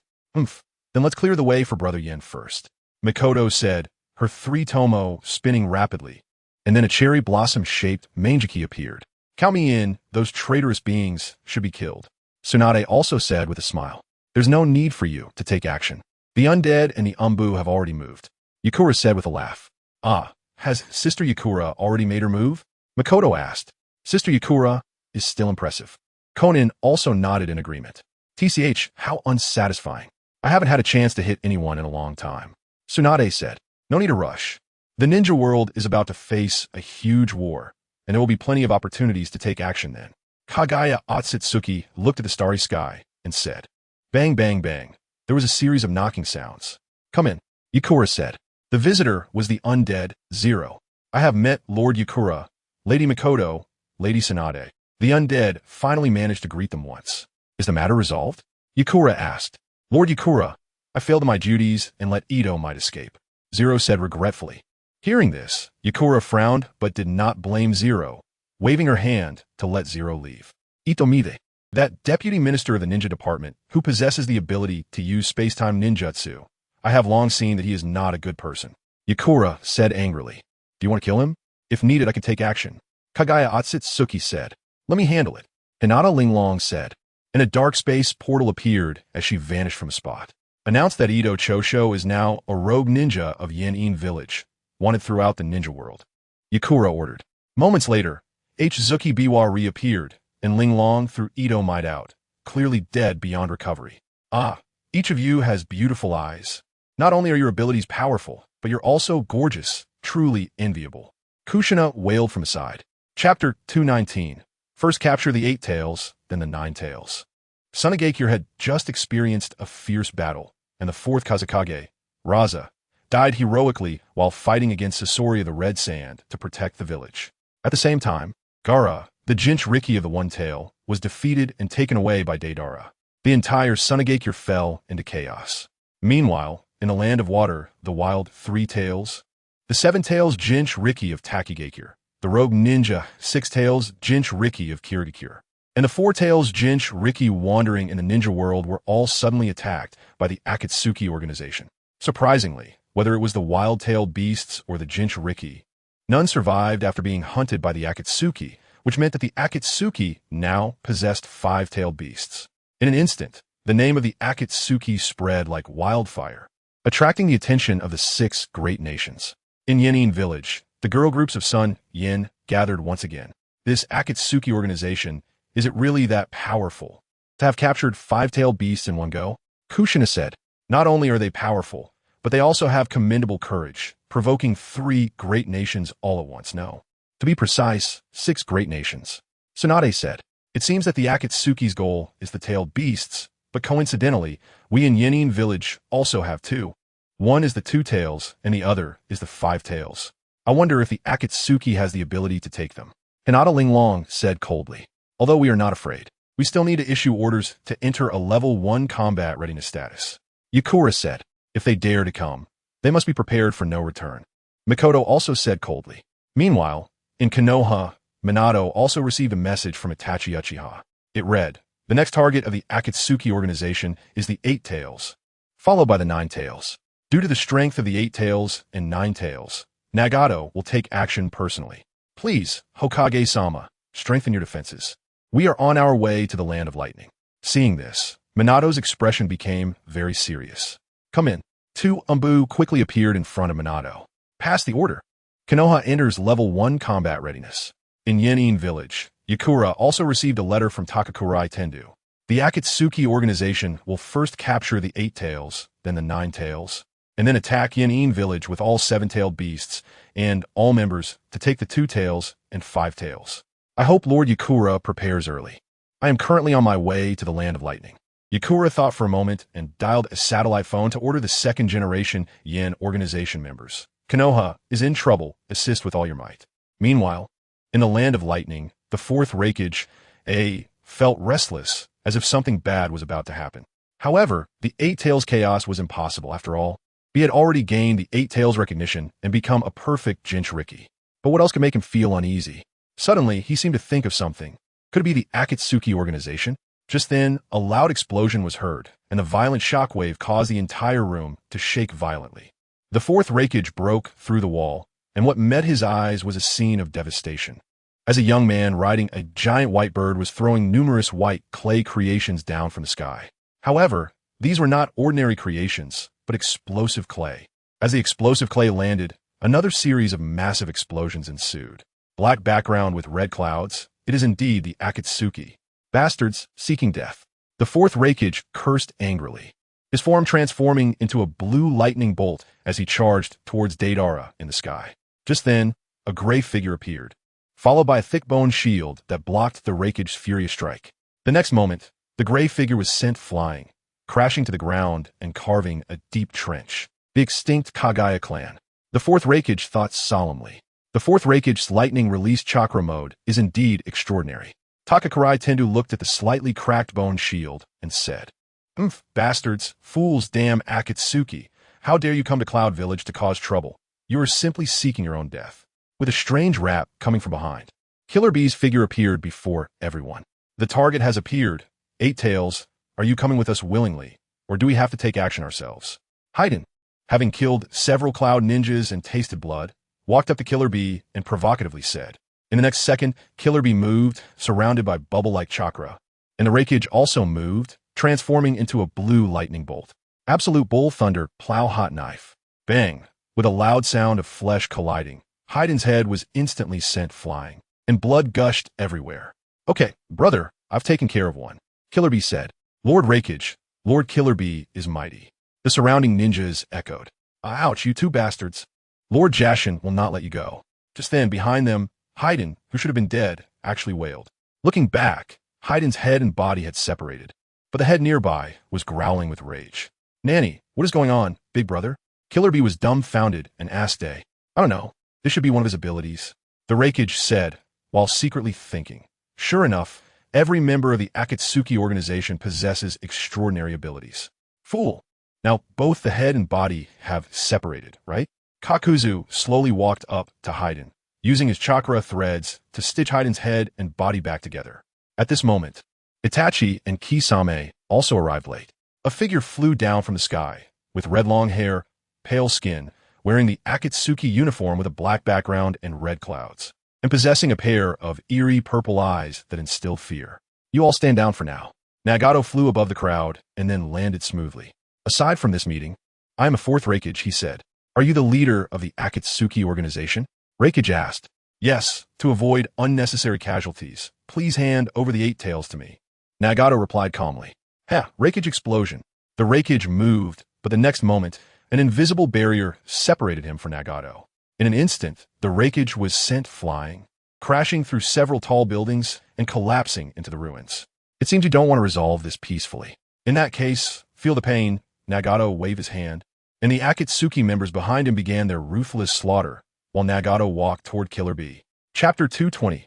Capturing the Eight Tails successfully. Shinra Tensei. Nagato extended his right hand. An invisible gravitational force appeared, pulling Killer Bee toward Nagato. Damn it, what's going on? My body is out of control. Killer Bee muttered to himself. The next moment, Killer Bee instantly entered his tailed beast transformation, and Eight Tails plunged into the ground, trying to break free from the gravitational pull. The ground behind Nagato cracked, and the 8 crimson tails shot toward him, only to be intercepted by an invisible repulsion barrier. Rinnegan, summoning technique. Nagato began to hand sign, and various gigantic summoned beasts appeared, rampaging through the hidden cloud village. Damn it, this is bad. A red light flashed as the 8 tails, transformed into Killer Bee, engaged Nagato. The power of the tailed beast was earth-shattering, and every strike from Killer Bee carried immense might, while Nagato's repulsion and attraction were perfectly controlled. For a moment, the two fought with a fierce intensity. Meanwhile, other Akatsuki members began to crazily slaughter the ninjas of the hidden cloud, while the 4th Reikage tried his best to stop it all, but to no avail. DefeatsUchiha did not participate, quietly watching everything unfold, as did Kisame Hashigaki. Itachi, what are you thinking? Kisame asked. Itachi did not answer, but Kisame seemed to already know the answer. We live in a world where the weak are preyed upon by the strong. Some things are always beyond our control. However, soon the Akatsuki will bring true peace. Kisame said. Kisame, do you also agree with the kind of peace Nagato speaks of?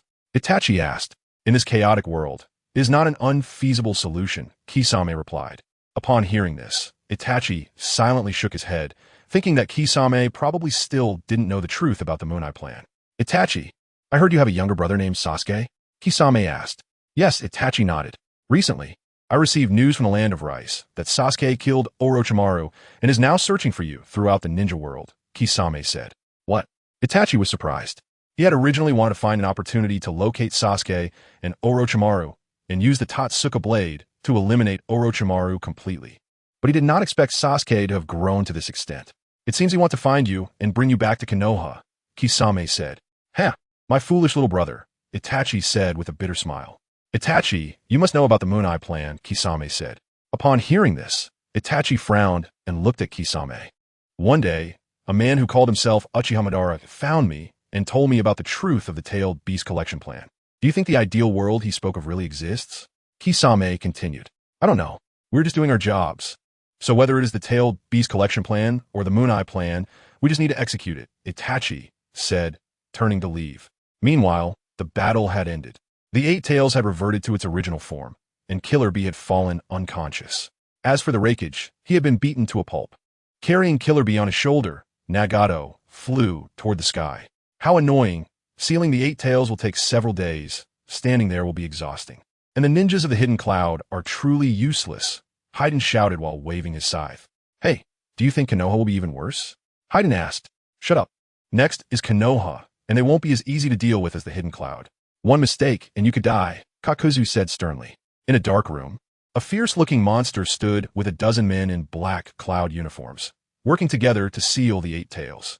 Finally, after 3 days of hard work, the 8 tails was successfully sealed, and one of the eyes of the outer path golem opened again. A total of 7 eyes now opened, leaving only the 9 tails, 2 tails, and 5 tails.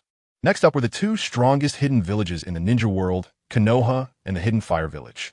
Everyone, if it's Konoha, I will personally take action. A spatial vortex appeared, and Obito Uchiha's figure appeared. Nanny? Who are you? I've never seen you before, Haiden said. Who is this guy? Deidara also asked. My name is Uchiha Madara, one of the founders of the Akatsuki organization, Obito Uchiha said with great confidence. Uchiha Madara? How is that possible? Didn't you die a long time ago? Deidara said. That was merely an outsider's speculation. I'm not dead, but... Obito Uchiha replied. All right, no more talking. Let's go to the Land of Fire, to Konoha, Nagato said, leading the way out of the cave. Itachi, I hope you won't let me down. Obito Uchiha said as he walked beside Itachi. By the way, I've already met your brother. I told him we would soon attack Konoha, and take the nine tails. You should be back in the village waiting for you, Uchiha said. Hearing this, Itachi tightly clenched his fists, cursing under his breath that this man in black was indeed extremely sinister. In Konoha, the night was so peaceful. A group of people in white flame long robes sneaked past layers of guards and slipped into Konoha. Shuriken, is this your and the chairman's hometown, Konoha? Uzumaki asked. I grew up in the Hidden Flame Village. This place may not be as prosperous as the Hidden Flame Village, but it is also beautiful, Uzumaki replied. Take Torai Tenda has sent word that the Akatsuki organization will attack Konoha tomorrow. It will be a fierce battle, Mizuki Akira said. Hee, I wonder how much stronger Tenda has become over the years. I can hardly wait, Yoshida said. Yoshida, how many gates of the 8 gates have you trained to? And what about the Nine Tails call? A man with bronze skin asked. Kujimaru, how's your lightning release chakra mode training going? Yoshida asked. Hee, tomorrow will surprise you. Kujimaru said proudly. Tomorrow, our opponent is the Akatsuki organization. We must be extra careful. A slight mistake could be fatal, Kikurai Issei said. That's right, Issei is right. Although we have their data, we still cannot let our guard down, Shuriken pondered. Don't worry, brother Shuriken, Uzumaki said. Hee, Natsuki, when did you become so gentle? You weren't like this before, Yoshida said with a laugh. Shut up, be quiet, Uzumaki said, her face turning red. Chapter 221. Sasuke's Mangeki the next day. As the first rays of sunlight illuminated the land, everyone in Konoha began to move rapidly. First, villagers hurried into shelters, followed by a large number of ninjas taking positions around the village.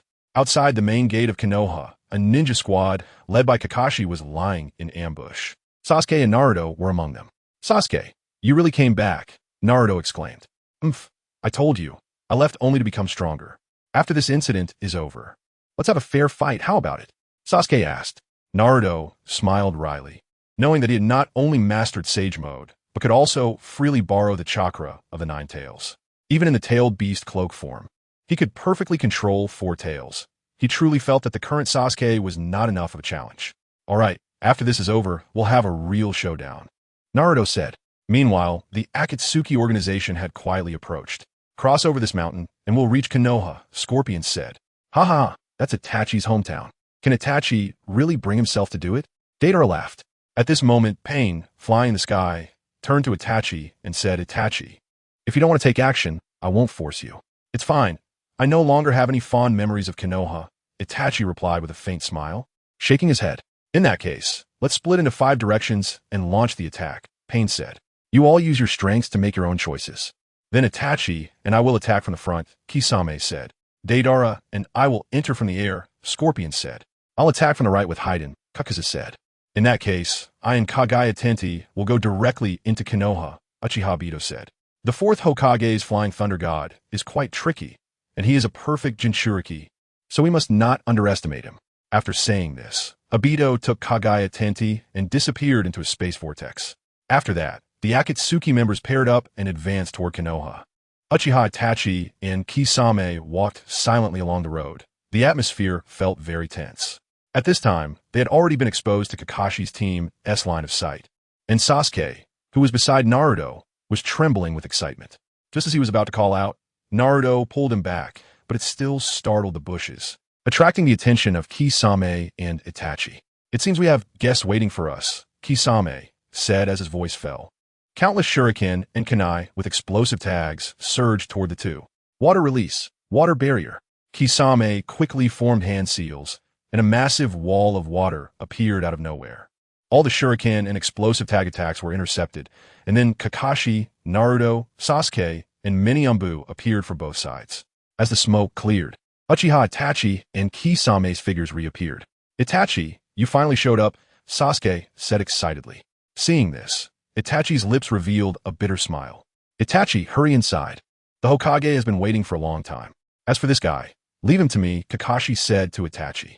Hearing this, Sasuke was stunned, Naruto was stunned, and Kisame was also taken aback.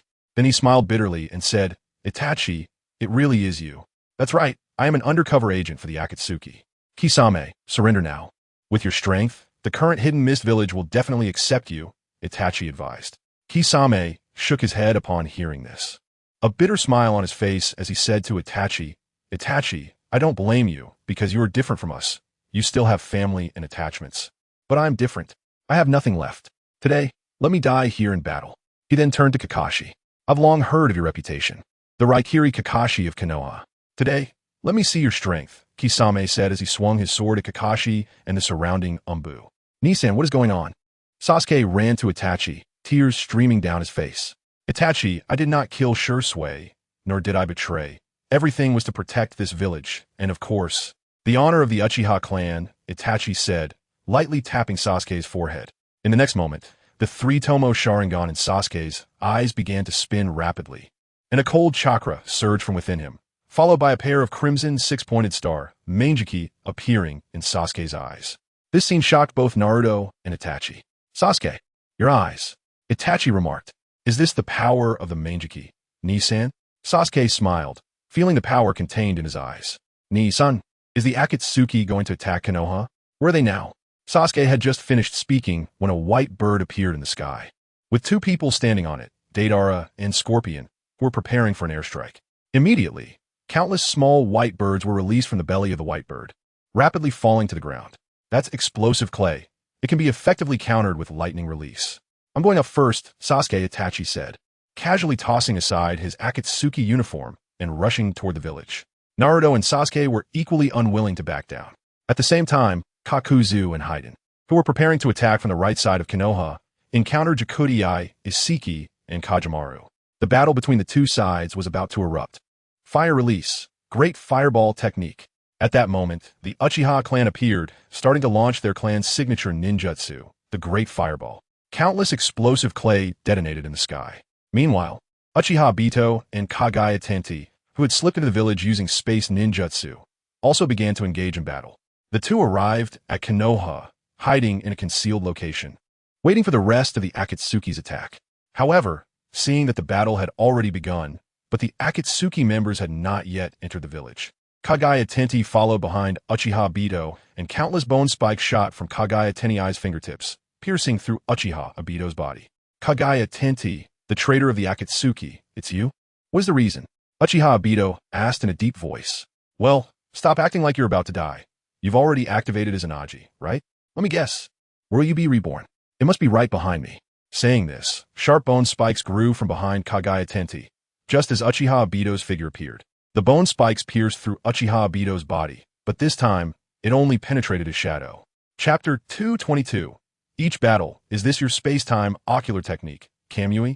What a troublesome ability, Kagaya Tenti said, pulling back from Obito, frowning. Damn it, who are you really, and how do you know so much? Obito said in a low voice.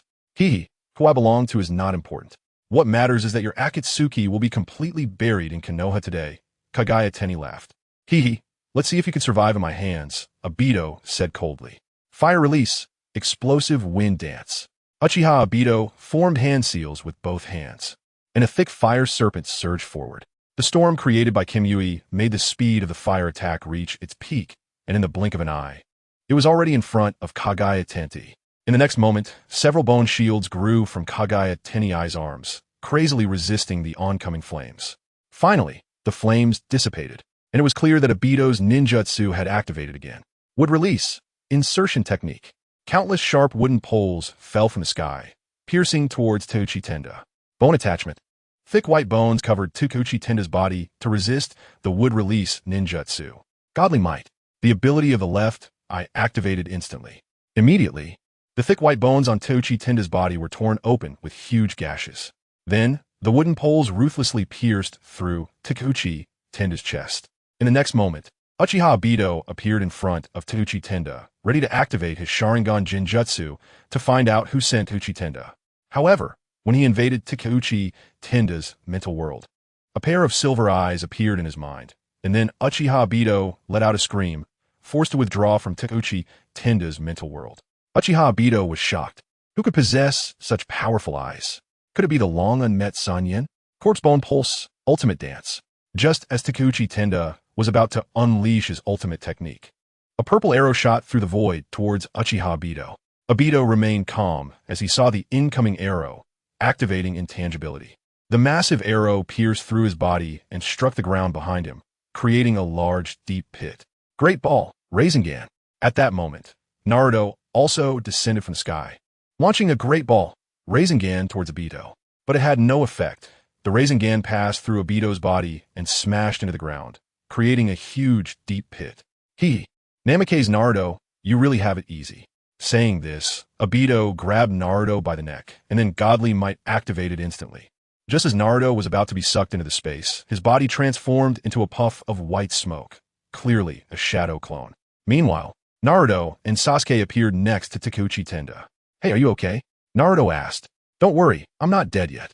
This guy has two troublesome space abilities. One is Godly Might, which can tear space and suck objects into space. The other is Intangibility, just like earlier. Your attacks are completely ineffective against him, Takeuchi Tenda said. Ha, Takeuchi Tenda, why are you so pathetic?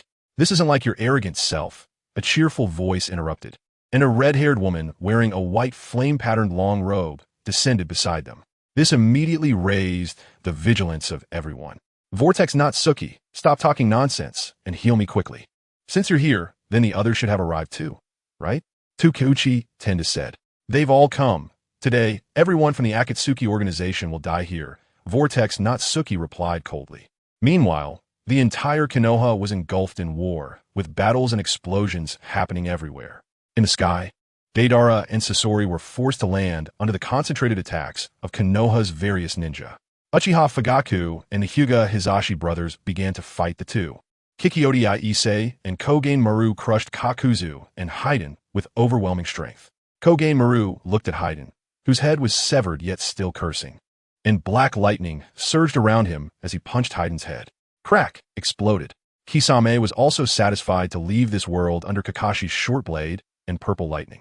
Sasori's puppets became weak under Uchiha Fugaku's black flames, and soon Uchiha Itachi and Uchiha Shisui joined in. In a short time, Sasori and Deidara were defeated, with Sasori being mercilessly burned to death by black flames. Deidara, wanted to self-destruct with his ultimate technique, was redirected far away by Namikaze Minato's flying Raijin, blowing up a forest and creating a memorable sight. Thus, the Akatsuki organization's rebellion ended, with some dead, leaving only Nagato and Uchiha Obito.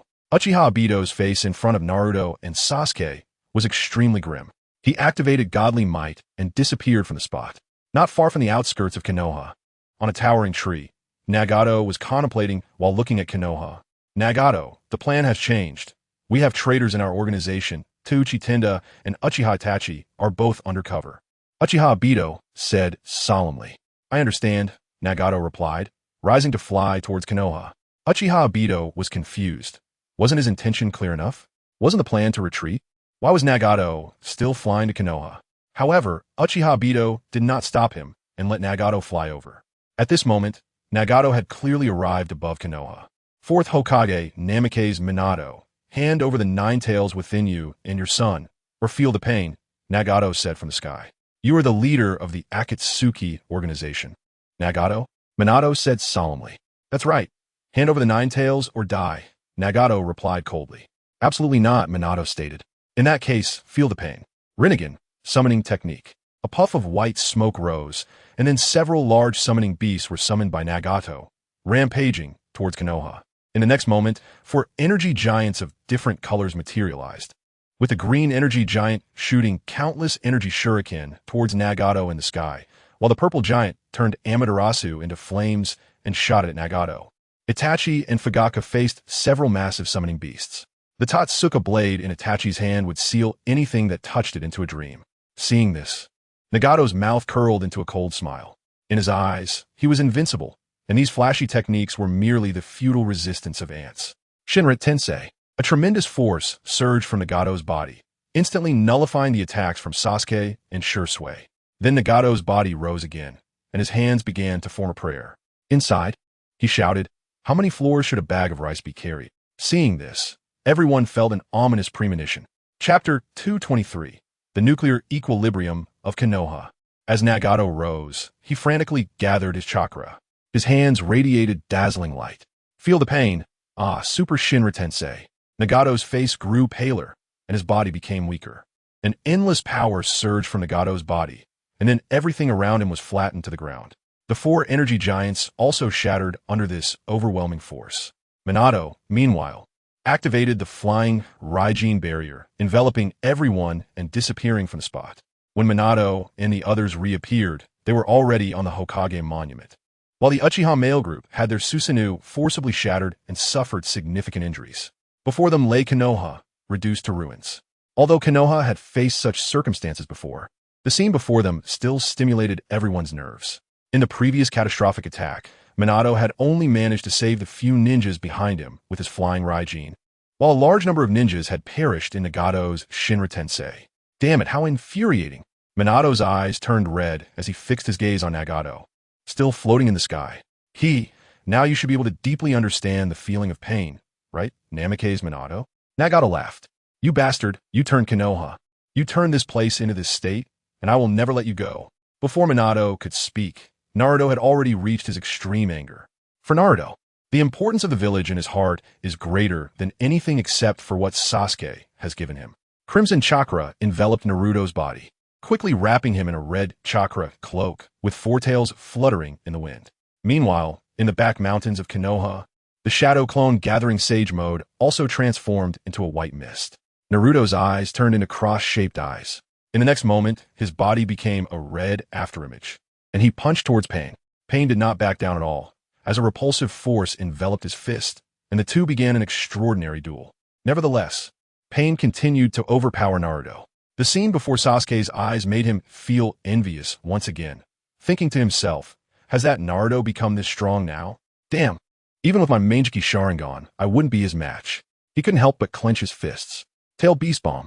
Naruto spat out countless small, tailed beast bombs, and at the same time, the tails behind him swelled to 6. Looking at the endless tailed beast bombs, an invisible repulsive barrier appeared, defending all the tailed beast bombs beside his body. On the mountain peak, Minato also began to worry, as Naruto had already surpassed his limits and had started to go berserk. Countless chakra tails began to rush towards Pain. Pain's figure flickered continuously. The repulsive punch also struck towards Naruto. Naruto's tails had now appeared to be 7. His speed and power increased once again. Meanwhile, Pain was both fighting and gathering chakra. Finally, a white skeletal frame grew from Naruto's body, followed by a roar towards the sky, completely transforming into a small monster. Yin-Yang chakra gathered again, and then a heavy-tailed beast bomb coalesced and shot towards Pain. However, this pure chakra giant ball became Pain's best supply, as it was instantly absorbed by him, and a black sphere appeared in Pain's hand. Pain then threw it into the sky. Immediately, the ground began to tremble, and the entire surface started to crack. Countless floorboards began to rise, and Naruto, who was beneath the small black sphere, was also drawn into the sky by this immense gravity. Countless fragments, dirt, and land began to wrap around Naruto, and the gravity continued to intensify. What kind of technique is this? So powerful, Sasuke said. That Naruto. Minato's figure flashed and appeared beside the berserk Naruto, but in the next moment, his body was also attracted by the endless gravity, and the chakra within him began to stop circulating. Nine Tails, what's going on? Minato asked. This person has the sage's eye and is using the strongest sealing technique, the planetary devastation. You shouldn't be so reckless, Minato, said the Nine Tails. I'm counting on you. Nine Tails, Minato replied. The next moment, the pure chakra of the Nine Tails enveloped Minato's entire body, and a giant chakra hand grabbed Naruto's body. Then the Flying Thunder God technique was activated again, disappearing from the spot. The gravity of the planetary devastation had reached its peak, and seeing that Minato successfully rescued Naruto, Pain's expression darkened again. As expected, Minato is the most troublesome one. With a wave of his hands, the giant stone ball, created by the planetary devastation, smashed towards Minato and the others. However, a golden chakra phantom appeared, and then a huge golden fox emerged with 9 tails and 2 arms, struggling to support the planetary devastation, laboriously carrying it on its shoulders. Pain moved as well, flying onto the planetary devastation, and unleashed a Shinra Tensei once more. Half of the golden fox's body was pressed into the ground. You all hurry up and leave. I can't hold on much longer, Minato shouted. The few people beneath the giant stone quickly dodged. The Uchiha male group activated Susanoo again. Seeing this, Uchiha Obito, who had been watching from a distance, moved and appeared in front of the Uchiha male group.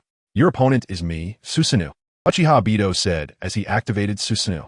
A light blue Susanoo appeared before everyone. 5 Susanoo towering several dozen meters high appeared, creating a stunning visual shock. Itachi, Sasuke. I and Shursui will hold him off. You go help Hokage-sama. Meanwhile, after all the ninjas trapped under the giant stone fled, the golden fox finally began to gather a large-tailed beast bomb. A dark purple sphere, nearly 10 meters in diameter, formed in the golden fox's mouth and then shot out. In that instant, Minato activated the Flying Thunder God technique again. Boom! There was a loud noise, and the entire giant stone was blown to pieces, while Minato's figure appeared not far away, beside everyone, holding the already unconscious Naruto. Clearly, the seal he had reinforced within Naruto was exerting a suppressive effect on him. Ninetales, can't you tell your other half to accept Naruto? Minato asked. We only accept the strong.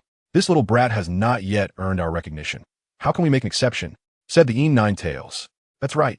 Although this kid's performance is not bad, it's still not enough, the young Ninetales also said.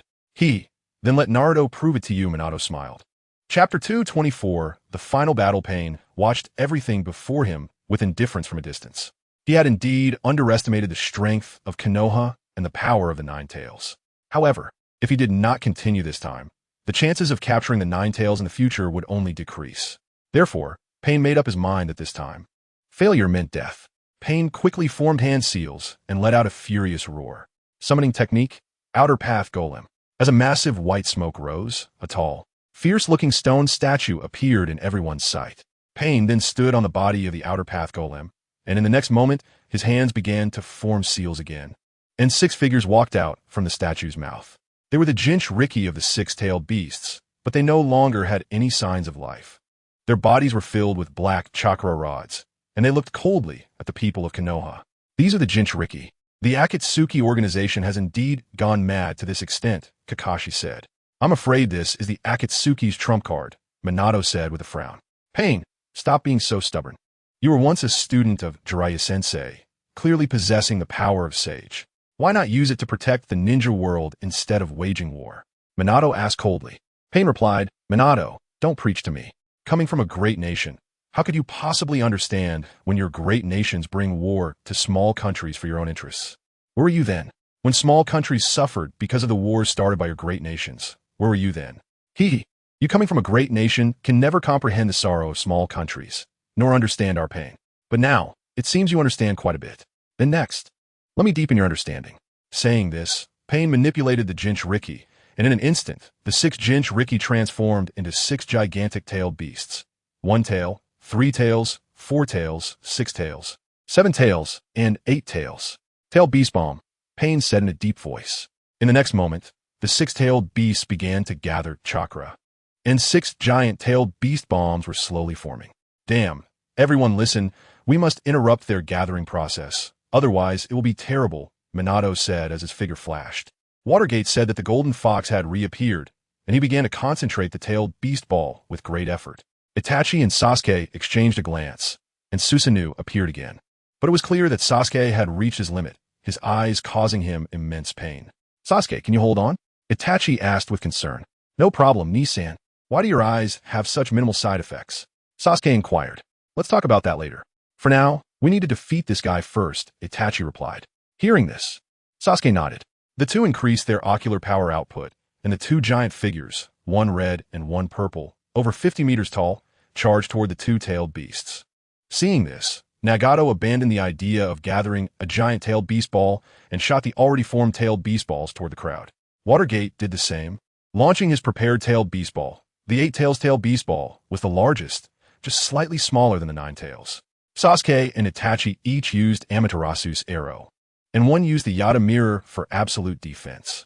Meanwhile, Watergate's shadow clone at a critical moment redirected the attacks of the other tailed beast balls. The golden fox charged in a battle with the many-tailed beasts, causing a cataclysm, with dust flying everywhere. The 2 energy giants also fought fiercely against the remaining tailed beasts. Nagato focused on controlling the tailed beasts. Uchiha Fugaku and Uchiha Shursui intercepted Obito, but Obito's abilities were extremely troublesome, leaving Fugaku and Shursui feeling very frustrated. Ultimately, Fugaku's eyes could no longer bear the burden, and his Susanoo dissipated at once. Haha, that eye of yours should have reached its limit, and yours must be close too, Uchiha Shursui, Obito said. Haha, I'm afraid you'll be disappointed, Shursui replied as he launched another attack. Wait, you're not my opponent, Uchiha Shursui. Goodbye. Until we meet again. With that, Obito's body turned into a phantom. Nagato also witnessed the battle on Obito's side and cursed the black-clad man's despicable nature in his heart. At this moment, his situation was dire. His tailed beast army was being pushed back by the combined efforts of Watergate and the others. And Watergate was even attempting to break the seals on the tailed beasts. He had even found a clue, which shocked Nagato. In a rush, he had no choice but to return the 6-tailed beasts back into the Outer Path statue. Nagato, release all the tailed beasts and return them to the various countries. I can guarantee your survival, Watergate said in a deep voice. Ha ha ha. Nagato laughed heartily at this. Just one step away from success. I didn't expect to fall into your hands at the end. Guarantee my survival. Namikaze Minato? I've been dead since Yahiko's death, Nagato said crazily. 6 paths, planetary devastation. A cruel smile appeared on Nagato's lips, and 6 black spheres flew from his hands, slowly ascending into the sky. Each of the 6 black gravitational spheres was larger than the previous ones, generating a gravitational force that was incomparable. Trees and land within 400 miles of Konoha trembled. The ground began to crack, and it seemed like the world was about to end. Those at the center of the gravitational pull, including Watergate and the others, were caught off guard. Only Watergate continuously moved his body using Flying Thunder God. Ha ha, let the entire Konoha accompany me in death. Nagato spat blood and collapsed to the ground. Damn it, there's no way to attack the black spheres, Watergate said angrily, filled with despair. Golden will rebirth explosion. A delicate shout came, and then a golden light appeared in the sky. In the next moment, the 6 gravitational black spheres were instantaneously exploded. Those caught in the gravitational pull fell rapidly downwards. Multi-shadow clone technique. Watergate split into thousands of shadow clones, frantically catching people. So strong, Linglong. What was that move called again? Golden will rebirth explosion, right? Kushina looked at Linglong with envy. Yes, that's right, Linglong nodded. Sigh, if only I had beautiful eyes. Who can I blame? Kushina pouted. All right, we saved Konoha. Let's go back, Mikoto said. Going back already? I haven't seen Nanako in ages, Kushina said, pouting. After Konoha's ordeal, Nanako probably won't have time to deal with you. Let's go, Mikoto said, pulling Kushina's hand, and the 3 disappeared into the forest. Chapter 225. The Six Nations Conference, a spatial vortex appeared beside Nagato's body, and it was the black-clad masked man who had left earlier. The Konoha ninjas, who had just settled down, became tense again. Not good. He wants to take Nagato's eyes, Kakashi shouted upon seeing this. But it was still too late. The black-clad man had already vanished into the space. Watergate furrowed his brows tightly at first, but then a barely noticeable smile crept onto his lips. A month passed in the blink of an eye, and Konoha had been rebuilt. Fortunately, the villagers had been evacuated in advance, resulting in minimal civilian casualties. But the casualties among the ninjas were still quite heavy. However, it was fortunate that they had wiped out all members of the Akatsuki organization, except for Uchiha Madara. Achieving this against the Akatsuki was already quite an accomplishment. On this day, the 4th Raikage proposed to the other 5 great nations to hold a 6-nation conference to discuss the joint elimination of the Akatsuki and the retrieval of the lost-tailed beasts. The land of fire, the land of earth, the land of wind, and the land of water all responded, while the land of flames sent the Second Flame organization to participate in the meeting and provided the venue, which was located in the land of iron. Although the Raikage was very dissatisfied with this, he dare not say much. After all, their fists were strong enough that even the Akatsuki did not dare to provoke them lightly. In Konoha village, Sasuke had received the transplant of his father's Mangeki Sharingan, and Naruto had successfully gained the Nine Tails recognition. Watergate had taken Kakashi and Itachi to the land of iron for the Six-Nation Conference. The Second Flame organization had also set off. In the Konoha training ground, Naruto and Sasuke stood facing each other, both filled with sharp gazes. Naruto, you definitely won't be my opponent now. I have obtained power that surpasses my father and brother, the supreme eye of the Uchiha clan, the eternal Mangeki Sharingan, Sasuke declared. Is that so? I don't think so, Sasuke. I have also obtained the power of the Nine Tails, which is not much inferior to your Susanoo, Naruto retorted. Oomph. If that is the case, then let us fight, Naruto, Sasuke shouted. TCH, do you really think I'm afraid? Sasuke, Naruto said angrily. All right, you two. Instead of fighting here, it would be better to follow Lord Hokage to the land of iron. I tell you, the ninja world is about to undergo a huge transformation. A white-haired uncle approached them and said, it was Jiraiya, back from his research trip. That's right, Sasuke, let us go to the land of iron, Naruto suggested. Yeah, I'm worried about them, Sasuke said. In that case, let us go, Jiraiya said, leading the two out of the training ground. In a cold mountain cave, Orochimaru was discussing a deal with Uchiha Obito. Are you sure you are Uchiha Madara? Orochimaru looked at Obito and smiled. Of course, Obito replied in a deep voice. Is that so? If so, then who is this person? Orochimaru smiled as he said this. Immediately following, both hands formed seals, and a gigantic black coffin emerged from the ground. The next moment, the coffin lid fell, revealing Uchiha Madara inside. Uchiha Obito exclaimed in shock. How did you find me?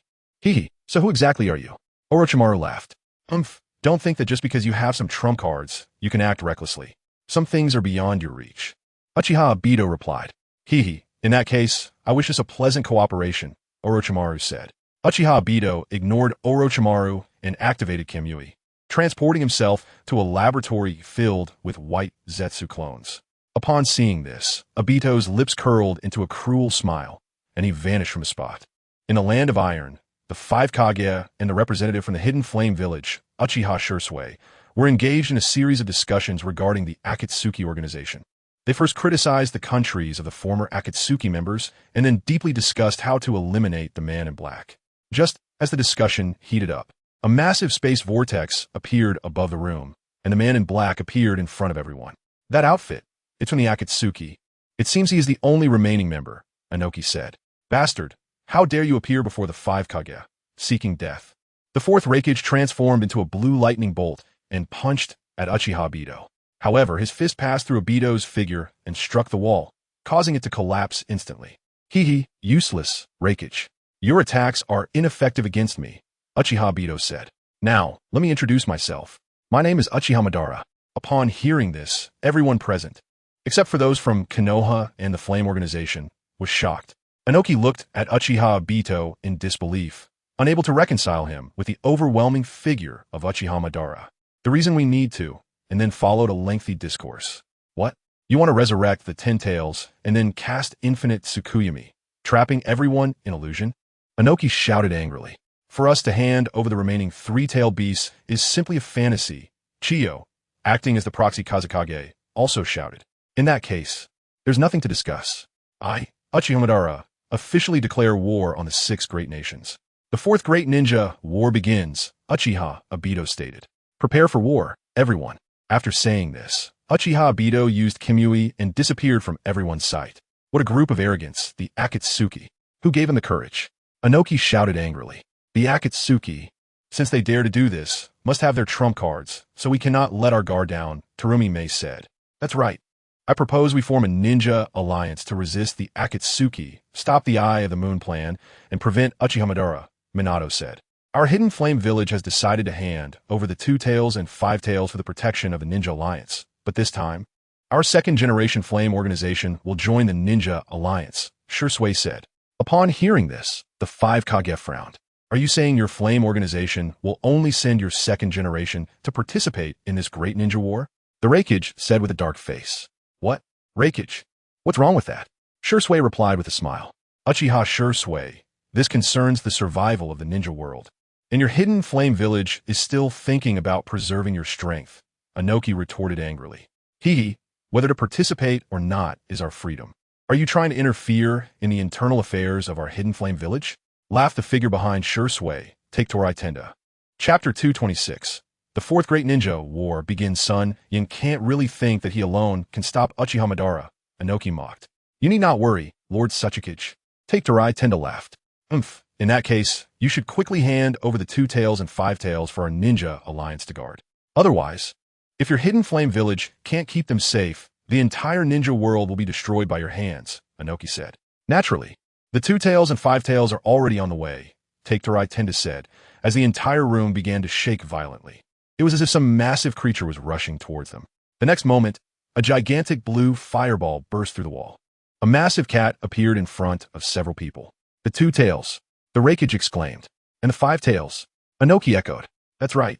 We in the Hidden Flame Village have already transferred the Two Tails and Five Tails to the land of iron a few days ago, Uchiha Shursui said with a smile.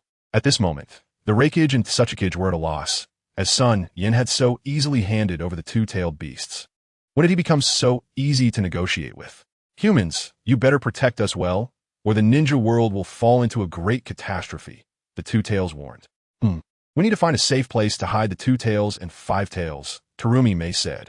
There's a place in the land of lightning where it's most suitable to hide the two-tailed beasts, the Raikage said with a smile. That's great. I can even use space ninjutsu to transfer the tailed beasts, Minato said. We in the Cloud Village have the heavenly transfer technique, so there's no need for Lord Hokage to worry, the Raikage directly refused. I suggest you better not hide the tailed beasts. Uchiha Madara's space-time ninjutsu can reach almost anywhere in the ninja world. Rather than leaving two massive combat powers idle, it will be better to bring the tailed beasts to the battlefield, Take Torai Tenda said. Take Torai Tenda, since your Hidden Flame Village doesn't intend to participate in this great ninja war, then please do not interfere with the decisions of our 5 great nations. The Raikage said in a deep voice. I'm just making a suggestion. Whether you listen or not is up to you, Take Torai Tenda sneered. All right. Now, let us discuss the next issue. Since we are to form a ninja alliance, we need a unified commander, Inoki said with a smile. I'm too old for this, so I won't get involved, Inoki continued. I propose that Lord Hokage take on the role of commander this time. Lord Hokage's strength is well known, and he is now the perfect Jinchuriki of the Nine Tails, so I think he is very suitable for this position, Terumi said, licking her lips as she looked at Minato.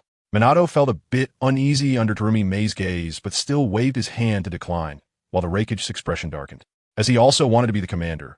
But in terms of strength, he and his deceased brother might not even be a match for Minato together. I also think it's fine for the Hokage to be the commander, Chiyo said. All right, in that case, I have no objections. Raikage, what about you? Inoki asked. I have no objections either, the Raikage replied. From now on, Lord Hokage will be the commander of our ninja alliance, Inoki declared. The command center will be established in Konoha. The 5 discussed various subsequent issues. In the Hidden Flame Village, SunYan's wife group was also discussing the upcoming Great Ninja War. Sister Yakura, are we really going to stay put? Makoto asked. SunYan hasn't returned yet. So for now, we'll hold our position, Yakura said. That little brat, when he comes back, I'm going to give him a good lesson, Tsunade said angrily. But will he even come back? Kushina's eyes shimmered with tears. Kushina, don't say such things, Ling Long said, giving Kushina a hard slap. Brother Yin will definitely be fine, Makoto said firmly. Yekon looked up at the snow-filled sky, tears streaming down her face, but she quickly wiped them away. Turning to everyone, she smiled and said, Don't worry. SunYan must have important things to do. He will definitely come back. MHM. The other girls nodded in agreement. By the way, Shimo found me a few days ago. He said he wants to participate in this ninja world war, Tsunade said to Yekon. Shimo-senpai? MHM. Then let Shimo-senpai go, Yekon replied with a smile. Sister Tsunade, aren't you planning to lend a helping hand to the ninja world? Yekon teased. Actually, I want to, but I think it's better to wait until SunYan arrives. Tsunade said. In the universe, a fleet of galactic battleships was rapidly heading towards the ninja world. On the most advanced battleship, Longshore, Deshi, and Jinshur stood side by side, gazing at the vast starry sky. Longshore, why are we so unlucky? We encountered an interstellar storm as soon as we set out. We've almost circled the entire universe. Jinshur said, feeling a headache. How would I know? Damn interstellar storm, Longshore replied angrily. Fortunately, after going in circles, they still arrived at the ninja world, Deshi said. This time, there are only 2 targets. One is the head of the Tiansha orphan, and the other is the chakra fruit on Otsutsuki Kagaya, Longshore stated. When the traitor Otsutsuki Kagaya is put into the furnace to extract the divine fruit, our mission will be complete, Deshi added. No, there's one more thing. To destroy the ninja world and avenge Jinshur and the others, Jinshur said. After saying that, the 3 burst into a sinister laugh. Their spaceship accelerated again, heading swiftly towards the ninja world. At this moment, the entire ninja world was engulfed in flames of war. Uchiha Madara and Orochimaru joined forces to engage in a desperate battle with the ninja allied forces. 100,000 white Zetsu and a summoned army of the dead battled against 100,000 ninja allied forces, plunging the entire ninja world into chaos, except for the land of fire, which remained a pure land. At this time, the reincarnated Uchiha Madara was single-handedly taking on the 5 Kage, and the 2 Tails and 5 Tails had already fallen into the hands of Uchiha Obito. Currently, the Geto Mazo had only not absorbed the 9 Tails. However, the reincarnated brothers, Kin and Jin, successfully resolved this issue. The Ghetto Mazo successfully absorbed the powers of all 9-tailed beasts, opening its last eye and becoming the 10 tails. Uchiha Obito then implanted the Rinnegan, controlling the 10 tails to confront Naruto and Sasuke. Chapter 227. SunYan returns. Uchiha Obito fused the 10 tails into his own body, becoming the new 10 tails Jinchuriki, while Uchiha Madara dealt with the remaining 4 Kage, except for the Hokage. As for Minato, he used the Flying Thunder God technique to rush to the battlefield of Naruto and Sasuke, as they were clearly struggling against the 10 tails Jinchuriki. The 4th Hokage is quite impressive, Uchiha Madara murmured as he watched Minato disappear using the Flying Thunder God technique. It seems Obito's side should be almost ready too. After saying this, Uchiha Madara headed towards Uchiha Obito in the distance. Meanwhile, Naruto and Sasuke had already been beaten by Obito, along with Kakashi, Guy, and others. Obito, why are you the one? Kakashi said painfully. Kakashi, I want to create a world with Rin, and of course, that world will have you too, Uchiha Obito said coldly. As he spoke, a tailed beast bomb flew rapidly toward the others. Despair was evident in everyone's eyes. Just then, a flash of golden light appeared, and Minato's figure emerged, using the Flying Thunder God to redirect the tailed beast bomb. The next moment, a huge explosion echoed from a distance. Wolfing Minato, we meet again, Uchiha Obito said with a smile upon seeing the newcomer. Obito, it really is you, Minato said solemnly. That's right, it's me, Obito replied coldly. Why is this happening? Minato said, heartbroken. There's no reason. This world has always been wrong. I want to create a truly peaceful world, Uchiha Obito said in a deep voice. I want to know how you became like this. Obito, have you forgotten your dream? Didn't you say you wanted to become Hokage and protect Konoha, protect the village? Minato shouted. Huh, Wolfing Minato, I'm not a child anymore. What's the point of discussing those childhood jokes? Uchiha Obito laughed. In the world I am about to create, you will have a place, Minato. As he spoke, Uchiha Obito launched the tailed beast bomb. Dad, only Sage R can damage him, Naruto shouted to Minato. Understood, Sage mode. Minato nodded, and a shadow clone in the distance transformed into white smoke. Minato entered Sage mode. The battle was about to begin. In the highest realm of the universe, the 7-star Forbidden Zone, SunYan slowly opened his eyes. The moment the shadow clone ended in the ninja world, SunYan sensed it. But he was in a critical moment of cultivating the laws. SunYan stood up, and Zishuan beside him also rose at the sound. How is it? Did you gain the 7-star legacy? Zishuan asked curiously. How should I put it? Kind of, but not really, SunYan replied thoughtfully. What do you mean? Zishuan asked. You can understand it this way. I have only obtained a part of the legacy, and there are greater opportunities waiting for me, SunYan said, looking at the purple-clad woman.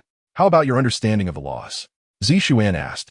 Not bad, but my divine root and divine I have achieved their final evolution, and my spirit is turned into I power, SunYan said, somewhat melancholic.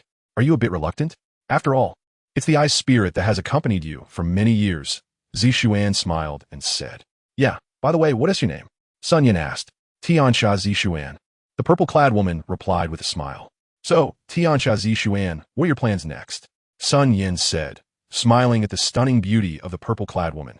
Of course, to eliminate the Otsutsuki, Zishuan said, feeling a bit uncomfortable under SunYan's gaze, lowering her head.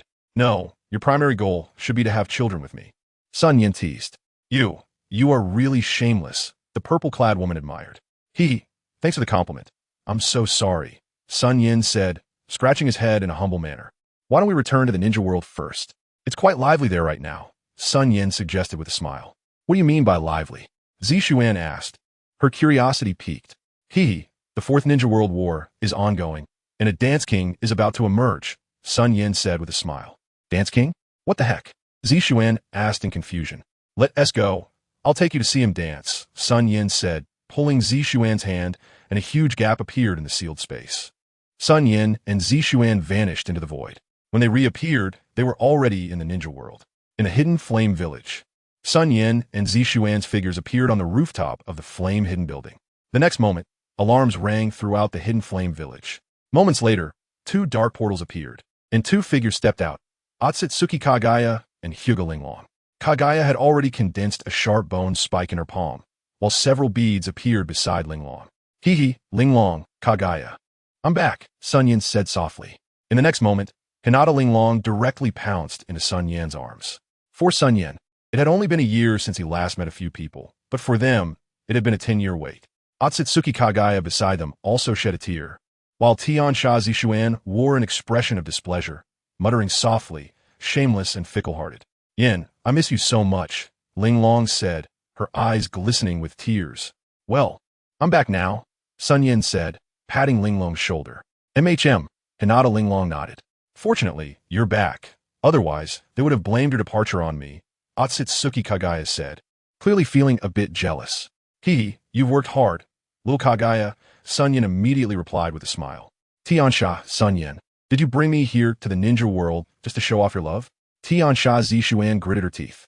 No, it's not over yet. There is something even more exciting coming up, SunYan laughed. Just as SunYan's voice fell, Yitsong arrived with several women. Without a word, Yitsong gave SunYan a French kiss, leaving the other women blushing. You ghost, you still know how to come back. Ouch, be gentle. Yitsong swatted SunYan's hand away, murmuring. Of course, I'm not the kind of man who abandons after starting something, SunYan chuckled. Who is that purple-clad woman? You must explain to the sisters, Yitsong said, biting SunYan's ear. Explain? Where do I even start? SunYan grinned mischievously. I can't stand it, you ghost. Yitsong's face turned crimson. By the way, Kagaya, find a place for that Zishuan girl to stay. I have important matters to attend to. SunYan waved his hand and disappeared with several women, leaving Zishuan and Kagaya in disarray. Where are they going to do that? So important. Zishuan asked, a bit confused. You'll find out later. Come with me, Otsutsuki Kagaya said, leading Zishuan to their residence. Chapter 228, Dance King Uchiha. Boom, boom, boom. Countless huge explosions sounded, and the entire battlefield was leveled. Naruto and Minato were using sage techniques to battle 6 paths of Bito, while Uchiha Sasuke and the others were engaged in combat with their ancestor, Uchiha Madara. The younger generation of the Uchiha clan had produced a few powerful figures, but that was still far from enough, Uchiha Madara mocked. Your eyes seem different from theirs. No, all 3 of your eyes are not ordinary Sharingan, Uchiha Madara said, looking at the 3 distinct Susanoo forms before him. The little brat, named Uchiha Sasuke. Your eyes should be the eternal Mangeki Sharingan formed from the fusion of 2 Mangeki. As for the other 2 brats, I sense a very familiar power within you. A power that comes from an old friend of mine, the first Hokage of Konoha, Senju Hashirama. Uchiha Madara smiled at the 3. Upon hearing this, Sasuke and the others were taken aback. After only a brief encounter, their opponent already knew everything about them, which was terrifying. It looked just like I guessed. So, are you ready to dance now? Uchiha Madara laughed maniacally. It's me who will make you dance, Uchiha Madara, Uchiha Sasuke replied. After saying this, Uchiha Sasuke ignored Itachi and Shursui, using a Shunshin technique to appear beside Uchiha Madara.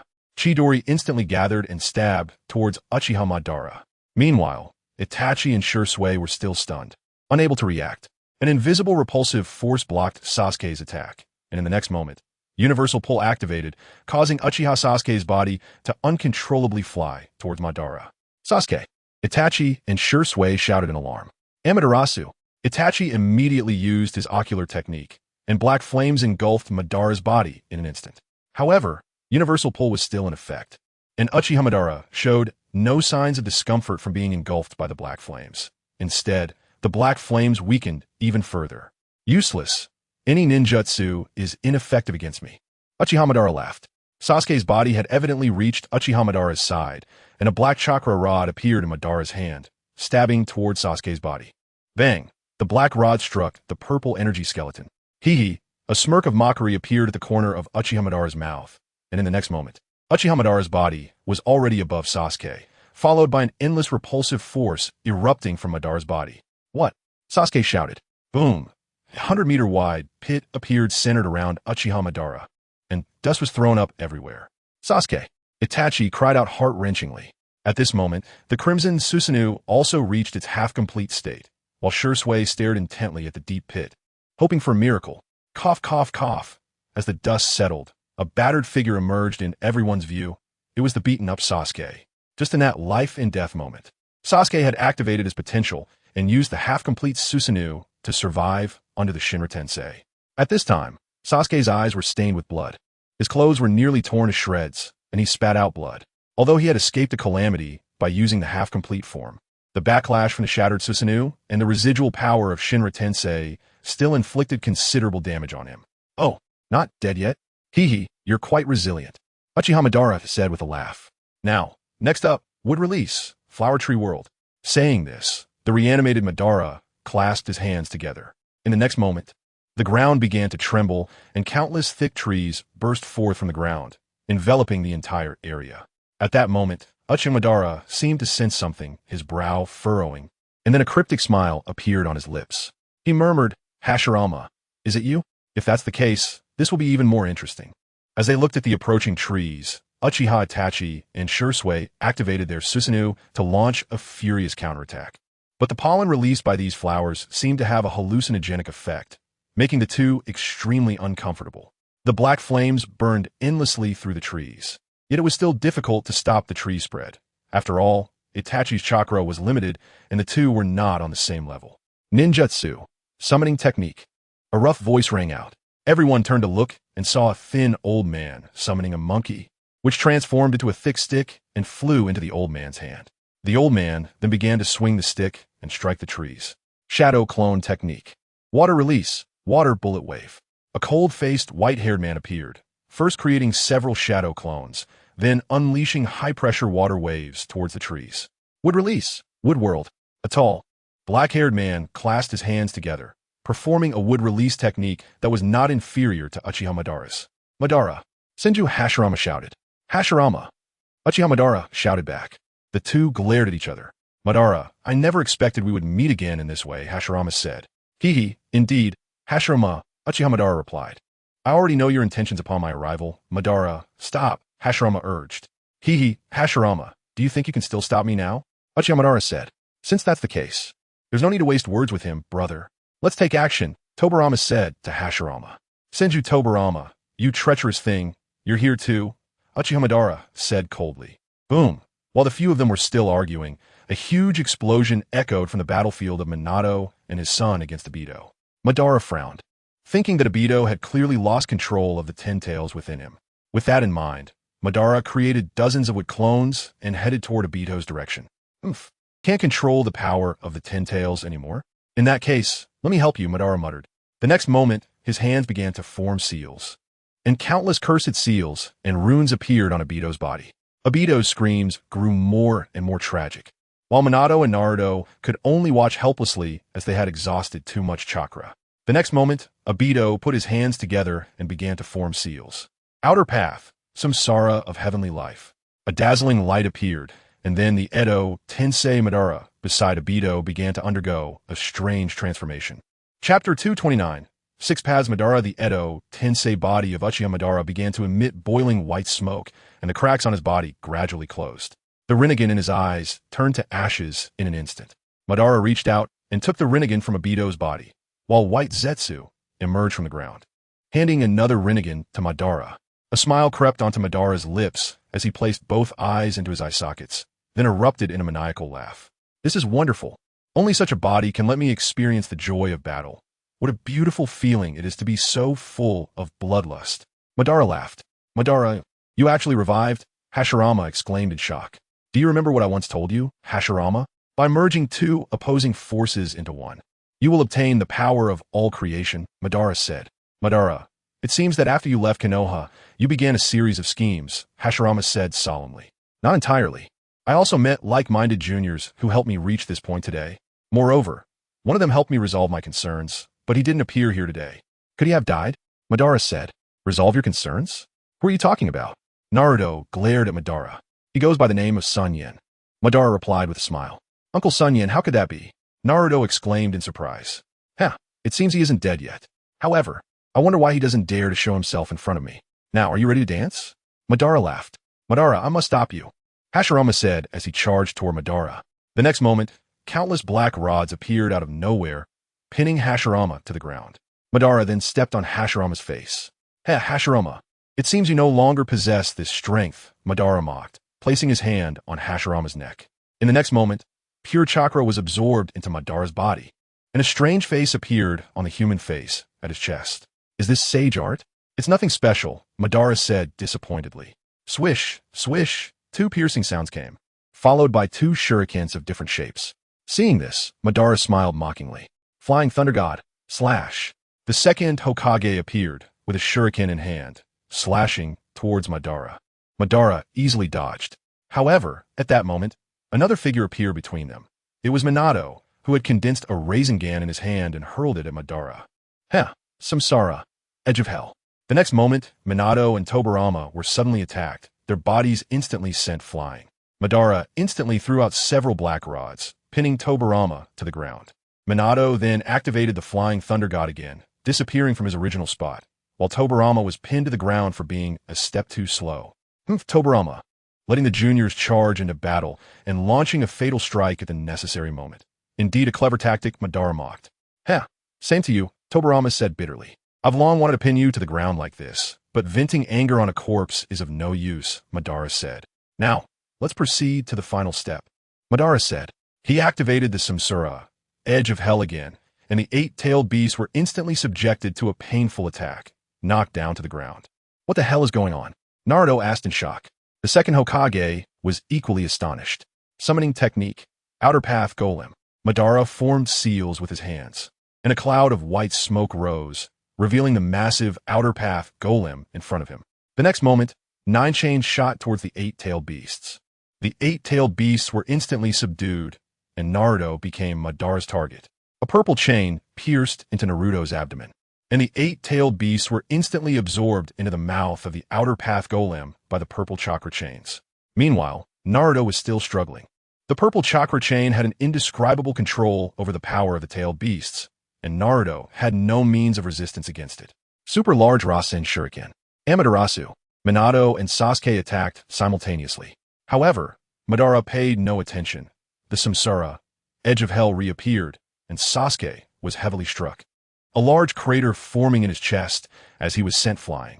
As for Minato, he vanished again. At that moment, the 9 tails within Naruto was extracted, plunging him into a state of unconsciousness. Naruto! Minato caught the falling Naruto, anxiously shouting, "Transfer the chakra of the 9 tails within you to Naruto, and he won't die." The 9 tails said, just before being devoured. Ha ha ha, now we've reached the most critical moment. Madara laughed maniacally. With that, he began to form seals, and the 10 tails revived once more. Madara used the Rinnegan to absorb the 10 tails into his body, and his form began to undergo a massive transformation. First, his skin turned pale, then his hair followed, and he donned the sage clothing adorned with tomo, growing a pair of horns.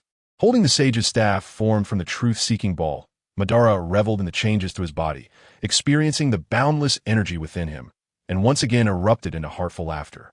Ha ha, the world created by the Sage of 6 Paths will be personally brought to an end by me, Uchiha Madara, Madara declared. However, at that moment, a strange light emitted from the unconscious Naruto and Sasuke, who experienced a miraculous dream where an old man imparted immense power to them, telling them that only they could save this world. At first, they dismissed it as a dream, or thought their souls had arrived in a pure land after death. But when they opened their eyes again, they realized that everything was real, and the power they had gained was also real. I have obtained the ultimate power of Ein. The Rinnegan, Sasuke murmured, then looked at Naruto beside him. Naruto's body was glowing with golden light, his clothes marked with several black tomo, and 6 pitch-black orbs floated behind him, identical to the orbs behind Madara. Sasuke, it seems you've also received the Sage of 6 Paths gift, Naruto said. Yeah, Sasuke nodded. The Sage of 6 Paths said that only the 2 of us can save the ninja world. Naruto said, "Stop being so verbose, I'll go first." Sasuke said, and his figure instantly disappeared. Chapter 230, The Arrival of Otsutsuki, Heavenly Hand Power. Sasuke's figure vanished, and when he reappeared, he was already behind 6 Paths Madara. The Kusanagi sword was imbued with lightning and ruthlessly pierced into Madara's chest. Pooh! A stream of blood spilled from 6 Paths Madara's mouth. But in the next moment, 6 Paths Madara's body had disappeared from the original spot and reappeared several meters away from Sasuke. How is this possible? You've awakened the Rinnegan too, 6 Paths Madara said, slightly surprised. At the same time, both began to analyze the techniques they had just used against each other. I clearly pierced into his body just now, but didn't he cause any actual damage? However, one of those 4 shadows is missing, which means those hidden shadows can transfer damage. Moreover, the control over my body earlier must have been caused by those shadows. Sasuke analyzed inwardly. He can jump through space to attack me. It seems that after awakening the Rinnegan, he has gained impressive spatial abilities. I need to be cautious. Uchiha analyzed inwardly. Senjutsu, lava release Rasengan. Meanwhile, Naruto also threw out a huge Senjutsu lava release Rasengan. Truth-seeking orb, a black sphere beside Madara, instantly expanded, blocking this nuclear-like attack. However, Naruto had already used a body flicker technique to appear next to Madara. Tail Beast Bomb. He had also gathered a tailed Beast Bomb in his hand. Bang! At a critical moment, Naruto blocked the attack from the boundary of hell. The tailed Beast Bomb in his hand also dissipated. Sasuke, be careful. Something is flying around. Naruto reminded. I know, I can see it. Sasuke replied. I can sense it too. Naruto said. Senjutsu, Storm Release Light Fong. A purple lightning bolt was shot from Uchiha Madara's mouth towards Naruto. In a split second, Naruto threw two black rods transformed from truth-seeking orbs, breaking Madara's attack. In a body flicker technique, he arrived next to Sasuke. That guy can only be harmed with the Sage of Six Paths chakra, Sasuke said. Also, his shadows returned to his body after a while. You handle that shadow, and I will deal with the main body.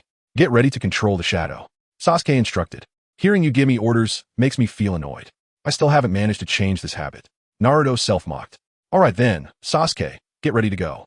Soon, we will use. Sasuke said, and Naruto began to form a sphere, which was the Senjutsu, Magnet Release Rasengan, while Sasuke gathered black lightning in his hand. The two exchanged glances, and their techniques were aimed at each other. Heavenly Hand Power. Heavenly Hand Power was activated again. Six Paths Madara's body appeared between the two. Their attacks instantly hit Six Paths Madara's body. Why did my body suddenly appear here? Is it Sasuke's eye technique? Boundary of Hell. Immediately, Six Paths Madara activated the Boundary of Hell again, switching the shadow and the main body. What? That move again? Naruto said. Hee. It seems I can't treat you two as ordinary kids anymore. Since that's the case, the entertainment ends here. Uchiha Madara said. As he spoke, Uchiha Madara summoned four bodies from the Boundary of Hell, and then his body rose into the sky, with his hands pressed together. A massive black gravitational sphere emerged from Six Paths Madara's hands, forming countless smaller gravitational spheres. The next moment, the ground of the entire battlefield began to crack, and huge stones were drawn up into the sky. Countless ninjas began to flee into the distance. In an instant, dozens of giant spherical rocks appeared in the sky. Is this Madara's power? Kakashi exclaimed in shock. It's just average. If our leader were here, he wouldn't dare act so recklessly. Bamboo Take Tenka said. By the way, we should get out of the way. Uzumaki Koyuki said. We need to do our best to stop these meteors from falling. Gu Jingwan said, his body covered in black lightning chakra armor. With our strength, we can only block one. Jukudi Aisei said. Meanwhile, Naruto and Sasuke had already started their solo show, with the complete form of Susanoo appearing, two purple energy blades looking at the falling meteors. Naruto was continuously gathering tailed beast bomb shurikens in his hands, launching them towards the ground explosion star. Meanwhile, Madara had reached beside the moon, reaching out to break off his own horn, murmuring the legends inscribed on the stone tablet. Just as Uchiha Madara's Rinne Sharingan was about to activate, a huge sound of breaking through the air echoed in the sky. Countless spaceships from the universe flew rapidly towards the ninja world. Boom, boom, boom. Countless warships landed on the ground, creating massive deep pits. It was still not over, as an endless stream of spaceships continued to fly in the sky. Uchiha Madara was stunned. Naruto and Sasuke were dumbfounded, and Minato seemed to recall something bad, his face turning even darker. Teacher? Kakashi asked. What was supposed to come has finally arrived, the Otsutsuki clan from the depths of the universe. Minato murmured softly. At that moment, the door of the leading giant spaceship opened, and three horned men slowly walked out, surrounded by three servants. Uchiha Madara was also shocked, because the three men who emerged from the spaceship all had a crimson 9-tomo Rinnegan on their foreheads, and the aura they emitted was even greater than his own. In the next moment, countless doors opened, and groups of pale-skinned Otsutsuki branch family members walked out, their appearance astonishing all the ninjas.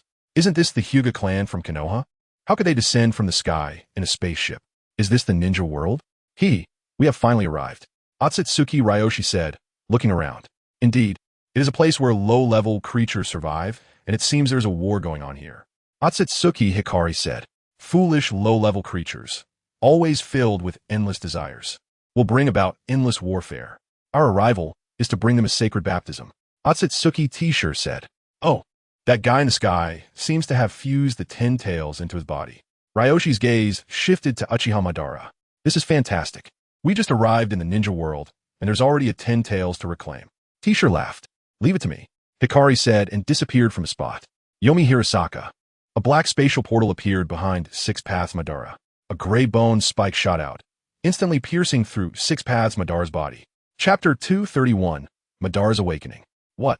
Uchiha Madara exclaimed in shock. Even with the power of the 10 tails, you are still so weak, pitiful ants. Otsutsuki Hikari said. However, the next moment, Otsutsuki Hikari frowned, then tilted his head to dodge the attack from the boundary of hell. Immediately, the divine strike hit beside him. Is this your Rinnegan's ability, Ant? Otsutsuki Hikari said to Six Paths Madara. Who the hell are you? Six Paths Madara asked with a dark expression. This man in front of him had heavily injured two bodies with just 2 strikes. Even Madara couldn't help but be shocked. He, stop struggling in vain, Ant. Your technique has already been seen through by me, and your shadow clone has been pierced through twice. You shouldn't be able to use it again in a short time, right? Otsutsuki Kanjishi said. No matter who you are, anyone who dares to obstruct my Moon Eye plan will be crushed by me, said Six Paths Madara. God, Heavenly Explosion Star. As he spoke, Six Paths Madara clasped his hands together, and a massive gravitational black sphere appeared. Mahasada. Otsutsuki Kanjishi smirked at the sight. In the next moment, a force of time enveloped Six Paths Madara. Madara's body suddenly froze, and the gravitational black sphere in his hand also stopped condensing. Kanjishi slowly walked to Madara's side, and the next moment, he threw a punch, causing Madara's figure to transform into an afterimage and crash to the ground. Naruto and Sasuke were also startled by this shocking scene. Sasuke, this person is so powerful. Naruto's voice trembled. For them, the formidable Six Paths Madara was unable to withstand a single move from this pale-skinned man with horns on his head. Meanwhile, Uchiha Madara finally regained his movement, slowly crawling up from a massive pit. His body twisted, blood spewed from his mouth, and his hair was disheveled, clearly no longer possessing the ethereal appearance from before. Now looking disheveled as he gazed at the man still flying in the sky. Do you still want to struggle in vain, Ant? Kanjishi looked down at Uchiha Madara with a sinister smile. Who are you really? Uchiha Madara asked again. We are gods from Takamagura, here to bring salvation to your world, Kanjishi replied with a smile. Hand over the 10 tails obediently, or your fate will be very miserable, Kanjishi said with a grin. God, bringing salvation? I see your target is also the 10 tails, Six Paths Madara scoffed. You're not wrong. Should I do it myself, or will you do it personally? Kanjishi smiled. Ha, you think too highly of yourself. Even if I, Uchiha Madara, die, I will never hand the 10 tails over to you, God. Uchiha Madara laughed maniacally. Hey, who are you? The 10 tails cannot be handed over to you. Naruto shouted angrily. Self-proclaimed gods. I see you're just a bunch of horn monsters, Sasuke mocked. Naruto, Sasuke, listen to me. They are the Otsutsuki clan from the center of the universe, relatives of the chakra progenitor Otsutsuki Kagaya. Don't act impulsively. Wait for the right moment, Minato said as he used Flying Thunder God to appear beside the two. Relatives of Otsutsuki Kagaya? Upon hearing this, both of them were greatly shocked. Just hearing what Grandpa Six Paths said about Otsutsuki Kagaya was already formidable, and now so many of her relatives have come. Naruto said gloomily. Just some trash claiming to be gods. If you're scared, stay here. I'm going to save Uchiha Madara. I can't let the 10 tails fall into the hands of these monsters, Sasuke said. After speaking, he activated Heavenly Hand power, causing a spatial exchange with the air next to Otsutsuki Kanjishi in the sky, then stabbed forward. Another ant is coming. However, the moment Sasuke moved, Otsutsuki Kanjishi had already foreseen Sasuke's movement. Kongsaka Haiko stabbed toward the space behind him in advance. The next moment, Sasuke's figure appeared, and he faced the attack from Kongsaka Haiko. In a moment of life and death, Sasuke activated Heavenly Hand power again, his body appearing 100 meters away in an open space, panting heavily, while behind him was already a cold void. Sasuke, are you okay? Naruto said as he rushed toward Sasuke. Silver style, copper style, steel style, have some fun with these native ninja? Dragon style said with a sinister smile to the 3's close servants. Yes, the 3 answered in unison. Immediately, 3 columns of chakra, blue, purple, and green, emerged from the bodies of the 3, sweeping toward Naruto, Sasuke, and Minato. The 6 instantly clashed. In an instant, the heavens and earth shook. The strength of the three Otsutsuki servants was extraordinary, especially their physical skills, which momentarily restrained Naruto and the others. Next, let us kill all these natives, their style said. With their style's command, all the Otsutsuki branch family members rushed to slaughter the ninja coalition. The ninja world once again became a battlefield. The members of the second-generation Flame organization were also fighting desperately. However, the ninja coalition had already experienced a great battle, suffering heavy casualties, and the remaining ninjas were exhausted, while the Otsutsuki branch members each possessed superhuman physique, chakra, and advanced ninjutsu, causing the ninja coalition to be defeated in disarray. Are we killing them all? Dragon Style asked. Whether they live or die, they can all become nourishment for the Ten Tails. I'm wondering if we should also kill these branch family members, their style said with a sinister smile. Are you crazy? Although they are of low status, they are still our kin, Dragon Style shook his head. You don't have to bear the responsibility, their style said with a smile.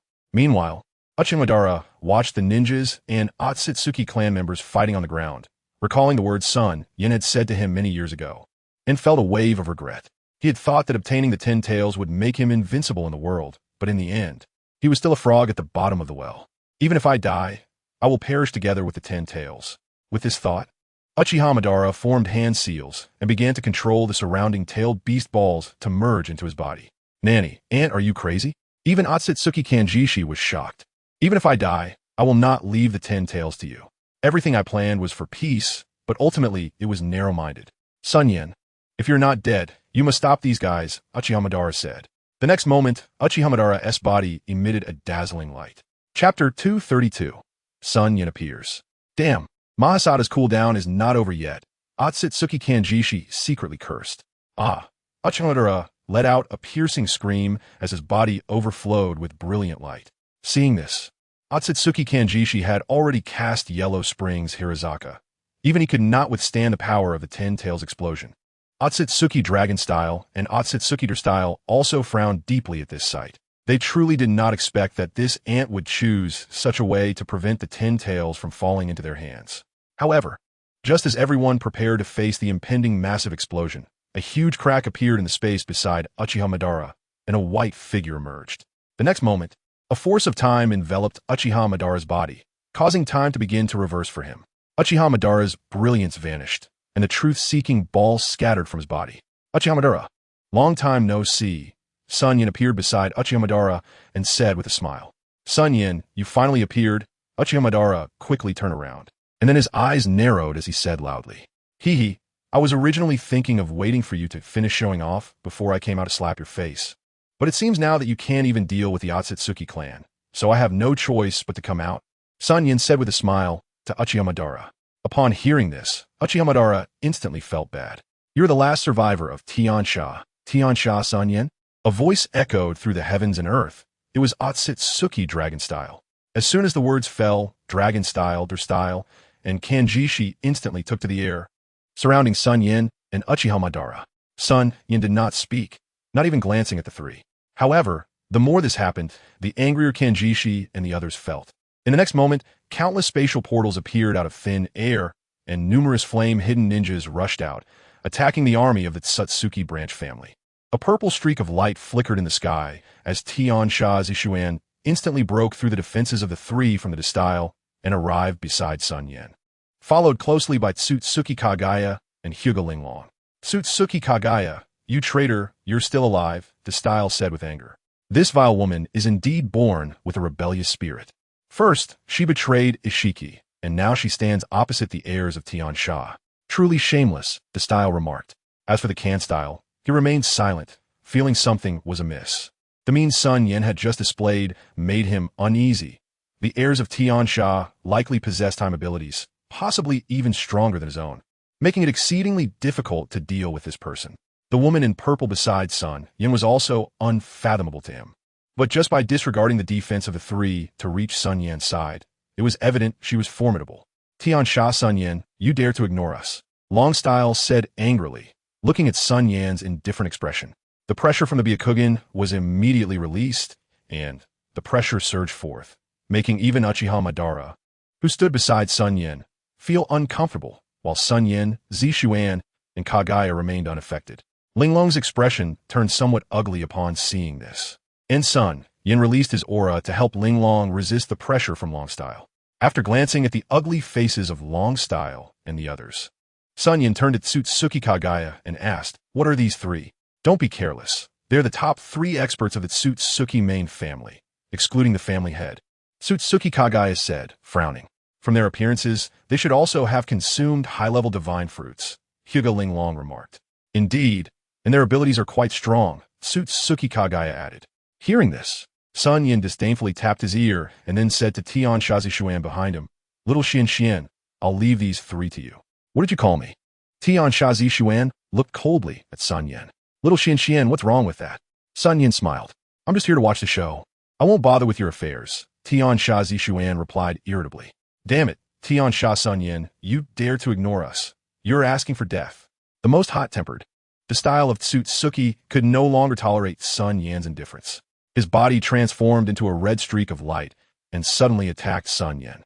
Seeing this, Tsutsuki Kagaya was about to draw her sword, but SunYan stopped her with one hand. "This time, I'll handle it myself," SunYan said with a slight smile. In the next moment, the red streak of light was right in front of SunYan, and a punch was thrown towards SunYan's face. However, the style's lightning-fast strike appeared extremely slow in the eyes of the onlookers. SunYan slowly turned his head and extended a finger to flick the style's forehead. In the next instant, a tremendous force erupted, sending this style flying away. He crashed through several mountains before stabilizing himself. At this point, the horns on his head had completely broken, and his body was half destroyed, slowly beginning to heal.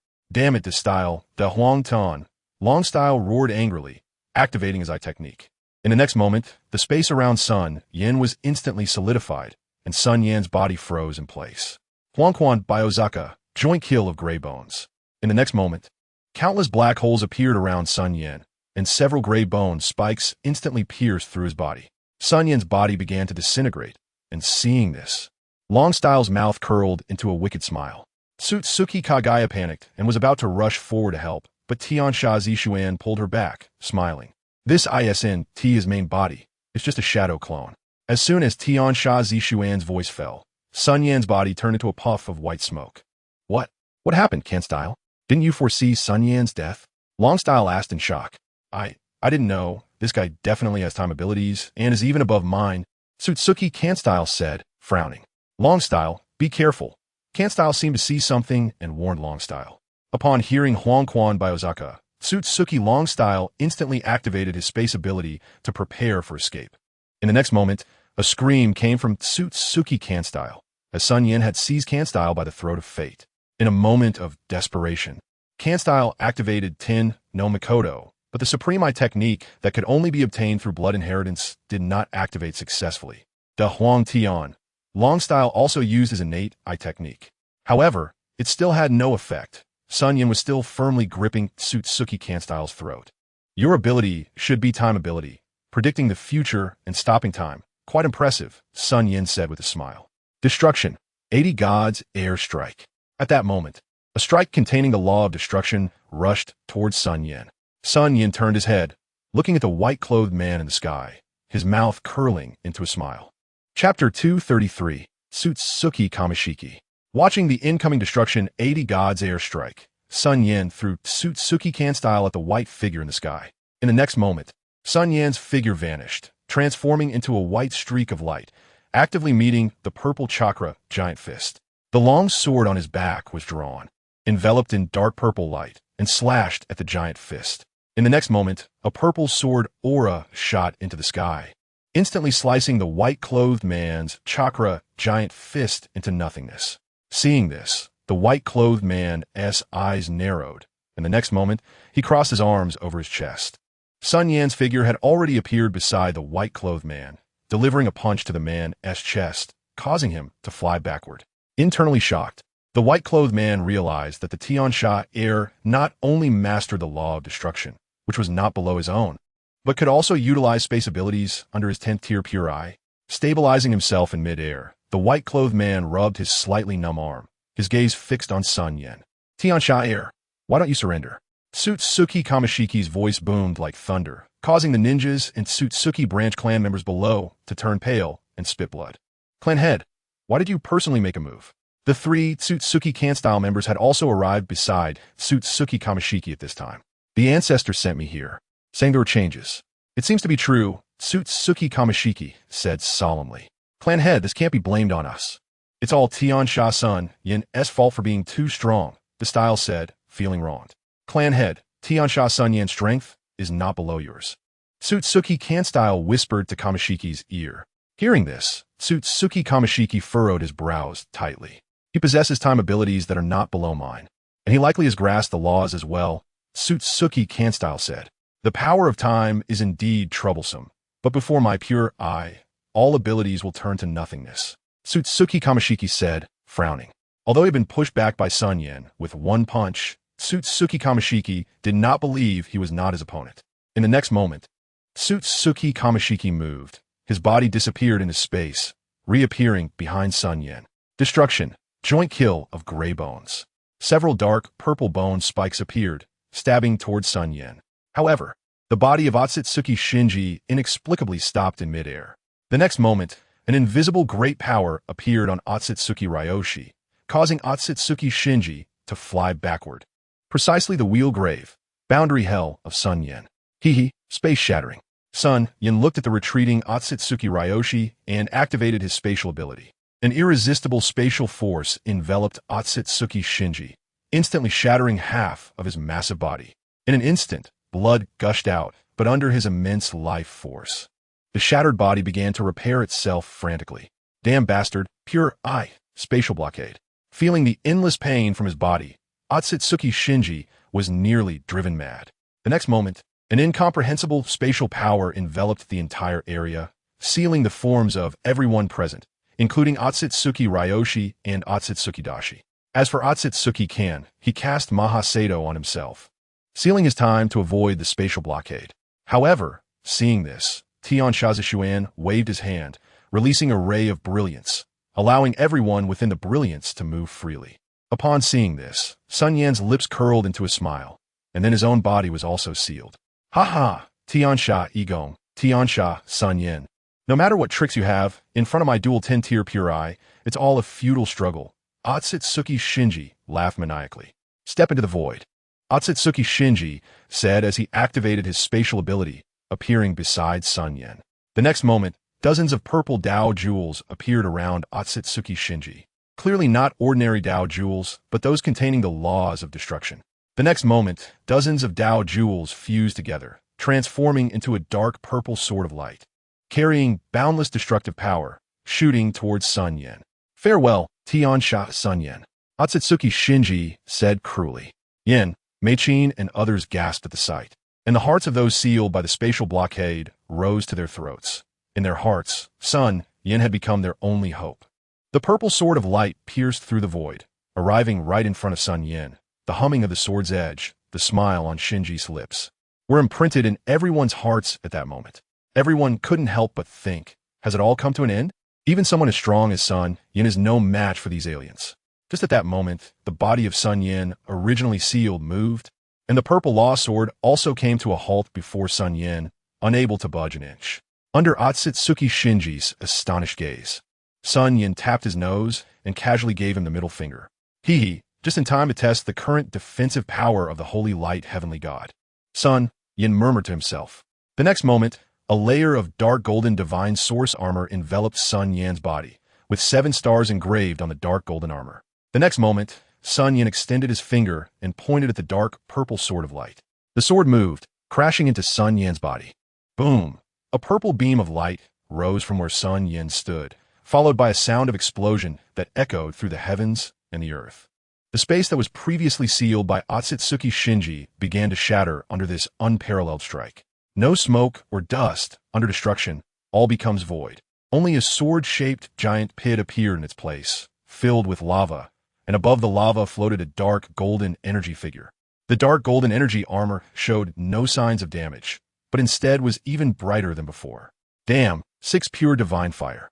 A pale flame emerged from the void, enveloping SunYan's body, raising the temperature of the surrounding environment instantly. It still couldn't cause any harm to him. Devour. SunYan smiled beneath the energy armor, and the next moment, the pale flame began to be consumed by the armor. How is this possible? My 6 pure divine fire can burn everything. How could it be devoured? Otsutsuki Shinji found it hard to understand.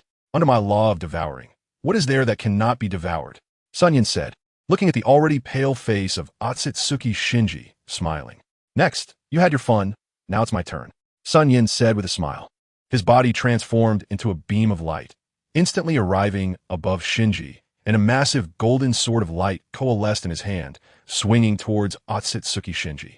The god of thunder, Otsutsuki Shinji's body was instantly enveloped by a 1,000-meter-tall black energy giant, holding black lightning spears in both hands, swinging towards the golden sword of light. Chapter 234, Otsutsuki Ancestor. He, god of thunder, a feudal struggle. SunYan looked at the 1,000-meter-tall black energy giant, a smile creeping on his lips. The boundless golden sword of light instantly severed the black lightning spear and slashed towards the body of the god of thunder, instantly shredding it apart. How is this possible? Otsutsuki Shinji was shocked again. Under the enhancement of the law of light, your god of thunder is as fragile as a piece of white paper. Otsutsuki clan leader. SunYan had already arrived behind Otsutsuki Shinji. The next moment, a small sword of light pierced through Otsutsuki Shinji's body. Then the sword of light dissipated and merged into Otsutsuki Shinji's body. SunYan smiled slightly and whispered in Otsutsuki Shinji's ear. Light explosion. In everyone's eyes, cracks appeared on Otsutsuki Shinji's body, followed by an endless glow shooting out from his body, and then a massive explosion occurred. The power was comparable to the previous destructive sword of light. After a long while, a similarly deep pit appeared, filled with boiling lava. Is it over? Has the alien been killed by the SunYan? Just as everyone thought everything had come to an end, a broken figure emerged from the lava. His body was red. His clothes were tattered, but his injuries were not severe. Only his left eye had noticeably dimmed somewhat. Tiansha SunYan, you cannot kill me. Otsutsuki Shinji shouted arrogantly at SunYan. Could it be the leader's eye technique, the ultimate eye technique void? Has the leader been pushed to this extent? Otsutsuki can thought to himself. Yes, a very powerful eye technique. Void can turn real factors that are unfavorable to oneself into illusions. Just now, you turned my technique into void, thereby avoiding its damage. You said, right? SunYan said to Otsutsuki Shinji with a smile. Nanny, how do you know? Otsutsuki Shinji was shocked, because, under my gaze, everything about you will have nowhere to hide. SunYan pretended to be profound. Everything will have nowhere to hide. Do you think I will believe that?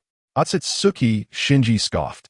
Void is indeed a good ability, and it has even slightly touched upon the laws of the void.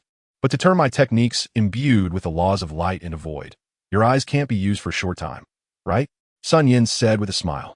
Upon hearing this, Otsutsuki Shinji's expression changed dramatically, but he quickly regained his composure and said to SunYan in a deep voice, whether I can use it or not. You'll know when you try. All right, let's give it a try. Rewind.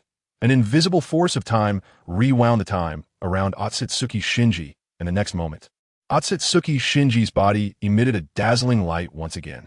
Boom! Another massive explosion, another huge pit. Not long after, Otsutsuki Shinji's body emerged from the lava. In his right, I had also dimmed somewhat. Ken, what are you doing standing there? Don't you have time abilities? Stop him. Otsutsuki Shinji shouted angrily at Otsutsuki Kansas. Mahaseto. Due to unavoidable circumstances, the time-eye technique was imposed on SunYan, but seemed to have no effect on him. He chuckled. Your eyes seem to have dimmed quite a bit, huh? SunYan stepped onto the void and walked towards Otsutsuki Shinji. Time domain. In the next moment, SunYan waved his hand, and a golden light illuminated the entire area. Otsutsuki Shinji found himself unable to move, and it was not a spatial fixation. Clearly, this was a time blockade. Void. Forced to act again, Otsutsuki Shinji activated his ultimate eye technique. However, this time, the void did not work, and he still could not move an inch. I forgot to tell you, I'm a being who has mastered the laws of the void. SunYan said softly as he approached Otsutsuki Shinji. Destruction. Spiral sphere. A dark purple sphere of light appeared in SunYan's hand, and in the next moment, it was stamped onto Otsutsuki Shinji's chest. The power of destruction completely shattered Otsutsuki Shinji's limbs, causing irreversible damage. With a piercing scream, Otsutsuki Shinji's body fell from the air, crashing onto the ground and leaving a human-shaped deep pit. At this moment, Otsutsuki Shinji had lost all his previous grandeur, his body charred by the destruction, spiral sphere. Why are you able to master so many laws? Otsutsuki Shinji asked in shock. Because I am your ancestor. SunYan replied with a smile. Next, are you ready to say goodbye to this world? SunYan grinned at Otsutsuki Shinji. Heavenly calamity, SunYan. Do not think that defeating me means you can do as you please. The power of my ancestor is unfathomable. If you kill me, my ancestor will surely grind you to dust and scatter your soul. Otsutsuki Shinji said fiercely. Oh, really? Then tell me, how strong is your ancestor? SunYan smiled at Otsutsuki Shinji. Wishful thinking, Otsutsuki Shinji gasped. He, I don't even need to ask you, celestial god. SunYan focused on Otsutsuki Shinji's eyes. And in the next moment, he activated the celestial god eye technique. He sifted through the memories related to Otsutsuki Shinji, but information about the ancestor he mentioned was scarce. And SunYan seemed to have sensed someone peering at him through some means. In the next moment, a pair of blue eyes appeared in SunYan's line of sight. SunYan's spiritual sense was forcibly sent into Otsutsuki Shinji's mind. The next moment, Otsutsuki Shinji was covered in blue runes, and a strong vitality surged throughout his body. This power was familiar to SunYan. It was indeed the law of life. As the runes increased, Otsutsuki Shinji's aura was once again enhanced. Otsutsuki Shinji formed seals with both hands, and in the next moment, an infinite gravitational force emerged from his body, pulling the trapped and long styles to his side. Otsutsuki Shinji placed his hands on their heads, and the pure energy within the two surged into Otsutsuki Shinji's body. Moments later, two crystalline divine fruits condensed from the tops of their heads, while Otsutsuki Long and lost their chakra fruits. And the 9-tomo golden rinnegan on their heads began to slowly close, ultimately collapsing weakly to the ground. You are the heavenly calamity, SunYan? A voice like thunder echoed in SunYan's ear. You are the Otsutsuki ancestor? SunYan asked as well. Chapter 235, Battle with the Ancestor. Yes, I am the Otsutsuki ancestor, Otsutsuki Zushi. Otsutsuki Shinji was covered in blue runes, and his voice had changed. So? SunYan looked at Otsutsuki Zushi. You are quite interesting. The last descendant of heavenly calamity. The only purpose for sending someone here is to kill you, Otsutsuki Zushi said. Is that so? To me, your actions are just giving me experience. SunYan smiled at Otsutsuki Zushi. Is that so? Then I will personally eliminate you. Otsutsuki Zushi said fiercely. Why must you eliminate me? By the way, we are complete strangers, SunYan asked Otsutsuki Zushi. The Heavenly Calamity clan has become a thing of the past, while the Otsutsuki clan is the current ruler of the universe. However, the former Otsutsuki clan was once the slave of your Heavenly Calamity clan. And only you know this hidden past. Only by completely eradicating you can I allow this secret to be buried forever in the river of history. Allowing me to rest easy, Otsutsuki Zushi said. Is that so? But to me, you are afraid of losing your position as the ruler of the universe because your strength is truly insufficient in front of my Heavenly Calamity clan, SunYan mocked. I would fear your strength, young man. You know nothing of my power. Otsutsuki Zushi shook his head. Is that so? Then let's see, SunYan replied, fully releasing his aura. Immediately, a massive storm arose out of nowhere. A tremendous pressure enveloped the entire area. Even Otsutsuki Zushi felt extremely suppressed under this massive pressure. I didn't expect you to grow to this extent, Heavenly Calamity SunYan, Otsutsuki Zushi said solemnly. SunYan shook his head, remaining silent. In the next moment, both moved simultaneously. A white and a blue streak of light began to clash violently in the sky. Boom, boom, boom. A series of explosions resounded in the sky. In this fierce clash, Otsutsuki Zushi was completely at a disadvantage, though this was not the true Otsutsuki Zushi, but rather the body of Shinji. Light release spiral shuriken. Watching the falling figure, SunYan condensed a golden light release shuriken in his hand and ruthlessly threw it at Zushi. The light release shuriken traveled at the speed of light and reached Otsutsuki Zushi in an instant. Seeing this, Otsutsuki Zushi attempted to use his spatial abilities to evade, but it was too late. The light release shuriken exploded in front of Otsutsuki Zushi, and he felt something was wrong. Kenny Raijin instantly appeared, and a towering energy giant, thousands of meters high, emerged. Additionally, countless blue chakra orbs merged into the energy giant's armor. The next moment, the 100-meter diameter light release spiral shuriken collided with the blue-black energy giant. The golden light instantly engulfed the blue-black energy giant. After a long while, as the dust settled, the 1,000-meter energy giant had completely vanished, and Otsutsuki Zushi was in a disheveled state, with one arm completely obliterated. Such strong laws of light, Atsutsuki said solemnly. At your age, it is absolutely impossible for you to comprehend such profound laws. You must have received the 7-star inheritance, Atsutsuki said gravely. If I had received the 7-star inheritance, you wouldn't last a single move against me, and I would have already gone to Takamagara to wipe out your Atsutsuki clan. SunYan laughed. How could that be? If you rely solely on your own training, it's absolutely impossible to comprehend such powerful laws, Atsutsuki said solemnly. You need not worry, for I am a legend, an unmatched legend. Now, are you ready to welcome death, Atsutsuki? SunYan smiled. Time domain, time stop. As SunYan spoke, the power of time surged forth. Divine illumination. In the next moment, a golden flame appeared in the void, instantly enveloping Atsutsuki's body, along with Atsutsuki Shinji not far away. As the golden flames burned, the runes on Shinji's body were turned to nothingness by the divine illumination fire. And a spirit emerged from Atsutsuki Shinji's body, immediately engulfed by the divine illumination fire, letting out a piercing scream. Heavenly Calamity SunYan, we will meet again soon, and it will be the final battle between you and me. The spirit left a harsh remark, only to be burned into nothingness by the divine light. The divine fire transformed into a furnace under SunYan's control, and soon the bodies of Atsutsuki Kagaya and Atsutsuki Shin were thrown inside. Moments later, 5 chakra fruits appeared in SunYan's hands. With a wave of his hand, he stored the chakra fruits into his divine realm space. He then waved his hand to lift the time domain, and everything returned to calm. The ninja allied forces and the Hyuga branch family, who were originally fighting, also stopped, and even the close servants of Atsutsuki Kagaya put down their weapons. Everyone looked up at the white-clad Heavenly Calamity SunYan, seemingly waiting for him to wrap things up. Heavenly Calamity Zishuan also came to SunYan's side with the other women. What do you plan to do with these Atsutsuki branch family members? Kill them all, or? Heavenly Calamity Zishuan asked. Upon hearing this, Atsutsuki Kagaya, who was nearby, wanted to say something but hesitated. In fact, killing them all would be the best choice.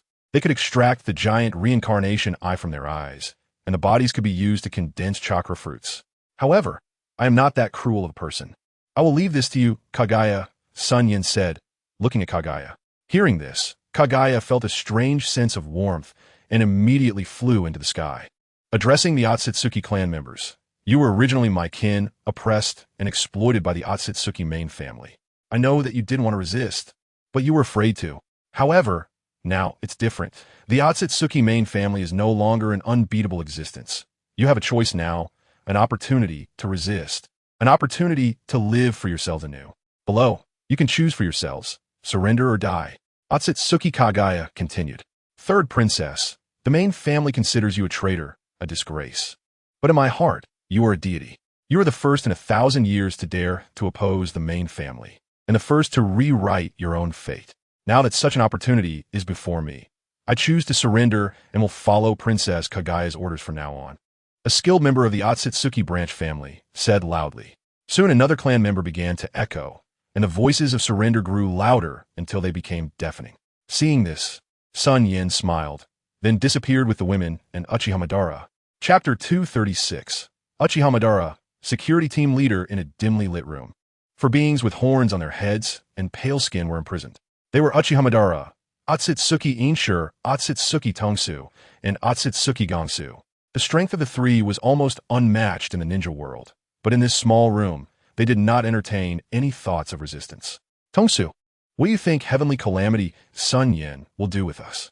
Will he execute us like the clan leader and Kanjitsu, turning us into divine fruits? Inshur said, trembling. Probably not. The divine fruits in our bodies are merely the lowest tier. With SunYan's vision, he probably won't even look at us. Even if he wants to refine us, he would likely start with that one. Tongsu indicated with his eyes. But what if? I don't want to die. Atsutsuki trembled. Oof. A bunch of idiots, Uchiha Madara scoffed. What did you say, Uchiha Madara? Atsutsuki Inshur retorted angrily. I said you were idiots and a bunch of cowards. Uchiha Madara said coldly. Looking for death? Inshur began to make a move, but seemed to recall some terrifying existence and hesitated. Useless. Uchiha Madara continued to mock. Creak. The sound of a door opening came, and 2 Awagakure ninjas walked in. They looked at the 4 in the room, trembling but still pretending to be calm. Uchiha Madara, Atsutsuki Inshur Tongsu, Gongsu, come with us, one of the ninjas said, trying to maintain a steady voice that didn't tremble. Finally, here it comes? All four thought simultaneously. Understood. They replied in unison, following the two ninjas toward their fate. In a bright hall, where there was once a bustling crowd, a strange silence fell as four tall figures appeared. In the center was heavenly calamity SunYan, with Minato and the four shadows on his left, and SunYan's female entourage on his right. Naruto was behind Minato, serving as a bodyguard for the Hokage. Uchiha Madara, do you know your crimes? Inoki questioned with a show of authority toward Uchiha Madara. Uchiha Madara glanced coldly at Inoki, causing him to break into a cold sweat. SunYan, we are old acquaintances. You can kill or punish me as you wish, Uchiha Madara said to Heavenly Calamity SunYan in a deep voice. Chairman, Uchiha Madara has committed numerous crimes, and the Akatsuki organization he spawned is also notorious. I hope Lord SunYan will extract the 10 tails from him and return it to the 5 great ninja villages, killing Uchiha Madara to prevent future troubles, the fourth Raikage said solemnly. Indeed, Uchiha Madara is too dangerous. He must be killed to eliminate future troubles, Inoki agreed. Oh really? Then what does Lord Mizukage think? SunYan turned to look at the fifth Mizukage, Terumi Mei. Seeing SunYan's gaze on her, Terumi Mei panicked, a blush appearing on her face as she thought, Lord SunYan is really handsome, if only I could. Terumi Mei could hardly imagine. But soon she received several sharp gazes, and even Heavenly Calamity Zishuan looked at her with interest. I leave it to Chairman, Terumi Mei said softly. Are the young people nowadays so open? I also believe Uchiha Madara should be executed immediately, Chiyo said sharply. In that case, I now announce the extraction of the 10 tails from Uchiha Madara and appoint him as the captain of the security team of my Flame Alliance, SunYan declared loudly. Chairman, what does this mean? If the 10 tails is extracted, won't Uchiha Madara already be dead? And what is the Flame Alliance? Inoki asked with a bad premonition in his heart. That's right. For you, extracting the tailed beast will indeed lead to death. However, I can decide who lives and who dies, SunYan said with a smile. For a moment, the atmosphere became tense, but no one dared to refute, for they knew SunYan had the strength and confidence. Then what is the Flame Alliance? The Raikage asked solemnly. Haha, from this moment on, I declare the dissolution of the 5 great countries and 5 hidden villages, merging the 6 hidden villages into a unified organization, the only ninja organization in the ninja world. The Flame Alliance, SunYan said with a smile. What? Waves of astonishment erupted from the crowd. The Cloud Village firmly opposed this. The Raikage declared first. The Rock Village firmly opposes this. Inoki would not back down. The Sand Village will never allow it. Chiyo also stated.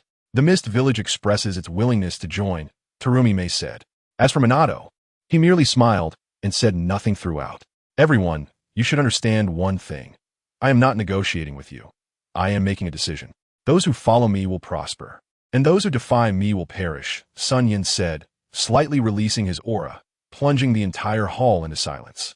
Everyone except Heavenly Calamity Zishuan felt the pressure and struggled to breathe. As for the Raikage and the others, their bodies were already on the ground, looking very disheveled. Now, I give you 3 people 2 choices, surrender or die, SunYan said with a smile.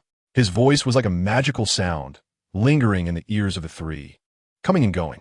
I, Iwagakure, choose to surrender, Inoki said with difficulty, raising his hand and gritting his teeth. Sunagakure surrenders, Chiyo quickly added. Kumogakure will never submit. The 4th Raikage was the only tough one. BT Onshin, at that moment, Uchiha Shursui seized the opportunity and used BT Onshin. What did you say? SunYan asked with a smile. I said, Kumogakure will follow to the death, the 4th Raikage replied. Sai, look at you all, clearly able to talk well. Yet you force me to resort to violence. It's really too unrefined, SunYan said, retracting his imposing aura and smiling. Hearing this, the people around raised a few black lines on their foreheads. Can you see that this is human speech? As for Otsutsuki Kinshiki, silver, and steel, I have other arrangements for you, SunYan said, collecting Uchiha Madara and Otsutsuki Kinshiki into his divine space. He placed his hand on Uchiha Madara's abdomen. In the next moment, a great power pulled the chakra of the 10 tails, and in an instant, a gigantic, fierce-looking 10 tails appeared in the divine space. While Uchiha Madara had already collapsed to the ground, exhausted. Am I going to die? Once again experiencing the taste of death, it's quite enjoyable, Uchiha Madara said weakly. You won't die. The next moment, golden light appeared in SunYan's hand, enveloping Uchiha Madara's body, and then a vigorous life force surged into Uchiha Madara's body. Feeling the abundant life force within him, Uchiha Madara excitedly stood up from the ground. Remember this, it's time to deal with you. Ignoring Uchiha Madara, SunYan flew into the sky. An invisible great power pulled Kinshiki and the others into the mouth of the Ten Tails, and the next moment, the body of the Ten Tails burst forth with a huge light, and a cheerful cry came from its mouth. Clearly nourished adequately, the Ten Tails was extremely excited. But the next moment, its body stiffened. The Ten Tails began to transform into the divine tree, starting to root and sprout, 2 high-level chakra fruits slowly forming.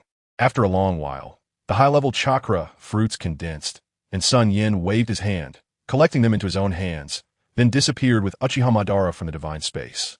Chapter 237. The women share the fruit. Time flies, and a month has passed since the last battle. During this month, the 5 great hidden villages have relocated to the Hidden Flame Village, which has undergone the largest expansion in history. Thus, the largest ninja organization in the ninja world, and the only one in the future, was born. In the Bright Hall, SunYan called his female group together, including Tiansha Zishuan and Otsutsuki Kagaya. Yen, why did you call us so early in the morning? Kushina rubbed her sleepy eyes and complained, muttering under her breath, we stayed up so late last night, and now you want us up so early. SunYan twitched his mouth, wanting to refute, but what Kushina said was indeed reasonable. Brother Yen, why did you wake us up so early? What is the matter? Conan also asked. He, I prepared a surprise for you, SunYan said with a smile. A surprise? Brother Yen? What kind of surprise? Mikoto said with wide eyes. Now is the moment to witness a miracle.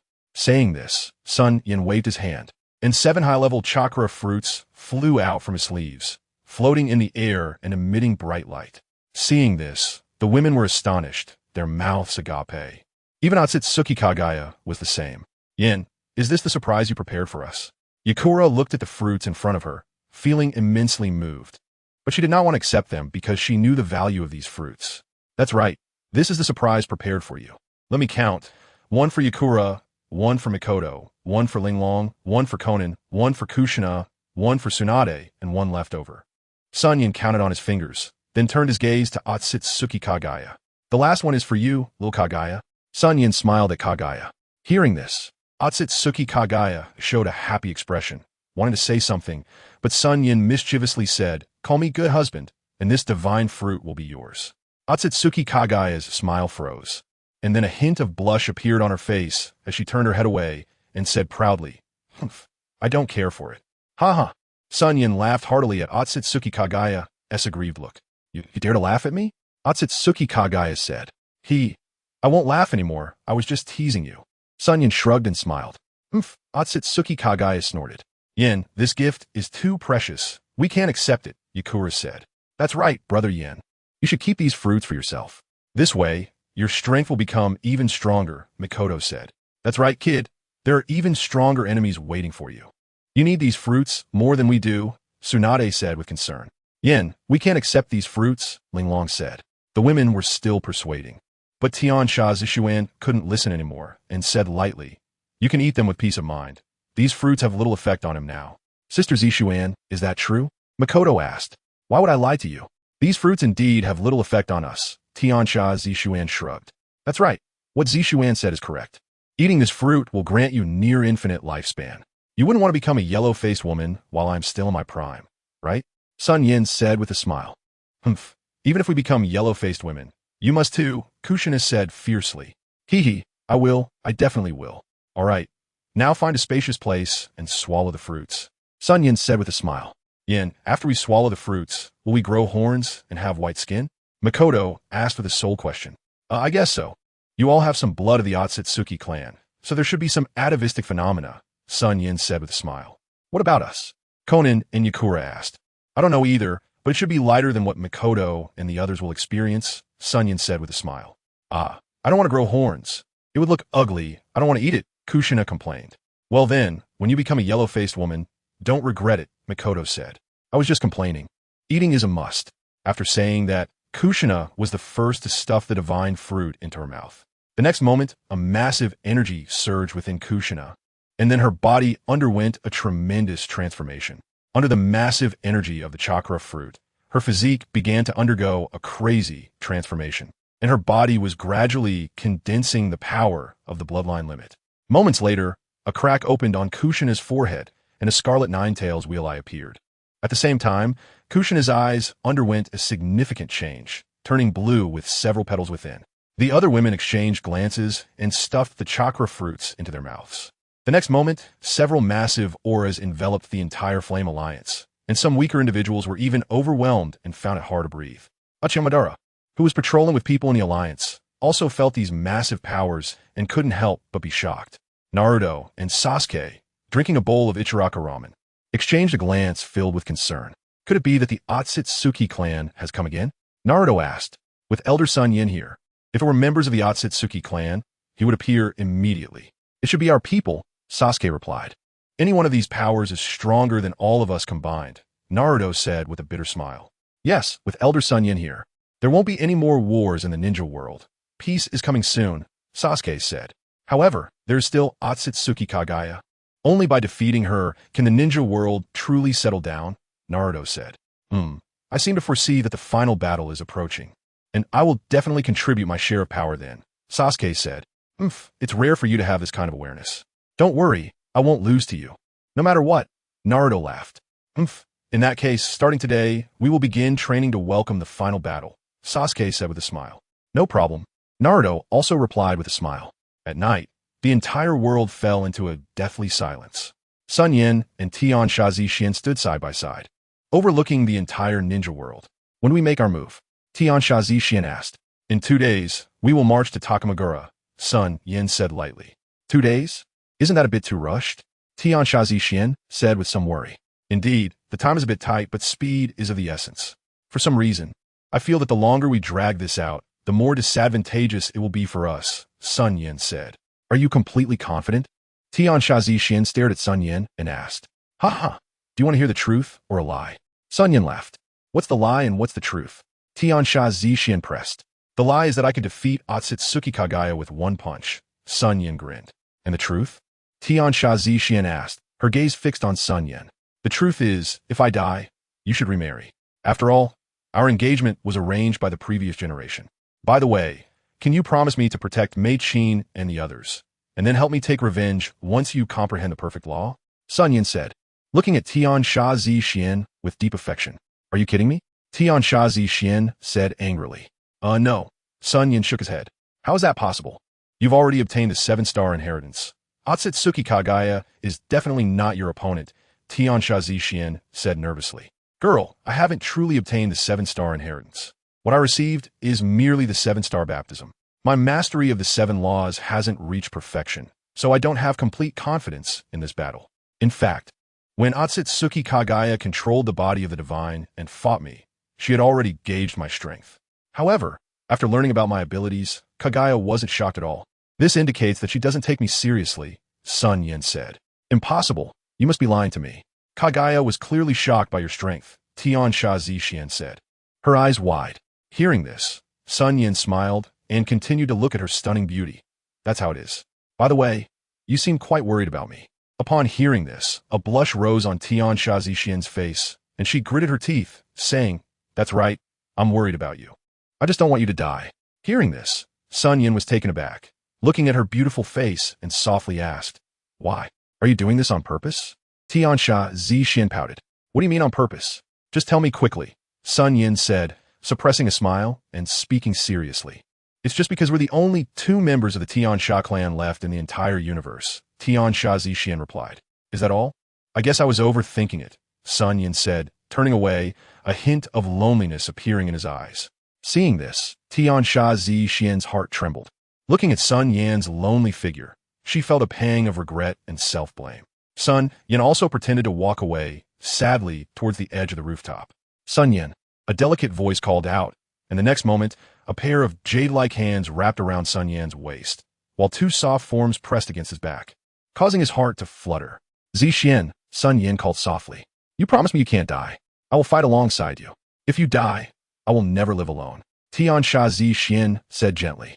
In that moment, SunYan's heart experienced a long-lost thrill. He turned around and looked at her face close to him, then leaned down and kissed her. Time flew by, and in the blink of an eye, 2 days passed. At this moment, the Yin Alliance Square was crowded with people, buzzing with noise. The next moment, 9 extraordinary figures appeared in the sky, 1 man and 8 women, with SunYan and his 8 beautiful wives at the center.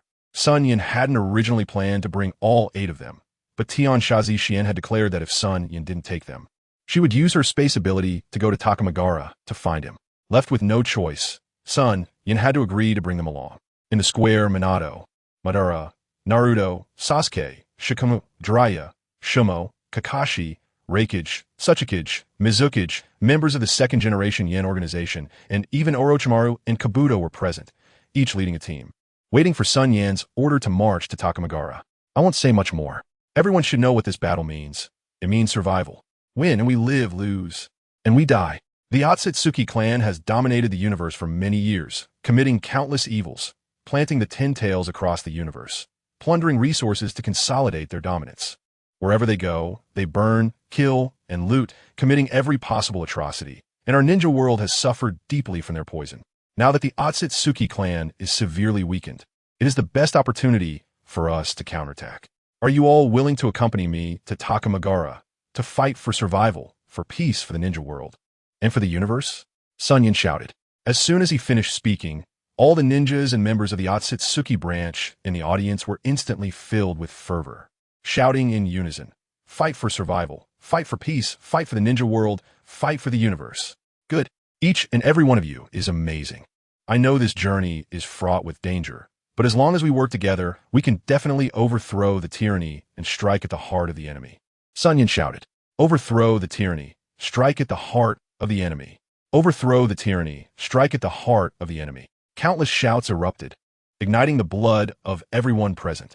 With rage in our hearts, we will face the storm together, SunYan shouted, his aura completely unleashed, causing the heavens and earth to change color. The next moment, SunYan pressed his hands together, and a massive spatial wormhole appeared from thin air. Seeing this, Minato was the first to step into the wormhole. "Sasuke, let's settle this once and for all," Naruto said to Sasuke, and immediately followed Minato into the wormhole. "Baka, I won't lose to you," Sasuke declared, activating his ability to swap places with Naruto. However, the next moment, Naruto's body turned into a puff of white smoke, and the real Naruto walked out from the side, making a face at Sasuke before diving into the wormhole. "Damn it, he tricked me again," Sasuke cursed under his breath, and then also jumped into the wormhole. "Let's go," SunYan said to the women behind him, and then a new small wormhole appeared. The group exchanged glances and stepped into the wormhole. "Otsutsuki Kagaya, I'm here, Takamagara, tremble," SunYan murmured, and with several women, disappeared into a wormhole. At this moment, a huge opening appeared in the sky above the Takamagara planet, and countless people began to emerge one after another. An ominous crisis surfacing in the hearts of every Otsutsuki clan member. Chapter 239, Final Battle, Part 1. In the vast space wormhole, countless figures appeared.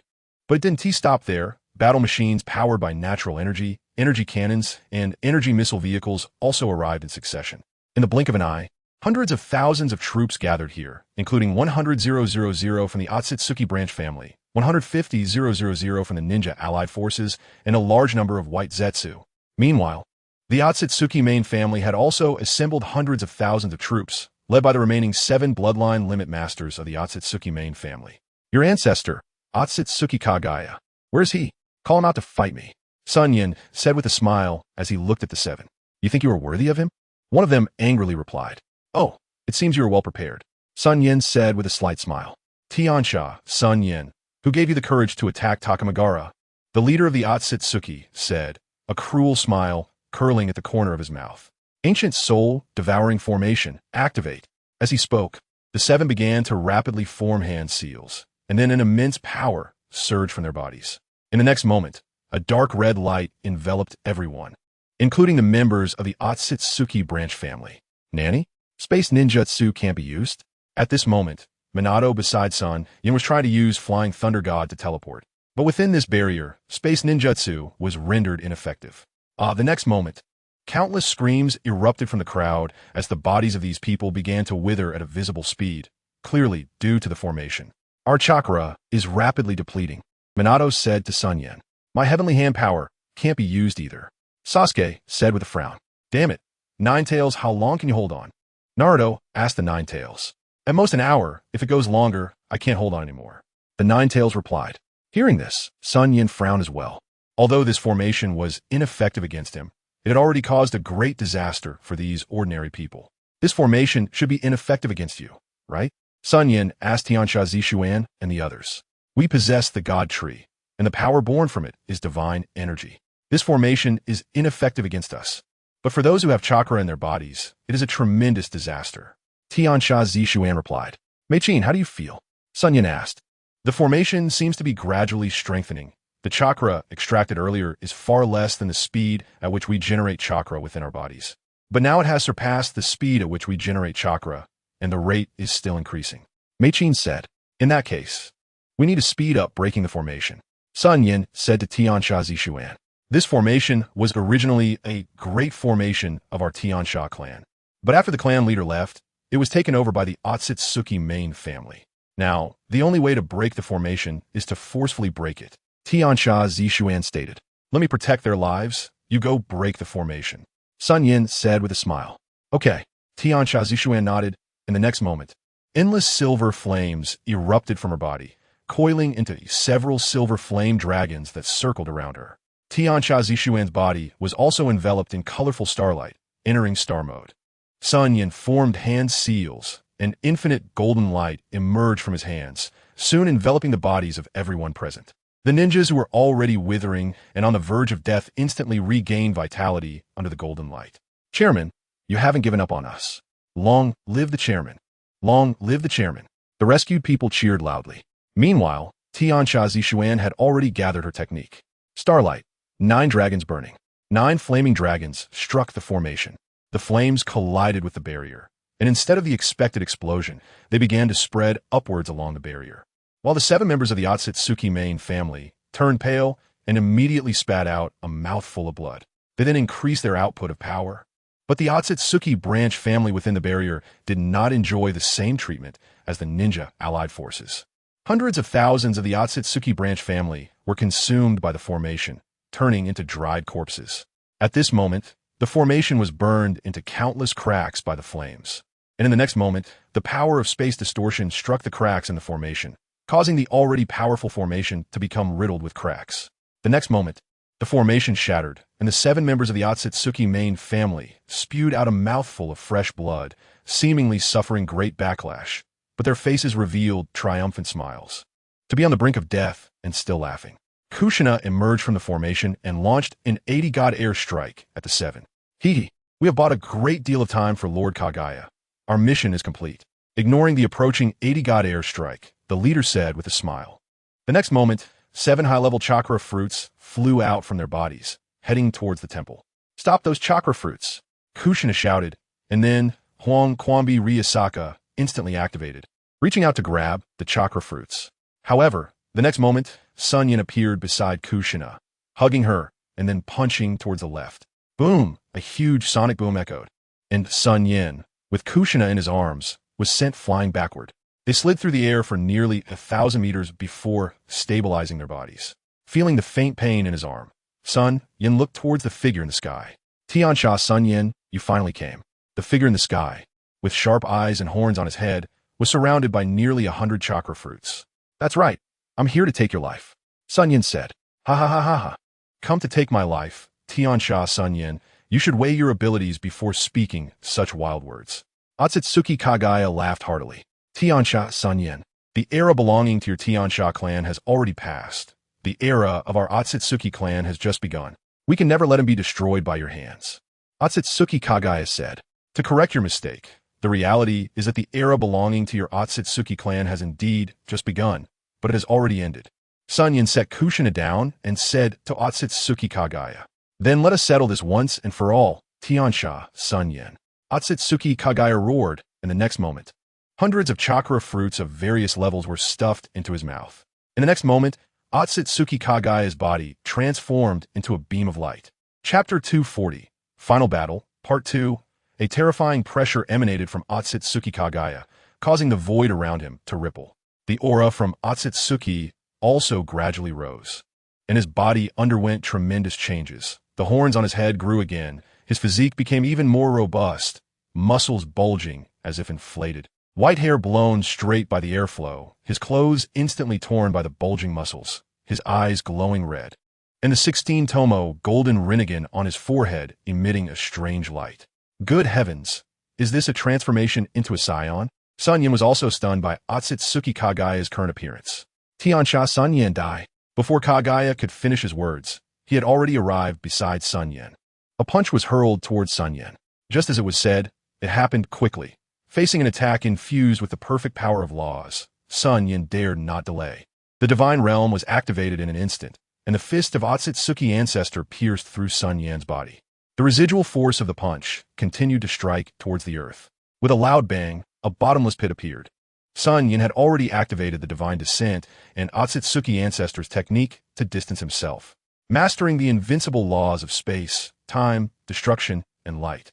If you were to grow completely, I would never be your opponent. Unfortunately, you are too arrogant. In this battle, you will undoubtedly lose, Otsutsuki ancestor said. Looking at SunYan. It seems you can't even touch my body, SunYan said in a deep voice. Under the crushing of rules, everything flashy will ultimately become nothingness, Otsutsuki ancestor said. In the next moment, a powerful force of rules enveloped the entire area, and SunYan immediately felt the rules within him being gradually suppressed. Feel the power, Otsutsuki ancestor roared, and then unleashed his own domain. Unlike SunYan's time domain, which was a technique he performed using ocular techniques, similar to a mini version of a domain, the two could not be compared in terms of power or the degree of laws. A domain is the ultimate manifestation of mastering a rule. Clearly, Otsutsuki ancestor was an existence that had mastered the law of power to the extreme. Damn it, divine realm and time domain can't be activated. SunYan secretly activated his abilities and cursed inwardly. Heavenly calamity SunYan, I suppose your abilities are now unavailable, right? Otsutsuki ancestor laughed maniacally. Although his time and space-related abilities could not be used, he could still use his other abilities, except for the inability to use spatial and time abilities. The other laws were also somewhat weakened. Thus, although his field of power was formidable, its suppression of other laws still had its limits. SunYan analyzed silently. What's wrong? Have you given up resistance and are ready to accept death? Heavenly calamity SunYan? Otsutsuki ancestor said. The universe is not yet determined. You may not be able to kill me. 8 gates of DefeatsUchiha. 8th gate, open. SunYan looked at Otsutsuki ancestor in the sky, a hint of a smile on his lips. In the next moment, SunYan's body was enveloped in crimson energy, and the world changed color. The divine essence within SunYan erupted completely at that moment, transforming him into a humanoid beast, sweeping towards Otsutsuki ancestor. Gravity. Seeing this, Otsutsuki ancestor waved his hand, and a massive gravitational force was applied to SunYan, causing his speed to slow down instantly. Shock power. In the next moment, an endless shock wave surged forth, causing everything within the field of power to shake violently. SunYan's figure paused, and blood spilled from his mouth. Otsutsuki ancestor's right hand was enveloped with a more refined shock power, and then he appeared next to SunYan, punching towards his chest. Boom! With a loud noise, a shadow fell from the sky, crashing into the ground and leaving a massive, deep pit. Within the pit stood a dark golden energy figure, clearly indicating that SunYan had used the holy light celestial. The dark golden energy armor covered SunYan's body, and there was evidently an inwardly concave fist mark on the chest of the armor. Oh, have you hidden in your turtle shell? Otsutsuki ancestor said while rubbing his fist, but his gaze towards SunYan became more serious. The previous punch felt like hitting cotton, and his shock power seemed to have been inexplicably devoured somewhat. SunYan shook his head, and then the energy armor began to dissipate. In the next moment, countless golden orbs of Tao appeared beside SunYan. At the same time, SunYan was secretly gathering the rules of destruction. Destruction, golden wheel rebirth explosion. In the next moment, the golden Tao orbs fused into an endless dark golden sword of light, slashing towards Otsutsuki ancestor. Can you know Kami? In the next moment, an energy giant towering 10,000 meters appeared, and behind the energy giant floated several Tao orbs with a diameter of 100 meters. The energy giant then grew 3 heads and 6 arms, and the black Tao orbs transformed into various weapons, first defending against the golden wheel rebirth explosion, then attacking SunYan again. Holy light, celestial, SunYan's thousand light, I trembled. In the next moment, an equally towering energy giant appeared. 7-star divine sword. SunYan controlled the holy light celestial to draw out the golden energy long sword from his back.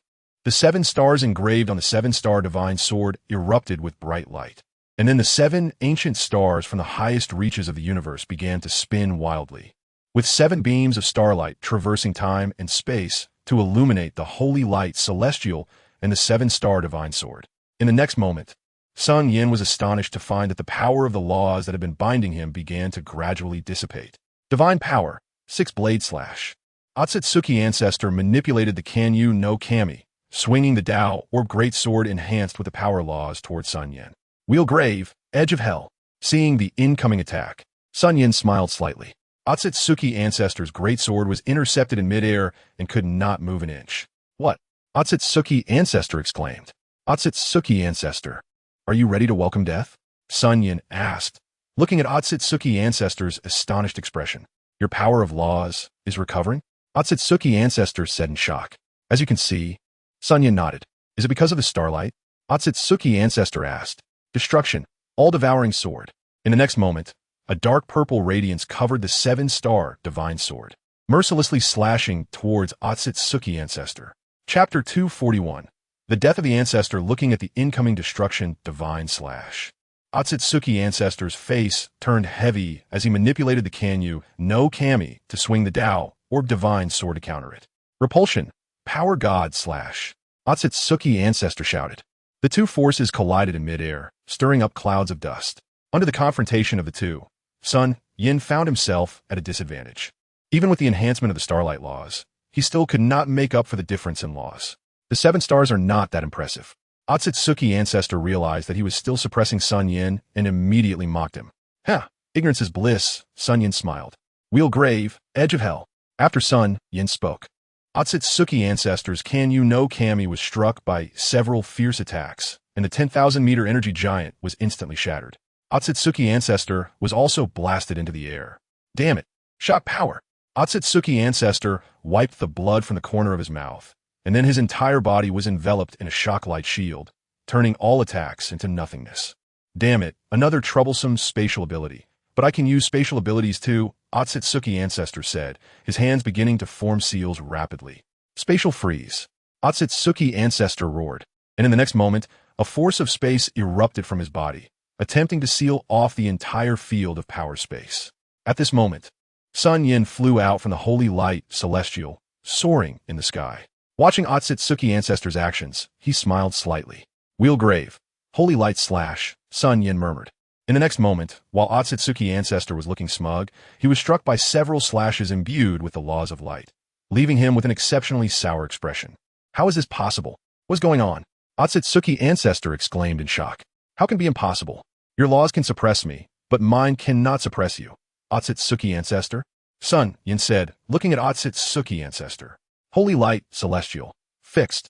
After SunYan finished speaking, the holy light celestial god at an altitude of 10,000 meters began to condense at an extremely fast speed. The golden energy giant became even more dazzling, scattering brilliant rays of light. Otsutsuki Zushi was stunned, and an ominous premonition arose in his heart. Repulsion, attraction, duality, rebirth explosion. In the next moment, 2 dense forces of law appeared in Otsutsuki Zushi's hands.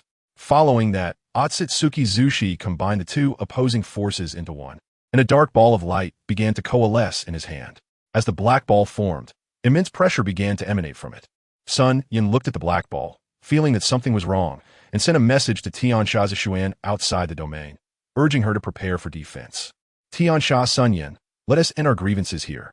Let us decide the victor with one move, Otsutsuki Zushi said frantically, still pouring law energy into the black ball. Otsutsuki Zushi, are you out of your mind?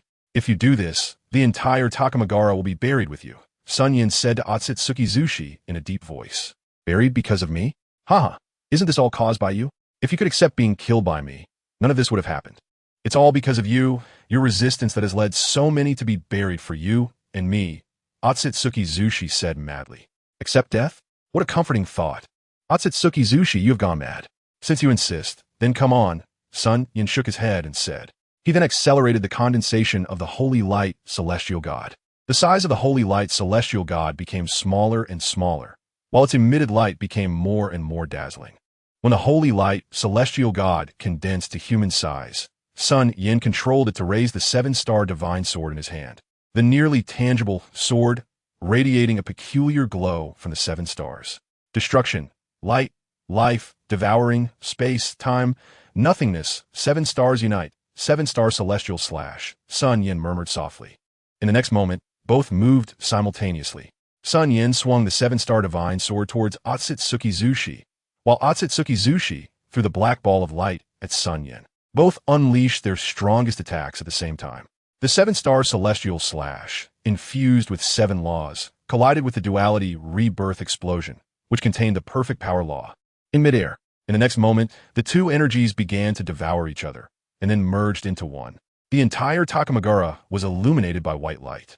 Tiansha Zishuan also immediately absorbed herself along with Mikoto and others in her divine realm.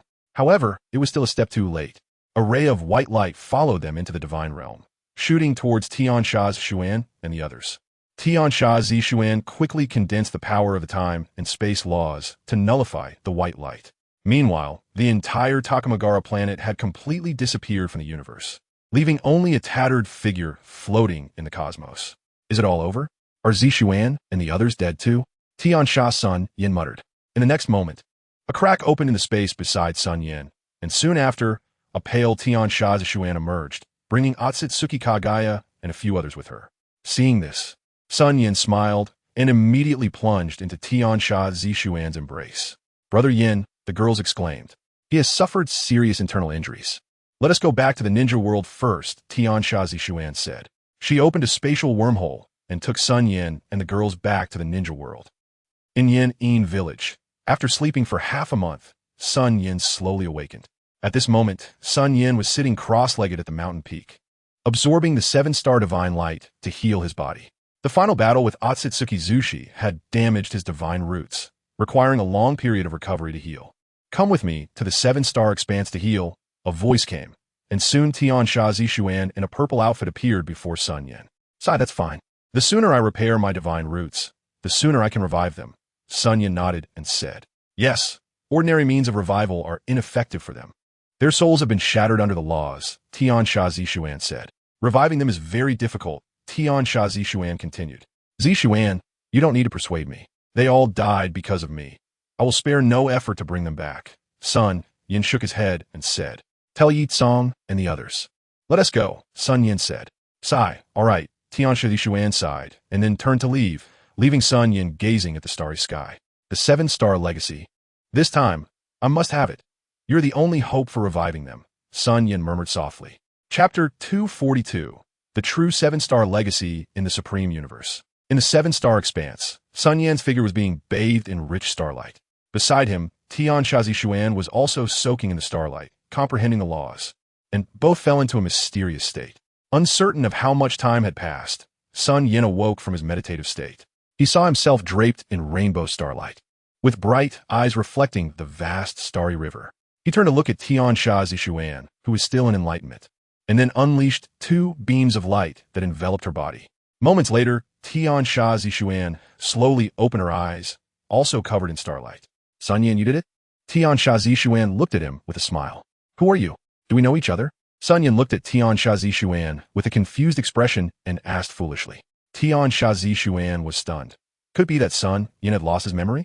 Tiansha, SunYan, do you really not remember me? Tiansha Zishuan asked anxiously. I don't remember. I only remember that my name is Tiansha SunYan, and you are my child bride, SunYan said to Tiansha Zishuan with a smile. Hearing this, Tiansha Zishuan realized that SunYan was teasing her again and immediately punched him. Ouch! Are you trying to murder your husband, Tiansha Zishuan? The exclamation of Tiansha, SunYan, echoed in the seven-star expanse. Upon hearing this, Tiansha Zishuan kicked again, but SunYan shamelessly caught her leg in his arms and then pressed her down to the ground. What do you want to do, SunYan? Tiansha Zishuan blushed and nervously asked as she looked at the beastly expression on SunYan's face. What else? Of course, to do something meaningful, SunYan said with a mischievous smile. No, I'm not ready yet. Tiansha Zishuan shook her head with a flushed face. Today you have no choice. SunYan grinned mischievously and leaned in to kiss Tiansha Zishuan. She did not resist, and the two embraced each other. Uncertain of how much time passed, SunYan shivered and then happily got dressed. You're such a bad guy. Tiansha Zishuan looked at SunYan with a resentful expression. He, what can I do? Who told you to be so beautiful? I couldn't help it, SunYan said with a wicked smile. By the way, how long have we been here? SunYan scratched his head and asked. I don't know. You entered meditation not long after I did, and I only woke up after you did. Tiansha Zishuan replied, struggling to stand up after changing her clothes, looking at SunYan with a resentful expression. It shouldn't be late. Time here is 10 times that of the outside world. Fortunately, Mikoto and the others ate the divine fruit. SunYan frowned and said, By the way, you have perfectly mastered the 7 laws, right? Tiansha Zishuan asked. Yes, of course. If Otsutsuki Zushi were standing in front of me now, I could defeat him with one move, SunYan said proudly. What is there to be proud of? I have also perfectly mastered the laws of space and time, Tiansha Zishuan said, looking at SunYan with a proud expression.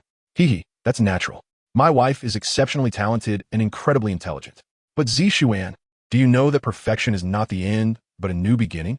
SunYan smiled at the celestial Zishuan. Not the end, but a beginning? Celestial Zishuan exclaimed in surprise. What does that mean? Celestial Zishuan asked. I don't fully understand the specifics either, but to find the answer, perhaps we can only leave this place. SunYan said solemnly as he looked at Zishuan. Do you mean that the clan leader and the others left for this reason as well? Celestial Zishuan said. That's just my guess. To unravel these doubts, it depends on whether I can obtain the true 7-star inheritance. SunYan said solemnly, and then his body floated into the air. His hands began to form seals rapidly, and as he did so, 7 stars began to spin wildly again, their light becoming increasingly brilliant. Finally, SunYan cut his finger, and several drops of golden blood squeezed out, flying towards the center of the formation. In the next moment, all the starlight gathered above SunYan's body. His invincible physical form was once again enhanced under this starlight. This made SunYan show a look of joy, and then 7 dazzling beams of light rushed towards celestial SunYan, hovering beside him. They were 7 stones of different colors, each emanating different powers of rules. SunYan wanted to reach out and touch them, but unexpectedly, the 7 stones shot directly into celestial SunYan's body. SunYan was greatly astonished, and then he looked inward at his body, discovering that the 7 stones were floating beside his divine roots, and his divine roots were continuously absorbing the power of the stones. The 7 laws he had already perfectly mastered were also enhanced again. However, he still could not break through that layer of bottleneck. SunYan's figure fell from the air and came to celestial Zishuan's side. What has happened? Did 7 stones fly into your body? Celestial Zishuan asked. That's right. As soon as SunYan's voice fell, an illusion appeared beside the two of them. Then a strong middle-aged man appeared, smiling at SunYan and Zishuan. You must be my son, celestial SunYan, and this little girl must be that little girl. Zishuan, the middle-aged man, said loudly. You are my father? SunYan questioned the middle-aged man. That's right, but I'm just a spirit body, a spirit that has been waiting here for billions of years. The man said, since you can see me, you must have mastered the laws to a perfect level and obtained the 7-star inheritance. Have you noticed a slight problem within it?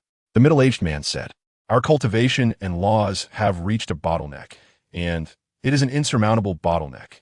SunYan said, that's right, little guy. Your insight is quite sharp. You are indeed my son, immediately seeing the problem. The middle-aged man praised. Billions of years ago, the reason I led the entire clan to break through the universe was to find a way to continue growing stronger. But no one knows what breaking through the universe will face. So to preserve the bloodline of my celestial clan, I left you, the one with the highest bloodline level among newborns and the granddaughter of the Grand Elder, Zishuan. It seems that you have not disappointed your father's expectations. I see that Zishuan is no longer a maiden, so you must have united. The middle-aged man said with satisfaction. As soon as these words came out, celestial Zishuan's face turned red, wishing she could find a hole to hide in. If you want to preserve the bloodline of the celestial clan, don't you think you should arrange for your son to have a few more? SunYan said disdainfully. You brat. Our celestial clan has always practiced monogamy among its members except for the clan leader. How many do you want? The middle-aged man said angrily. Then what about the Otsutsuki clan? SunYan said disdainfully. The Otsutsuki are nothing but lowly slaves. Those celestial clan members who had relations with Otsutsuki were severely punished. and the Otsutsuki harlots were executed strictly. As for the children born, they were thrown to the high heaven origin continent to fend for themselves. The middle-aged man said solemnly. Upon hearing this, SunYan was stunned. No wonder the Otsutsuki clan hates the celestial clan so much. It turns out it was like this. Chapter 243. Reviving everyone now that you have obtained the 7-star inheritance. How will you choose next? The middle-aged man asked solemnly. If I stay in this universe, my life will definitely be very beautiful and comfortable. After all, I am already an invincible existence in this universe. SunYan said with a smile. Upon hearing this, the middle-aged man's expression changed, and then he propped up his chin. But unfortunately, I am someone who likes to pursue excitement, so I will definitely leave this universe and take Zishuan and the others with me. SunYan continued. Sigh, I knew it would be like this upon hearing this. The middle-aged man sighed. Old man, why sigh? Isn't it good to pursue a higher realm? SunYan asked. You can leave, but you must leave descendants for the celestial clan. Otherwise, you cannot go. The middle-aged man said with a raised eyebrow. Old man, you're meddling too much. Asking for descendants before leaving, separating my child's soul and body, and then reincarnating the soul at the right time. Don't you think that is too cruel? SunYan said solemnly. Although it is cruel, at least it preserves the bloodline of the celestial clan. No one knows what lies beyond the universe. The unknown is the most terrifying, and even my true body may very well perish. The middle-aged man said. Impossible. I will never do that. SunYan insisted. You little brat, can I beg you? The middle-aged man said. SunYan, celestial Zishuan advised. Zishuan, what do you mean? SunYan asked. Just agree to father. Zishuan said, lowering her head. I need time to think about it. Let us not bring this up for now. SunYan said, frowning. The middle-aged man also tactfully did not bring it up again, then turned and said, My spirit body should not last much longer, but I'm already satisfied to meet you before I dissipate. Kid, although I know I can't persuade you, I still want to remind you that the universe beyond is definitely very dangerous. You must be extremely careful. After the middle-aged man finished speaking, his body became increasingly transparent and finally dissipated into the space. Only SunYan and Zishuan were left, staring at each other. SunYan gave a big slap on celestial Zishuan's butt and said, Let us go back to the ninja world to make little people. Go to hell. Don't mess around. Celestial Zishuan said, her face red. Then the two disappeared into the space. Ninja world, hidden flame village. SunYan stood alone on a high platform. The next moment, his hands began to form seals rapidly, and 7 kinds of laws condensed in his hands, reflecting endless brilliance. In the next moment, time and space stopped, and then human silhouettes appeared, transforming into various forms. In a moment, the area below the terrace was filled with a dense crowd. Where's this? Sasuke, aren't we in high heaven origin? Naruto asked Sasuke beside him. Idiot. I don't know either. Sasuke said, looking just as confused. Dad, what exactly happened before? Naruto turned to ask Minato. I'm not too sure either, but you must know something, Minato said, looking towards SunYan on the platform. Everyone, the Otsutsuki clan has become history. From now on, the entire universe will enter a new era, and I hereby officially announce my resignation as the first leader of the Flame Alliance. The second leader will be succeeded by Minato. SunYan said loudly as he looked at everyone. What? The Otsutsuki clan has already been defeated by us? It feels like I took a nap and everything just ended. The crowd was confused. Yeah, what exactly happened? A group of people were bewildered. Minato then used a body flicker technique to appear beside SunYan. Yen, what exactly happened? Minato asked. Nothing happened. It's just that everything has ended. The ninja world has achieved true peace, and the Otsutsuki clan has been completely eradicated. SunYan smiled. Why do I feel like there's a blank in my memory? Minato asked, puzzled. Haha, at that time, the Otsutsuki ancestor used a time-space seal. So, of course, you wouldn't remember anything, SunYan chuckled. All right, Minato.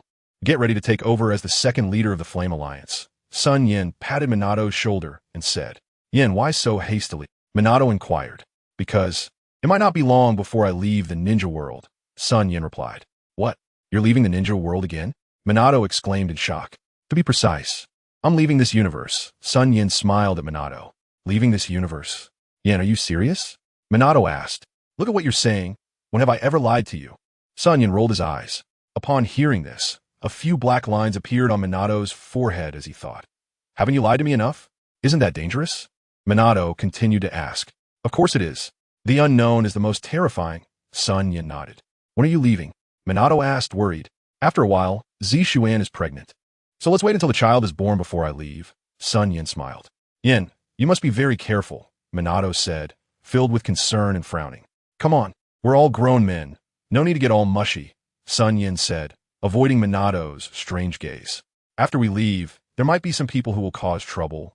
But with Obito and Kakashi around, those people shouldn't stir up much trouble. However, I must remind you not to be too merciful. Kill when you need to. SunYan said. Okay, I understand. Minato nodded in response. All right, I've said everything I needed to say, and I won't say more goodbyes. Once you officially take over as the second leader of the Flame Alliance, we will set off, SunYan stated. Meanwhile, Tsunade and others were saying goodbye to their families. You brat, hurry up and find a partner to pass on our Senju clan's bloodline, got it? Tsunade said, pulling on Rope Tree's ear. It hurts, sis. Be gentler. Rope Tree shouted. I think the former 5th Hokage, now the commander of the Water Army, mate Terumi, is not bad. Although she's a bit younger than you. She's a great match for you. I'll personally play matchmaker. How about it? Tsunade said. No way, absolutely not. Rope Tree refused. Whether you like it or not is not up to you. This is the consensus after discussing with your sisters, Tsunade said with a smile. Cease. You just don't want Mei Terumi to compete with you. Don't hit me, sis. Rope Tree cried out. Yakura also came to Sakura's room, which was her disciple and the only person she couldn't let go of. Makoto, Linglong, and Kushina gathered together with Nanako, enjoying their last moments together. As for SunYan, he was mingling with Jiraiya, Shikaku, and Orochimaru, drinking and having fun every day. Minato was busy with the succession matters, overwhelmed with work. Uchiha Obito raised a dog and named it Big Pillar, taking it for walks with the security team to patrol the village and maintain order. As for Zishuan, she was peacefully nurturing her pregnancy. Everything became so beautiful, and good times always pass quickly. Introduction. SunYan is a college student. Originally a young man with lofty ideals and ambitions, but the reality of society forced him to bow his head. No matter how extraordinary he considered himself, ideals have become mere fantasies for him. Therefore, after failing the college entrance examination, being a salted fish became his only dream.